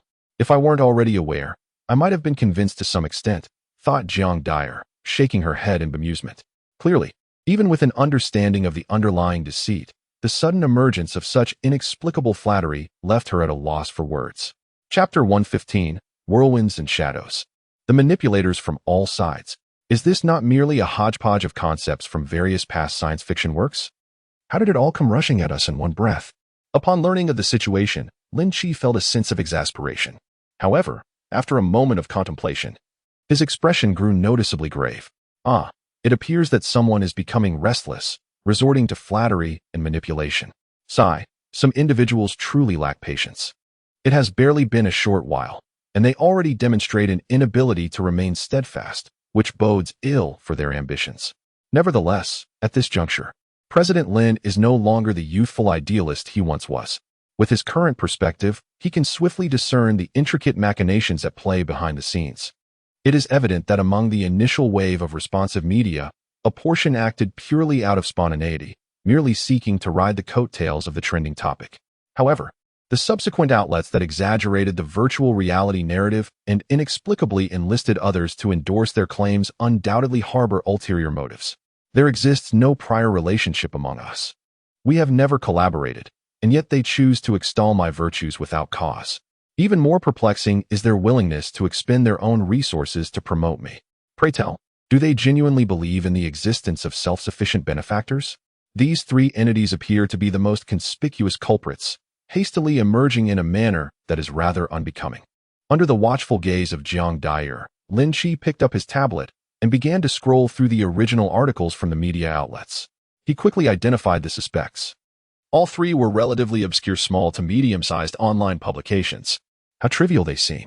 As he regarded these unfamiliar names, he pondered briefly before activating the Tianchu system. Soon, following the intricate web of shareholding behind these platforms, he pinpointed the true mastermind, the Southern faction. A cold smile crept across Lin Qi's face, his eyes glinting with profound significance. The intentions of these individuals were unmistakably clear. They sought to intrude uninvited, eager to ride the coattails of opportunity. The allure of cutting-edge technology resembled a magical cauldron of wealth. Who wouldn't he be tempted? If Lin Qi's previous endeavors were characterized by projects that either repelled the uninitiated or instilled fear in potential investors due to their complexity, this emerging realm of virtual reality seemed markedly different. Not only did it boast ready-made technology and equipment, but it also had nearly finished prototypes, with only a final push required to launch into the market and reap profits. In such a scenario, many individuals were not only keen to seize the opportunity, but also aspired to partake in the technological dividends, eager to carve out their own niche. The relentless exaltation and exaggeration of this technology stemmed from ulterior motives. To usurp the proverbial golden goose, one must first wrest it from its current keeper. This endeavor necessitated formidable pressure or, more aptly, influence. In the domestic arena, the simplest method was to leverage existing power, inviting official might to suppress the target, thereby allowing oneself to fish in troubled waters.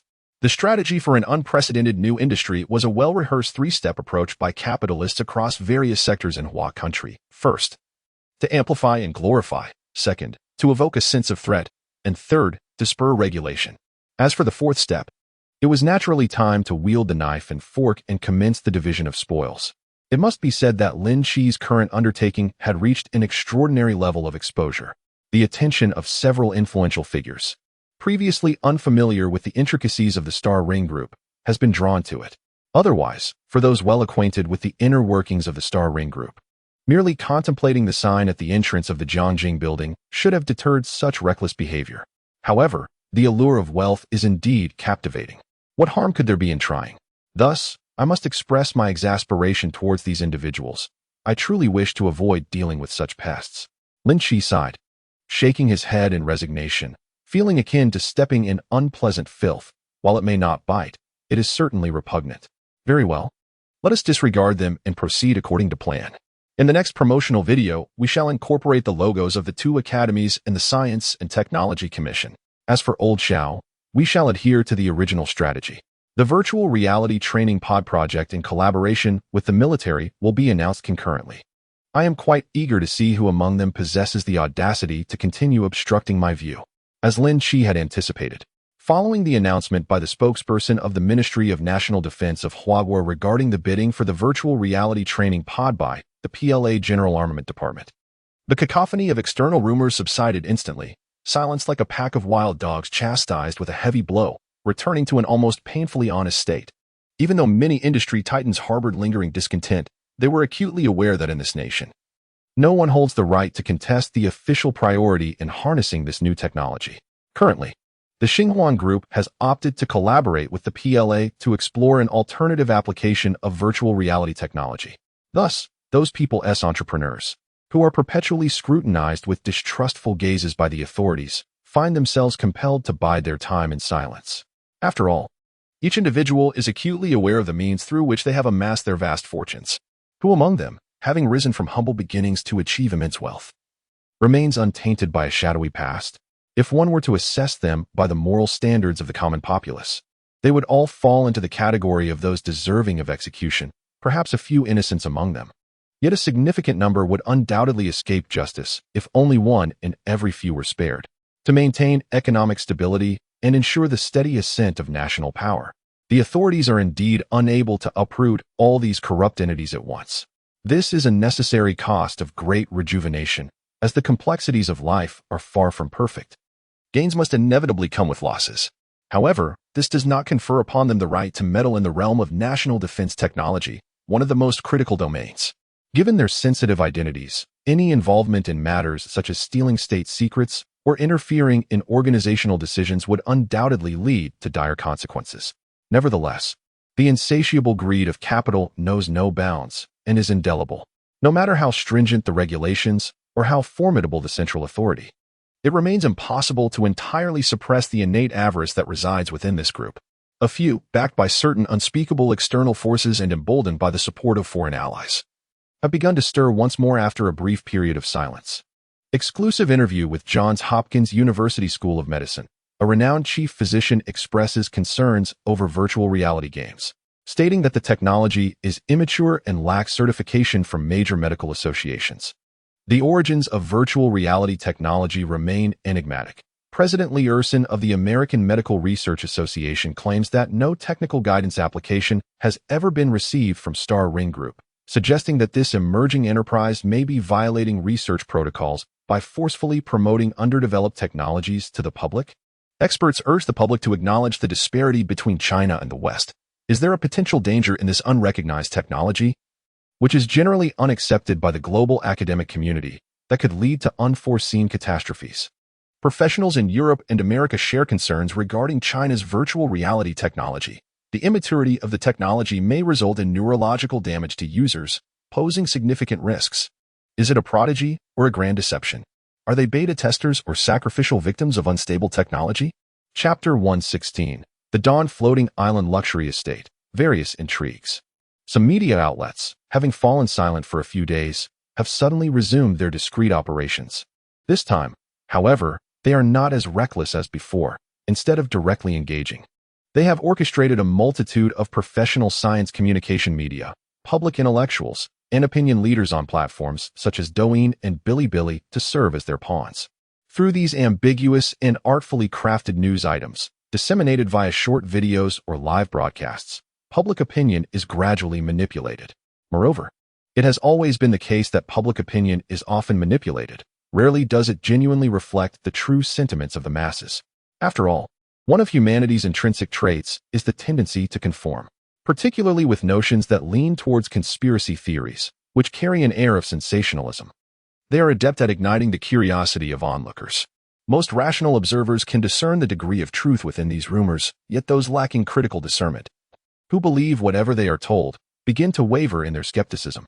Consequently, Lin Qi even witnessed bewildered individuals echoing the earlier calls to a certain platform to shut down online gaming, now directing their demands towards the official account of the Star Ring Group, exclaiming, "Shut it down! Shut it down!" It is truly nauseating to behold. Observing those nefarious individuals inciting a crowd of impressionable individuals who lack the ability to differentiate online information, yet possess an almost PTSD-like aversion to any form of video game, to use the latter as a weapon for disparaging his group. Even Lin Qi, despite his cultivated demeanor, could not help but display a hint of displeasure. He understood well that the blame could not solely rest upon the instigated populace. They are merely victims of targeted intimidation by those with ulterior motives, which undoubtedly incites panic. The pervasive rumors about nerve damage and brain deterioration are particularly unsettling for these individuals. For the previous generation, many of whom have not received higher education, such esoteric domains are utterly unfamiliar, evoking an instinctive sense of awe. This phenomenon resembles the elderly health scams surrounding concepts like brainwave therapy and certain frequency healing, which easily ensnare this demographic. The claim made by American experts that virtual reality could potentially inflict irreversible damage on the nervous system and impair intelligence strikes the middle-aged female audience with the force of a tank's armor-piercing round, delivering an overwhelming impact. While they may not pursue knowledge in this field, their genuine concern for their children's ability to learn is palpable.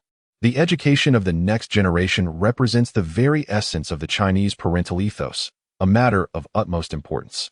Thus, upon realizing that certain malicious individuals abroad are poised to create further disturbances, Lin Qi decisively activated a pre-prepared contingency plan. Sister Dai, please contact Old Xiao and have them prepare for counterintelligence and anti-corruption measures. I will return home to gather some materials, which I will send to them shortly. After which we can proceed with our actions. As he spoke, Lin Qi rose from the president's office, preparing to take the direct elevator at the office entrance to the parking lot. All right, I understand, Jiang Dyer replied with a nod, her delicate features betraying no emotion, exuding an air of tranquility. She was aware that her unfortunate companion was about to deploy his mysterious abilities to concoct a scheme. The excuse of going home to fetch materials was merely a pretext. He was most likely seeking to divert her attention and secretly contact the elusive underground organization he was affiliated with. Of course, despite her awareness of this, Jiang Daya chose not to interfere at such a moment. Instead, she would leverage her authority within the corporation to maintain stability while implementing Lin Qi's strategies.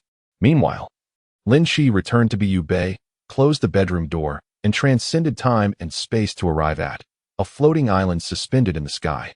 Wispy clouds drifted by, gently passing beneath the transparent reinforced glass of the viewing platform.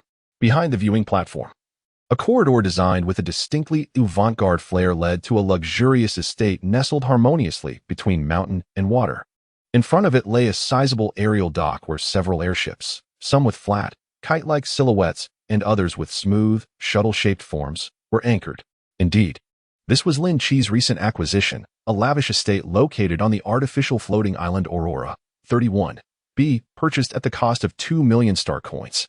The Aurora, or Dawn Archipelago is the largest yet least efficiently utilized artificial floating island cluster within the skies of Parity, 3. This striking contrast arises from the unique archipelago, which is distinctly categorized as a realm of luxurious residences. Unlike its counterparts, the Morning Dawn Isles offer exclusively detached villas and manor castles, devoid of any high-rise buildings. The landscape is adorned with vast expanses of naturally crafted mountains and water features, complemented by an extravagant amount of greenery. Behind Lin Qi's new abode, beyond the hill featuring a waterfall viewing platform, lie serene lakes and meandering rivers, all reminiscent of the untouched natural beauty found at ground level, making it difficult to fathom that this tranquility exists on an island suspended thousands of feet in the air. Naturally, all of this comes at a considerable cost. 2 million star coins could purchase a formidable warship, yet here, it merely serves as the starting price for a basic unit. It can be said that the entire archipelago is meticulously designed for the affluent denizens of the planet. Given the necessity for sufficient operational capacity alongside a peaceful environment, Lin Qi decisively established his new home here. One of the advantages of residing in an elite community is the absence of unwelcome distractions and unexpected visitors. After equipping several airships with a greater carrying capacity than the Silverlight Pegasus, Lin Qi can effortlessly facilitate transportation between ground floating island or floating island starport, with each cargo trip easily exceeding 300 tons. This arrangement perfectly fulfills his prior requirements.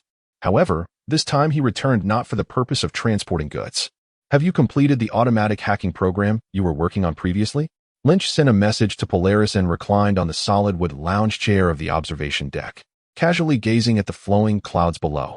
Previously, while targeting an oblivious director of the CIA's Asia-Pacific Strategic Intelligence Division, Lynch had leveraged the formidable information processing capabilities of the Tianshu 330 terminal to orchestrate a lethal strike.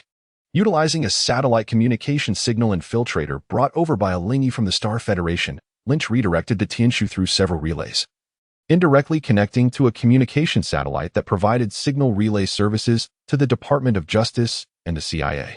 Through this connection, he pinpointed all personal accounts belonging to Zhuang San, uncovering the illicit video collection hidden within one of his most private dark web accounts. Chapter 117, Simple Hacking Mini-Program, Following the Clues. It must be said that the habit of recording videos during such operations can often prove to be perilous. In this era, where pinhole cameras are ubiquitous, one would be fortunate to find a hotel room devoid of third-party surveillance equipment. To personally film oneself is to court danger recklessly. As long as there is internet coverage, no matter how deeply concealed, one is susceptible to hackers, contingent only upon the value of such incriminating materials and whether they warrant an attack. In the face of information assaults, aside from the most straightforward and brutal method of physical isolation, no other approach can guarantee absolute security. Even for seasoned individuals like Zhuang San, the cunning stratagems of the wily rabbit cannot safeguard against the indigenous wild hackers of Blue Star. Nor can they fend off the overseas operations of China's national security, the KGB, or MI6. They are utterly defenseless against the advanced technology that Lin Qi has procured from the Star Alliance. The Tianshu device is not even a specialized hacking apparatus. It lacks dedicated hacking software. Yet, with merely the assistance of a satellite intrusion device, it has stripped the American intelligence agencies of their secrets. If equipped with the professional gear and specialized programs from the Star Alliance, the ease of breaching the North American Air Defense Command in Cheyenne Mountain would be akin to a stroll through one's own living room. Since the last time he employed such tactics to subdue Director Zhuang San, Lin Qi has become increasingly attentive to these clandestine methods that are not meant for public discourse. Regardless of their ethical implications, their efficiency is undeniable. In the realms of corporate rivalry, political strife, and even geopolitical conflicts, the ideals of chivalry become obsolete. Even in the most dire circumstances, one must at least have a contingency plan. Consequently, Lin Qi recently entrusted his private hacker, Polaris, with the task of developing a simple hacking program for him. The requirement was for it to function effectively, regardless of the primitiveness of the information environment, while possessing formidable autonomous search and intrusion capabilities that cover a vast range. The Tianshu may boast a powerful computing capability, yet it is not always reliable. Thus, a more agile and multifunctional professional device is essential. Completed, not a detail overlooked, it is guaranteed to be effective. Boss, I was just about to report to you. Shortly after sending the message, I swiftly received a reply from Polaris. She sent a modestly sized data package through the forum's email, repeatedly assuring me of its functionality. She appeared quite confident. It seems that the task assigned by President Lin to the hacker lady has significantly uplifted her spirits. After completing the earlier order for the virtual reality game, she found herself without any further assignments. She had become so idle that she took it upon herself to undertake numerous virtual reality game adaptations, exceeding the expectations of her tasks. Lin frequently rewarded her handsomely, generously bestowing bonuses, but the challenges presented were far from arduous. They were almost trivial, easily accomplished even with minimal effort, leaving Polaris feeling increasingly guilty as she accumulated her earnings. When Lin assigned her work, there was a sense of being busy at hand, as if she were diligently contributing rather than idly enjoying a paid respite. However, once she completed the tasks, her feelings of guilt began to rise proportionately. Thus, this time, she dedicated considerable effort to meticulously refining the simple hacking app that Lin requested. A plethora of functional capabilities has been seamlessly integrated, extending its applicability from the contemporary era all the way back to the cradle of civilization. It encompasses a millennium's worth of both mainstream and obscure languages and platforms that humanity has encountered. How else could it have endured for such an expanse of time? In truth, the modest requirements set forth by Lin Qi could have been accomplished in a mere 2 hours. Yet, to produce in such a short span would surely evoke her own feelings of guilt upon receiving remuneration. However, she harbors her own ulterior motives throughout their extensive collaboration. The astute hacker has discerned that her employer is not only generous, but also embodies the philosophy of those who should work harder and reap greater rewards. Each time a task is assigned and she surpasses expectations, she invariably receives additional bonuses. This has instilled in her a persistent urge to voluntarily toil. If you are willing to provide, I am undoubtedly willing to deliver. Time is free, and effort is boundless. Excellent work. Indeed, as per our usual arrangement, I shall grant an additional 300 bonus. Upon receiving the data package, Lin Qi promptly injected it into the Tianshu terminal for verification and was thoroughly satisfied, promptly transferring over 30,000 star coins. On the other end, Polaris received the funds and inwardly mused, indeed, once again, an exorbitantly generous triple bonus. If it weren't for the extra effort, how could such windfall materialize? Marvelous.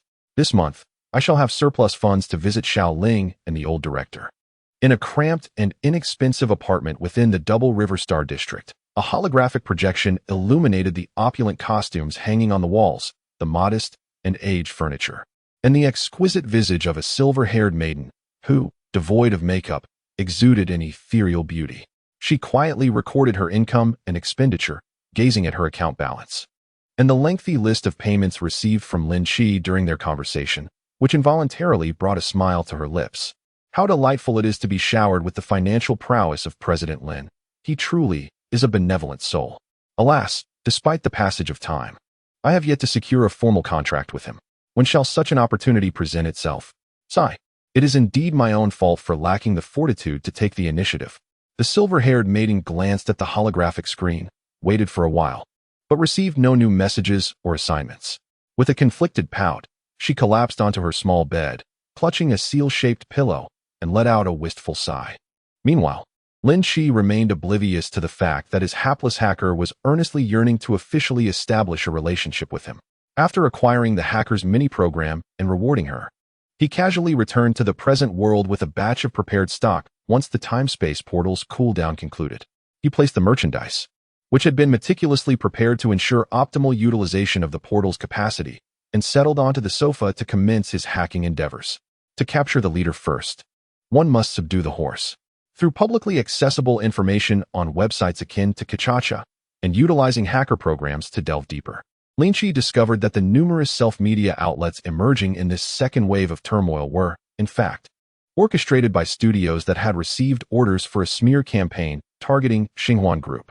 The various entities behind these campaigns were merely aliases of the same company, a financial investment firm named Sherdai Rongxing.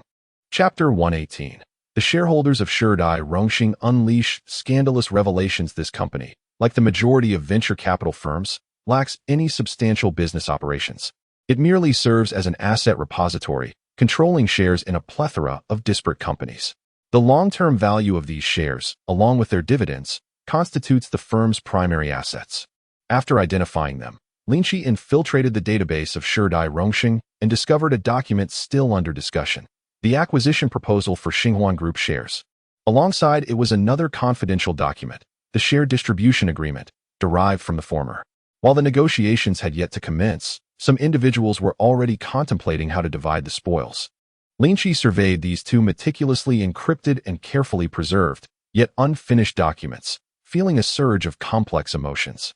Undoubtedly, the shareholders behind this venture capital firm were the masterminds behind the current wave of rumors. This was not merely a celebration of victory. It was akin to contemplating acceptance speeches even before crossing the starting line. He sighed, unsure whether to condemn the other for their shamelessness or to commend their audacity. However, from the other's perspective, it was rather understandable. Times Prosperity was not a purely private enterprise like Star Ring Group, where the entirety of the shares was almost entirely under Lynch's control, with merely 10% allocated to Sister Dai. In contrast, Times Prosperity boasted a plethora of shareholders, with the largest individual shareholder holding a mere 13% of the equity. They were a collection of capitalists, brought together by self-interest and harboring past grievances against one another. Thus, they could not act with the same nonchalance as Lynch. Without prior clarification, it would be impossible to resolve matters afterwards. Indeed, in large corporations, at least in typically functioning large enterprises, the decision-making process is generally lengthy, making advanced discussions on significant issues quite reasonable. Lynch did not experience any indignation, despite the fact that the other's actions were undeniably distasteful, evoking a sense of someone scheming for a share of inheritance and the spouse's affections before the individual had even passed. Nevertheless, endowed with transcendent abilities and viewing the situation from an elevated perspective, he remained emotionally unperturbed. It was akin to a fully grown person having a chick defecate on their shoe. Even the most irascible character would likely just give it a light kick, rather than erupt in fury and proclaim vengeful oaths of retribution. Such behavior would be beneath him. Lynch was not one for making threats. He had never been particularly eloquent. When confronted with a problem, he typically prefers to employ the most straightforward and permanent solution available. After pinpointing the complete list of shareholders and managerial members involved in the matter through the meeting minutes in the Era Rongxing database, he promptly initiated a hacking program. Inputting the specific identity information of everyone on the list, Polaris is remarkably considerate, with a meticulousness akin to a thrifty young woman rather than a rough, unrefined man. The task assigned by Lin Qi did not encompass any specific functional requirements. Nevertheless, she still developed numerous user-friendly features, all stemming from the principle of ensuring simplicity of operation. For instance, The current one-click unpack feature allows users to access all of the target's secret accounts and confidential information merely by obtaining their real name or ID number. Due to the boss's constant demand for retro functionalities, Polaris naturally broadened the scope of ID documentation when refining this program. Whether it be the contemporary Star Alliance Citizen Certificate or the first, second, and third-generation ID cards of pre-Huaxia civilization from over 1,000 years ago, all are applicable. Moreover, the most significant characteristic of this feature is the jump search method. For example, if A created a secret account C under the guise of identity B, the program will automatically trace the process from A to B, not only accounts, but also all the nefarious deeds committed by A, the clandestine conversations concerning certain unspeakable matters, or perhaps the incriminating evidence he possesses about others. In essence, any communication transmitted via telephone, text messages, emails, and so forth, anchored in the modern email and internet systems, can be unearthed and systematically categorized according to their relevant targets. As for the specifics of how such searches are conducted, how to sift through the chaotic expanse of the internet and dark web to uncover those nearly imperceptible threads of information that delves into the realm of future technological marvels. Ultimately, the mastermind behind this mini-program is an elite interstellar hacker adept at navigating the low-key club, although Polaris often presents herself before Lin Qi as a timid and submissive figure. The skills she possesses are indeed unique techniques that Lin Qi could never acquire throughout his life prior to undergoing genetic enhancement. Speaking of the rigid expenses associated with her true identity, had it not been for her hacking prowess and the opportunities afforded by the low-key club, her meager earnings from being an idol would have led her to bankruptcy and begging long before she encountered Lin Qi. In summary, with the assistance of the intricately crafted future black technology hacker program devised by Polaris, the most unsavory secrets of the shareholders of Era Prosperity were suddenly laid bare before Lin Qi. Stark and undeniable. Prostitution, gambling, and illicit escapades. Why is it that everyone seems to gravitate towards these age-old vices right from the start? Could it be that someone regularly gathers everyone for a lavish yacht party? Ah, indeed. It turns out to be you. A private yacht, is it? An extravagant ocean feast, perhaps? Exclusively chartering a vessel to whisk everyone away to the open sea for revelry. How delightfully playful. As Lin Qi perused these incriminating materials, he felt as though he were immersed in a live-action rendition of a crime thriller, infused with elements of bizarre storytelling. Marveling at the city's penchant for indulgence, the shareholders of Sherdai Roshing, all anonymous invisible tycoons, engage in pursuits far more extravagant than the occasional scandals that occasionally surface among the upper echelons of society. It must be said, the most profound test of human nature lies in its perpetual susceptibility to scrutiny.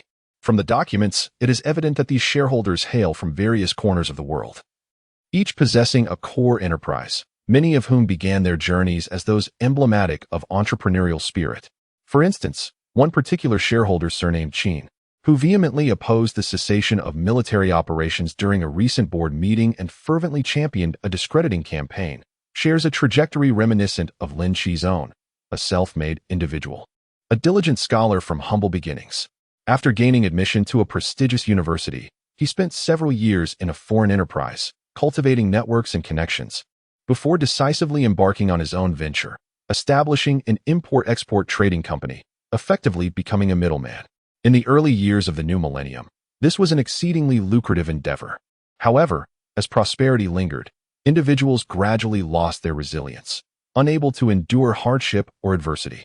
In the realms of Huagua, Waguo, and Migua, there exists a multitude of residences, with a mere collection of lavish mansions numbering in the dozens. Having grown weary of luxury automobiles and superficial companions, one plunges headlong into the abyss of gambling. Frequenting the illustrious casinos of Las Vegas, Macau, and Tijuana, one finds oneself flitting between these locales with alarming regularity, to the point where even the waitstaff recognize this Eastern patron, a regular in high-stakes games. Chapter 119. The unrelenting specter of director Zhuang's son, a figure of Conan-like resilience. The vices of gambling, drugs, and debauchery. Entangling oneself with any of these leads to inevitable ruin. In the treacherous game of chance, the only victor is the house. No matter how formidable Chairman Qin's resources may be, he remains vulnerable to the relentless extraction orchestrated by the house, resulting in the swift depletion of his assets and an increasingly volatile temperament, marked by rage and unscrupulous tactics. Ironically, The late father of Chairman Qin was notorious in their hometown as a compulsive gambler who would bet without fail, drown his losses in drink, and when intoxicated, unleash his wrath upon others, driving away his own wife, severing familial bonds, and nearly causing the demise of a young Qin. Decades ago, fueled by the desire to escape such a nightmarish upbringing, he persevered to become the first university student in his village. Yet fate, it seems, is relentless in its cycles, sparing no one. Like Director Qin, there are several shareholders relentlessly promoting the defamation scheme. In contrast to some of the earlier narratives, the experiences of these latter individuals seem rather mundane to Lynch. They have merely followed a crooked path, amassed vast wealth through dubious means, swiftly succumbed to corruption amidst indulgence in vice, power, and monetary transactions, and quite ordinarily squandered their fortunes for a myriad of chaotic reasons, leaving them perpetually seeking ways to recoup their losses, leaving no opportunity for substantial gain overlooked. That said, this young man purchasing yachts has ventured into the realms of human trafficking and organ trade, marking him as a truly depraved capitalist. It would be prudent for old Xiao to make special arrangements for him. As Lynch observed, his brow furrowed once more. Time's prosperity is not merely a business entity. It resembles a nexus connecting numerous domestic entrepreneurs, certain overseas capitalists, and several semi-legal criminal factions. These three forces utilize this venture capital firm registered in the Cayman Islands to collude in mutual benefit and exchange necessities. Each certain director represents an entrepreneur, capital agent, or gang leader. These individuals, tainted from head to toe with blood and filth, unite under this investment holding firm to reap rewards. Certainly not to discuss the establishment of a shared human destiny. This is fundamentally a malignant entity lurking underground, evading regulation. Many of its dealings have entirely transcended legal boundaries, verging on violations of ethical standards. For instance, the individual referred to by Lynch as the yacht buyer shares the same surname as Lynch and is the owner of a renowned luxurious private yacht. This vessel serves not merely as a floating casino or a den of vice, but, during certain idle periods, clandestinely ventures into the sea under the manipulation of a trusted aide to this Director Lin. Utilizing the regulatory evasion advantages afforded by private yachts, it facilitates the discreet transportation of potentially sensitive biological tissue samples or organic agricultural products concealed within the yacht's secret compartments. These items are surreptitiously delivered near the territorial waters of Japan, where they are exchanged with a cargo ship belonging to a pharmaceutical company with which Director Lin enjoys a close relationship. Such biological tissue samples and organic agricultural products are classified as contraband below the red line in both China and Japan, and if discovered, would necessitate severe repercussions. However, due to this very reason, their profitability is astronomical. The modest quantities that can be accommodated within the yacht's cargo hold and the subsequent division of profits are sufficient to generate substantial income for Director Lin.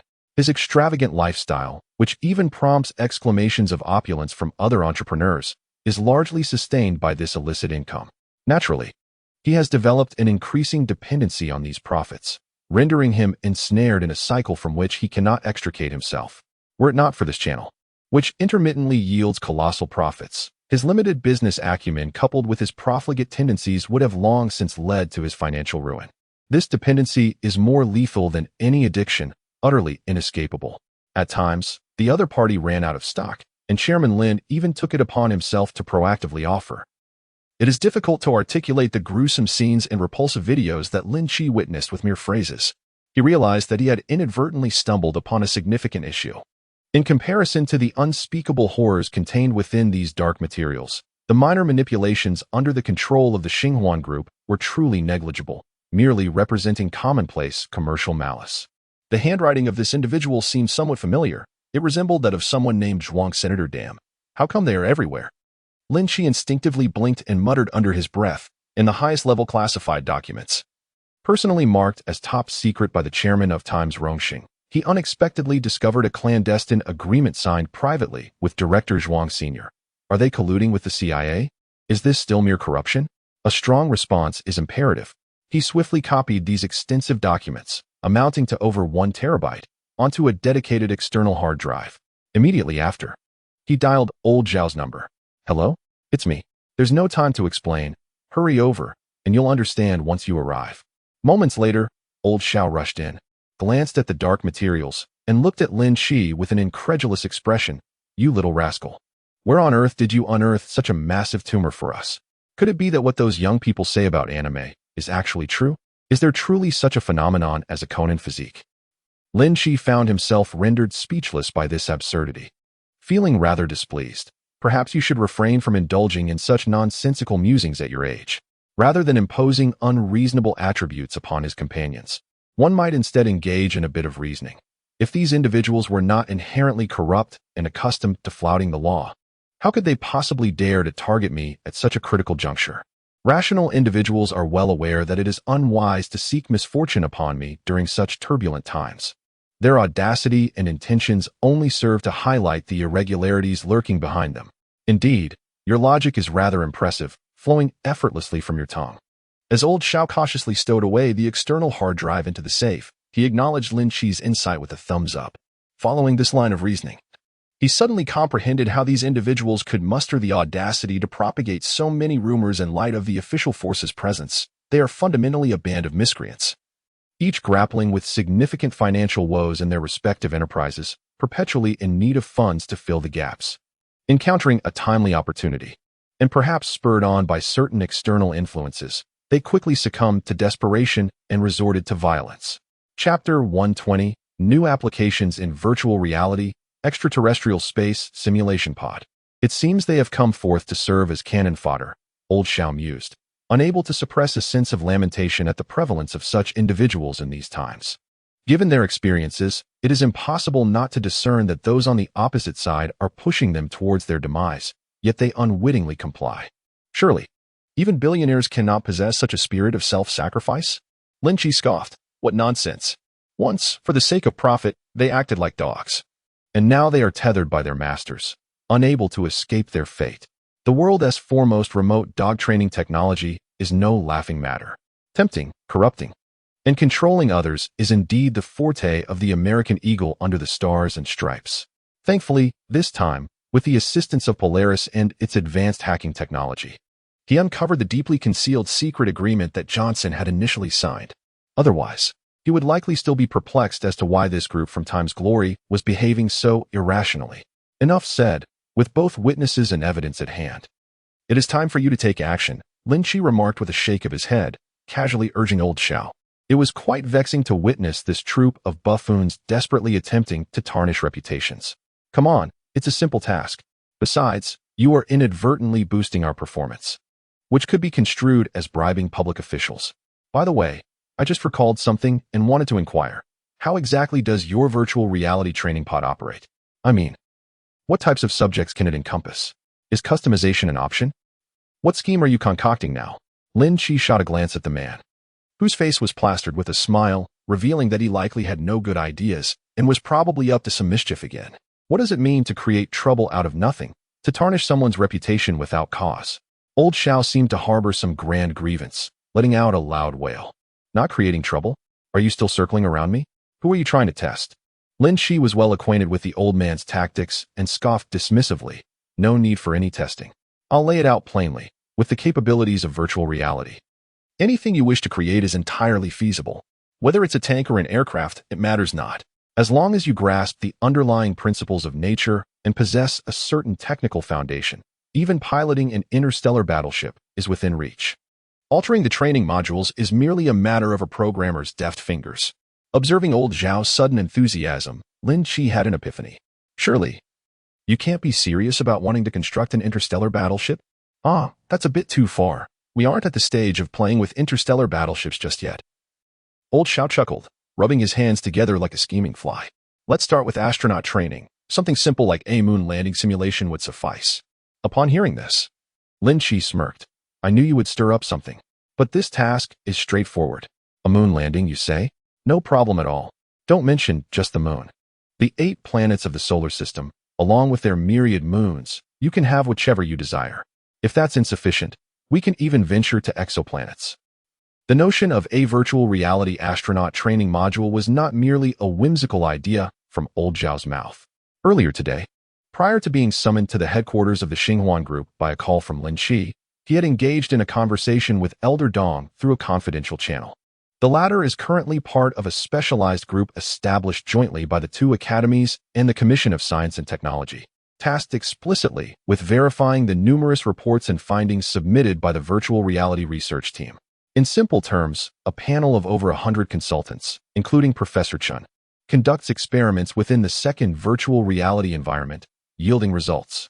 An observational group, overseen by Elder Dong, is responsible for re-evaluating these findings in the real world, employing extensive equipment to repeatedly confirm their authenticity and reliability, at the very least ensuring the absence of critical data or logical errors. Ultimately, the notion of conducting scientific research within a virtual realm tends to evoke skepticism among the older generation of researchers who are accustomed to more tangible methodologies, particularly since the outcomes, whether technical or data-oriented, will be applied in vital sectors such as national defense. Thus, it is imperative that these findings undergo rigorous scrutiny to assure collective confidence. In summary, although Elder Dong did not personally arrive at the Xinghuan Group to collaborate with the panel of consultants, his role in overseeing the verification process has instilled within him a profound commitment to this innovative research system. The new subject of astronaut training emerged naturally in his mind after he and several other academicians meticulously validated the results obtained from the virtual research system and were astonished to find no discrepancies. I am not well versed in the technical intricacies, but perhaps when Mr. Dong has the opportunity to visit personally, you might engage him in conversation? Lao Shao candidly conveyed his intentions as a representative of the official party, hesitatingly scratching his head. Oh, it just came to mind that they had asked me to bring a document before my arrival. Perhaps you could take a look at it. It likely contains technical details and related information. As he spoke, he slapped his forehead and retrieved a folder from his briefcase, the papers within clearly freshly printed. Smooth and pristine. Lin Qi accepted it, perusing its contents with care, and indeed, as Lao Shao had mentioned, it comprised a parameters table and a letter of intent. The document enumerated the simulated environments that the Academy of Engineering hopes to replicate, along with the corresponding detailed environmental parameters for each. At the forefront was the lunar gravity environment, followed closely by the Martian gravity environment. Without a doubt, the Aerospace Science and Industry Committee intends to prioritize these two extraterrestrial bodies, deemed most likely for landing, as focal points for their endeavors. Additionally, there were several data sets that were strikingly similar, corresponding to zero-gravity space structures in varying orbits and at different velocities. It was evident that this pertained to the spacecraft utilized by astronauts in the space stations they would inhabit. This likely corresponds to the various upgrade plans envisioned for China's next-generation Tiangong space station. Furthermore, there was a parameters table akin to the former, but incorporating artificial gravity, an undeniable supplement or extension to the previous proposal group, to subsist autonomously and perpetually in the vast expanse of outer space. The augmentation and refinement of space stations are indispensable. The state of weightlessness is an unavoidable circumstance. To further expand, methods of generating artificial gravity must be devised. Presently, space stations, whether of Chinese or international origin, remain rudimentary. China's Tiangong, being a recent innovation, boasts more mature and sophisticated designs and construction techniques. This is distinctly evident when contrasting the internal architecture of Tiangong with that of the International Space Station. Nonetheless, regardless of their novelty, current space stations are fundamentally incomplete entities, lacking self-sustainability. From the perspective of the Star Alliance, there remains considerable scope for enhancement. Consider the International Space Station. Despite the United States' extensive activities and the unfortunate incidents involving astronauts, it is essentially a legacy of the former Soviet Union. To this day, Russia remains the primary supplier for the ISS, while the U.S. merely acts as a frugal tenant, yet presumptuously behaves as if the station were their own achievement and territory, a display of utter audacity. Despite its decline, Russia has inherited a substantial portion of aerospace technology from the Soviet era, possessing a foundational capacity to consistently and sustainably provide supplies to orbital space structures. However, a space station designed for long-term habitation still relies on ground supplies, which inherently poses a degree of insecurity. The unfortunate duo, known as the two old men of suspended heaven, could be considered somewhat fortunate. They merely replicated the experience of the last cosmonaut from the era of the Soviet Union, stranded above and unable to descend. What if not only the transport of personnel, but also the ability to deliver supplies were to be interrupted? A day or two might be manageable, but prolonged disruptions could lead to dire consequences. Thus, in the designs of truly mature large-scale space structures, such as the Millennium Technology Parity 3-division space station that Lin Qi visited in the United Federation, or the first starport of Parity 3, there exists a robust capacity for self-sustaining life support. Taking the first starport of Parity 3 as an example, its design specifications require that this colossal entity, with a minimum diameter exceeding 70 kilometers at its narrowest point, accommodate at least 1 million permanent residents, while possessing the capability to produce sufficient sustenance for 100,000 individuals for a duration of at least half a standard year. Even in the event of a complete supply cutoff, if the population does not operate at full capacity, but rather maintains a safe threshold at 50% low maintenance cost, then this self-sustaining production capability becomes perpetual. The concept of self-sustaining production aligns seamlessly with the modern blue planet inhabitants' vision of a purely natural, wholly green lifestyle. This comprehensive industrial chain, composed of various facilities such as waste fermentation canisters, organic material recovery devices, molecular sieves, and recyclable water treatment plants, aims to meticulously utilize all biological waste produced within the space station, alongside the production waste from all its installations, by harnessing the immense efficient stellar filters deployed in the outermost ring of the starport, which perpetually faces the stars. It generates an inexhaustible and uninterrupted supply of clean energy to process this waste. This energy facilitates the provision of essential nutrients for the cultivation canisters of abundant synthetic protein algae and plasticizing sugar algae. Sugar, or carbohydrates, represent the most fundamental nutrient. A stable supply of sugar, combined with mass-produced basic proteins, enables the continuous generation of nutrient paste. This infamous concoction, while possessing a wretched taste, boasts an astonishing yield.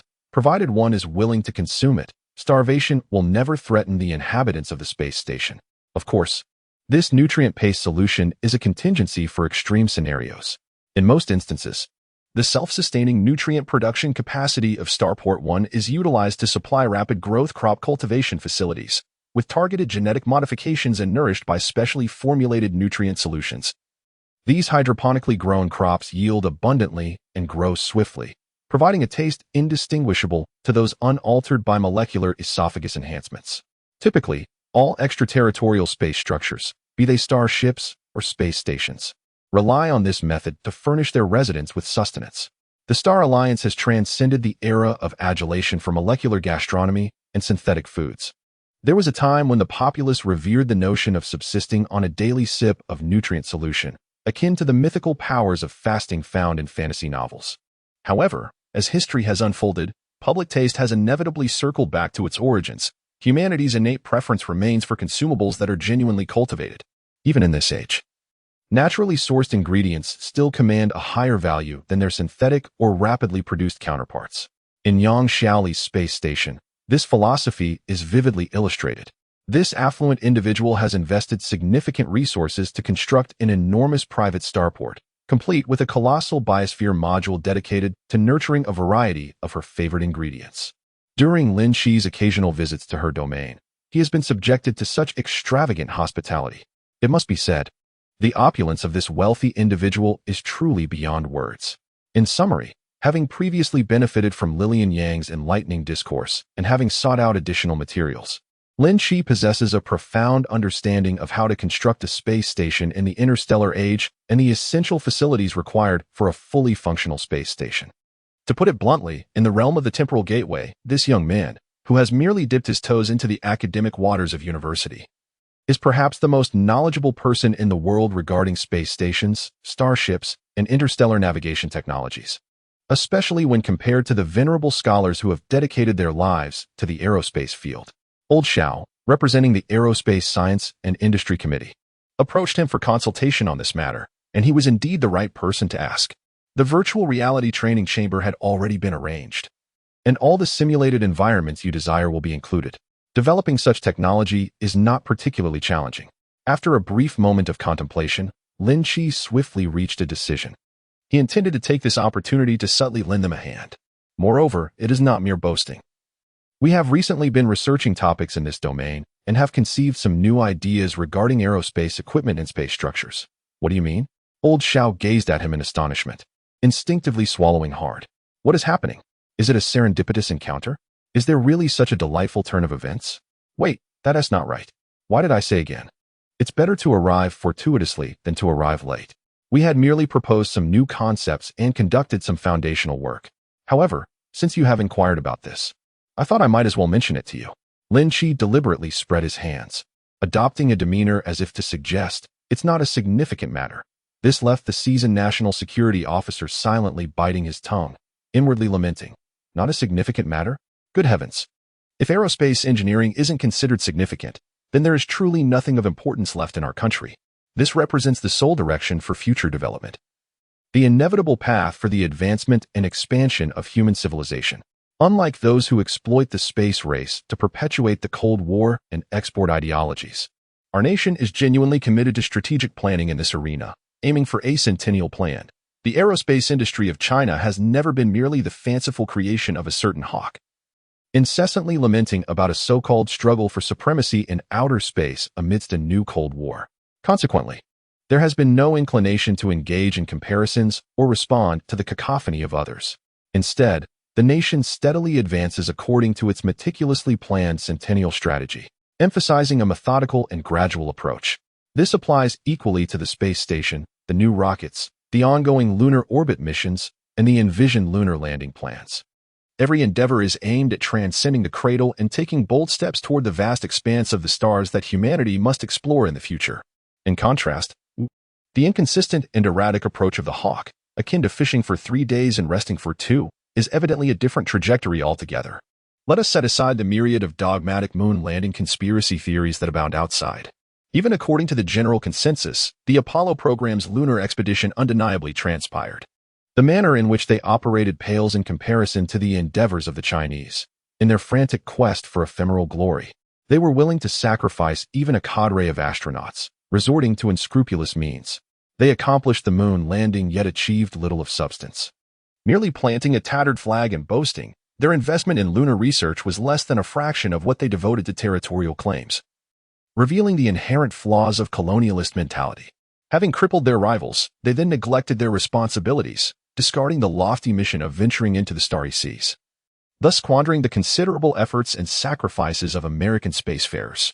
When they belatedly recognized a new contender threatening their status, they hastily sought to reclaim what had been forsaken for decades, all while hurling accusations and proclaiming, "The moon is ours. You are not permitted to touch it." One cannot help but deem such behavior utterly farcical, in stark contrast to the pioneering American astronauts who risked their lives for space exploration. The politicians on Capitol Hill resemble mere insects among insects. Frankly, had China adopted a similar approach to its space endeavors, Lin Qi would never have extended such extensive technical assistance. Conversely, it is precisely because they embody an entirely different attitude that Lin Qi has persistently offered support over such an extended period. Lin Qi, indifferent to fame or fortune, views his transcendent status and unique perspective as one who possesses the time-space portal. He no longer subscribes to the mindless collective ideologies he once embraced as an ordinary individual. His unwavering commitment to technology transfer and assistance stems solely from his belief that this nation and its civilization are worthy. Nothing more. Of course, such pure rationality does not necessitate a detailed discourse with old Xiao. Thus, he deftly shifts the conversation to another topic. While our group will not delve into the aerospace sector in the immediate future, nor do we plan to manufacture rockets or satellites, many other industries could greatly benefit from aerospace-grade materials. The new company I am currently developing is dedicated to fulfilling this need. Old Xiao momentarily pauses, realizing that the new company Lynch refers to is none other than Xinhuan Heavy Industries, which is fervently establishing itself in the Qiqing New Industrial Park. He suddenly comprehends the situation. Previously, he had been puzzled by Lynch's ventures, which were all high-end and technologically advanced. And now it seemed inexplicable that he would delve into heavy industry.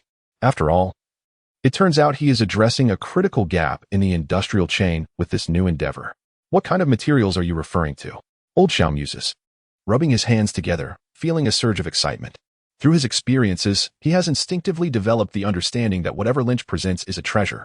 Although these precious assets are seldom utilized by him, he merely serves as a dedicated conduit. For an individual like Old Xiao, steeped in traditional values, any enhancement of national strength, no matter how minuscule, is a cause for genuine celebration. The project is not yet finalized. We have only just commenced trial production, and it may take some time before tangible samples can be provided. Lin Qi waved his hand casually, adding, however, that the preliminary performance parameters could be shared in advance. As you are currently contemplating the development of a new astronaut training module, once your personnel acclimatize to these training devices, my new materials will likely be ready for large-scale production as well. Take these parameters back for consideration. They could eventually be applied to new rockets, satellites, spacecraft, or even space stations. Thank you very much. Alas, you see how this has turned out. I initially came to lend a hand, yet it has turned into an exchange of gifts. Old Xiao nodded, accepting the USB drive. Familiar with the routine, he tucked it into his bag, all the while maintaining a light-hearted banter. Little did he know the magnitude of the explosive information he had just acquired, and how it would astound those in higher echelons. A day later. This is impossible. In an office that, though somewhat antiquated and traditional in style, was impeccably organized, Elder Dong rose abruptly. His reading glasses askew on his nose, eyes wide with disbelief akin to that of a startled bull. The once kindly old gentleman with a white beard now appeared as if he had encountered a specter, his gaze filled with incredulity. The guard outside gently pushed open the door, cautiously glancing in, and, upon discerning no imminent danger, merely the chief's inexplicable loss of composure, quickly retreated. Really? Lao Xiao, seated across the desk, instinctively rose, his expression mirroring confusion. In a bid to maintain utmost confidentiality and minimize the number of people involved, Lao Xiao had refrained from sending an email or entrusting the documents to anyone after acquiring them from Lin Qi. Instead, he skillfully boarded a military plane that night, flying straight to the capital to personally deliver this newly classified information to Old Dong's research institute. The result was this very scene. Speaking of which, he couldn't shake the feeling that this situation seemed oddly familiar. Before Lao Xiao could ponder further, Old Dong, hands still trembling slightly, adjusted his glasses and unsteadily rose. Immediately arrange a closed-door meeting and notify Vice President Chang, Director Hu, Director Zhou, and the engineers to join the conference. With the chief's directive, the guards outside and the aide-de-camp who had been waiting for instructions sprang into action like well-wound automatons. Some made phone calls, while others rushed out. It was only after Lao Xiao had handed over the documents and settled down for a brief respite with a cup of tea that the large conference room downstairs was soon filled with the Republic's brightest minds.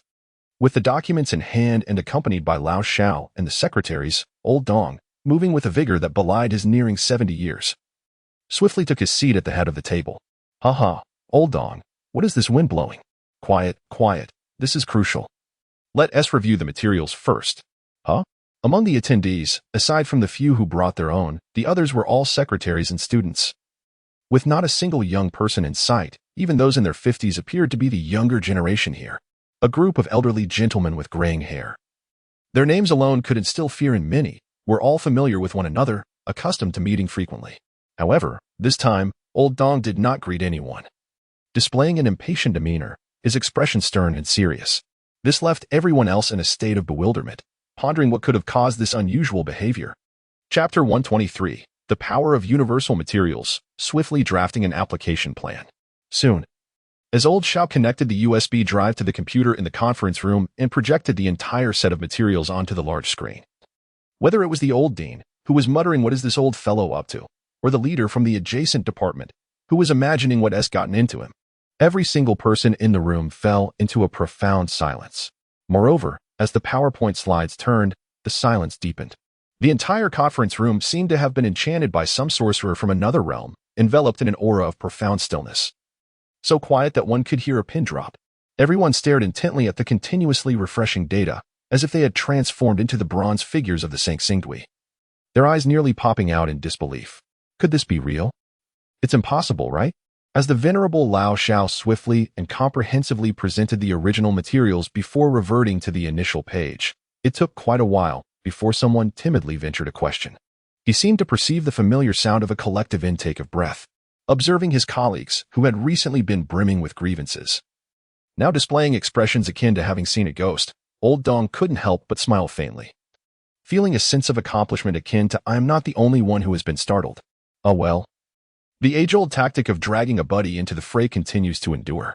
It is not merely the youthful Lin Qi who relishes such antics, even Old Dong, with a childlike spirit, finds joy in it. Meanwhile, the factory is on the verge of completion, and it is rumored that production of this material will commence shortly. One might wonder if this is truth or mere speculation.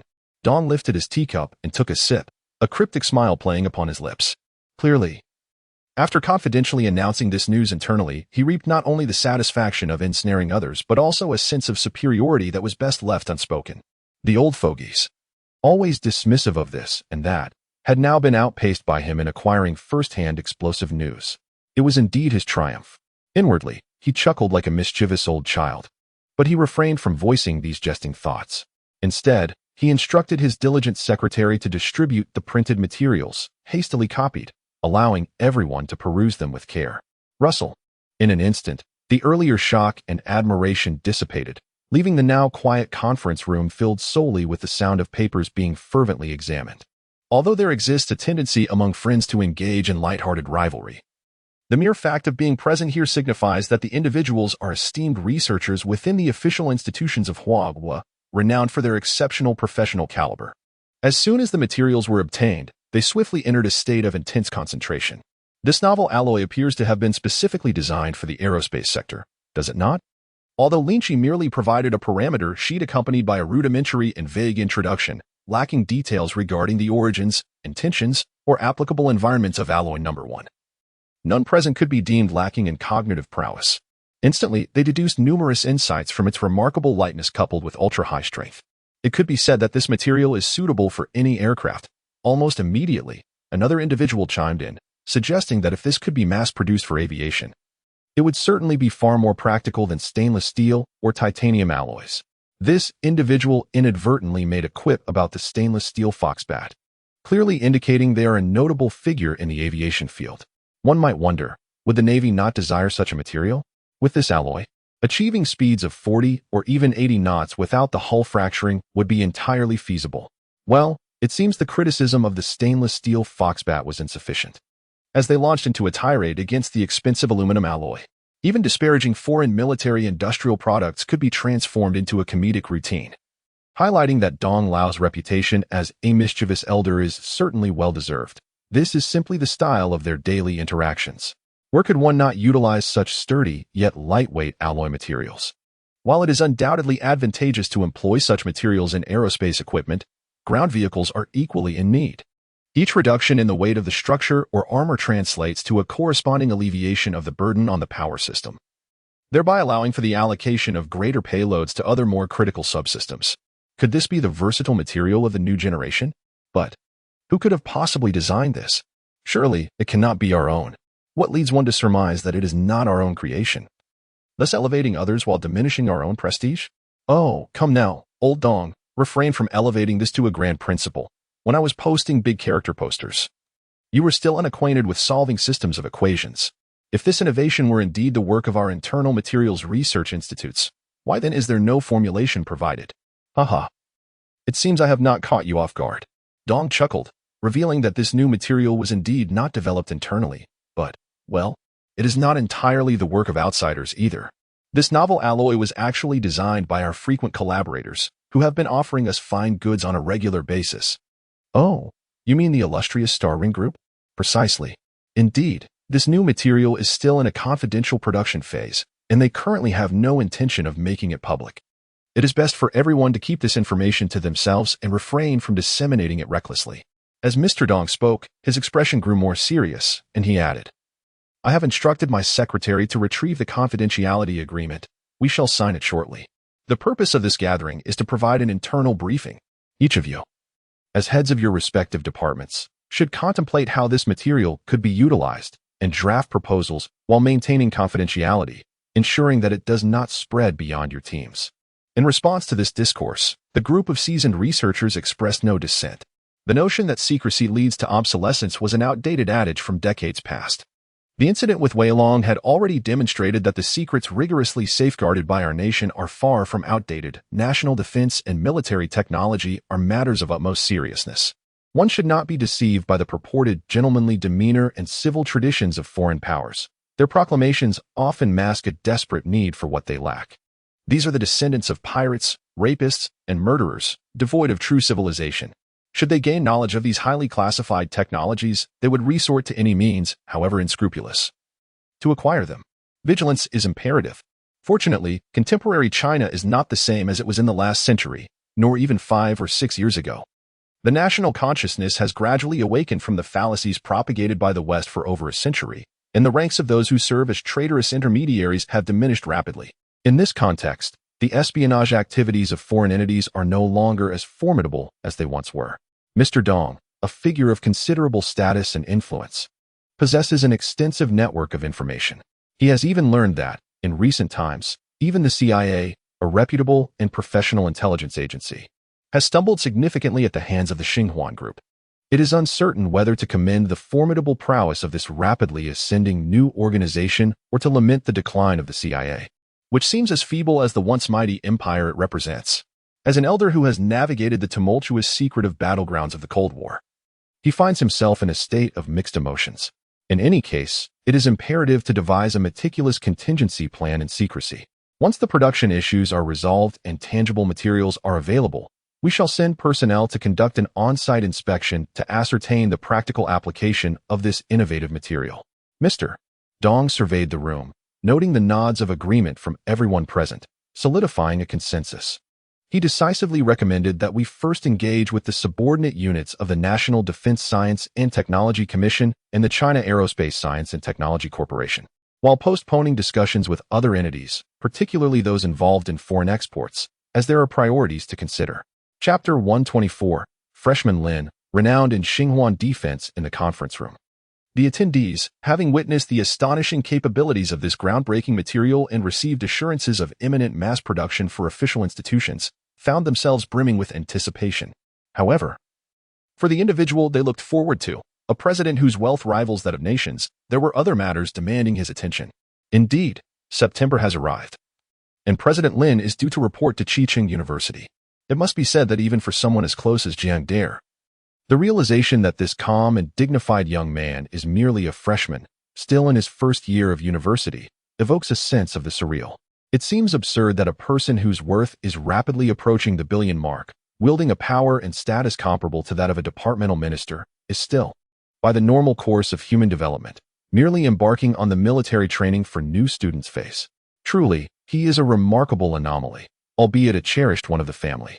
Although the two had previously conferred on this matter, ultimately reaching a consensus on the enrollment plan confirmed by Lin Qi, the idea of this individual, while sitting in a lecture hall, simultaneously managing the operations of a billion-dollar corporation on his phone, and engaging in significant military affairs such as new military technologies and global product launches, is indeed a source of exasperation for Jiang Dare, who has only recently graduated herself. While I can comprehend the notion of multitasking without disrupting business operations, what about the safety concerns? Jiang Dare set down her chopsticks and inquired, recalling their prior agreement that Xinhuan Defense would provide bodyguards and arrange for a bulletproof Maybach S600 for secure transport. Yet, this young man now deems such ostentation inappropriate and plans to alter the arrangement. This change of heart has left a certain elder sister, who prioritizes his safety above all else, feeling somewhat displeased. The S600 exudes an air of ostentation. One might mistakenly presume it harbors a general from the Northern Dynasty. I had them modify an armored A6 exclusively for me, its exterior remaining unaltered. The driver is unnecessary, Lin Qi remarked nonchalantly as he wiped his mouth. For short distances, I can drive myself. For longer journeys, let Ling Wu accompany me. At least during this initial phase of university life, he yearned to truly immerse himself in the experience, even if it meant residing in the dormitory for a while. When the time comes to move out, it would simply entail driving this car back home. While the A6 may be somewhat conspicuous for an ordinary student, it is not entirely beyond the means of some, particularly those privileged second-generation heirs. It is far more accessible than the bulletproof S600, a vehicle reserved for heads of state. Even the base model of the latter, devoid of armor, commands a staggering price of $3 million upon purchase, its old-fashioned dignified style hardly befitting the youth. It seems entirely reasonable for a corporate president to be seen in such a vehicle, yet for a student, even for the wealthiest heir, it borders on absurdity. Young aristocrats, aside from indulging in BMA, are typically enamored with sports cars. Who would choose such a paternalistic ride? Of course, Lin Qi's insistence on acquiring a vehicle stems from a pressing necessity. He needs to stow away personal shields and similar items in the car. It is worth noting that he has scarcely ventured into the subway in a spirit of camaraderie with the public lately. The reason for his constant use of a car is that, following the unrest initiated by Zhuangxin, certain individuals have overtly declared their willingness to sever ties, rendering any consideration for restraint or concern for civilians utterly implausible. On Lin Qi's vehicle, there is always a briefcase, an essential companion whether he is at a hotel or aboard a flight. Within it lies an array of advanced technological devices, which serve as his true safeguard during travels. Naturally, an android bodyguard like Ling Wu is also a crucial layer of security. In contrast to the blonde, blue-eyed, quintessentially Anglo-Saxon Ling Hao, Ling Wu possesses a distinctly Asian visage and a rather unremarkable appearance. Recently, Lin Qi's unofficial excursions have predominantly relied on this newly arrived android for protection. The more conspicuous Ling Hao has assumed the role of supervisor at Star Ring Defense, akin to a sister, and is often occupied with the organization's security matters. Stationed at the headquarters overseeing the defense of the Jiangjing building, Bu Bay. Meanwhile, the former leads a mobile unit composed of the second batch of androids, always prepared to adapt to dynamic situations. This rapid response mobile team under Star Ring Defense has garnered considerable notoriety after navigating numerous complex crises, largely due to the recent rivalry with a former high-ranking official, which could be described as a one-sided domination. Their exceptional efficiency, unmatched problem-solving capabilities, and the remarkably low casualty rate, achieved through the enhancement of futuristic technological devices, have endowed this enigmatic special unit with a reputation akin to that of a trauma team. Lin Qi has received numerous subtle inquiries through various channels within the affluent circles of the city. Those who harbor a greater fear of death than the average individual hold their safety in high regard. The messages received are indicative of those who are particularly proactive in their precautions, eager to ascertain whether the security services of the Star Ring Defense Rapid Response Team are available for external provision, and what requirements must be met to avail themselves of such services. The wealthiest individuals are not necessarily the most fearful of death, however. Those who are excessively avaricious undoubtedly possess a greater apprehension. Throughout history, the landowners, wealthy merchants, and powerful elites, driven by the desire to ensure their greedy and nefarious lives endure until natural demise, have resorted to a myriad of conceivable and inconceivable tactics. Ultimately, despite the convoluted paths they may traverse, they invariably return to the age-old strategies of erecting high walls and employing retainers. Ironically, these measures are not always effective. For instance, a self-proclaimed superhero who has popularized dubious real estate schemes, despite having constructed a mansion in Deepwater Bay akin to a military base and enlisting an assortment of so-called experts and masters, found his son kidnapped and subjected to torment. This illustrates that for the affluent, there has never been a truly secure method of safeguarding oneself. The strength derived from external sources pales in comparison to that which is self-generated. Yet, a life of unbridled luxury inherently obstructs the possibility of cultivating one's own strength. Thus, we find ourselves ensnared in a perpetual cycle. The valiant and battle-hardened descendants of the Mongol Empire can be rendered ineffectual by the bountiful subcontinent. The elite forces of the American military, after fierce confrontations on Guada Island, can be dulled by the superficial allure of Tokyo's glamour. Within a honeyed embrace, one cannot nurture formidable individuals capable of facing both overt and covert threats. Even if such individuals were to arise, their resilience would be fleeting, inevitably regressing into ineptitude once more. Within Lin Qi's terminal lies an additional millennium of history beyond the current human civilization, and he is acutely aware that even in the interstellar age, this principle remains unassailable. Thus, he never intended to fully entrust his future safety to synthetic beings. At the inception of his ventures, he began experimenting with genetic serums, seeking to catalyze his own evolution, driven by this very rationale. Chapter 125, Trauma Team, Minor Friction. At present, Yang Shali remains engrossed in her mysterious latent extraordinary gene, seemingly with considerable insight. During their last video call, she appeared somewhat disheveled, her hair in disarray, which lent her a certain endearing charm, further entrenching Lin Qi's stereotypical image of the tech-savvy nerd. Although she has yet to fully decipher this unique extraordinary gene fragment exclusive to Lin Qi, Lillian has made progress after several weeks of intense study, asserting that this may pertain to an entirely new realm of extraordinary potential that no one has ever envisioned, and adding, it may provide you with a significant surprise. Lin Qi, however, has always been somewhat apprehensive regarding such vague and cryptic pronouncements. One can only softly comfort Lillian, urging her not to rush and emphasizing the importance of taking care of her health, while secretly praying that the arrival of this individual brings surprises rather than frights. In any case, as the synthetic guardians continued to arrive in the present world, joining the ranks of Star Ring defense, Lin Qi's exploration of his own formidable powers was also progressing steadily. However, his contemporaries in the real world were not afforded such privileges. The existence of extraordinary genes as a technology within the Star Alliance was only established long after the advent of the Interstellar era. Lin Qi did not believe that he could single-handedly uncover the unsolved mysteries of biological genetics at this stage. Furthermore, the knowledge surrounding spiritual energy remained even more enigmatic and perplexing. Leaving him quite baffled, he could hardly fathom where to begin in delving into this matter in the present world. While he possessed synthetic guardians, other affluent individuals lacked even that advantage. It was hardly surprising that he felt envious and salivated at the sight of the elite and formidable Star Ring defense trauma team. Unlike overseas, the realm of private defense in Huagua, especially high-end private defense, was indeed quite barren. In the realm of ancient urban literature, one often encounters fanciful notions such as dragon group warriors and reclusive masters. However, these long-standing rumors are merely the fabrications of curious minds, particularly those sensational marketing accounts on platforms like Douyin and Tushio, which will forsake all for the sake of hype. With a few striking keywords, coupled with AI-generated prose and imagery, they are capable of crafting absurd narratives that seem remarkably convincing, as if grounded in reality. Take, for instance, the classic tale of the battle between Class 7 of the second year and Wu family village. These purveyors of sensationalism care little for authenticity. They prioritize the allure of topics, while the general populace is merely entertained, indifferent to the deluge of chaos. In truth, while warriors may exist, they are confined within the ranks of the PLA. The reclusive masters extolled by marketing accounts are often akin to the likes of Ma Baohua. To put it plainly, for the anxious wealthy who desperately yearn for guardians of the extraordinary, showering money will not summon figures akin to the protagonists of fantastical novels. At best, they may attract a handful of audacious charlatans.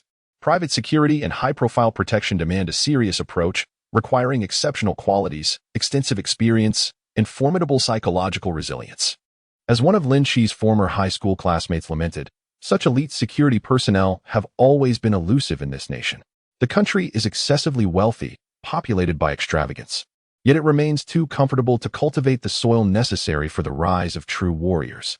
Those with such caliber have long been secured by official institutions, enjoying stable positions and attractive compensation, thus benefiting from their first-mover advantage. The ever-growing army of individuals preparing for civil service examinations serves as a testament to the undeniable allure of these opportunities, which are incomparable in their appeal. The latter's yearning for the real-world performance of the Star Ring defense is largely fueled by the fact that the core members of this institution are precisely those individuals they once aspired to but deemed unattainable, the likes of Wang Tianyu, He Zichuan, and Luo Xiao, who are, without a doubt, bona fide elite warriors. Such exceptional talent, nearly impossible to recruit, can be summoned with just a phone call from Lin Qi. The disparity in treatment between the official favorites and the regulated potential lawless classes is stark. While it may seem regrettable to say so, Lin Qi, as the favored son, naturally does not concern himself with the sentiments of these individuals. If they desire, let them yearn. Their longing is inconsequential.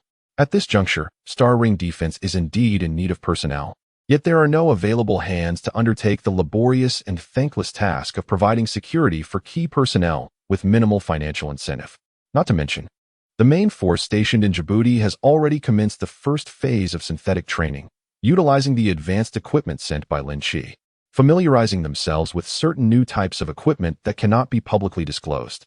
Even those remaining on domestic soil bear the heavy responsibility of safeguarding the group's headquarters while engaging in covert confrontations with certain hostile external forces. At this critical moment, diverting manpower to assist others, Lin Qi is wary that, in a moment of negligence, some unscrupulous entity might drop drone bombs into the dormitories of Qiqing University, jeopardizing everything. This matter demands the utmost vigilance. He could only gesture dismissively, urging those below him to tactfully evade the matter and dispose of the myriad of disorganized letters of intent. Yet, to his surprise, whether it was due to an overly accommodating refusal or some other reason, certain individuals persisted relentlessly, unwilling to relent. They even managed to leverage connections to reach the higher echelons of the Qingqing municipal government, although the latter had already become an ally of the Xinhuan group. Bolstered by substantial tax revenues and the attention of higher authorities, the social obligation of their request could not be easily dismissed. Even if negotiations faltered, it required careful handling.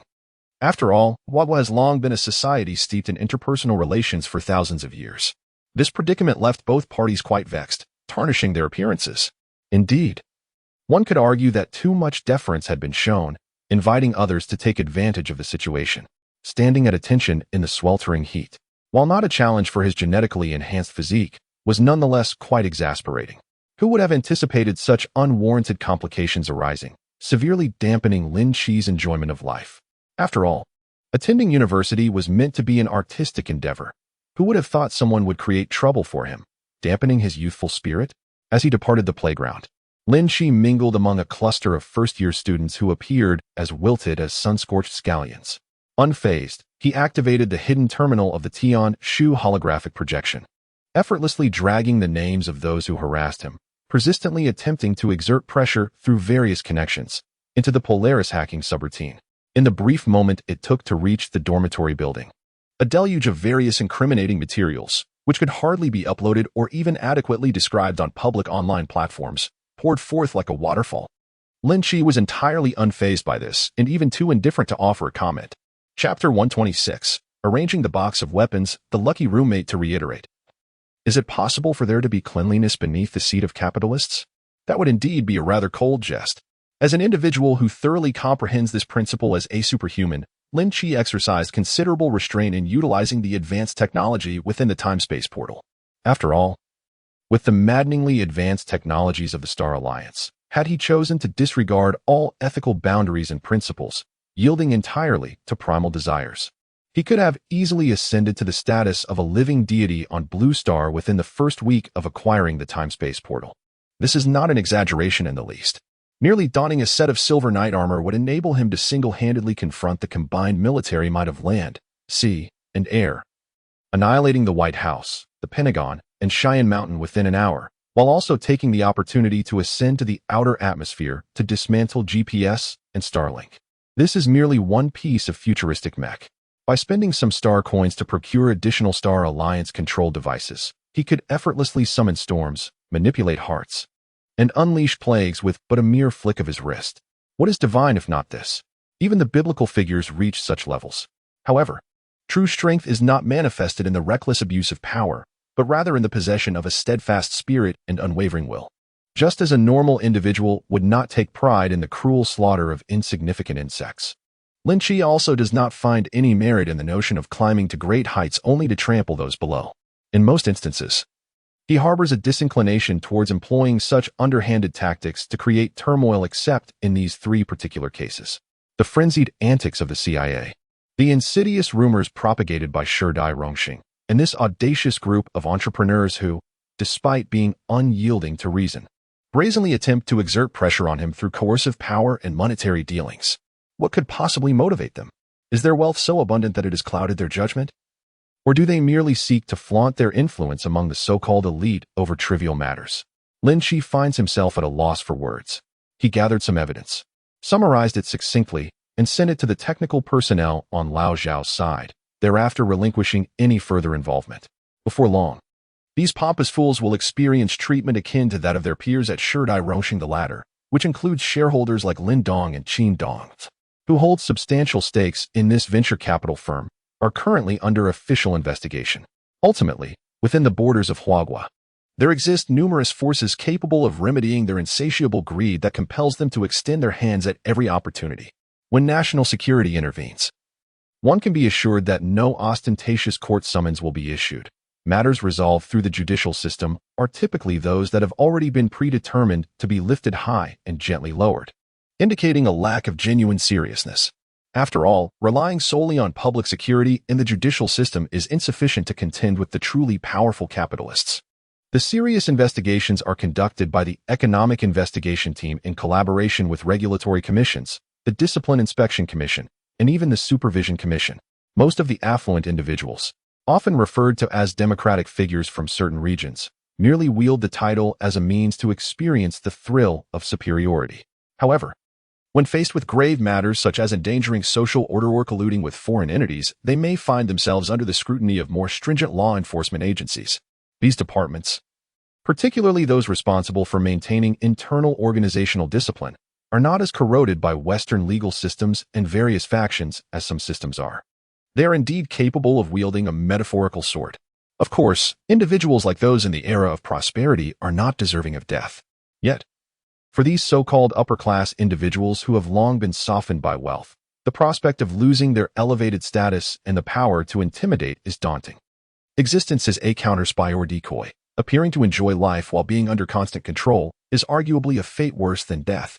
To speak candidly, Chairman Chain, leveraging the influence of a shareholder involved in the illicit trade of living biological organ samples, successfully assisted the organization in luring and capturing a group of foreign intelligence personnel, thus earning a chance for sentence reduction and ultimately securing his release after 25 years. However, that is a tale for another time. Presently, Lin Qi simply feels that sending these disreputable and irritable individuals away for 3 to 5 decades is a source of great satisfaction. Come on, Lao Lin.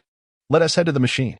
In the male dormitory of Qiqing University, room 311, building C, Lynch had just arranged for a few presumptuous entrepreneurs to follow in the footsteps of the esteemed shareholders of Time's Honor.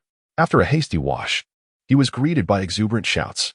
Turning around, he saw a short young man with a beaming face swaggering in, eagerly placing his bag on the bed and welcoming him. This was one of Lynch's 3 roommates, Bao Zihua, hailing from the city of Springs. As a quintessential native of Haidong, Bao possessed a rather unusual height of 169 centimeters, which did not quite align with local norms. He rarely employed inverted sentences, yet he was amiable and generous, embodying some of the stereotypes associated with his region. Good grief. Here we go again with these 2 fools, muttered another roommate, Wang Haixing from Pengcheng. Upon witnessing the serendipitous luck of the duo who had somehow secured a spot in the beta test for the game The Great Wilderness, he feigned annoyance while teasing them. Lynch quickly acclimated to this new collective. After the 4, each from different corners of the country, shared a few pleasantries, someone mentioned a certain open-world game, sparking a lively conversation. They soon discovered their shared enthusiasm for Xinghuan entertainment and that they had all entered the lottery for the internal testing of the Great Wilderness. The distance between them was instantly bridged at lightning speed. However, alongside this newfound camaraderie, as the fortunate souls who had indeed secured their testing qualifications, Lynch and Bao Zihua inevitably faced some lighthearted ribbing from their less fortunate roommate. The former did not reveal his true identity within the dormitory, but for him, The Great Wilderness is undeniably the first virtual reality game of human civilization. Whether in the capacity of a CEO or as a player, he had ample reason to conduct an inspection. Thus, he fabricated the identity of a beta tester to avoid raising suspicions among his roommates by frequently departing for the Jiangjing building. As for the latter, it was simply an extraordinary stroke of luck. Not just any luck, mind you. Due to certain inconceivable reasons, Lin Qi had opted not to open the participation channels for overseas players during the beta testing phase, and he harbored little interest in providing virtual reality products to foreign countries. Yet, even within the confines of Huagua, the player base numbers in the hundreds of millions. Among over 30 million applicants, being one of the fortunate 1,000 selected is a remarkable feat, translating to a staggering probability of 1 in 30,000. A mere 0.003 chance of success. This lad struck gold on his first attempt. If that doesn't qualify him as extraordinarily lucky, few could rightfully claim the title. Chapter 127. The Instincts of Genes Unleashed. The frenzied farming of Chinese players. The 1,000 beta testers hailed from all corners of the nation, exhibiting a roughly normal distribution. When Lin Qi discovered that one of his new classmates in the same dormitory was among this select group, he was quite astonished. However, from the perspective of the latter, the fact that this equally fortunate local roommate drove an A62 and from school was far more surprising. Unable to resist the persistent pleas of his classmate Xiao Bao, who incessantly reiterated bizarre phrases like "Europeans do not deceive Europeans," Lin Qi decided to accompany him to Jiangjing Tower, where the final phase of a 2-week closed beta test was underway. Although it was indeed a key project, their department was not particularly known for intense competition. It operated with a rather lenient approach. Moreover, as it was currently military training week with no formal classes, they found themselves with ample free time. However, upon arriving at Jiangjing Tower, Lin Qi naturally parted ways with Xiao Bao, There were 1,000 beta testers, and the game pods were quite spacious, occupying nearly 2 floors. Xiao Bao did not find it strange that he and Lin Qi would not cross paths. In fact, within the game, this separation was even less surprising. The game, titled The Great Wilderness, featured a map that included 12 vast regions, totaling an impressive 12,000 square kilometers in real-world equivalents. The sheer size of the map would put to shame all open-world games throughout history, yet it was not merely vast but also rich in content. The 1,000 beta testers were randomly distributed among over 30 meticulously prepared spawn points, resulting in considerable distances between them. Given that no one possessed adequate vehicles or the ability to unlock teleportation features at this stage, it was hardly extraordinary that even acquaintances would not encounter one another within the game. After 2 days, Xiao Bao remained blissfully unaware that Lin Qi was entirely absent from the beta test roster. Indeed, the primary allure lies in the enchanting experience akin to traversing into an alternate realm. All players involved in the closed beta, including him, found themselves utterly engrossed, even to the extent of being preoccupied with thoughts of it day and night, bordering on obsession. Naturally, trivial matters such as the presence of an additional phantom player faded into insignificance. Thump, thump, thump. Hey, yo, hey, yo, hey. Excuse me, you there. Watch your step. Keep your distance, lest you be flattened by the mighty hammer. Oh, my apologies, my apologies. Hiss, the new batch of bricks is ready. Where is everyone? I need someone to help me transport them to the drying area. Players endowed with strength attributes gather at the village entrance immediately. We need at least 5 more. Scouts have spotted 2 solitary capybaras across the river. The hunting party is gearing up to depart. Those wishing to assist will share in the spoils. As Bao lay within the gaming pod, under the attentive gaze of the Star Ring Entertainment staff, he donned the equipment and once again traversed the bizarre temporal tunnel into this virtual realm. Upon arrival, he was greeted by a cacophony reminiscent of a bustling construction site, even more vibrant than the previous day. In truth, it was indeed a construction site. He found himself at the 12th spawn point, nestled between 2 mountain ranges, on a fertile plain traversed by a river flowing east to west. The terrain was gentle, the climate temperate, evoking sensations akin to those of the Yangtze River basin. Although the region is home to many rare and exotic creatures, as well as primitive wildlife, the majority of them exhibit little aggression. As long as one maintains a safe distance from the rivers and forests, one can feel secure. Compared to those players who have rebirthed amidst the vast mountains, the pristine snowy plains, or even in the godforsaken volcano and Blackbone Desert, Bao and his companions are indeed among the fortunate few. At the very least, they are spared from encounters with the towering Zhu Yan, whose roars resonate like the detonation of a heavy aerial bomb, or the iron-eating giant lizard, which moves in formidable swarms, its body encased in sharp iron scales. When faced with such terrifying beasts, players often find themselves with no means to confront them, forced to navigate around the menacing threats. Falling victim to a saber-toothed tiger or being gored by a wild buffalo is, in comparison, almost a merciful fate. Nestled in a prime location with a danger rating of, resource richness of, and livability of, players at the know. 12 Spawn Point instinctively activated their ancestral farming instincts on the very first day of their collective journey into this otherworldly realm, embarking on grand construction projects. When Lin Qi conducted the final review of the game, he personally named the Great Wilderness. He indeed infused it with a plethora of extraordinary elements. However, as an increasingly adept corporate president, he exercised great caution over the control of the extraordinary system's numerical curves and refrained from any flashy promotions, such as Recharge 6488, to receive a golden dragon-slaying weapon. The Great Wilderness is a continent that intricately weaves in elements from the classic of mountains and seas and numerous ancient myths, teeming with celestial beings and mythical creatures. In the initial regions, one would not encounter excessively formidable and incomprehensible true aberrations. Players can indeed acquire extraordinary powers in their subsequent gaming experiences, even indulging in the fantasy of being land deities within the virtual realm. However, at the outset, such exaggeration is unwarranted. Their extraordinary capabilities are manifested in the fact that each possesses a unique talent tree, regardless of whether they specialize in strength, agility, intelligence, or perception. Players must undergo rigorous battles, seeking and performing corresponding rituals to ascend in rank. In simpler terms, they must navigate the progression path. Well, combat, rewards, and leveling up are essential components of any enduring game, and Lin Qi would not deviate from these fundamental industry conventions. In summary, the current players are not significantly different from ordinary individuals. Indeed, strength-based players initially possess greater physical prowess than others. Yet this strength merely equates to that of a healthy adult with a fitness regimen. Upon logging into the game and gaining a rudimentary understanding of their attributes, players do not express disappointment. Aside from a handful who wish to record videos or simply explore the scenery, the majority enthusiastically engage in the collective endeavor of establishing a new beginner's village. Similar to the agile talent player, Bao Zihua, who struggles with tasks such as logging, quarrying, and digging foundations, he lacks experience in hunting and fishing, having never even caught a chicken to kill in his entire life. However, one's innate abilities often manifest in peculiar ways. His tree climbing skills are exceptionally remarkable. In his childhood, he was considered the undisputed champion of the treetops in his grandmother's orchard.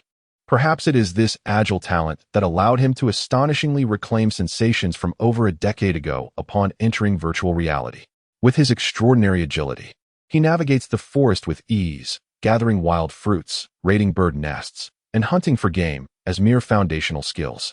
What excites him the most is that, with his enhanced agility and childhood skills, he can procure medicinal herbs and even spiritual plants located at the treetops or high cliffs, places inaccessible to others. In Chapter 128, Heat Diffusion, Cultural Output Revisited, Bao Zihua utilizes this ability to supply the novice base, Woodleaf Third New Village, with a plethora of medicinal plants.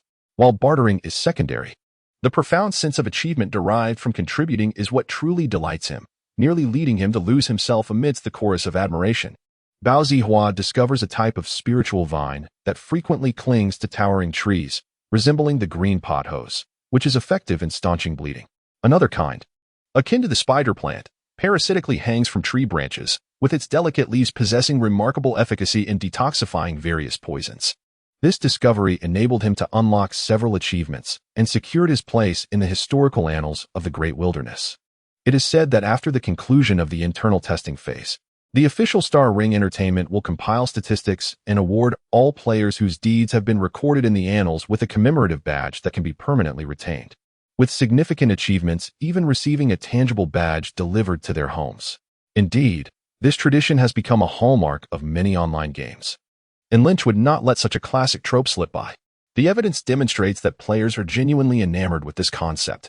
Even certain rudimentary, obscure indie games have managed to attract affluent players willing to lavish substantial amounts of money, all in pursuit of a sense of accomplishment. In the context of a globally anticipated blockbuster, the sense of achievement it offers is elevated to an entirely different echelon. Among the 1,000-second batch internal testers, a few content creators, despite being bound by confidentiality agreements that prevent live streaming and only allowing them to record material for later editing into releasable videos, have nonetheless garnered astonishing attention, amassing hundreds of thousands to millions of views in just a day. Within a mere 2 to 3 days, they have transcended the realm of unknown creators, gaining 1 million followers and capitalizing on their newfound fame, overwhelmed by a deluge of wealth that has left them in awe. Hundreds of millions of players, through their perspective, behold a breathtakingly beautiful virtual realm that seems to pulsate with the essence of another world. Under an immersive visual experience that is entirely realistic and starkly distinct from any special effects simulations or synthesized CGI, even the most ordinary landscapes can evoke envy and longing. When they encounter natural wonders or rare and exotic creatures, the excitement is palpable, flooding the screens with awe. It is reminiscent of the first audiences who witnessed the magic of color films, experiencing a sensation that no existing product could rival. Consider the vast leap from black and white silent films to the grandeur of IMAX. It becomes clear how profoundly shocking this first encounter with virtual reality games can be for the viewers. Naturally, this experience pales in comparison to the privileged beta testers who immerse themselves in the game. However, it is precisely these disparities that intensify the desire of those who have not gained access to the immersive devices. They are indifferent to the specific games, genres, or content. Their primal instinct mirrors that of all trend chasers, unwilling to miss this milestone product of the ninth art's transformative era. This is entirely natural. The pursuit of trends, or following the crowd, is simply the essence of human behavior, much like the cultural embodiment reflected in the daily habits and lifestyles of countless individuals. akin to the spirit of wearing your blue jeans and listening to your trendy rock music from the Barbarian series. The more avant-garde one becomes, the more it reflects a sense of superiority, aligning with the inherent instinct of intraspecies competition within human nature. This is not necessarily a negative trait. One cannot, nor should one attempt to, force oneself into the role of a detached sage, existing solely in the realm of pure objective rationality. However, as these are behavioral habits and lifestyles, they must naturally possess tangible carriers. In other words, the essence of cultural export transcends the mere dissemination of ideas and ideologies. It encompasses economic output and market dominance as well. From the fervent embrace of fast food from the West to the extravagant purchases made in exchange for one's kidney. And subsequently, the adoration of the Han and Tang revival, with Western scholars advocating for our Chinese heritage, to the global phenomenon of the bucket of rice family meal. And the disruption of the white-dominated gaming market by a black market generating millions bi-weekly, the cultural ethos of the Chinese populace is gradually shifting from a mindset of valuing the foreign and admiring the West back to its rightful state.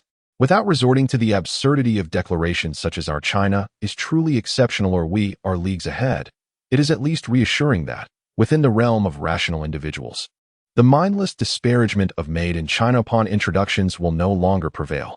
Disdain for made in China? Then one might as well retreat to the primitive existence of the 19th century.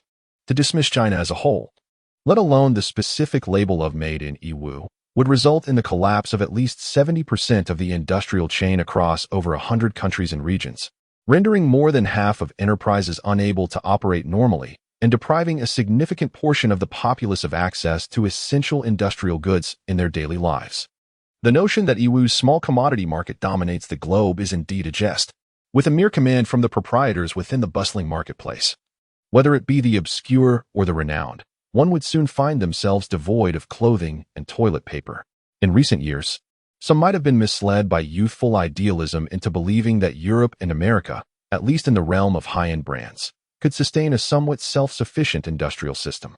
However, it has become abundantly clear, as evidenced by the Pentagon's extravagant expenditures on 90,000 packages of screws and 600,000 toilet seats, that the United States does not manufacture industrial goods. Rather, it serves as a mere OEM intermediary for China.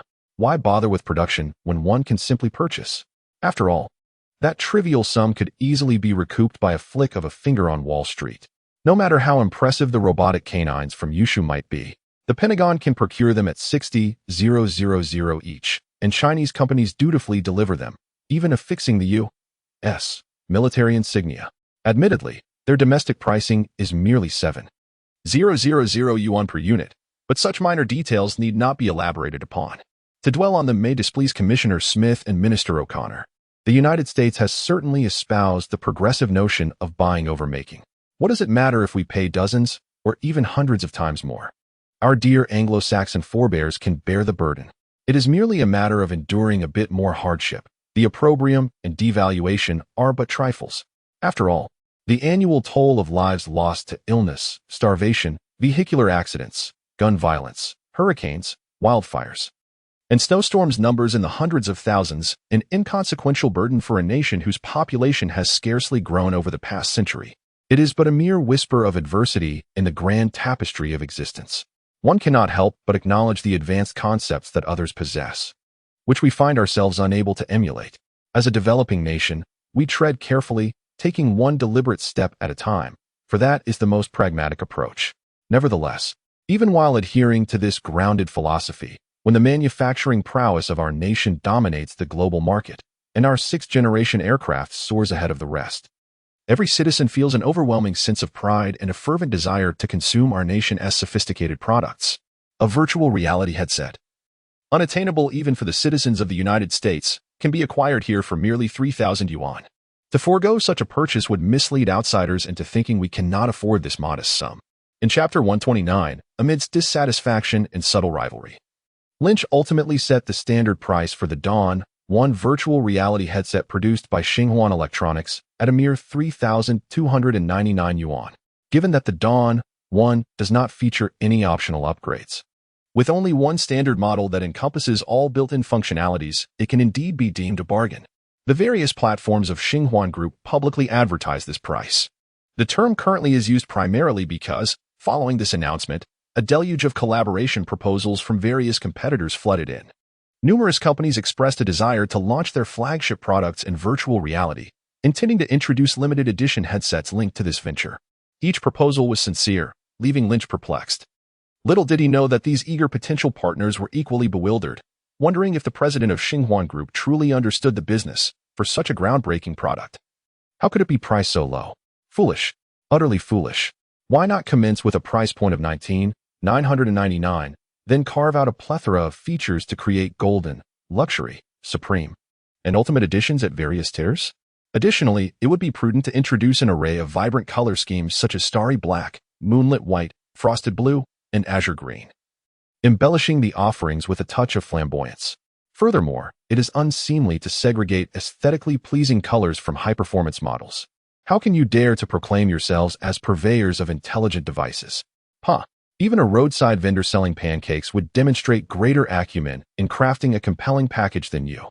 Were they to take the reins, they would eschew grandiose titles like the most powerful latest electronic entertainment black technology or a revolutionary epic-making product, amassing a trillion-dollar fortune and monopolizing the market. With executives willing to reverse their names for the occasion, capitalists must excel at extracting 300%, or even more, profit from a mere 1% of actual value. It is crucial to remember that this device is not merely for gaming. Prior media claims regarding its capacity to rescue the blind, deaf, and disabled or enhance rest quality and delay aging do contain a kernel of truth. If these were mere fabrications, the public, inundated with information for years, would not be so easily deceived. Were it not for market considerations and the necessity to balance price with accessibility, executives would be poised to sell it at prices reaching millions or even tens of millions at a moment's notice. Engaging in hunger marketing, specifically targeting the affluent elite. 100 million for a unit is not beyond reach. At the very least, wealthy individuals like Ma Baohua, or those Middle Eastern folks whose fortunes are solely comprised of currency, would undoubtedly make a purchase. Profits that multiply by thousands or even tens of thousands are no jest. However, from their perspective, considering the current pricing of the Dawn, one virtual reality headset by Xinhuan Group, let alone thousandfold or 10,000-fold returns, even a mere 300 seems exceedingly ambitious. Is it true that there are still individuals who abide by the principle of you get what you pay for? These titans of commerce, upon realizing the price of $3,299, without even an additional digit or a change in currency unit, were left both furious and anxious, nearly resorting to exclaiming, "This fool is unworthy of negotiation." They simply do not grasp the art of business. Regrettably, it is precisely this eccentric and socially awkward newcomer, who absolutely does not understand commerce, that has managed to concoct such a precious gem. Everyone feels a pang of regret, while simultaneously attempting to secure a place for themselves, even if it means sharing a portion of the profits. After all, that fool does not desire it. Rather than allowing potential profit margins to languish in vain, it would be far wiser for us to reclaim a fraction. What a fanciful notion. I would never entertain such an idea. And yet you parasites presume to take advantage of it?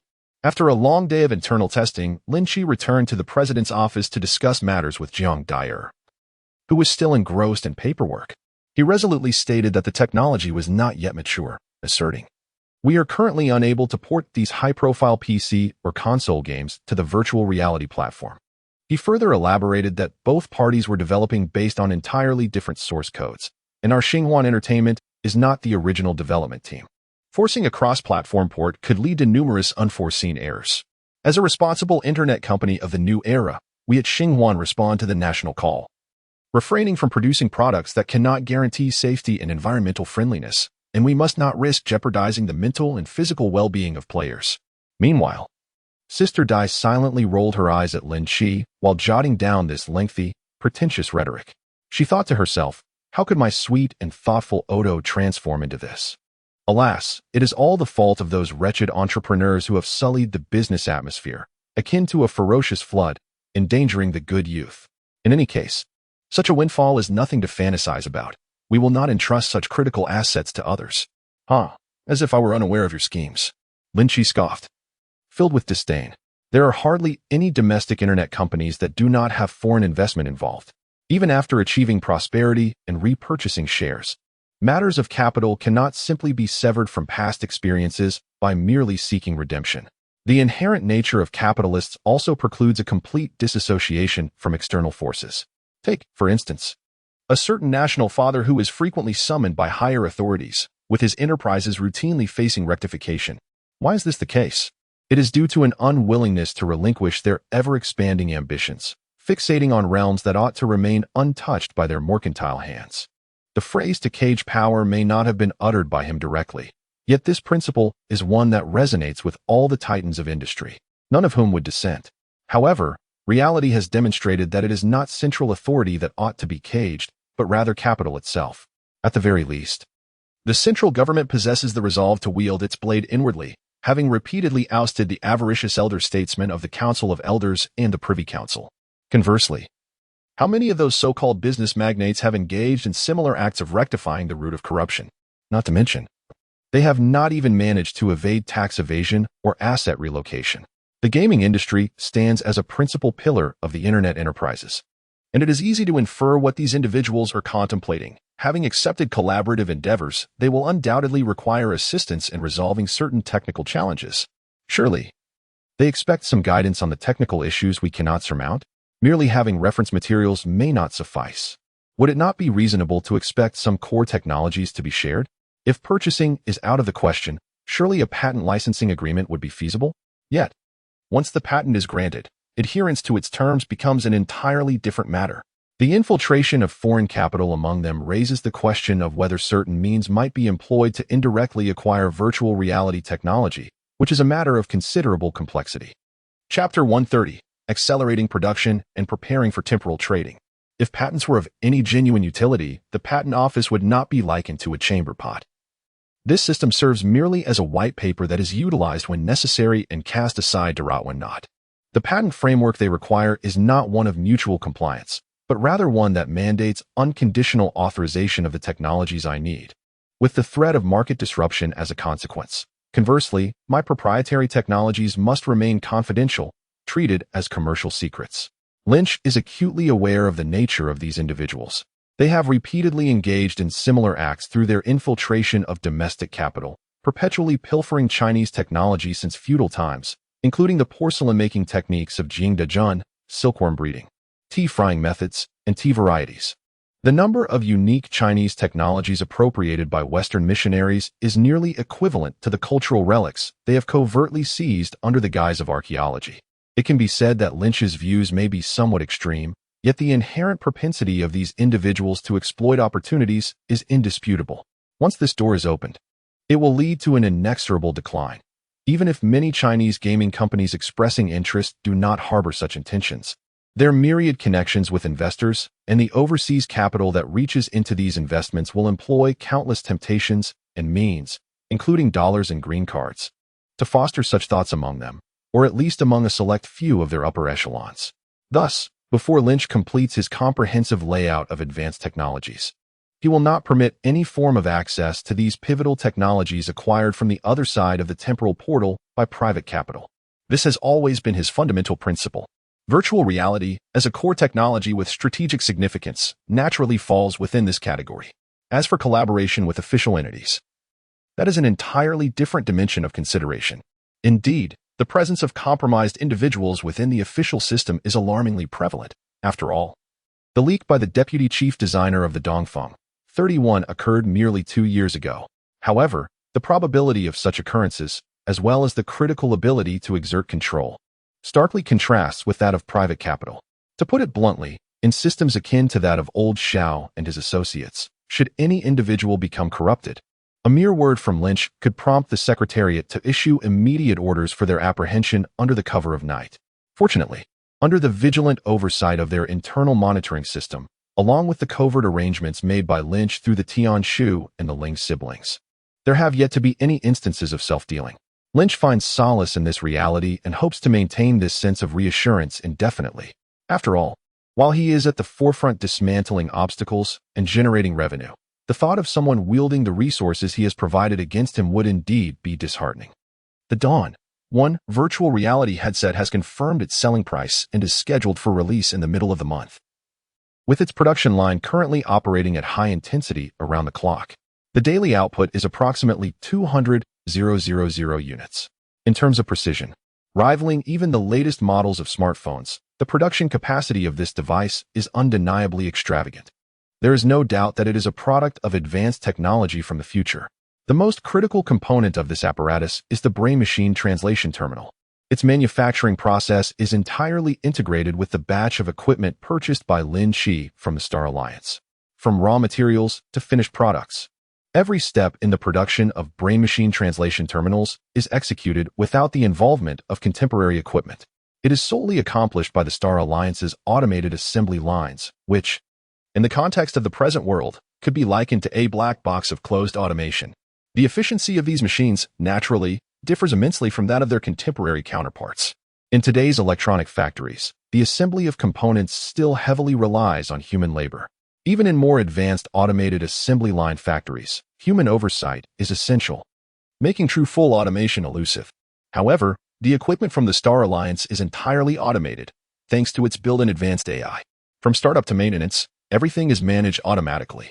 Otherwise, given the labor costs during the Star Alliance era, hiring qualified engineers would be prohibitively expensive, as long as Lin Qi meets their material consumption requirements. Producing hundreds of thousands of brain-machine terminals daily is effortlessly achievable. Nonetheless, there are drawbacks. The complete absence of manual labor raises some suspicions. Consequently, Lin Qi has established a fully enclosed workshop where only he or those he authorizes, such as Jiang Dyer, are permitted entry. The 3 automated doors, also Star Alliance equipment, are directly connected to the control system of the factory's defense facilities. In order to supply the necessary raw materials, it is solely Lynch himself who must undertake the operations. Typically, this is manageable.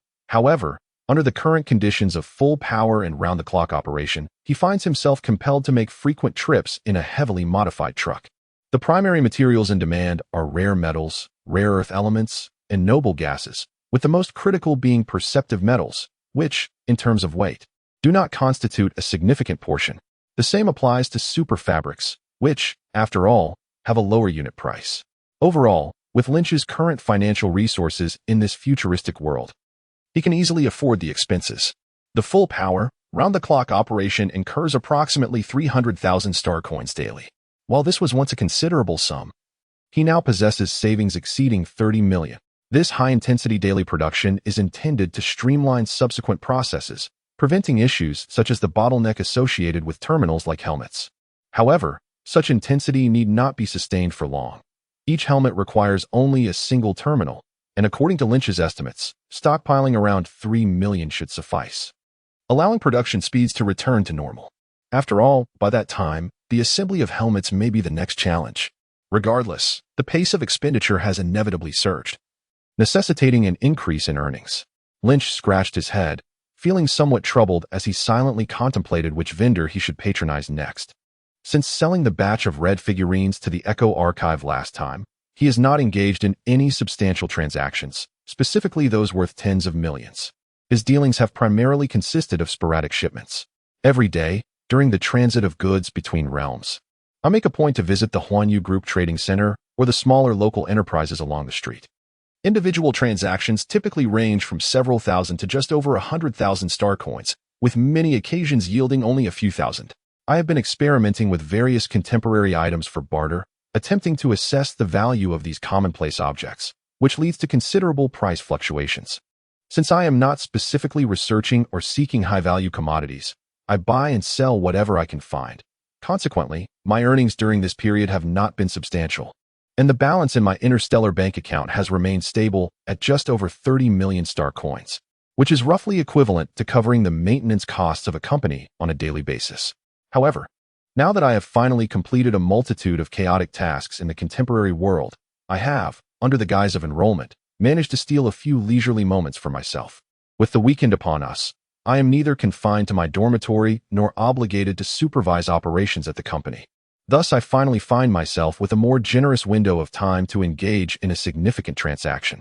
In Chapter 131, Doubt and CD, the illusory relationship of giant enterprises, I pondered the selection of buyers for a while. First and foremost, I eliminated the Echo Archive. While these scholarly fellows are indeed generous, their area of expertise is rather narrow. The archive only accepts antiquities and artifacts that possess considerable historical significance. To be candid, I have an abundance of such items at my disposal. However, considering their rarity within the Star Federation, frequently presenting multiple artifacts of this caliber within a span of less than half a month would be somewhat reckless. This is entirely different from his initial dealings with old magazines and ancient books for the Huanyu Group. There exists a significant disparity among antiquities. The discerning eyes of the archivists are far more meticulous than those of Huanyu Group. Anything that captures their interest is invariably a true ancient artifact.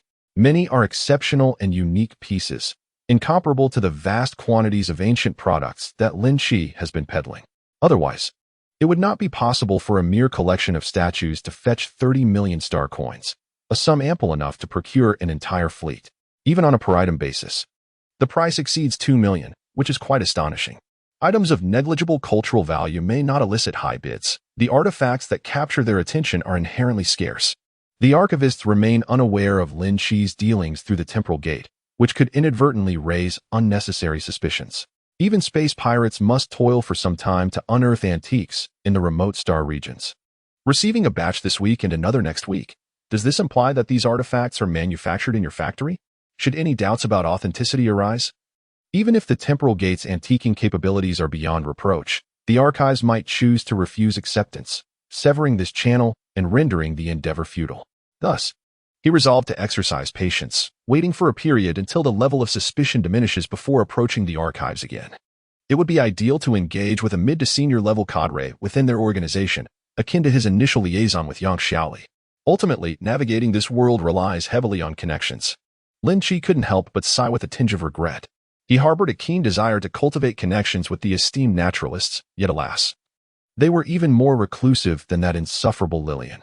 It appeared they were rather short-staffed, surrounded predominantly by mechanical intelligences in supervisory roles, while genuine human executives had only engaged with him through a couple of formal phone conversations.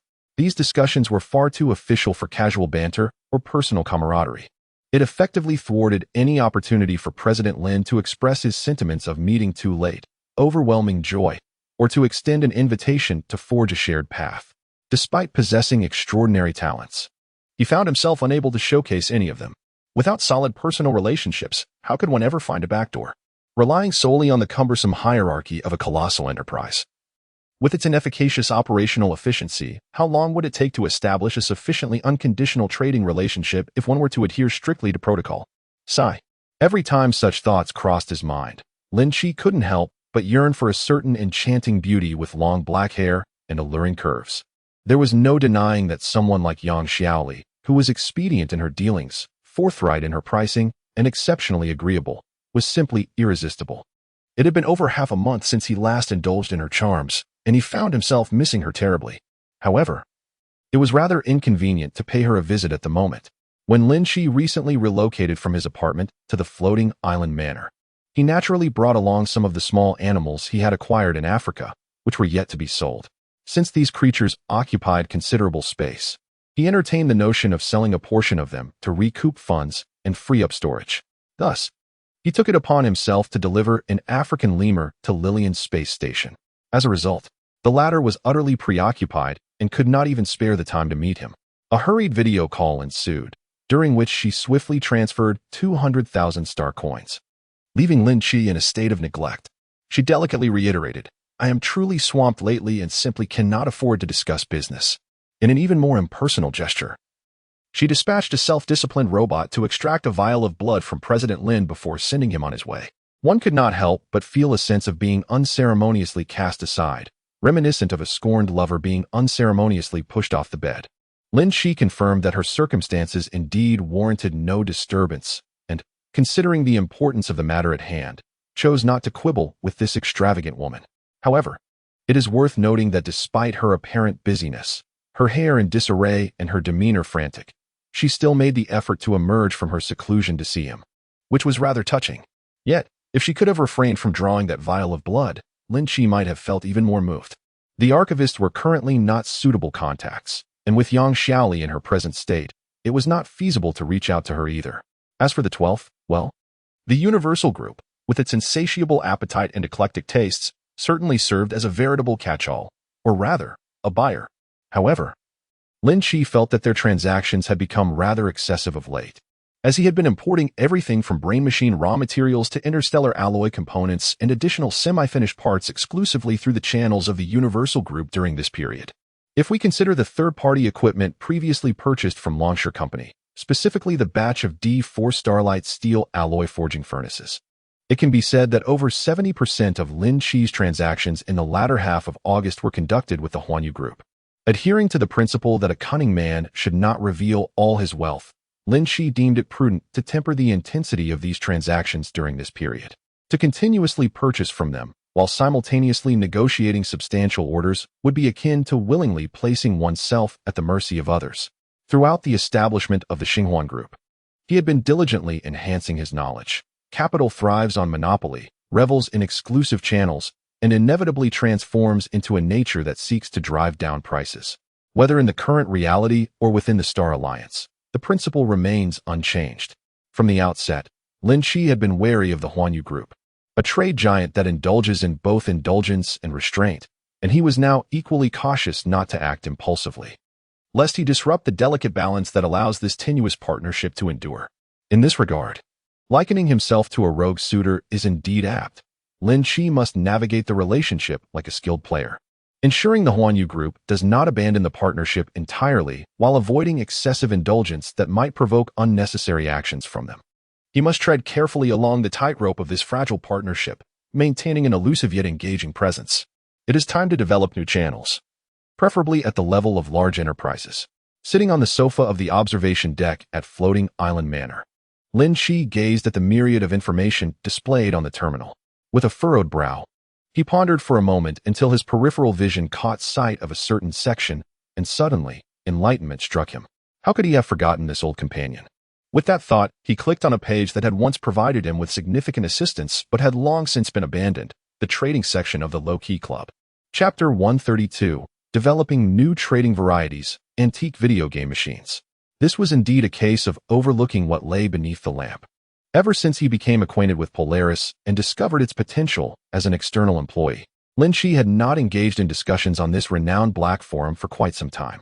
As the scale of his enterprise expanded and responsibilities multiplied, he gradually neglected this discreet, non-public forum, primarily using it as a transfer tool for his adopted hacker, Polaris.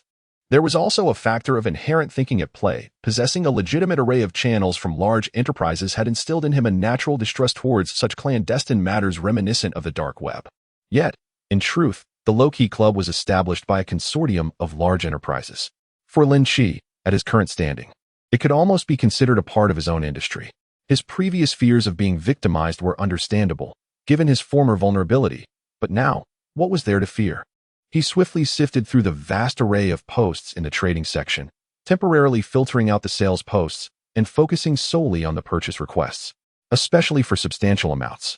The purchase intentions from a credible individual, long-term procurement of original species from the outer ring, wilderness, or foreign star regions, requiring viable, breeding-capable live specimens, with prices negotiable. This is a pass.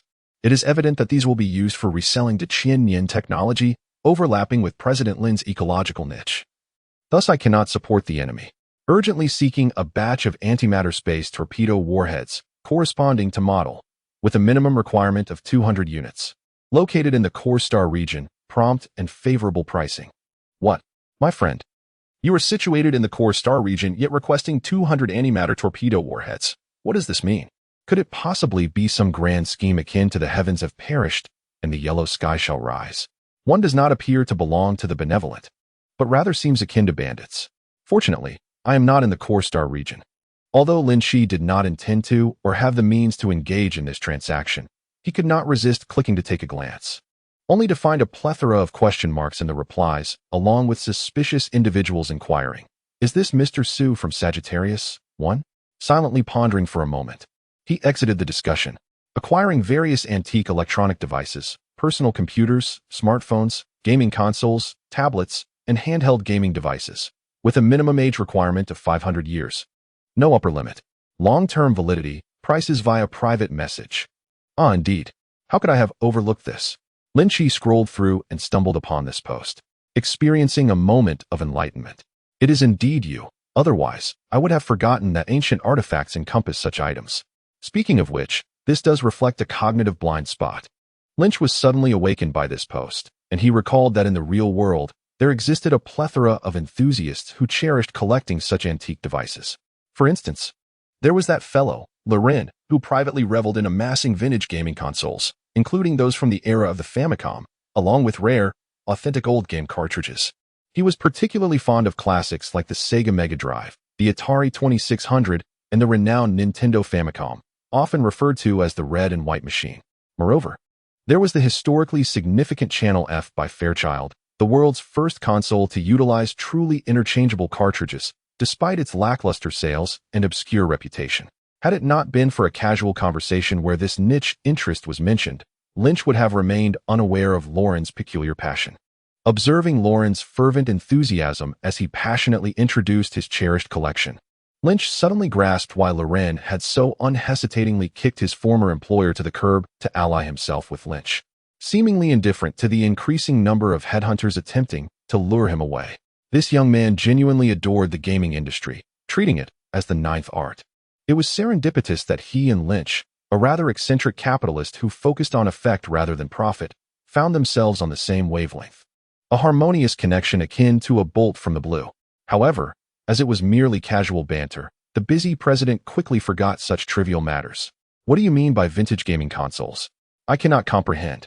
Our generation of neophyte enthusiasts in the realm of the second dimension is engrossed in the original masterpieces.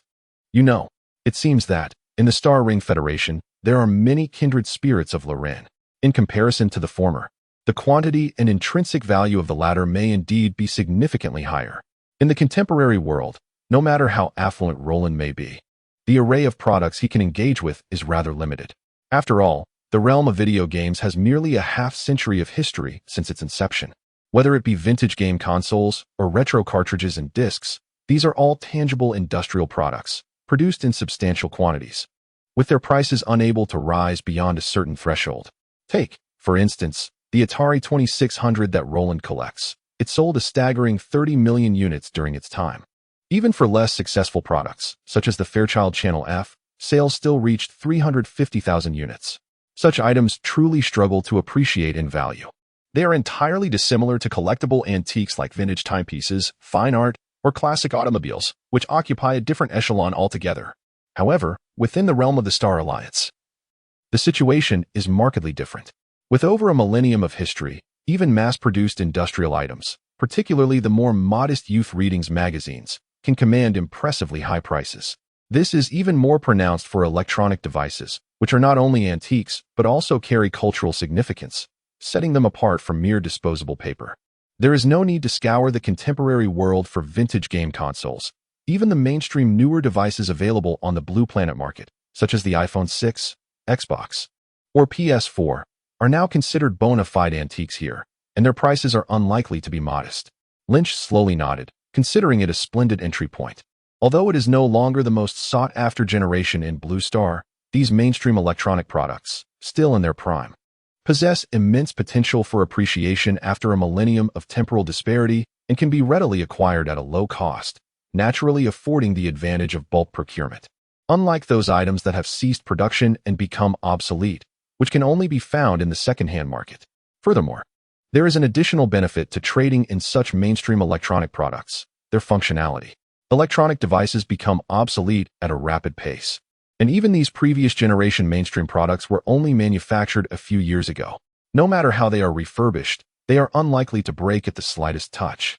The millennium of aging through the time portal affects only the passage of time, not the functionality. To collectors like the original poster of this thread, functional antique electronic devices stand in stark contrast to the gaudy, broken merchandise circulating in the local markets of the Star Federation. This discrepancy creates a significant premium, which is indeed a fortunate circumstance. Chapter 133, New Channels. Everlasting Electronic and Cultural Goods Trading House. The Everlasting Electronic and Cultural Goods Trading House is an interstellar antiquities recovery enterprise specializing in serving numerous enthusiasts of ancient electronic products and vintage gaming aficionados throughout the Star Ring Federation. Such individuals are rare in regions with poor local conditions and struggling economies, where disturbances may occasionally arise in the borderlands. However, for the core star regions, which have accumulated a plethora of monumental structures and high-quality infrastructure over a millennium, along with extremely inexpensive energy and resources leading to unparalleled prosperity. Even niche hobbies such as retro gaming possess a multitude of devoted enthusiasts. It is akin to the youth magazines that Lin Qi initially sold, though they were not rare artifacts. Their aimless lamentations had already become the sort of material that no one would bother to read in Lin Qi's era. Yet, a millennium later, there are still individuals who take pride in collecting them. The term diversification is not inherently negative. It is entirely natural to have diverse interests. It is merely certain propaganda organizations serving the anti-human strategies of the American empire that have sullied this concept. Any form of niche collectible, once it reaches the core star regions, possesses significant potential for appreciation, provided, of course, that there are suitable avenues for sale. The Eternal Trading House is a prominent dealer that controls such channels. Specifically, while their enterprise may not be large enough to be deemed a titan, the establishment of branches in over 120 star systems across the entire Federation undoubtedly attests to their strength. They may not be a colossal enterprise, but they rank among the foremost beneath that tier. However, due to their relatively narrow operational scope and a focus on a niche market, their perceived influence across the star domain is far less than their actual substantial foundation, thus creating an impression of being somewhat inconsequential to outsiders. The board members of Honggu Trading Company are quite astute, initially gathering as a group of passionate enthusiasts of vintage gaming. United by their shared interests from various corners of the world, they first formed a club for exchanging ideas and experiences online, engaging in lively discussions. As their community grew and the demand for collectibles expanded, they decided to establish a formal company dedicated to the collection of such antiquities. Now, with a history spanning over 2 centuries, it has evolved into a prestigious brand. Compared to other colossal enterprises across different star systems, it may still be considered an infant learning to walk. However, within their niche community, they have become a formidable giant, essentially monopolizing the market. Those who cherish electronic antiques often include professionals from the mainstream electronic industry, which is hardly surprising. For instance, a fellow like Loren, who specializes in game development, naturally gravitates towards collecting vintage gaming consoles. Given that the company's executives are well-versed in the field, their strategies for expanding channels are remarkably adept. Honggu Trading Company has established official accounts on all major media platforms across the Star Alliance and engages in daily interactions. They even participate openly in exclusive forums like the Lin Qi Club, which operates in the dark web, unlike other individuals or organizations that resort to anonymous accounts or third-party channels. In the forum, a promotional copycat boldly approached the operational department to apply for certification, and surprisingly, they granted it. Amidst a sea of anonymous users, digital enthusiasts, and a plethora of fictitious names, the official account of Honggu, adorned with the company's logo, stands out like a breath of fresh air. It is evident that Honggu is acutely aware of its advantages. In this niche market with scant competition, there is no need for subterfuge. Instead, by openly revealing their identity, they encourage potential sellers, who may be intrigued yet uncertain about navigating this small sector, to cast aside their reservations and engage in bold transactions.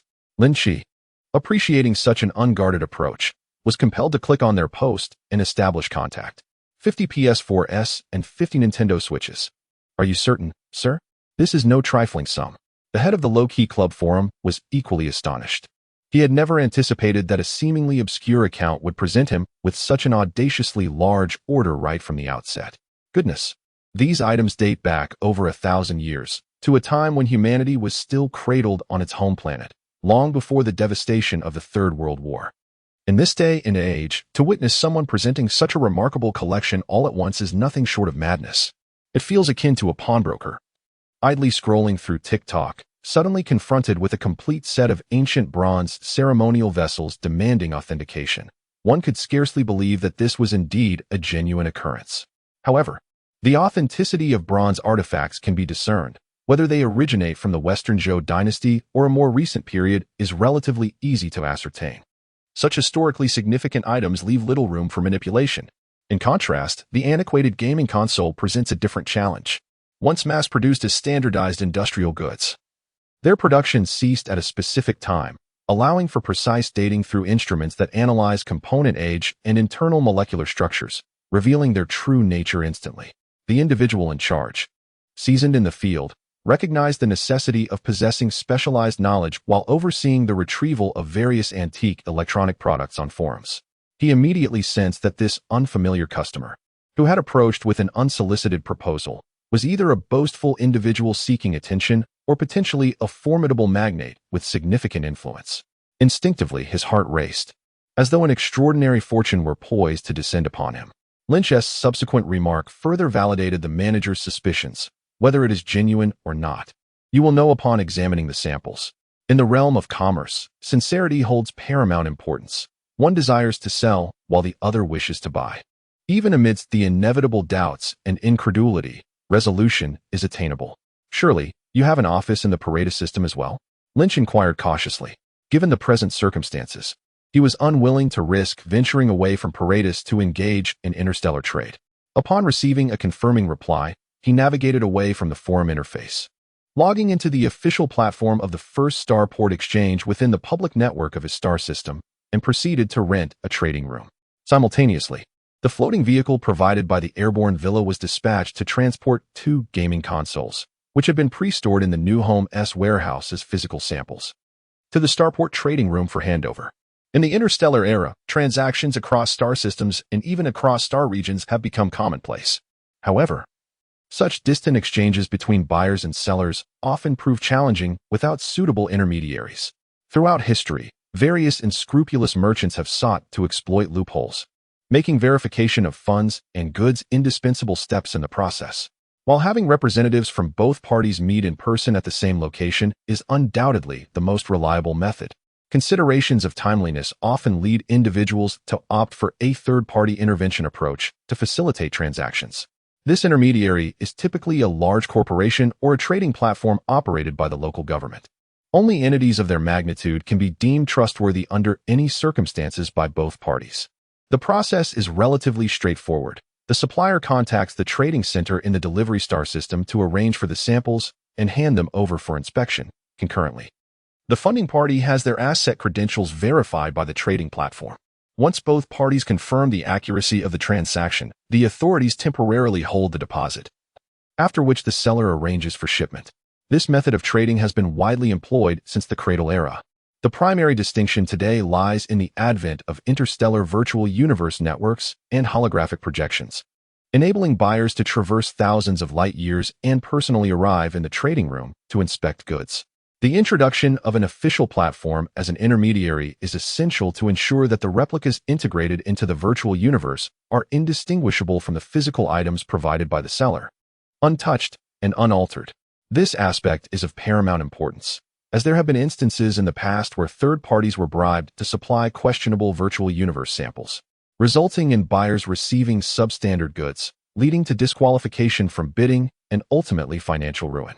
Since then, all remote transactions across star regions have required the endorsement of major corporations or federal governments, rather than trusting that their officials are immune to bribery or personal gain. Stakeholders are more confident that these entities, given their substantial resources, would not abscond, possessing adequate capital and motivation to bear the repercussions of such severely detrimental scandals. Business people are not driven by altruism. Rather, they are consumed by the pursuit of profit. Through the remote trading services offered by the Paratis, First Starport Exchange, the head of Hungoo Video Games swiftly connected to the virtual universe, eyes wide with anticipation. Drawing upon over a century of experience, he meticulously examined the 2 samples inside and out, ultimately arriving at the resolute conclusion, tinged with a hint of reluctance, that they were indeed genuine articles. As a veteran employee who was among the earliest to follow the founders of the ancient gaming club, Mr. Yu, despite having surpassed 2 centuries in age, retains an enduring youthful spirit akin to that of a boy. He has adeptly engaged with various models of antique arcade machines, including the 2 that Lin Qi has now presented. The board members, recognizing his extensive and unparalleled experience, comparable to that of a Blue Star individual over 2 lifetimes, have entrusted him with this significant position. Mr. Yu has encountered and played with an array of devices, and not even the most meticulously crafted counterfeit could escape his discerning eye. Upon examination, he can immediately discern which components are of inferior quality and which circuit boards are the product of later forgeries. Even replicas meticulously crafted from ancient materials would reveal their flaws under his scrutiny. After confirming the authenticity of the items, Mr. Yu's excitement grows. Antique arcade machines, dating back a millennium, are exceedingly rare. Their sporadic appearances in the market today are solely attributable to the vast production of several million units in the past, which has resulted in a substantial existing inventory. It is this considerable foundation that has allowed them to survive over 1,000 years without becoming entirely obsolete. Nonetheless, genuine machines within this niche remain limited in number. Based on Mr. Yu's experience, approximately 20 to 30 newly discovered machines enter the market each year, rendering this increase nearly negligible, were it not for trading firms composed of enthusiasts like them. The annual losses from machines damaged due to improper storage or usage would likely exceed the number of newly discovered ones. This predicament is inevitable. 4 antique gaming consoles are merely a niche within the broader category of collectibles. Under such circumstances, a colossal transaction involving as many as 100 antique gaming machines is a rarity that one could scarcely find even with a lantern. Based on the previous experiences of Supervisor Lao Yu, such an exaggerated order of 3-digit magnitude can typically only be found among models classified as secondary antiquities within a time frame of 2 to 500 years. 500 years represents the approximate duration for a family of Star League citizens to pass down their legacy through 3 generations, assuming they have not suffered any disasters or upheavals. The Star Federation has undergone numerous rounds of genetic optimization, coupled with the advanced medical, biological, and lifestyle technologies of this era, resulting in an average lifespan ranging from 150 to 280 years. The former figure pertains to the outermost ring of the Federation, where the average lifespan in the vast frontier star regions varies significantly from paradisiacal worlds like Parades 3 to certain colonial planets at the edges of foreign territories, where even stable energy sources cannot be guaranteed. The average lifespan of 150 years in the frontier regions is primarily dragged down by the latter conditions. Conversely, the latter figure is contributed by the core star regions centered around the solar system, where the citizens of the 5-star flag enjoy a significantly longer life expectancy. The planets located in the core star region, while not all possessing the habitable quality of Parades 3, an exceptional marvel bestowed by the cosmic will, are nonetheless noteworthy for their extensive development, sophisticated infrastructure, and the inexhaustible energy supplied by the colossal structures in the surrounding galaxies. These factors significantly enhance their appeal. In the eyes of the inhabitants of the desolate outer ring star regions, these planets are often referred to as shining worlds, a term alluding to their seemingly limitless energy resources. Each planet resembles an everlasting metropolis, adorned with multiple rings of orbiting star bands.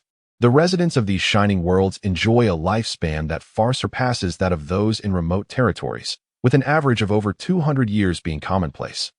And individuals exceeding 300 years are not considered extraordinary.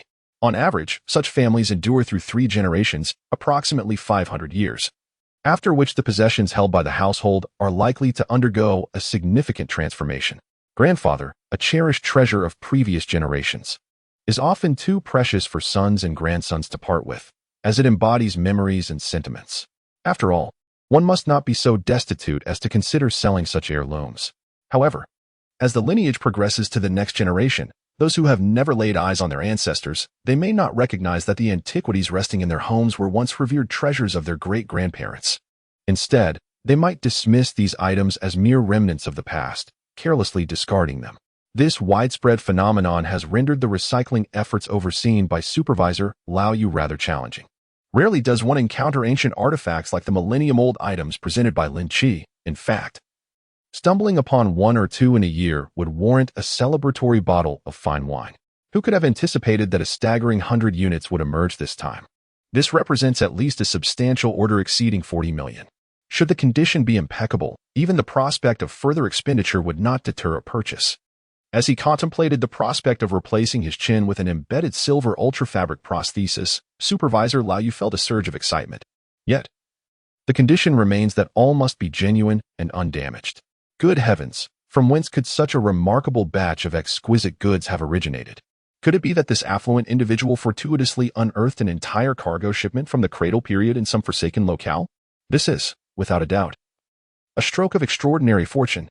Alas, how unfair fate seems. Why am I not graced with such luck? Chapter 135. Reaching consensus, 46 million star coins 100 units. In pristine condition, exhibiting no loss in performance, appeared as if they had only been placed for less than 5 years, which, in fact, was true. These thousand-year-old authentic antique gaming devices represented the most valuable single order that Hanggu Gaming had ever received since its inception. Unsurprisingly, after manager Lao Yu reported this monumental news, members of the board from various regions swiftly convened an online meeting.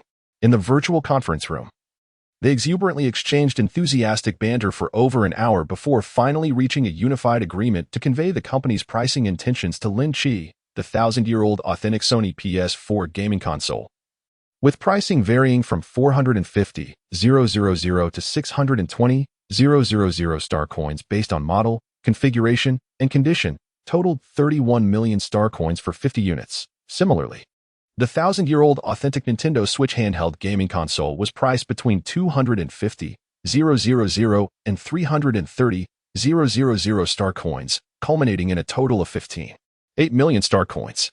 Ultimately, after extensive discussions and multiple revisions, they arrived at a consensus to present a total price of 46.8 million star coins, primarily due to the exceptional condition of this batch of goods, which exceeded everyone's expectations.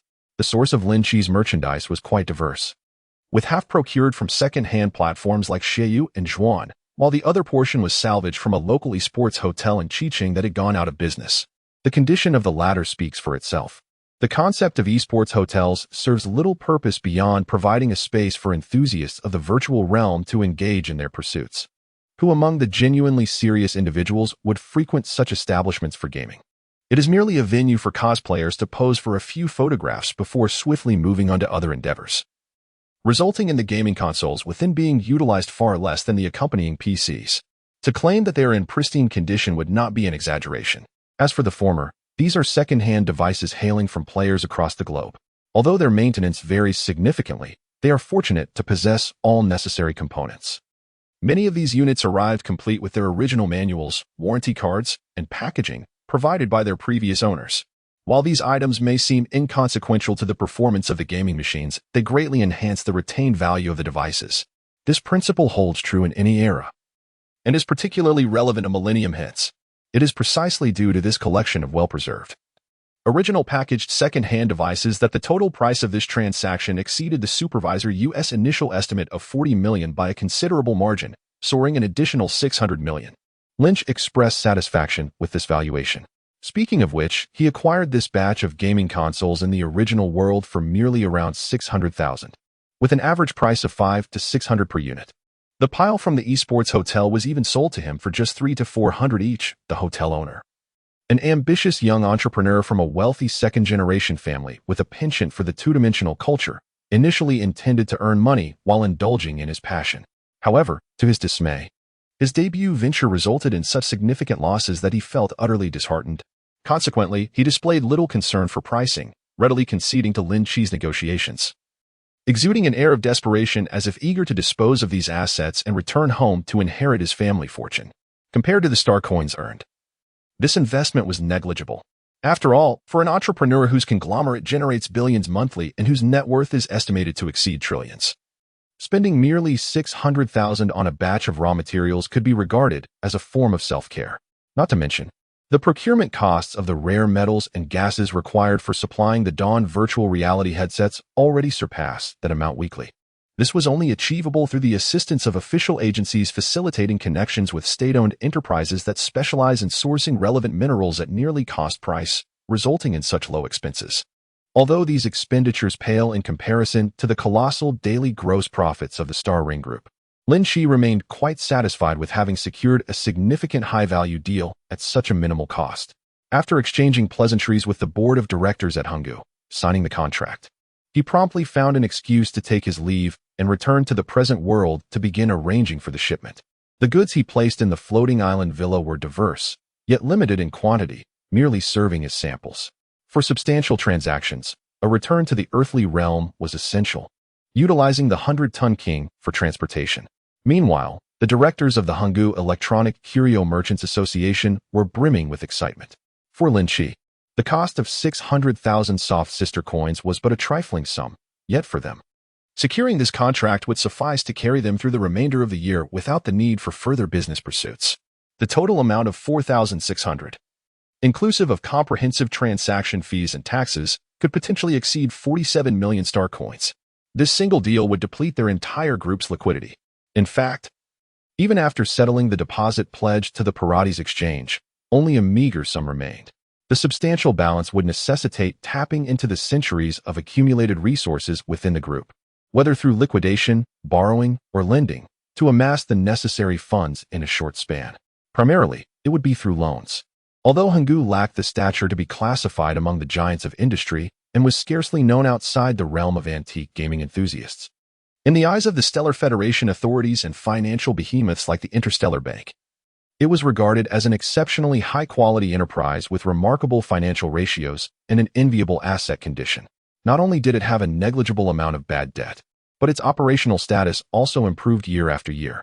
Remarkably, it never engaged in tax evasion and rarely sought to minimize its tax liabilities, often voluntarily contributing to charitable endeavors aimed at alleviating poverty on certain remote planets. True charity, led by official initiatives, devoid of quotation marks. Thanks to a few founders who possess little ambition and are driven solely by passion, their approach has rendered them a refreshing anomaly among the vast enterprises of the star domain, reminiscent of the esteemed Xinhuan Group. Their commendable relationships, primarily stemming from their robust asset status, may often serve merely as topics of boastful conversation. However, in times of crisis, they can prove invaluable. For instance, when they seek to leverage their group's assets as collateral, they can swiftly procure a substantial short-term interest-free loan, something that others could only dream of. In every world, it is the nature of human affairs to elevate those who are favored. Had they not engaged in those seemingly loss-making ventures, but rather emulated other large corporations that, upon acquiring capital, exploit power vacuums and engage in duplicity, they would find themselves in a quagmire when urgently needing to secure a loan. It is likely that instead of a seamless process completed in an hour, they would face prolonged scrutiny of qualifications and asset verification, potentially extending over an entire year. Yet, at this moment, amidst the lofty proclamations of Supervisor Lao Yu and other executives, the board members, while engaged in animated discussions over the holographic projection, managed to convey their initial discomfort and the burgeoning heat of their terminals. Eventually, they elicited a reluctant agreement from the executives of the Interstellar Bank. The board members, who had sought favors and connections, breathed a sigh of relief, while the executives, having been spared further scrutiny, felt as if they had been granted a reprieve. Chapter 136. Arms Enhancement Program. Configuration of near-Earth warships building upon the solid relationships cultivated over time and supplemented by certain discrete promises. A substantial loan amounting to tens of millions of star coins was successfully secured with remarkable efficiency. This accomplishment was achieved just before Lynch sent another message, allowing for the timely preparation of the final payment. It was a situation that brought joy to all parties involved. At this juncture, following the conclusion of the cool-down period, Lynch returned to the estate aboard his 100-ton vessel, meticulously packing all the gaming machines. A drone was arranged to transport the items directly to the first starport, where a secure warehouse was designated for the counterpart to retrieve the goods. Upon verifying the receipt of the final payment in his Interstellar bank account, he promptly sent the retrieval key to the Hanggu Trading Company. With the transaction completed, he felt no inclination to dwell on the subsequent flattery from the other party. A few courteous exchanges were made before he logged off. Interstellar bank account balance, 76.05 million star coins, with ample ammunition at his disposal. Lynch was ready to commence operations once more. He gazed at the lengthy string of figures, nodding in satisfaction. A deposit exceeding 70 million star coins places him firmly on the threshold of immense wealth in this era. Ultimately, the purchasing power of star coins bears no resemblance to that of the present world. It corresponds to a vast interstellar nation that has colonized hundreds of star systems, exerting control over an even greater expanse. Such extensive territories yield abundant resources, and the currency circulating freely within this domain is incomparable to the myriad fragmented currencies of Blue Star, where numerous independent governments issue their own chaotic currencies. The output of the planet Parades, 3 surpasses that of all human civilization by several magnitudes. Even disregarding a millennium of technological superiority, there remains no comparison. Lynch, wielding over 70 million star coins, is able to procure a myriad of exquisite items and, thanks to the advanced trade system of the Stellar Union, can indulge in a shopping spree without ever leaving his abode. However, this time, his intended purchase is of a more sensitive nature. Lynch plans to acquire a fleet of warships. Of course, he is not interested in the large armed starship known as the Pioneer, as such a vessel cannot be transported through the space-time gate. Instead, he seeks to obtain small starships that can operate within the tangible world, specifically in the blue star environment. As time progresses, with the foundations on both sides of the space-time gate expanding and the resources and power at his disposal growing increasingly formidable, Lynch's ambitions have been accelerating relentlessly. From initially dabbling in the mere replication of future world video games to now embarking on the construction of a space elevator base, he has become increasingly prominent, positioning himself at the forefront of humanity. In such circumstances, even for someone of his cultured and peace-loving Chinese heritage, it becomes essential to prepare for unforeseen contingencies. Similar to his recent clandestine dealings with the Malu nation to purchase a private island, Lynch is acutely aware of the shadowy schemes harbored by the bureaucrats in Jakarta. While they may be plotting against him, he is equally orchestrating his own maneuvers against them. The contract signed by two partners, each harboring ulterior motives, is nothing more than a precarious agreement destined to be torn asunder. Prior to securing the foundation, Lynch preferred to avoid conflict with this group, understanding that the impact on the project's timeline was paramount. However, having anticipated their inevitable betrayal and the intervention of a certain nefarious figure, he was more than willing to prepare a means of retaliation before the inevitable fallout. This, of course, was beyond the capabilities of Star Ring Defense at present. Currently, a training base located in the arid expanses of Djibouti, East Africa, has officially commenced operations. The former PLA officers who initially chose to serve Lynch are now enthusiastically employing the cutting-edge technology he provided, alongside a carefully selected cadre of retired special forces. They are engaged in rigorous training with exoskeletons, powered armor, drones, laser weaponry, and electromagnetic cannons. These seasoned veterans are incessantly vigilant, taking great care to keep these experimental high-tech weapons intact, secretly yearning for the day when they will receive orders from their superiors to make a grand appearance and astound the world. Yet, the equipment provided by Lynch is somewhat limited. The desire for secrecy precludes the experimentation with larger apparatuses, and the base is equipped solely with individual soldier-level advanced weaponry. Utilizing specialized composite armor plates, an 8-wheeled armored vehicle equipped with a 75mm railgun represents the zenith of the base's firepower. Any further enhancements could lead to inadvertent leaks of sensitive information. After all, that location is a remote overseas stronghold, and it would be imprudent for Lynch to deploy an interstellar fighter for test flights there. Such actions would undoubtedly attract unwanted attention. Consequently, taking into account the personnel currently undergoing training at the base, the capabilities of Star Ring Defense are primarily confined to terrestrial engagements. On the other hand, the potential threats looming over Tavo Island predominantly originate from the sea. In order to erect a space elevator, Lynch anticipates an inevitable confrontation with the Seventh Fleet. The insatiable greed characteristic of the Eagle faction makes it improbable that they would permit others to control a pathway to the future. Although their motivations may lean more towards the staggering profits such a venture could yield rather than any lofty aspirations of exploring the cosmos. The very association with immense profits only solidifies their resolve, a sentiment Lynch comprehends well. Given Star Ring Defense's current capabilities, they are ill-equipped to contend with the American fleet. This endeavor necessitates direct involvement from the esteemed president. There is no need for excessively large vessels, as this is not a combat scenario set in outer space, where size is not necessarily an asset. Nevertheless, it is worth noting that even in space, size does not hold paramount importance. Lynch perused the official websites of several renowned arms manufacturers, his gaze traversing the holographic projections with keen interest as he meticulously selected the weapons he desired. Deeming universal within gravity wells as essential, along with a preference for those suitable for aquatic environments, the dual-purpose vessels can be camouflaged as ordinary armed merchant ships, rendering them less conspicuous.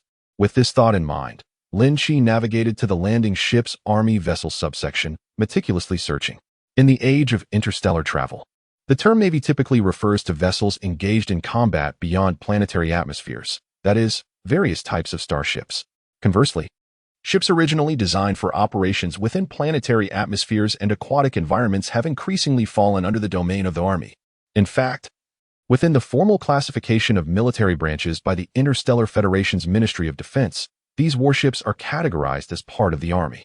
One cannot help but find this peculiar reclassification perplexing, even for someone like Lin Qi, a modern individual.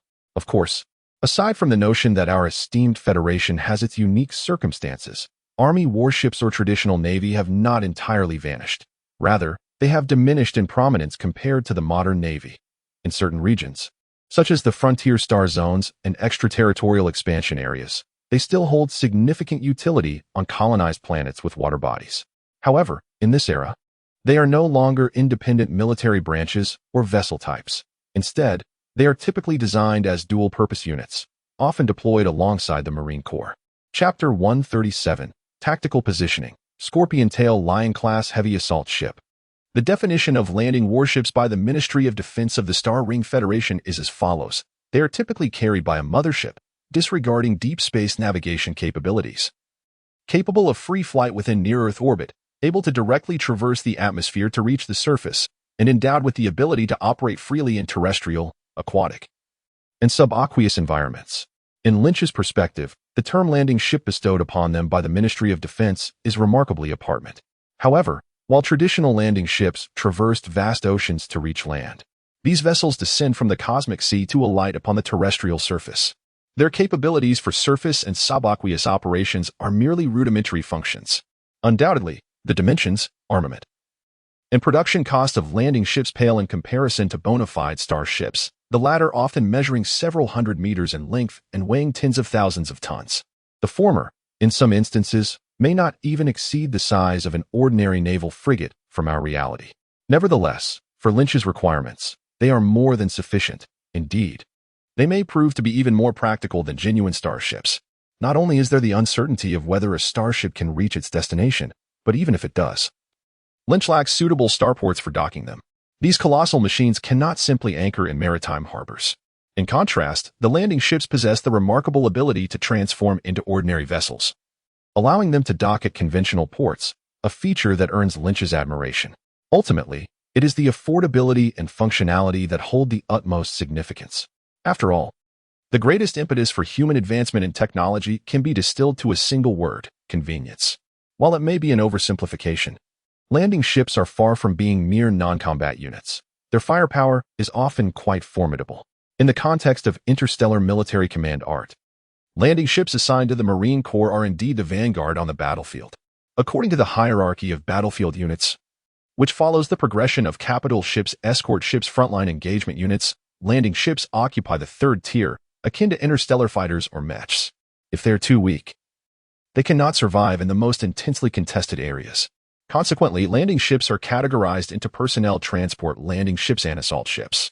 The former can swiftly relocate large numbers of Marines to the surface and even transport a contingent of heavy ground mechs, while the latter, which is the type that Lynch intends to procure, possesses average transport capacity but is heavily armed and equipped with formidable penetration capabilities. Strictly speaking, assault ships are designed to execute interstellar-era jump assist missions as a type of gunboat, aimed at integrating a multitude of weaponry within a compact frame and ensuring, under all circumstances, a defensive capability sufficient to withstand or evade the firepower of planetary fortresses and near-orbit patrol fleets.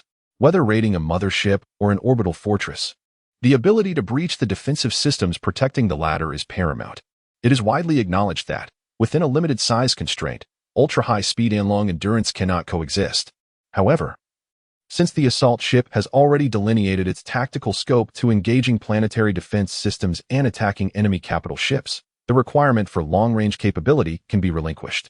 Designers typically focus on integrating all components of the propulsion system into maneuverability and velocity, allocating the remaining energy exclusively to charging armor or shields while considering the requirements of the weapon systems. They prioritize maximizing speed and enhancing armor, with firepower being a secondary concern.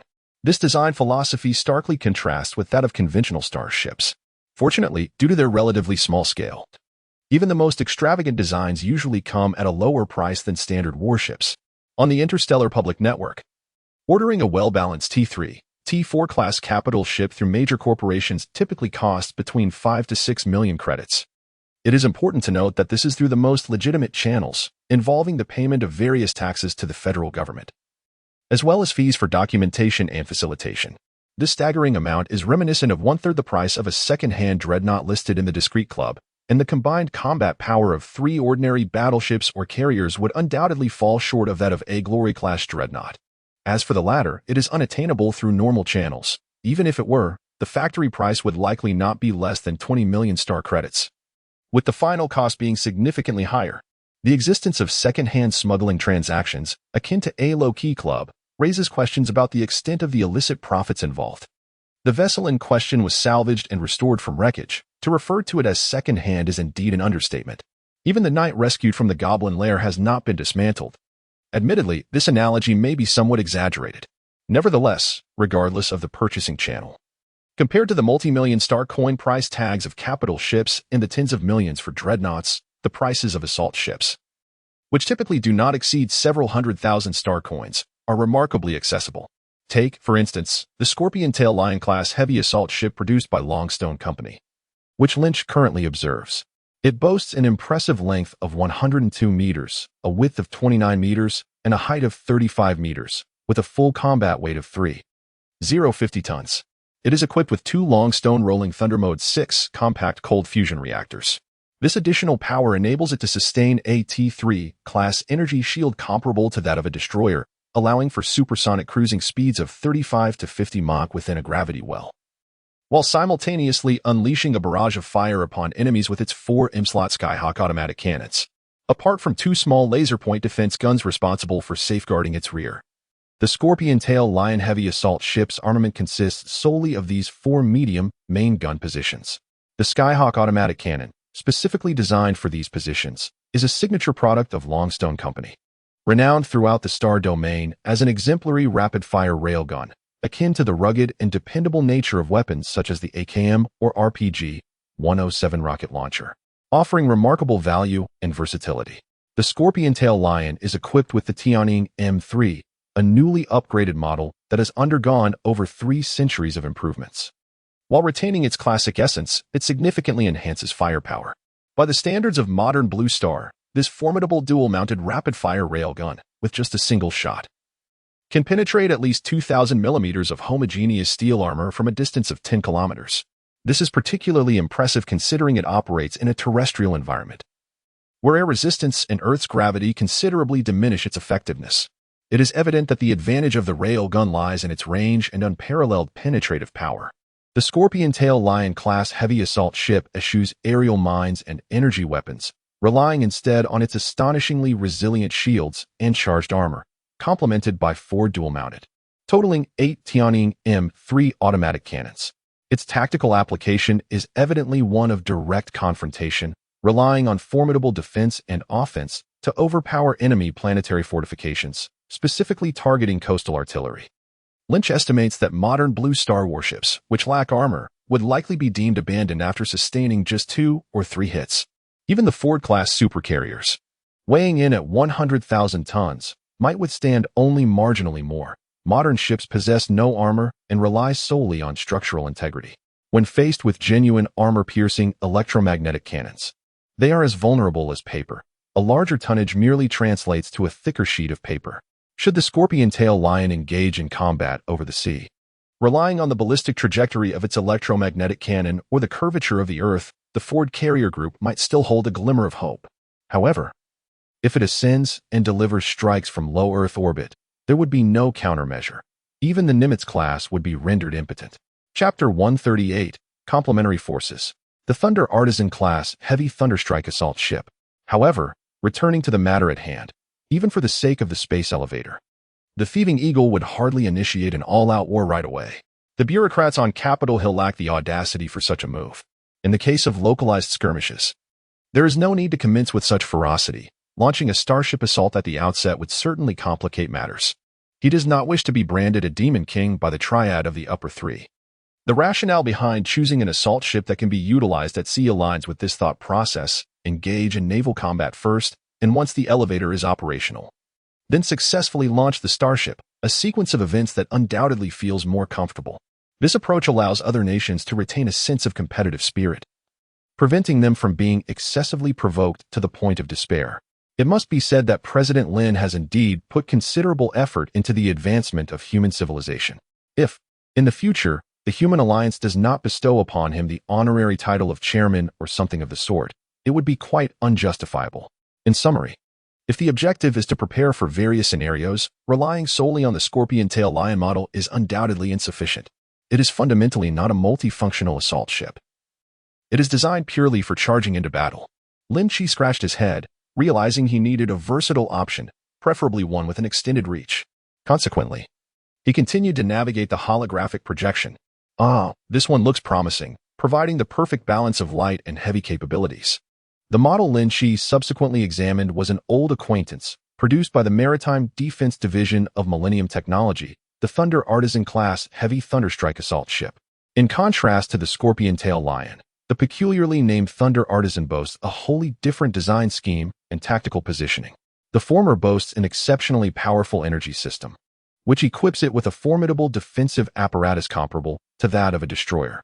Typically, assault ships are analogous to gunboats within the conventional naval hierarchy, categorized as lesser-armed vessels.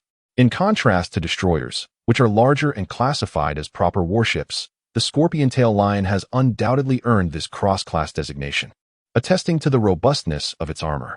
However, the latter diverges entirely. It lacks an auxiliary reactor and high-intensity shields.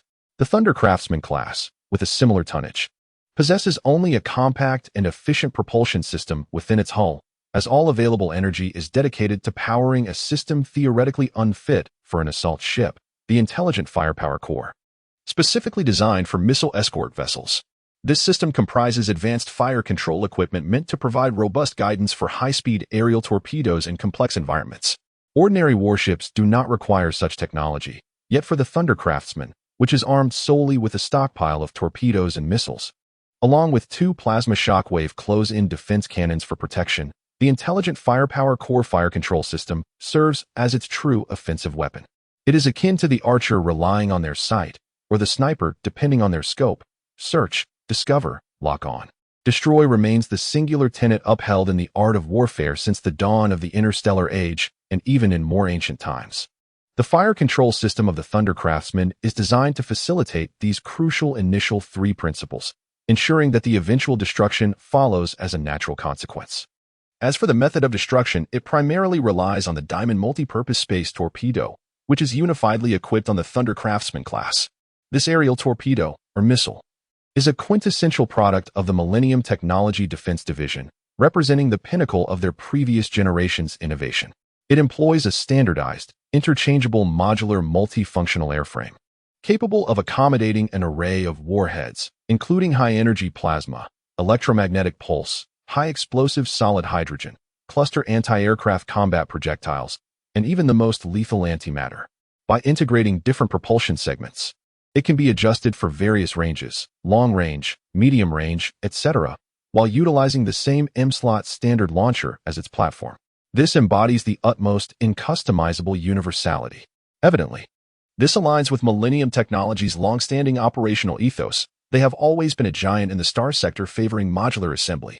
The 3 quadruple M-slot diamond launch tubes enable the Thunder Craftsman assault vessel to unleash a barrage of 12 missiles in quick succession, with a reloading efficiency that allows it to complete the entire process within 10 to 15 seconds, expending all 196 rounds stored in its magazine. Indeed, this reflects the doctrine of Cold War-era arsenal ships, where the strategy of long-range saturation fire never goes out of style.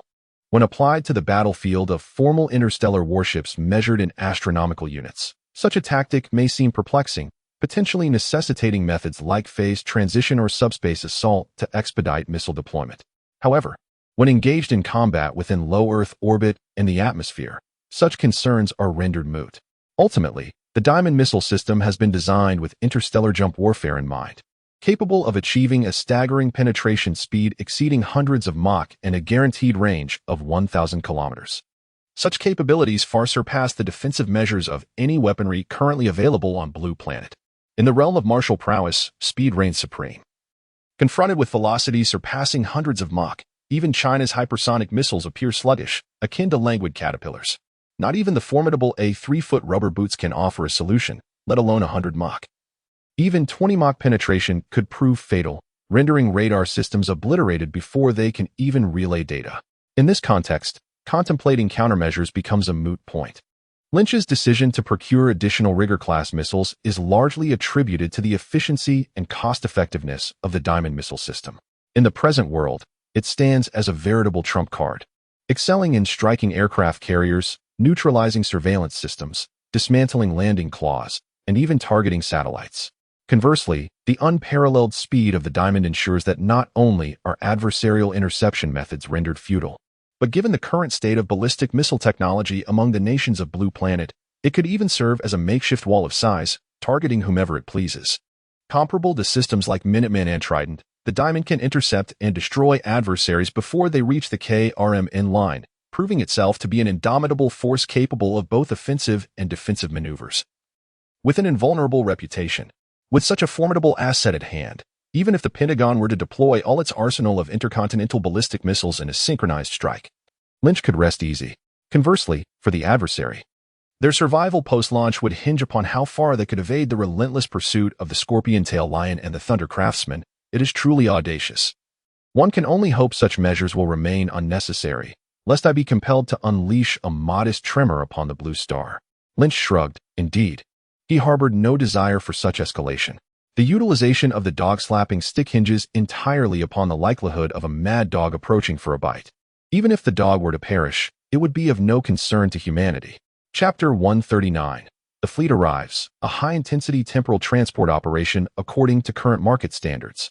The acquisition cost of a Scorpion Tail Lion from the official website of Longshore Corporation's Defense Department stands at 400,000 star coins, while a Thunder Craftsman is slightly less expensive at 360,000. These vessels come fully equipped and ready for immediate combat. However, the Thunder Craftsman, as a heavy strike vessel, incurs additional ammunition costs. Should it deplete its arsenal and require full replenishment of missile reserves, the expense would reach 600,000 star coins. This aligns with the prevailing norms of modern warfare, where missiles often surpass launch vehicles in expenditure. Consider, for instance, the Katyusha and the Hail. A single volley could cost nearly as much as a new launch vehicle. After careful consideration, Lynch engaged in discussions with the official customer service regarding the nuances of discounts and promotional allowances. Ultimately, he resolved to purchase 20 vessels of each type, culminating in a total expenditure of $14.9 million. His prior dealings with Longstone Company had been minimal. He had only acquired a batch of industrial equipment and was not a member, necessitating a calculation at the original price, which amounted to $8.5 million. However, upon the completion of this order, Lynch successfully attained VIP status with Longstone Company. The additional 500,000 star coins served as a supplementary fee for equipping this batch of Scorpion-tailed Lions with autonomous combat systems, operated by onboard AI for unmanned navigation. Considering the average cost of several thousand star coins per vessel, it was not exorbitant. Thus, Lynch casually included this during his negotiations with the customer service manager, treating it as merely an additional configuration. At Millennium Technology, the prices have significantly decreased, and the additional option to install intelligent AI configurations comes at no extra cost. Although a certain wealthy young lady with long black hair has been unavailable for direct transactions, Lynch himself is a distinguished VIP of Millennium Technology. The Pirates branch, overseen by Lillian Young, has granted him a perpetual unconditional discount. While the arms business offers only an 88% discount, it is still quite appealing. Acquiring 40 assault ships is an unremarkable order in the interstellar arms market, almost too insignificant to be noticed. If one were to discuss the matter, the variety of goods might raise some eyebrows, given that both the Scorpion Tail Lion and Thundersmith are considered niche toys for the affluent. Purchasing such a quantity is bound to confound the port authorities. However, upon following the lead of the contracts party, they noticed the Pioneer, which had cost several million star coins but had been languishing at the dock, gathering dust. From an outsider's perspective, only Lynch and Yang Xiaoli are aware of his clandestine material transfers through the time-space portal within the starship. The port officials soon concluded that there was nothing peculiar about it. It was merely a young heir with too much idle time and money to burn. In this era, such individuals abound. Wealthy individuals often spend their fortunes on the most peculiar pursuits, and the inclination to indulge in grand weaponry is an innate tendency among men. As for growing bored and carelessly discarding their toys, that is merely the quintessential behavior of the affluent. 40 small gunboats, merely suitable for playful mock battles, hardly merit scrutiny unless one is foolish enough to purchase 40 capital ships. From Lynch's perspective, however, This order represents the largest arms transaction he has ever conducted, filling the private dock at Floating Island Manor to capacity, exuding an air of formidable strength. He plans to divert the fleet, stationing half here temporarily while prioritizing the transport of the other half to Blue Star. Standing behind the railing of the observation deck, Lynch gazes with satisfaction at the multitude of luminescent starships before him. 15 million star coins is an amount that many small local enterprises on parity 3 would toil tirelessly to accumulate. Had it not been for a series of lucrative deals that recently replenished his coffers, he would feel a pang of regret for such a substantial expenditure. Yet, as he contemplates the tasks ahead, his satisfaction wanes. Among the ships, the first batch of 10 scorpion-tailed lions and 10 thunder smiths must be transported to the far side of the time-space gate and deployed on Blue Star. This undertaking is indeed monumental. They must first be ferried into the hangar of the Pioneer, relying on the massive vessel's ample belly for concealment. Subsequently, the complete warships will be disassembled into components, modified further with the 100-ton King to facilitate their transport and reassembly. After a moment of reflection, Lynch quickly reaches a resolution. Thankfully, the widespread adoption of modular assembly technology in contemporary starships renders this method feasible. Otherwise, such an operation would be utterly impractical. This also elucidates the reason why Lynch, despite being willing to invest 15 million star coins in a plethora of gunboat-class vessels, which are even smaller than corvettes, refrains from spending an equivalent sum on a dreadnought. Not to mention that second-hand salvage dreadnoughts are a rarity, an elusive commodity. Even if acquired, they would serve little purpose for Lynch. His safety in this realm does not necessitate the protection of a dreadnought, and such a colossal entity, even when disassembled into the smallest fragments, could never traverse the current size of the spatial portal. Indeed, if it were dismantled to a degree suitable for passage, it would be rendered utterly useless. Lynch could not possibly reassemble a heap of damaged components. Unlike these assault vessels, which are sufficiently diminutive to be disassembled into a few principal segments for seamless passage through the portal, the latter's quantity is considerable, compounded by the requirement to generally disassemble them into 5 or 6 parts. Consequently, it appears that Lynch will likely not need to devise any cargo transport plans during this period. The intervals between portal cooldowns must be devoted to their transportation. Furthermore, he must undertake the disassembly himself. The Pioneer, as a fully functional colonization ship, possesses an automated dock capable of servicing corvette-class vessels. Thus, handling these smaller gunboats presents no issue. However, the assembly on the other side necessitates oversight of the disassembly process, for he lacks an automated dock of comparable scale there, and such tasks, regardless of how simplistic they may seem, are certainly not trivial undertakings. The busyness is relentless, an endless cycle of toil. Lynch exhaled deeply, self-deprecatingly mimicking the tone of Fan Wei, before promptly immersing himself in his tasks. In the contemporary realm of the southwestern Pacific, specifically the Bismarck Sea near Tavu Island, the Directive read, establish the following facilities and transfer them to personnel of the company's defense department. What was this all about?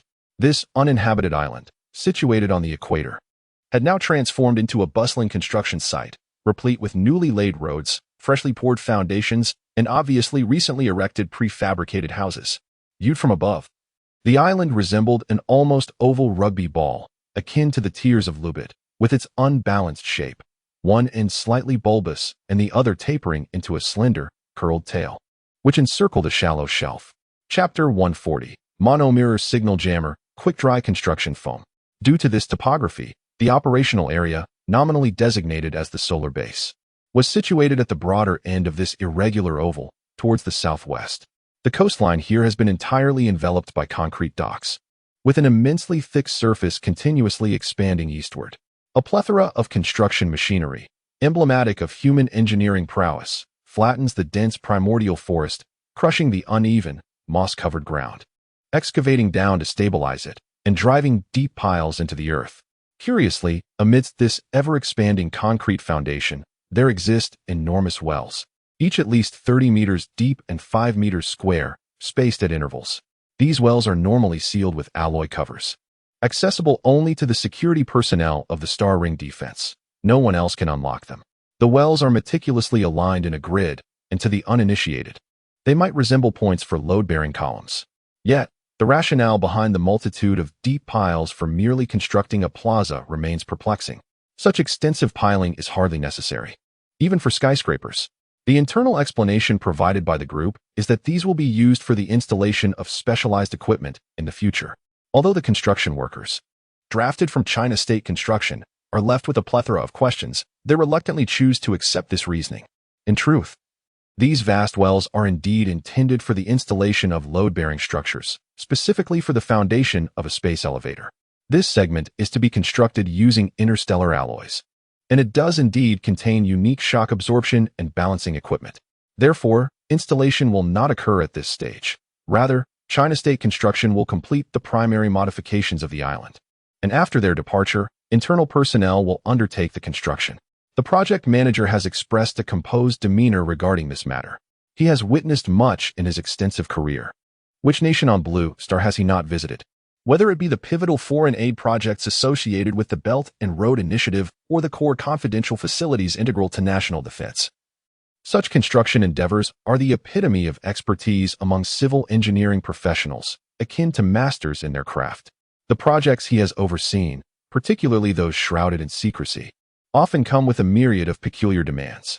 After all, these are not mere constructions of buildings. They necessitate an array of supporting facilities and the installation of numerous devices, leading to design specifications that can be quite eccentric. However, the urgent request that arrived today left him genuinely perplexed. The individual in charge examined the blueprints from every conceivable angle, yet remained utterly bewildered. Is this intended to be a small floating island?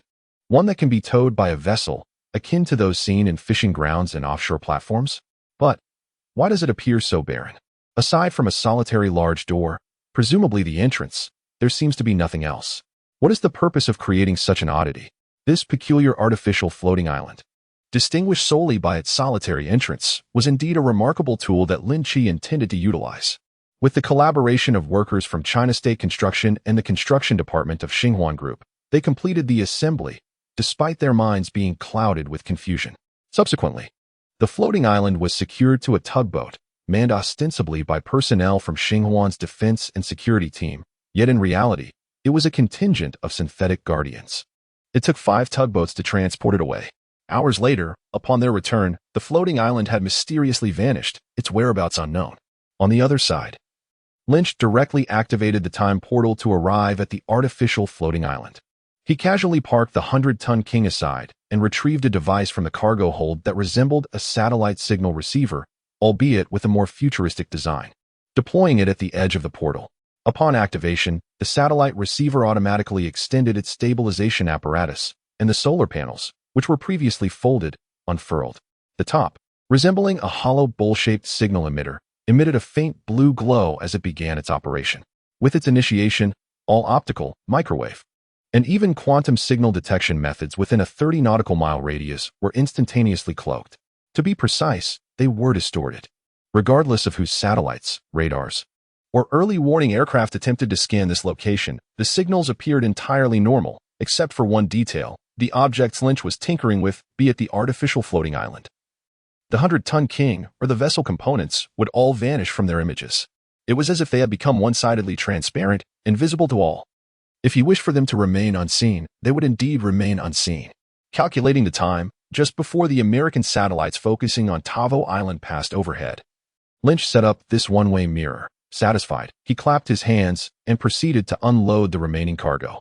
The first item was a simple ship repair framework. This complex piece of intelligent machinery, no larger than a refrigerator when compacted, unfolded into a set of auxiliary equipment capable of securing, repairing, or assembling small patrol boats or interstellar fighters. It was akin to the scaffolding found on construction sites or the jacks used in auto repair shops. Without it, Lynch would be incapable of reassembling these disassembled ship modules solely through his own abilities. While his physical strength is indeed formidable by ordinary standards, and his reflexes and precision far surpass those of the average person, exceeding them by dozens of times, this task demands far more than mere manual dexterity. The alignment precision required is on a nanoscale, and no matter how exceptional Lynch may be, he cannot discern errors at that minute level. With a series of sharp sounds, he unfurled and secured a maintenance framework that resembled a steel skeleton outfitted with mechanical hands and precision instruments. He then extracted from the 100-ton King vehicle a lightweight panel, as delicate as foam, yet once erected, It proved as formidable as armored steel. He fitted the entire maintenance framework within this structure. Following this, he adhered several sheets of a resilient material resembling vinyl flooring, but far more durable, featuring numerous honeycomb perforations, onto the panel. Next, he retrieved a device akin to a vacuum cleaner spray gun, and, aiming it at the perforated transparent panels of the framework, he pulled the trigger. A hissing sound erupted as a cascade of gray, somewhat weighty foam poured forth from the construction sprayer. Upon contact with the perforated panels, the foam seemed to be magnetically drawn to them, rapidly adhering, contracting, and autonomously leveling itself. Within a mere 2 minutes, it hardened swiftly. This was a high-performance polymer quick-drying foam employed in the interstellar era for the rapid construction of fortifications or for filling damaged sections of spacecraft. Infused with components of interstellar alloys that, once solidified, endowed it with remarkable properties. Although slightly inferior to genuine interstellar alloy plates, their strength is such that, provided their thickness exceeds 10 centimeters, the weaponry currently possessed by humanity on Blue Star, whether it be rocket launchers employing armor-piercing jet warheads or tank cannons firing hard alloy, fin-stabilized armor-piercing projectiles, would be incapable of penetrating them. They can effectively defend against the high-velocity rifles or lasers utilized by marine assault troops during interstellar naval combat. Their robust defensive capabilities and exceptional resistance to high temperatures render them unparalleled on Blue Star. In Chapter 141, titled The Time-Space Gate in Continuous Operation, Fleet Reorganization Completed. This quick-drying construction foam is primarily employed by Lin Qi to be sprayed into the well after the completion of the concrete section of the space elevator base, securing the interstellar alloy framework pillars. Furthermore, during the construction of the urban core of the marine habitat, it finds extensive application. After all, such colossal structures cannot be pre-constructed on land and then dragged into the water. They must be built directly in the aquatic environment from the outset. In such scenarios, the rapid drying and easily moldable characteristics of the construction foam present an unparalleled advantage. Coupled with the pre-assembled interstellar alloy framework, the fastest construction teams in the star domain can, astonishingly, complete vast bases spanning several square kilometers overnight using this material. Regarding the minor drawback of the foam being less sturdy than standard alloy plates, in the presence of seawater as support, this flaw pales in comparison to its merits. Lin Qi hoarded an abundance of materials in the warehouse, intending to utilize them for future construction in the island city. Unlike the foundational structure of Tavo Island, which cannot be entirely concealed and necessitates the involvement of legitimate human workers, the seaside abode can be clandestinely constructed by synthetic laborers and subsequently towed to its destination, showcasing a remarkable efficiency. However, with the inaugural floating island of the present era yet to commence officially, the materials remain confined within the warehouse. Fortunately, this circumstance has allowed for some alternative applications. Lin Qi employed quick-drying construction foam to swiftly erect a spacious shelter, safeguarding the ship maintenance framework and the expansive wall-less gateway designated for interfacing with the time-space portal within. He then utilized the mechanical arm of the framework to hoist the initial shipment of vessel modules directly from the cargo hold of the 100-ton King, positioning them meticulously. Subsequently, he took his seat and infiltrated the American communications satellite overhead with his terminal, extravagantly indulging in TikTok via this satellite network. An hour later, he plunged once more into the time-space portal. This mechanical routine, reminiscent of a solitary player navigating through the backdrop of GTA or engaging in Crazy Dre, continued for several days. Prior to his arrival, Lin Qi even enlisted Jiang Dare to secure a long-term leave of absence for him, thereby elevating himself, amidst the bewildered gazes of Bao Zihua and his other roommates, to the status of the first student at Qingqing University to request a week-long leave mere days after reporting and attending his first class. This is undoubtedly contrary to Lin Qi's previous notion, yet in the grand scheme of priorities, the task of enhancing defense capabilities emerges as significantly more paramount under the current circumstances, necessitating the abandonment of lesser concerns. After all, he was merely a casual participant. His absence or presence at Qingqing University would make little difference. As for the institution itself, to put it bluntly, should he choose to publicly disclose the origins of his diploma post factum, the entire upper echelon, from the president downwards, would likely be eager to assist him in sorting through those dubious credentials, considering that in this era, those who neglect their grade points while indulging in a lifestyle of leisure are not uncommon. As the helmsman of a trillion-dollar conglomerate, he is indeed entitled to be capricious. One might even argue that the institution secretly relishes his whims. In any case, devoid of all distractions, Lynch remained on this artificial floating island. Situated over 100 nautical miles in the uninhabited expanse of the southwestern Pacific, far removed from shipping lanes and all islands, including Tavo Island, he exchanged time for efficiency, swiftly transporting and assembling 20 assault vessels. During this period, he scarcely indulged in sleep or rest. To maximize the utility of the time-space portal's cooldown, he would seize brief moments of slumber, merely a few minutes, while returning to the floating island estate to complete cargo tasks and await the cooldown. His hygiene and meals were similarly expedited. Well, it seems that the tales from his school days, which he had often heard, have now afforded him the genuine opportunity to experience the famed Da Vinci sleep firsthand. In the midst of his bustling endeavors, Lynch even found time for a touch of self-deprecation. It is fortunate that he is a genetically modified superhuman. Had it been anyone else, unless they possessed an inherently extraordinary constitution, even the slightest opportunity for rest amidst the grueling 7-day ordeal would have driven them to madness. What could be more tormenting than the inability to sleep? It is the cruel fate of being roused from slumber before one has the chance to fully recharge. In the parlance of yesteryear, akin to the tactics employed by the Kuomintang spies, this endeavor could be dubbed enduring the eagle, transcending mere Da Vinci-style fragmented rest to become a veritable form of torture. Consequently, even a stalwart individual like Lynch, after a week of relentless intensity, found a moment of respite to breathe easy.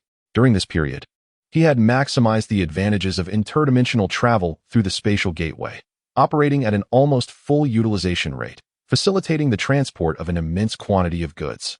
The 100-ton King typically carries only a segment of a ship's module, yet Lynch adeptly utilized every nook and cranny. As a result, a significant stockpile of future supplies now rests on the artificial floating islands, awaiting the arrival of the Ling family members, the increasingly numerous synthetic guardians. Though they are still designated with a prefix of 0, who will personally navigate a bulk freighter to transport everything. However, such relentless days proved somewhat taxing for someone like him, who harbored no grand ambitions and merely sought to replicate future civilization on Blue Star. With a weapon in hand, he felt an undeniable sense of calm. Once this operation is successfully concluded, one may regard oneself as secure in the present realm, unless an unforeseen incursion from an extraterrestrial civilization occurs. Otherwise, no substantial threat shall shake the very foundations of stability. Standing upon the floating island, Lin Qi engaged in a series of exercises to invigorate his body, which had suffered from a lack of physical activity over the past few days, simultaneously clearing his mind for more profound contemplation. However, it cannot be said that absolute certainty is achieved. The core defense is constituted by 20 assault ships, and should additional interstellar fighters or drone carriers be incorporated, a more robust defensive perimeter could be established, rendering one truly at ease. For a quintessential son of Huaxia, the notion of military strength is perpetually deemed insufficient. Having just solidified the defense of Tavor Island, Lin Qi's aspirations grew. While fighters may not possess the sheer might of gunboats, they excel in agility and cost-effectiveness, rendering them ideal for patrolling duties. The utilization of unmanned interstellar fighters, governed by a unified intelligent AI system, further enhances this capability. The fleet, comprising 20 scorpion-tailed lions and thundersmiths, serves as the primary strategic backbone. Thus, supplementing this with an equal or greater number of unmanned fighters would provide a tactical advantage. After all, as the construction of the space elevator's main structure commences, the outer space must also see the establishment of space stations. A mutual endeavor is essential to expedite the progress of this monumental project. In this context, both the central structure of the elevator soaring into the heavens and the starports situated in outer space necessitate the long-term deployment of armed forces for patrolling and protective duties. Such miscellaneous tasks naturally require units that are smaller, more agile, and more economical than a gunboat, which aligns with the consistent philosophy of minimizing costs as much as possible. Chapter 142. Expanding the network of outlets and establishing offline self-operated stores, Lin Qi swiftly made a covert decision regarding the next military procurement plan, targeting interstellar fighters and their corresponding unmanned motherships. Fortunately, apart from the airborne unmanned motherships, the fighters themselves are not nearly as large as assault ships, allowing for the complete delivery by the 100-ton King in one go, thus avoiding excessive complications. A cause for celebration, indeed. The ship has arrived. At this moment, Lin Qi finally spotted the bulk freighter broad in Bailing Sanwu, a satisfied smile gracing his face. He promptly arranged for the loading and unloading of goods, deploying a central intelligence host on the floating island, enabling Lin Qi to remotely control the submerged, camouflaged assault ships from nearly half a globe away using Tianshu. Once everyone completed their tasks, they immediately set sail towards Qingqing port. By mid-September, His Excellency returned to his loyal Jiangjing building. At this time, Star Ring Entertainment's global flagship virtual reality game, The Great Wilderness, had concluded its second internal test and was poised for an official launch. The development team's tasks were largely complete, leaving the operations team primarily engaged in their work. Following a period of intense production and stockpiling, the inventory of the Dawn virtual reality helmets was now quite ample, gradually being distributed across Star Ring Group's self-operated stores in 36 major first-tier and super first-tier cities nationwide. Establishing new self-operated stores requires the dispatch of core personnel from the headquarters, while simultaneously recruiting capable local staff to form an operational team around the group's key members. These tasks are exceedingly labor-intensive and demand a high degree of organizational capability. In the words of the P-War criminals, it necessitates the occupation of administrative capacity. Although Lin Qi does not prioritize profit in his industrial pursuits, after all, his business model, which incurs nearly zero technological development costs, is inherently profitable. Even if helmets are sold at rock-bottom prices, he would not compromise on staffing and store expenses simply because he is indifferent to profit margins. Each self-operated store must be executed to perfection. Ensuring quality service and environment is not aimed at extracting the last coin from customers' pockets, as some competitors might do, but rather to guarantee an optimal customer experience, thereby securing their perception of virtual reality products. The virtual reality game is merely the first step towards a digital virtual universe. In the Star Federation a millennium later, countless industries are intertwined with this technology, which has truly transcended the material universe to become a second reality. In light of this, Lin Qi naturally aspires for a similarly auspicious beginning on the present blue planet.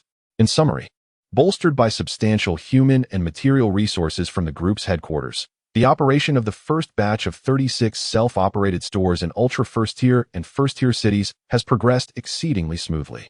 Firstly, the Xinhuan Group has now ascended to a stature comparable to that of the tech giants BAT, garnering considerable optimism from local leadership regarding such high-caliber investment attraction.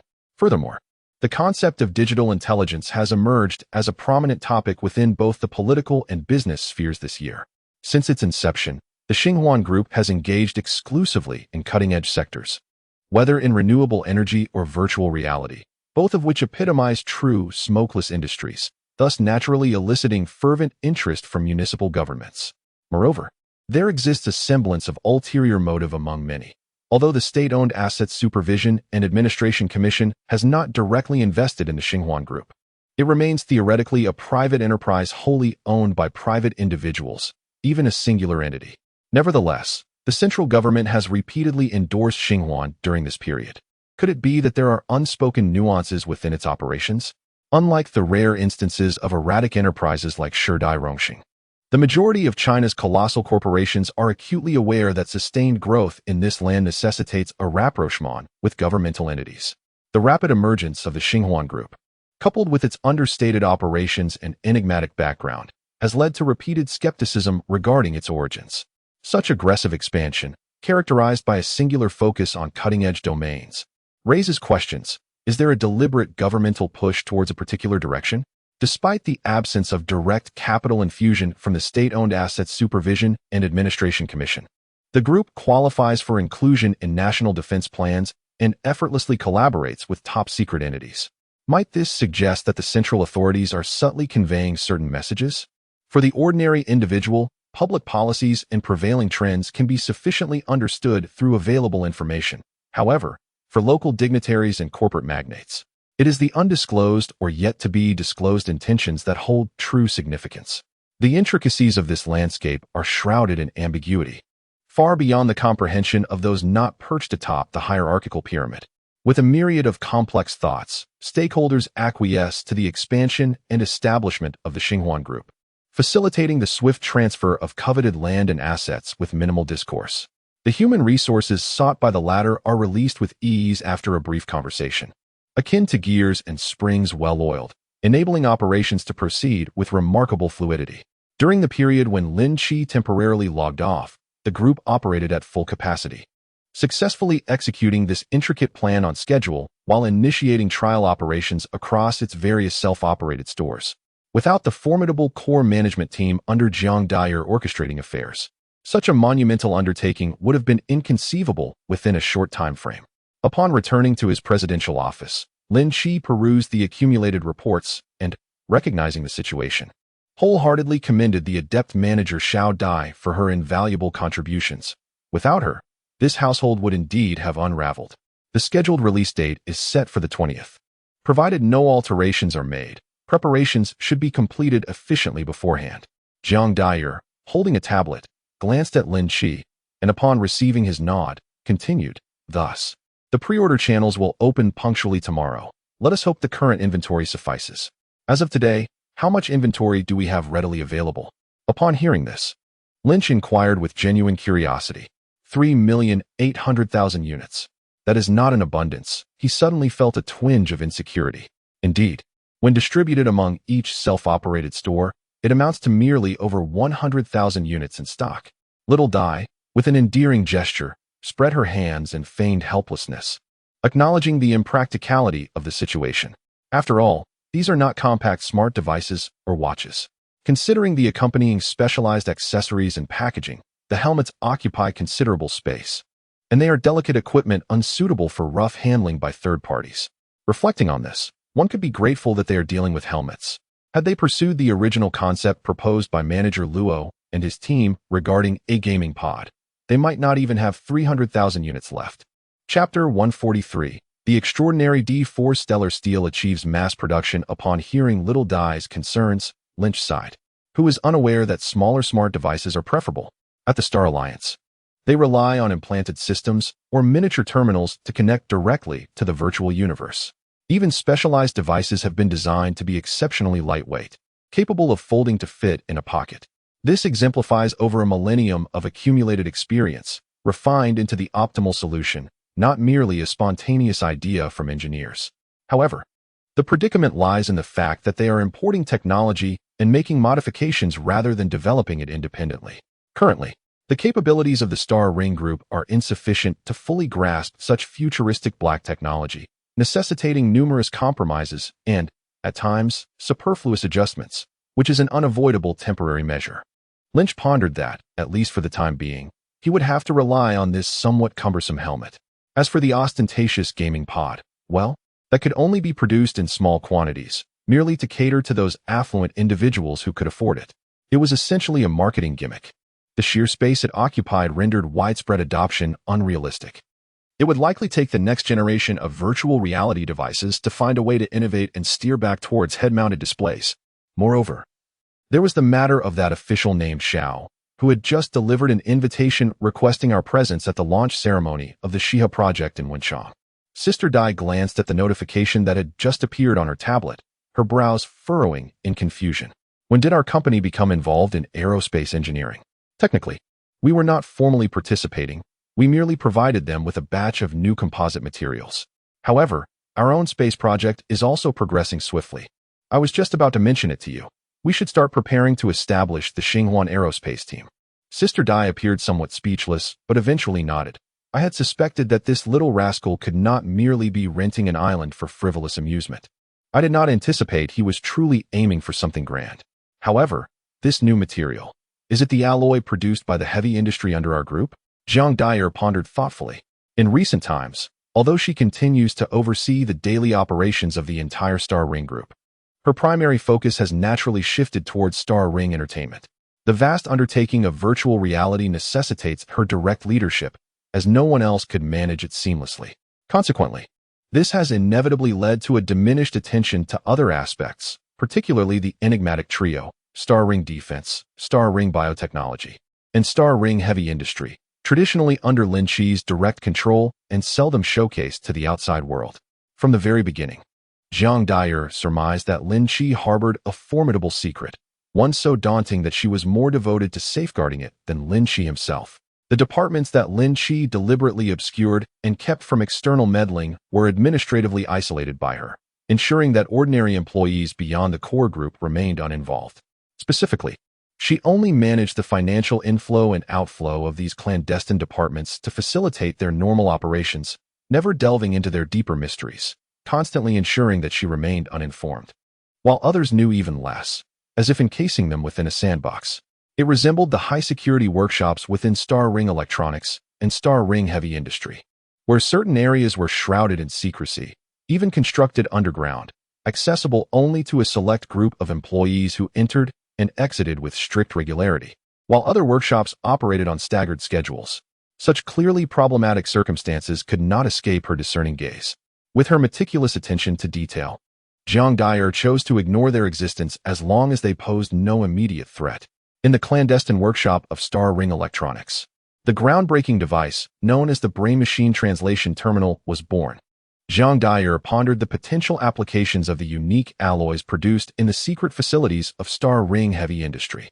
Little did she know that their inaugural application would be in the realm of aerospace engineering, an area seemingly unrelated to the group's current business endeavors. These alloys are no ordinary materials. Their unparalleled performance sets them apart on a global scale, with no comparable competitors in sight. In fact, one could assert that even products with merely a fraction of their capabilities are non-existent.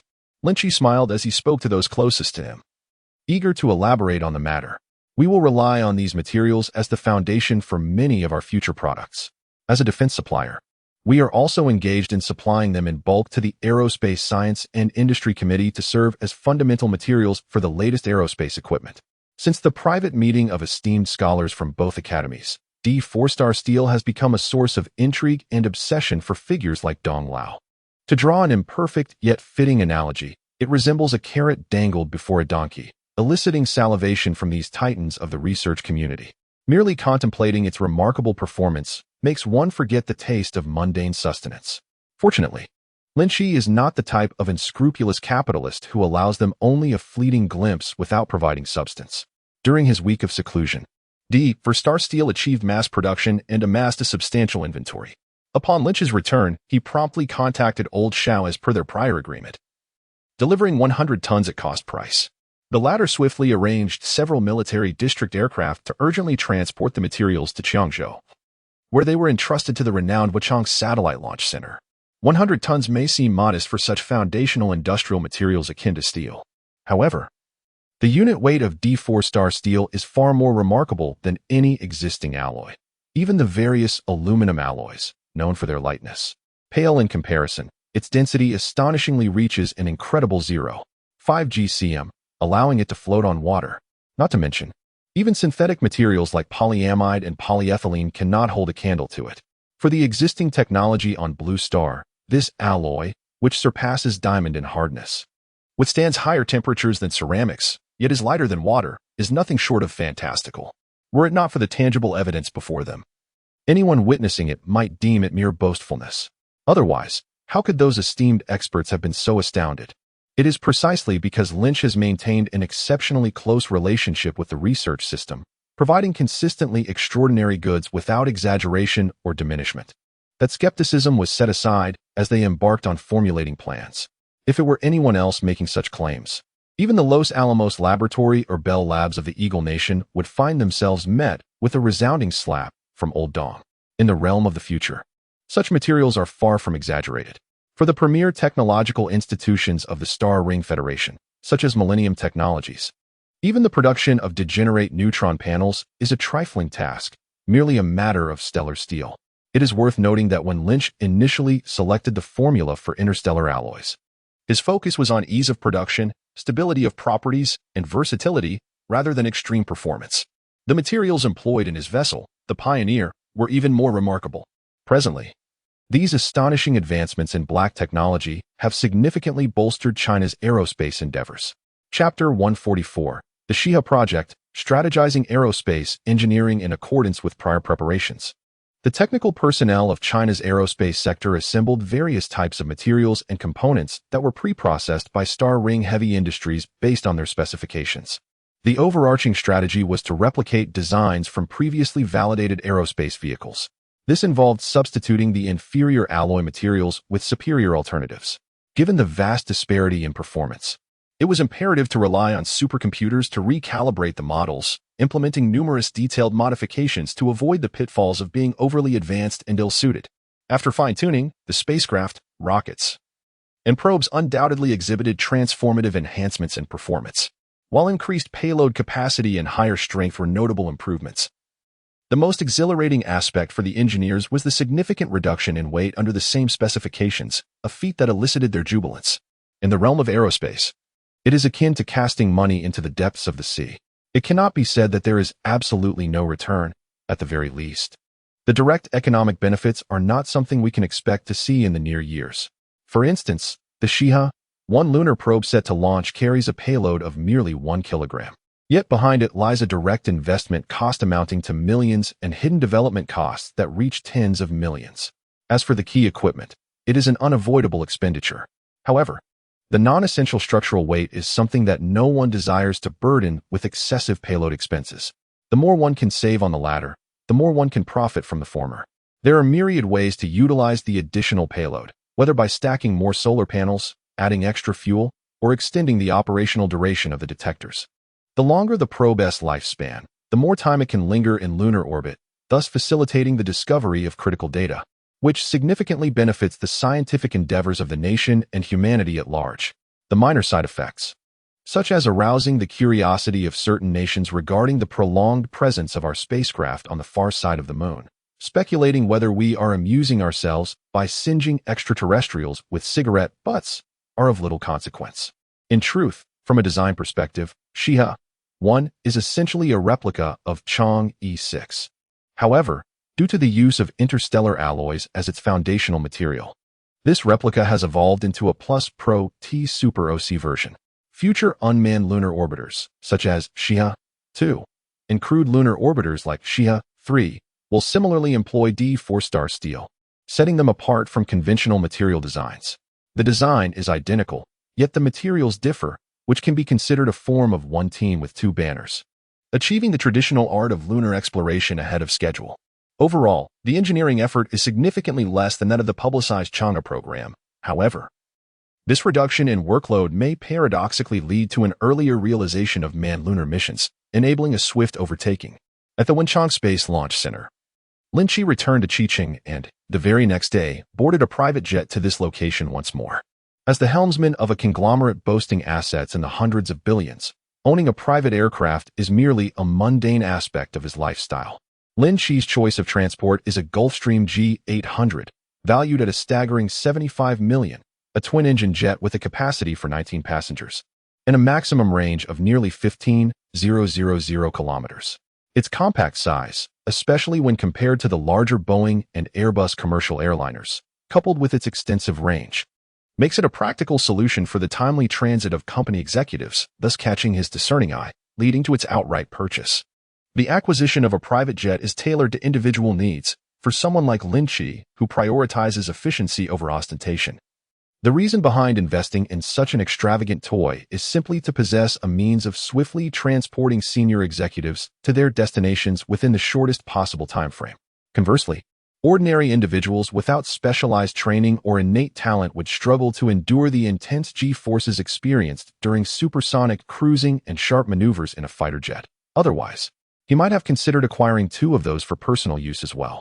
In reality, the theoretical presidential jet is frequently utilized by a cadre of senior executives, including Jiang Dyer, ensuring that it is not left idle, depreciating in value and not in use. I had thought you would casually send someone to deal with this matter. Wasn't it said that your Dawn helmet would be released today? Surely, one ought to keep a vigilant watch. When old Xiao, stationed at the airport, spotted Lin Qi descending the gangway, he was somewhat taken aback, but refrained from saying anything, instead ushering him into the Passat. It was only during their departure from the airport parking lot that he exchanged a few courteous remarks. What is there to monitor about something that is about to sell out? Lin Qi scoffed, somewhat indulgently remarking that it would be more worthwhile to seize this opportunity to observe how our aerospace endeavors are conducted.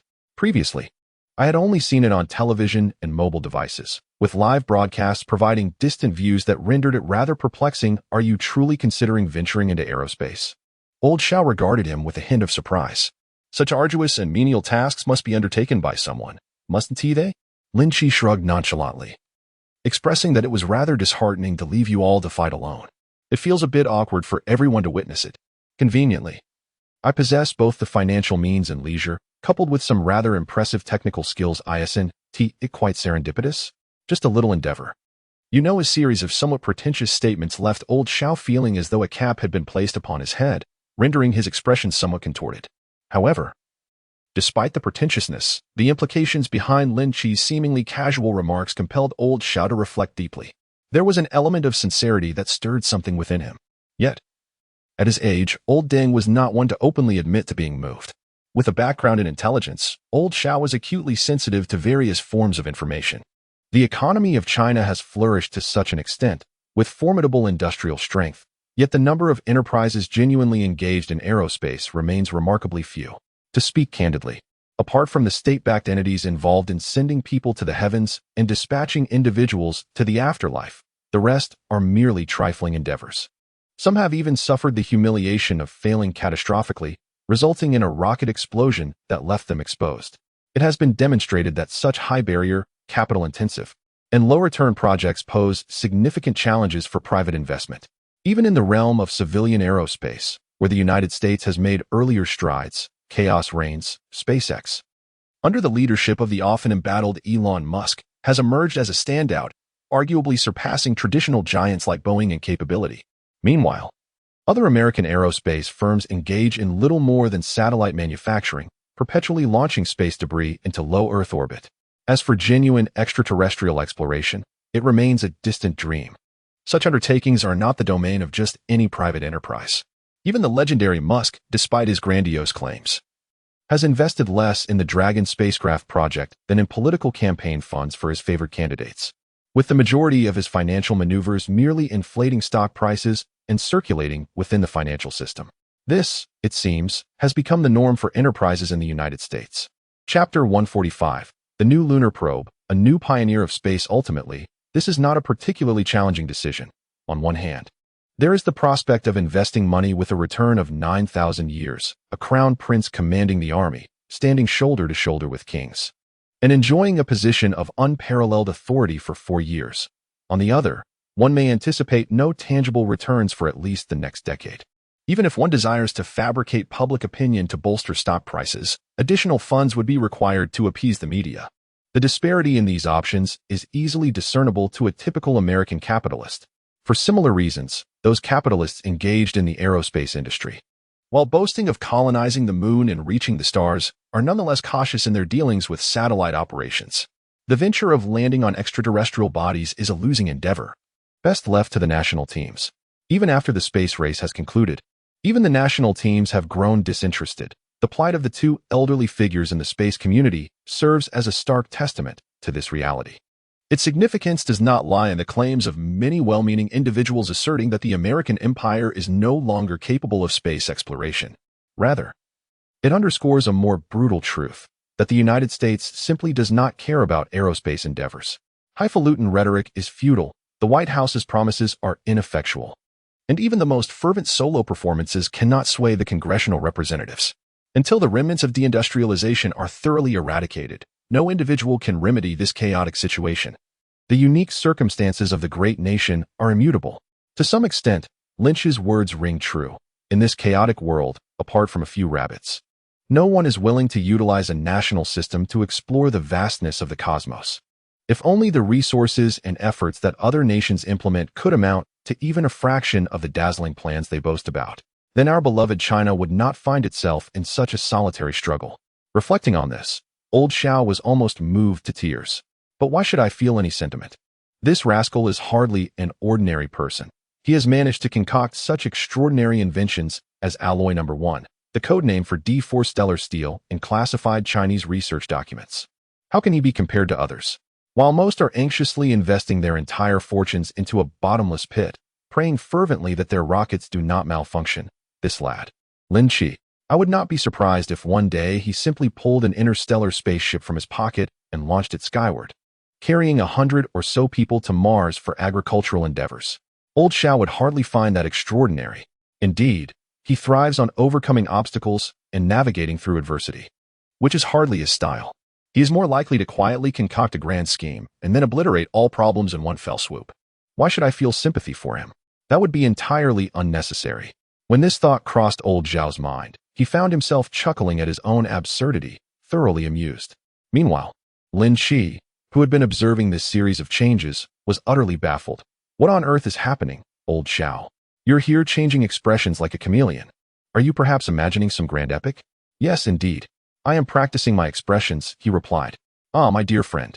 Is it not permissible for an old comrade to have a few hobbies? Goodness, so that is your game. Lynch gave old Deng a thumbs up. Exclaiming how impressive it was that at his age, he still pursued new hobbies to cultivate his character, which truly brought a vivid image to old Deng. Amidst the cheerful atmosphere, the understated black Passat veered off the national highway, passed through the checkpoint, and entered the launch center's precinct via a non-visitor passage. Inside the assembly workshop, Lynch beheld the Shiha No. 1 lunar orbiter, destined for the heavens. Although constructed from D4 starlight steel, serving as both the framework and shell, this lunar probe bore no striking differences from the satellites depicted in news images. All appeared rather rugged. It is understandable, as contemporary aerospace industry remains in the phase where as long as it can fly, it is deemed successful, not yet having evolved to the point where, akin to the future world of Starfleet, there is a penchant for crafting flamboyant exteriors for equipment out of sheer boredom. Any design meant solely for aesthetic enhancement, devoid of practical functionality, was conspicuously absent from this probe. If one were to comment, its stark, angular outlines and the densely packed pipes and equipment within imparted a strong sense of aerospace industrial punk. Accompanied by certain management personnel who had come to greet him, Lynch quietly observed as it was reassembled, installed onto the spacecraft, and transported via a specialized vehicle to merge with the rocket.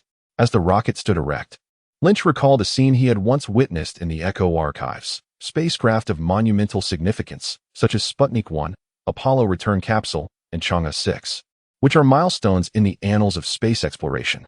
In the future Star Federation, these vessels will be regarded as national treasures. Each of these artifacts will have its own exhibit within the headquarters of the Central Archives in the Core Star sector, where billions of citizens of the Star Federation will journey across distant galaxies to pay homage to the first footprints of our ancestors on alien worlds with profound reverence. In this interstellar age, all the exquisite pleasures of life for the citizens of the Star Federation stem from an inexhaustible abundance of resources and energy, all of which have been cultivated through the development of the hundreds of star systems and thousands of planets within the Federation's domain, including the operational mining spheres beyond the frontier.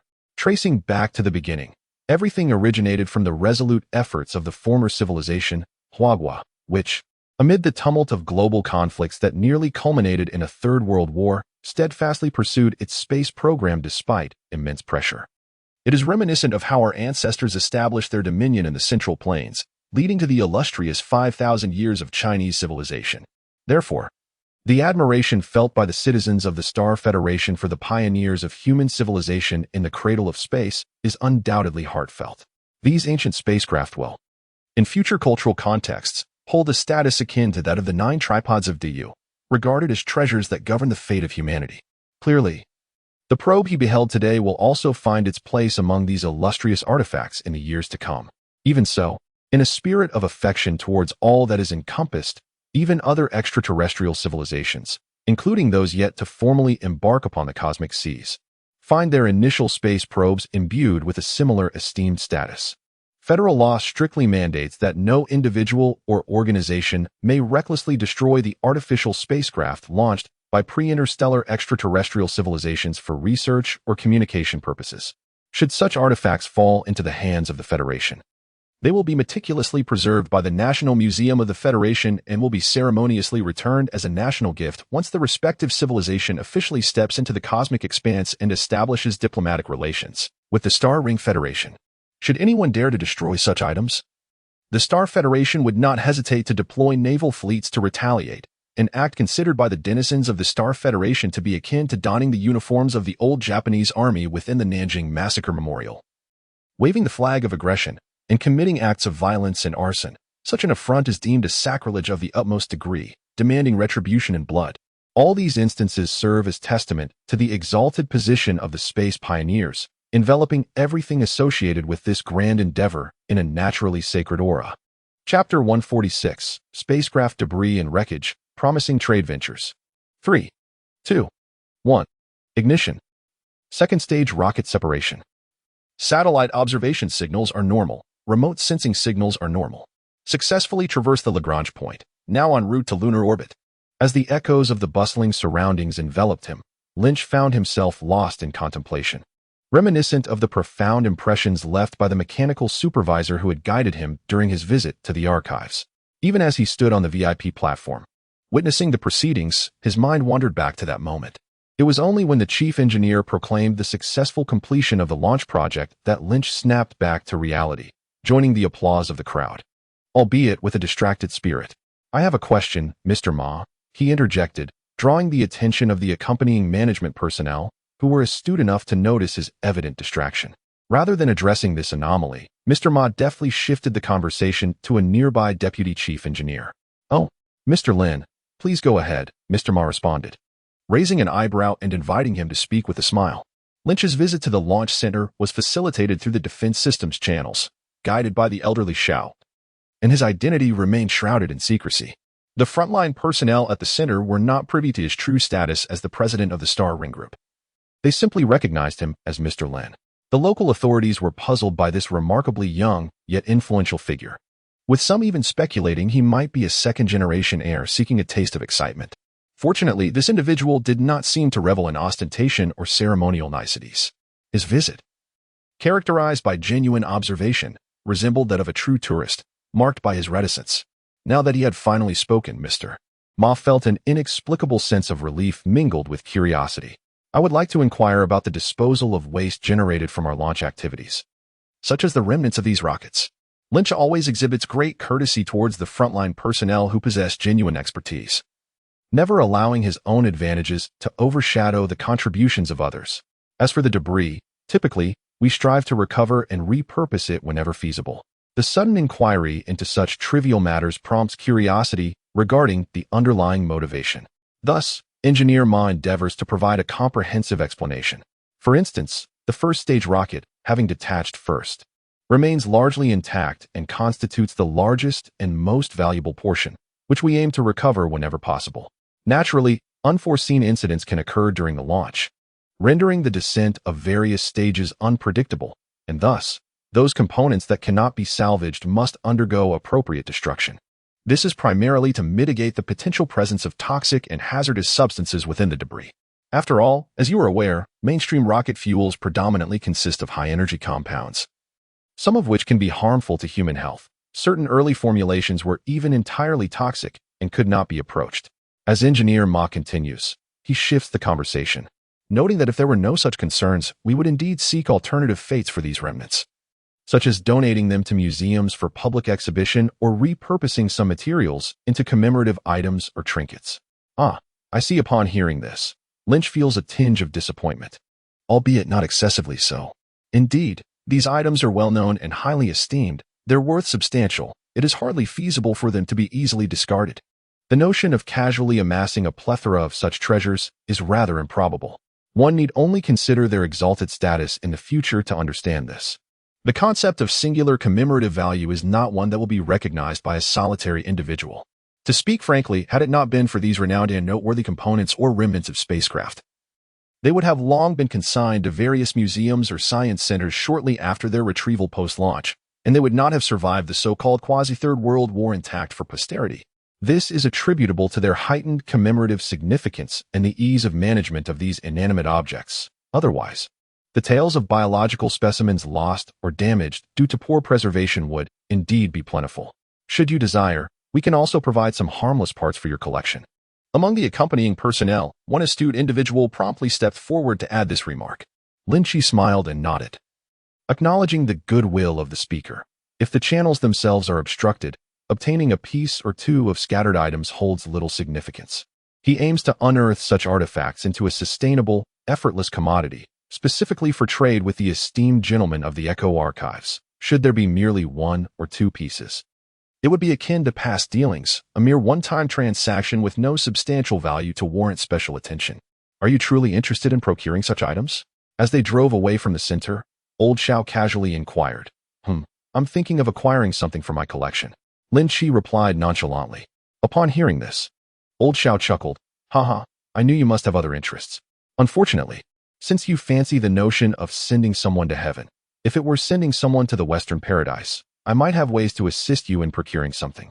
Like fragments of a rocket shell, for instance. Speaking of which, don't you have quite a few channels overseas? They launch rockets far more frequently than we do, so I imagine there is quite a bit of debris lying around that is difficult to dispose of. Indeed. How did I not consider that?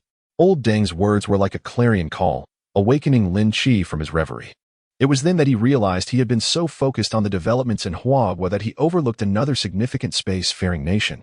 He had always believed that Huagua was the true pioneer in space endeavors, while the Eagle was merely floundering. The remarks of the mechanical supervisor had only deepened his impression of Huagua's aerospace artifacts. Yet, in the eyes of the archives, the collections from Huagua in the United States bore little distinction. Both consisted of ancient relics dating back over a millennium, after all. Weren't they all precursors to the Star Alliance? The remnants of the Shenzhou 9 rocket and those of Ma Baoguo's rocket, which had exploded before launching, held no fundamental difference in the context of the archives. The disparity in political significance might exist, but it was not so vast as to render them incomparable. Moreover, the latter possessed a considerable advantage. At this juncture, it was far easier to circulate among the populace, making it more accessible. The sheer volume in existence was on an entirely different level compared to the former. According to the records in the Tianshu Terminals database, the preservation of various spacecraft relics from the Cradle era has been exceedingly poor, far more so than that of similar artifacts from Huagua. Their launch facilities are primarily operated by private enterprises rather than state institutions, and many have shown little diligence in their handling, often resorting to careless destruction or simply discarding remnants at landfills. Numerous fragments and components have thus carelessly entered the hands of private collectors, who store them haphazardly, or they are left in the possession of laxly managed collectible protection associations. Over the ensuing decades of turmoil, these items have either perished in the flames of conflict, languished in neglect due to lack of oversight, or vanished altogether, discarded in obscure locations. In any case, it is exceedingly unlikely that they will remain intact a millennium hence. This circumstance presents a significant opportunity for Lin Qi. Chapter 147. Reunions with old friends. In Johnson's current state of course, he could not express this sentiment directly, opting instead to offer a vague excuse. Collectibles, after all, require a sense of nostalgia. As a Huagua individual, what sentimental value could I possibly derive from fragments of foreign rockets? This realization had indeed eluded him. Lao Xiao, empathizing with Lin Qi, smiled and deftly shifted the conversation, continuing to drive. Meanwhile, Lin Qi leaned back in his seat, his gaze contemplative. If one were to delve deeper, the notion of nostalgia might not necessarily be a virtue. These poignant remnants bear names and identities, and it is quite possible that some are recorded in the annals of Star Federation history, perhaps even preserved in museums for future generations. For instance, if he were to bring over a Chong E6, it would undoubtedly collide with the treasures housed in the National Museum of the Federation, creating quite the spectacle. Conversely, the American counterparts, scattered through the tumult of war and change, have not been preserved for posterity, thus evading such risks. Without hesitation, upon returning from Wenchang, Lynch disregarded the impressive sales of the Dawn helmet on its debut and immediately placed a call to Johnson. Aerospace companies? Well, that truly exceeds the bounds of my familiarity. It is not that such entities do not exist, but I must consult the elders at home. Otherwise, I would find it challenging to ascertain the stability of our relationship and the extent to which negotiations could proceed. Ever since he took on the role of regional manager in Tokyo, that rascal Johnson has been quite carefree. During this period, every interaction with Lynch has been either in a state of revelry or en route to one. Remarkably, despite indulging in feasting and merriment without moving an inch, he has not only avoided weight gain, but has actually lost considerable weight. One might recall that during his brief stay in Zurich after returning from Somaliland, his double chin was already starting to show. Now, he is not only devoid of a double chin, but his eye sockets often appear sunken, prompting Lynch to marvel at this fellow's remarkable ability to indulge. Fortunately, although President Lin consistently rebuffs the incessant invitations from this individual to come to Tokyo and have a good time, after all, the alarming rate of illnesses in that desolate place is truly daunting. Both parties have nonetheless maintained an exceptionally cordial relationship. Ultimately, they have endured trials together and share a stable nexus of interests, Johnson's enthusiasm for this old friend remains undiminished even after several weeks apart. Upon receiving Lin Qi's call and hearing the issues he raised, Johnson immediately sat up in bed within his seaside villa overlooking Tokyo Bay. He promptly sent the Korean second-tier actress, rumored to be one of the stars of a popular drama, down to the lounge before donning a bathrobe and shutting the balcony door to explain to Lin, "You know, our family has been around for far too long. Zurich has been an uncharted territory since the Middle Ages, and our people possess a rather peculiar fondness for investments. Thus, although we have accumulated a significant network over the years, it is rather disorganized." Johnson sighed, shaking his hair to clear his mind, feeling somewhat vexed. The old-timers are like miserly guardians, fixated solely on traditional industries, land deeds, antiques, jewelry, artworks. Goodness, they hoard a plethora of treasures without the slightest thought of how to utilize them. Were it not for the rapid changes in the global landscape since the turn of the millennium, they would likely still cling to their stacks of land deeds until the end of time. With such antiquated minds in existence, our forays into the realm of high technology have been woefully inadequate. Not only is it scarce, but the old-timers also exhibit a remarkable indifference towards it. Even if a particular stock in their possession experiences a significant rise on the New York Stock Exchange, their sentiments are far less pronounced than those regarding a mere increment in the value of a piece of land over several months. However, in recent years, they have begun to pay a modicum more attention to this matter, rendering it rather challenging for us to extract their shares in high-tech enterprises. Oh, by the way, what did you just say? What do you want from our family's holdings in European and American aerospace companies? Upon hearing this barrage of words, Lin Qi's expression darkened. Who asked you? You insolent fool. I was referring to establishing a communication channel. Who mentioned shares? Huh, could it be that I misinterpreted? Unlikely, there was no third party on the call. Damn it, I understand now, Lin. I have told you. That bunch of gray-skinned hounds from the CIA has been eavesdropping on us. You know. Those Yankees always regard their outdated technologies from the last century as more valuable than gold. It must be that certain keywords triggered their PTSD, causing them to misconstrue our conversation. Holy moly, this channel is no longer secure. We should change our location. Just shut up.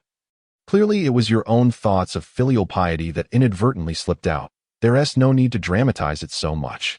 Lin Qi unceremoniously interrupted his absurd ramblings, vehemently critiquing him. What are these absurdities?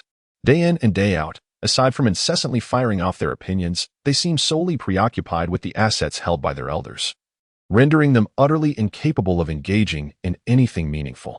Is this truly reasonable? It is indeed a case of poor judgment in friendships. I find the second-generation individuals I have encountered to be quite peculiar. Take little Dai, for instance. She embodies a rare versatility, and I mean that in the most flattering sense.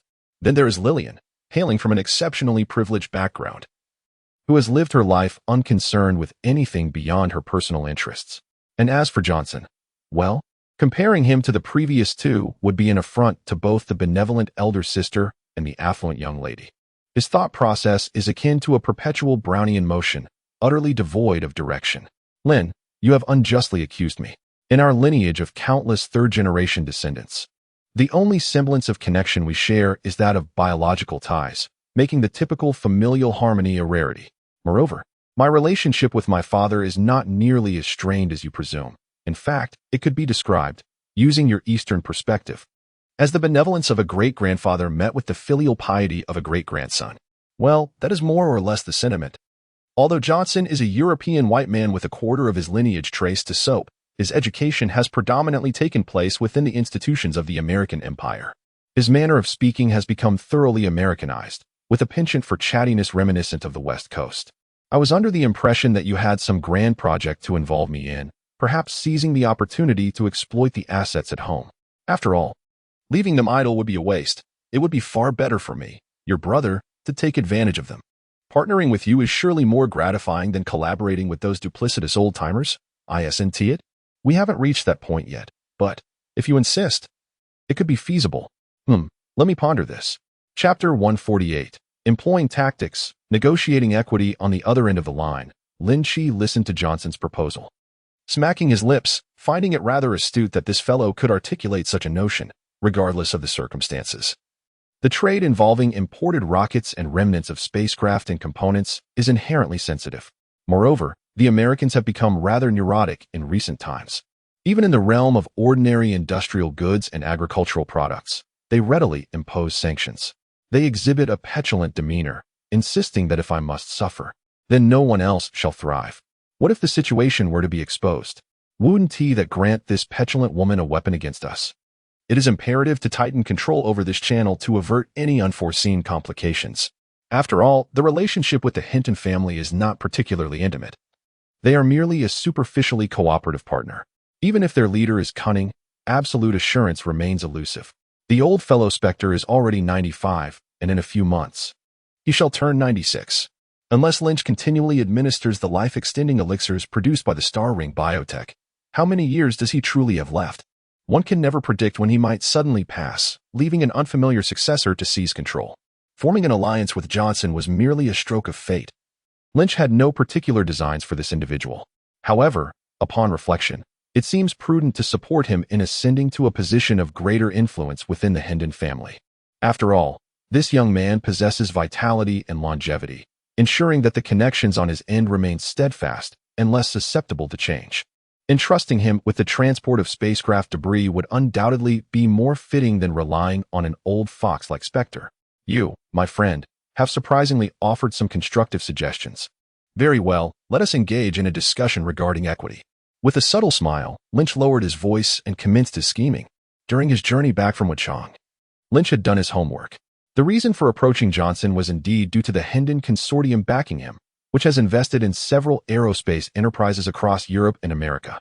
Although they themselves may not recall precisely when these investments were made, such actions are merely one of the methods employed by the Hendon family to transfer their wealth. Families of their long-standing legacy often indulge in such practices, converting cash into the assets of charitable foundations, and subsequently utilizing those foundations to maintain control over the equity of other companies, preferably those with potential in foreign markets, which significantly aids in tax avoidance. Every large consortium exhibits similar flaws. After all, one of the inherent characteristics of capital is its propensity for expansion. They spread like a mycelial network, intertwining and colluding with one another, while capital itself, akin to water within a sponge, becomes ensnared in these intricate webs of shareholding relationships. In this regard, large conglomerates starkly contrast with family-owned enterprises that have yet to reach such a scale, as the latter face severe debt risks, often teetering on the brink of a liquidity crisis. The former, however, indeed resemble sponges. At first glance, they appear unremarkable, but with a firm squeeze, a substantial reservoir of resources emerges. Thanks to this trait, during the transaction with Lynch, Spectre swiftly arranged a staggering sum of $100 billion over the course of just a few days, a truly formidable feat yet. It is also this very characteristic that, with increased cross-shareholding and a proliferation of investment companies over time, even the elder family members at the helm occasionally struggle to recall the extent of their holdings, often needing to consult the family fund as financial managers responsible for asset management to ascertain their wealth. The elders remain largely indifferent to this. Their investments serve as a form of indirect savings rather than a relentless pursuit of excessive profits. As long as the capital remains intact, it matters little to them, except for those top-tier blue-chip stocks that linger in the recesses of their waning memories, so long as they avoid significant losses. The fluctuations of their investments are of little concern. Thanks to this development, Lynch provided Johnson with a substantial sum of $15 million. Subsequently, the latter utilized family trust funds to facilitate a transaction, effectively establishing himself as a pivotal member within the family, gaining a degree of prominence among 3 generations, and acquiring the autonomy to manage such affairs. He transferred 22 of the shares held by the Hendon Family Trust in Micronesia Seeker Aerospace Limited into Lynch's possession. Naturally, these shares were not held directly by him, but rather through the Star Ring Fund, which had been registered earlier by Jiang Dyer. This company is registered in the United States, with its operations also based there, primarily focusing on launching various satellites. However, they do not manufacture satellites. Instead, they specialize in rockets and possess a commercial spaceflight license issued by the U.S. government dedicated to facilitating launches for others. If a client requires a satellite but does not possess one, the company acts as an intermediary, assisting clients in soliciting bids from other satellite companies and subsequently purchasing the satellite for launch. Essentially, clients need only to provide funding and their requirements. enabling them to procure a comprehensive solution, perfectly aligning with the American ethos that one can acquire anything with sufficient capital. It is evident that this enterprise primarily caters to affluent individuals who, with an excess of disposable income, wish to leave a personal mark in the cosmos. Occasionally, it may also undertake projects for some private institutions, such as certain technological universities with specific needs in this domain. Due to its limited scope of operations, clients with abundant funds and little discernment are rare, resulting in MS Company maintaining a rather tepid state of affairs. It neither suffers significant losses nor enjoys prosperous times, thus failing to accumulate substantial profits. Following the investment by the Hendon family, MS Company has languished in mediocrity, consequently receiving little attention from the family's fund managers. Lynch provided the capital, while Johnson offered his efforts. The two scheming companions redeemed these shares, and soon after, Lynch, now the second-largest shareholder, maneuvered to install Johnson onto the board of MS Company as an executive director. A sudden and substantial shift in equity occurred. 22 of shares is a remarkable figure for a large enterprise valued at several tens of millions of dollars. This situation is reminiscent of the earlier misfortunes that befell those who sought out Lynch, only to be outmaneuvered by him, much like the chairman of Times Rongxing, who holds merely a fraction of that share. The abrupt introduction of an external director left MS Company in a state of bewilderment, tinged with a hint of panic. For a company like theirs, which barely scrapes by, the greatest fear is disruption. However, those familiar with the dynamics between investors and investees understand the nature of such relationships. In this world, there exists no party that does not relish a bit of turmoil. Fortunately, in contrast to other cases, the senior executives at MS Company discovered that this newly appointed director was unexpectedly amiable and did not interfere with the company's operations or harbor any intentions of implementing drastic reforms, which relieved everyone. In reality, this young director had been residing in the Far East and was rumored to be a frequent patron of Tokyo's premier nightclubs. Such an ostentatious lifestyle, characteristic of a wealthy playboy with money to spare, actually reassured the upper management at MS Company. Everyone understood the archetype of a privileged heir. After all, in the United States, while many things may be lacking, the second generation, particularly those hailing from foreign backgrounds, is certainly not one of them. Chapter 149. Establishing Channels. The response to the launch of the virtual helmet A Playboy, purportedly spending his days in Kabukicho indulging in women, was perceived by the board members as far more manageable than a serious investment banker. This individual, even among his peers in the second-generation demographic, epitomized the quintessential wastrel. Suggesting that he might possess any ambition would be laughable. It was likely that he had little to no interest in the aerospace engineering field, which would only bore him. Of course, being aware of this did not mean that the executives would underestimate or disregard this scion. They understood that engaging with such individuals required a certain degree of flattery. Thus, when Johnson feigned expertise during a routine meeting and proposed the optimization of the company's management structure and the reorganization of its contracting partners, the executives collectively cast their votes in favor. Without a moment's hesitation, I agreed to replace our long-standing partner with a recycling company recommended by Johnson, entrusting them with the management of waste during the rocket launches and daily operations of MS Corporation. After all, such trivial matters could be handled by anyone. Rather than risk the embarrassment of being rebuffed during my inaugural involvement in the company's operations, which would undoubtedly infuriate the young heir, it was far wiser to flatter this gentleman for his exceptional aptitude in business dealings. A harmonious collaboration would ensue, ensuring mutual satisfaction. As per your instructions, the first batch of cargo has already been loaded from the East Coast and is en route via the North Pacific, expected to arrive by tomorrow evening. When Johnson called Lynch to boast, there was a glint of pride in his voice. Everything was indeed authentic: rocket debris, decommissioned satellites, and several experimental reentry capsules. It must be acknowledged that there are quite a number of affluent individuals with similar tastes to yours, indulging in extravagant pursuits. Upon closer inspection, we discovered a plethora of comparable inventory. The C-17 cargo plane is nearly at full capacity, and the freight charges alone amount to no less than $200,000. That is sufficient. Having already expended $15 million, I can easily accommodate this additional expense. Lynch nodded in satisfaction. By the way, remember to regulate the frequency of the shipments. There's no need for them to be too frequent. Arranging one every 10 to 15 days will suffice. After finalizing the plan with Johnson and exchanging a few pleasantries, I ended the call. while Lynch was engrossed in the intricate pursuit of acquiring antique spacecraft. A significant commotion erupted externally with the official launch of Dawn 1 in the grand unveiling of Great Wilderness. This innovative technology, virtual reality, which had graced countless works of science fiction and sparked discussions among innumerable entertainment enthusiasts worldwide, garnered overwhelmingly positive acclaim in the public discourse abroad. Few anticipated that such a remarkable creation would materialize so swiftly, and it astonishingly aligned with the collective imaginations of many, without compromise or dilution. It is rumored that a once creative light novel author, who had long succumbed to a creative drought, suddenly found inspiration after engaging with several posts from Star Ring Entertainment's official account. He promptly declared on Blue Bird that he felt invigorated, brimming with ideas, and resolved to embark on crafting a new installment of Sword Art Online. Meanwhile, those skeptics who had persistently dismissed the venture as a mere deception, questioning its feasibility and pricing, gradually fell silent after the official launch on September 20th, left in a state of bewilderment. It is reasonable to assert that their reasoning is quite logical in pursuit of achieving the remarkable feats once depicted in science fiction. The investment required for the development of virtual reality technology is bound to be astronomical. As a commercial technology, it must also be able to recoup its costs.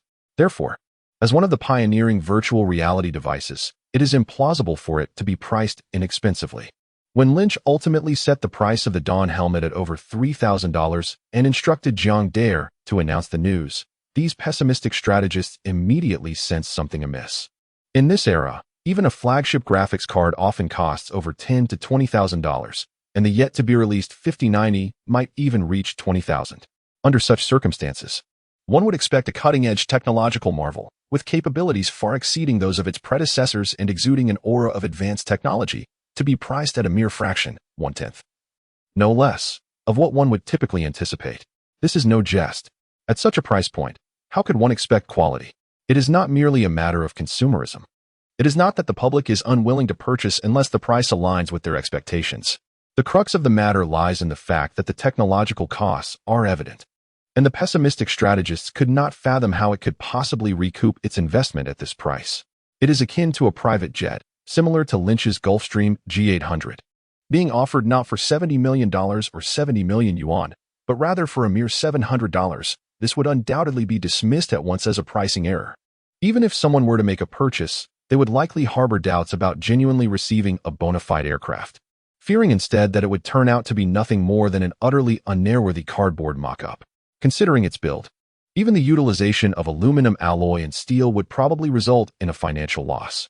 Dissenters, awaiting the product's release, expressed skepticism regarding whether the Dawn helmet would indeed be this unairworthy cardboard creation. Most of them, being seasoned players themselves, possess a deeper understanding than the average bystander encountering the concept of virtual reality for the first time, which only heightens their expectations and, subsequently, leads to disappointment constrained by their own knowledge limitations.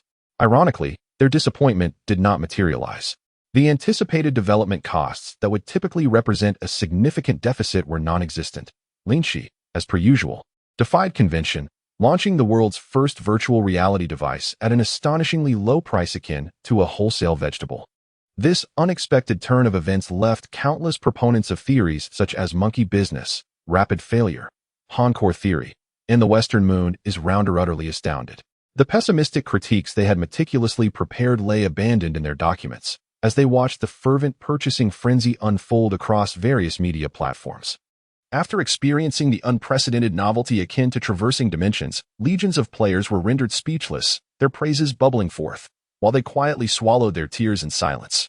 However, at such a juncture, there exist individuals whose plight is even more dire, due to exceedingly low prices, compounded by incessant and deliberate hype, such as rumors intentionally disseminated that resulted in passive promotion. The Dawn one garnered such overwhelming attention that it even warranted a special 5-minute segment during the prime-time slot at 7 o'clock, eclipsing all else. In this context, the previously stockpiled several million units proved utterly insufficient. Even though Lin Qi had prudently maintained continuous, round-the-clock production as a precautionary measure, the newly manufactured goods remained inadequate. Within a mere 4 hours on that very day, the Dawn helmets had already sold out, and they remained in a state of perpetual scarcity, with restocks vanishing almost instantaneously. Chapter 150. The Brain-Burning Plan. The bewildered distributors, of course, benefited from the data support provided by official institutions such as the National Bureau of Statistics, as well as the advanced technological hacking programs offered by Polaris, primarily reliant on the latter. Just as measures were taken previously to combat scalpers, Lin Qi had proactively implemented defensive strategies to thwart the hoarding antics of unscrupulous resellers. Nonetheless, these helmets are tangible products, unlike virtual items such as game accounts. Even with the assistance of advanced technological programs to identify bulk purchases from the same group, the issue of minor hoarding could not be entirely resolved. The helmet cannot be bound to a user without being powered on. In this context, the opportunistic merchants are fervently waving cash to purchase this brand new, unopened merchandise. As for Lin Qi, he finds himself at a loss for solutions. Conducting business is not akin to orchestrating a crackdown. One party is willing to sell while the other is eager to buy, which is not inherently illegal. What can he do? At most, he can scrutinize large-scale transactions to keep scalpers in check, limiting their activities to small batches to prevent them from destabilizing the market entirely. However, despite these measures, the scalpers hoarding dozens of units have indeed created negative repercussions. Their high-priced local acquisitions effectively stifle the possibility of exporting these products overseas, causing many speculative players to relinquish their stock to them. Meanwhile, overseas distributors remain oblivious to the fact that Xinhuan Group has no intention of establishing self-operated stores in their regions, leading to a delayed response on their part. Ultimately, everything transpired at an astonishing pace. The initial whispers emerged in late August, followed by the completion of internal testing in early September, and just a week later, the products were made available for public sale. Such a rapid progression is nothing short of lightning speed, particularly for revolutionary flagship electronic products. Given the speed of actions measured in days, it is not only international dealers who are caught off guard, but even many distributors within the homeland of Huagua are struggling to keep pace. It is often the case that negotiations of such magnitude can extend over several months. Were it not for Lin Qi's rapid establishment of 36 offline self-operated stores, players might find themselves unable to acquire the products in a timely manner. Major online shopping platforms, while quick to respond and expedite negotiations, face a critical supply-demand imbalance. The Shuguang helmet, being a novel product, poses challenges for sales without the possibility of physical trials. Consequently, Lin Qi has opted to engage in logistics partnerships without launching on various platforms for the time being. This is an inevitable step. It would be imprudent for Lin Qi to inundate online channels with orders without having prepared offline testing and demonstration avenues. This is not merely a business tactic, but a measure to ensure absolute safety. Currently, customers are clamoring to purchase in cities with self-operated stores, and many express grievances about the inability to shop online or secure products. However, had sales commenced online from the outset, it would have been certain that malicious actors would exploit the situation, fabricating claims of virtual reality helmets damaging users' brains or asserting significant safety hazards in Xinhuan Group's products. This is not a case of Lin Qi being overly cautious. Rather, it is a genuine concern based on tangible threats identified through monitoring by Ling Yi's hacker mini program. A group of forgetful individuals, whom Lynch could hardly be bothered to name, had been devising a scheme days prior to the release. Their intention was to directly procure a batch of helmets online and airlift them to Tokyo, orchestrating a grand massive cerebral game, physical, incident to undermine the prestige of the Star Ring Group.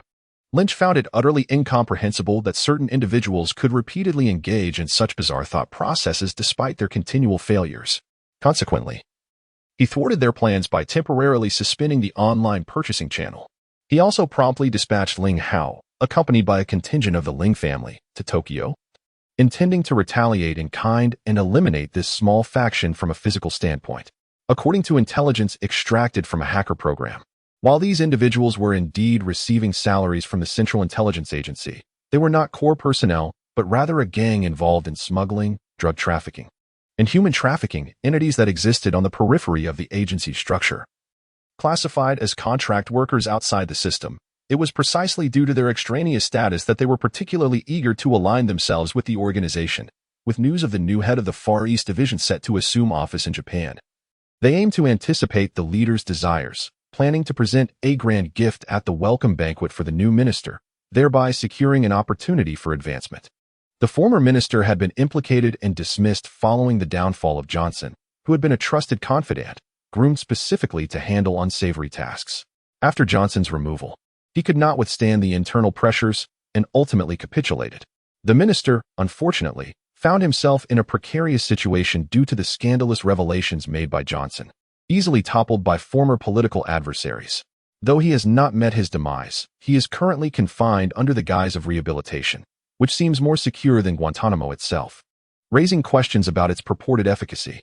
Nevertheless, as the former minister has yet to be completely eradicated, there remains a possibility of his reinstatement. Consequently, the current minister of the Far East Division, who is one of the confidants of the congressman responsible for the former minister's downfall, is fervently eager to make his mark, urging his subordinates to achieve results in order to thoroughly expel the influence of his predecessor. In this context, the CIA's clandestine operatives, masterminding a multiplayer brain game, are driven by a uniquely Japanese gamble on national destiny, planning a significant venture. Regrettably, their reckless actions not only put their own lives on a countdown but also adversely affected numerous distributors within their ranks. The delays in online channels left the latter bewildered. By the time they rushed to rectify the situation, the Dawn helmets were already in a state of prolonged scarcity, reliant solely on luck for a chance to purchase. What a predicament! It is pitiful to witness these distributors, who traveled across the vast Pacific, arriving at the self-operated store in Shanghai only to be struck dumb by the throngs of people loitering around. Not only the solitary casual players, but also the devoted fans of the Star Ring Group, along with numerous local distributors from Huawei sharing their status, exhibited red-rimmed eyes, as if they had been sitting in silence for an extended period. Many clutched cups of coffee or tea, absently scrolling through their phones, stifling yawns. Even those affluent business owners, valued in the tens of millions, found themselves no different from the rest, waiting outside alongside other customers, those aspiring for agency roles, those wishing to open branches, and others desiring exclusive distribution rights had overwhelmed the Star Ring Group's appointment channels. Despite the considerable size of the company's business department, with merely a handful of managers, how many individuals could they possibly accommodate? These aspiring distributors were astute. No one would foolishly wait for an appointment that would not materialize for at least another week. By then, the opportunity would have evaporated. Chapter 151. Rooting out the problem. New shipments arrive whether out of a desire to demonstrate sincerity or to observe the situation up close. The crowd decided to fly over directly, preferring to avoid prolonged uncertainty. It must be said that those engaged in sales possess an innate boldness, which is not surprising. The businessmen from the southeastern coastal regions, who have traversed the globe with nothing but a briefcase and a pager, seem to embody an adventurous spirit that compels action. However, this very spirit of adventure bewildered the hastily arriving European and American distributors, who were accustomed to proclaiming their own adventurous natures. How could such a spectacle possibly allow for the procurement of goods? Is it truly befitting for these impeccably dressed members of high society to jostle among the masses, waiting for an opportunity to meet? To linger in a bubble tea shop, awaiting their chance, seems rather undignified. Yet, one might argue that it is not entirely without merit. Amidst the throng, a voice emerged, uttering a hushed remark. The speaker, along with his companion, bore the distinct features of dark hair and yellowish skin, while they were evidently not of Chinese descent. They appeared somewhat out of place among the predominantly tall, fair-skinned individuals with pronounced noses and deep-set eyes who had arrived together. "Is it difficult to find a spot?" queried his companion, sensing the low murmur beside him and turning with a hint of curiosity. The other silently raised his phone, revealing a rather alarming breaking news headline. A gas explosion occurred at a machine repair factory in Adachi, Tokyo, resulting in 56 fatalities and no injuries. This. As his companion began to articulate a thought, he suddenly recognized the address as eerily familiar and realized the implications. Wait, isn't that the headquarters of the Sichuan Association? They had previously asked us to assist in procuring helmets, claiming they were planning something significant. Damn. Abruptly halting his sentence, the two exchanged glances, feeling a chill creep up their spines. Could this be mere coincidence? While others might ponder the randomness of such events, for individuals like them, who traverse the globe in the world of commerce, certain matters require no speculation at all. In comparison, merely queuing and waiting does not seem to be an insurmountable challenge. Two Japanese merchants exchanged silent glances, pondering the chilling implications of this unsettling news. An impulsive desire to purchase a cup of milk tea surged within them, a means to alleviate their shock. It is understood that such colossal enterprises, valued in the hundreds of billions, are not to be underestimated. Fortunately, they are dismissive of the vegetarian approach of the likes of them, finding it unworthy of their attention. In the realm of high-stakes business warfare, the most elementary strategies suffice. Novels may depict intricate maneuvers akin to a gazelle's horns, shrouded in clouds of uncertainty. But the truth is that many aspects of real-world corporate conflict are simply too complex to articulate, bribing officials to sway rival executives, utilizing the same tactics to corrupt those in power, or deploying thugs for physical annihilation. Can such matters be casually pinned? It is akin to the portrayal of business engagements within the confines of lavish cocktail parties, where elegantly attired elites engage in lofty discussions. Yet, in reality, is there anything beyond the meal itself? Is there a lack of the critical subsequent negotiations? What business can be discussed under such circumstances? Lin Qi held no particular disdain for the seasoned veterans of the trade. After all, even those who adhere to the customs of cordial exchanges fall into the category of negotiable and communicable. In stark contrast, the so-called hand-pumping club or whatever gang it was utterly incomprehensible. Their approach was akin to terrorist tactics right from the outset. Were they aiming for the skies? Consequently, he had no inclination to engage with such irrational individuals, opting instead to return their aggression in kind, dispatching synthetic assassins to send them skyward. With the complete set of tactical equipment from the Star Alliance technology developed by Ling Hao and others, combined with the formidable hacking program controlled by Lin Qi, which boasts information processing capabilities rivaling those of Skynet and the Red Queen, orchestrating an accidental incident to send these ruthless gangsters to their demise could be considered an exceedingly trivial task.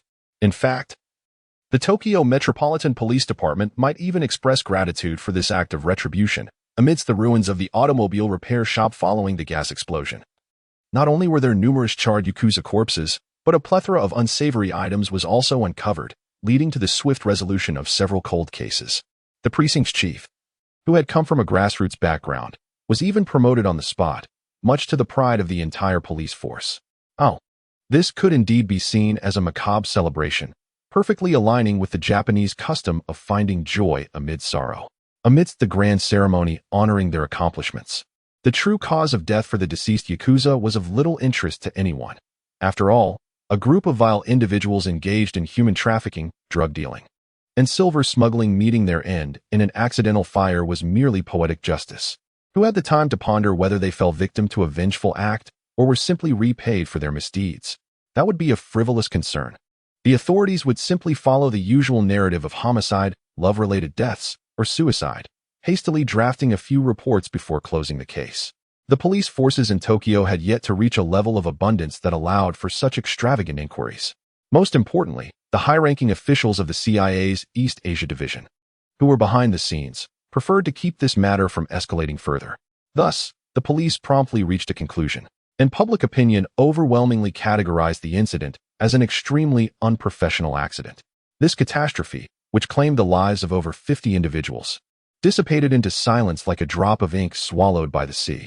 Observing the situation, even numerous influential figures from the political and business realms, who had connections with the Handcuff Association, secretly breathed a sigh of relief. All was well, and everyone was content. As for the bureaucrats from the Far East Division, who had been instructed to maintain silence, their bewilderment and fury regarding this attack with no discernible clues remained confined to whispers. The new minister's wrath, which nearly left the intelligence officers resembling bruised swine, was a trivial matter unworthy of public discourse.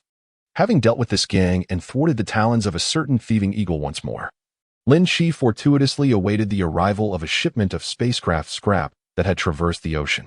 Unlike the petty skirmishes of the past, the value and quantity of this cargo were on an entirely different scale. Dozens of tons of various instruments, waste, debris, and both failed and unfinished products filled an entire cargo hold, necessitating a military strategic transport aircraft such as the C-17 to accommodate such substantial loads. The freight cost of $200,000 was no trivial expense. It required liaising with high-ranking military district officials, coordinating from top to bottom, repurposing a well-maintained C-17, and arranging a flight path, all while ensuring that the personnel at the North American Air Defense Command turned a blind eye. Merely facilitating an unobstructed convoy into the Roic Air Force Base and exempting it from inspection for loading was no simple feat achievable by just anyone. Chapter 152. News from Lillian, completion of special project. Although the corruption within the U.S. military is widely acknowledged, engaging in such transactions of power and money is not a game for just anyone. Without a powerful general to oversee the process, it would be nearly impossible to navigate such a series of operations. Even if it were feasible, it would not transpire with such alacrity. In this regard, the sum of $200,000 is indeed a price of camaraderie, especially considering that a single sheep for the stationed American troops in Afghanistan costs several $1 million. According to the Pentagon's standard pricing for Congress, this $200,000 would barely suffice to purchase 20 packs of screws, with perhaps just enough left to buy a toilet seat. This illustrates that Johnson and the Hendon consortium behind him are not entirely as feeble and helpless as they portray themselves, nor are they akin to the way they once faced the small mustached dictator being mercilessly exploited by the Anglosphere consortiums. Without a network of connections, one cannot hope to grasp the military's proverbial hand of friendship. After all, they are bankers, particularly from the soap-making industry. Even if they belong to the European lineage of soap makers, distinct from those who migrated to the New World and thrived, the reputation of soap makers serves as a golden emblem. Lynch doubted that these individuals truly lack any infiltration into the political and business realms of the U.S. A thief who can resist the temptation to steal is no true thief. In any case, it was thanks to the connections on Johnson's side that this C-17 was able to land in Kagoshima and transfer its cargo seamlessly via 2 civilian cargo planes from Japan to Chongqing. After a brief inspection, Lynch arranged for the goods to be repackaged into standard containers devoid of any markings and stored them in a secret warehouse, awaiting their fate. This is not a mere one-time transaction. It is an endeavor aimed at cultivating a long-term venture akin to a cosmic cash cow. Thus, it is impractical to transport everything at once for sale. Primarily, there is no shortage of buyers for these artifacts. Not only institutions such as the Echo Archive and the National Museum, but selling to the Universal Group is also a viable option. If, for instance, it concerns relics of China's aerospace heritage, like the remnants of a Long March model rocket, Lynch might hesitate. After all, the notion of selling national treasures to foreigners can evoke a sense of PTSD, akin to a story of impotence. However, when it comes to this heap of American debris, well, he feels no psychological burden at all. Whoever desires it may take it, provided the price is right. He is not particular about the buyers. The several tons of scrap vary in condition and require some curation. Items of better quality and larger size, such as intact return satellites or nearly complete first-stage rocket engines, can be selected for separate sale to archives, guaranteed to fetch a handsome price. Slightly inferior items, like damaged satellites or malfunctioning thrusters, could attract the interest of passionate collectors of aerospace memorabilia, perhaps advertised discreetly in a low-key club. As for the worst fragments and debris, well, with a little processing, there will certainly be collectors willing to acquire them. After all, these are artifacts over a millennium old, possessing significant commemorative value. Even modern silver coins with mintage in the millions attract collectors' admiration, not to mention these nearly unique millennia-old relics. In the realm of cultural heritage, packaging remains indispensable. Even the most contemporary counterfeit, if adorned with an exquisite fade and fervently promoted by a silver-tongued advocate, might ensnare an unwitting fool.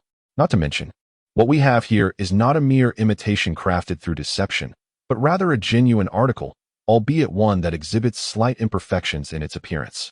With the right channels, achieving a lucrative sale is far from impossible, given that the substantial amount of waste comprises intricately shaped implements rather than easily stackable materials. The total weight may not be particularly daunting, yet the volume is considerable, occupying around 20 containers. After several trips, these containers were transported across the temporal gateway using the 100-ton King, and nearly a day had elapsed. Following dinner, Lynch bid farewell to the diligent Xiao Dai, who was once again off to the company to toil, and he drove the final batch of goods to their destination. At last, he felt a sense of accomplishment, ready to compile a list for gradual sales. Once the tasks were completed, Lynch exhaled a sigh of relief. However, even more delightful news awaited him. Beep beep. The holographic communication alert from the Tianshu 330 terminal suddenly chimed, and the individual extending the invitation was someone he had not seen in quite some time. Yet she had been on his mind incessantly. The research project has made progress. Come quickly. The image of Lillian appeared on the screen, her long hair slightly disheveled. Yet her face radiated the unmistakable excitement of a mission accomplished, an exuberance that instantly uplifted Lynch. After more than a month, the girl had finally succeeded. Excitedly, she shared the joyous news with Lynch and promptly ended the communication. Without pausing to ponder, he urgently summoned the silver Pegasus from the garage. He swiftly boarded the hovercraft and set off towards Lilian's space station. The Millennium Technology Branch headquarters in the Parades system, a colossal multi-ring structure, continued to rotate silently in orbit around Parades 3, just as it always had. As a distinguished VIP, Lynch's silver Pegasus encountered no hindrance after scanning, and it sailed directly towards the starport dock within the inner ring of the space station. Prior to arrival, it was even accompanied by a nearby Port Authority patrol ship for a brief escort. As they approached the Millennium Technology Space Station, the patrol ship withdrew due to lack of authorization, while Lynch's vehicle gradually decelerated, landing at Lilian's private berth. Upon disembarking, he was greeted by a diligent robot waiting anxiously beside him. "Lord Lynch, please follow me at once to Laboratory Hall 0. The mistress will arrive shortly." The teardrop-shaped robot's top structure flickered momentarily, guiding Lynch onto its powered vehicle, an apparatus resembling a hovering flying skateboard, typically accommodating 1 or 2 passengers.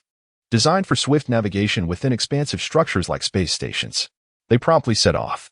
Upon arriving at the experiment hall number 0, Lynch was immediately greeted by a series of enormous holographic projections suspended in midair.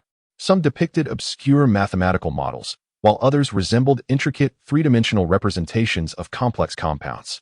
Additionally, there were chaotic equations and chemical formulas scattered about, overwhelming to the senses and giving Lynch the impression of a scene where diligent researchers had been consumed by their projects, leaving a whiteboard cluttered with drafts. This sensation was further intensified by the array of specialized instruments beneath the projections, whose purposes were nearly indecipherable and left to conjecture. Before he could fully immerse himself in the ambience of knowledge sanctity, he was soon accompanied by the sound of footsteps. Instead of the customary tailored suit, a striking young woman with long black hair, clad in a snug sweater and tights, had simply draped a white lab coat over her attire. Chapter 153, The Donkey of the Production Team, Slice Quirks. With a whoosh and a hiss, Lilian was applying lip gloss with a lipstick pen. 2 small square hovering robots flanking her, one meticulously styling her hair, while the other emitted a warm breeze to dry it. It appeared that she had just concluded a phone call and taken a shower. Indeed, there is no girl in this world who does not appreciate beauty. Even a dedicated researcher like her is no exception. However, it is worth noting that this cleanliness-loving beauty had managed to endure several days without attending to her hair or makeup, suggesting she might possess a touch of the workaholic syndrome. Perhaps a brief respite would be in order? Today, I find myself available as well. We can leisurely discuss the extraordinary genes, suggested Lin Qi, gazing at Yang Xiaoli, who was applying makeup before him. Perhaps we should first indulge in a meal and stroll around, or if all else fails, catch a movie to unwind. To be honest, your appearance is somewhat concerning to me. His words were not merely superficial pleasantries. After an extended period of seclusion engrossed in projects, it is entirely natural to seek some enjoyment upon re-emergence. One must strike a balance between work and leisure. Even he, after tirelessly managing that batch of assault ships for numerous days, allowed himself a day off upon returning, refraining from any tasks other than relaxation. Occasionally, he would glance at the terminal to handle minor matters. Empathizing with her situation, Lin Qi had only endured a week of minor strain, while she had been immersed for an entire month. Pressing her to promptly resume her work would indeed seem rather inconsiderate. They were not only collaborators but also good friends. In essence, Yang Xiaoli was akin to a valuable labor force within his own household. Seeing her fatigue stirred a sense of compassion within him. How could one treat another as mere livestock? At that moment, Lilian, having set down her lipstick and picked up the terminal, paused as she heard Lin Qi's suggestion. Her lips, which had just begun to part, fell silent, caught in a moment of indecision, clearly torn. Yet, upon glancing at the dazzling array of holographic projection models suspended in the hall, a flicker of hesitation crossed her eyes. In Lin Qi's perception, this was an evident clash between the desire to unwind and enjoy oneself and the urge to showcase her research achievements at the earliest opportunity. A conflict manifesting as a bug between her left and right brain. Upon noticing the situation, Lynch immediately grasped the idea. Why not adopt a different approach? Treating this as a sharing and communication session between the two of us? There is no need for you to employ so many technical terms. After all, I am neither a member of the thesis review committee nor an expert, and I find it difficult to comprehend. Simply express the concepts in a manner I can understand. And let us remain here, engaging in a leisurely conversation. Once we conclude, I can have those robotic assistants arrange some convenient refreshments for us to enjoy. This was the swift solution he devised, considering how many times he had visited this place.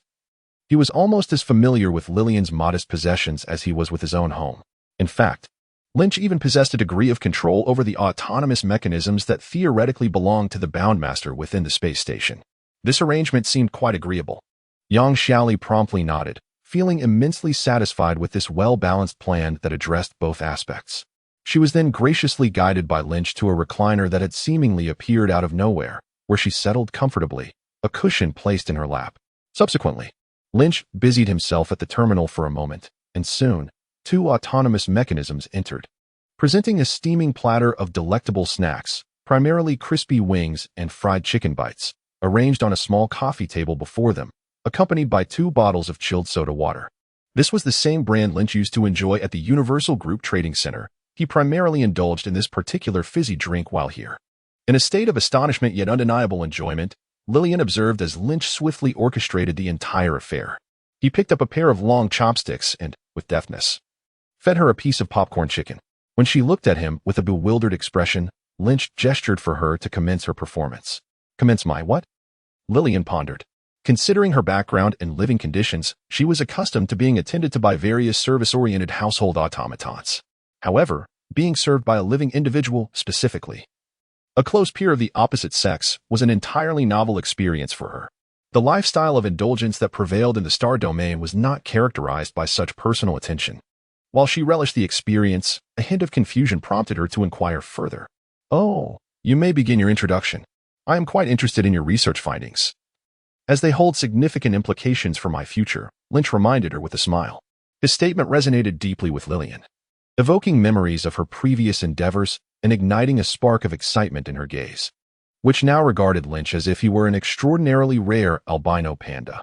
We may have uncovered an entirely new sequence of extraordinary genes, a unique species unto itself. Lillian's research project was arduous and complex, progressing at a painfully slow pace over the span of several weeks. However, the challenge lay not in the research conditions or the inadequacy of equipment and manpower. Rather, it stemmed from the insufficient methodologies directed towards the subject of study. Lin Qi was a living person, and more importantly, he was her good friend, not merely a specimen from a biological research facility. Drawing blood, collecting strands of hair and nails is already the limit. More than that, not only would Lin Qi categorically refuse, but Yang Xiaoli herself is also reluctant to let a solvable issue lead to a complete fallout between them. As a reclusive young woman with few friends, Lillian is quite sensitive to the prospect of engaging with a male counterpart who offers her a distinctly egalitarian experience. The mere thought of conducting a dissection, as usual, sends shivers down her spine. It's merely a lack of research methods that necessitates spending a bit more time. If it must be done, so be it. Hence, she has secluded herself for so long, delaying until today. Why do I feel somewhat uneasy? Upon hearing her delve into such peculiar comparisons, Lin Qi felt a chill run down his spine. We are civilized individuals. Must we indulge in such alarming and reckless antics? Living dissections and human experiments as a well-mannered youth. I cannot tolerate such alarming rhetoric.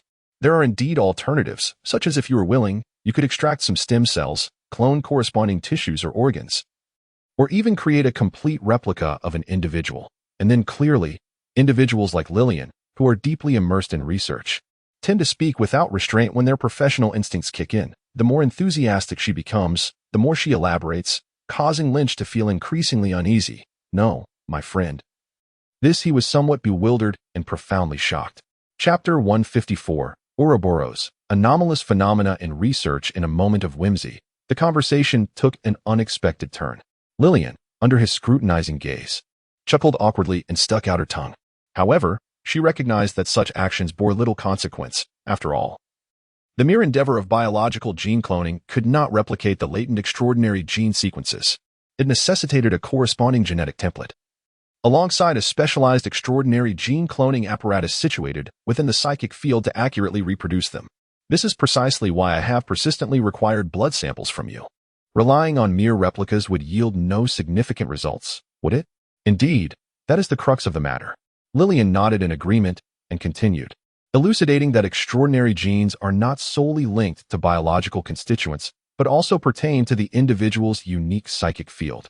To draw an analogy, the extraordinary gene sequence fragments you possess are akin to a series of randomly generated psychic encrypted strings emanating from you.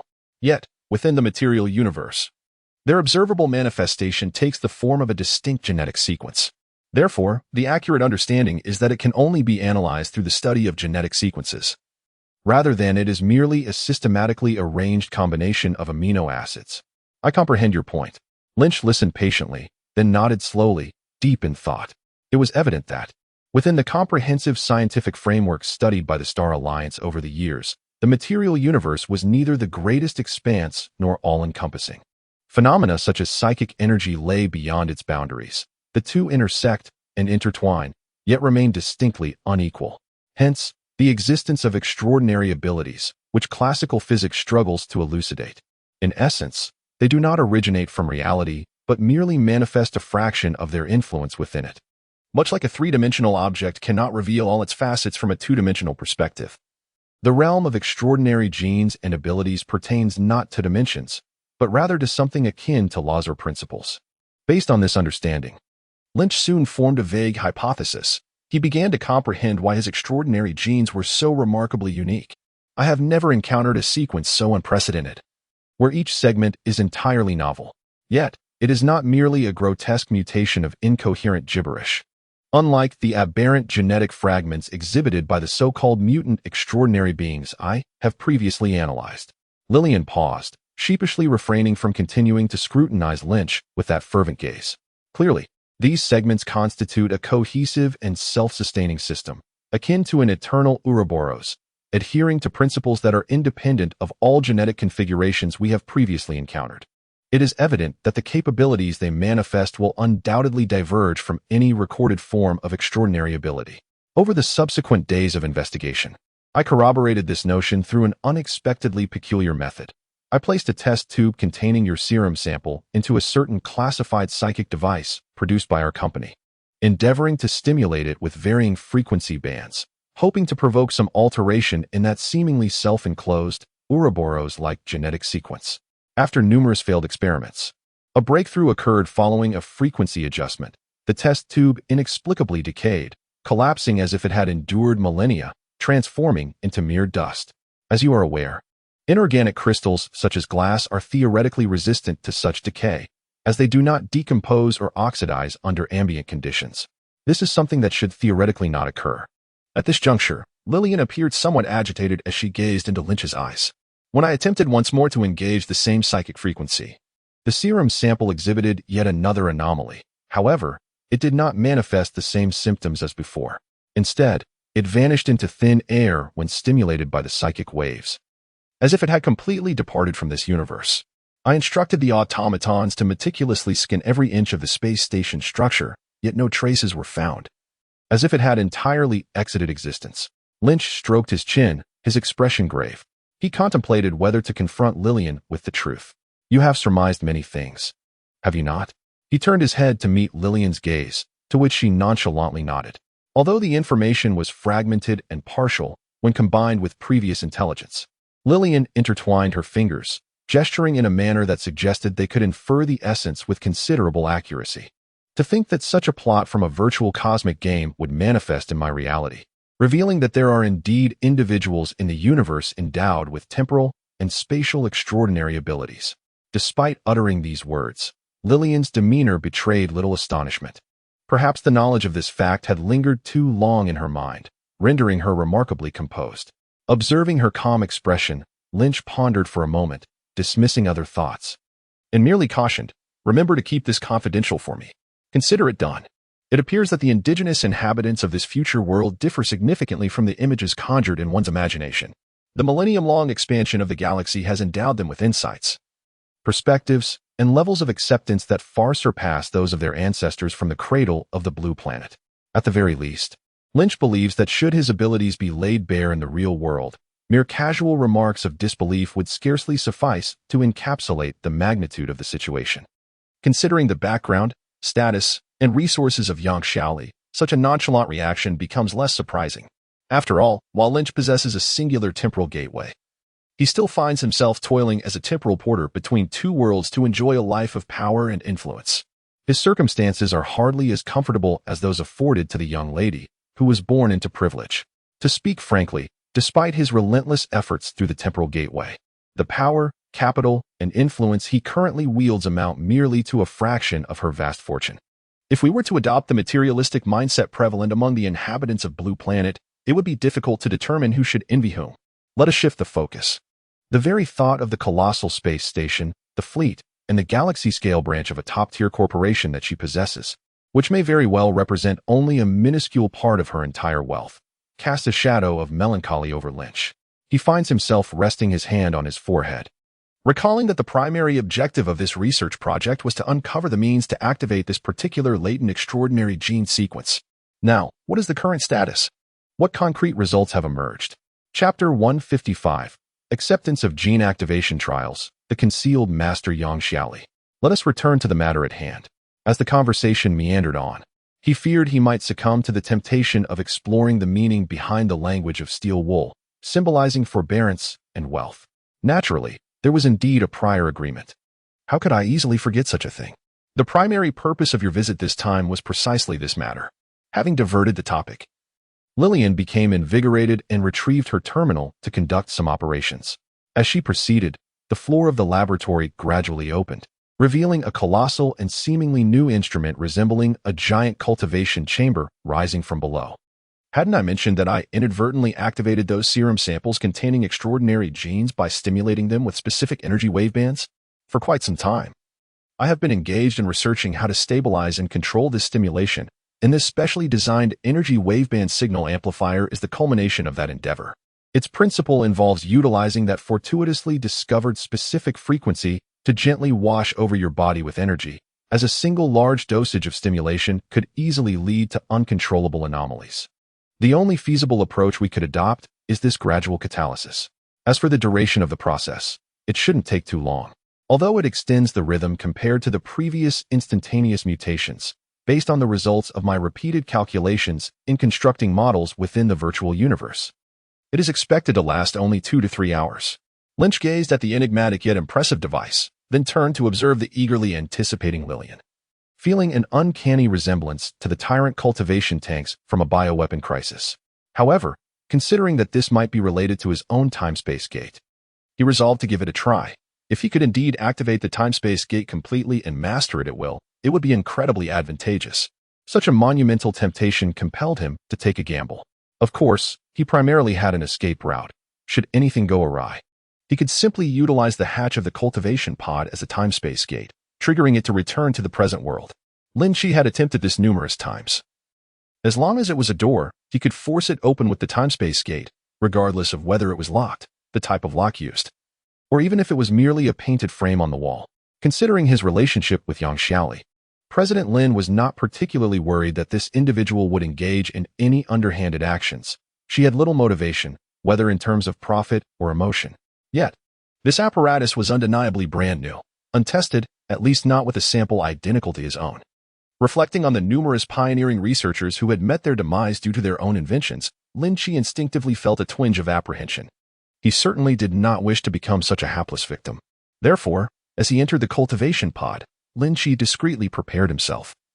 Resting one hand silently against the inner wall of the hatch, Lillian was quite oblivious to the trivial misfortunes that this individual was contemplating. She had indeed conducted numerous attempts, albeit the data collected was rather limited due to Lynch's absence. Nevertheless, the absence of any catastrophic incidents, such as an explosion of the apparatus, instilled a sense of optimism within her. "All right, I shall commence the psychic energy emitter," she announced. "Do you feel anything? Theoretically, this phase is the most perilous. Should you experience any discomfort, please communicate it promptly so that I may make the necessary adjustments." "Well, you certainly do not appear to be in distress," she observed. "To be precise, I feel nothing at all," Lynch replied, exchanging a gaze with her. Unless a slight warmth counts as a sensation. Have you turned on the heating inside?" "Of course not. Who would be that dull?" Lillian retorted, casting him a disapproving glance as she recorded the data on her terminal. Based on previous experiments with living animals, Feeling warm and slight increase in body temperature were considered normal occurrences. What else? Currently, there are no other sensations. Just, a bit drowsy, Lynch admitted. Stifling a large yawn. Do your utmost to remain awake. I am counting on you to provide more data, Lillian called through the hatch. That might prove to be a tad challenging. Lynch replied, only to abruptly collapse onto the ground, as if rendered unconscious on the spot. It was akin to having a dream, awakening still deeply moved. Upon awakening, Lynch experienced sensations remarkably akin to those he encountered during his lucid dreams. As soon as he regained consciousness, the specific details of his dream swiftly eluded him, leaving only vague fragments in his memory, like scattered particles. Akin to a cascading waterfall of sand that obscured his vision, or the rapidly magnifying image of numerous small serpents, each biting its own tail, gracefully spinning in unison. In essence, these were abstract and stream-of-consciousness phenomena. As he pondered this, he heard soft footsteps approaching, and suddenly, Lillian's charming visage appeared before him. From this low-angle perspective, she seemed to Lynch like a coin's head, eclipsing the ceiling above. It felt as if he had slept for an eternity. His muscles felt loose, and he struggled to muster his strength. He brushed aside the strands of hair that had fallen across his face and propped himself up against the headboard. How long have I been in a stupor? Has the experiment concluded? Precisely 2 hours and 32 minutes, Lillian replied, glancing at the terminal. To be exact. Since we finished our conversation, you have been in slumber for the entire duration. After I carried you here, you slept soundly through the night until now.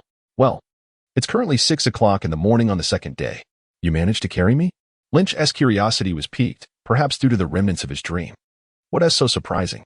I have undergone 7 phases of genetic ascension. I am certainly more capable than a novice like you, Lillian retorted, casting him a sidelong glance. Your Excellency, the supervisor of the galaxy, possesses the complete data of President Lin, making her the most knowledgeable individual regarding Lin Qi's intricacies, more so than even Lin Qi himself. Given this, it is evident to her that this seemingly unassuming partner is, in fact, a novice who has never undergone any genetic modifications. The serum he injected merely completed the initial activation, and he has only just begun the second phase. In contrast, Lillian, who has long since ascended 7 stages, is far more seasoned in this regard. Despite her delicate appearance with long, dark hair, when it comes to combat prowess, the comparison between them is utterly unfounded. After all, a more experienced path to the extraordinary is one thing, but Yang Xiaoli is also a wealthy warrior who spares no expense. He cannot even compete with that. Lin Qi felt a surge of frustration as he was scrutinized by this individual, akin to being struck in the face by a golden pancake. He wished to shift the conversation away from this topic. At least the experiment should have been successfully completed. Right? Chapter 156, Upgrade of the Time-Space Gate, Instant Cooling. In my perspective, it has indeed been successfully completed. However, for you, whether there are any changes must be discovered through your own exploration. Noticing that he preferred not to delve further into the previous subject, Lillian refrained from elaborating and merely offered a reminder. Indeed, Lin Qi had expended so much mental energy during the activation of his psychic abilities, or what could be termed the ascension ceremony, that he felt as though he had been in a stupor for 3 days and nights. Upon awakening, his cognitive functions were slightly diminished, which is why he had not immediately grasped the most crucial concern. After being reminded by Lillian, he stood up with her assistance, resembling a patient who had undergone a significant surgical procedure and had been recuperating in bed for an extended period before finally stepping back onto the ground. Slowly, he began to move his body, and after a considerable effort from both of them, Lin Qi gradually regained the sensation of fluid movement he once had. The peculiarity of the situation stemmed primarily from the prolonged disconnection of his consciousness, while his physical form, influenced by the activation of latent extraordinary genes, had undergone substantial enhancement.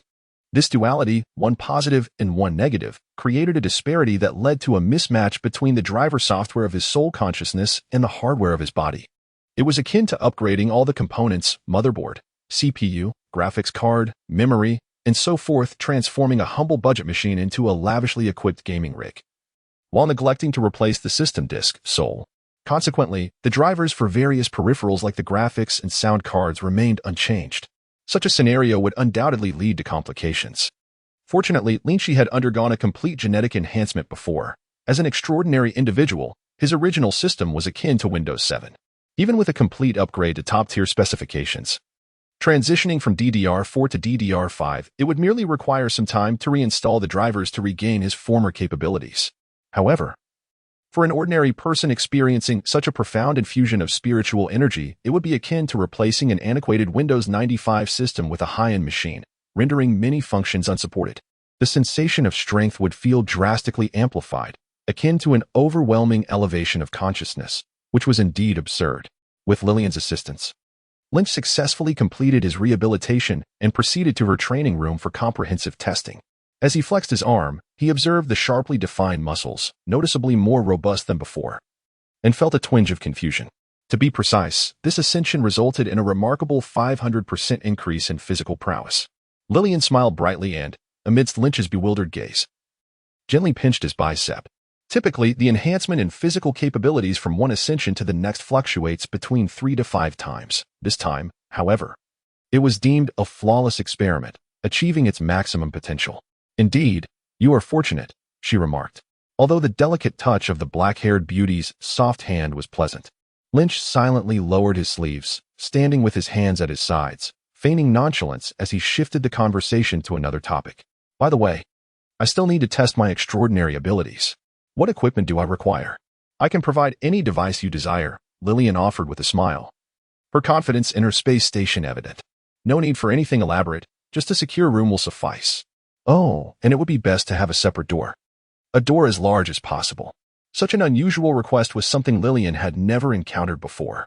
Her understanding of Lynch's extraordinary abilities was limited to the knowledge that they were related to the rules of time and space, leaving her entirely ignorant of the specific manifestations of this unprecedented temporal power, resulting in mere wild conjectures. Upon hearing Lynch's request, she began to grasp a semblance of the truth. Very well, I shall have the little ones prepare a cargo hold with sufficiently large doors to accommodate a cruiser, she remarked, adding, should you require anything, do send me a message, and I shall ensure they remain on standby. With that, Lillian instructed a robot to escort Lynch to the experimental chamber while she remained in the laboratory, intent on further analyzing the myriad data gathered from the recent experiment. Though she hailed from a privileged background, Yang Xiaoli was well-versed in the ancient philosophy of discretion regarding wealth. She understood Lynch's desire to conceal certain secrets. After all, they were good friends, and she was more than willing to assist in maintaining a measure of privacy. However, as she made her way back to the control console, the sound of a door opening interrupted her thoughts. It was Lynch, stepping in from outside, his expression one of bewilderment as he gazed at her. Lillian, equally perplexed, met his gaze. Is something amiss? It's quite difficult to explain, Lynch replied, but it should be regarded as splendid news. He wiped his face, feeling a sense of relief akin to that of someone long afflicted by a chronic ailment finally finding liberation. There is a real-time spatial portal without cooldown. Indeed. He had just been teleported from another chamber into the present and had instantaneously traversed back through the portal. Heaven above, he had awaited this day for far too long. For a capability as extraordinary as time travel, a 1-hour cooldown was, in truth, negligible, regardless of its placement. This ability undoubtedly belongs to the realm of pure supermodel T0 level capabilities. Its mere existence is a boon. Most individuals would gladly accept it, even at a cost, provided it does not entail the ominous restrictions of ephemeral utility. However, the 1-hour cooldown poses a dilemma, a hindrance only those who have experienced it can comprehend. Each time Lin Qi traverses the temporal gateway, he arrives laden with plans and a multitude of tasks to accomplish. Ironically, to endure the hour of cooldown, he must divert from his primary objectives, engaging in trivial pursuits to pass the time. For someone like him, who places utmost importance on efficiency and detests interruptions to ongoing matters, this is undeniably a torment.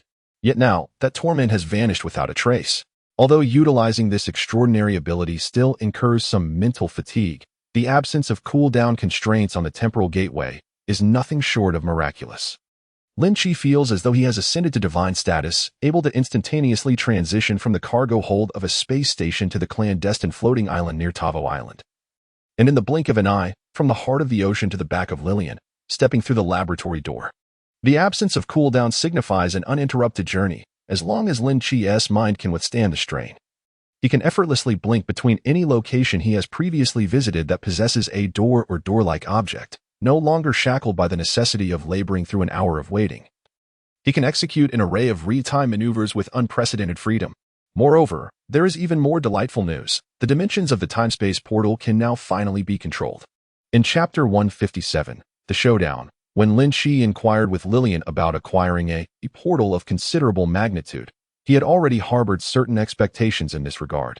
However, he was uncertain and thus sought an appropriate apparatus for specialized testing. To his astonishment, the reality surpassed his initial imaginings. The portal remains a crucial vessel for the time-space gateway, as its capabilities necessitate a point of reference. Yet, post-upgrade, the time-space portal does not require complete synchronization with the portal itself. Lin Qi can utilize an ordinary door as a reference point to open an expansive time-space gateway exceeding 10 meters in length and width, seamlessly transporting a gunboat across dimensions. As long as the space behind the door is sufficiently ample, the size of the door itself becomes inconsequential. Furthermore, the upgraded time-space portal's upper limit is not confined to merely 10 meters, as long as Lin Qi's mental prowess can sustain it. There are no constraints on its dimensions. Both size and duration are now intricately linked to Lin Qi's mental capacity, serving as the sole resource for activating the time-space portal. This implies that he could effortlessly open a colossal time-space portal measuring 300 meters in width and height, transporting the Pioneer into the reality. Provided it is activated at full speed to traverse swiftly, akin to the previous method of using the 100-ton King to expedite deliveries. Otherwise, Lin Qi risks becoming utterly fatigued. Based on the foundational knowledge acquired from tutoring at Lillian's, Lynch speculates that this so-called expenditure of energy is, in fact, a consumption of his spiritual energy. After all, the latter is the singular source of most supernatural forces within the material universe. A powerful spiritual adept can even distort reality through sheer will, achieving the feat of creation from the void. When analyzed from this perspective, is not his time-space portal akin to creation from the void? While Lynch lay unconscious, Lillian conducted a comprehensive analysis of his physical condition. The examination was meticulous, covering both his corporeal and spiritual aspects. The analysis revealed that Lynch's level of spiritual energy had increased substantially compared to his physical prowess, exceeding even tenfold. This evidently aligns with the successful enhancement of the time-space portal. In summary, to augment the time-space portal, one must elevate their spiritual energy. This was initially perceived by Lynch as an extraordinary system's golden finger, yet it is unmistakably interconnected with his existence, having evidently transformed into a binding extraordinary ability. Thus, you previously relied on this door-opening capability to traverse space? Lillian, observing Lynch unabashedly experimenting with his upgraded abilities before her, posed the question directly without hesitation. Not merely concerning space. Lynch paused briefly before adding, "Oh." The young lady blinked, her interest piqued, and her expression shifted to one of excitement.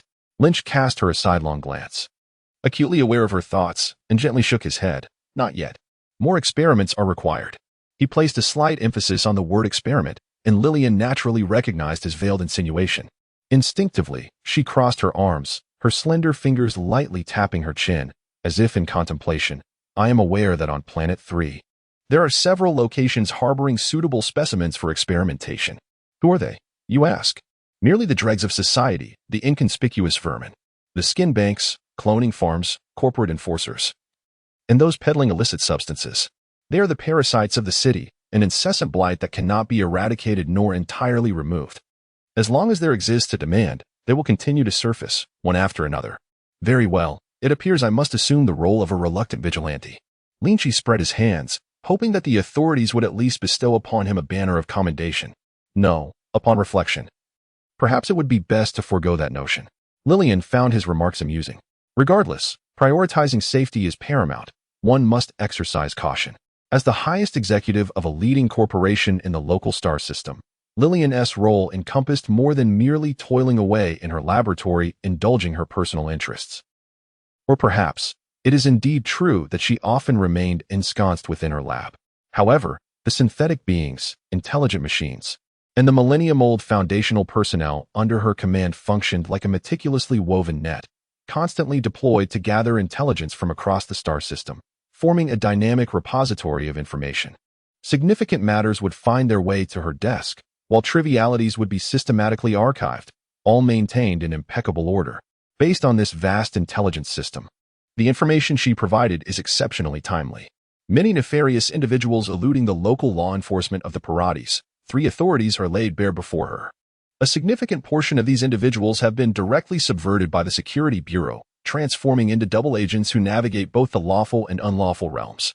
However, those who exist beyond the reach of the law, truly heinous criminals, also persist. Knowing their whereabouts does not guarantee their eradication. Firstly, the decentralized nature of their organizational structure allows these individuals to scatter across various star systems. Even if one stronghold is dismantled, the remnants can easily re-emerge, making it impossible to eliminate them entirely. Secondly, the demands of certain elite individuals sustain these criminals, creating a perpetual environment for their survival. When one group is eradicated, another swiftly rises to take its place, rendering efforts to eliminate them futile. Naturally, this topic remains a taboo in the intertwined domains of politics and commerce. Having no bearing on Lynch, an outsider with no roots in the Star Federation, whose strength is insufficient to disrupt the established order. Although he finds it challenging to shake the intricate web of interests binding the political and business worlds, it does not imply that he cannot target the agents of these interests, the rampant space pirates, the insidious skin banks, and human farms. For the frontline personnel of the Security Bureau, these issues pose significant challenges. However, before someone capable of instantaneous teleportation, they can only be regarded as inconsequential nuisances. Not to mention, this individual, capable of effortlessly opening a portal through time and space to traverse into another realm, possesses formidable combat prowess. Merely the silver night mech he dons is an insurmountable force for these unscrupulous criminals. This latest flagship model, a product of millennia of technology, is something even the law enforcement agency hesitates to equip. If he manages to remain undetected during his stealthy endeavors, it would be fortuitous. However, should any ill-fated individual take notice of Lin Qi, it would indeed spell misfortune for them. Once exposed, a horrifying massacre would inevitably ensue. Chapter 158, Lillian's Council, the Pioneer Redeployment Plan. Let me see. Is this not a reassuring sight? It appears that the living matter transportation function has also been upgraded, no longer confined to mere lowly organisms. Lin Qi encounters an operation running a cloned organ farm, cultivating exceptional test tube infants with superior genetic traits, followed by mass cloning and raising these clones for organ extraction and sale. This method is exponentially more cost-effective compared to directly utilizing genetic technology to create artificial organs, and certain affluent individuals in high society have a peculiar preference for natural organs, which perpetuates the cycle of this illicit trade. After thoroughly dismantling such a syndicate, he disregards the clones and equipment, opting to report the matter anonymously for the authorities to handle. Subsequently, he confines the captured leader and several high-ranking members into crates and opens a portal to the artificial islands of the South Pacific in the real world. Upon opening the box, one is met with a group of unfortunate souls tightly bound by polymer chains. Despite their incessant wails, there are no signs of imminent demise.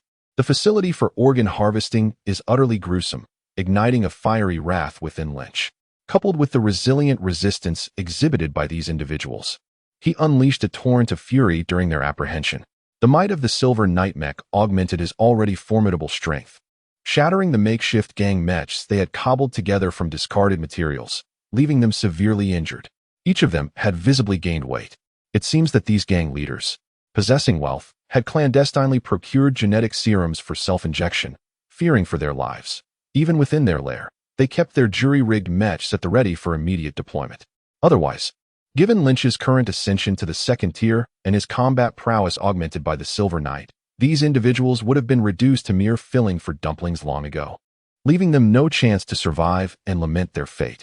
Even in their battered state, gasping for breath, they are fortunate compared to the minions who were obliterated into viscous remnants under the onslaught of the solar flare particle arm cannon. The leaders and their companions have, in a sense, experienced a stroke of luck. At the very least, they are poised to perish on the soil of an alternate realm, which offers a rather novel experience. I do sincerely apologize for the circumstances, and I hope you do not take offense. Utilizing the Celestial Pivot Terminal for scanning, Lynch confirmed that these individuals exhibited no signs of cognitive disarray, brain damage, or even genetic disintegration, enigmatic complications that could arise from traversing the temporal portal. Each one appeared unchanged from their pre-travel state.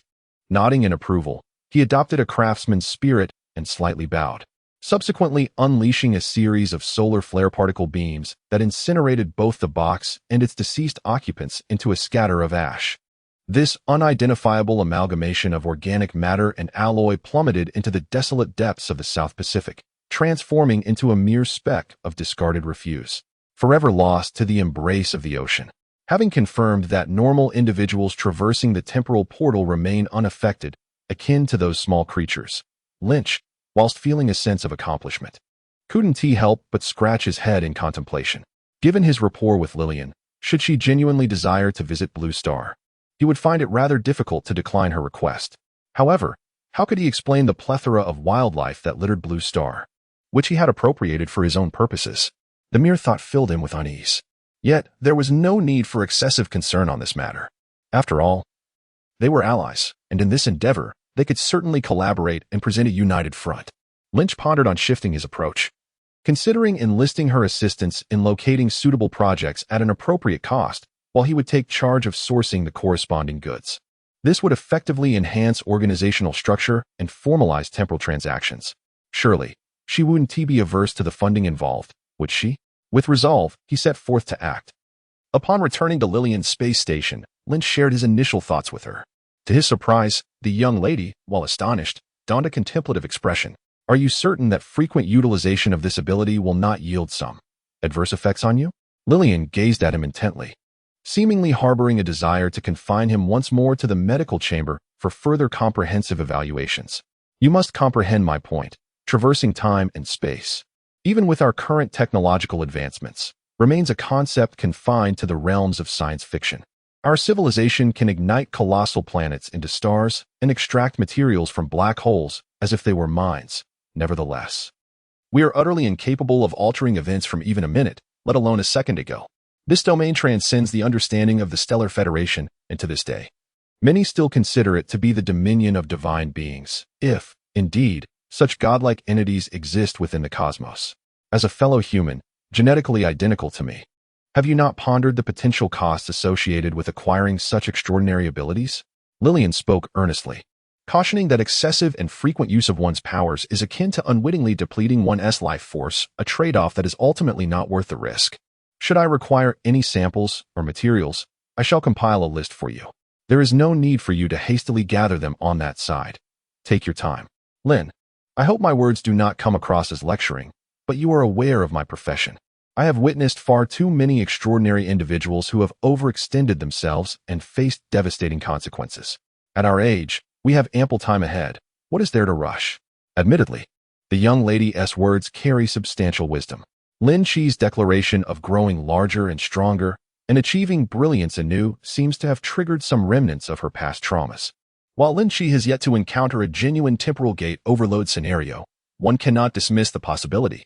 Previously, he did not possess such expansive temporal gateways. He had only a meager peace that lasted a short duration, thus he was not driven to the brink of exhaustion. However, now he faces near limitless dimensions. Lin Qi considers it prudent to heed her counsel. Following the frequency of his previous usage would suffice, as he currently does not have pressing transportation needs. Regarding the transport of colossal objects, his thoughts diverge. Primarily, he intends to relocate the Pioneer to the real world. Such a formidable armed colonial vessel merely serves as a storage unit within the Star Alliance. Yet, upon its arrival on Blue Star, it would transform into a central hub far more potent than any space station, fully capable of providing the logistical support Lin Qi will require as he ventures into the cosmos. There exists a spacecraft perpetually vigilant in geosynchronous orbit, ensuring that Lynch's Blue Star strategy remains unassailable. Chapter 159, The Southern Gate Plan, is accelerating, focusing on the transportation of space elevator modules. As for safety concerns, they are rather straightforward. The Pioneer, like all comparable large starships, is equipped with a comprehensive multi-band shielding system, essentially a protective barrier.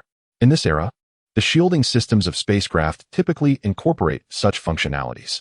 They can adeptly interfere with optical, microwave, as well as mass and thermal signals, effectively avoiding detection.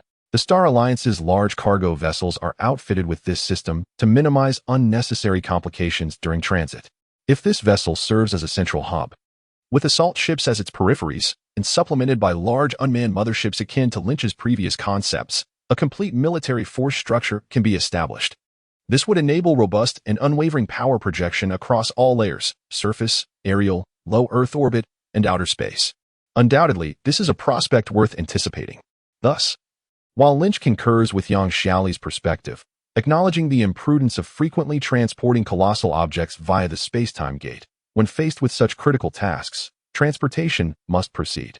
At the very least, prior to transit, it would be prudent to maximize cargo within the Pioneer, thereby compressing transportation costs. Furthermore, this second transportation initiative is intricately linked to space development.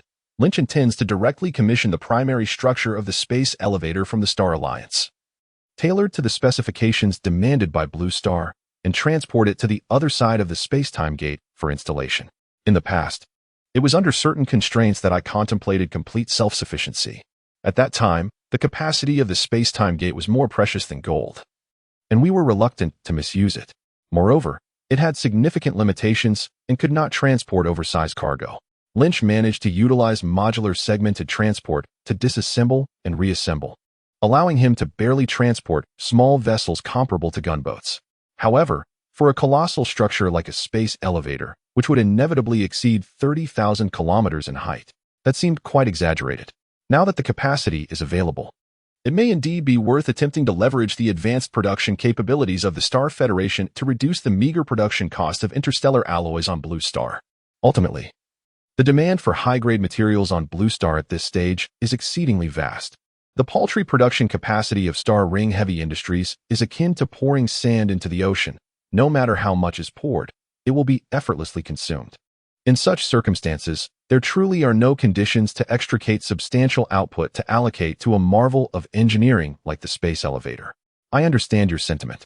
Thank you for your concern. Lynch smiled and nodded, expressing gratitude for Lillian's suggestion.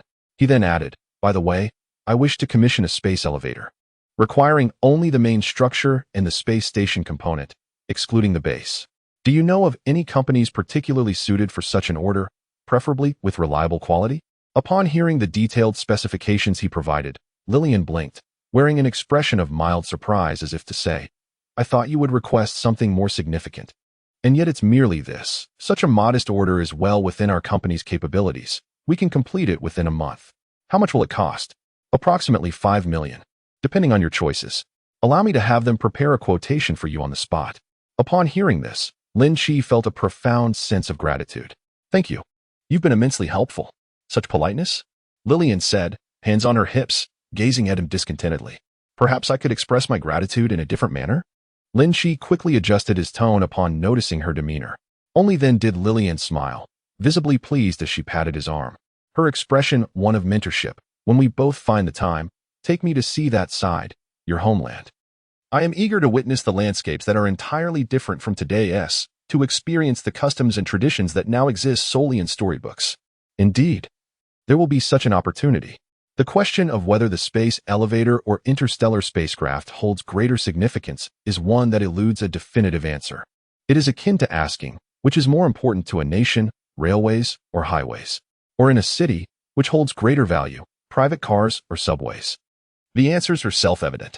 In any society, even when tools serve the same function, there exists a hierarchy of importance, given the constraints of limited funding and operational costs. No single tool can fulfill every need. Rather, there are various emphases and divisions of labor. In the age of interstellar travel, spacecraft serve as vehicles in the cosmos, adaptable and diverse, with numerous models available.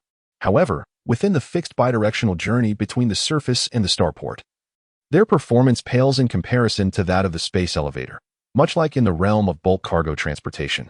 Even the most advanced logistics fleets on highways ultimately cannot rival the efficiency of railways and ports. This is primarily due to the fact that larger and heavier spacecraft expend exponentially more energy when departing from and arriving at a planetary surface.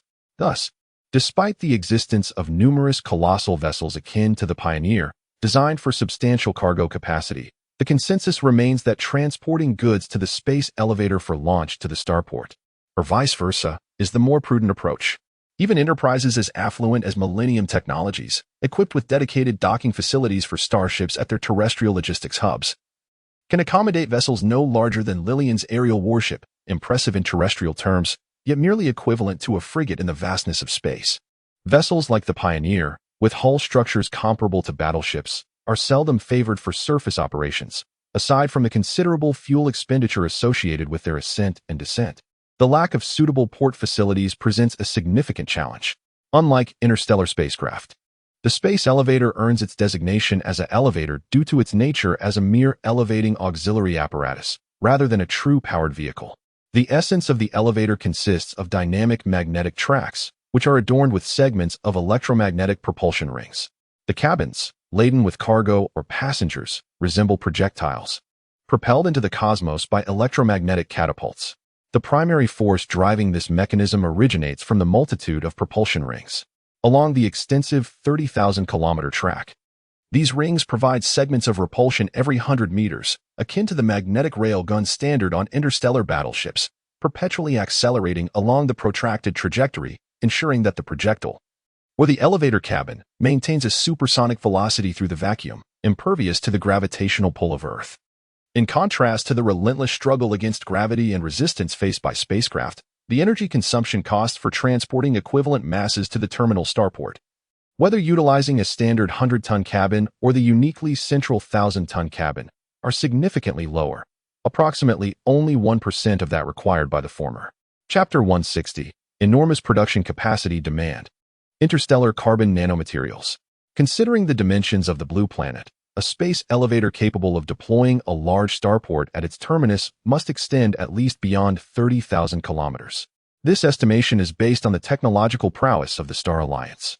However, if we account for the capabilities of human civilization on the blue planet, this figure may need to be further amplified, potentially tripling to reach 90,000 kilometers. The essence of a space elevator is that it is not a true elevator constructed from the ground up, but rather a cable that is lowered from above. Its stability and robustness primarily depend on the space station at its apex. The foundation of the elevator, situated on the Earth's surface, contributes only a minuscule amount of support. The immense space station at the zenith of geostationary orbit provides the necessary tensile strength and, through its rotational motion, generates centrifugal force that dissipates the gravitational forces exerted by the planet itself. This ensures that the structure of the space elevator remains intact, impervious to the capricious movements of the Earth that could otherwise lead to its destruction. In summary, the construction of such a marvel is undoubtedly a feat of engineering. The initial phase involves establishing the foundation and erecting the primary structure of the surface segment upon it. This segment must contend with the most complex environmental conditions on the Earth's surface, potentially subject to typhoons, tsunamis, earthquakes, and tectonic movements, among other chaotic factors. Hence, it employs a rigid fixation with a substantial portion, approximately 10,000 meters, constructed from interstellar alloys.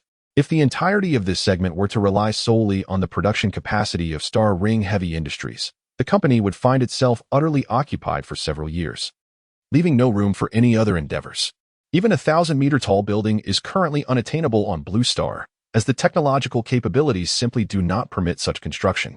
One can only imagine how extravagant a 10,000-meter structure would be. The rigid structure of the space elevator surface segment is far more than merely a skyscraper. To accommodate the 15 tracks delineated in Lynch's design, comprising 3 major and 12 minor routes, the entire cross-sectional area is comparable to that of a mountain, with a diameter measured in kilometers. For this endeavor, which demands substantial capacity and is not overly constrained by technological limitations, Lynch wisely opts to leverage the industrial capabilities of the Star Alliance. The rigid structure of the first segment of the surface section can be entirely disassembled. While numerous track support structures are required, each circular support can be decomposed into individual columns. Procuring these from the Star Alliance and transporting them poses little difficulty, and the requirements for the transport capacity through the space-time gate are minimal. A supporting column of 10,000 meters appears extravagant, but when divided into 10 segments, it amounts to merely 1,000 meters, which can be consolidated and transported through the space-time gate in just 1 minute, to be reassembled on the other side by engineering vessels. Moreover, one must not forget the necessity of acquiring a fleet of engineering vessels and drones, the quantity of which must be sufficiently ample, leading to an expenditure of several million. These engineering vessels and drones are not solely for constructing the surface segment. They are also essential for assembling the terminal space station at the end of the track, making their acquisition a priority. At the very least, there must be enough to support 2 construction teams, enabling simultaneous operations from both the surface and the terminal. once the surface segment is completed.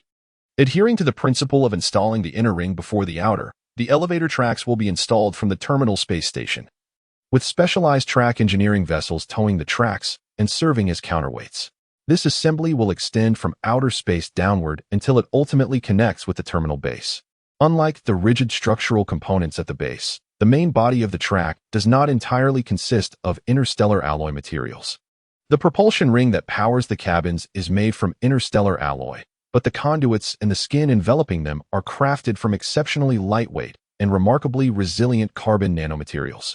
This encapsulating material, produced through advanced polymer nanotechnology, while fundamentally composed of carbon, undergoes specialized treatment, resulting in hexagonal structures at the microscopic level, forming densely packed carbon nanotubes that collectively create carbon nanoplates. Within this material, the atomic spacing between carbon atoms is exceedingly minimal and tightly bound, rendering it superior even to graphene and fullerene, which are renowned for their formidable properties.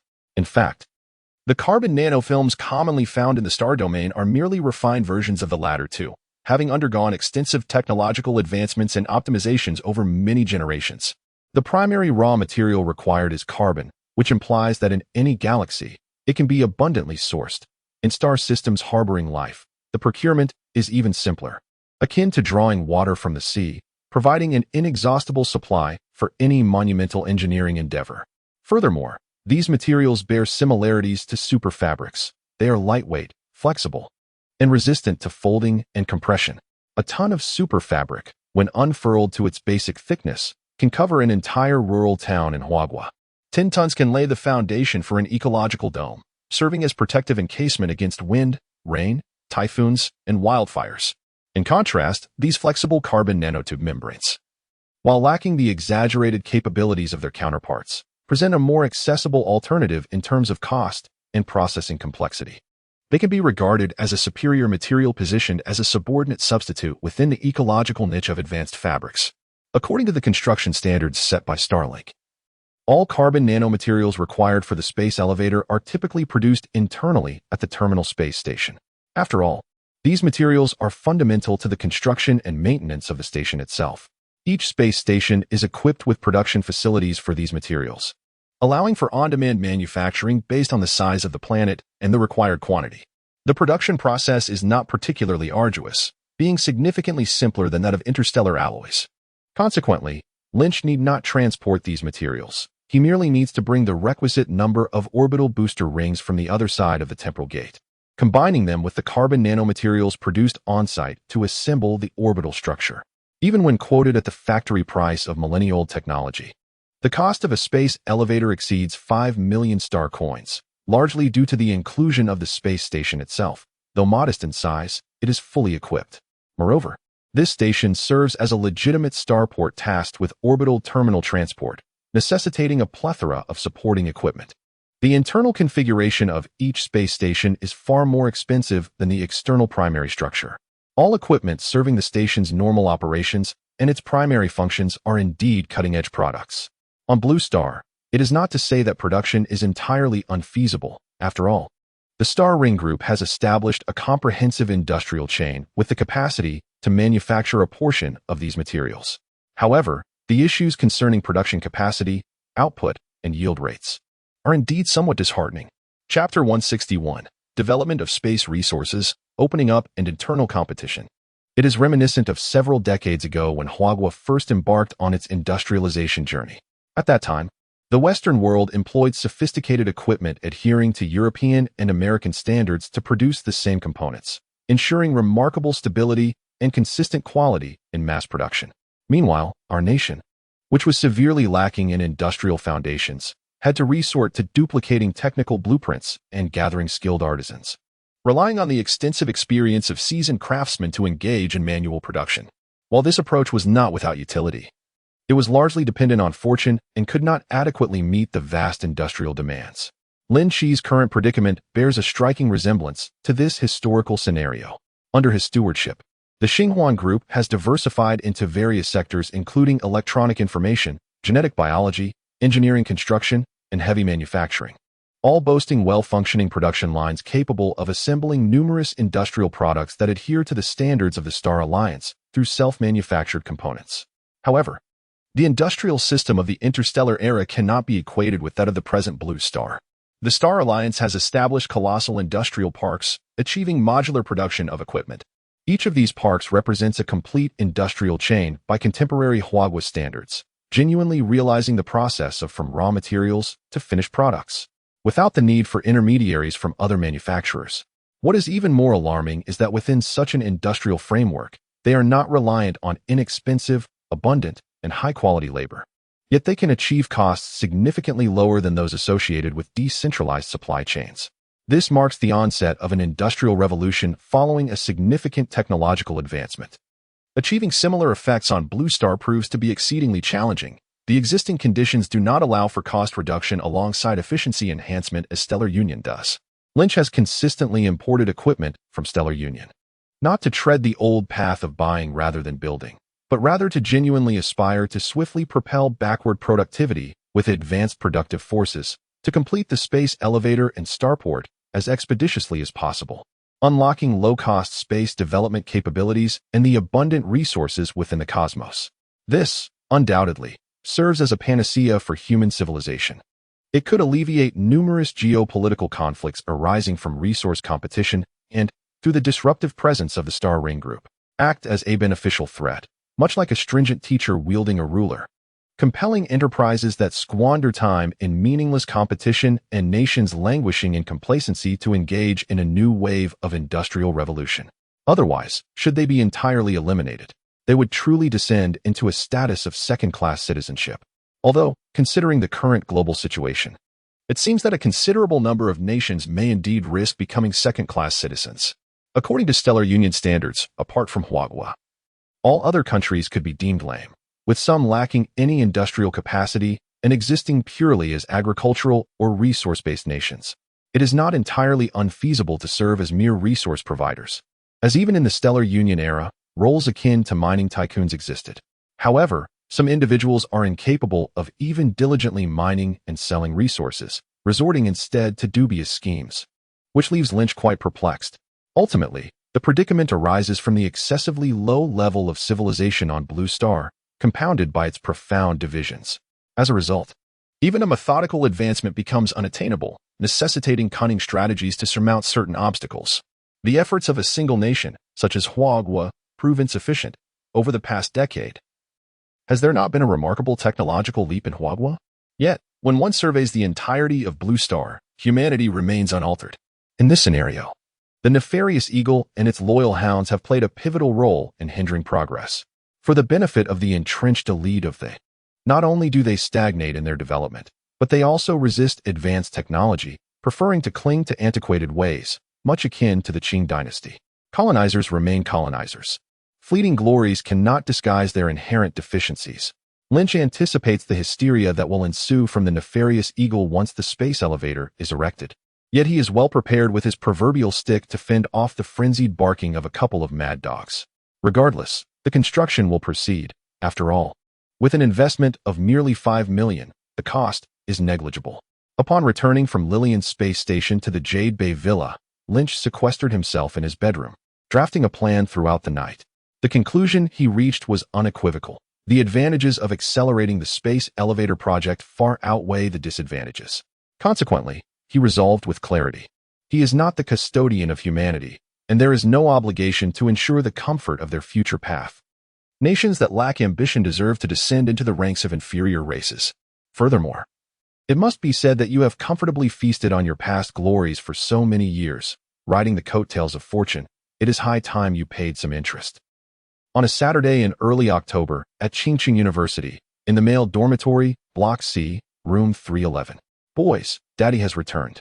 Wrapped in a down jacket, Zhu should, resembling a Michelin man delivering takeout, entered with a plastic bag in each hand filled with fast food.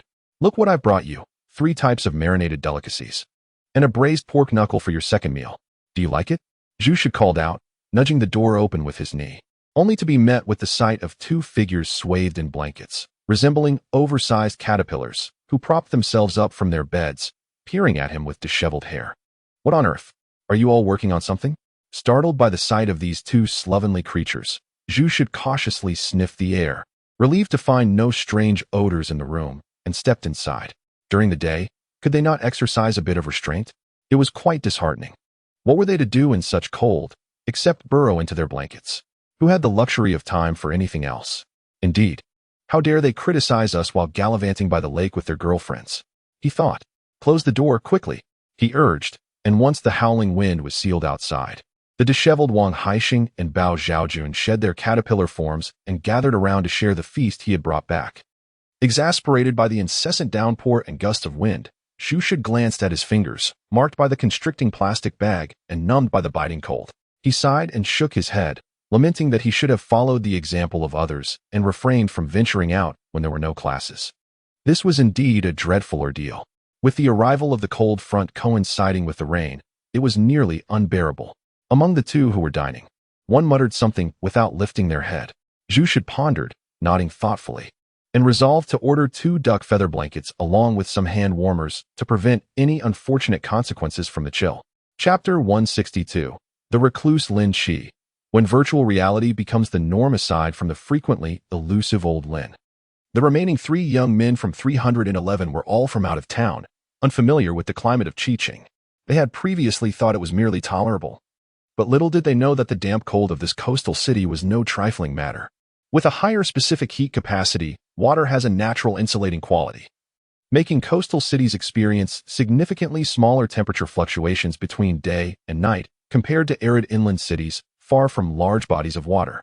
Generally, winters in the south are not particularly severe. However, when a cold front strikes, the unique humidity of coastal air reacts dramatically with the chill, excessive moisture in the air rapidly intensifying the effects of heat loss in the human body. Thus, the term damp cold aptly describes this phenomenon. Accustomed to the temperate climate of Qiqing, the sudden chill penetrated to their very bones, leaving the 3 exclaiming in discomfort, quickly retreating into the warm embrace of their blankets like cave-dwelling creatures. Where has old Lin vanished to? Xu Shi changed his clothes and shoes, feeling somewhat relieved. Only then did he survey his surroundings, discovering that Lin Qi's bed remained unoccupied. That rascal, he had seen him earlier in the morning, yet by afternoon, he had mysteriously disappeared. It is a well-known truth that men, in particular, acquire foul language with remarkable swiftness. The quartet of 311 hails from diverse corners of the world, each harboring distinct preferences.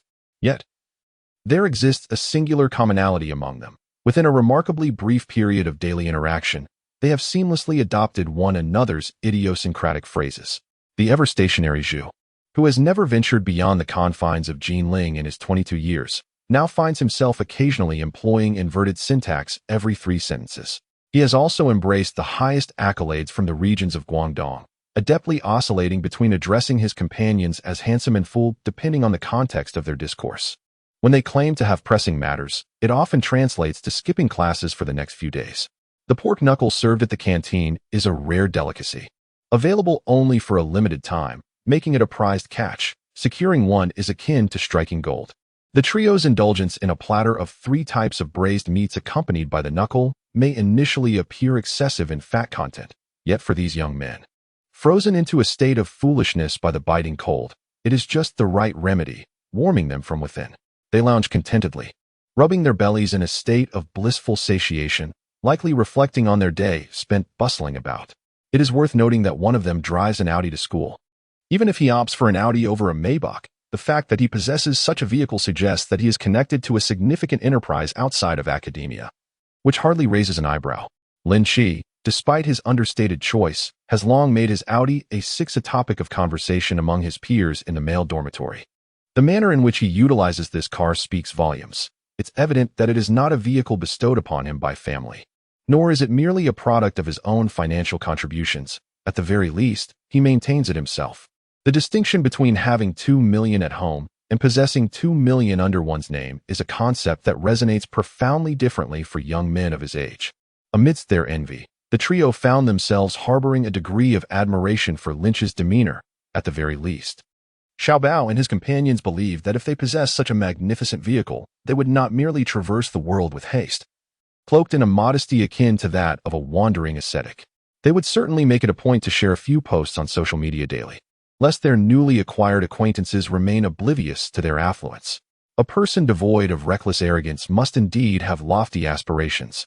It is reminiscent of those diligent doctoral students, preoccupied with seeking the mentorship of distinguished figures, contemplating which prestigious journal to submit their papers to, wholly indifferent to the club competitions organized within their institution. When one turns a blind eye to the myriad disputes over fame and fortune in their surroundings, it is a clear indication that their vision has ascended to greater heights. Initially, the trio struggled to comprehend old Lin's lifestyle, characterized by frequent travels and intermittent disappearances. However, upon reflection, they began to grasp the possibility that he might be managing some substantial enterprise beyond their ken. From their own perspective, having already invested in a vehicle worth over 2 million, it seemed inconceivable that one could sustain such a purchase without possessing assets valued in the tens of millions. With significant ventures to oversee, the trivialities of university life lost their significance. Who was vying for attention, who was nominated for competitions, or who had become the latest topic of discussion on campus forums and confession walls, all seemed utterly inconsequential. Viewed through this lens, old Lin's understated nature appeared almost unjustifiable to them. If it were they in his position, they would surely amplify the display of their wealth manifold. Were it not for the occasional sightings of his account being online, I would surely assume he had fallen victim to a pyramid scheme. Indeed, his virtual reality platform account frequently shows activity. Might it be possible that old Lin's entrepreneurial ventures are somehow related to this? Perhaps he has established a virtual reality gaming team, akin to the settings often found in earlier online gaming narratives. Oh, that would be quite impressive, considering our close relationship. Wouldn't it be feasible for me to join as a reserve? In these challenging times for job seekers, even monitoring the water cooler would be a welcome opportunity. Haha. You? With your skills akin to that of an amateur, pursuing a professional career in gaming. Wait, why am I being compared to an amateur? My gameplay is exceptionally smooth. Come on, who is it that got single-handedly defeated by a raptor last time? Let us log in. Reminiscing about old tales is rather tedious. In any game featuring a combat system, there will inevitably be distinctions in skill levels. Even in early stages focusing on survival, scavenging, and farming, such disparities exist. Although the multiplayer open-world cooperative nature may not demand as much skill as the previous title from Star Ring Entertainment, Doomsday Path, if there is someone in the team lacking in skill, they will certainly be subjected to playful teasing from others. It can only be said that young boys are like this, unable to take things seriously. Even within the dormitory, they must establish hierarchies, and in gaming, skill levels must also be ranked, emphasizing a lifelong commitment to not being outshone by others. After indulging in idle chatter and a sumptuous meal, the three individuals retired to their respective beds, donning the Dawn-1 virtual reality helmets produced by Star Ring Group. They commenced their rivalry and hierarchy contest anew within the virtual realm. In this digital expanse, the great wilderness of Shenzhou, unlike the minor skirmishes observed during the internal testing phase, the public release saw a player base predominantly composed of Chinese gamers who exhibited a deep-seated agricultural heritage. Within a mere week, they identified optimal locations characterized by lush vegetation and fertile soil, establishing a grand city that belonged to the Chinese players. The swift progress can be attributed to the meticulous preparation undertaken during the internal testing phase, where participants diligently researched relevant information. Unlike the aimless casual players who wander without purpose, the professional gamers recognized the significance of self-construction from the outset. Securing key territories and establishing a main city would significantly enhance future faction development. It isn't merely about farming at random. Rather, they aim to cultivate on a grand scale. Transforming survival games into strategic management endeavors is indeed a hallmark of Chinese tradition, a flavor one cannot forego. Chapter 163, Water Management Civilization, Passive Racial Factions thus. These professional players hailing from various clubs or guilds, as well as certain specialized game bloggers and streamers, coordinated among themselves during the internal testing phase, allowing fortunate participants to connect in advance. A group of players was assembled, and together they meticulously surveyed the terrain surrounding several significant spawn points, ultimately crafting a rudimentary map. As they awaited the public beta test, they engaged in discussions to delineate specific locations, culminating in the identification of 4 ideal sites. Consequently, when the public beta commenced, other players no longer wandered aimlessly across the vast landscape. Instead, they could converge at these 4 designated spots to cultivate their resources. In a game that emphasizes survival elements while incorporating construction features, the selection of a building location is of paramount importance. The sooner one identifies a favorable site, the more it aids in conserving strength and ensuring sustainable development. The assistance from experienced players in pre-selecting these locations significantly alleviated the burdens of erratic searching, allowing the community to unite, thereby greatly enhancing their survival rate against the impending waves of adversaries. This exemplifies the innate organizational prowess characteristic of the Chinese ethos. In the absence of such coordination, even players from the same city or school who naturally share a sense of camaraderie might find themselves isolated under the pressures of survival and resource scarcity, occasionally leading to confrontations over supplies. However, with a strategic plan in place and suitable collaborative main city locations established by specialized teams, a profound instinct to contribute and cooperate emerged among the players. In contemporary society, many individuals tend to vocalize notions such as selfishness, materialism, and social maneuvering, as if failing to adopt a facade of maturity and pragmatism diminishes their worth. In truth, individuals nurtured within the traditional moral framework of Chinese culture inherently possess the virtuous qualities of unity and cooperation. Often, they merely lack a guiding leader. The allegory of De Yu controlling the flood has long illustrated the distinctive characteristics that set Chinese civilization apart from others worldwide. The legends of cataclysmic floods are ancient, and every ancient civilization that emerged alongside great rivers bears deep scars from such disasters. However, the Chinese people stand as the sole ancient civilization that, in the face of monumental floods, chose to unify countless individuals into a collective, relying on robust organizational strength to confront and even conquer natural calamities. Rather than succumbing to religious or mythical delusions, invoking divine will or punishment as excuses. Beyond the classifications of agricultural civilizations, nomadic cultures, and maritime societies, there lies a more significant distinction: civilizations of water management versus civilizations lacking such management. The latter's ability to concentrate efforts on monumental tasks is crucial for a civilization's potential to achieve unity. Otherwise, why do Western societies so nostalgically reminisce about ancient Rome? Though Rome was fragmented, it remains the closest civilization to unification in Western history. In contrast, other less coherent entities persisted as city-states or confederations, where, at best, a few strong leaders could temporarily centralize power, only for the structure to collapse upon their demise. The term Qin, an ancient Chinese reference to the West, sometimes proves remarkably apt. The legendary sovereigns of the Western world, such as Alexander and Charlemagne, can be likened to a super-simplified, youthful version of the first emperor. They were unable to achieve the unification of script and transportation, and after a brief conquest of the six states, they too met a swift demise.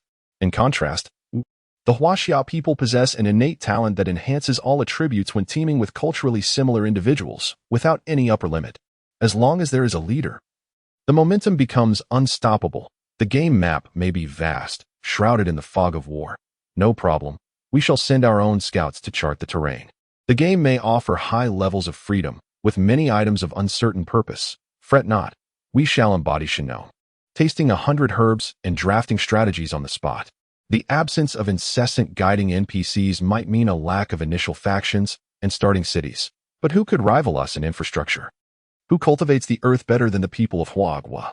It must be noted that the development team at Star Ring Entertainment's second division initially envisioned limitless freedom, which, while enticing, also brought about the drawback of reduced guidance and steep learning curves.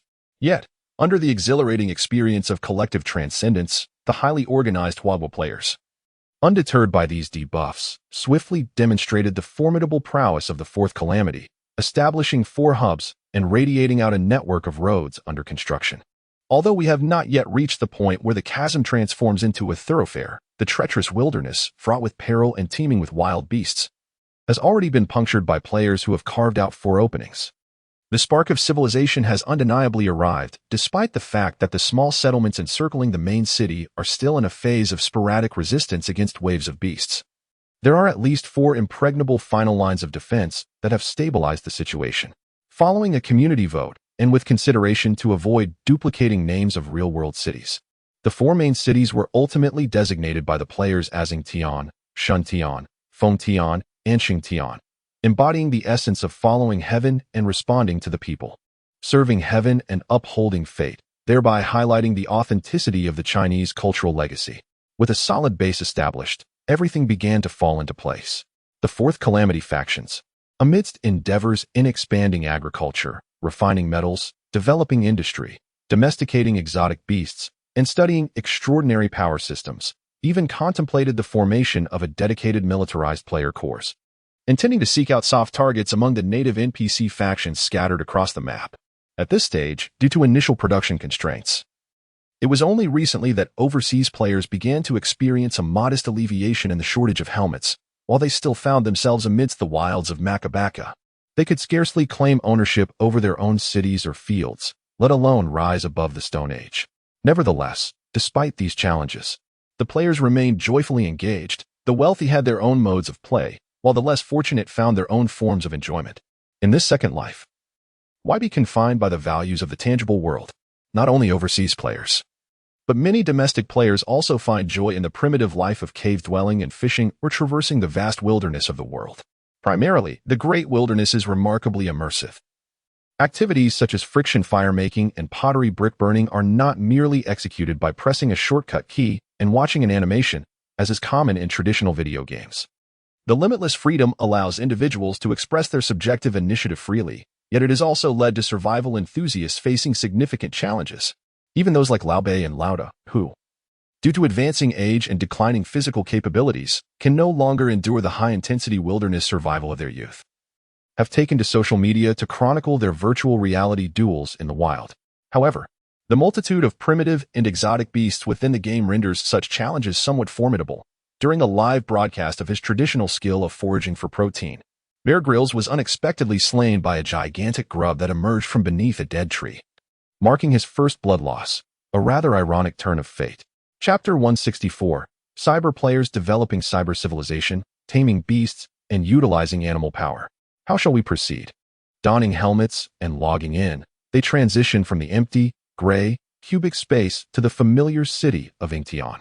The trio, who had logged off together the previous day, reappears at the same location, swiftly traversing the still construction-laden city walls and passing through the bustling marketplace, where numerous players haggle and barter. They arrive at the Gathering Treasure Gate in the south, exchanging glances, intending to discuss today's mission. Among the three players, excluding the esteemed President Linda, Bao Zihao possesses an initial talent tree rooted in agility, while Wang Haixing and Zhu Shid are both aligned with the strength category. They are entirely detached from the rarer classifications such as intelligence, perception, or charm, focusing primarily on raw power. Consequently, they are unable to unlock certain life skills applicable to production in the early stages, leaning instead towards combat-oriented gameplay. Aside from Bao Zihao, who utilizes agility for hunting and gathering, the other two are primarily brash, perpetually seeking opportunities for confrontation. However, even these brawny players, whose minds are consumed by the thrill of battle, encounter needs that cannot be resolved through combat alone. I wish to venture towards the beast pen. Securing a mount is imperative, as relying solely on my two legs is rather cumbersome. Observing that the other two roommates are inclined to defer, Zhu should promptly propose a suggestion. The ability to traverse is crucial. We cannot perpetually wait for the construction team to build the roads. Shouldn't we explore as they progress? Furthermore, having a mount would significantly increase our speed, even on the same path, far surpassing the pace of a typical vehicle. The advantages of high organization extend beyond mere engineering efficiency. Within the player community of Huagua, which is anchored by the four main cities, newcomers to the virtual world seem to have rediscovered the spirit of the early internet, spontaneously organizing themselves into specialized groups, monster strategy teams, engineering construction teams, talent system research teams, and arms and weapon forging teams, all emerging rapidly like mushrooms after rain. These are not rigidly structured guilds or clubs, but rather loosely knit circles of mutual assistance. Everyone adheres to the advanced experiences learned from communication with the 100-member advisory group during the internal testing phase, led by experts well-versed in specific technical fields. Supplemented by passionate enthusiasts, various groups have been formed. These groups dedicate some time amidst their daily gaming to collaboratively strategize and swiftly share their findings with the community. Within the realm of virtual reality, players can connect to external networks, utilizing various applications in a manner reminiscent of Lin Qi's celestial terminal, where only the operator has a one-sided view of their surroundings. Consequently, disseminating such strategies becomes remarkably straightforward, with vigilant members of the player community constantly monitoring and refreshing information in real time. Similarly, concerning the myriad of distinct and diverse creatures scattered across the vast wilderness, players naturally exhibit a keen interest. The beast taming group stands out among these strategy teams, comprising tens of thousands of participants who frequently venture into perilous territories in search of rare and unusual species. Their endeavors often involve pilfering eggs or capturing younglings to bring back for domestication. Undoubtedly, due to such perilous pursuits, the mortality rate among these individuals is notably high, often resulting in gruesome demises. Any intelligent beast inherently possesses the instinct to protect its offspring, making the recklessness of egg thieves painfully evident. As a virtual game, certain aspects are simplified under the pretext of preventing psychological trauma to players. Otherwise, the dangers associated with such undertakings would render ordinary players incapable of engaging at all. However, the endeavors of the egg thieves have borne fruit. In their relentless pursuit of mischief, the 4 major cities have constructed expansive beast enclosures, where skilled beast tamers meticulously assess the younglings they bring back. Remarkably, they have identified several breeds that are amenable to domestication. With a few minor techniques, these creatures can be transformed into obedient livestock. For instance, within the gathering group that Bao Zihao participated in, one member discovered that a particular fruit from a mystical vine could significantly soothe the emotions of certain herbivorous exotic beasts, rendering them more compliant with human commands and capable of serving as pack animals to transport goods for players. This somewhat ungainly herbivore, characterized by its prominent forehead and elongated, upward curving horn reminiscent of a water buffalo, has been aptly dubbed the rhinoceros horned horse by players. However, it is, in fact, an even-toed ungulate, more closely related to cattle. In summary, it possesses an unattractive appearance that defies convention, appearing to have grown haphazardly.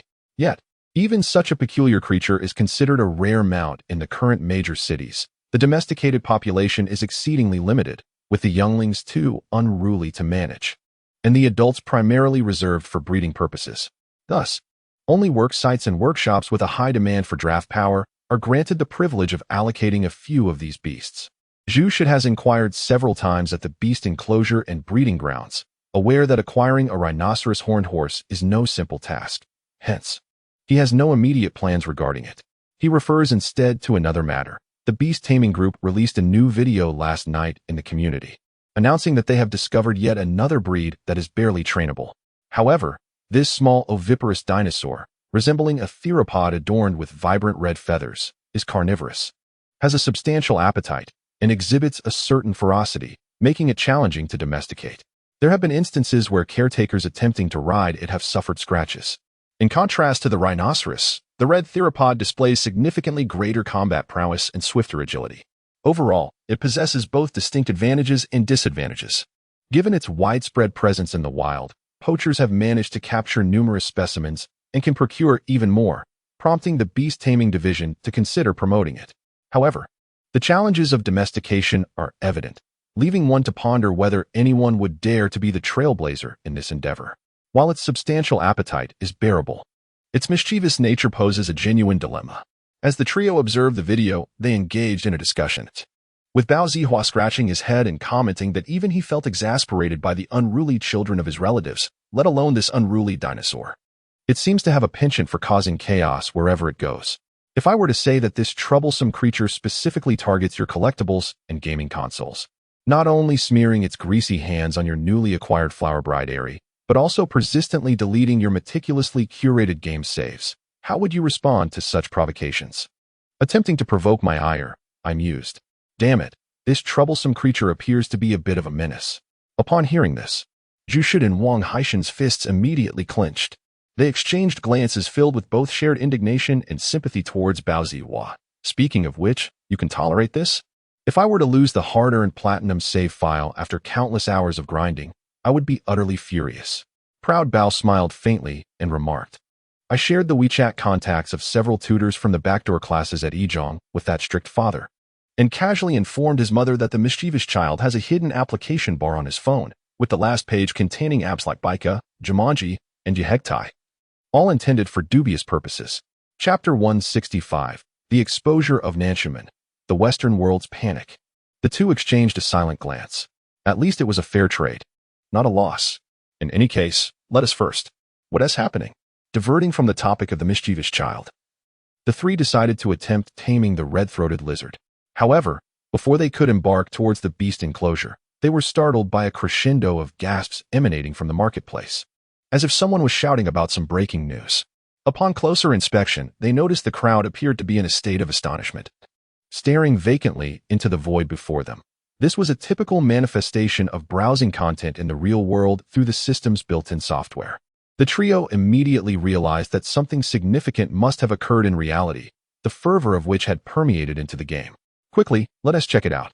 Upon opening a certain app, I was immediately greeted by a plethora of unfamiliar topics soaring to the top of the trending list, evidently indicating a momentous event. Overnight, a mysterious colossal pillar has emerged from the depths of the Southwest Pacific, towering over several thousand meters, resembling an extraterrestrial creation. Breaking news. The Pentagon has convened an emergency joint meeting, accusing China of exacerbating tensions, detrimental to regional peace. A gigantic artificial structure along the equator, suspected to be the Star Ring Group, constructing a space elevator? The foremost trending topic.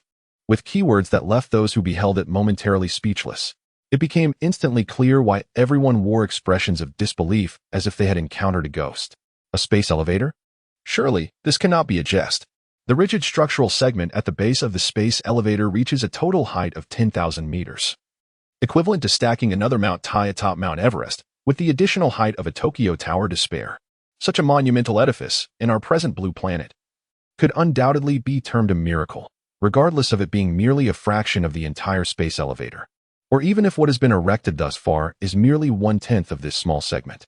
Just imagine, overnight, several bizarre structures, each rising to a height of 1,000 meters. The 6 supporting pillars of the first section of the rigid structure have taken form. What a spectacular sight that must be. If this were to occur on any major city on land, it would instantaneously dominate global headlines. Even in the remote geographical location of Tavor Island, the timing for this extraordinary event merely delayed its emergence as a global headline. On the very day Lin Qi utilized the time-space portal to transport the supporting pillars and arrange for an unmanned engineering vessel to erect them within less than 10 hours. This miraculous sight was discovered by a fishing boat traversing the surrounding waters, a forest of pillars standing 1,000 meters high. If situated in a mountainous region such as the Qinling or even the Tibetan Plateau, might have been obscured by the surrounding terrain. After all, in areas like the Himalayas, where dramatic elevation changes occur, even places like Matoa, where the snow-capped plateau plunges directly into tropical rainforests, a mere 1,000 meters is hardly remarkable.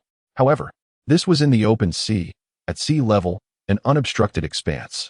2 slender towers stacked to such heights, resembling colossal skyscrapers, naturally formed a striking landmark on the ocean's surface. Were it not for the curvature of the earth and the waves, it would have been clearly visible even from dozens or hundreds of nautical miles away. Although Lin Qi's shielding device was remarkably effective, rendering all electronic optical detection capabilities futile, it ultimately could not render such a massive object completely invisible to the naked eye. Indeed, he had no intention of concealing it. Consequently, human eyes could still discern it clearly. Thus, when the fishermen aboard that astonished Malu fishing boat uploaded images and videos to the internet, global public opinion was instantly ignited. What on earth is this? Is this still the blue planet? Goodness. I always suspected the existence of extraterrestrial beings. Roswell and the little green men are indeed real. And the lunar backside base must be true as well. In the waters away from major shipping lanes, on desolate, uninhabited islands, miraculous creations that suddenly emerge overnight. Structures so fantastical, they seem completely alien to human civilization. Each of these elements, when layered upon one another, appears to form an extraordinary assault on the minds of the Western populace, rendering a cohort of rednecks utterly bewildered. Alas, these rednecks live their lives steeped in conspiracy theories. In every region, there exists a segment of the population that, despite constituting merely 20%, generates 80% of the noise, articulating equally disproportionate outlandish claims. In North America, this group manifests as a motley crew within the Democratic Party, while within the Republican Party, it primarily comprises those rednecks who are most inclined to ramble on social media. At this very moment, they have yet to be rendered refugees due to the TikTok ban, wandering the world aimlessly, inadvertently uncovering the truth of their information cocoon. They remain in their blissful ignorance, convinced of their own omniscience. Speaking of which, even in the time frame documented on Little Red Book, there are still numerous individuals who unwaveringly believe in the disparaging narratives against the United States. The influence of Meta's traditional media control remains robust in today's America, much akin to how, even now, many individuals in China fervently wave the banners of pro-Japan and pro-Western ideologies. The phenomenon of thought is indeed wondrous. It is easily molded before it takes shape, yet once it solidifies, reshaping it becomes an arduous endeavor. In essence, whether at some future juncture or in the present moment, the vast expanse of the internet is populated by numerous individuals of simplistic minds, short-sighted and superficial, yet deluded into believing themselves to be well-versed in the annals of history. Their omnipotent artifact is the conspiracy theory. If I firmly believe that all information is devoid of truth and that undisclosed schemes lurk beneath the surface, then I can perpetually consider myself wiser than others. Is it of any significance to grasp the veracity of facts? I am not devoid of intellect. Surely I can concoct a narrative that pleases me. In a sense, this embodies a victory of the mind over matter, where materialism serves the purpose of idealism. Pyramids, extraterrestrials, reptilians, the Freemasons, flat earth theories, moon landing hoaxes, Roswell, little green men, alien abductions, and the nine-layered world, an array of absurd ideas inundates their minds, rendering them akin to startled birds, perpetually caught in a heightened state of reactivity, ready to spring into action at the slightest provocation. Do not underestimate the theorists of conspiracy. The world as perceived by them is entirely distinct from that of ordinary individuals. During the Cold War's space race, these individuals could don their tinfoil hats around the clock, ostensibly to prevent their minds from being remotely manipulated by malevolent extraterrestrials summoned by communism. When it came to wearing masks, they could vehemently refuse to do so while excavating apocalyptic bunkers in their backyards, vehemently proclaiming that Bill Gates is attempting to disseminate a cyber virus through hidden 5G antennas and masks, utilizing machines to annihilate the world.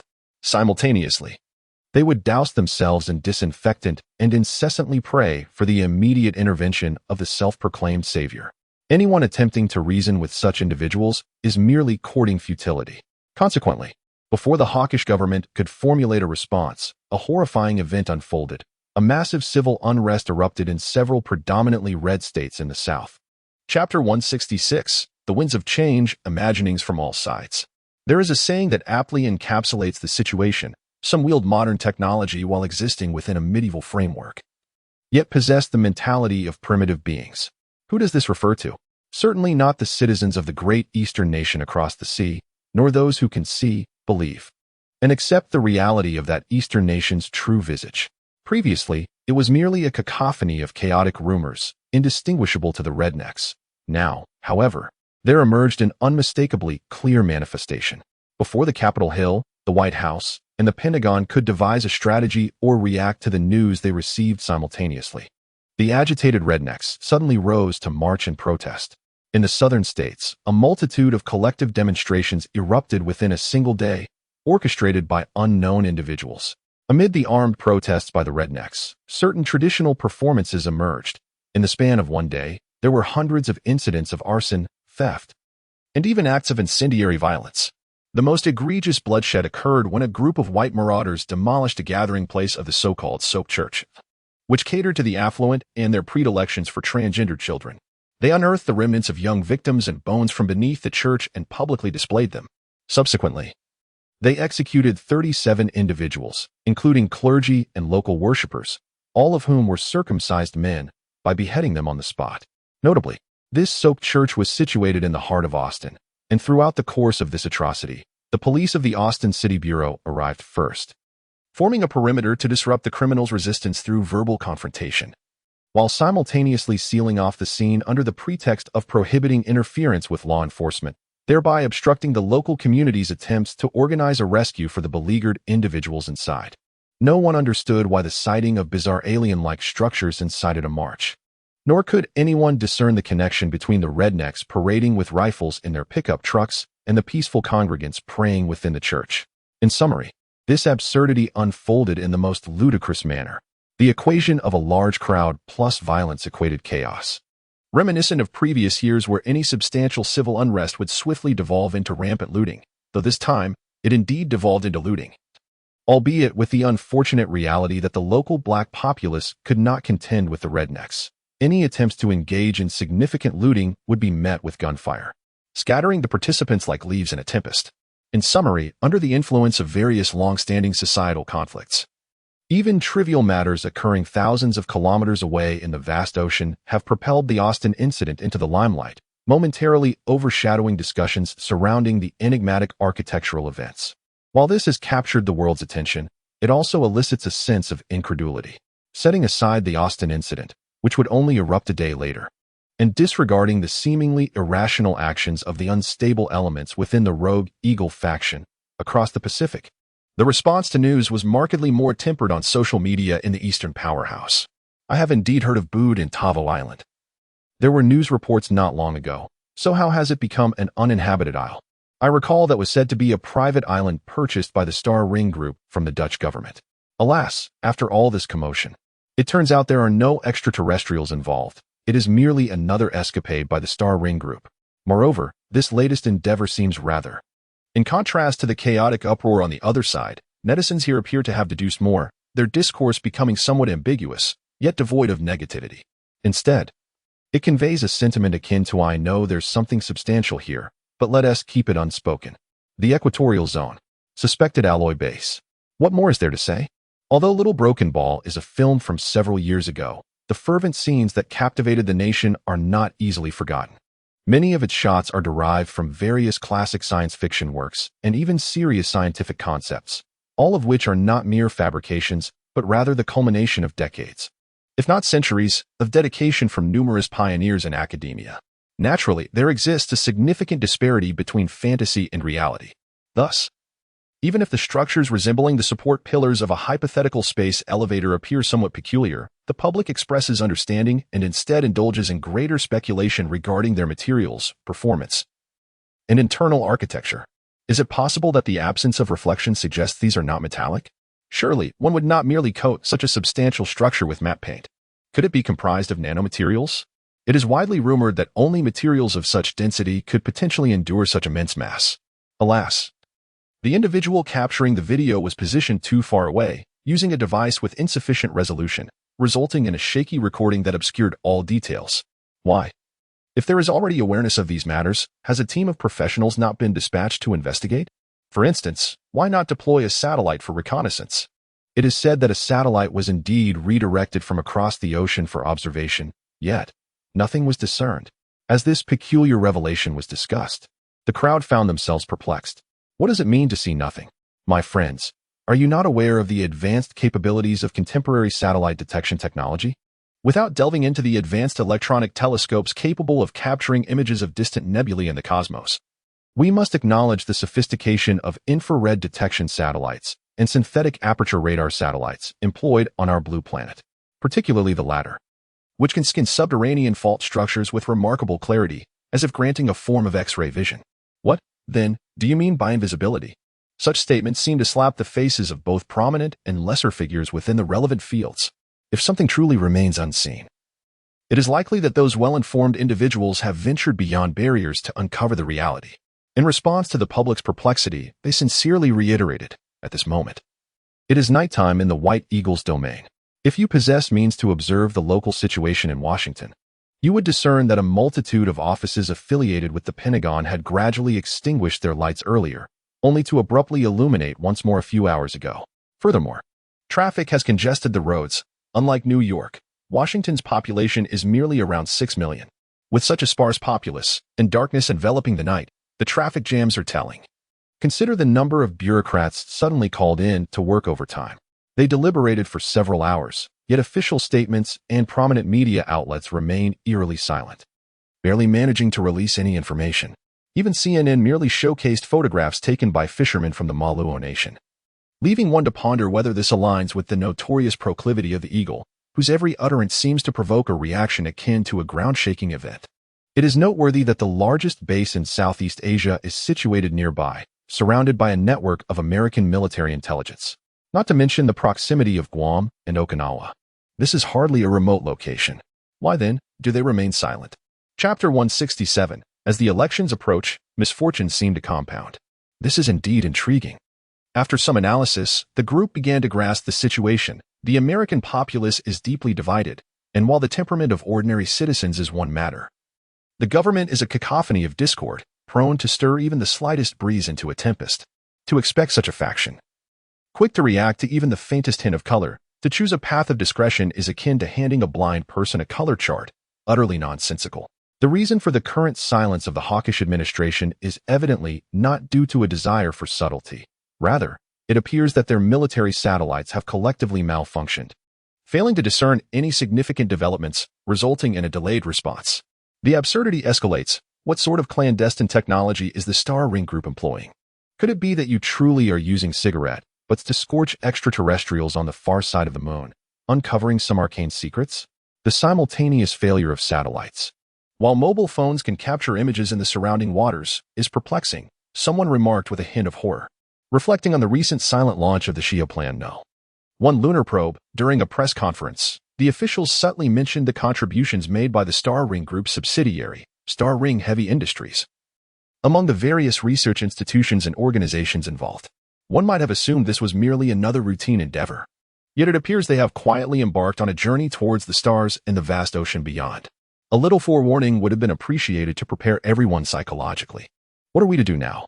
In the Pentagon's Joint Chiefs of Staff Auditorium, a somber atmosphere enveloped all present. The ease with which discussions were typically held here had evaporated, replaced by furrowed brows and anxious glances, as if each individual owed millions to a ruthless banker. Apologies for my tardiness. As the attendees settled in, a few moments later, the hurried Minister O'Connor entered, took his seat, and without uttering a word, gestured for the proceedings to commence before leaning back in his chair, lost in thought. Yet, no one seemed inclined to reproach him considering the heavy bags under his eyes. Visibly swollen from the burdens he bore, it was clear to all that he was no longer a reliable figure in this crisis. Not long before the incident involving the suspected space elevator, the nation had faced its quadrennial election. Amidst the fierce electoral battles unfolding across various states, the prospects for the Democratic Party appeared rather bleak. It must be said that amidst the looming threat, the persistent tendency for infighting is indeed a traditional talent of politicians. While the Laughing King, with the formidable support of the California faction, managed to outmaneuver Old Ding, rendering him powerless and diminished, it is imperative to acknowledge that relying on dubious allies to seize power within the Democratic Party inevitably distances one from the traditional establishment that Old Ding represents.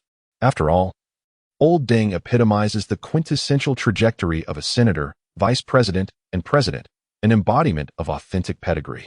Ever since he ascended to the vice presidency under the guise of overseeing the ocean, the traditional establishment within the Democratic Party has been his staunch ally. The subsequent shift in his allegiance towards dubious allies was merely a reflection of a broader policy shift. However, to assert that the establishment genuinely respects these dubious entities would be a jest. They merely tolerate them for the sake of the greater good. Thus, the dismissive attitude of these dubious factions towards Old Ding has led to dire consequences, tearing apart the fragile cooperation that had barely sustained itself under the banner of the Democratic Party and alienating those loyal to Old Ding. On the surface, everything may appear harmonious, yet beneath the facade, the leaders of the various factions are increasingly discontent, with tensions poised to erupt. Indeed, for politicians, every situation is negotiable, and they would seldom allow internal divisions to become publicly visible, resorting to various machinations to maintain an appearance of unity. The dilemma, however, lies in the fact that once the established norms have been violated, the cost of negotiation becomes exceedingly steep. O'Connor felt it was highly likely that he would become the scapegoat. Previously, due to the fierce competition between the new energy and traditional energy titans within the political arena, he had chosen to curry favor with Pioneer's resources, subtly delaying the infiltration of the Star Ring Group's new energy base on Tavo Island, turning a blind eye to the situation. Now, however, problems had arisen in that very place, and he could hardly evade the repercussions. The mere thought of the wrath of certain prominent figures from the Donkey Party sent shivers down his spine as he curled up beneath his desk. Amidst a myriad of internal and external influences, the widening gap in the vote count weighed heavily on Minister O'Connor's mind. This was no longer 4 years ago.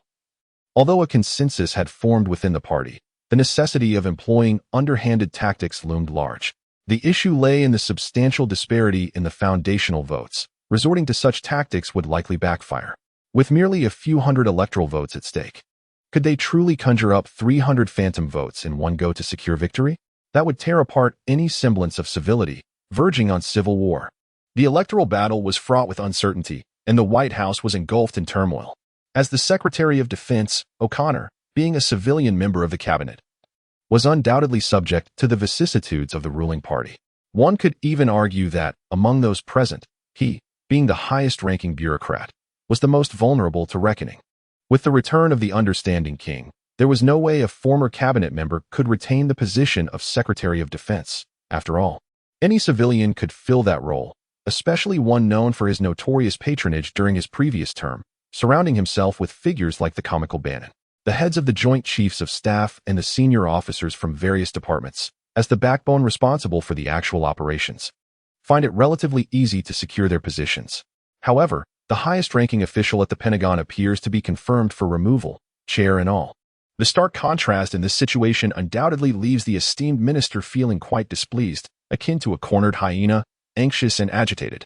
Even though it is evident that his demeanor is inappropriate, the others choose not to voice their criticisms, instead sharing silent glances. As the proverbial tree falls, the monkeys scatter. Avoiding trouble seems wiser than provoking it. Thus, the unfortunate minister suffers in silence for a time, while the atmosphere remains eerily quiet. As if everyone is collectively disengaged, speaking too much leads to error, and taking action often results in missteps, so it is better to remain silent and inactive, for none wish to be implicated. Chapter 168, The Reaction of the Thieving Hawk, Not a Single Stride Forward. What has happened? Have they all become mute? After a prolonged sigh, O'Connor forcefully wiped his face, attempting to regain some semblance of composure. He too had been abruptly awakened in the dead of night by urgent news. Having struggled with insomnia for several hours, tossing and turning in bed, he had only just begun to drift into slumber before being jolted awake. His state of mind was far from ideal. He felt as if he might have collapsed right there in bed. It was only then that the exhausted minister noticed the bizarre silence and, irked, exclaimed, "Is the salary paid by taxpayers meant for you to play on your phones in the conference hall? Is it appropriate to feign ignorance during a meeting? Jorgensen, you must address the disgruntled Minister O'Connor, who, filled with exasperation, casts a scornful glance at his seemingly comatose subordinates. His ire reaches a boiling point as he directly names a bureaucrat from the intelligence agency, summoning the poor military advisor from his seat. Why has our military lost control over a potential hostile target less than 800 kilometers from the Philippines? Did I not emphasize repeatedly in our previous meetings that the Star Ring Consortium is our adversary? They have thwarted our plans countless times, and this threat must be eradicated without delay. Now, explain to me why, after the enemy has made their intentions blatantly clear, our personnel have exhibited no response whatsoever, failing even to provide any substantial intelligence, relying instead on a haphazard collection of photographs and videos taken by amateurs. This is a disgrace for the Pentagon. In truth, Jorgensen rose apprehensively, his expression akin to one who has just witnessed calamity. We have indeed reacted, but the results have not met our expectations. What do you mean? O'Connor furrowed his brow, instinctively straightening his posture as he turned his gaze towards him. 2 hours ago, after confirming that the Xinhuan group had employed some unknown means to incapacitate all satellite detection over Tavo Island, we tasked NASA with devising a method to rectify the breach and dismantle the interference. Simultaneously, a Global Hawk took flight from the Rubia Air Force Base in Palawan, charted for high-altitude reconnaissance at a maximum elevation of 18,000 meters. However, among the assembled individuals, another advisor spoke gravely, stating that we lost contact with the Global Hawk 57 minutes ago. Lost contact? Who could have shot it down? The Xinhuan group is merely a Chinese enterprise. Do they possess such audacity? Upon hearing this, Minister O'Connor immediately erupted in a mixture of shock and anger. Is he not aware of how many similar actions the U.S. has undertaken? The term lost contact undoubtedly implies that it has been downed. The Global Hawk is an unmanned aerial vehicle, not a manned aircraft. What are the odds of a mechanical failure leading to a crash merely an hour after takeoff? Although aerospace giants like Boeing have indeed faltered due to the misuse of Indian engineers, resulting in frequent crashes, the quality standards for military products are far superior to those of civilian goods. Furthermore, this occurs in the very heart of a region under U.S. control. Whether in banana republics or Malu countries, the dominant factions are staunchly pro-American. One of these nations was wrested from Spanish hands by the U.S., while the other is a legacy from the post-war expulsion of the Netherlands. To label them as independent states is to mischaracterize them as colonies of the U.S., akin to the impoverished nations of South America. In such locales, finding an area free from U.S. surveillance is exceedingly rare. Similarly, the Pentagon had previously paid little heed to Tau Island. After all, who truly cares about the peculiar activities of that distant eastern nation occurring right at their doorstep? Even if an incident were to arise, it would merely necessitate the fleet accelerating to resolve the issue. While the factor of O'Connor's negligence played a role, it is indeed a matter of excessive hubris. For a nation that remains organized, possesses self-correcting capabilities, and operates a functional system without fatal flaws, a degree of arrogance and tolerance is hardly consequential. It is akin to the persistent clamor from certain factions in Southeast and Northeast Asia, who incessantly shout about the Jade Foot, or rather, the Battle of Yutong, which the Chinese view as a mere jest. Everyone is acutely aware that it is not a lack of capability on China's part to decisively neutralize its adversaries, but rather a tendency towards a conciliatory foreign policy, characterized by reluctance and moderation, rather than an inability. However, for the current American empire, it has indeed become a matter of genuine incapacity. For instance, at this moment, the staff did not directly address his inquiry but continued, 30 minutes ago, we dispatched another squadron of drones in an attempt to forcibly gather intelligence. Yet they have once again gone missing, including the accompanying Reaper. The most troubling aspect is that our long-range battlefield radar surveillance network has failed to capture any valuable information. We do not even know what entity attacked them, unless we send a fleet for close observation or attempt to recover debris. Our existing means are insufficient to ascertain the enemy's location or the origin of the assault. O'Connor stared blankly at him, and soon his expression shifted to one of grave concern, manifesting a trace of unease. "No, my friend, this is rather alarming," he remarked. Although radar systems like the pavement claw, with detection ranges commencing at 5,000 or 6,000 kilometers, do indeed lack the precision of phased array radars mounted on early warning aircraft and destroyers, it is perplexing that they would be incapable of detecting even small targets such as field air defense missiles. Yet now, there is not a shred of information. Could it not be that the forces of the Star Ring Group on Tavor Island have launched an attack against them? O'Connor pressed on, unwilling to concede defeat. Considering that the esteemed Minister of Defense had even directly referred to a Chinese enterprise as troops, one could only imagine the state of his anxiety, desperate for a solution. Ironically, he had struck upon the truth. However, the others present clearly did not share this sentiment. The airspace where they lost contact was at least 200 kilometers from the vicinity of Tavor Island, and at the time, they were flying at altitudes exceeding 15,000 meters. The staff member, appearing as if mourning a great loss, wore a face of despair as he spoke. It is evident that his attitude reflects a disapproval of O'Connor's conception. A buffer zone exceeding 200 kilometers or 15,000 meters is far too expansive. Whether it concerns the deployment of road claws on Palawan Island or the onboard electronic pods of the Global Hawk, it is impossible that such a vast area could go undetected. Moreover, these assets had already designated Tai Tai Island as a primary reconnaissance target prior to their takeoff, with the radar's search range encompassing the island itself. If there were truly any suspicious targets approaching from that direction, how could there be a complete absence of even a few seconds of warning? This seems rather exaggerated. Chapter 169. The 5 permanent members of the oil pipeline pretend to be dead. O'Connor desperately cast about for solutions. What on earth is happening on this cursed island?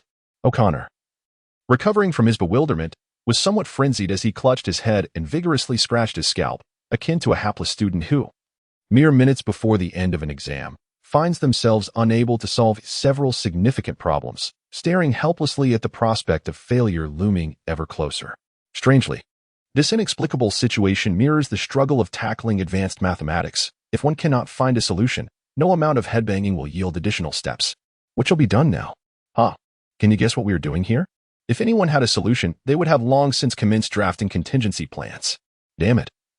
Could it be that some extraterrestrial technology truly exists and has somehow fallen into the hands of the Chinese? To be candid, I harbored this thought from the very moment the satellite failed to yield any results. My superior was visibly distressed, and the assembly of bureaucrats beneath him engaged in fervent discussion, their expressions far from cheerful. Even their attempts at humor bore a tinge of tragic levity.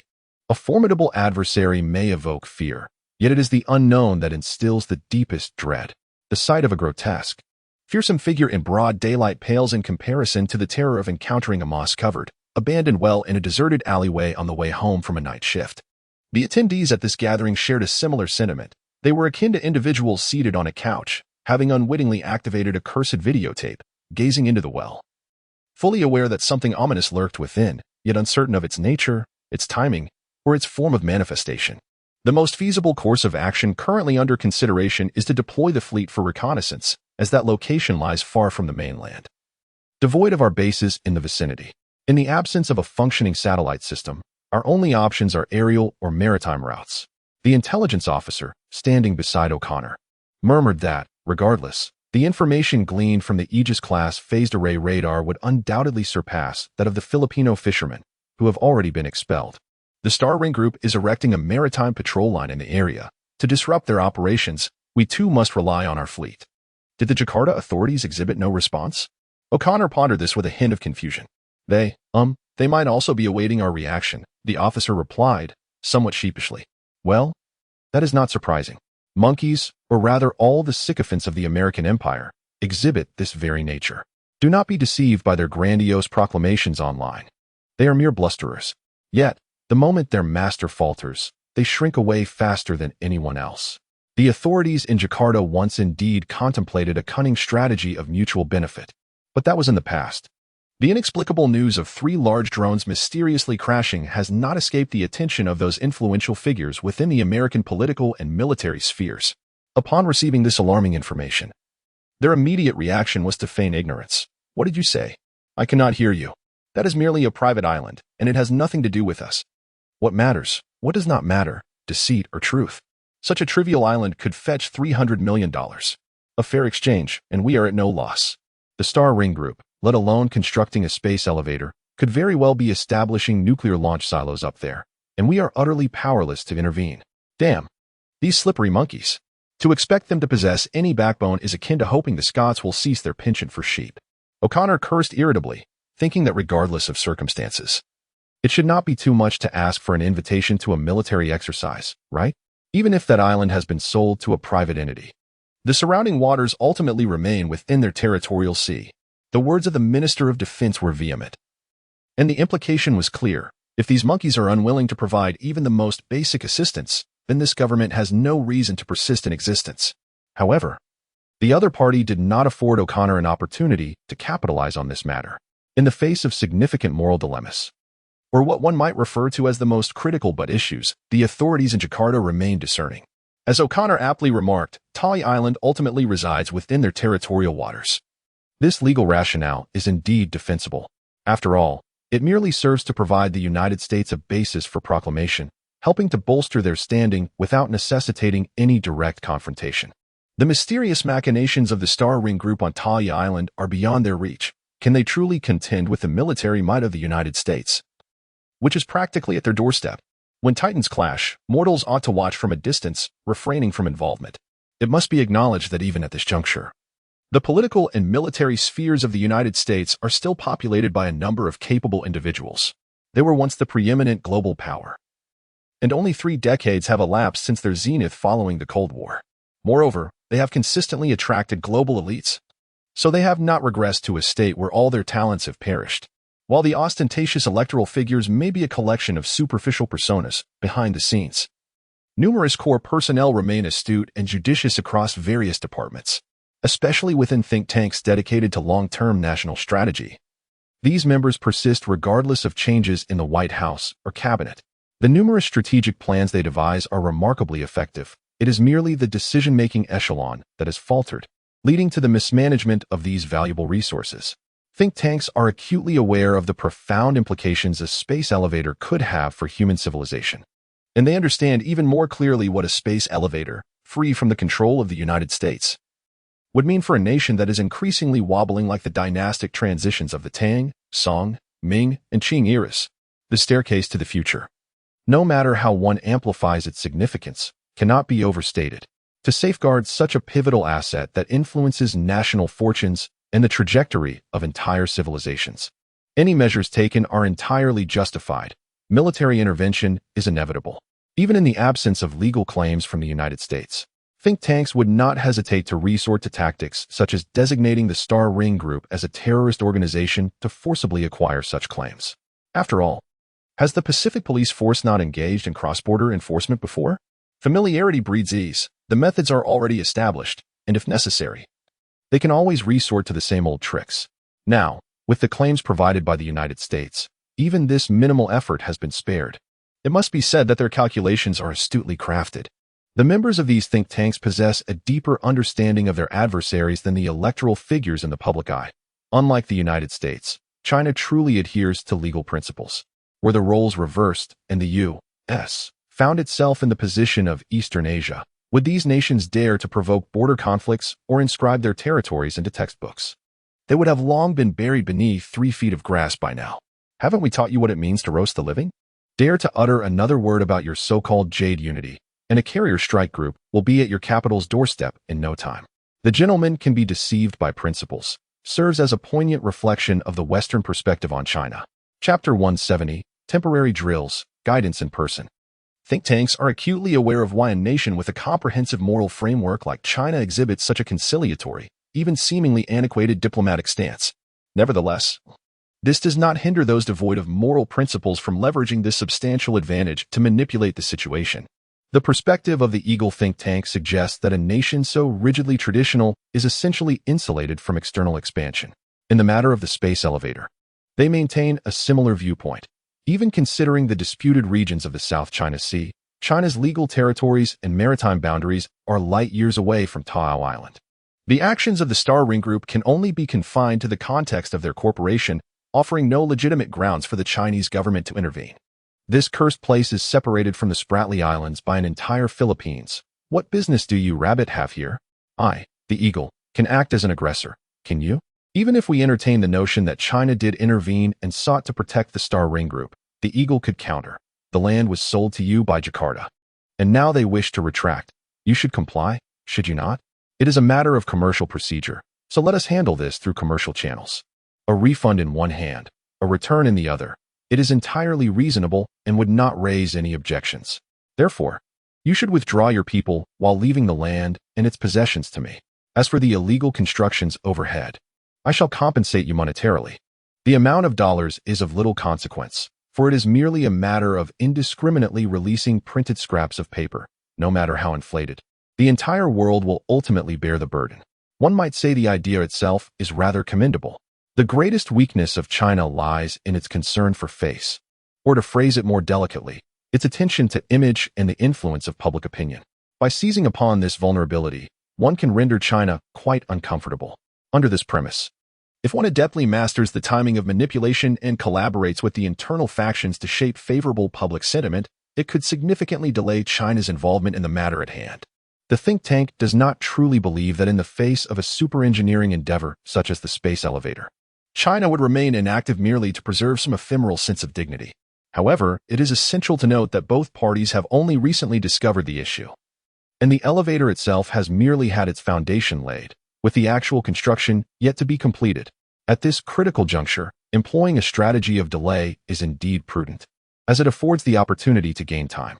As for the Star Ring Group itself, although this small, troublesome enterprise has continually caused disturbances and created considerable challenges for the CIA, the think tank does not regard them as a genuine obstacle to the United States. The prevailing sentiment among everyone is, once the fleet arrives, everything will improve. Yet, a series of plans have yet to unfold, and the necessary coordination with the internal factions has not been established, only to be abruptly disrupted by an unforeseen strike from the Star Ring Group. The senior officials responsible for spearheading the initiative were left utterly astonished. The attack, seemingly emerging from nowhere, resembled a ghostly apparition, instilling a sense of unease among all involved. Nevertheless, the arrow is already nocked, and there is no choice but to release it. During the meeting, O'Connor gleaned the opinions of several generals from the Joint Chiefs of Staff regarding the sentiments of the influential figures on Capitol Hill. Despite a lack of confidence, the Minister of National Defense could not evade responsibility. Following the conclusion of the meeting, a command was issued to deploy the fleet. The main forces of the 7th Fleet, including nuclear-powered aircraft carriers and amphibious assault ships, remained docked at their home port in Yokosuka. However, as per customary practice, A certain proportion of combat vessels would be engaged in readiness patrols within the Asia-Pacific region. Upon receiving the directive from Minister O'Connor and consulting the accompanying meeting minutes, Admiral West, commander of the Pacific Fleet stationed at Pearl Harbor, dispatched the Arleigh Burke-class destroyers, USS Lassen and USS Stetham, which were currently moored in Okinawa due to their readiness patrol. Together with several patrol vessels, they formed a compact yet formidable rapid response fleet, advancing towards the vicinity of Tavo Island for reconnaissance. While the scale may appear modest, it is objectively a remarkably powerful combat fleet by the standards of major nations on Blue Planet. Decades ago, destroyers were indeed the backbone of the battlefield. With aircraft carriers and battleships, those colossal iron behemoths, serving as the absolute mainstay of the entire fleet. In contrast, cruisers, be they battle, heavy, or light, wielded greater deterrent power than destroyers. In an era where naval air power was on the rise, the dominance of large ships and heavy artillery persisted, and destroyers, with their comparatively lesser firepower, primarily focused on anti-submarine warfare and torpedo strikes, which justified their secondary role. However, in today's context, naval warfare has undergone numerous technological revolutions, and many nations have ceased the construction of large-tonnage gunboats. Without mentioning aircraft carriers, which are strategic behemoths or amphibious assault ships that serve no purpose in naval warfare. The Aegis-equipped destroyers, which integrate missile strikes, regional air defense, and anti-submarine warfare capabilities, undoubtedly stand as the backbone of a nation's navy. It is worth noting that the latest batch of Arleigh Burke-class destroyers has seen prices soar beyond $2 billion each. One can only imagine the grimace on the faces of congressional leaders as they peruse the financial reports. The decision to procure 2 vessels of such caliber, solely for the purpose of spearheading operations, unequivocally underscores the Fleet Command's prioritization of naval strength. Exercise utmost caution, particularly with regard to the designated airspace, and remain vigilant for any unidentified targets that may arise. During a remote conference between the Theater Command and the Reconnaissance Fleet Command, Admiral West, with a grave countenance, repeatedly cautioned the commander of the reconnaissance fleet. According to the current intelligence, 2 batches comprising a total of 4 large unmanned aerial vehicles, which had embarked on their reconnaissance missions, were shot down at altitudes exceeding 10,000 meters, nearly at their maximum ceiling. Notably, until the moment they lost communication, no anomalies or targets were observed. Thus, it is preliminarily concluded that our adversary may possess a similar type of aircraft, yet with superior specifications, a large, high-altitude, high-speed, stealthy combat drone. It is likely akin to the PLA's WZ-8 or W-9, but endowed with enhanced aerial combat capabilities, and potentially equipped with a more advanced generation of the Pang series missiles, akin to those outfitted on their Dragon model. Based on the available data, the intelligence officers at the command have conducted simulations. Although such simulations may appear to outsiders as mere conjecture, indeed, they are not far from it, considering that no information has returned from that direction, rendering any foundational intelligence non-existent. This is, in essence, a form of educated guesswork. At best, they can employ the process of elimination, for instance, deducing that the assailants originated from the air rather than the land, sea, or underwater, which is a rather obvious conclusion. The effective information gleaned is indeed limited, yet at least a general direction for investigation has been established. Based on this command, the reconnaissance fleet set sail with exceptional caution, particularly as they approached the 150 nautical mile radius around Tavo Island. The technical officers in the operations room were on high alert, vigilantly monitoring the skies above through the phased array radars aboard the 2 vessels. This meticulousness ultimately led them to uncover something amiss. However, it was not through radar, but rather by the naked eye. Chapter 171. Mysterious Contrails, Encounter with Unidentified Aircraft. What is that? On the bridge of the USS Larsen, a technical sergeant responsible for observing instrument readings lifted his head, twisting his somewhat stiff neck in an attempt to alleviate his discomfort. At that moment, as he gazed upward, he happened to notice some peculiar clouds in the sky. It was a clear and splendid day, with only a few scattered and thin clouds at high altitude, allowing sunlight to permeate brilliantly and visibility to reach extraordinary levels. It was precisely due to this clarity that the trails, curving gracefully and somewhat indistinctly among those clouds, stood out remarkably to his eyes. They resembled the chaotic scribbles of a child wielding a white watercolor pen. aimlessly drawing meaningless and illogical circles and lines on a blue canvas, akin to a tangled mess. Yet, for the technical sergeant witnessing this scene, those formations were all too familiar, jet contrails. However, he thought to himself, what the devil? Why are they so sinuous? Which aircraft could possibly leave behind such bizarre contrails, with a turning radius comparable to that of a biplane? Indeed, the contrails of jet aircraft, often referred to as the ephemeral clouds produced by their flight, serve as a striking testament to their airborne presence. Such formations are beyond the capabilities of propeller-driven planes. Only those equipped with high temperature, high pressure, and high-thrust jet engines can etch these remarkable clouds into their flight paths. It is well established that, under conditions of equal mass, greater velocity correlates with increased inertia. Thus, a fundamental consensus exists within the realm of aviation. The faster the aircraft, the more challenging it becomes to maintain maneuverability. In a comparison of climb rates, jet aircraft will undoubtedly outpace propeller planes in a matter of moments. However, when it comes to horizontal turning, propeller aircraft possess a significantly smaller turning radius, allowing them to excel in that domain. This is particularly evident with the fifth-generation fighters, which consider supersonic cruising as a fundamental skill. Although these advanced machines are capable of executing dazzling maneuvers, such feats place immense strain on the pilot. Enduring extreme G-forces while attempting such intricate aerial acrobatics can leave one's cardiovascular system on the brink of failure, thus significantly diminishing their combat efficacy. Consequently, even the most skilled and experienced pilots would seldom engage in such flamboyant displays during combat. The trajectories of most military aircraft are predominantly linear, far removed from the intricate and exaggerated maneuvers often depicted by technical experts. Come and see this, everyone. I have an unsettling premonition. All of us are well versed in our domain. The naval personnel are certainly not the kind of peasants who toil in the dirt. Upon observing the peculiar trail of clouds above, a sense of analysis began to stir within me. If that enigmatic vapor trail indeed originated from a fourth-generation aircraft akin to the Raptor, then, given its exaggerated maneuvering path, the pilot must have lost their mind by now. Their presence here is far from a normal occurrence. Furthermore, at this altitude, I recall that previous intelligence indicated the initial two batches of unmanned reconnaissance aircraft were at least 15,000 meters high, brought down by some undetectable target, and these. Goodness, they cannot be far off. Could it be that they are routinely patrolling this airspace? Yet all the radars we have deployed in Southeast Asia show no reaction whatsoever? Damn, this is utterly insane. The technical sergeant shouted out, prompting everyone to grab their weapons and take a look, before the instruments could yield results. Captain Hawk of the Old Sea Wolf took a glance and began cursing vehemently. Cursed Chinese Navy. What on earth have they deployed here? Could it possibly be another secret weapon they refused to disclose? Well, even now, they harbor a glimmer of hope, believing that whatever is stationed here originates from the ever-cunning Chinese military, rather than from the Star Ring Corporation itself.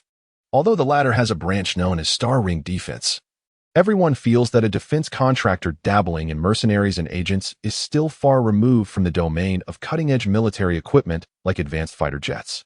It is simply incongruous, making it difficult to draw any connections. The Pentagon privately acknowledges that Star Ring Defense has indeed caused the CIA some minor losses that do not warrant excessive concern.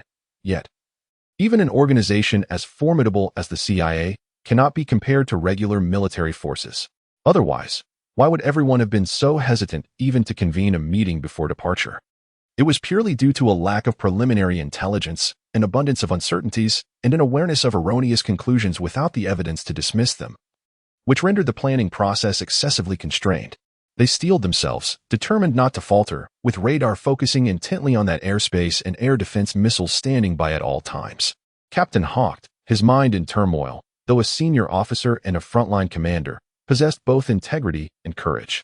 He ordered the fleet to reduce speed and spread out their formation, advancing cautiously while maximizing their aerial search range, though previous losses of several Global Hawks had demonstrated the difficulty in locating the unidentified objects that left behind enigmatic trails. Attempting to search was certainly better than doing nothing at all. No discoveries, Commander. The technical sergeant, intensely focused at the operations console, reported with palpable anxiety, beads of cold sweat forming on his brow. It is indeed perplexing. The presence of flight tracks indicates that they must have recently operated within this airspace, suggesting they have not traveled far. According to the scanning range of the phased array radar, such a situation should not arise. The Lassen, classified as a Burke-class Aegis destroyer, excels in air-to-sea operations, and the captain is well aware of the search modes employed by the sea-based multi-band active phased array radar. The dynamics of air-to-sea operations differ significantly from those of air-to-air. They are largely unaffected by the curvature of the Earth and even possess an advantageous upward scanning angle. How could this be? Could it be that their speed is indeed so remarkable that they can traverse several dozen kilometers of airspace and vanish in an instant? Or perhaps the most outrageous hypothesis holds true, that there exists an advanced stealth coating, imperceptible to current radar technology? Initially, everyone had braced themselves for an encounter with an unidentified Chinese fighter jet, and upon observing the bizarre flight tracks, their conviction in this notion deepened. However, as they began to integrate these speculations, Colonel Hawker felt an inexplicable sense of dissonance. He found it challenging to articulate. Yet based on the experience of an old sea wolf who had commanded destroyers in concert with aircraft carriers for over a decade, he did not believe that a jet fighter would exhibit such an odd appearance. Nonetheless, Hawker was not entirely mistaken. In fact, all three hypotheses were correct. In his imagination, the mysterious target indeed possessed astonishing speed and an outrageous ability to remain undetected. It was certainly not a jet fighter. He sent a message to those behind, informing them that they were entering the private waters designated around Tavo Island, urging them to dispatch reinforcements swiftly. Captain Hawk's brow glistened with beads of sweat as an inexplicable anxiety gripped his heart, yet he steeled himself to issue commands. If only a few F-16s could be sent. At that moment, it seemed as though the fleet had crossed an invisible threshold over the vast ocean, and an anomaly abruptly emerged. In the distant sky, against a backdrop of clear blue, several luminous points suddenly pierced through the heavens, approaching with remarkable speed. Chapter 172, The Completely Invisible. Submersible pioneer. Under ample light and clear visibility, the human eye possesses remarkable discernment. Indeed, in such near-perfect azure skies, adorned only with a few scattered clouds, any sudden appearance of a moving object would instantly alert observers, an ominous sign, for the unwelcome do not approach lightly. Good grief! What in the world is that? Captain Hawk stared wide-eyed, shocked, as a sense of impending disaster washed over him. Activate the launch units. Quickly, power up all munitions and fire at maximum speed. As an Aegis-equipped vessel, the Burke-class proudly boasts the most formidable area air defense capabilities within the United States Navy. Before the emergence of China's new destroyers, which seemed to be launched at an astonishing rate, these ships commanded an impression akin to their namesake, resembling that ancient figure wielding thunder in one hand and equine power in the other, exuding an air of superiority and invincibility. Yet now, despite the swift reactions of the technical personnel aboard the USS Larson, they found themselves confronting a disheartening dilemma. The radar failed to detect any signals. Lacking a source of signals, they were unable to establish a fire control channel or provide guidance. The poor officer's face contorted in frustration, sweat pouring down his brow. Utterly powerless. This is absurd. Captain Hawktree was equally dumbfounded, muttering curses under his breath, feeling as though ice water had been thrown over him. Chilled to the core, they could spot it within visual range, yet the phased array radar remained unresponsive. This is truly a stealth aircraft of an unprecedented caliber. Must it be so outrageous? This is what is known as multiband masking, transcending mere electromagnetic signals. Observing the reactions of Hawktree and his crew through the images displayed on the terminal, Lynch couldn't help but sneer. At that moment, he was suspended 30,000 kilometers above the Earth's surface, gazing down upon the cerulean planet below, akin to a divine being surveying the realm from the heavens. The divine being occupies its sacred throne aboard the grand armed colonization vessel, Pioneer, which was procured at a staggering expense yet has languished idly at Lilian Space Station due to a lack of significant missions worthy of its capabilities. Only now has it finally begun to fulfill its role as a mobile production base in the tangible world on the other side of the space-time portal. It is worth noting that this extravagant toy, acquired for 2 million star coins, has not found much utility for Lynch within the Star Federation. The presence of the space-time portal dictates that Lynch can maximize his advantages only within the densely populated, economically prosperous, and industrially robust core of civilized worlds. Though he could follow in the footsteps of other free captains who purchase armed colonization vessels to venture into the fringe star regions and establish extraterrestrial colonies, it is hardly necessary. After all, as the esteemed president, Lynch possesses the space-time portal, providing him with logistical superiority far beyond that of his predecessors.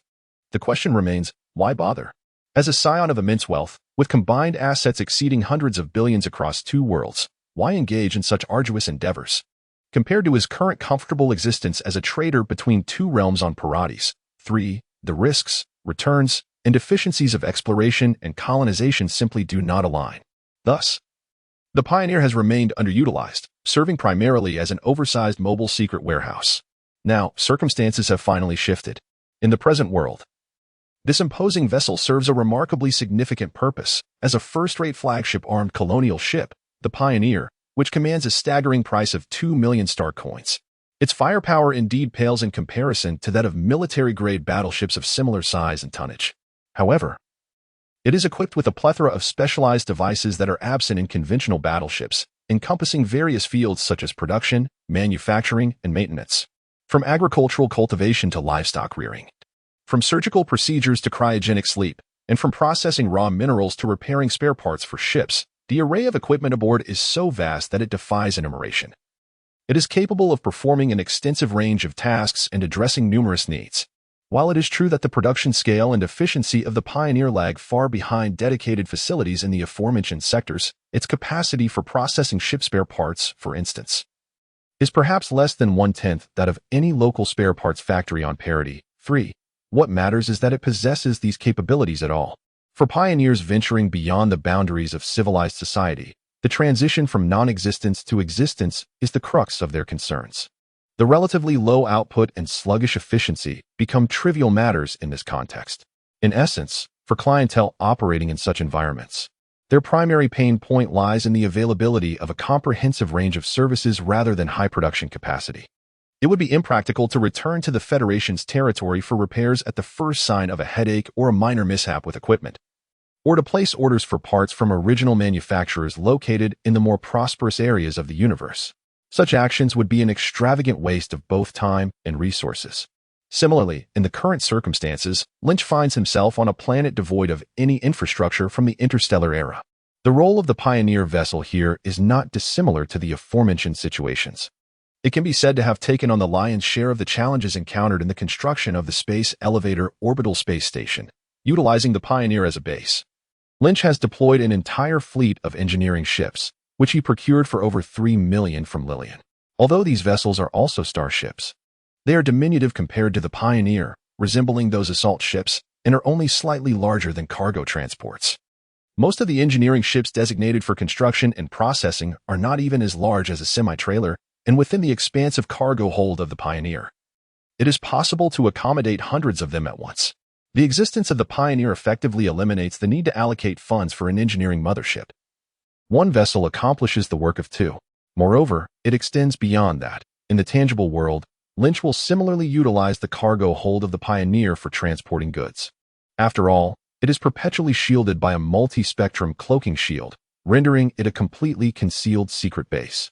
For substantial components such as large space station structures and space station segment modules, relying on this behemoth for transshipment is undoubtedly the most convenient option.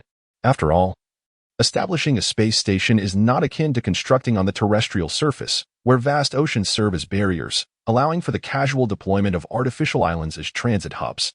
In the vast emptiness of space, however, one is surrounded by satellites and various probes. The sudden appearance of peculiar large extraterrestrial artifacts could easily frighten the children of Blue Planet. It is said that Lynch, drifting in an orbit 30,000 kilometers above, occasionally glimpses the International Space Station, which orbits at a speed surpassing that of the Pioneer. One must be cautious not to disturb the slumbering souls aboard the suspended Tian Air, for their existence is already fraught with hardship. Chapter 173. The Heavy Sword Intelligent Unmanned Interstellar Fighter Jet, Caught in a Dilemma. Terms such as engineering, construction, and logistics center have become multifaceted enterprises. After Lynch's recent return to the Star Federation, he did not forget the meticulously prepared work list and added another function to the Pioneer, transforming it into a vessel with 4 distinct purposes. After transporting all the modules for the space station, he procured the long-desired intelligent unmanned interstellar fighter jet along with its accompanying AI combat command system, which was similarly deployed aboard the Pioneer. This effectively eliminated the need for a drone mothership. As a result, the reconnaissance fleet commanded by Colonel Hawk encountered these new assets upon entering the waters near Taw Island. The Heavy Sword Intelligent Unmanned Interstellar Fighter is equipped with an MG 131 magnetic rail cannon and 2 MG-141 rapid-fire laser cannons ingeniously embedded at the wing roots.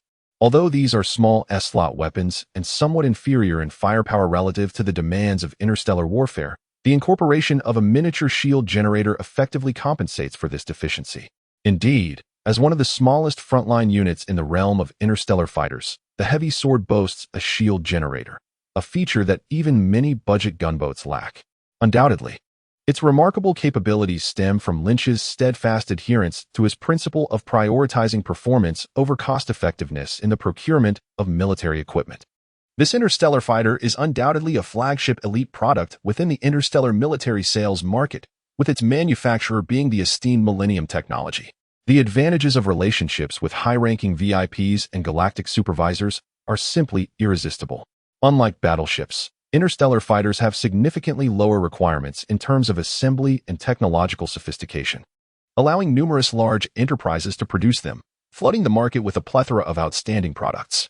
However, as one of the top-tier conglomerates, Millennium Technology excels in this domain, particularly with enticing internal procurement discounts that begin at a remarkable 20 off. A flagship-level interstellar fighter, comparable to the Heavy Sword, typically commands a starting price of $200,000 per unit in the external market. However, through certain clandestine channels at Millennium Technology, one could procure them at a wholesale price of merely $130,000 each, merely by engaging in casual conversation with a certain unnamed young lady. This situation undoubtedly tests President Lin's composure. After all, which official could withstand such temptation?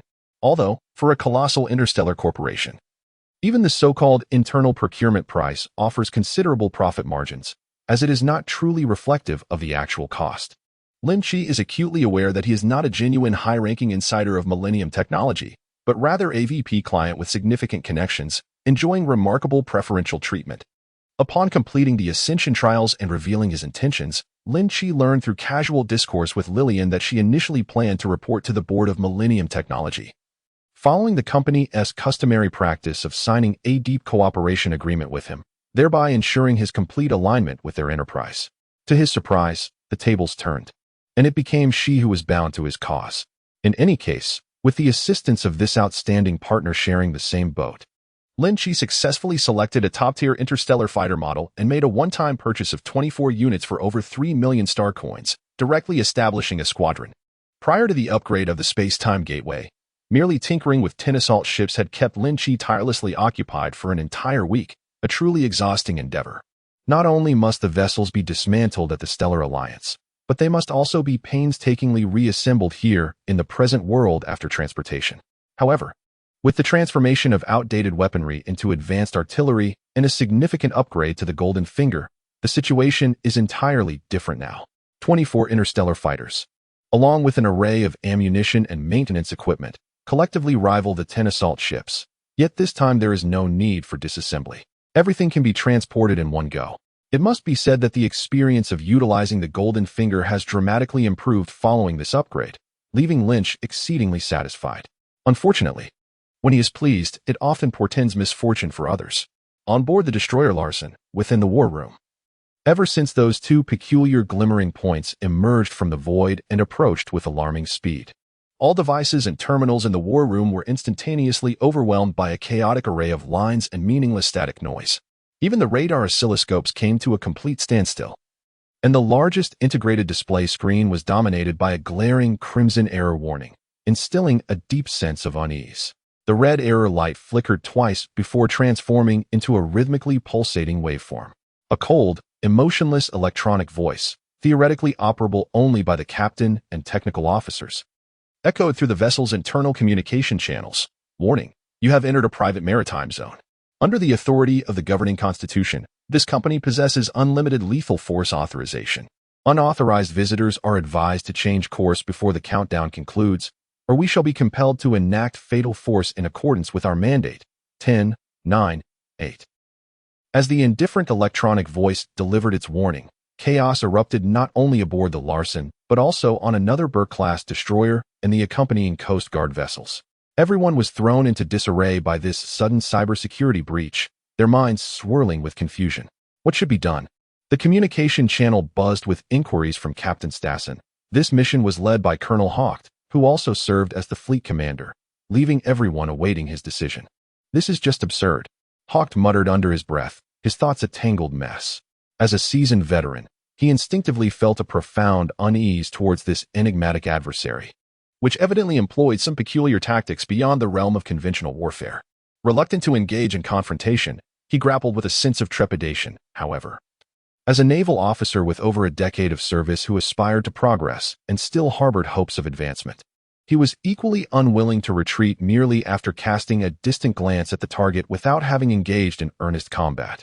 Despite the hasty nature of his deployment, prior to embarking on this mission, Admiral Robert, commander of the 7th Fleet, and even higher-ranking Admiral West, commander of the Pacific Fleet, had conferred with him, conveying personal requests in addition to military orders. It was evident that if he, having recently received sage advice from his superiors and having assured them of his commitment amid their earnest counsel, were to abruptly abandon the weighty responsibilities entrusted to him and scurry back to the Okinawa base, it would spell disaster.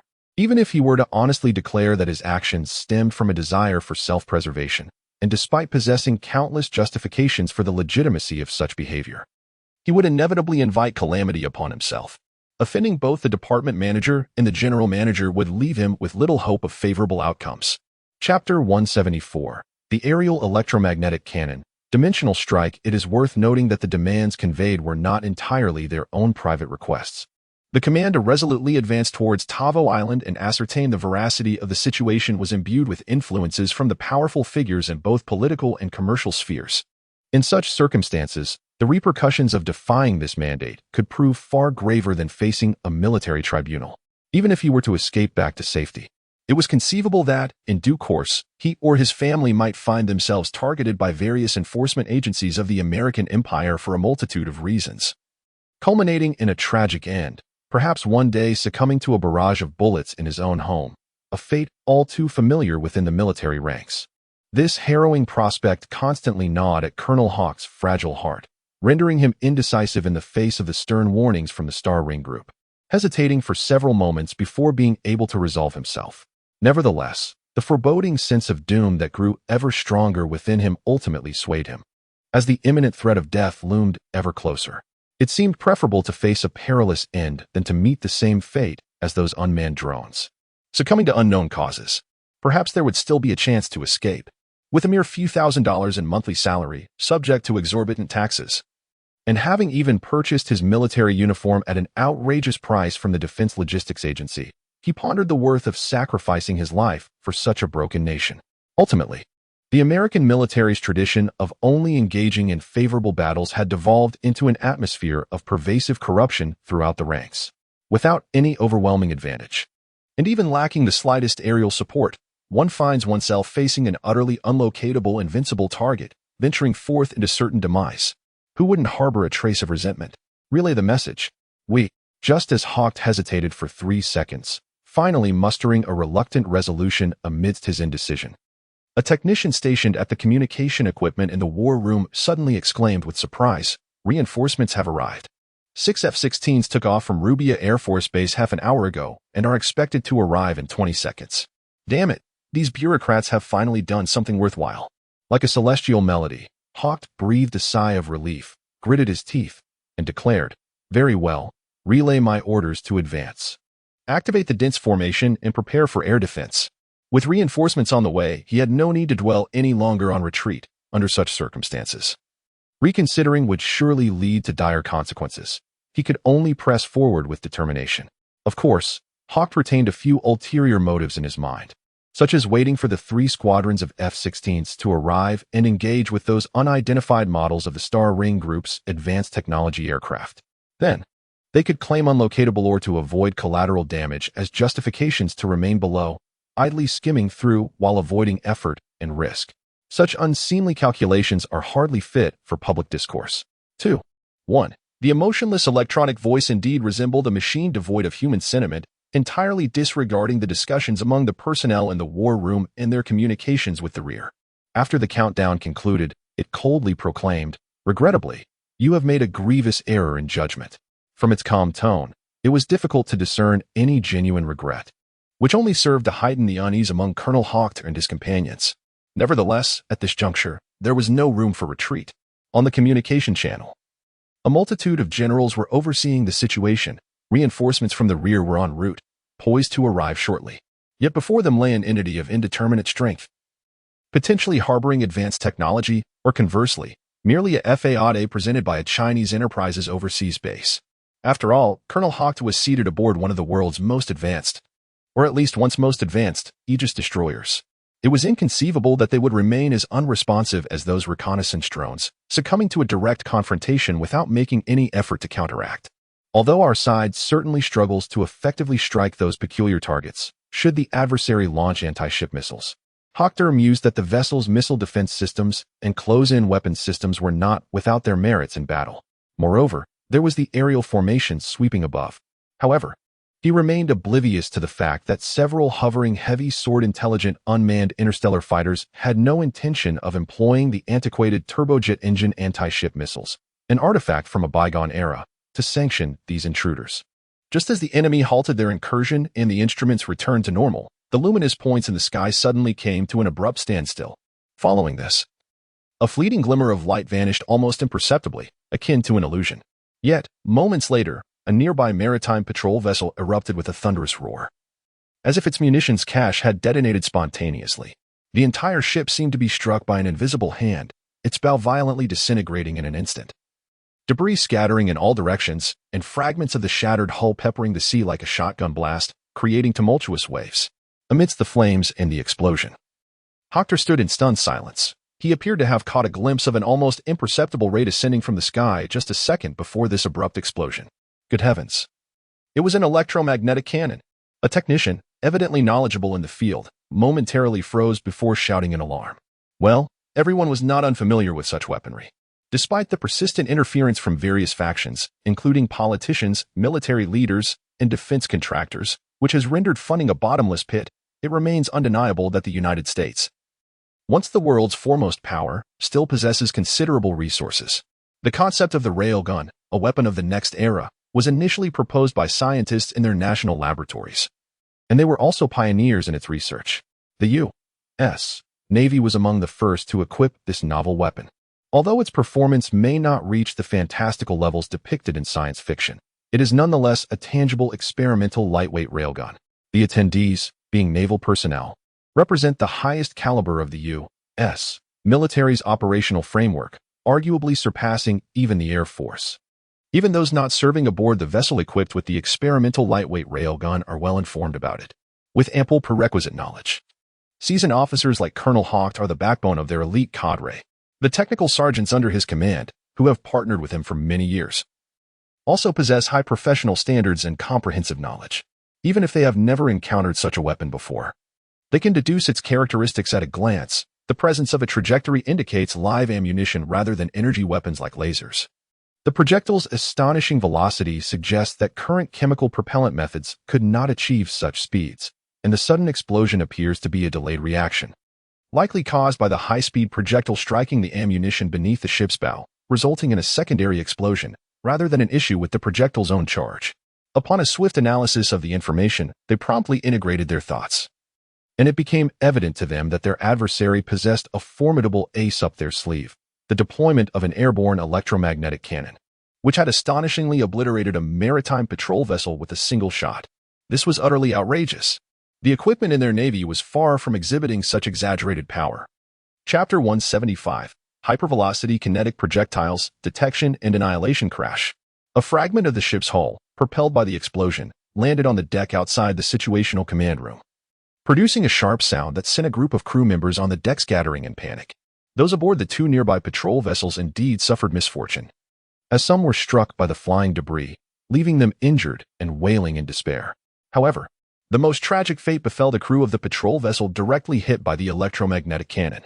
Though this small vessel carried merely a handful of personnel and had a limited supply of munitions for its auto 76mm main gun, even a munitions depot explosion would not typically result in the demise of the entire crew.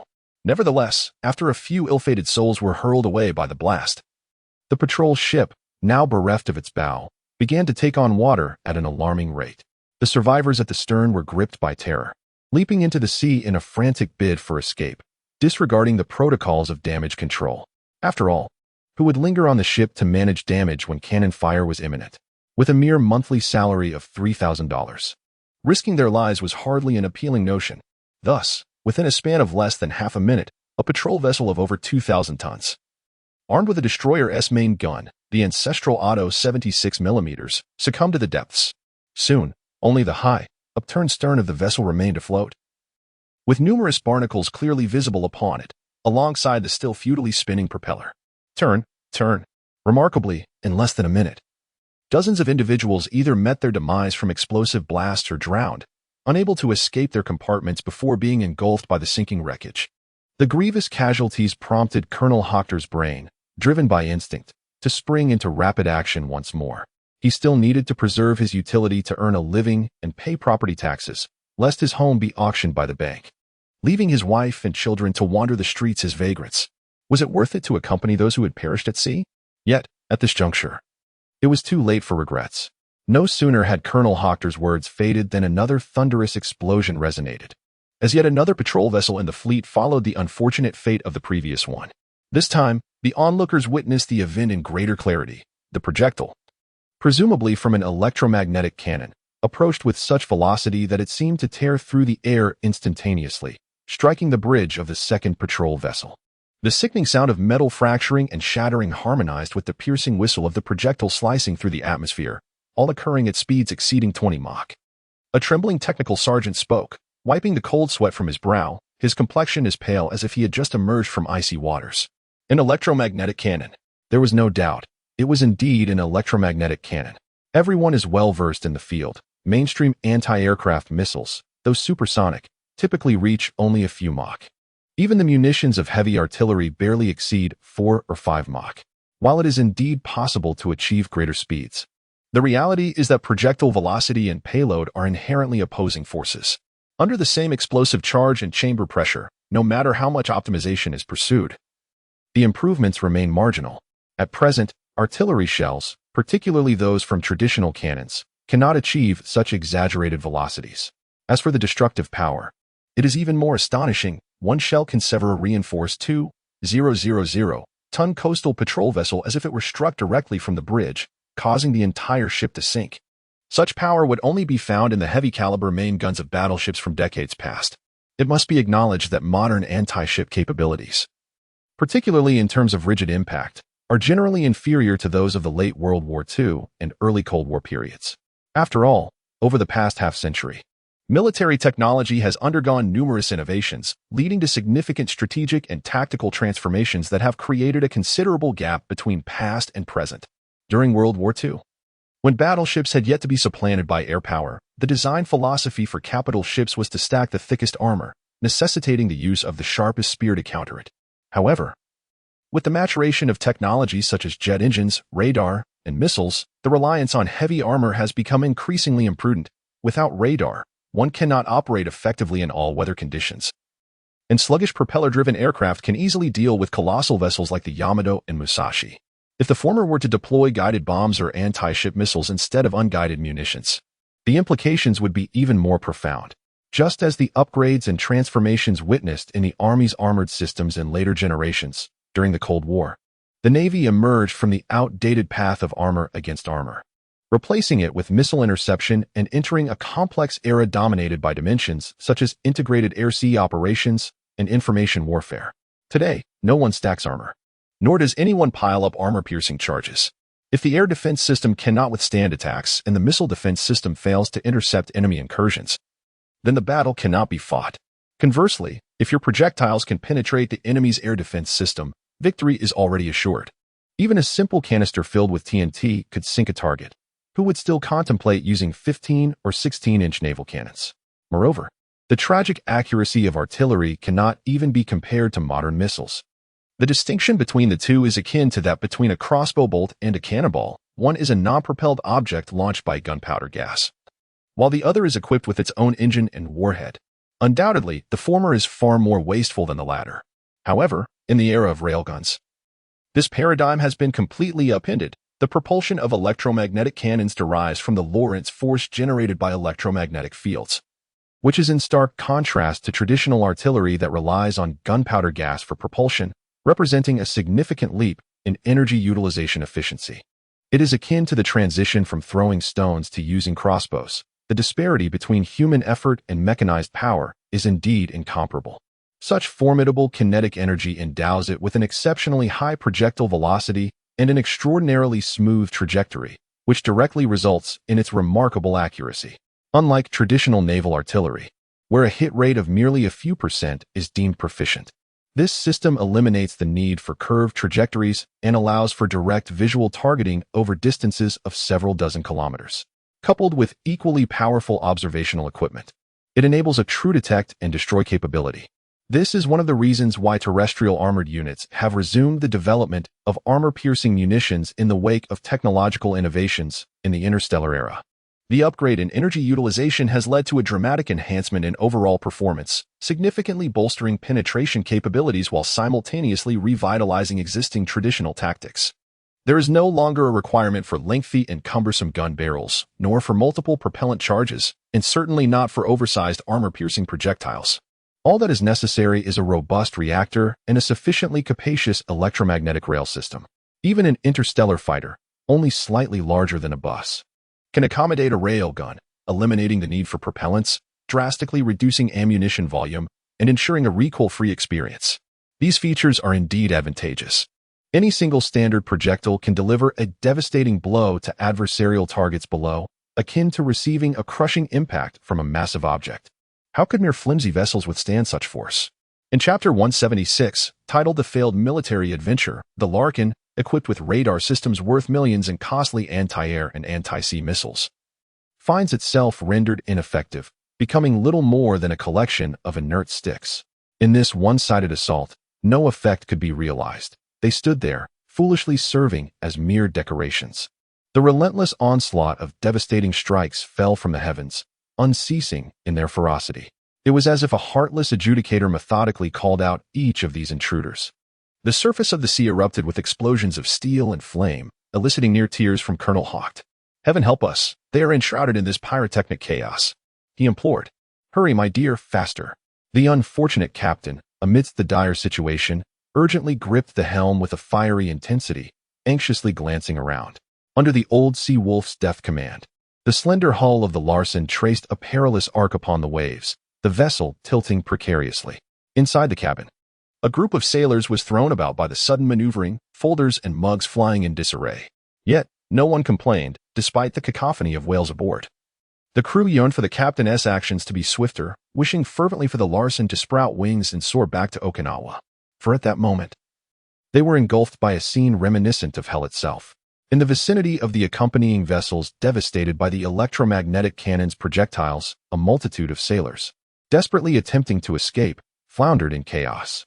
Their frantic shouts and cries of despair melded into a cacophony, as many were dragged into the abyss alongside their ships before they could even react. Although some survivors clung to life preservers, thrashing valiantly, calamity struck again. A rain of sparking debris cascaded down, accompanied by a deafening roar from above, enveloping the unfortunate souls who had narrowly evaded death at sea. Alas, those were the downed F-16s. It is worth noting that the adversary was equipped with electromagnetic and laser cannons, an interstellar fighter, while the third-generation aircraft, like the long-obsolete Pomegranate Sister, had been relegated to mere auxiliary roles. What could such antiquated machinery possibly contribute in a confrontation with such a terrifying foe? Damn it, I can't lock onto them. The radar alarm blared erratically, and the horizon indicator was askew. Am I being hacked? What in the world is that? Aliens? Curse be it. Jackson was obliterated by that thing.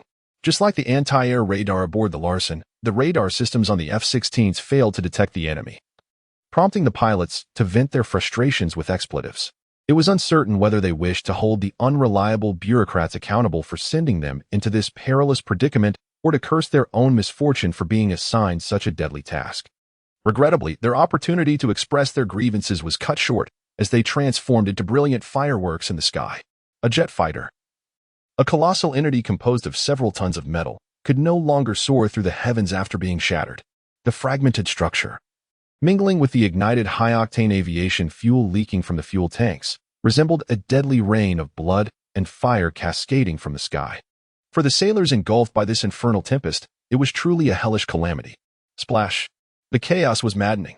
witnessing a sailor who had been desperately swimming towards the USS Larsen, consumed by the fiery deluge and violently struck into the sea by a charred fragment of the jet's tail, was a sight that vanished into the froth. A nearby officer trembled, his legs shaking uncontrollably. Gripping the railing with all his strength, he dared not release his hold.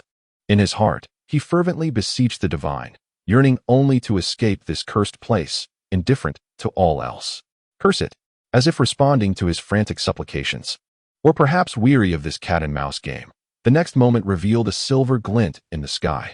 It descended gracefully, seemingly unaffected by gravity, trailing a cerulean glow.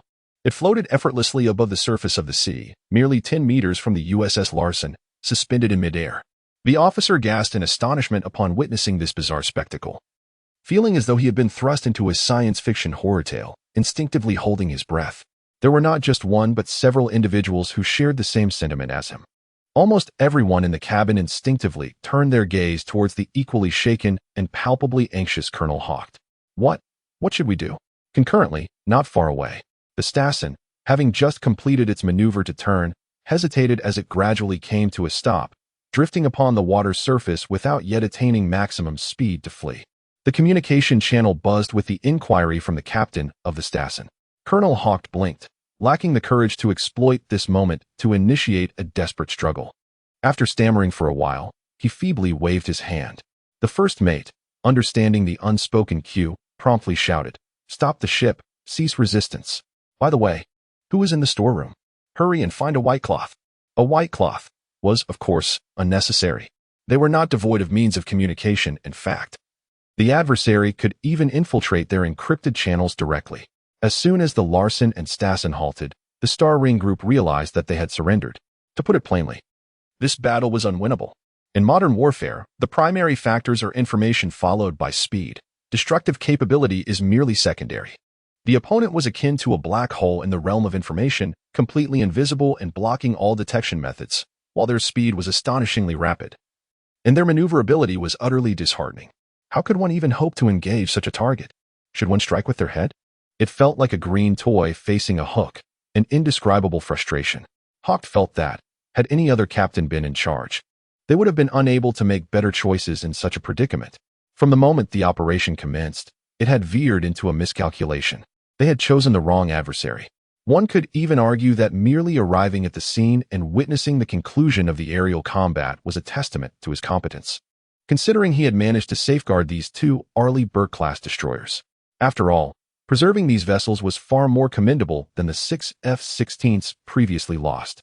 Emerging from the relief of having narrowly escaped death, Colonel Hawk suddenly realized that although his survival was indeed a cause for celebration, safeguarding these two Burke-class destroyers was not a fortunate circumstance. These ships were the very cornerstone of American maritime hegemony, holding significance equivalent to that of nuclear-powered aircraft carriers.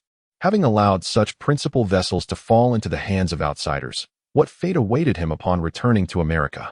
Chapter 177, The Fiery Soul of the Traitor. Delivering heads over 1,000 miles, it is said that the significance of an aircraft carrier is only at this level. After all, a substantial part of its criticality lies in the aircraft it carries. Without its complement of airborne machines, an aircraft carrier is merely an empty shell. In a sense, it is not an offensive weapon. Rather, it is the carrier's aircraft that fulfill that role. On the other hand, the Burke-class destroyer integrates the entire Aegis air defense and missile defense system. The mere existence of a standard Missile 6 is already formidable. This missile serves as a multi-purpose weapon capable of both air defense and anti-ship operations. To this day, it remains one of the most lethal military secrets of the United States. Not to mention the encrypted communication devices, data links, phased array radars, and voice print data on board. Should these be compromised, it would signify the collapse of America's maritime fortress, exposing the Statue of Liberty as if stripped bare, rendering the citadel on the mountaintop utterly defenseless. The terrifying implications of this realization left Hawk trembling, his hands cold and his mind spinning. According to the training he had previously undergone, even if the entire crew perished, it was imperative to destroy all classified equipment such as encryption devices and hard drives before the enemy formally boarded the vessel. Even if it were unavoidable for these items to fall into enemy hands, one must ensure they were in a state of ruin rather than intact. Although the ship's construction did not initially include a self-destruct button activated by a single press for safety reasons, due to potential accidental activation or other security concerns, a conspicuous toolbox containing a fire axe and breaching hammer remained readily available within the battle room. However, at this moment, cease your resistance and comply with the command to navigate towards our designated coordinates. All personnel remain stationary and refrain from any unnecessary actions. Every move you make is under our watchful gaze. Before the visibly anxious Hawk and his companions could reach a decision, the electronic devices aboard the vessel instantly reverted to a state of hijacking. The familiar voice print waveform oscillated languidly, as if the unidentified adversary on the other side of the screen was emitting a sinister chuckle. Now, following your choice to surrender, we, out of humanitarian considerations, accept your capitulation and temporarily ensure your personal safety. Capturing you is not an imperative action. Should any among you wish to reconsider your options, we warmly welcome such attempts. Though we advise caution. Dare not. Glancing at the toolbox within arm's reach and surveying his increasingly apprehensive subordinates, the flicker of courage within Hawk, contemplating whether to avoid becoming a scapegoat for the Empire, gradually dissipated. Everyone possessed the audacity to sacrifice for their country, which was to be expected, after all. Serving in the military entails risking one's life for sustenance. Yet, given the current circumstances, very well, it was evident that not only he but also others were disinclined to embrace martyrdom. Ultimately, rules are immutable, while humanity is dynamic. Must one adhere to orders unquestioningly, even if it means recklessly jeopardizing oneself to fulfill a mission? Such soldiers may indeed be found within the PLA, but in foreign lands, that would be a different story altogether. The United States military is universally despised, a band of morally bankrupt mercenaries, rather than being esteemed or regarded with pride as noble science. It is unreasonable to impose expectations that only honorable individuals akin to chivalrous knights from China could fulfill upon a group of mercenaries enslaved and manipulated by the Pentagon. The last remnants of honorable citizens in America perished during World War II. Once the McNamara's fools have been dispatched, even these mercenaries would refuse to lay down their lives for this nation. They rent their own barracks with personal funds. They procure their uniforms at exorbitant prices from the logistics department. Their weaponry and equipment are purchased, leased, or even financed by themselves. The rations provided are inflated to a degree that they hardly rival the slop fed to pigs in China, and their salaries dwindle to a mere fraction once received. Their work is fraught with the pressures of bureaucratic and military superiors, while their dignity is frequently compromised by the whims of commanding officers or comrades. In such a life, who could muster any remaining courage? The narrative of the late Ming dynasty is not to be taken lightly. Even high-ranking officers like Hawk harbor deep-seated grievances. He was supposed to be compulsorily retired while serving as a second-class sergeant. According to the U.S. military system, should he continue his service, he would eventually qualify for substantial veteran benefits. However, the Department of Veterans Affairs often mandates the early retirement of seasoned officers nearing the threshold for these generous benefits, all in an effort to curtail expenditures, thereby denying them their due compensation. Had it not been for Hawker's desperate appeals, seeking favors from influential figures to assist in undertakings unworthy of mention to outsiders, and better left unknown to the White House, he would never have attained his current military rank. He would have long been cast aside by the Pentagon, relegated to a retirement in Baltimore. Given the chaos that currently envelopes Baltimore, a man of his age, devoid of a pension and lacking any specialized skills, would likely find himself on the streets within 2 years, joining the ranks of the destitute drifters. Among these unfortunate souls, there is no shortage of elderly veterans like him. It is said that tossing a shoe onto the sidewalk would likely hit 3 or 4 such old soldiers amidst the clusters of tents. Yet, despite this grim reality, with compromising material held over him, Hawker has had no choice but to serve as a pawn for a powerful individual, engaging in tasks he would rather avoid. His existence is fraught with anxiety and resentment, and the mere recollection of these past grievances causes his shoulders to slump in despair. In response to the somewhat mocking remarks from the mysterious voice, he could only manage a weary, half-hearted chuckle before falling silent. With no inclination to tinker with any tool cabinets or code machines, the die had been cast. Whatever happens next shall unfold as it must. At least the Star Ring Group seems willing to spare their lives, while the Pentagon would only coerce or deceive them into peril. In comparison, Hawker even finds the Star Ring Group to possess a certain allure. Perhaps, as this thought crossed his mind, A contemplative expression settled upon his face, leaving one to wonder what calculations were brewing within him. In the silent expanse of outer space, aboard the drifting vessel Pioneer, Lynch observed the unfolding scene with a hint of resignation. The president gazed at the holographic projection before him, unable to suppress a sigh. Here he was, attempting to cultivate a semblance of normalcy, only to find himself beset by unexpected adversaries. Fortunately, he had anticipated the need for a dog stick, or he would have indeed found himself in quite a predicament. Two Burke-class ships, escorted by a pair of heavy sword interstellar fighters, made their way to Tavo Island, eventually docking in the newly constructed port area. Subsequently, all personnel aboard disembarked in an orderly fashion, only to be escorted by the androids masquerading as Star Ring Defense Security and corporate employees to a series of newly built dormitories, where they were placed under soft confinement. With the completion of the foundational construction, the workers from China Construction had long since departed Tavo Island, leaving behind only the androids. The sole human presence was Lynch, who occasionally visited for inspections. However, to maintain the facade, the island boasted a range of standard living facilities, including dormitories and a cafeteria, as well as recreational amenities such as tennis and basketball courts. Most of these structures had been hastily erected using quick-drying construction foam overnight, requiring minimal labor. Chapter 178. The ingenious tricks of interstellar mine owners, digital black hole, in any case, with the imminent operational launch of the Southern Skygate space elevator. It was anticipated that a substantial number of real personnel would eventually be stationed here. The facilities, initially designed for camouflage, would not go to waste. At present, the temporary detention facility is dutifully operational, constructed with rapid-drying foam walls and interstellar alloy doors and windows, boasting a sturdiness surpassing even that of Guantanamo. It is more than sufficient to confine hundreds of individuals. While Hawk and others remain obediently confined, two Burke-class destroyers have simultaneously been equipped with signal jammers by the Synths. As their name suggests, these devices are designed to sever external signals. With these two apparatuses in place, the two pivotal assets of the United States have been utterly isolated from its communication and command systems. It is as if they have been engulfed by a digital black hole. Signals vanish completely, rendering them incapable of receiving any remote commands or providing any feedback. Such devices are commonplace within the Star Alliance, along with larger digital black domain generators that can obliterate artificial signals generated by an entire star system. Clearly, these instruments are quite popular in the lawless regions beyond the frontier star zones. They are cherished by various private miners, space pirates, and unlawful militias.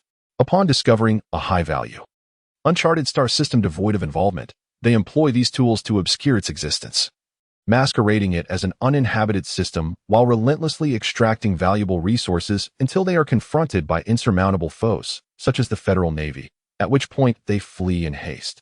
This behavior, reminiscent of the plundering, logging, and tomb raiding of the pre-interstellar era, poses a significant headache for the Star Alliance's officialdom. However, given the vastness of the galaxy, eradicating such activities entirely proves to be a formidable challenge. Thus, the approach of the Federal Navy is to turn a blind eye, adopting a conciliatory stance towards those private miners who illicitly extract high-value resources and smuggle them into the Federation. As long as there are no reports, no discoveries, and they duly pay their tariffs, their actions are tacitly accepted. After all, the Federation officially encourages the exploration of territories beyond its borders. Resources are perpetually in demand. Conversely, if the situation is reversed, they will endeavor to expel these private miners as far from the sphere of influence as possible. Those unwilling to cooperate will be left to wreak havoc upon other civilizations, lest they squander the resources that are destined to fall into the sphere's grasp. It goes without saying that these clandestine dealings between private miners, the digital black domain, and the Federal Navy were also topics of conversation that Lillian casually mentioned to Lynch. Though the dark-haired young lady may appear somewhat daft and tongue-tied, her intellect is remarkably vast. She stands out as the most erudite and well-informed individual Lynch has ever encountered. Each visit to her abode leaves Lynch with the impression that as he lounges on the sofa, his mind is inundated with the sensations of Physics 3, Engineering 3, and Sociology 3. As a shrewd capitalist, Lynch naturally intends to leverage the insights he has gained. For instance, upon learning of the private miner's activities, he promptly placed an order for a suite of digital black domain equipment. This initiative was inspired by the other party's actions of signal isolation and digital confidentiality, with the intention of providing a protective layer for humanity on Blue Star in advance. Given the awareness of the existence of other extraterrestrial civilizations within the Milky Way, it is undoubtedly prudent to heighten vigilance as early as possible. One can never predict when a scenario akin to Yi Wenjia's tale may unfold. Since humanity has yet to officially enter the interstellar era, it would be wise to maximize the benefits during this initial protective phase with the available equipment. This apparatus is situated at the pinnacle of the Southern Skygate space station, which is being constructed in tandem with the space elevator. The most crucial central segment has already been assembled, specifically the spindle-shaped axis at the heart of the great gyroscope. Not only does it provide essential living conditions such as energy, gravity, and oxygen, but it also offers ample space for the deployment of large-scale equipment, such as a digital black domain. Theoretically, with the central segment in place, the space station could be operational. However, Lin Qi prefers to complete the assembly before proceeding. Although it is improbable for human civilization to fully occupy all docking bays of this space station in the near future, given the limited number of interstellar spacecraft, having additional space is certainly preferable to a cramped environment. With so many segments, there will inevitably be occasions when they prove useful, even for cultivating crops, which is particularly favored by the people of Huagua. If the citizens were to learn that the motherland has the capability to establish farms in space and cultivate crops on a large scale, it would likely imbue the entire nation with a sense of jubilance, thereby enhancing the fortunes of the nation. One cannot help but acknowledge that President Lin exemplifies a steadfast approach. His foresight has become an enduring characteristic, always inclined to prepare in advance regardless of the circumstances. For one who possesses inexhaustible means, becoming their adversary is indeed a terrifying prospect.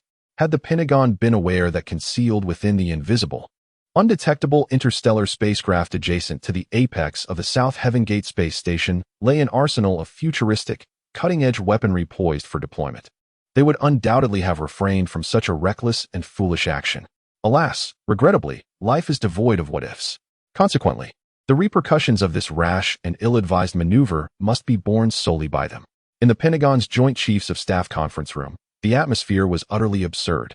Clutching the latest battle report, Chairman General Keg Stenson wore a despondent expression, covering his face as if overwhelmed by an absurdity akin to being beset by a dog. The sheer inability to unleash his fury was palpable. The loss of 4 patrol vessels, the downing of 6 F-16 CDS, and most alarmingly, the complete capture of 2 Arleigh Burke-class destroyers left him reeling. Merely reading those lines sent a cacophony through his mind, each word striking like a hammer upon his skull, rendering him dizzy and wishing he could faint on the spot. In truth, he was merely shaken. Others were faring far worse. Upon receiving the news, chaos ensued. The unfortunate Secretary O'Connor, upon perusing the report, was struck with a sudden darkness before collapsing, suffering a heart attack right then and there, and had to be swiftly carried away.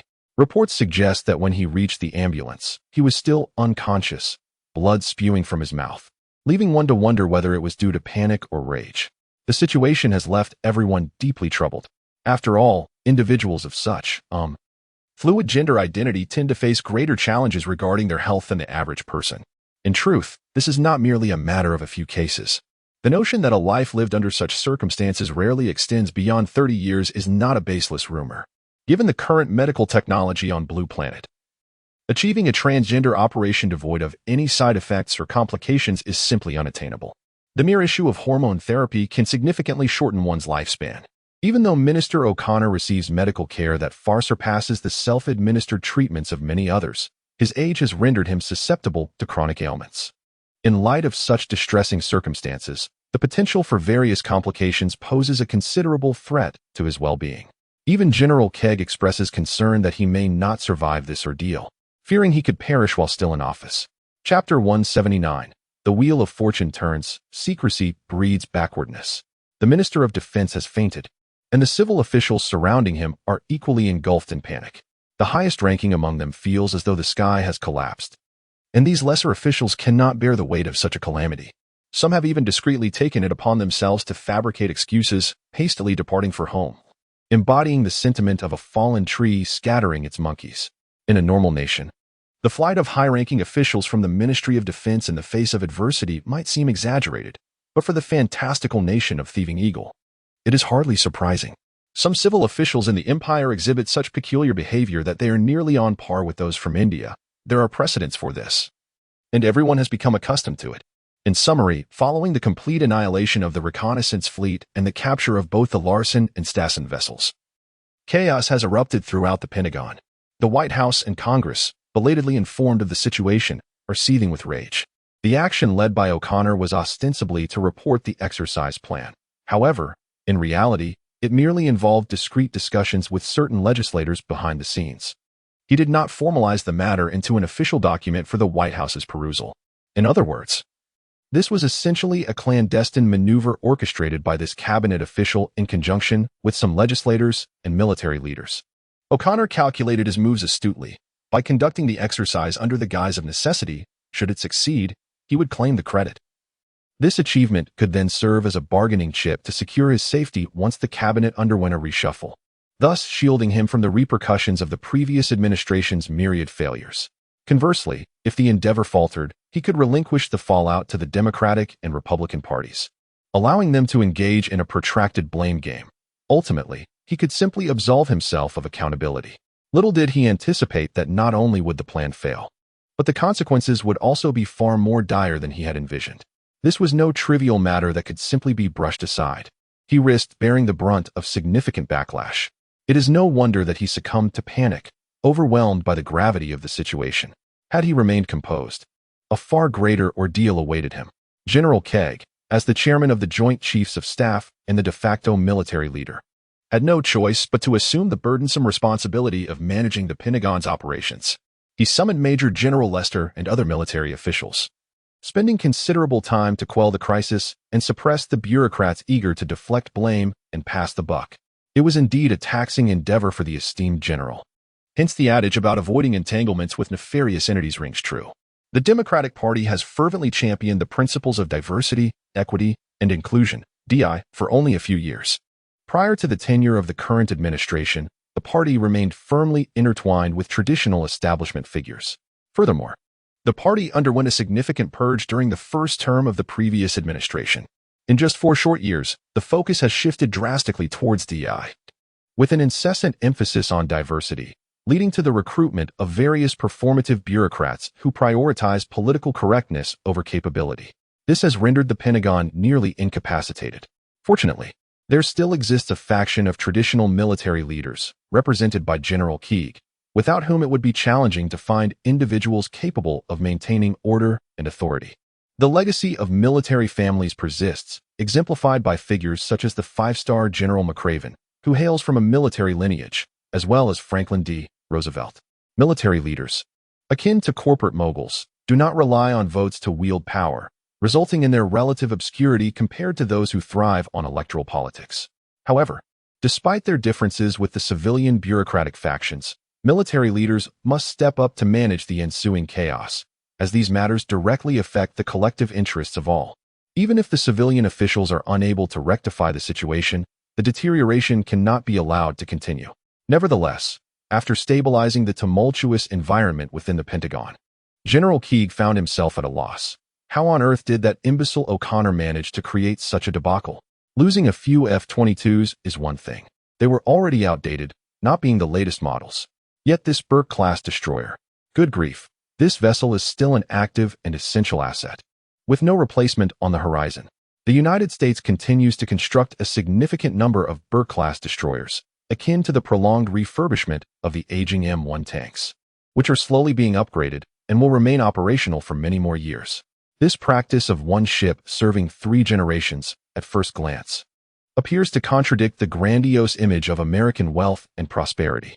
However, the reality is that warships are far more expensive than aircraft or tanks, and thus, reckless decisions cannot be afforded, especially given past misadventures that have led to considerable setbacks. The original plan to replace the Perry class with the littoral combat ships resulted in chaos and squandered funds without yielding satisfactory outcomes, necessitating additional expenditures to construct the new Constellation-class frigates as a remedy. Even the Constellation-class remains indefinitely delayed, as the Navy gradually increases its budget requests, while a frugal Congress continues to cut funding. With such difficulties in securing finances, rapid production seems implausible. One can only hope that the vessels do not end up like the USS Ford, which suffered extensive damage during its construction. with the frigate program still unresolved. The development of a reliable new destroyer model is equally unattainable. Even if plans exist, Congress remains unwilling to cooperate, leading to the continued upgrades of the Burke-class ships. Now, 2 Burke-class ships have been dispatched and subsequently captured. Admiral Kegg is undoubtedly contemplating the drastic measures he might take against O'Connor, thinking to himself that eliminating him might be for the greater good. Otherwise, retaliation from the Navy could result in a fate worse than death. What now? Are there any new developments from the adversary? Exasperated, the Admiral sighed and glanced at his trusted officer, acutely aware that no mistakes must occur before the main fleet arrives.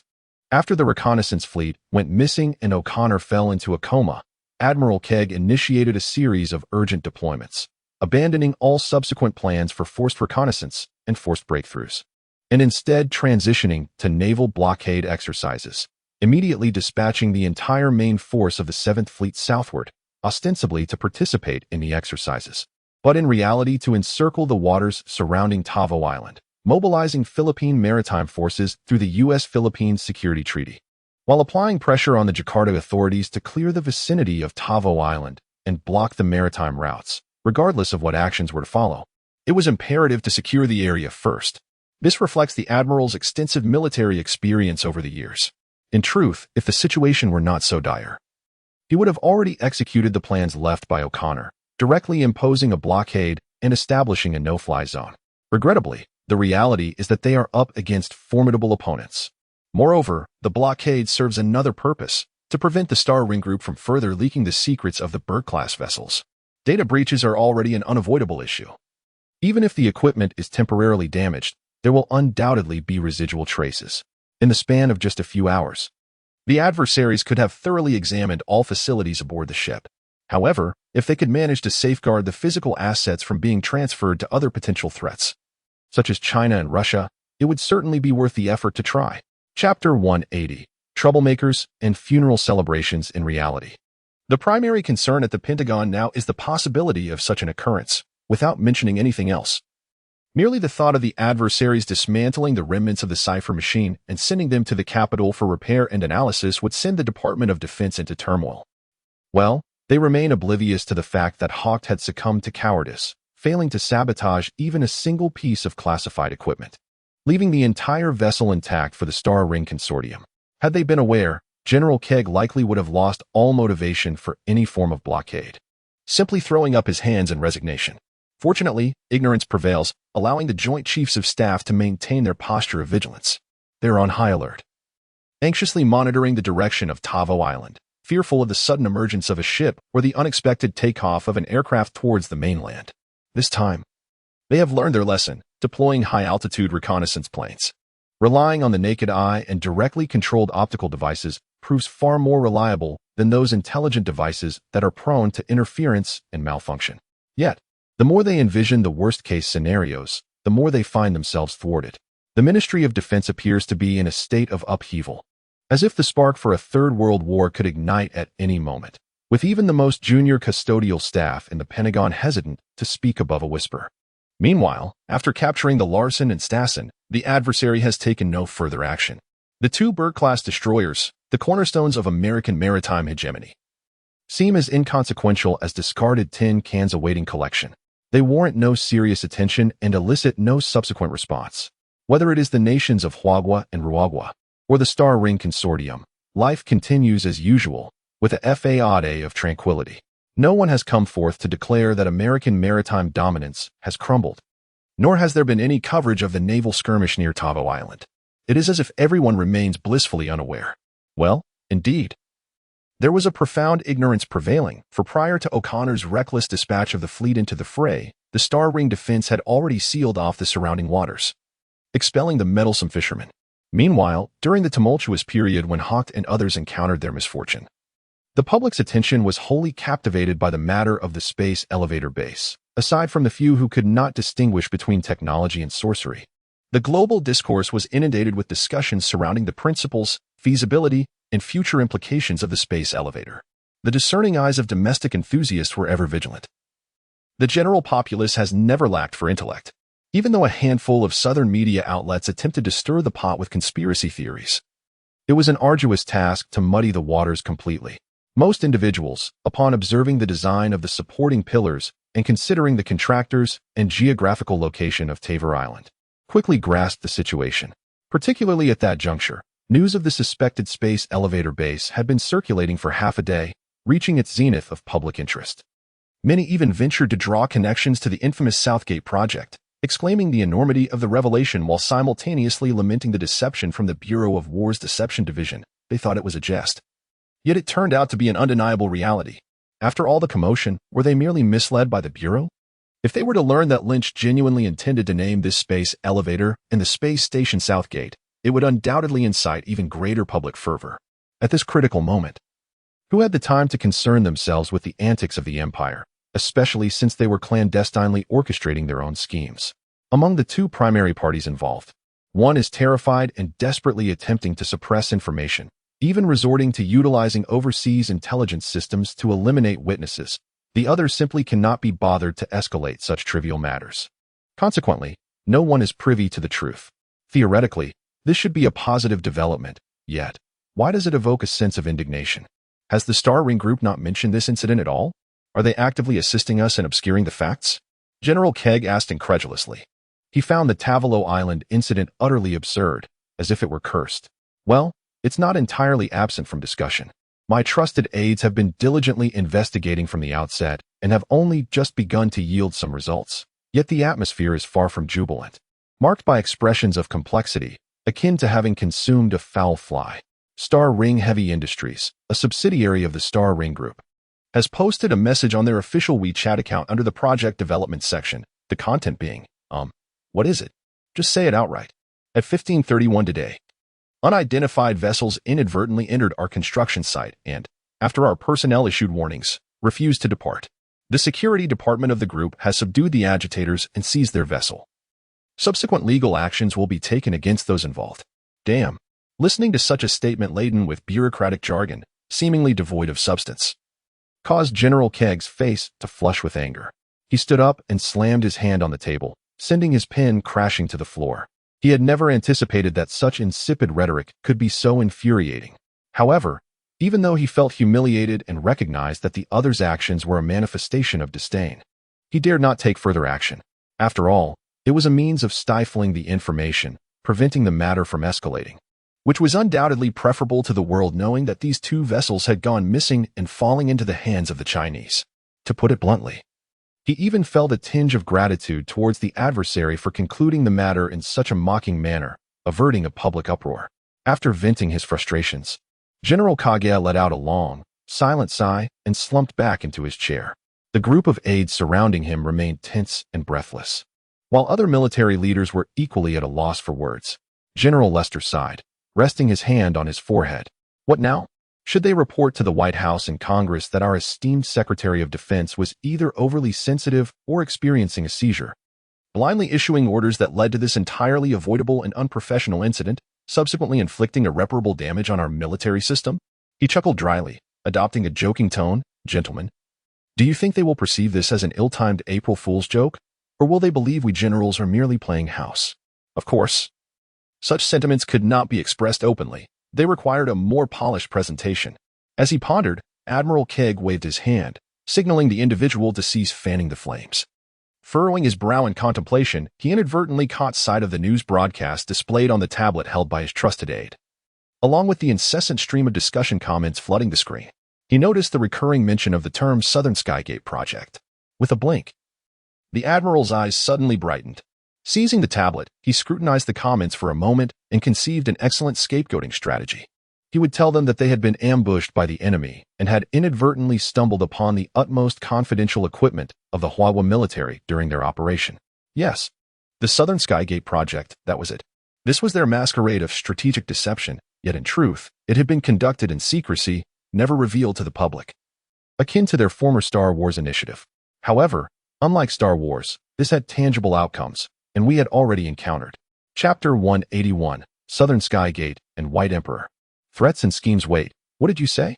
Upon hearing this, Lieutenant General Lester was left bewildered. Nevertheless, the Admiral paid him no mind at that moment, continuing to articulate his vision.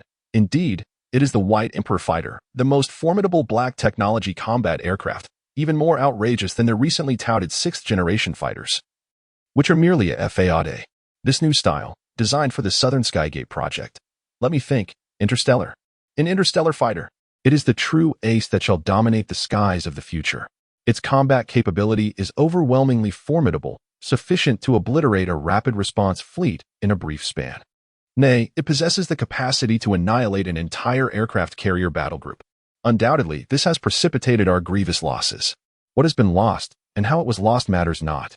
What is paramount is that in order to confront this epoch-making and severe threat, Congress must adopt a more proactive stance. The Admiral, growing increasingly animated, radiates enthusiasm, while the Pentagon is equally poised to devise contingency plans. We shall mandate the Research Division to engineer a plethora of next-generation weaponry to counter the newly emerged threats within the Southgate project, and Congress ought to temper its scrutiny and cease nitpicking our defense budget. Were it not for their incessant fault-finding and budget cuts, would the Tavel Island incident have escalated to such a degree? Certainly not. Sometimes, adverse events may transform into fortuitous outcomes, provided one alters their perspective. Although Admiral Kegg harbors a profound conviction that O'Connor is nothing short of a complete fool, had he not carelessly meddled, deploying drones and fleets without adequate preparation, such a debacle would not have ensued, inviting unwarranted complications. Nonetheless, his tumultuous endeavors were not in vain. They at least corroborated the formidable prowess of the advanced technology wielded by the Star Ring Group. Otherwise, how could a multitude of aircraft have been downed, countless patrol vessels sunk, and 2 Burkes captured, all without securing a semblance of a victorious outcome? 300 years ago, since the founding of our great America, we have never suffered such a devastating defeat. Not even during the World Wars, the Korean War, or the burning of the White House, did we face an enemy without inflicting some measure of loss upon them. We have never been unilaterally annihilated without sustaining any injury ourselves. It is fortunate that General Qi is a 4-star general in the Army. Those of lesser rank, often looked down upon, find it difficult to relate to the losses of the higher echelons. Otherwise, one might be tempted to shed a tear. Of course, despite General Qi's Army background, he has ascended to the position of chairman of the Joint Chiefs of Staff, becoming the foremost leader of the armed forces. As the military's highest authority, he is not bound by his own faction. At least, he must appear impartial. Thus, in his eyes, the same losses and the same dire circumstances present greater potential value for further exploitation, whether it be our own overwhelming defeat or the enemy's formidable strength. These are not necessarily unfavorable circumstances for a commander.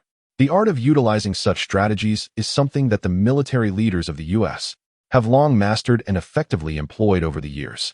Recall the era of World War II, when the Navy, under the banner of the Thieving Eagle, dominated the seas.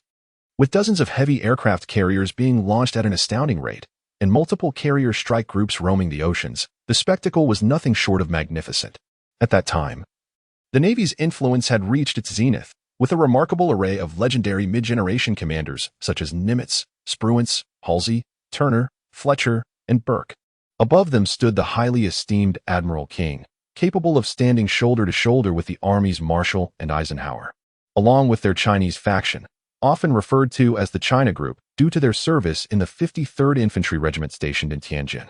The Navy's prominence was unrivaled. Yet, what transpired thereafter? With the conclusion of World War II, dozens of aircraft carriers were immediately decommissioned, while hundreds of heavy and light warships, along with thousands of destroyers, were hastily relegated to the ports, left to gather dust. This was all due to the vanishing enemy. In the eyes of the congressional leaders, the Navy had lost its significance. The advent of the atomic bomb led to assertions from figures like the flamboyant General LeMay, who proclaimed that there was no need for a vast fleet, as large bombers could resolve all issues through atomic airstrikes. The Army factions further pressured Marshall, with Bradley even claiming that amphibious assault tactics had become a relic of the past. In a swift decision, the White House decommissioned 95% of the military's combat vessels and subsequently scrapped the American-class supercarriers, which had been constructed to replace the Midway class, inciting a wave of protests from numerous Navy leaders. A fierce confrontation unfolded between the first and second-class citizens surrounding the defense budget, culminating in a series of political skirmishes. They even resorted to fabricating accusations against the second class, alleging that they had funneled illicit funds to defense enterprises for substandard products. In the end, they faced a resounding defeat, resulting in the forced retirement of over a dozen generals and the dismissal of 3 ministers along with high-ranking naval officials. Among them, the former Secretary of the Navy, Forrest, was tragically driven to suicide. The roles were reversed, with the first-class citizens descending into the ranks of the second class, only to rise again many years later. Outsiders may relish the chaotic political slanders and rumors surrounding the Forrest's demise during the Roswell incident. Yet for General Keg, who had navigated the military's turbulent waters for decades, the true cause of the infamous Admiral's rebellion was crystal clear. At the end of the day, it was simply a case of once the rabbit is dead, the hound is cooked. When the birds are gone, the bow is hidden. Keg understood that despite General Jin's fiery temperament and tendency to offend, his initial declarations had lost their weight. In the eyes of politicians, the military was merely a watchdog. When calamity looms, they will come seeking assistance, should external threats diminish. The esteemed members of Congress would show no courtesy to these military figures. They would trample over veterans and provoke naval mutinies. Such was their nature. Consequently, throughout Keg's tenure, whether leading the army or serving as the chairman of the Joint Chiefs of Staff, he remained singularly focused on one objective: amplifying external threats and advocating for authoritarianism, ensuring that society remained acutely aware of perceived dangers from beyond. Only in this manner can the military validate its existence and facilitate the procurement of funds from Congress. To this end, he has consistently endeavored to unite the various factions of military leadership and has maintained a cordial relationship with the military-industrial complex. He has not hesitated to allow diverse interests to manipulate the defense budget, all in an effort to tether more titans to this venture, thereby sustaining the military as a collective entity of shared interests, without the exorbitant costs associated with trivial components. Who would dare to risk assisting in the downfall of auditors dispatched by the president? As the grandson of a World War II veteran and the son of a Vietnam War veteran, General Keg, who comes from a lineage of military service spanning 5 generations, is acutely aware that soldiers should embody honor, morality, and integrity, akin to the People's Army of a great Eastern nation. However, as a seasoned military leader who has weathered the tumult of political tides, General Keg understands that under the current regime of the United States, the military can never truly transform into a people's army. There exists only the path of opportunism. No matter how despicable the actions of the unscrupulous, they are still preferable to being discarded like the naval admirals and World War I veterans of yore.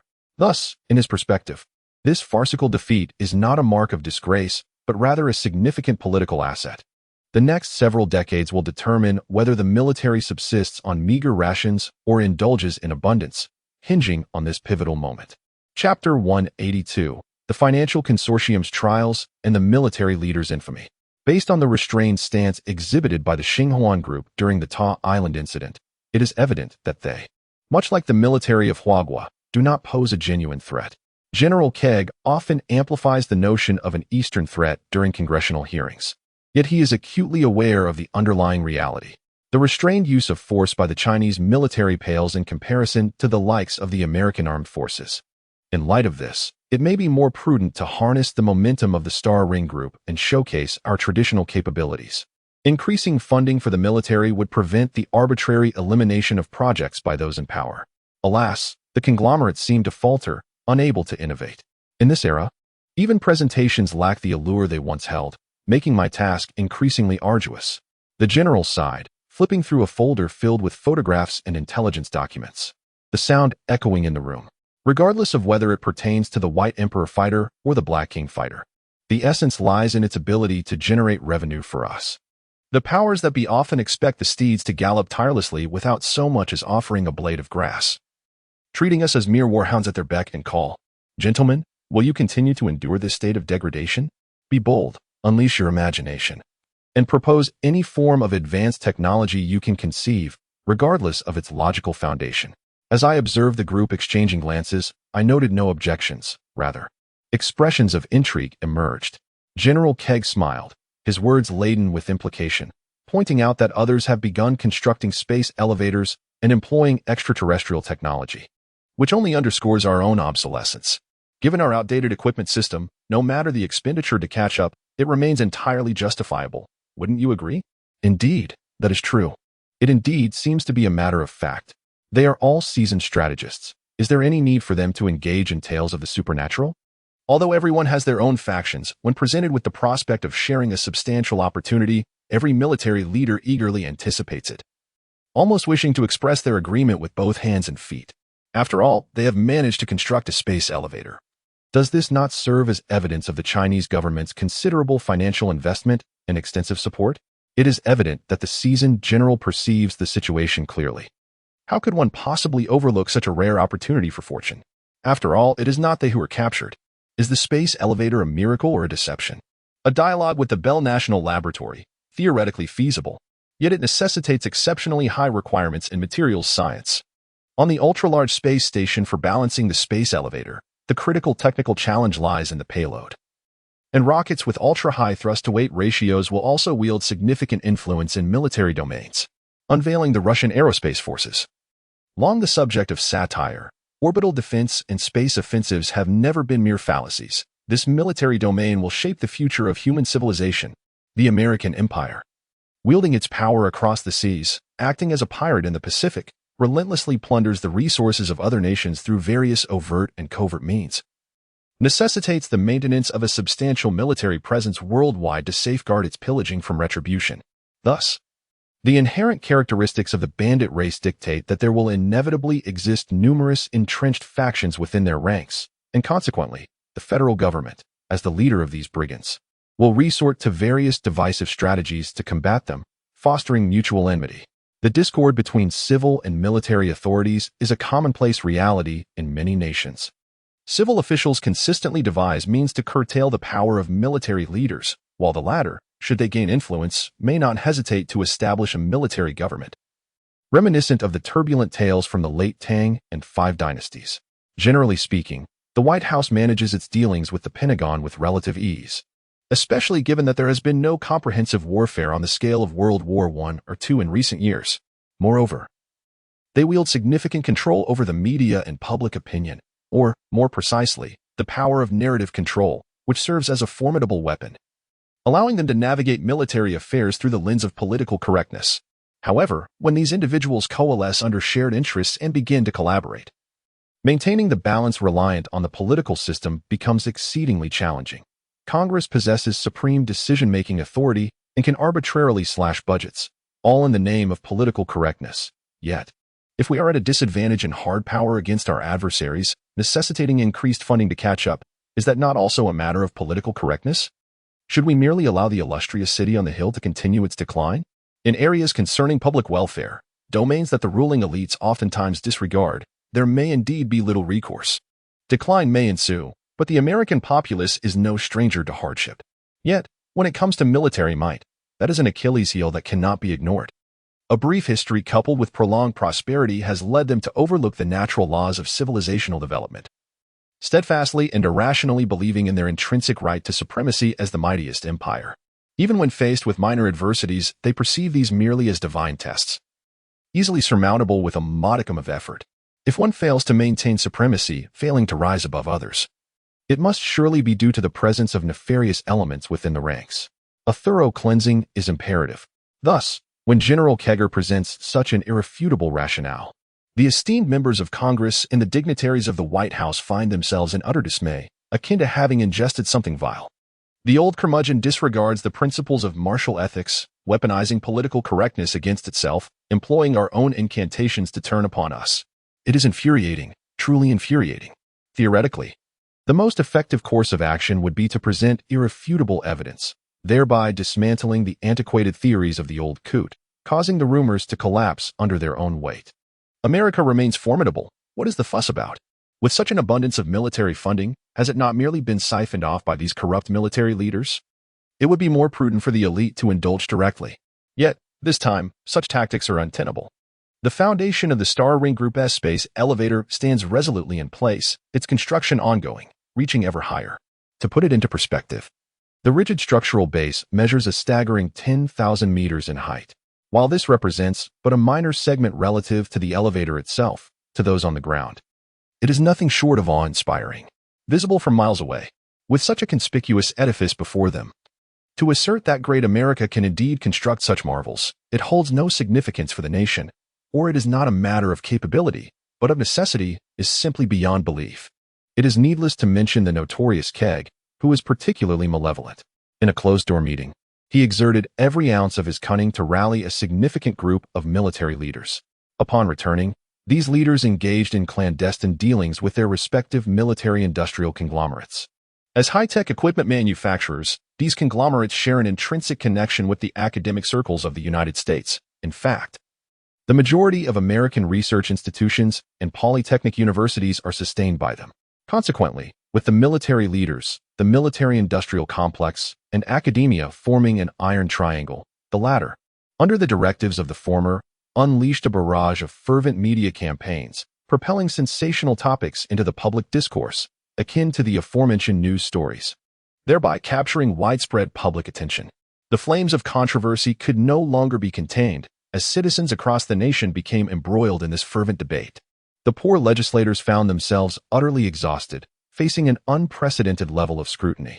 Chapter 183. The tide is set. Lynch's global control system. One must concede that, despite the general disdain for public intellectuals, a considerable segment of the populace remains eager to heed their voices.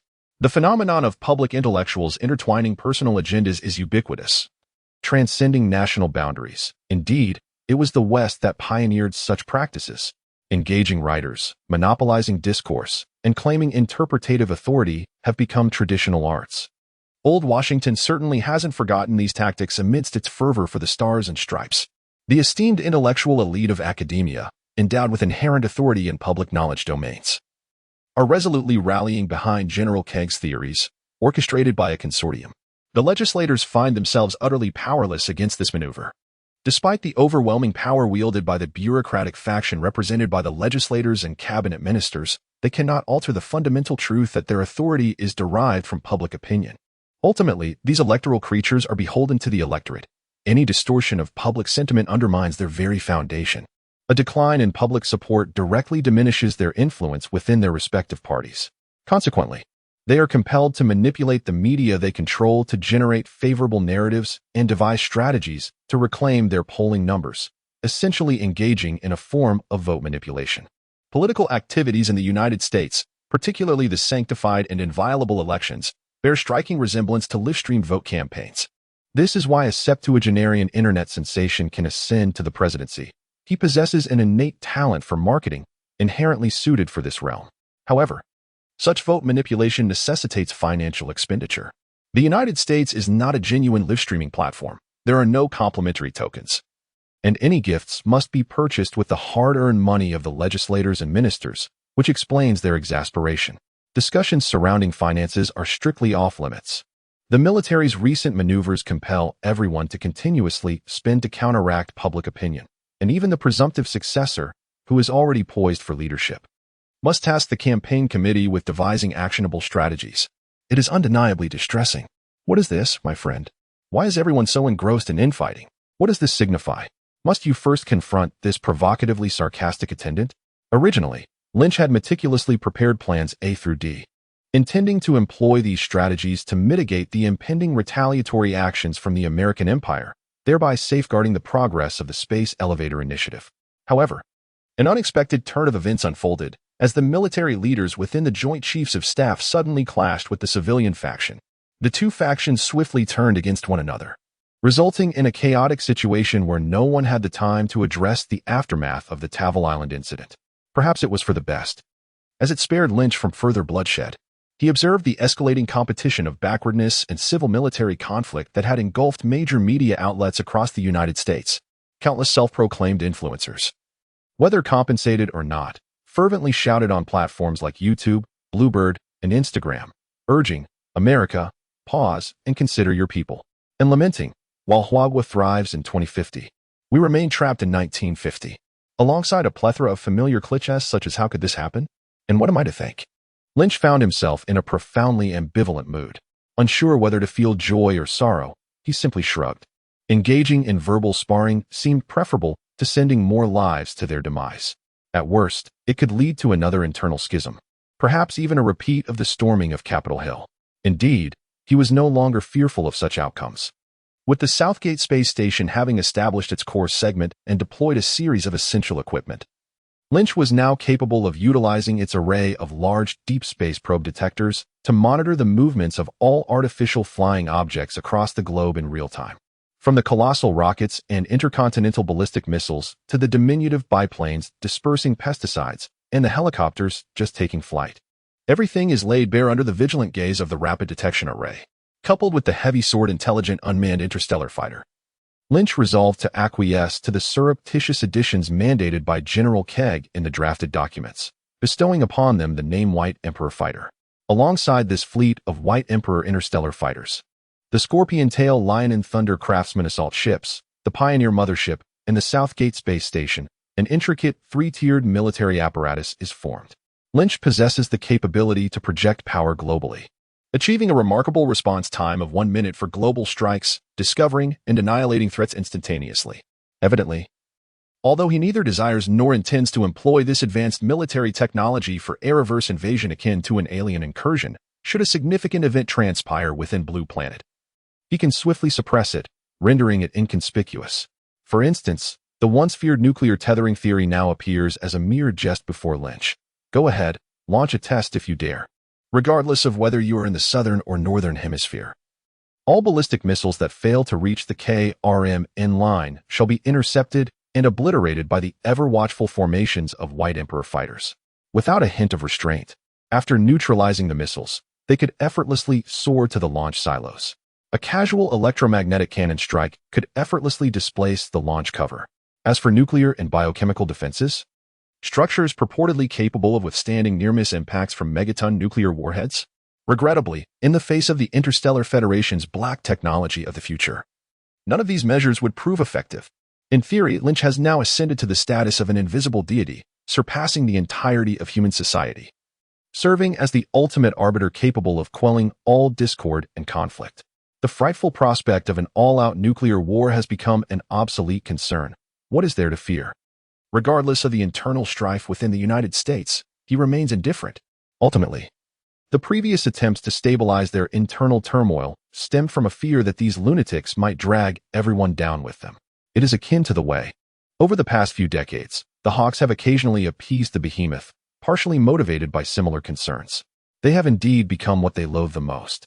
However, as long as their chaos does not encroach upon others, and there are no extremist factions attempting to usher in an apocalypse, there is little of consequence to worry about.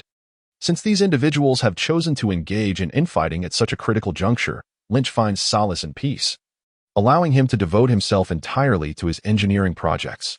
Time has been scarce for him recently, not to mention the foundations of 2 worlds that require his attention. He also needs to spare time to attend to both Sister Di and Lillian, ensuring that he nurtures the 2 crucial partners in his life. Furthermore, there are nights spent at the floating island estate, where he attempts to recuperate, only to be interrupted by messages from the hacker he employs, compelling him to engage online and provide heartfelt support to this unseen, exemplary employee.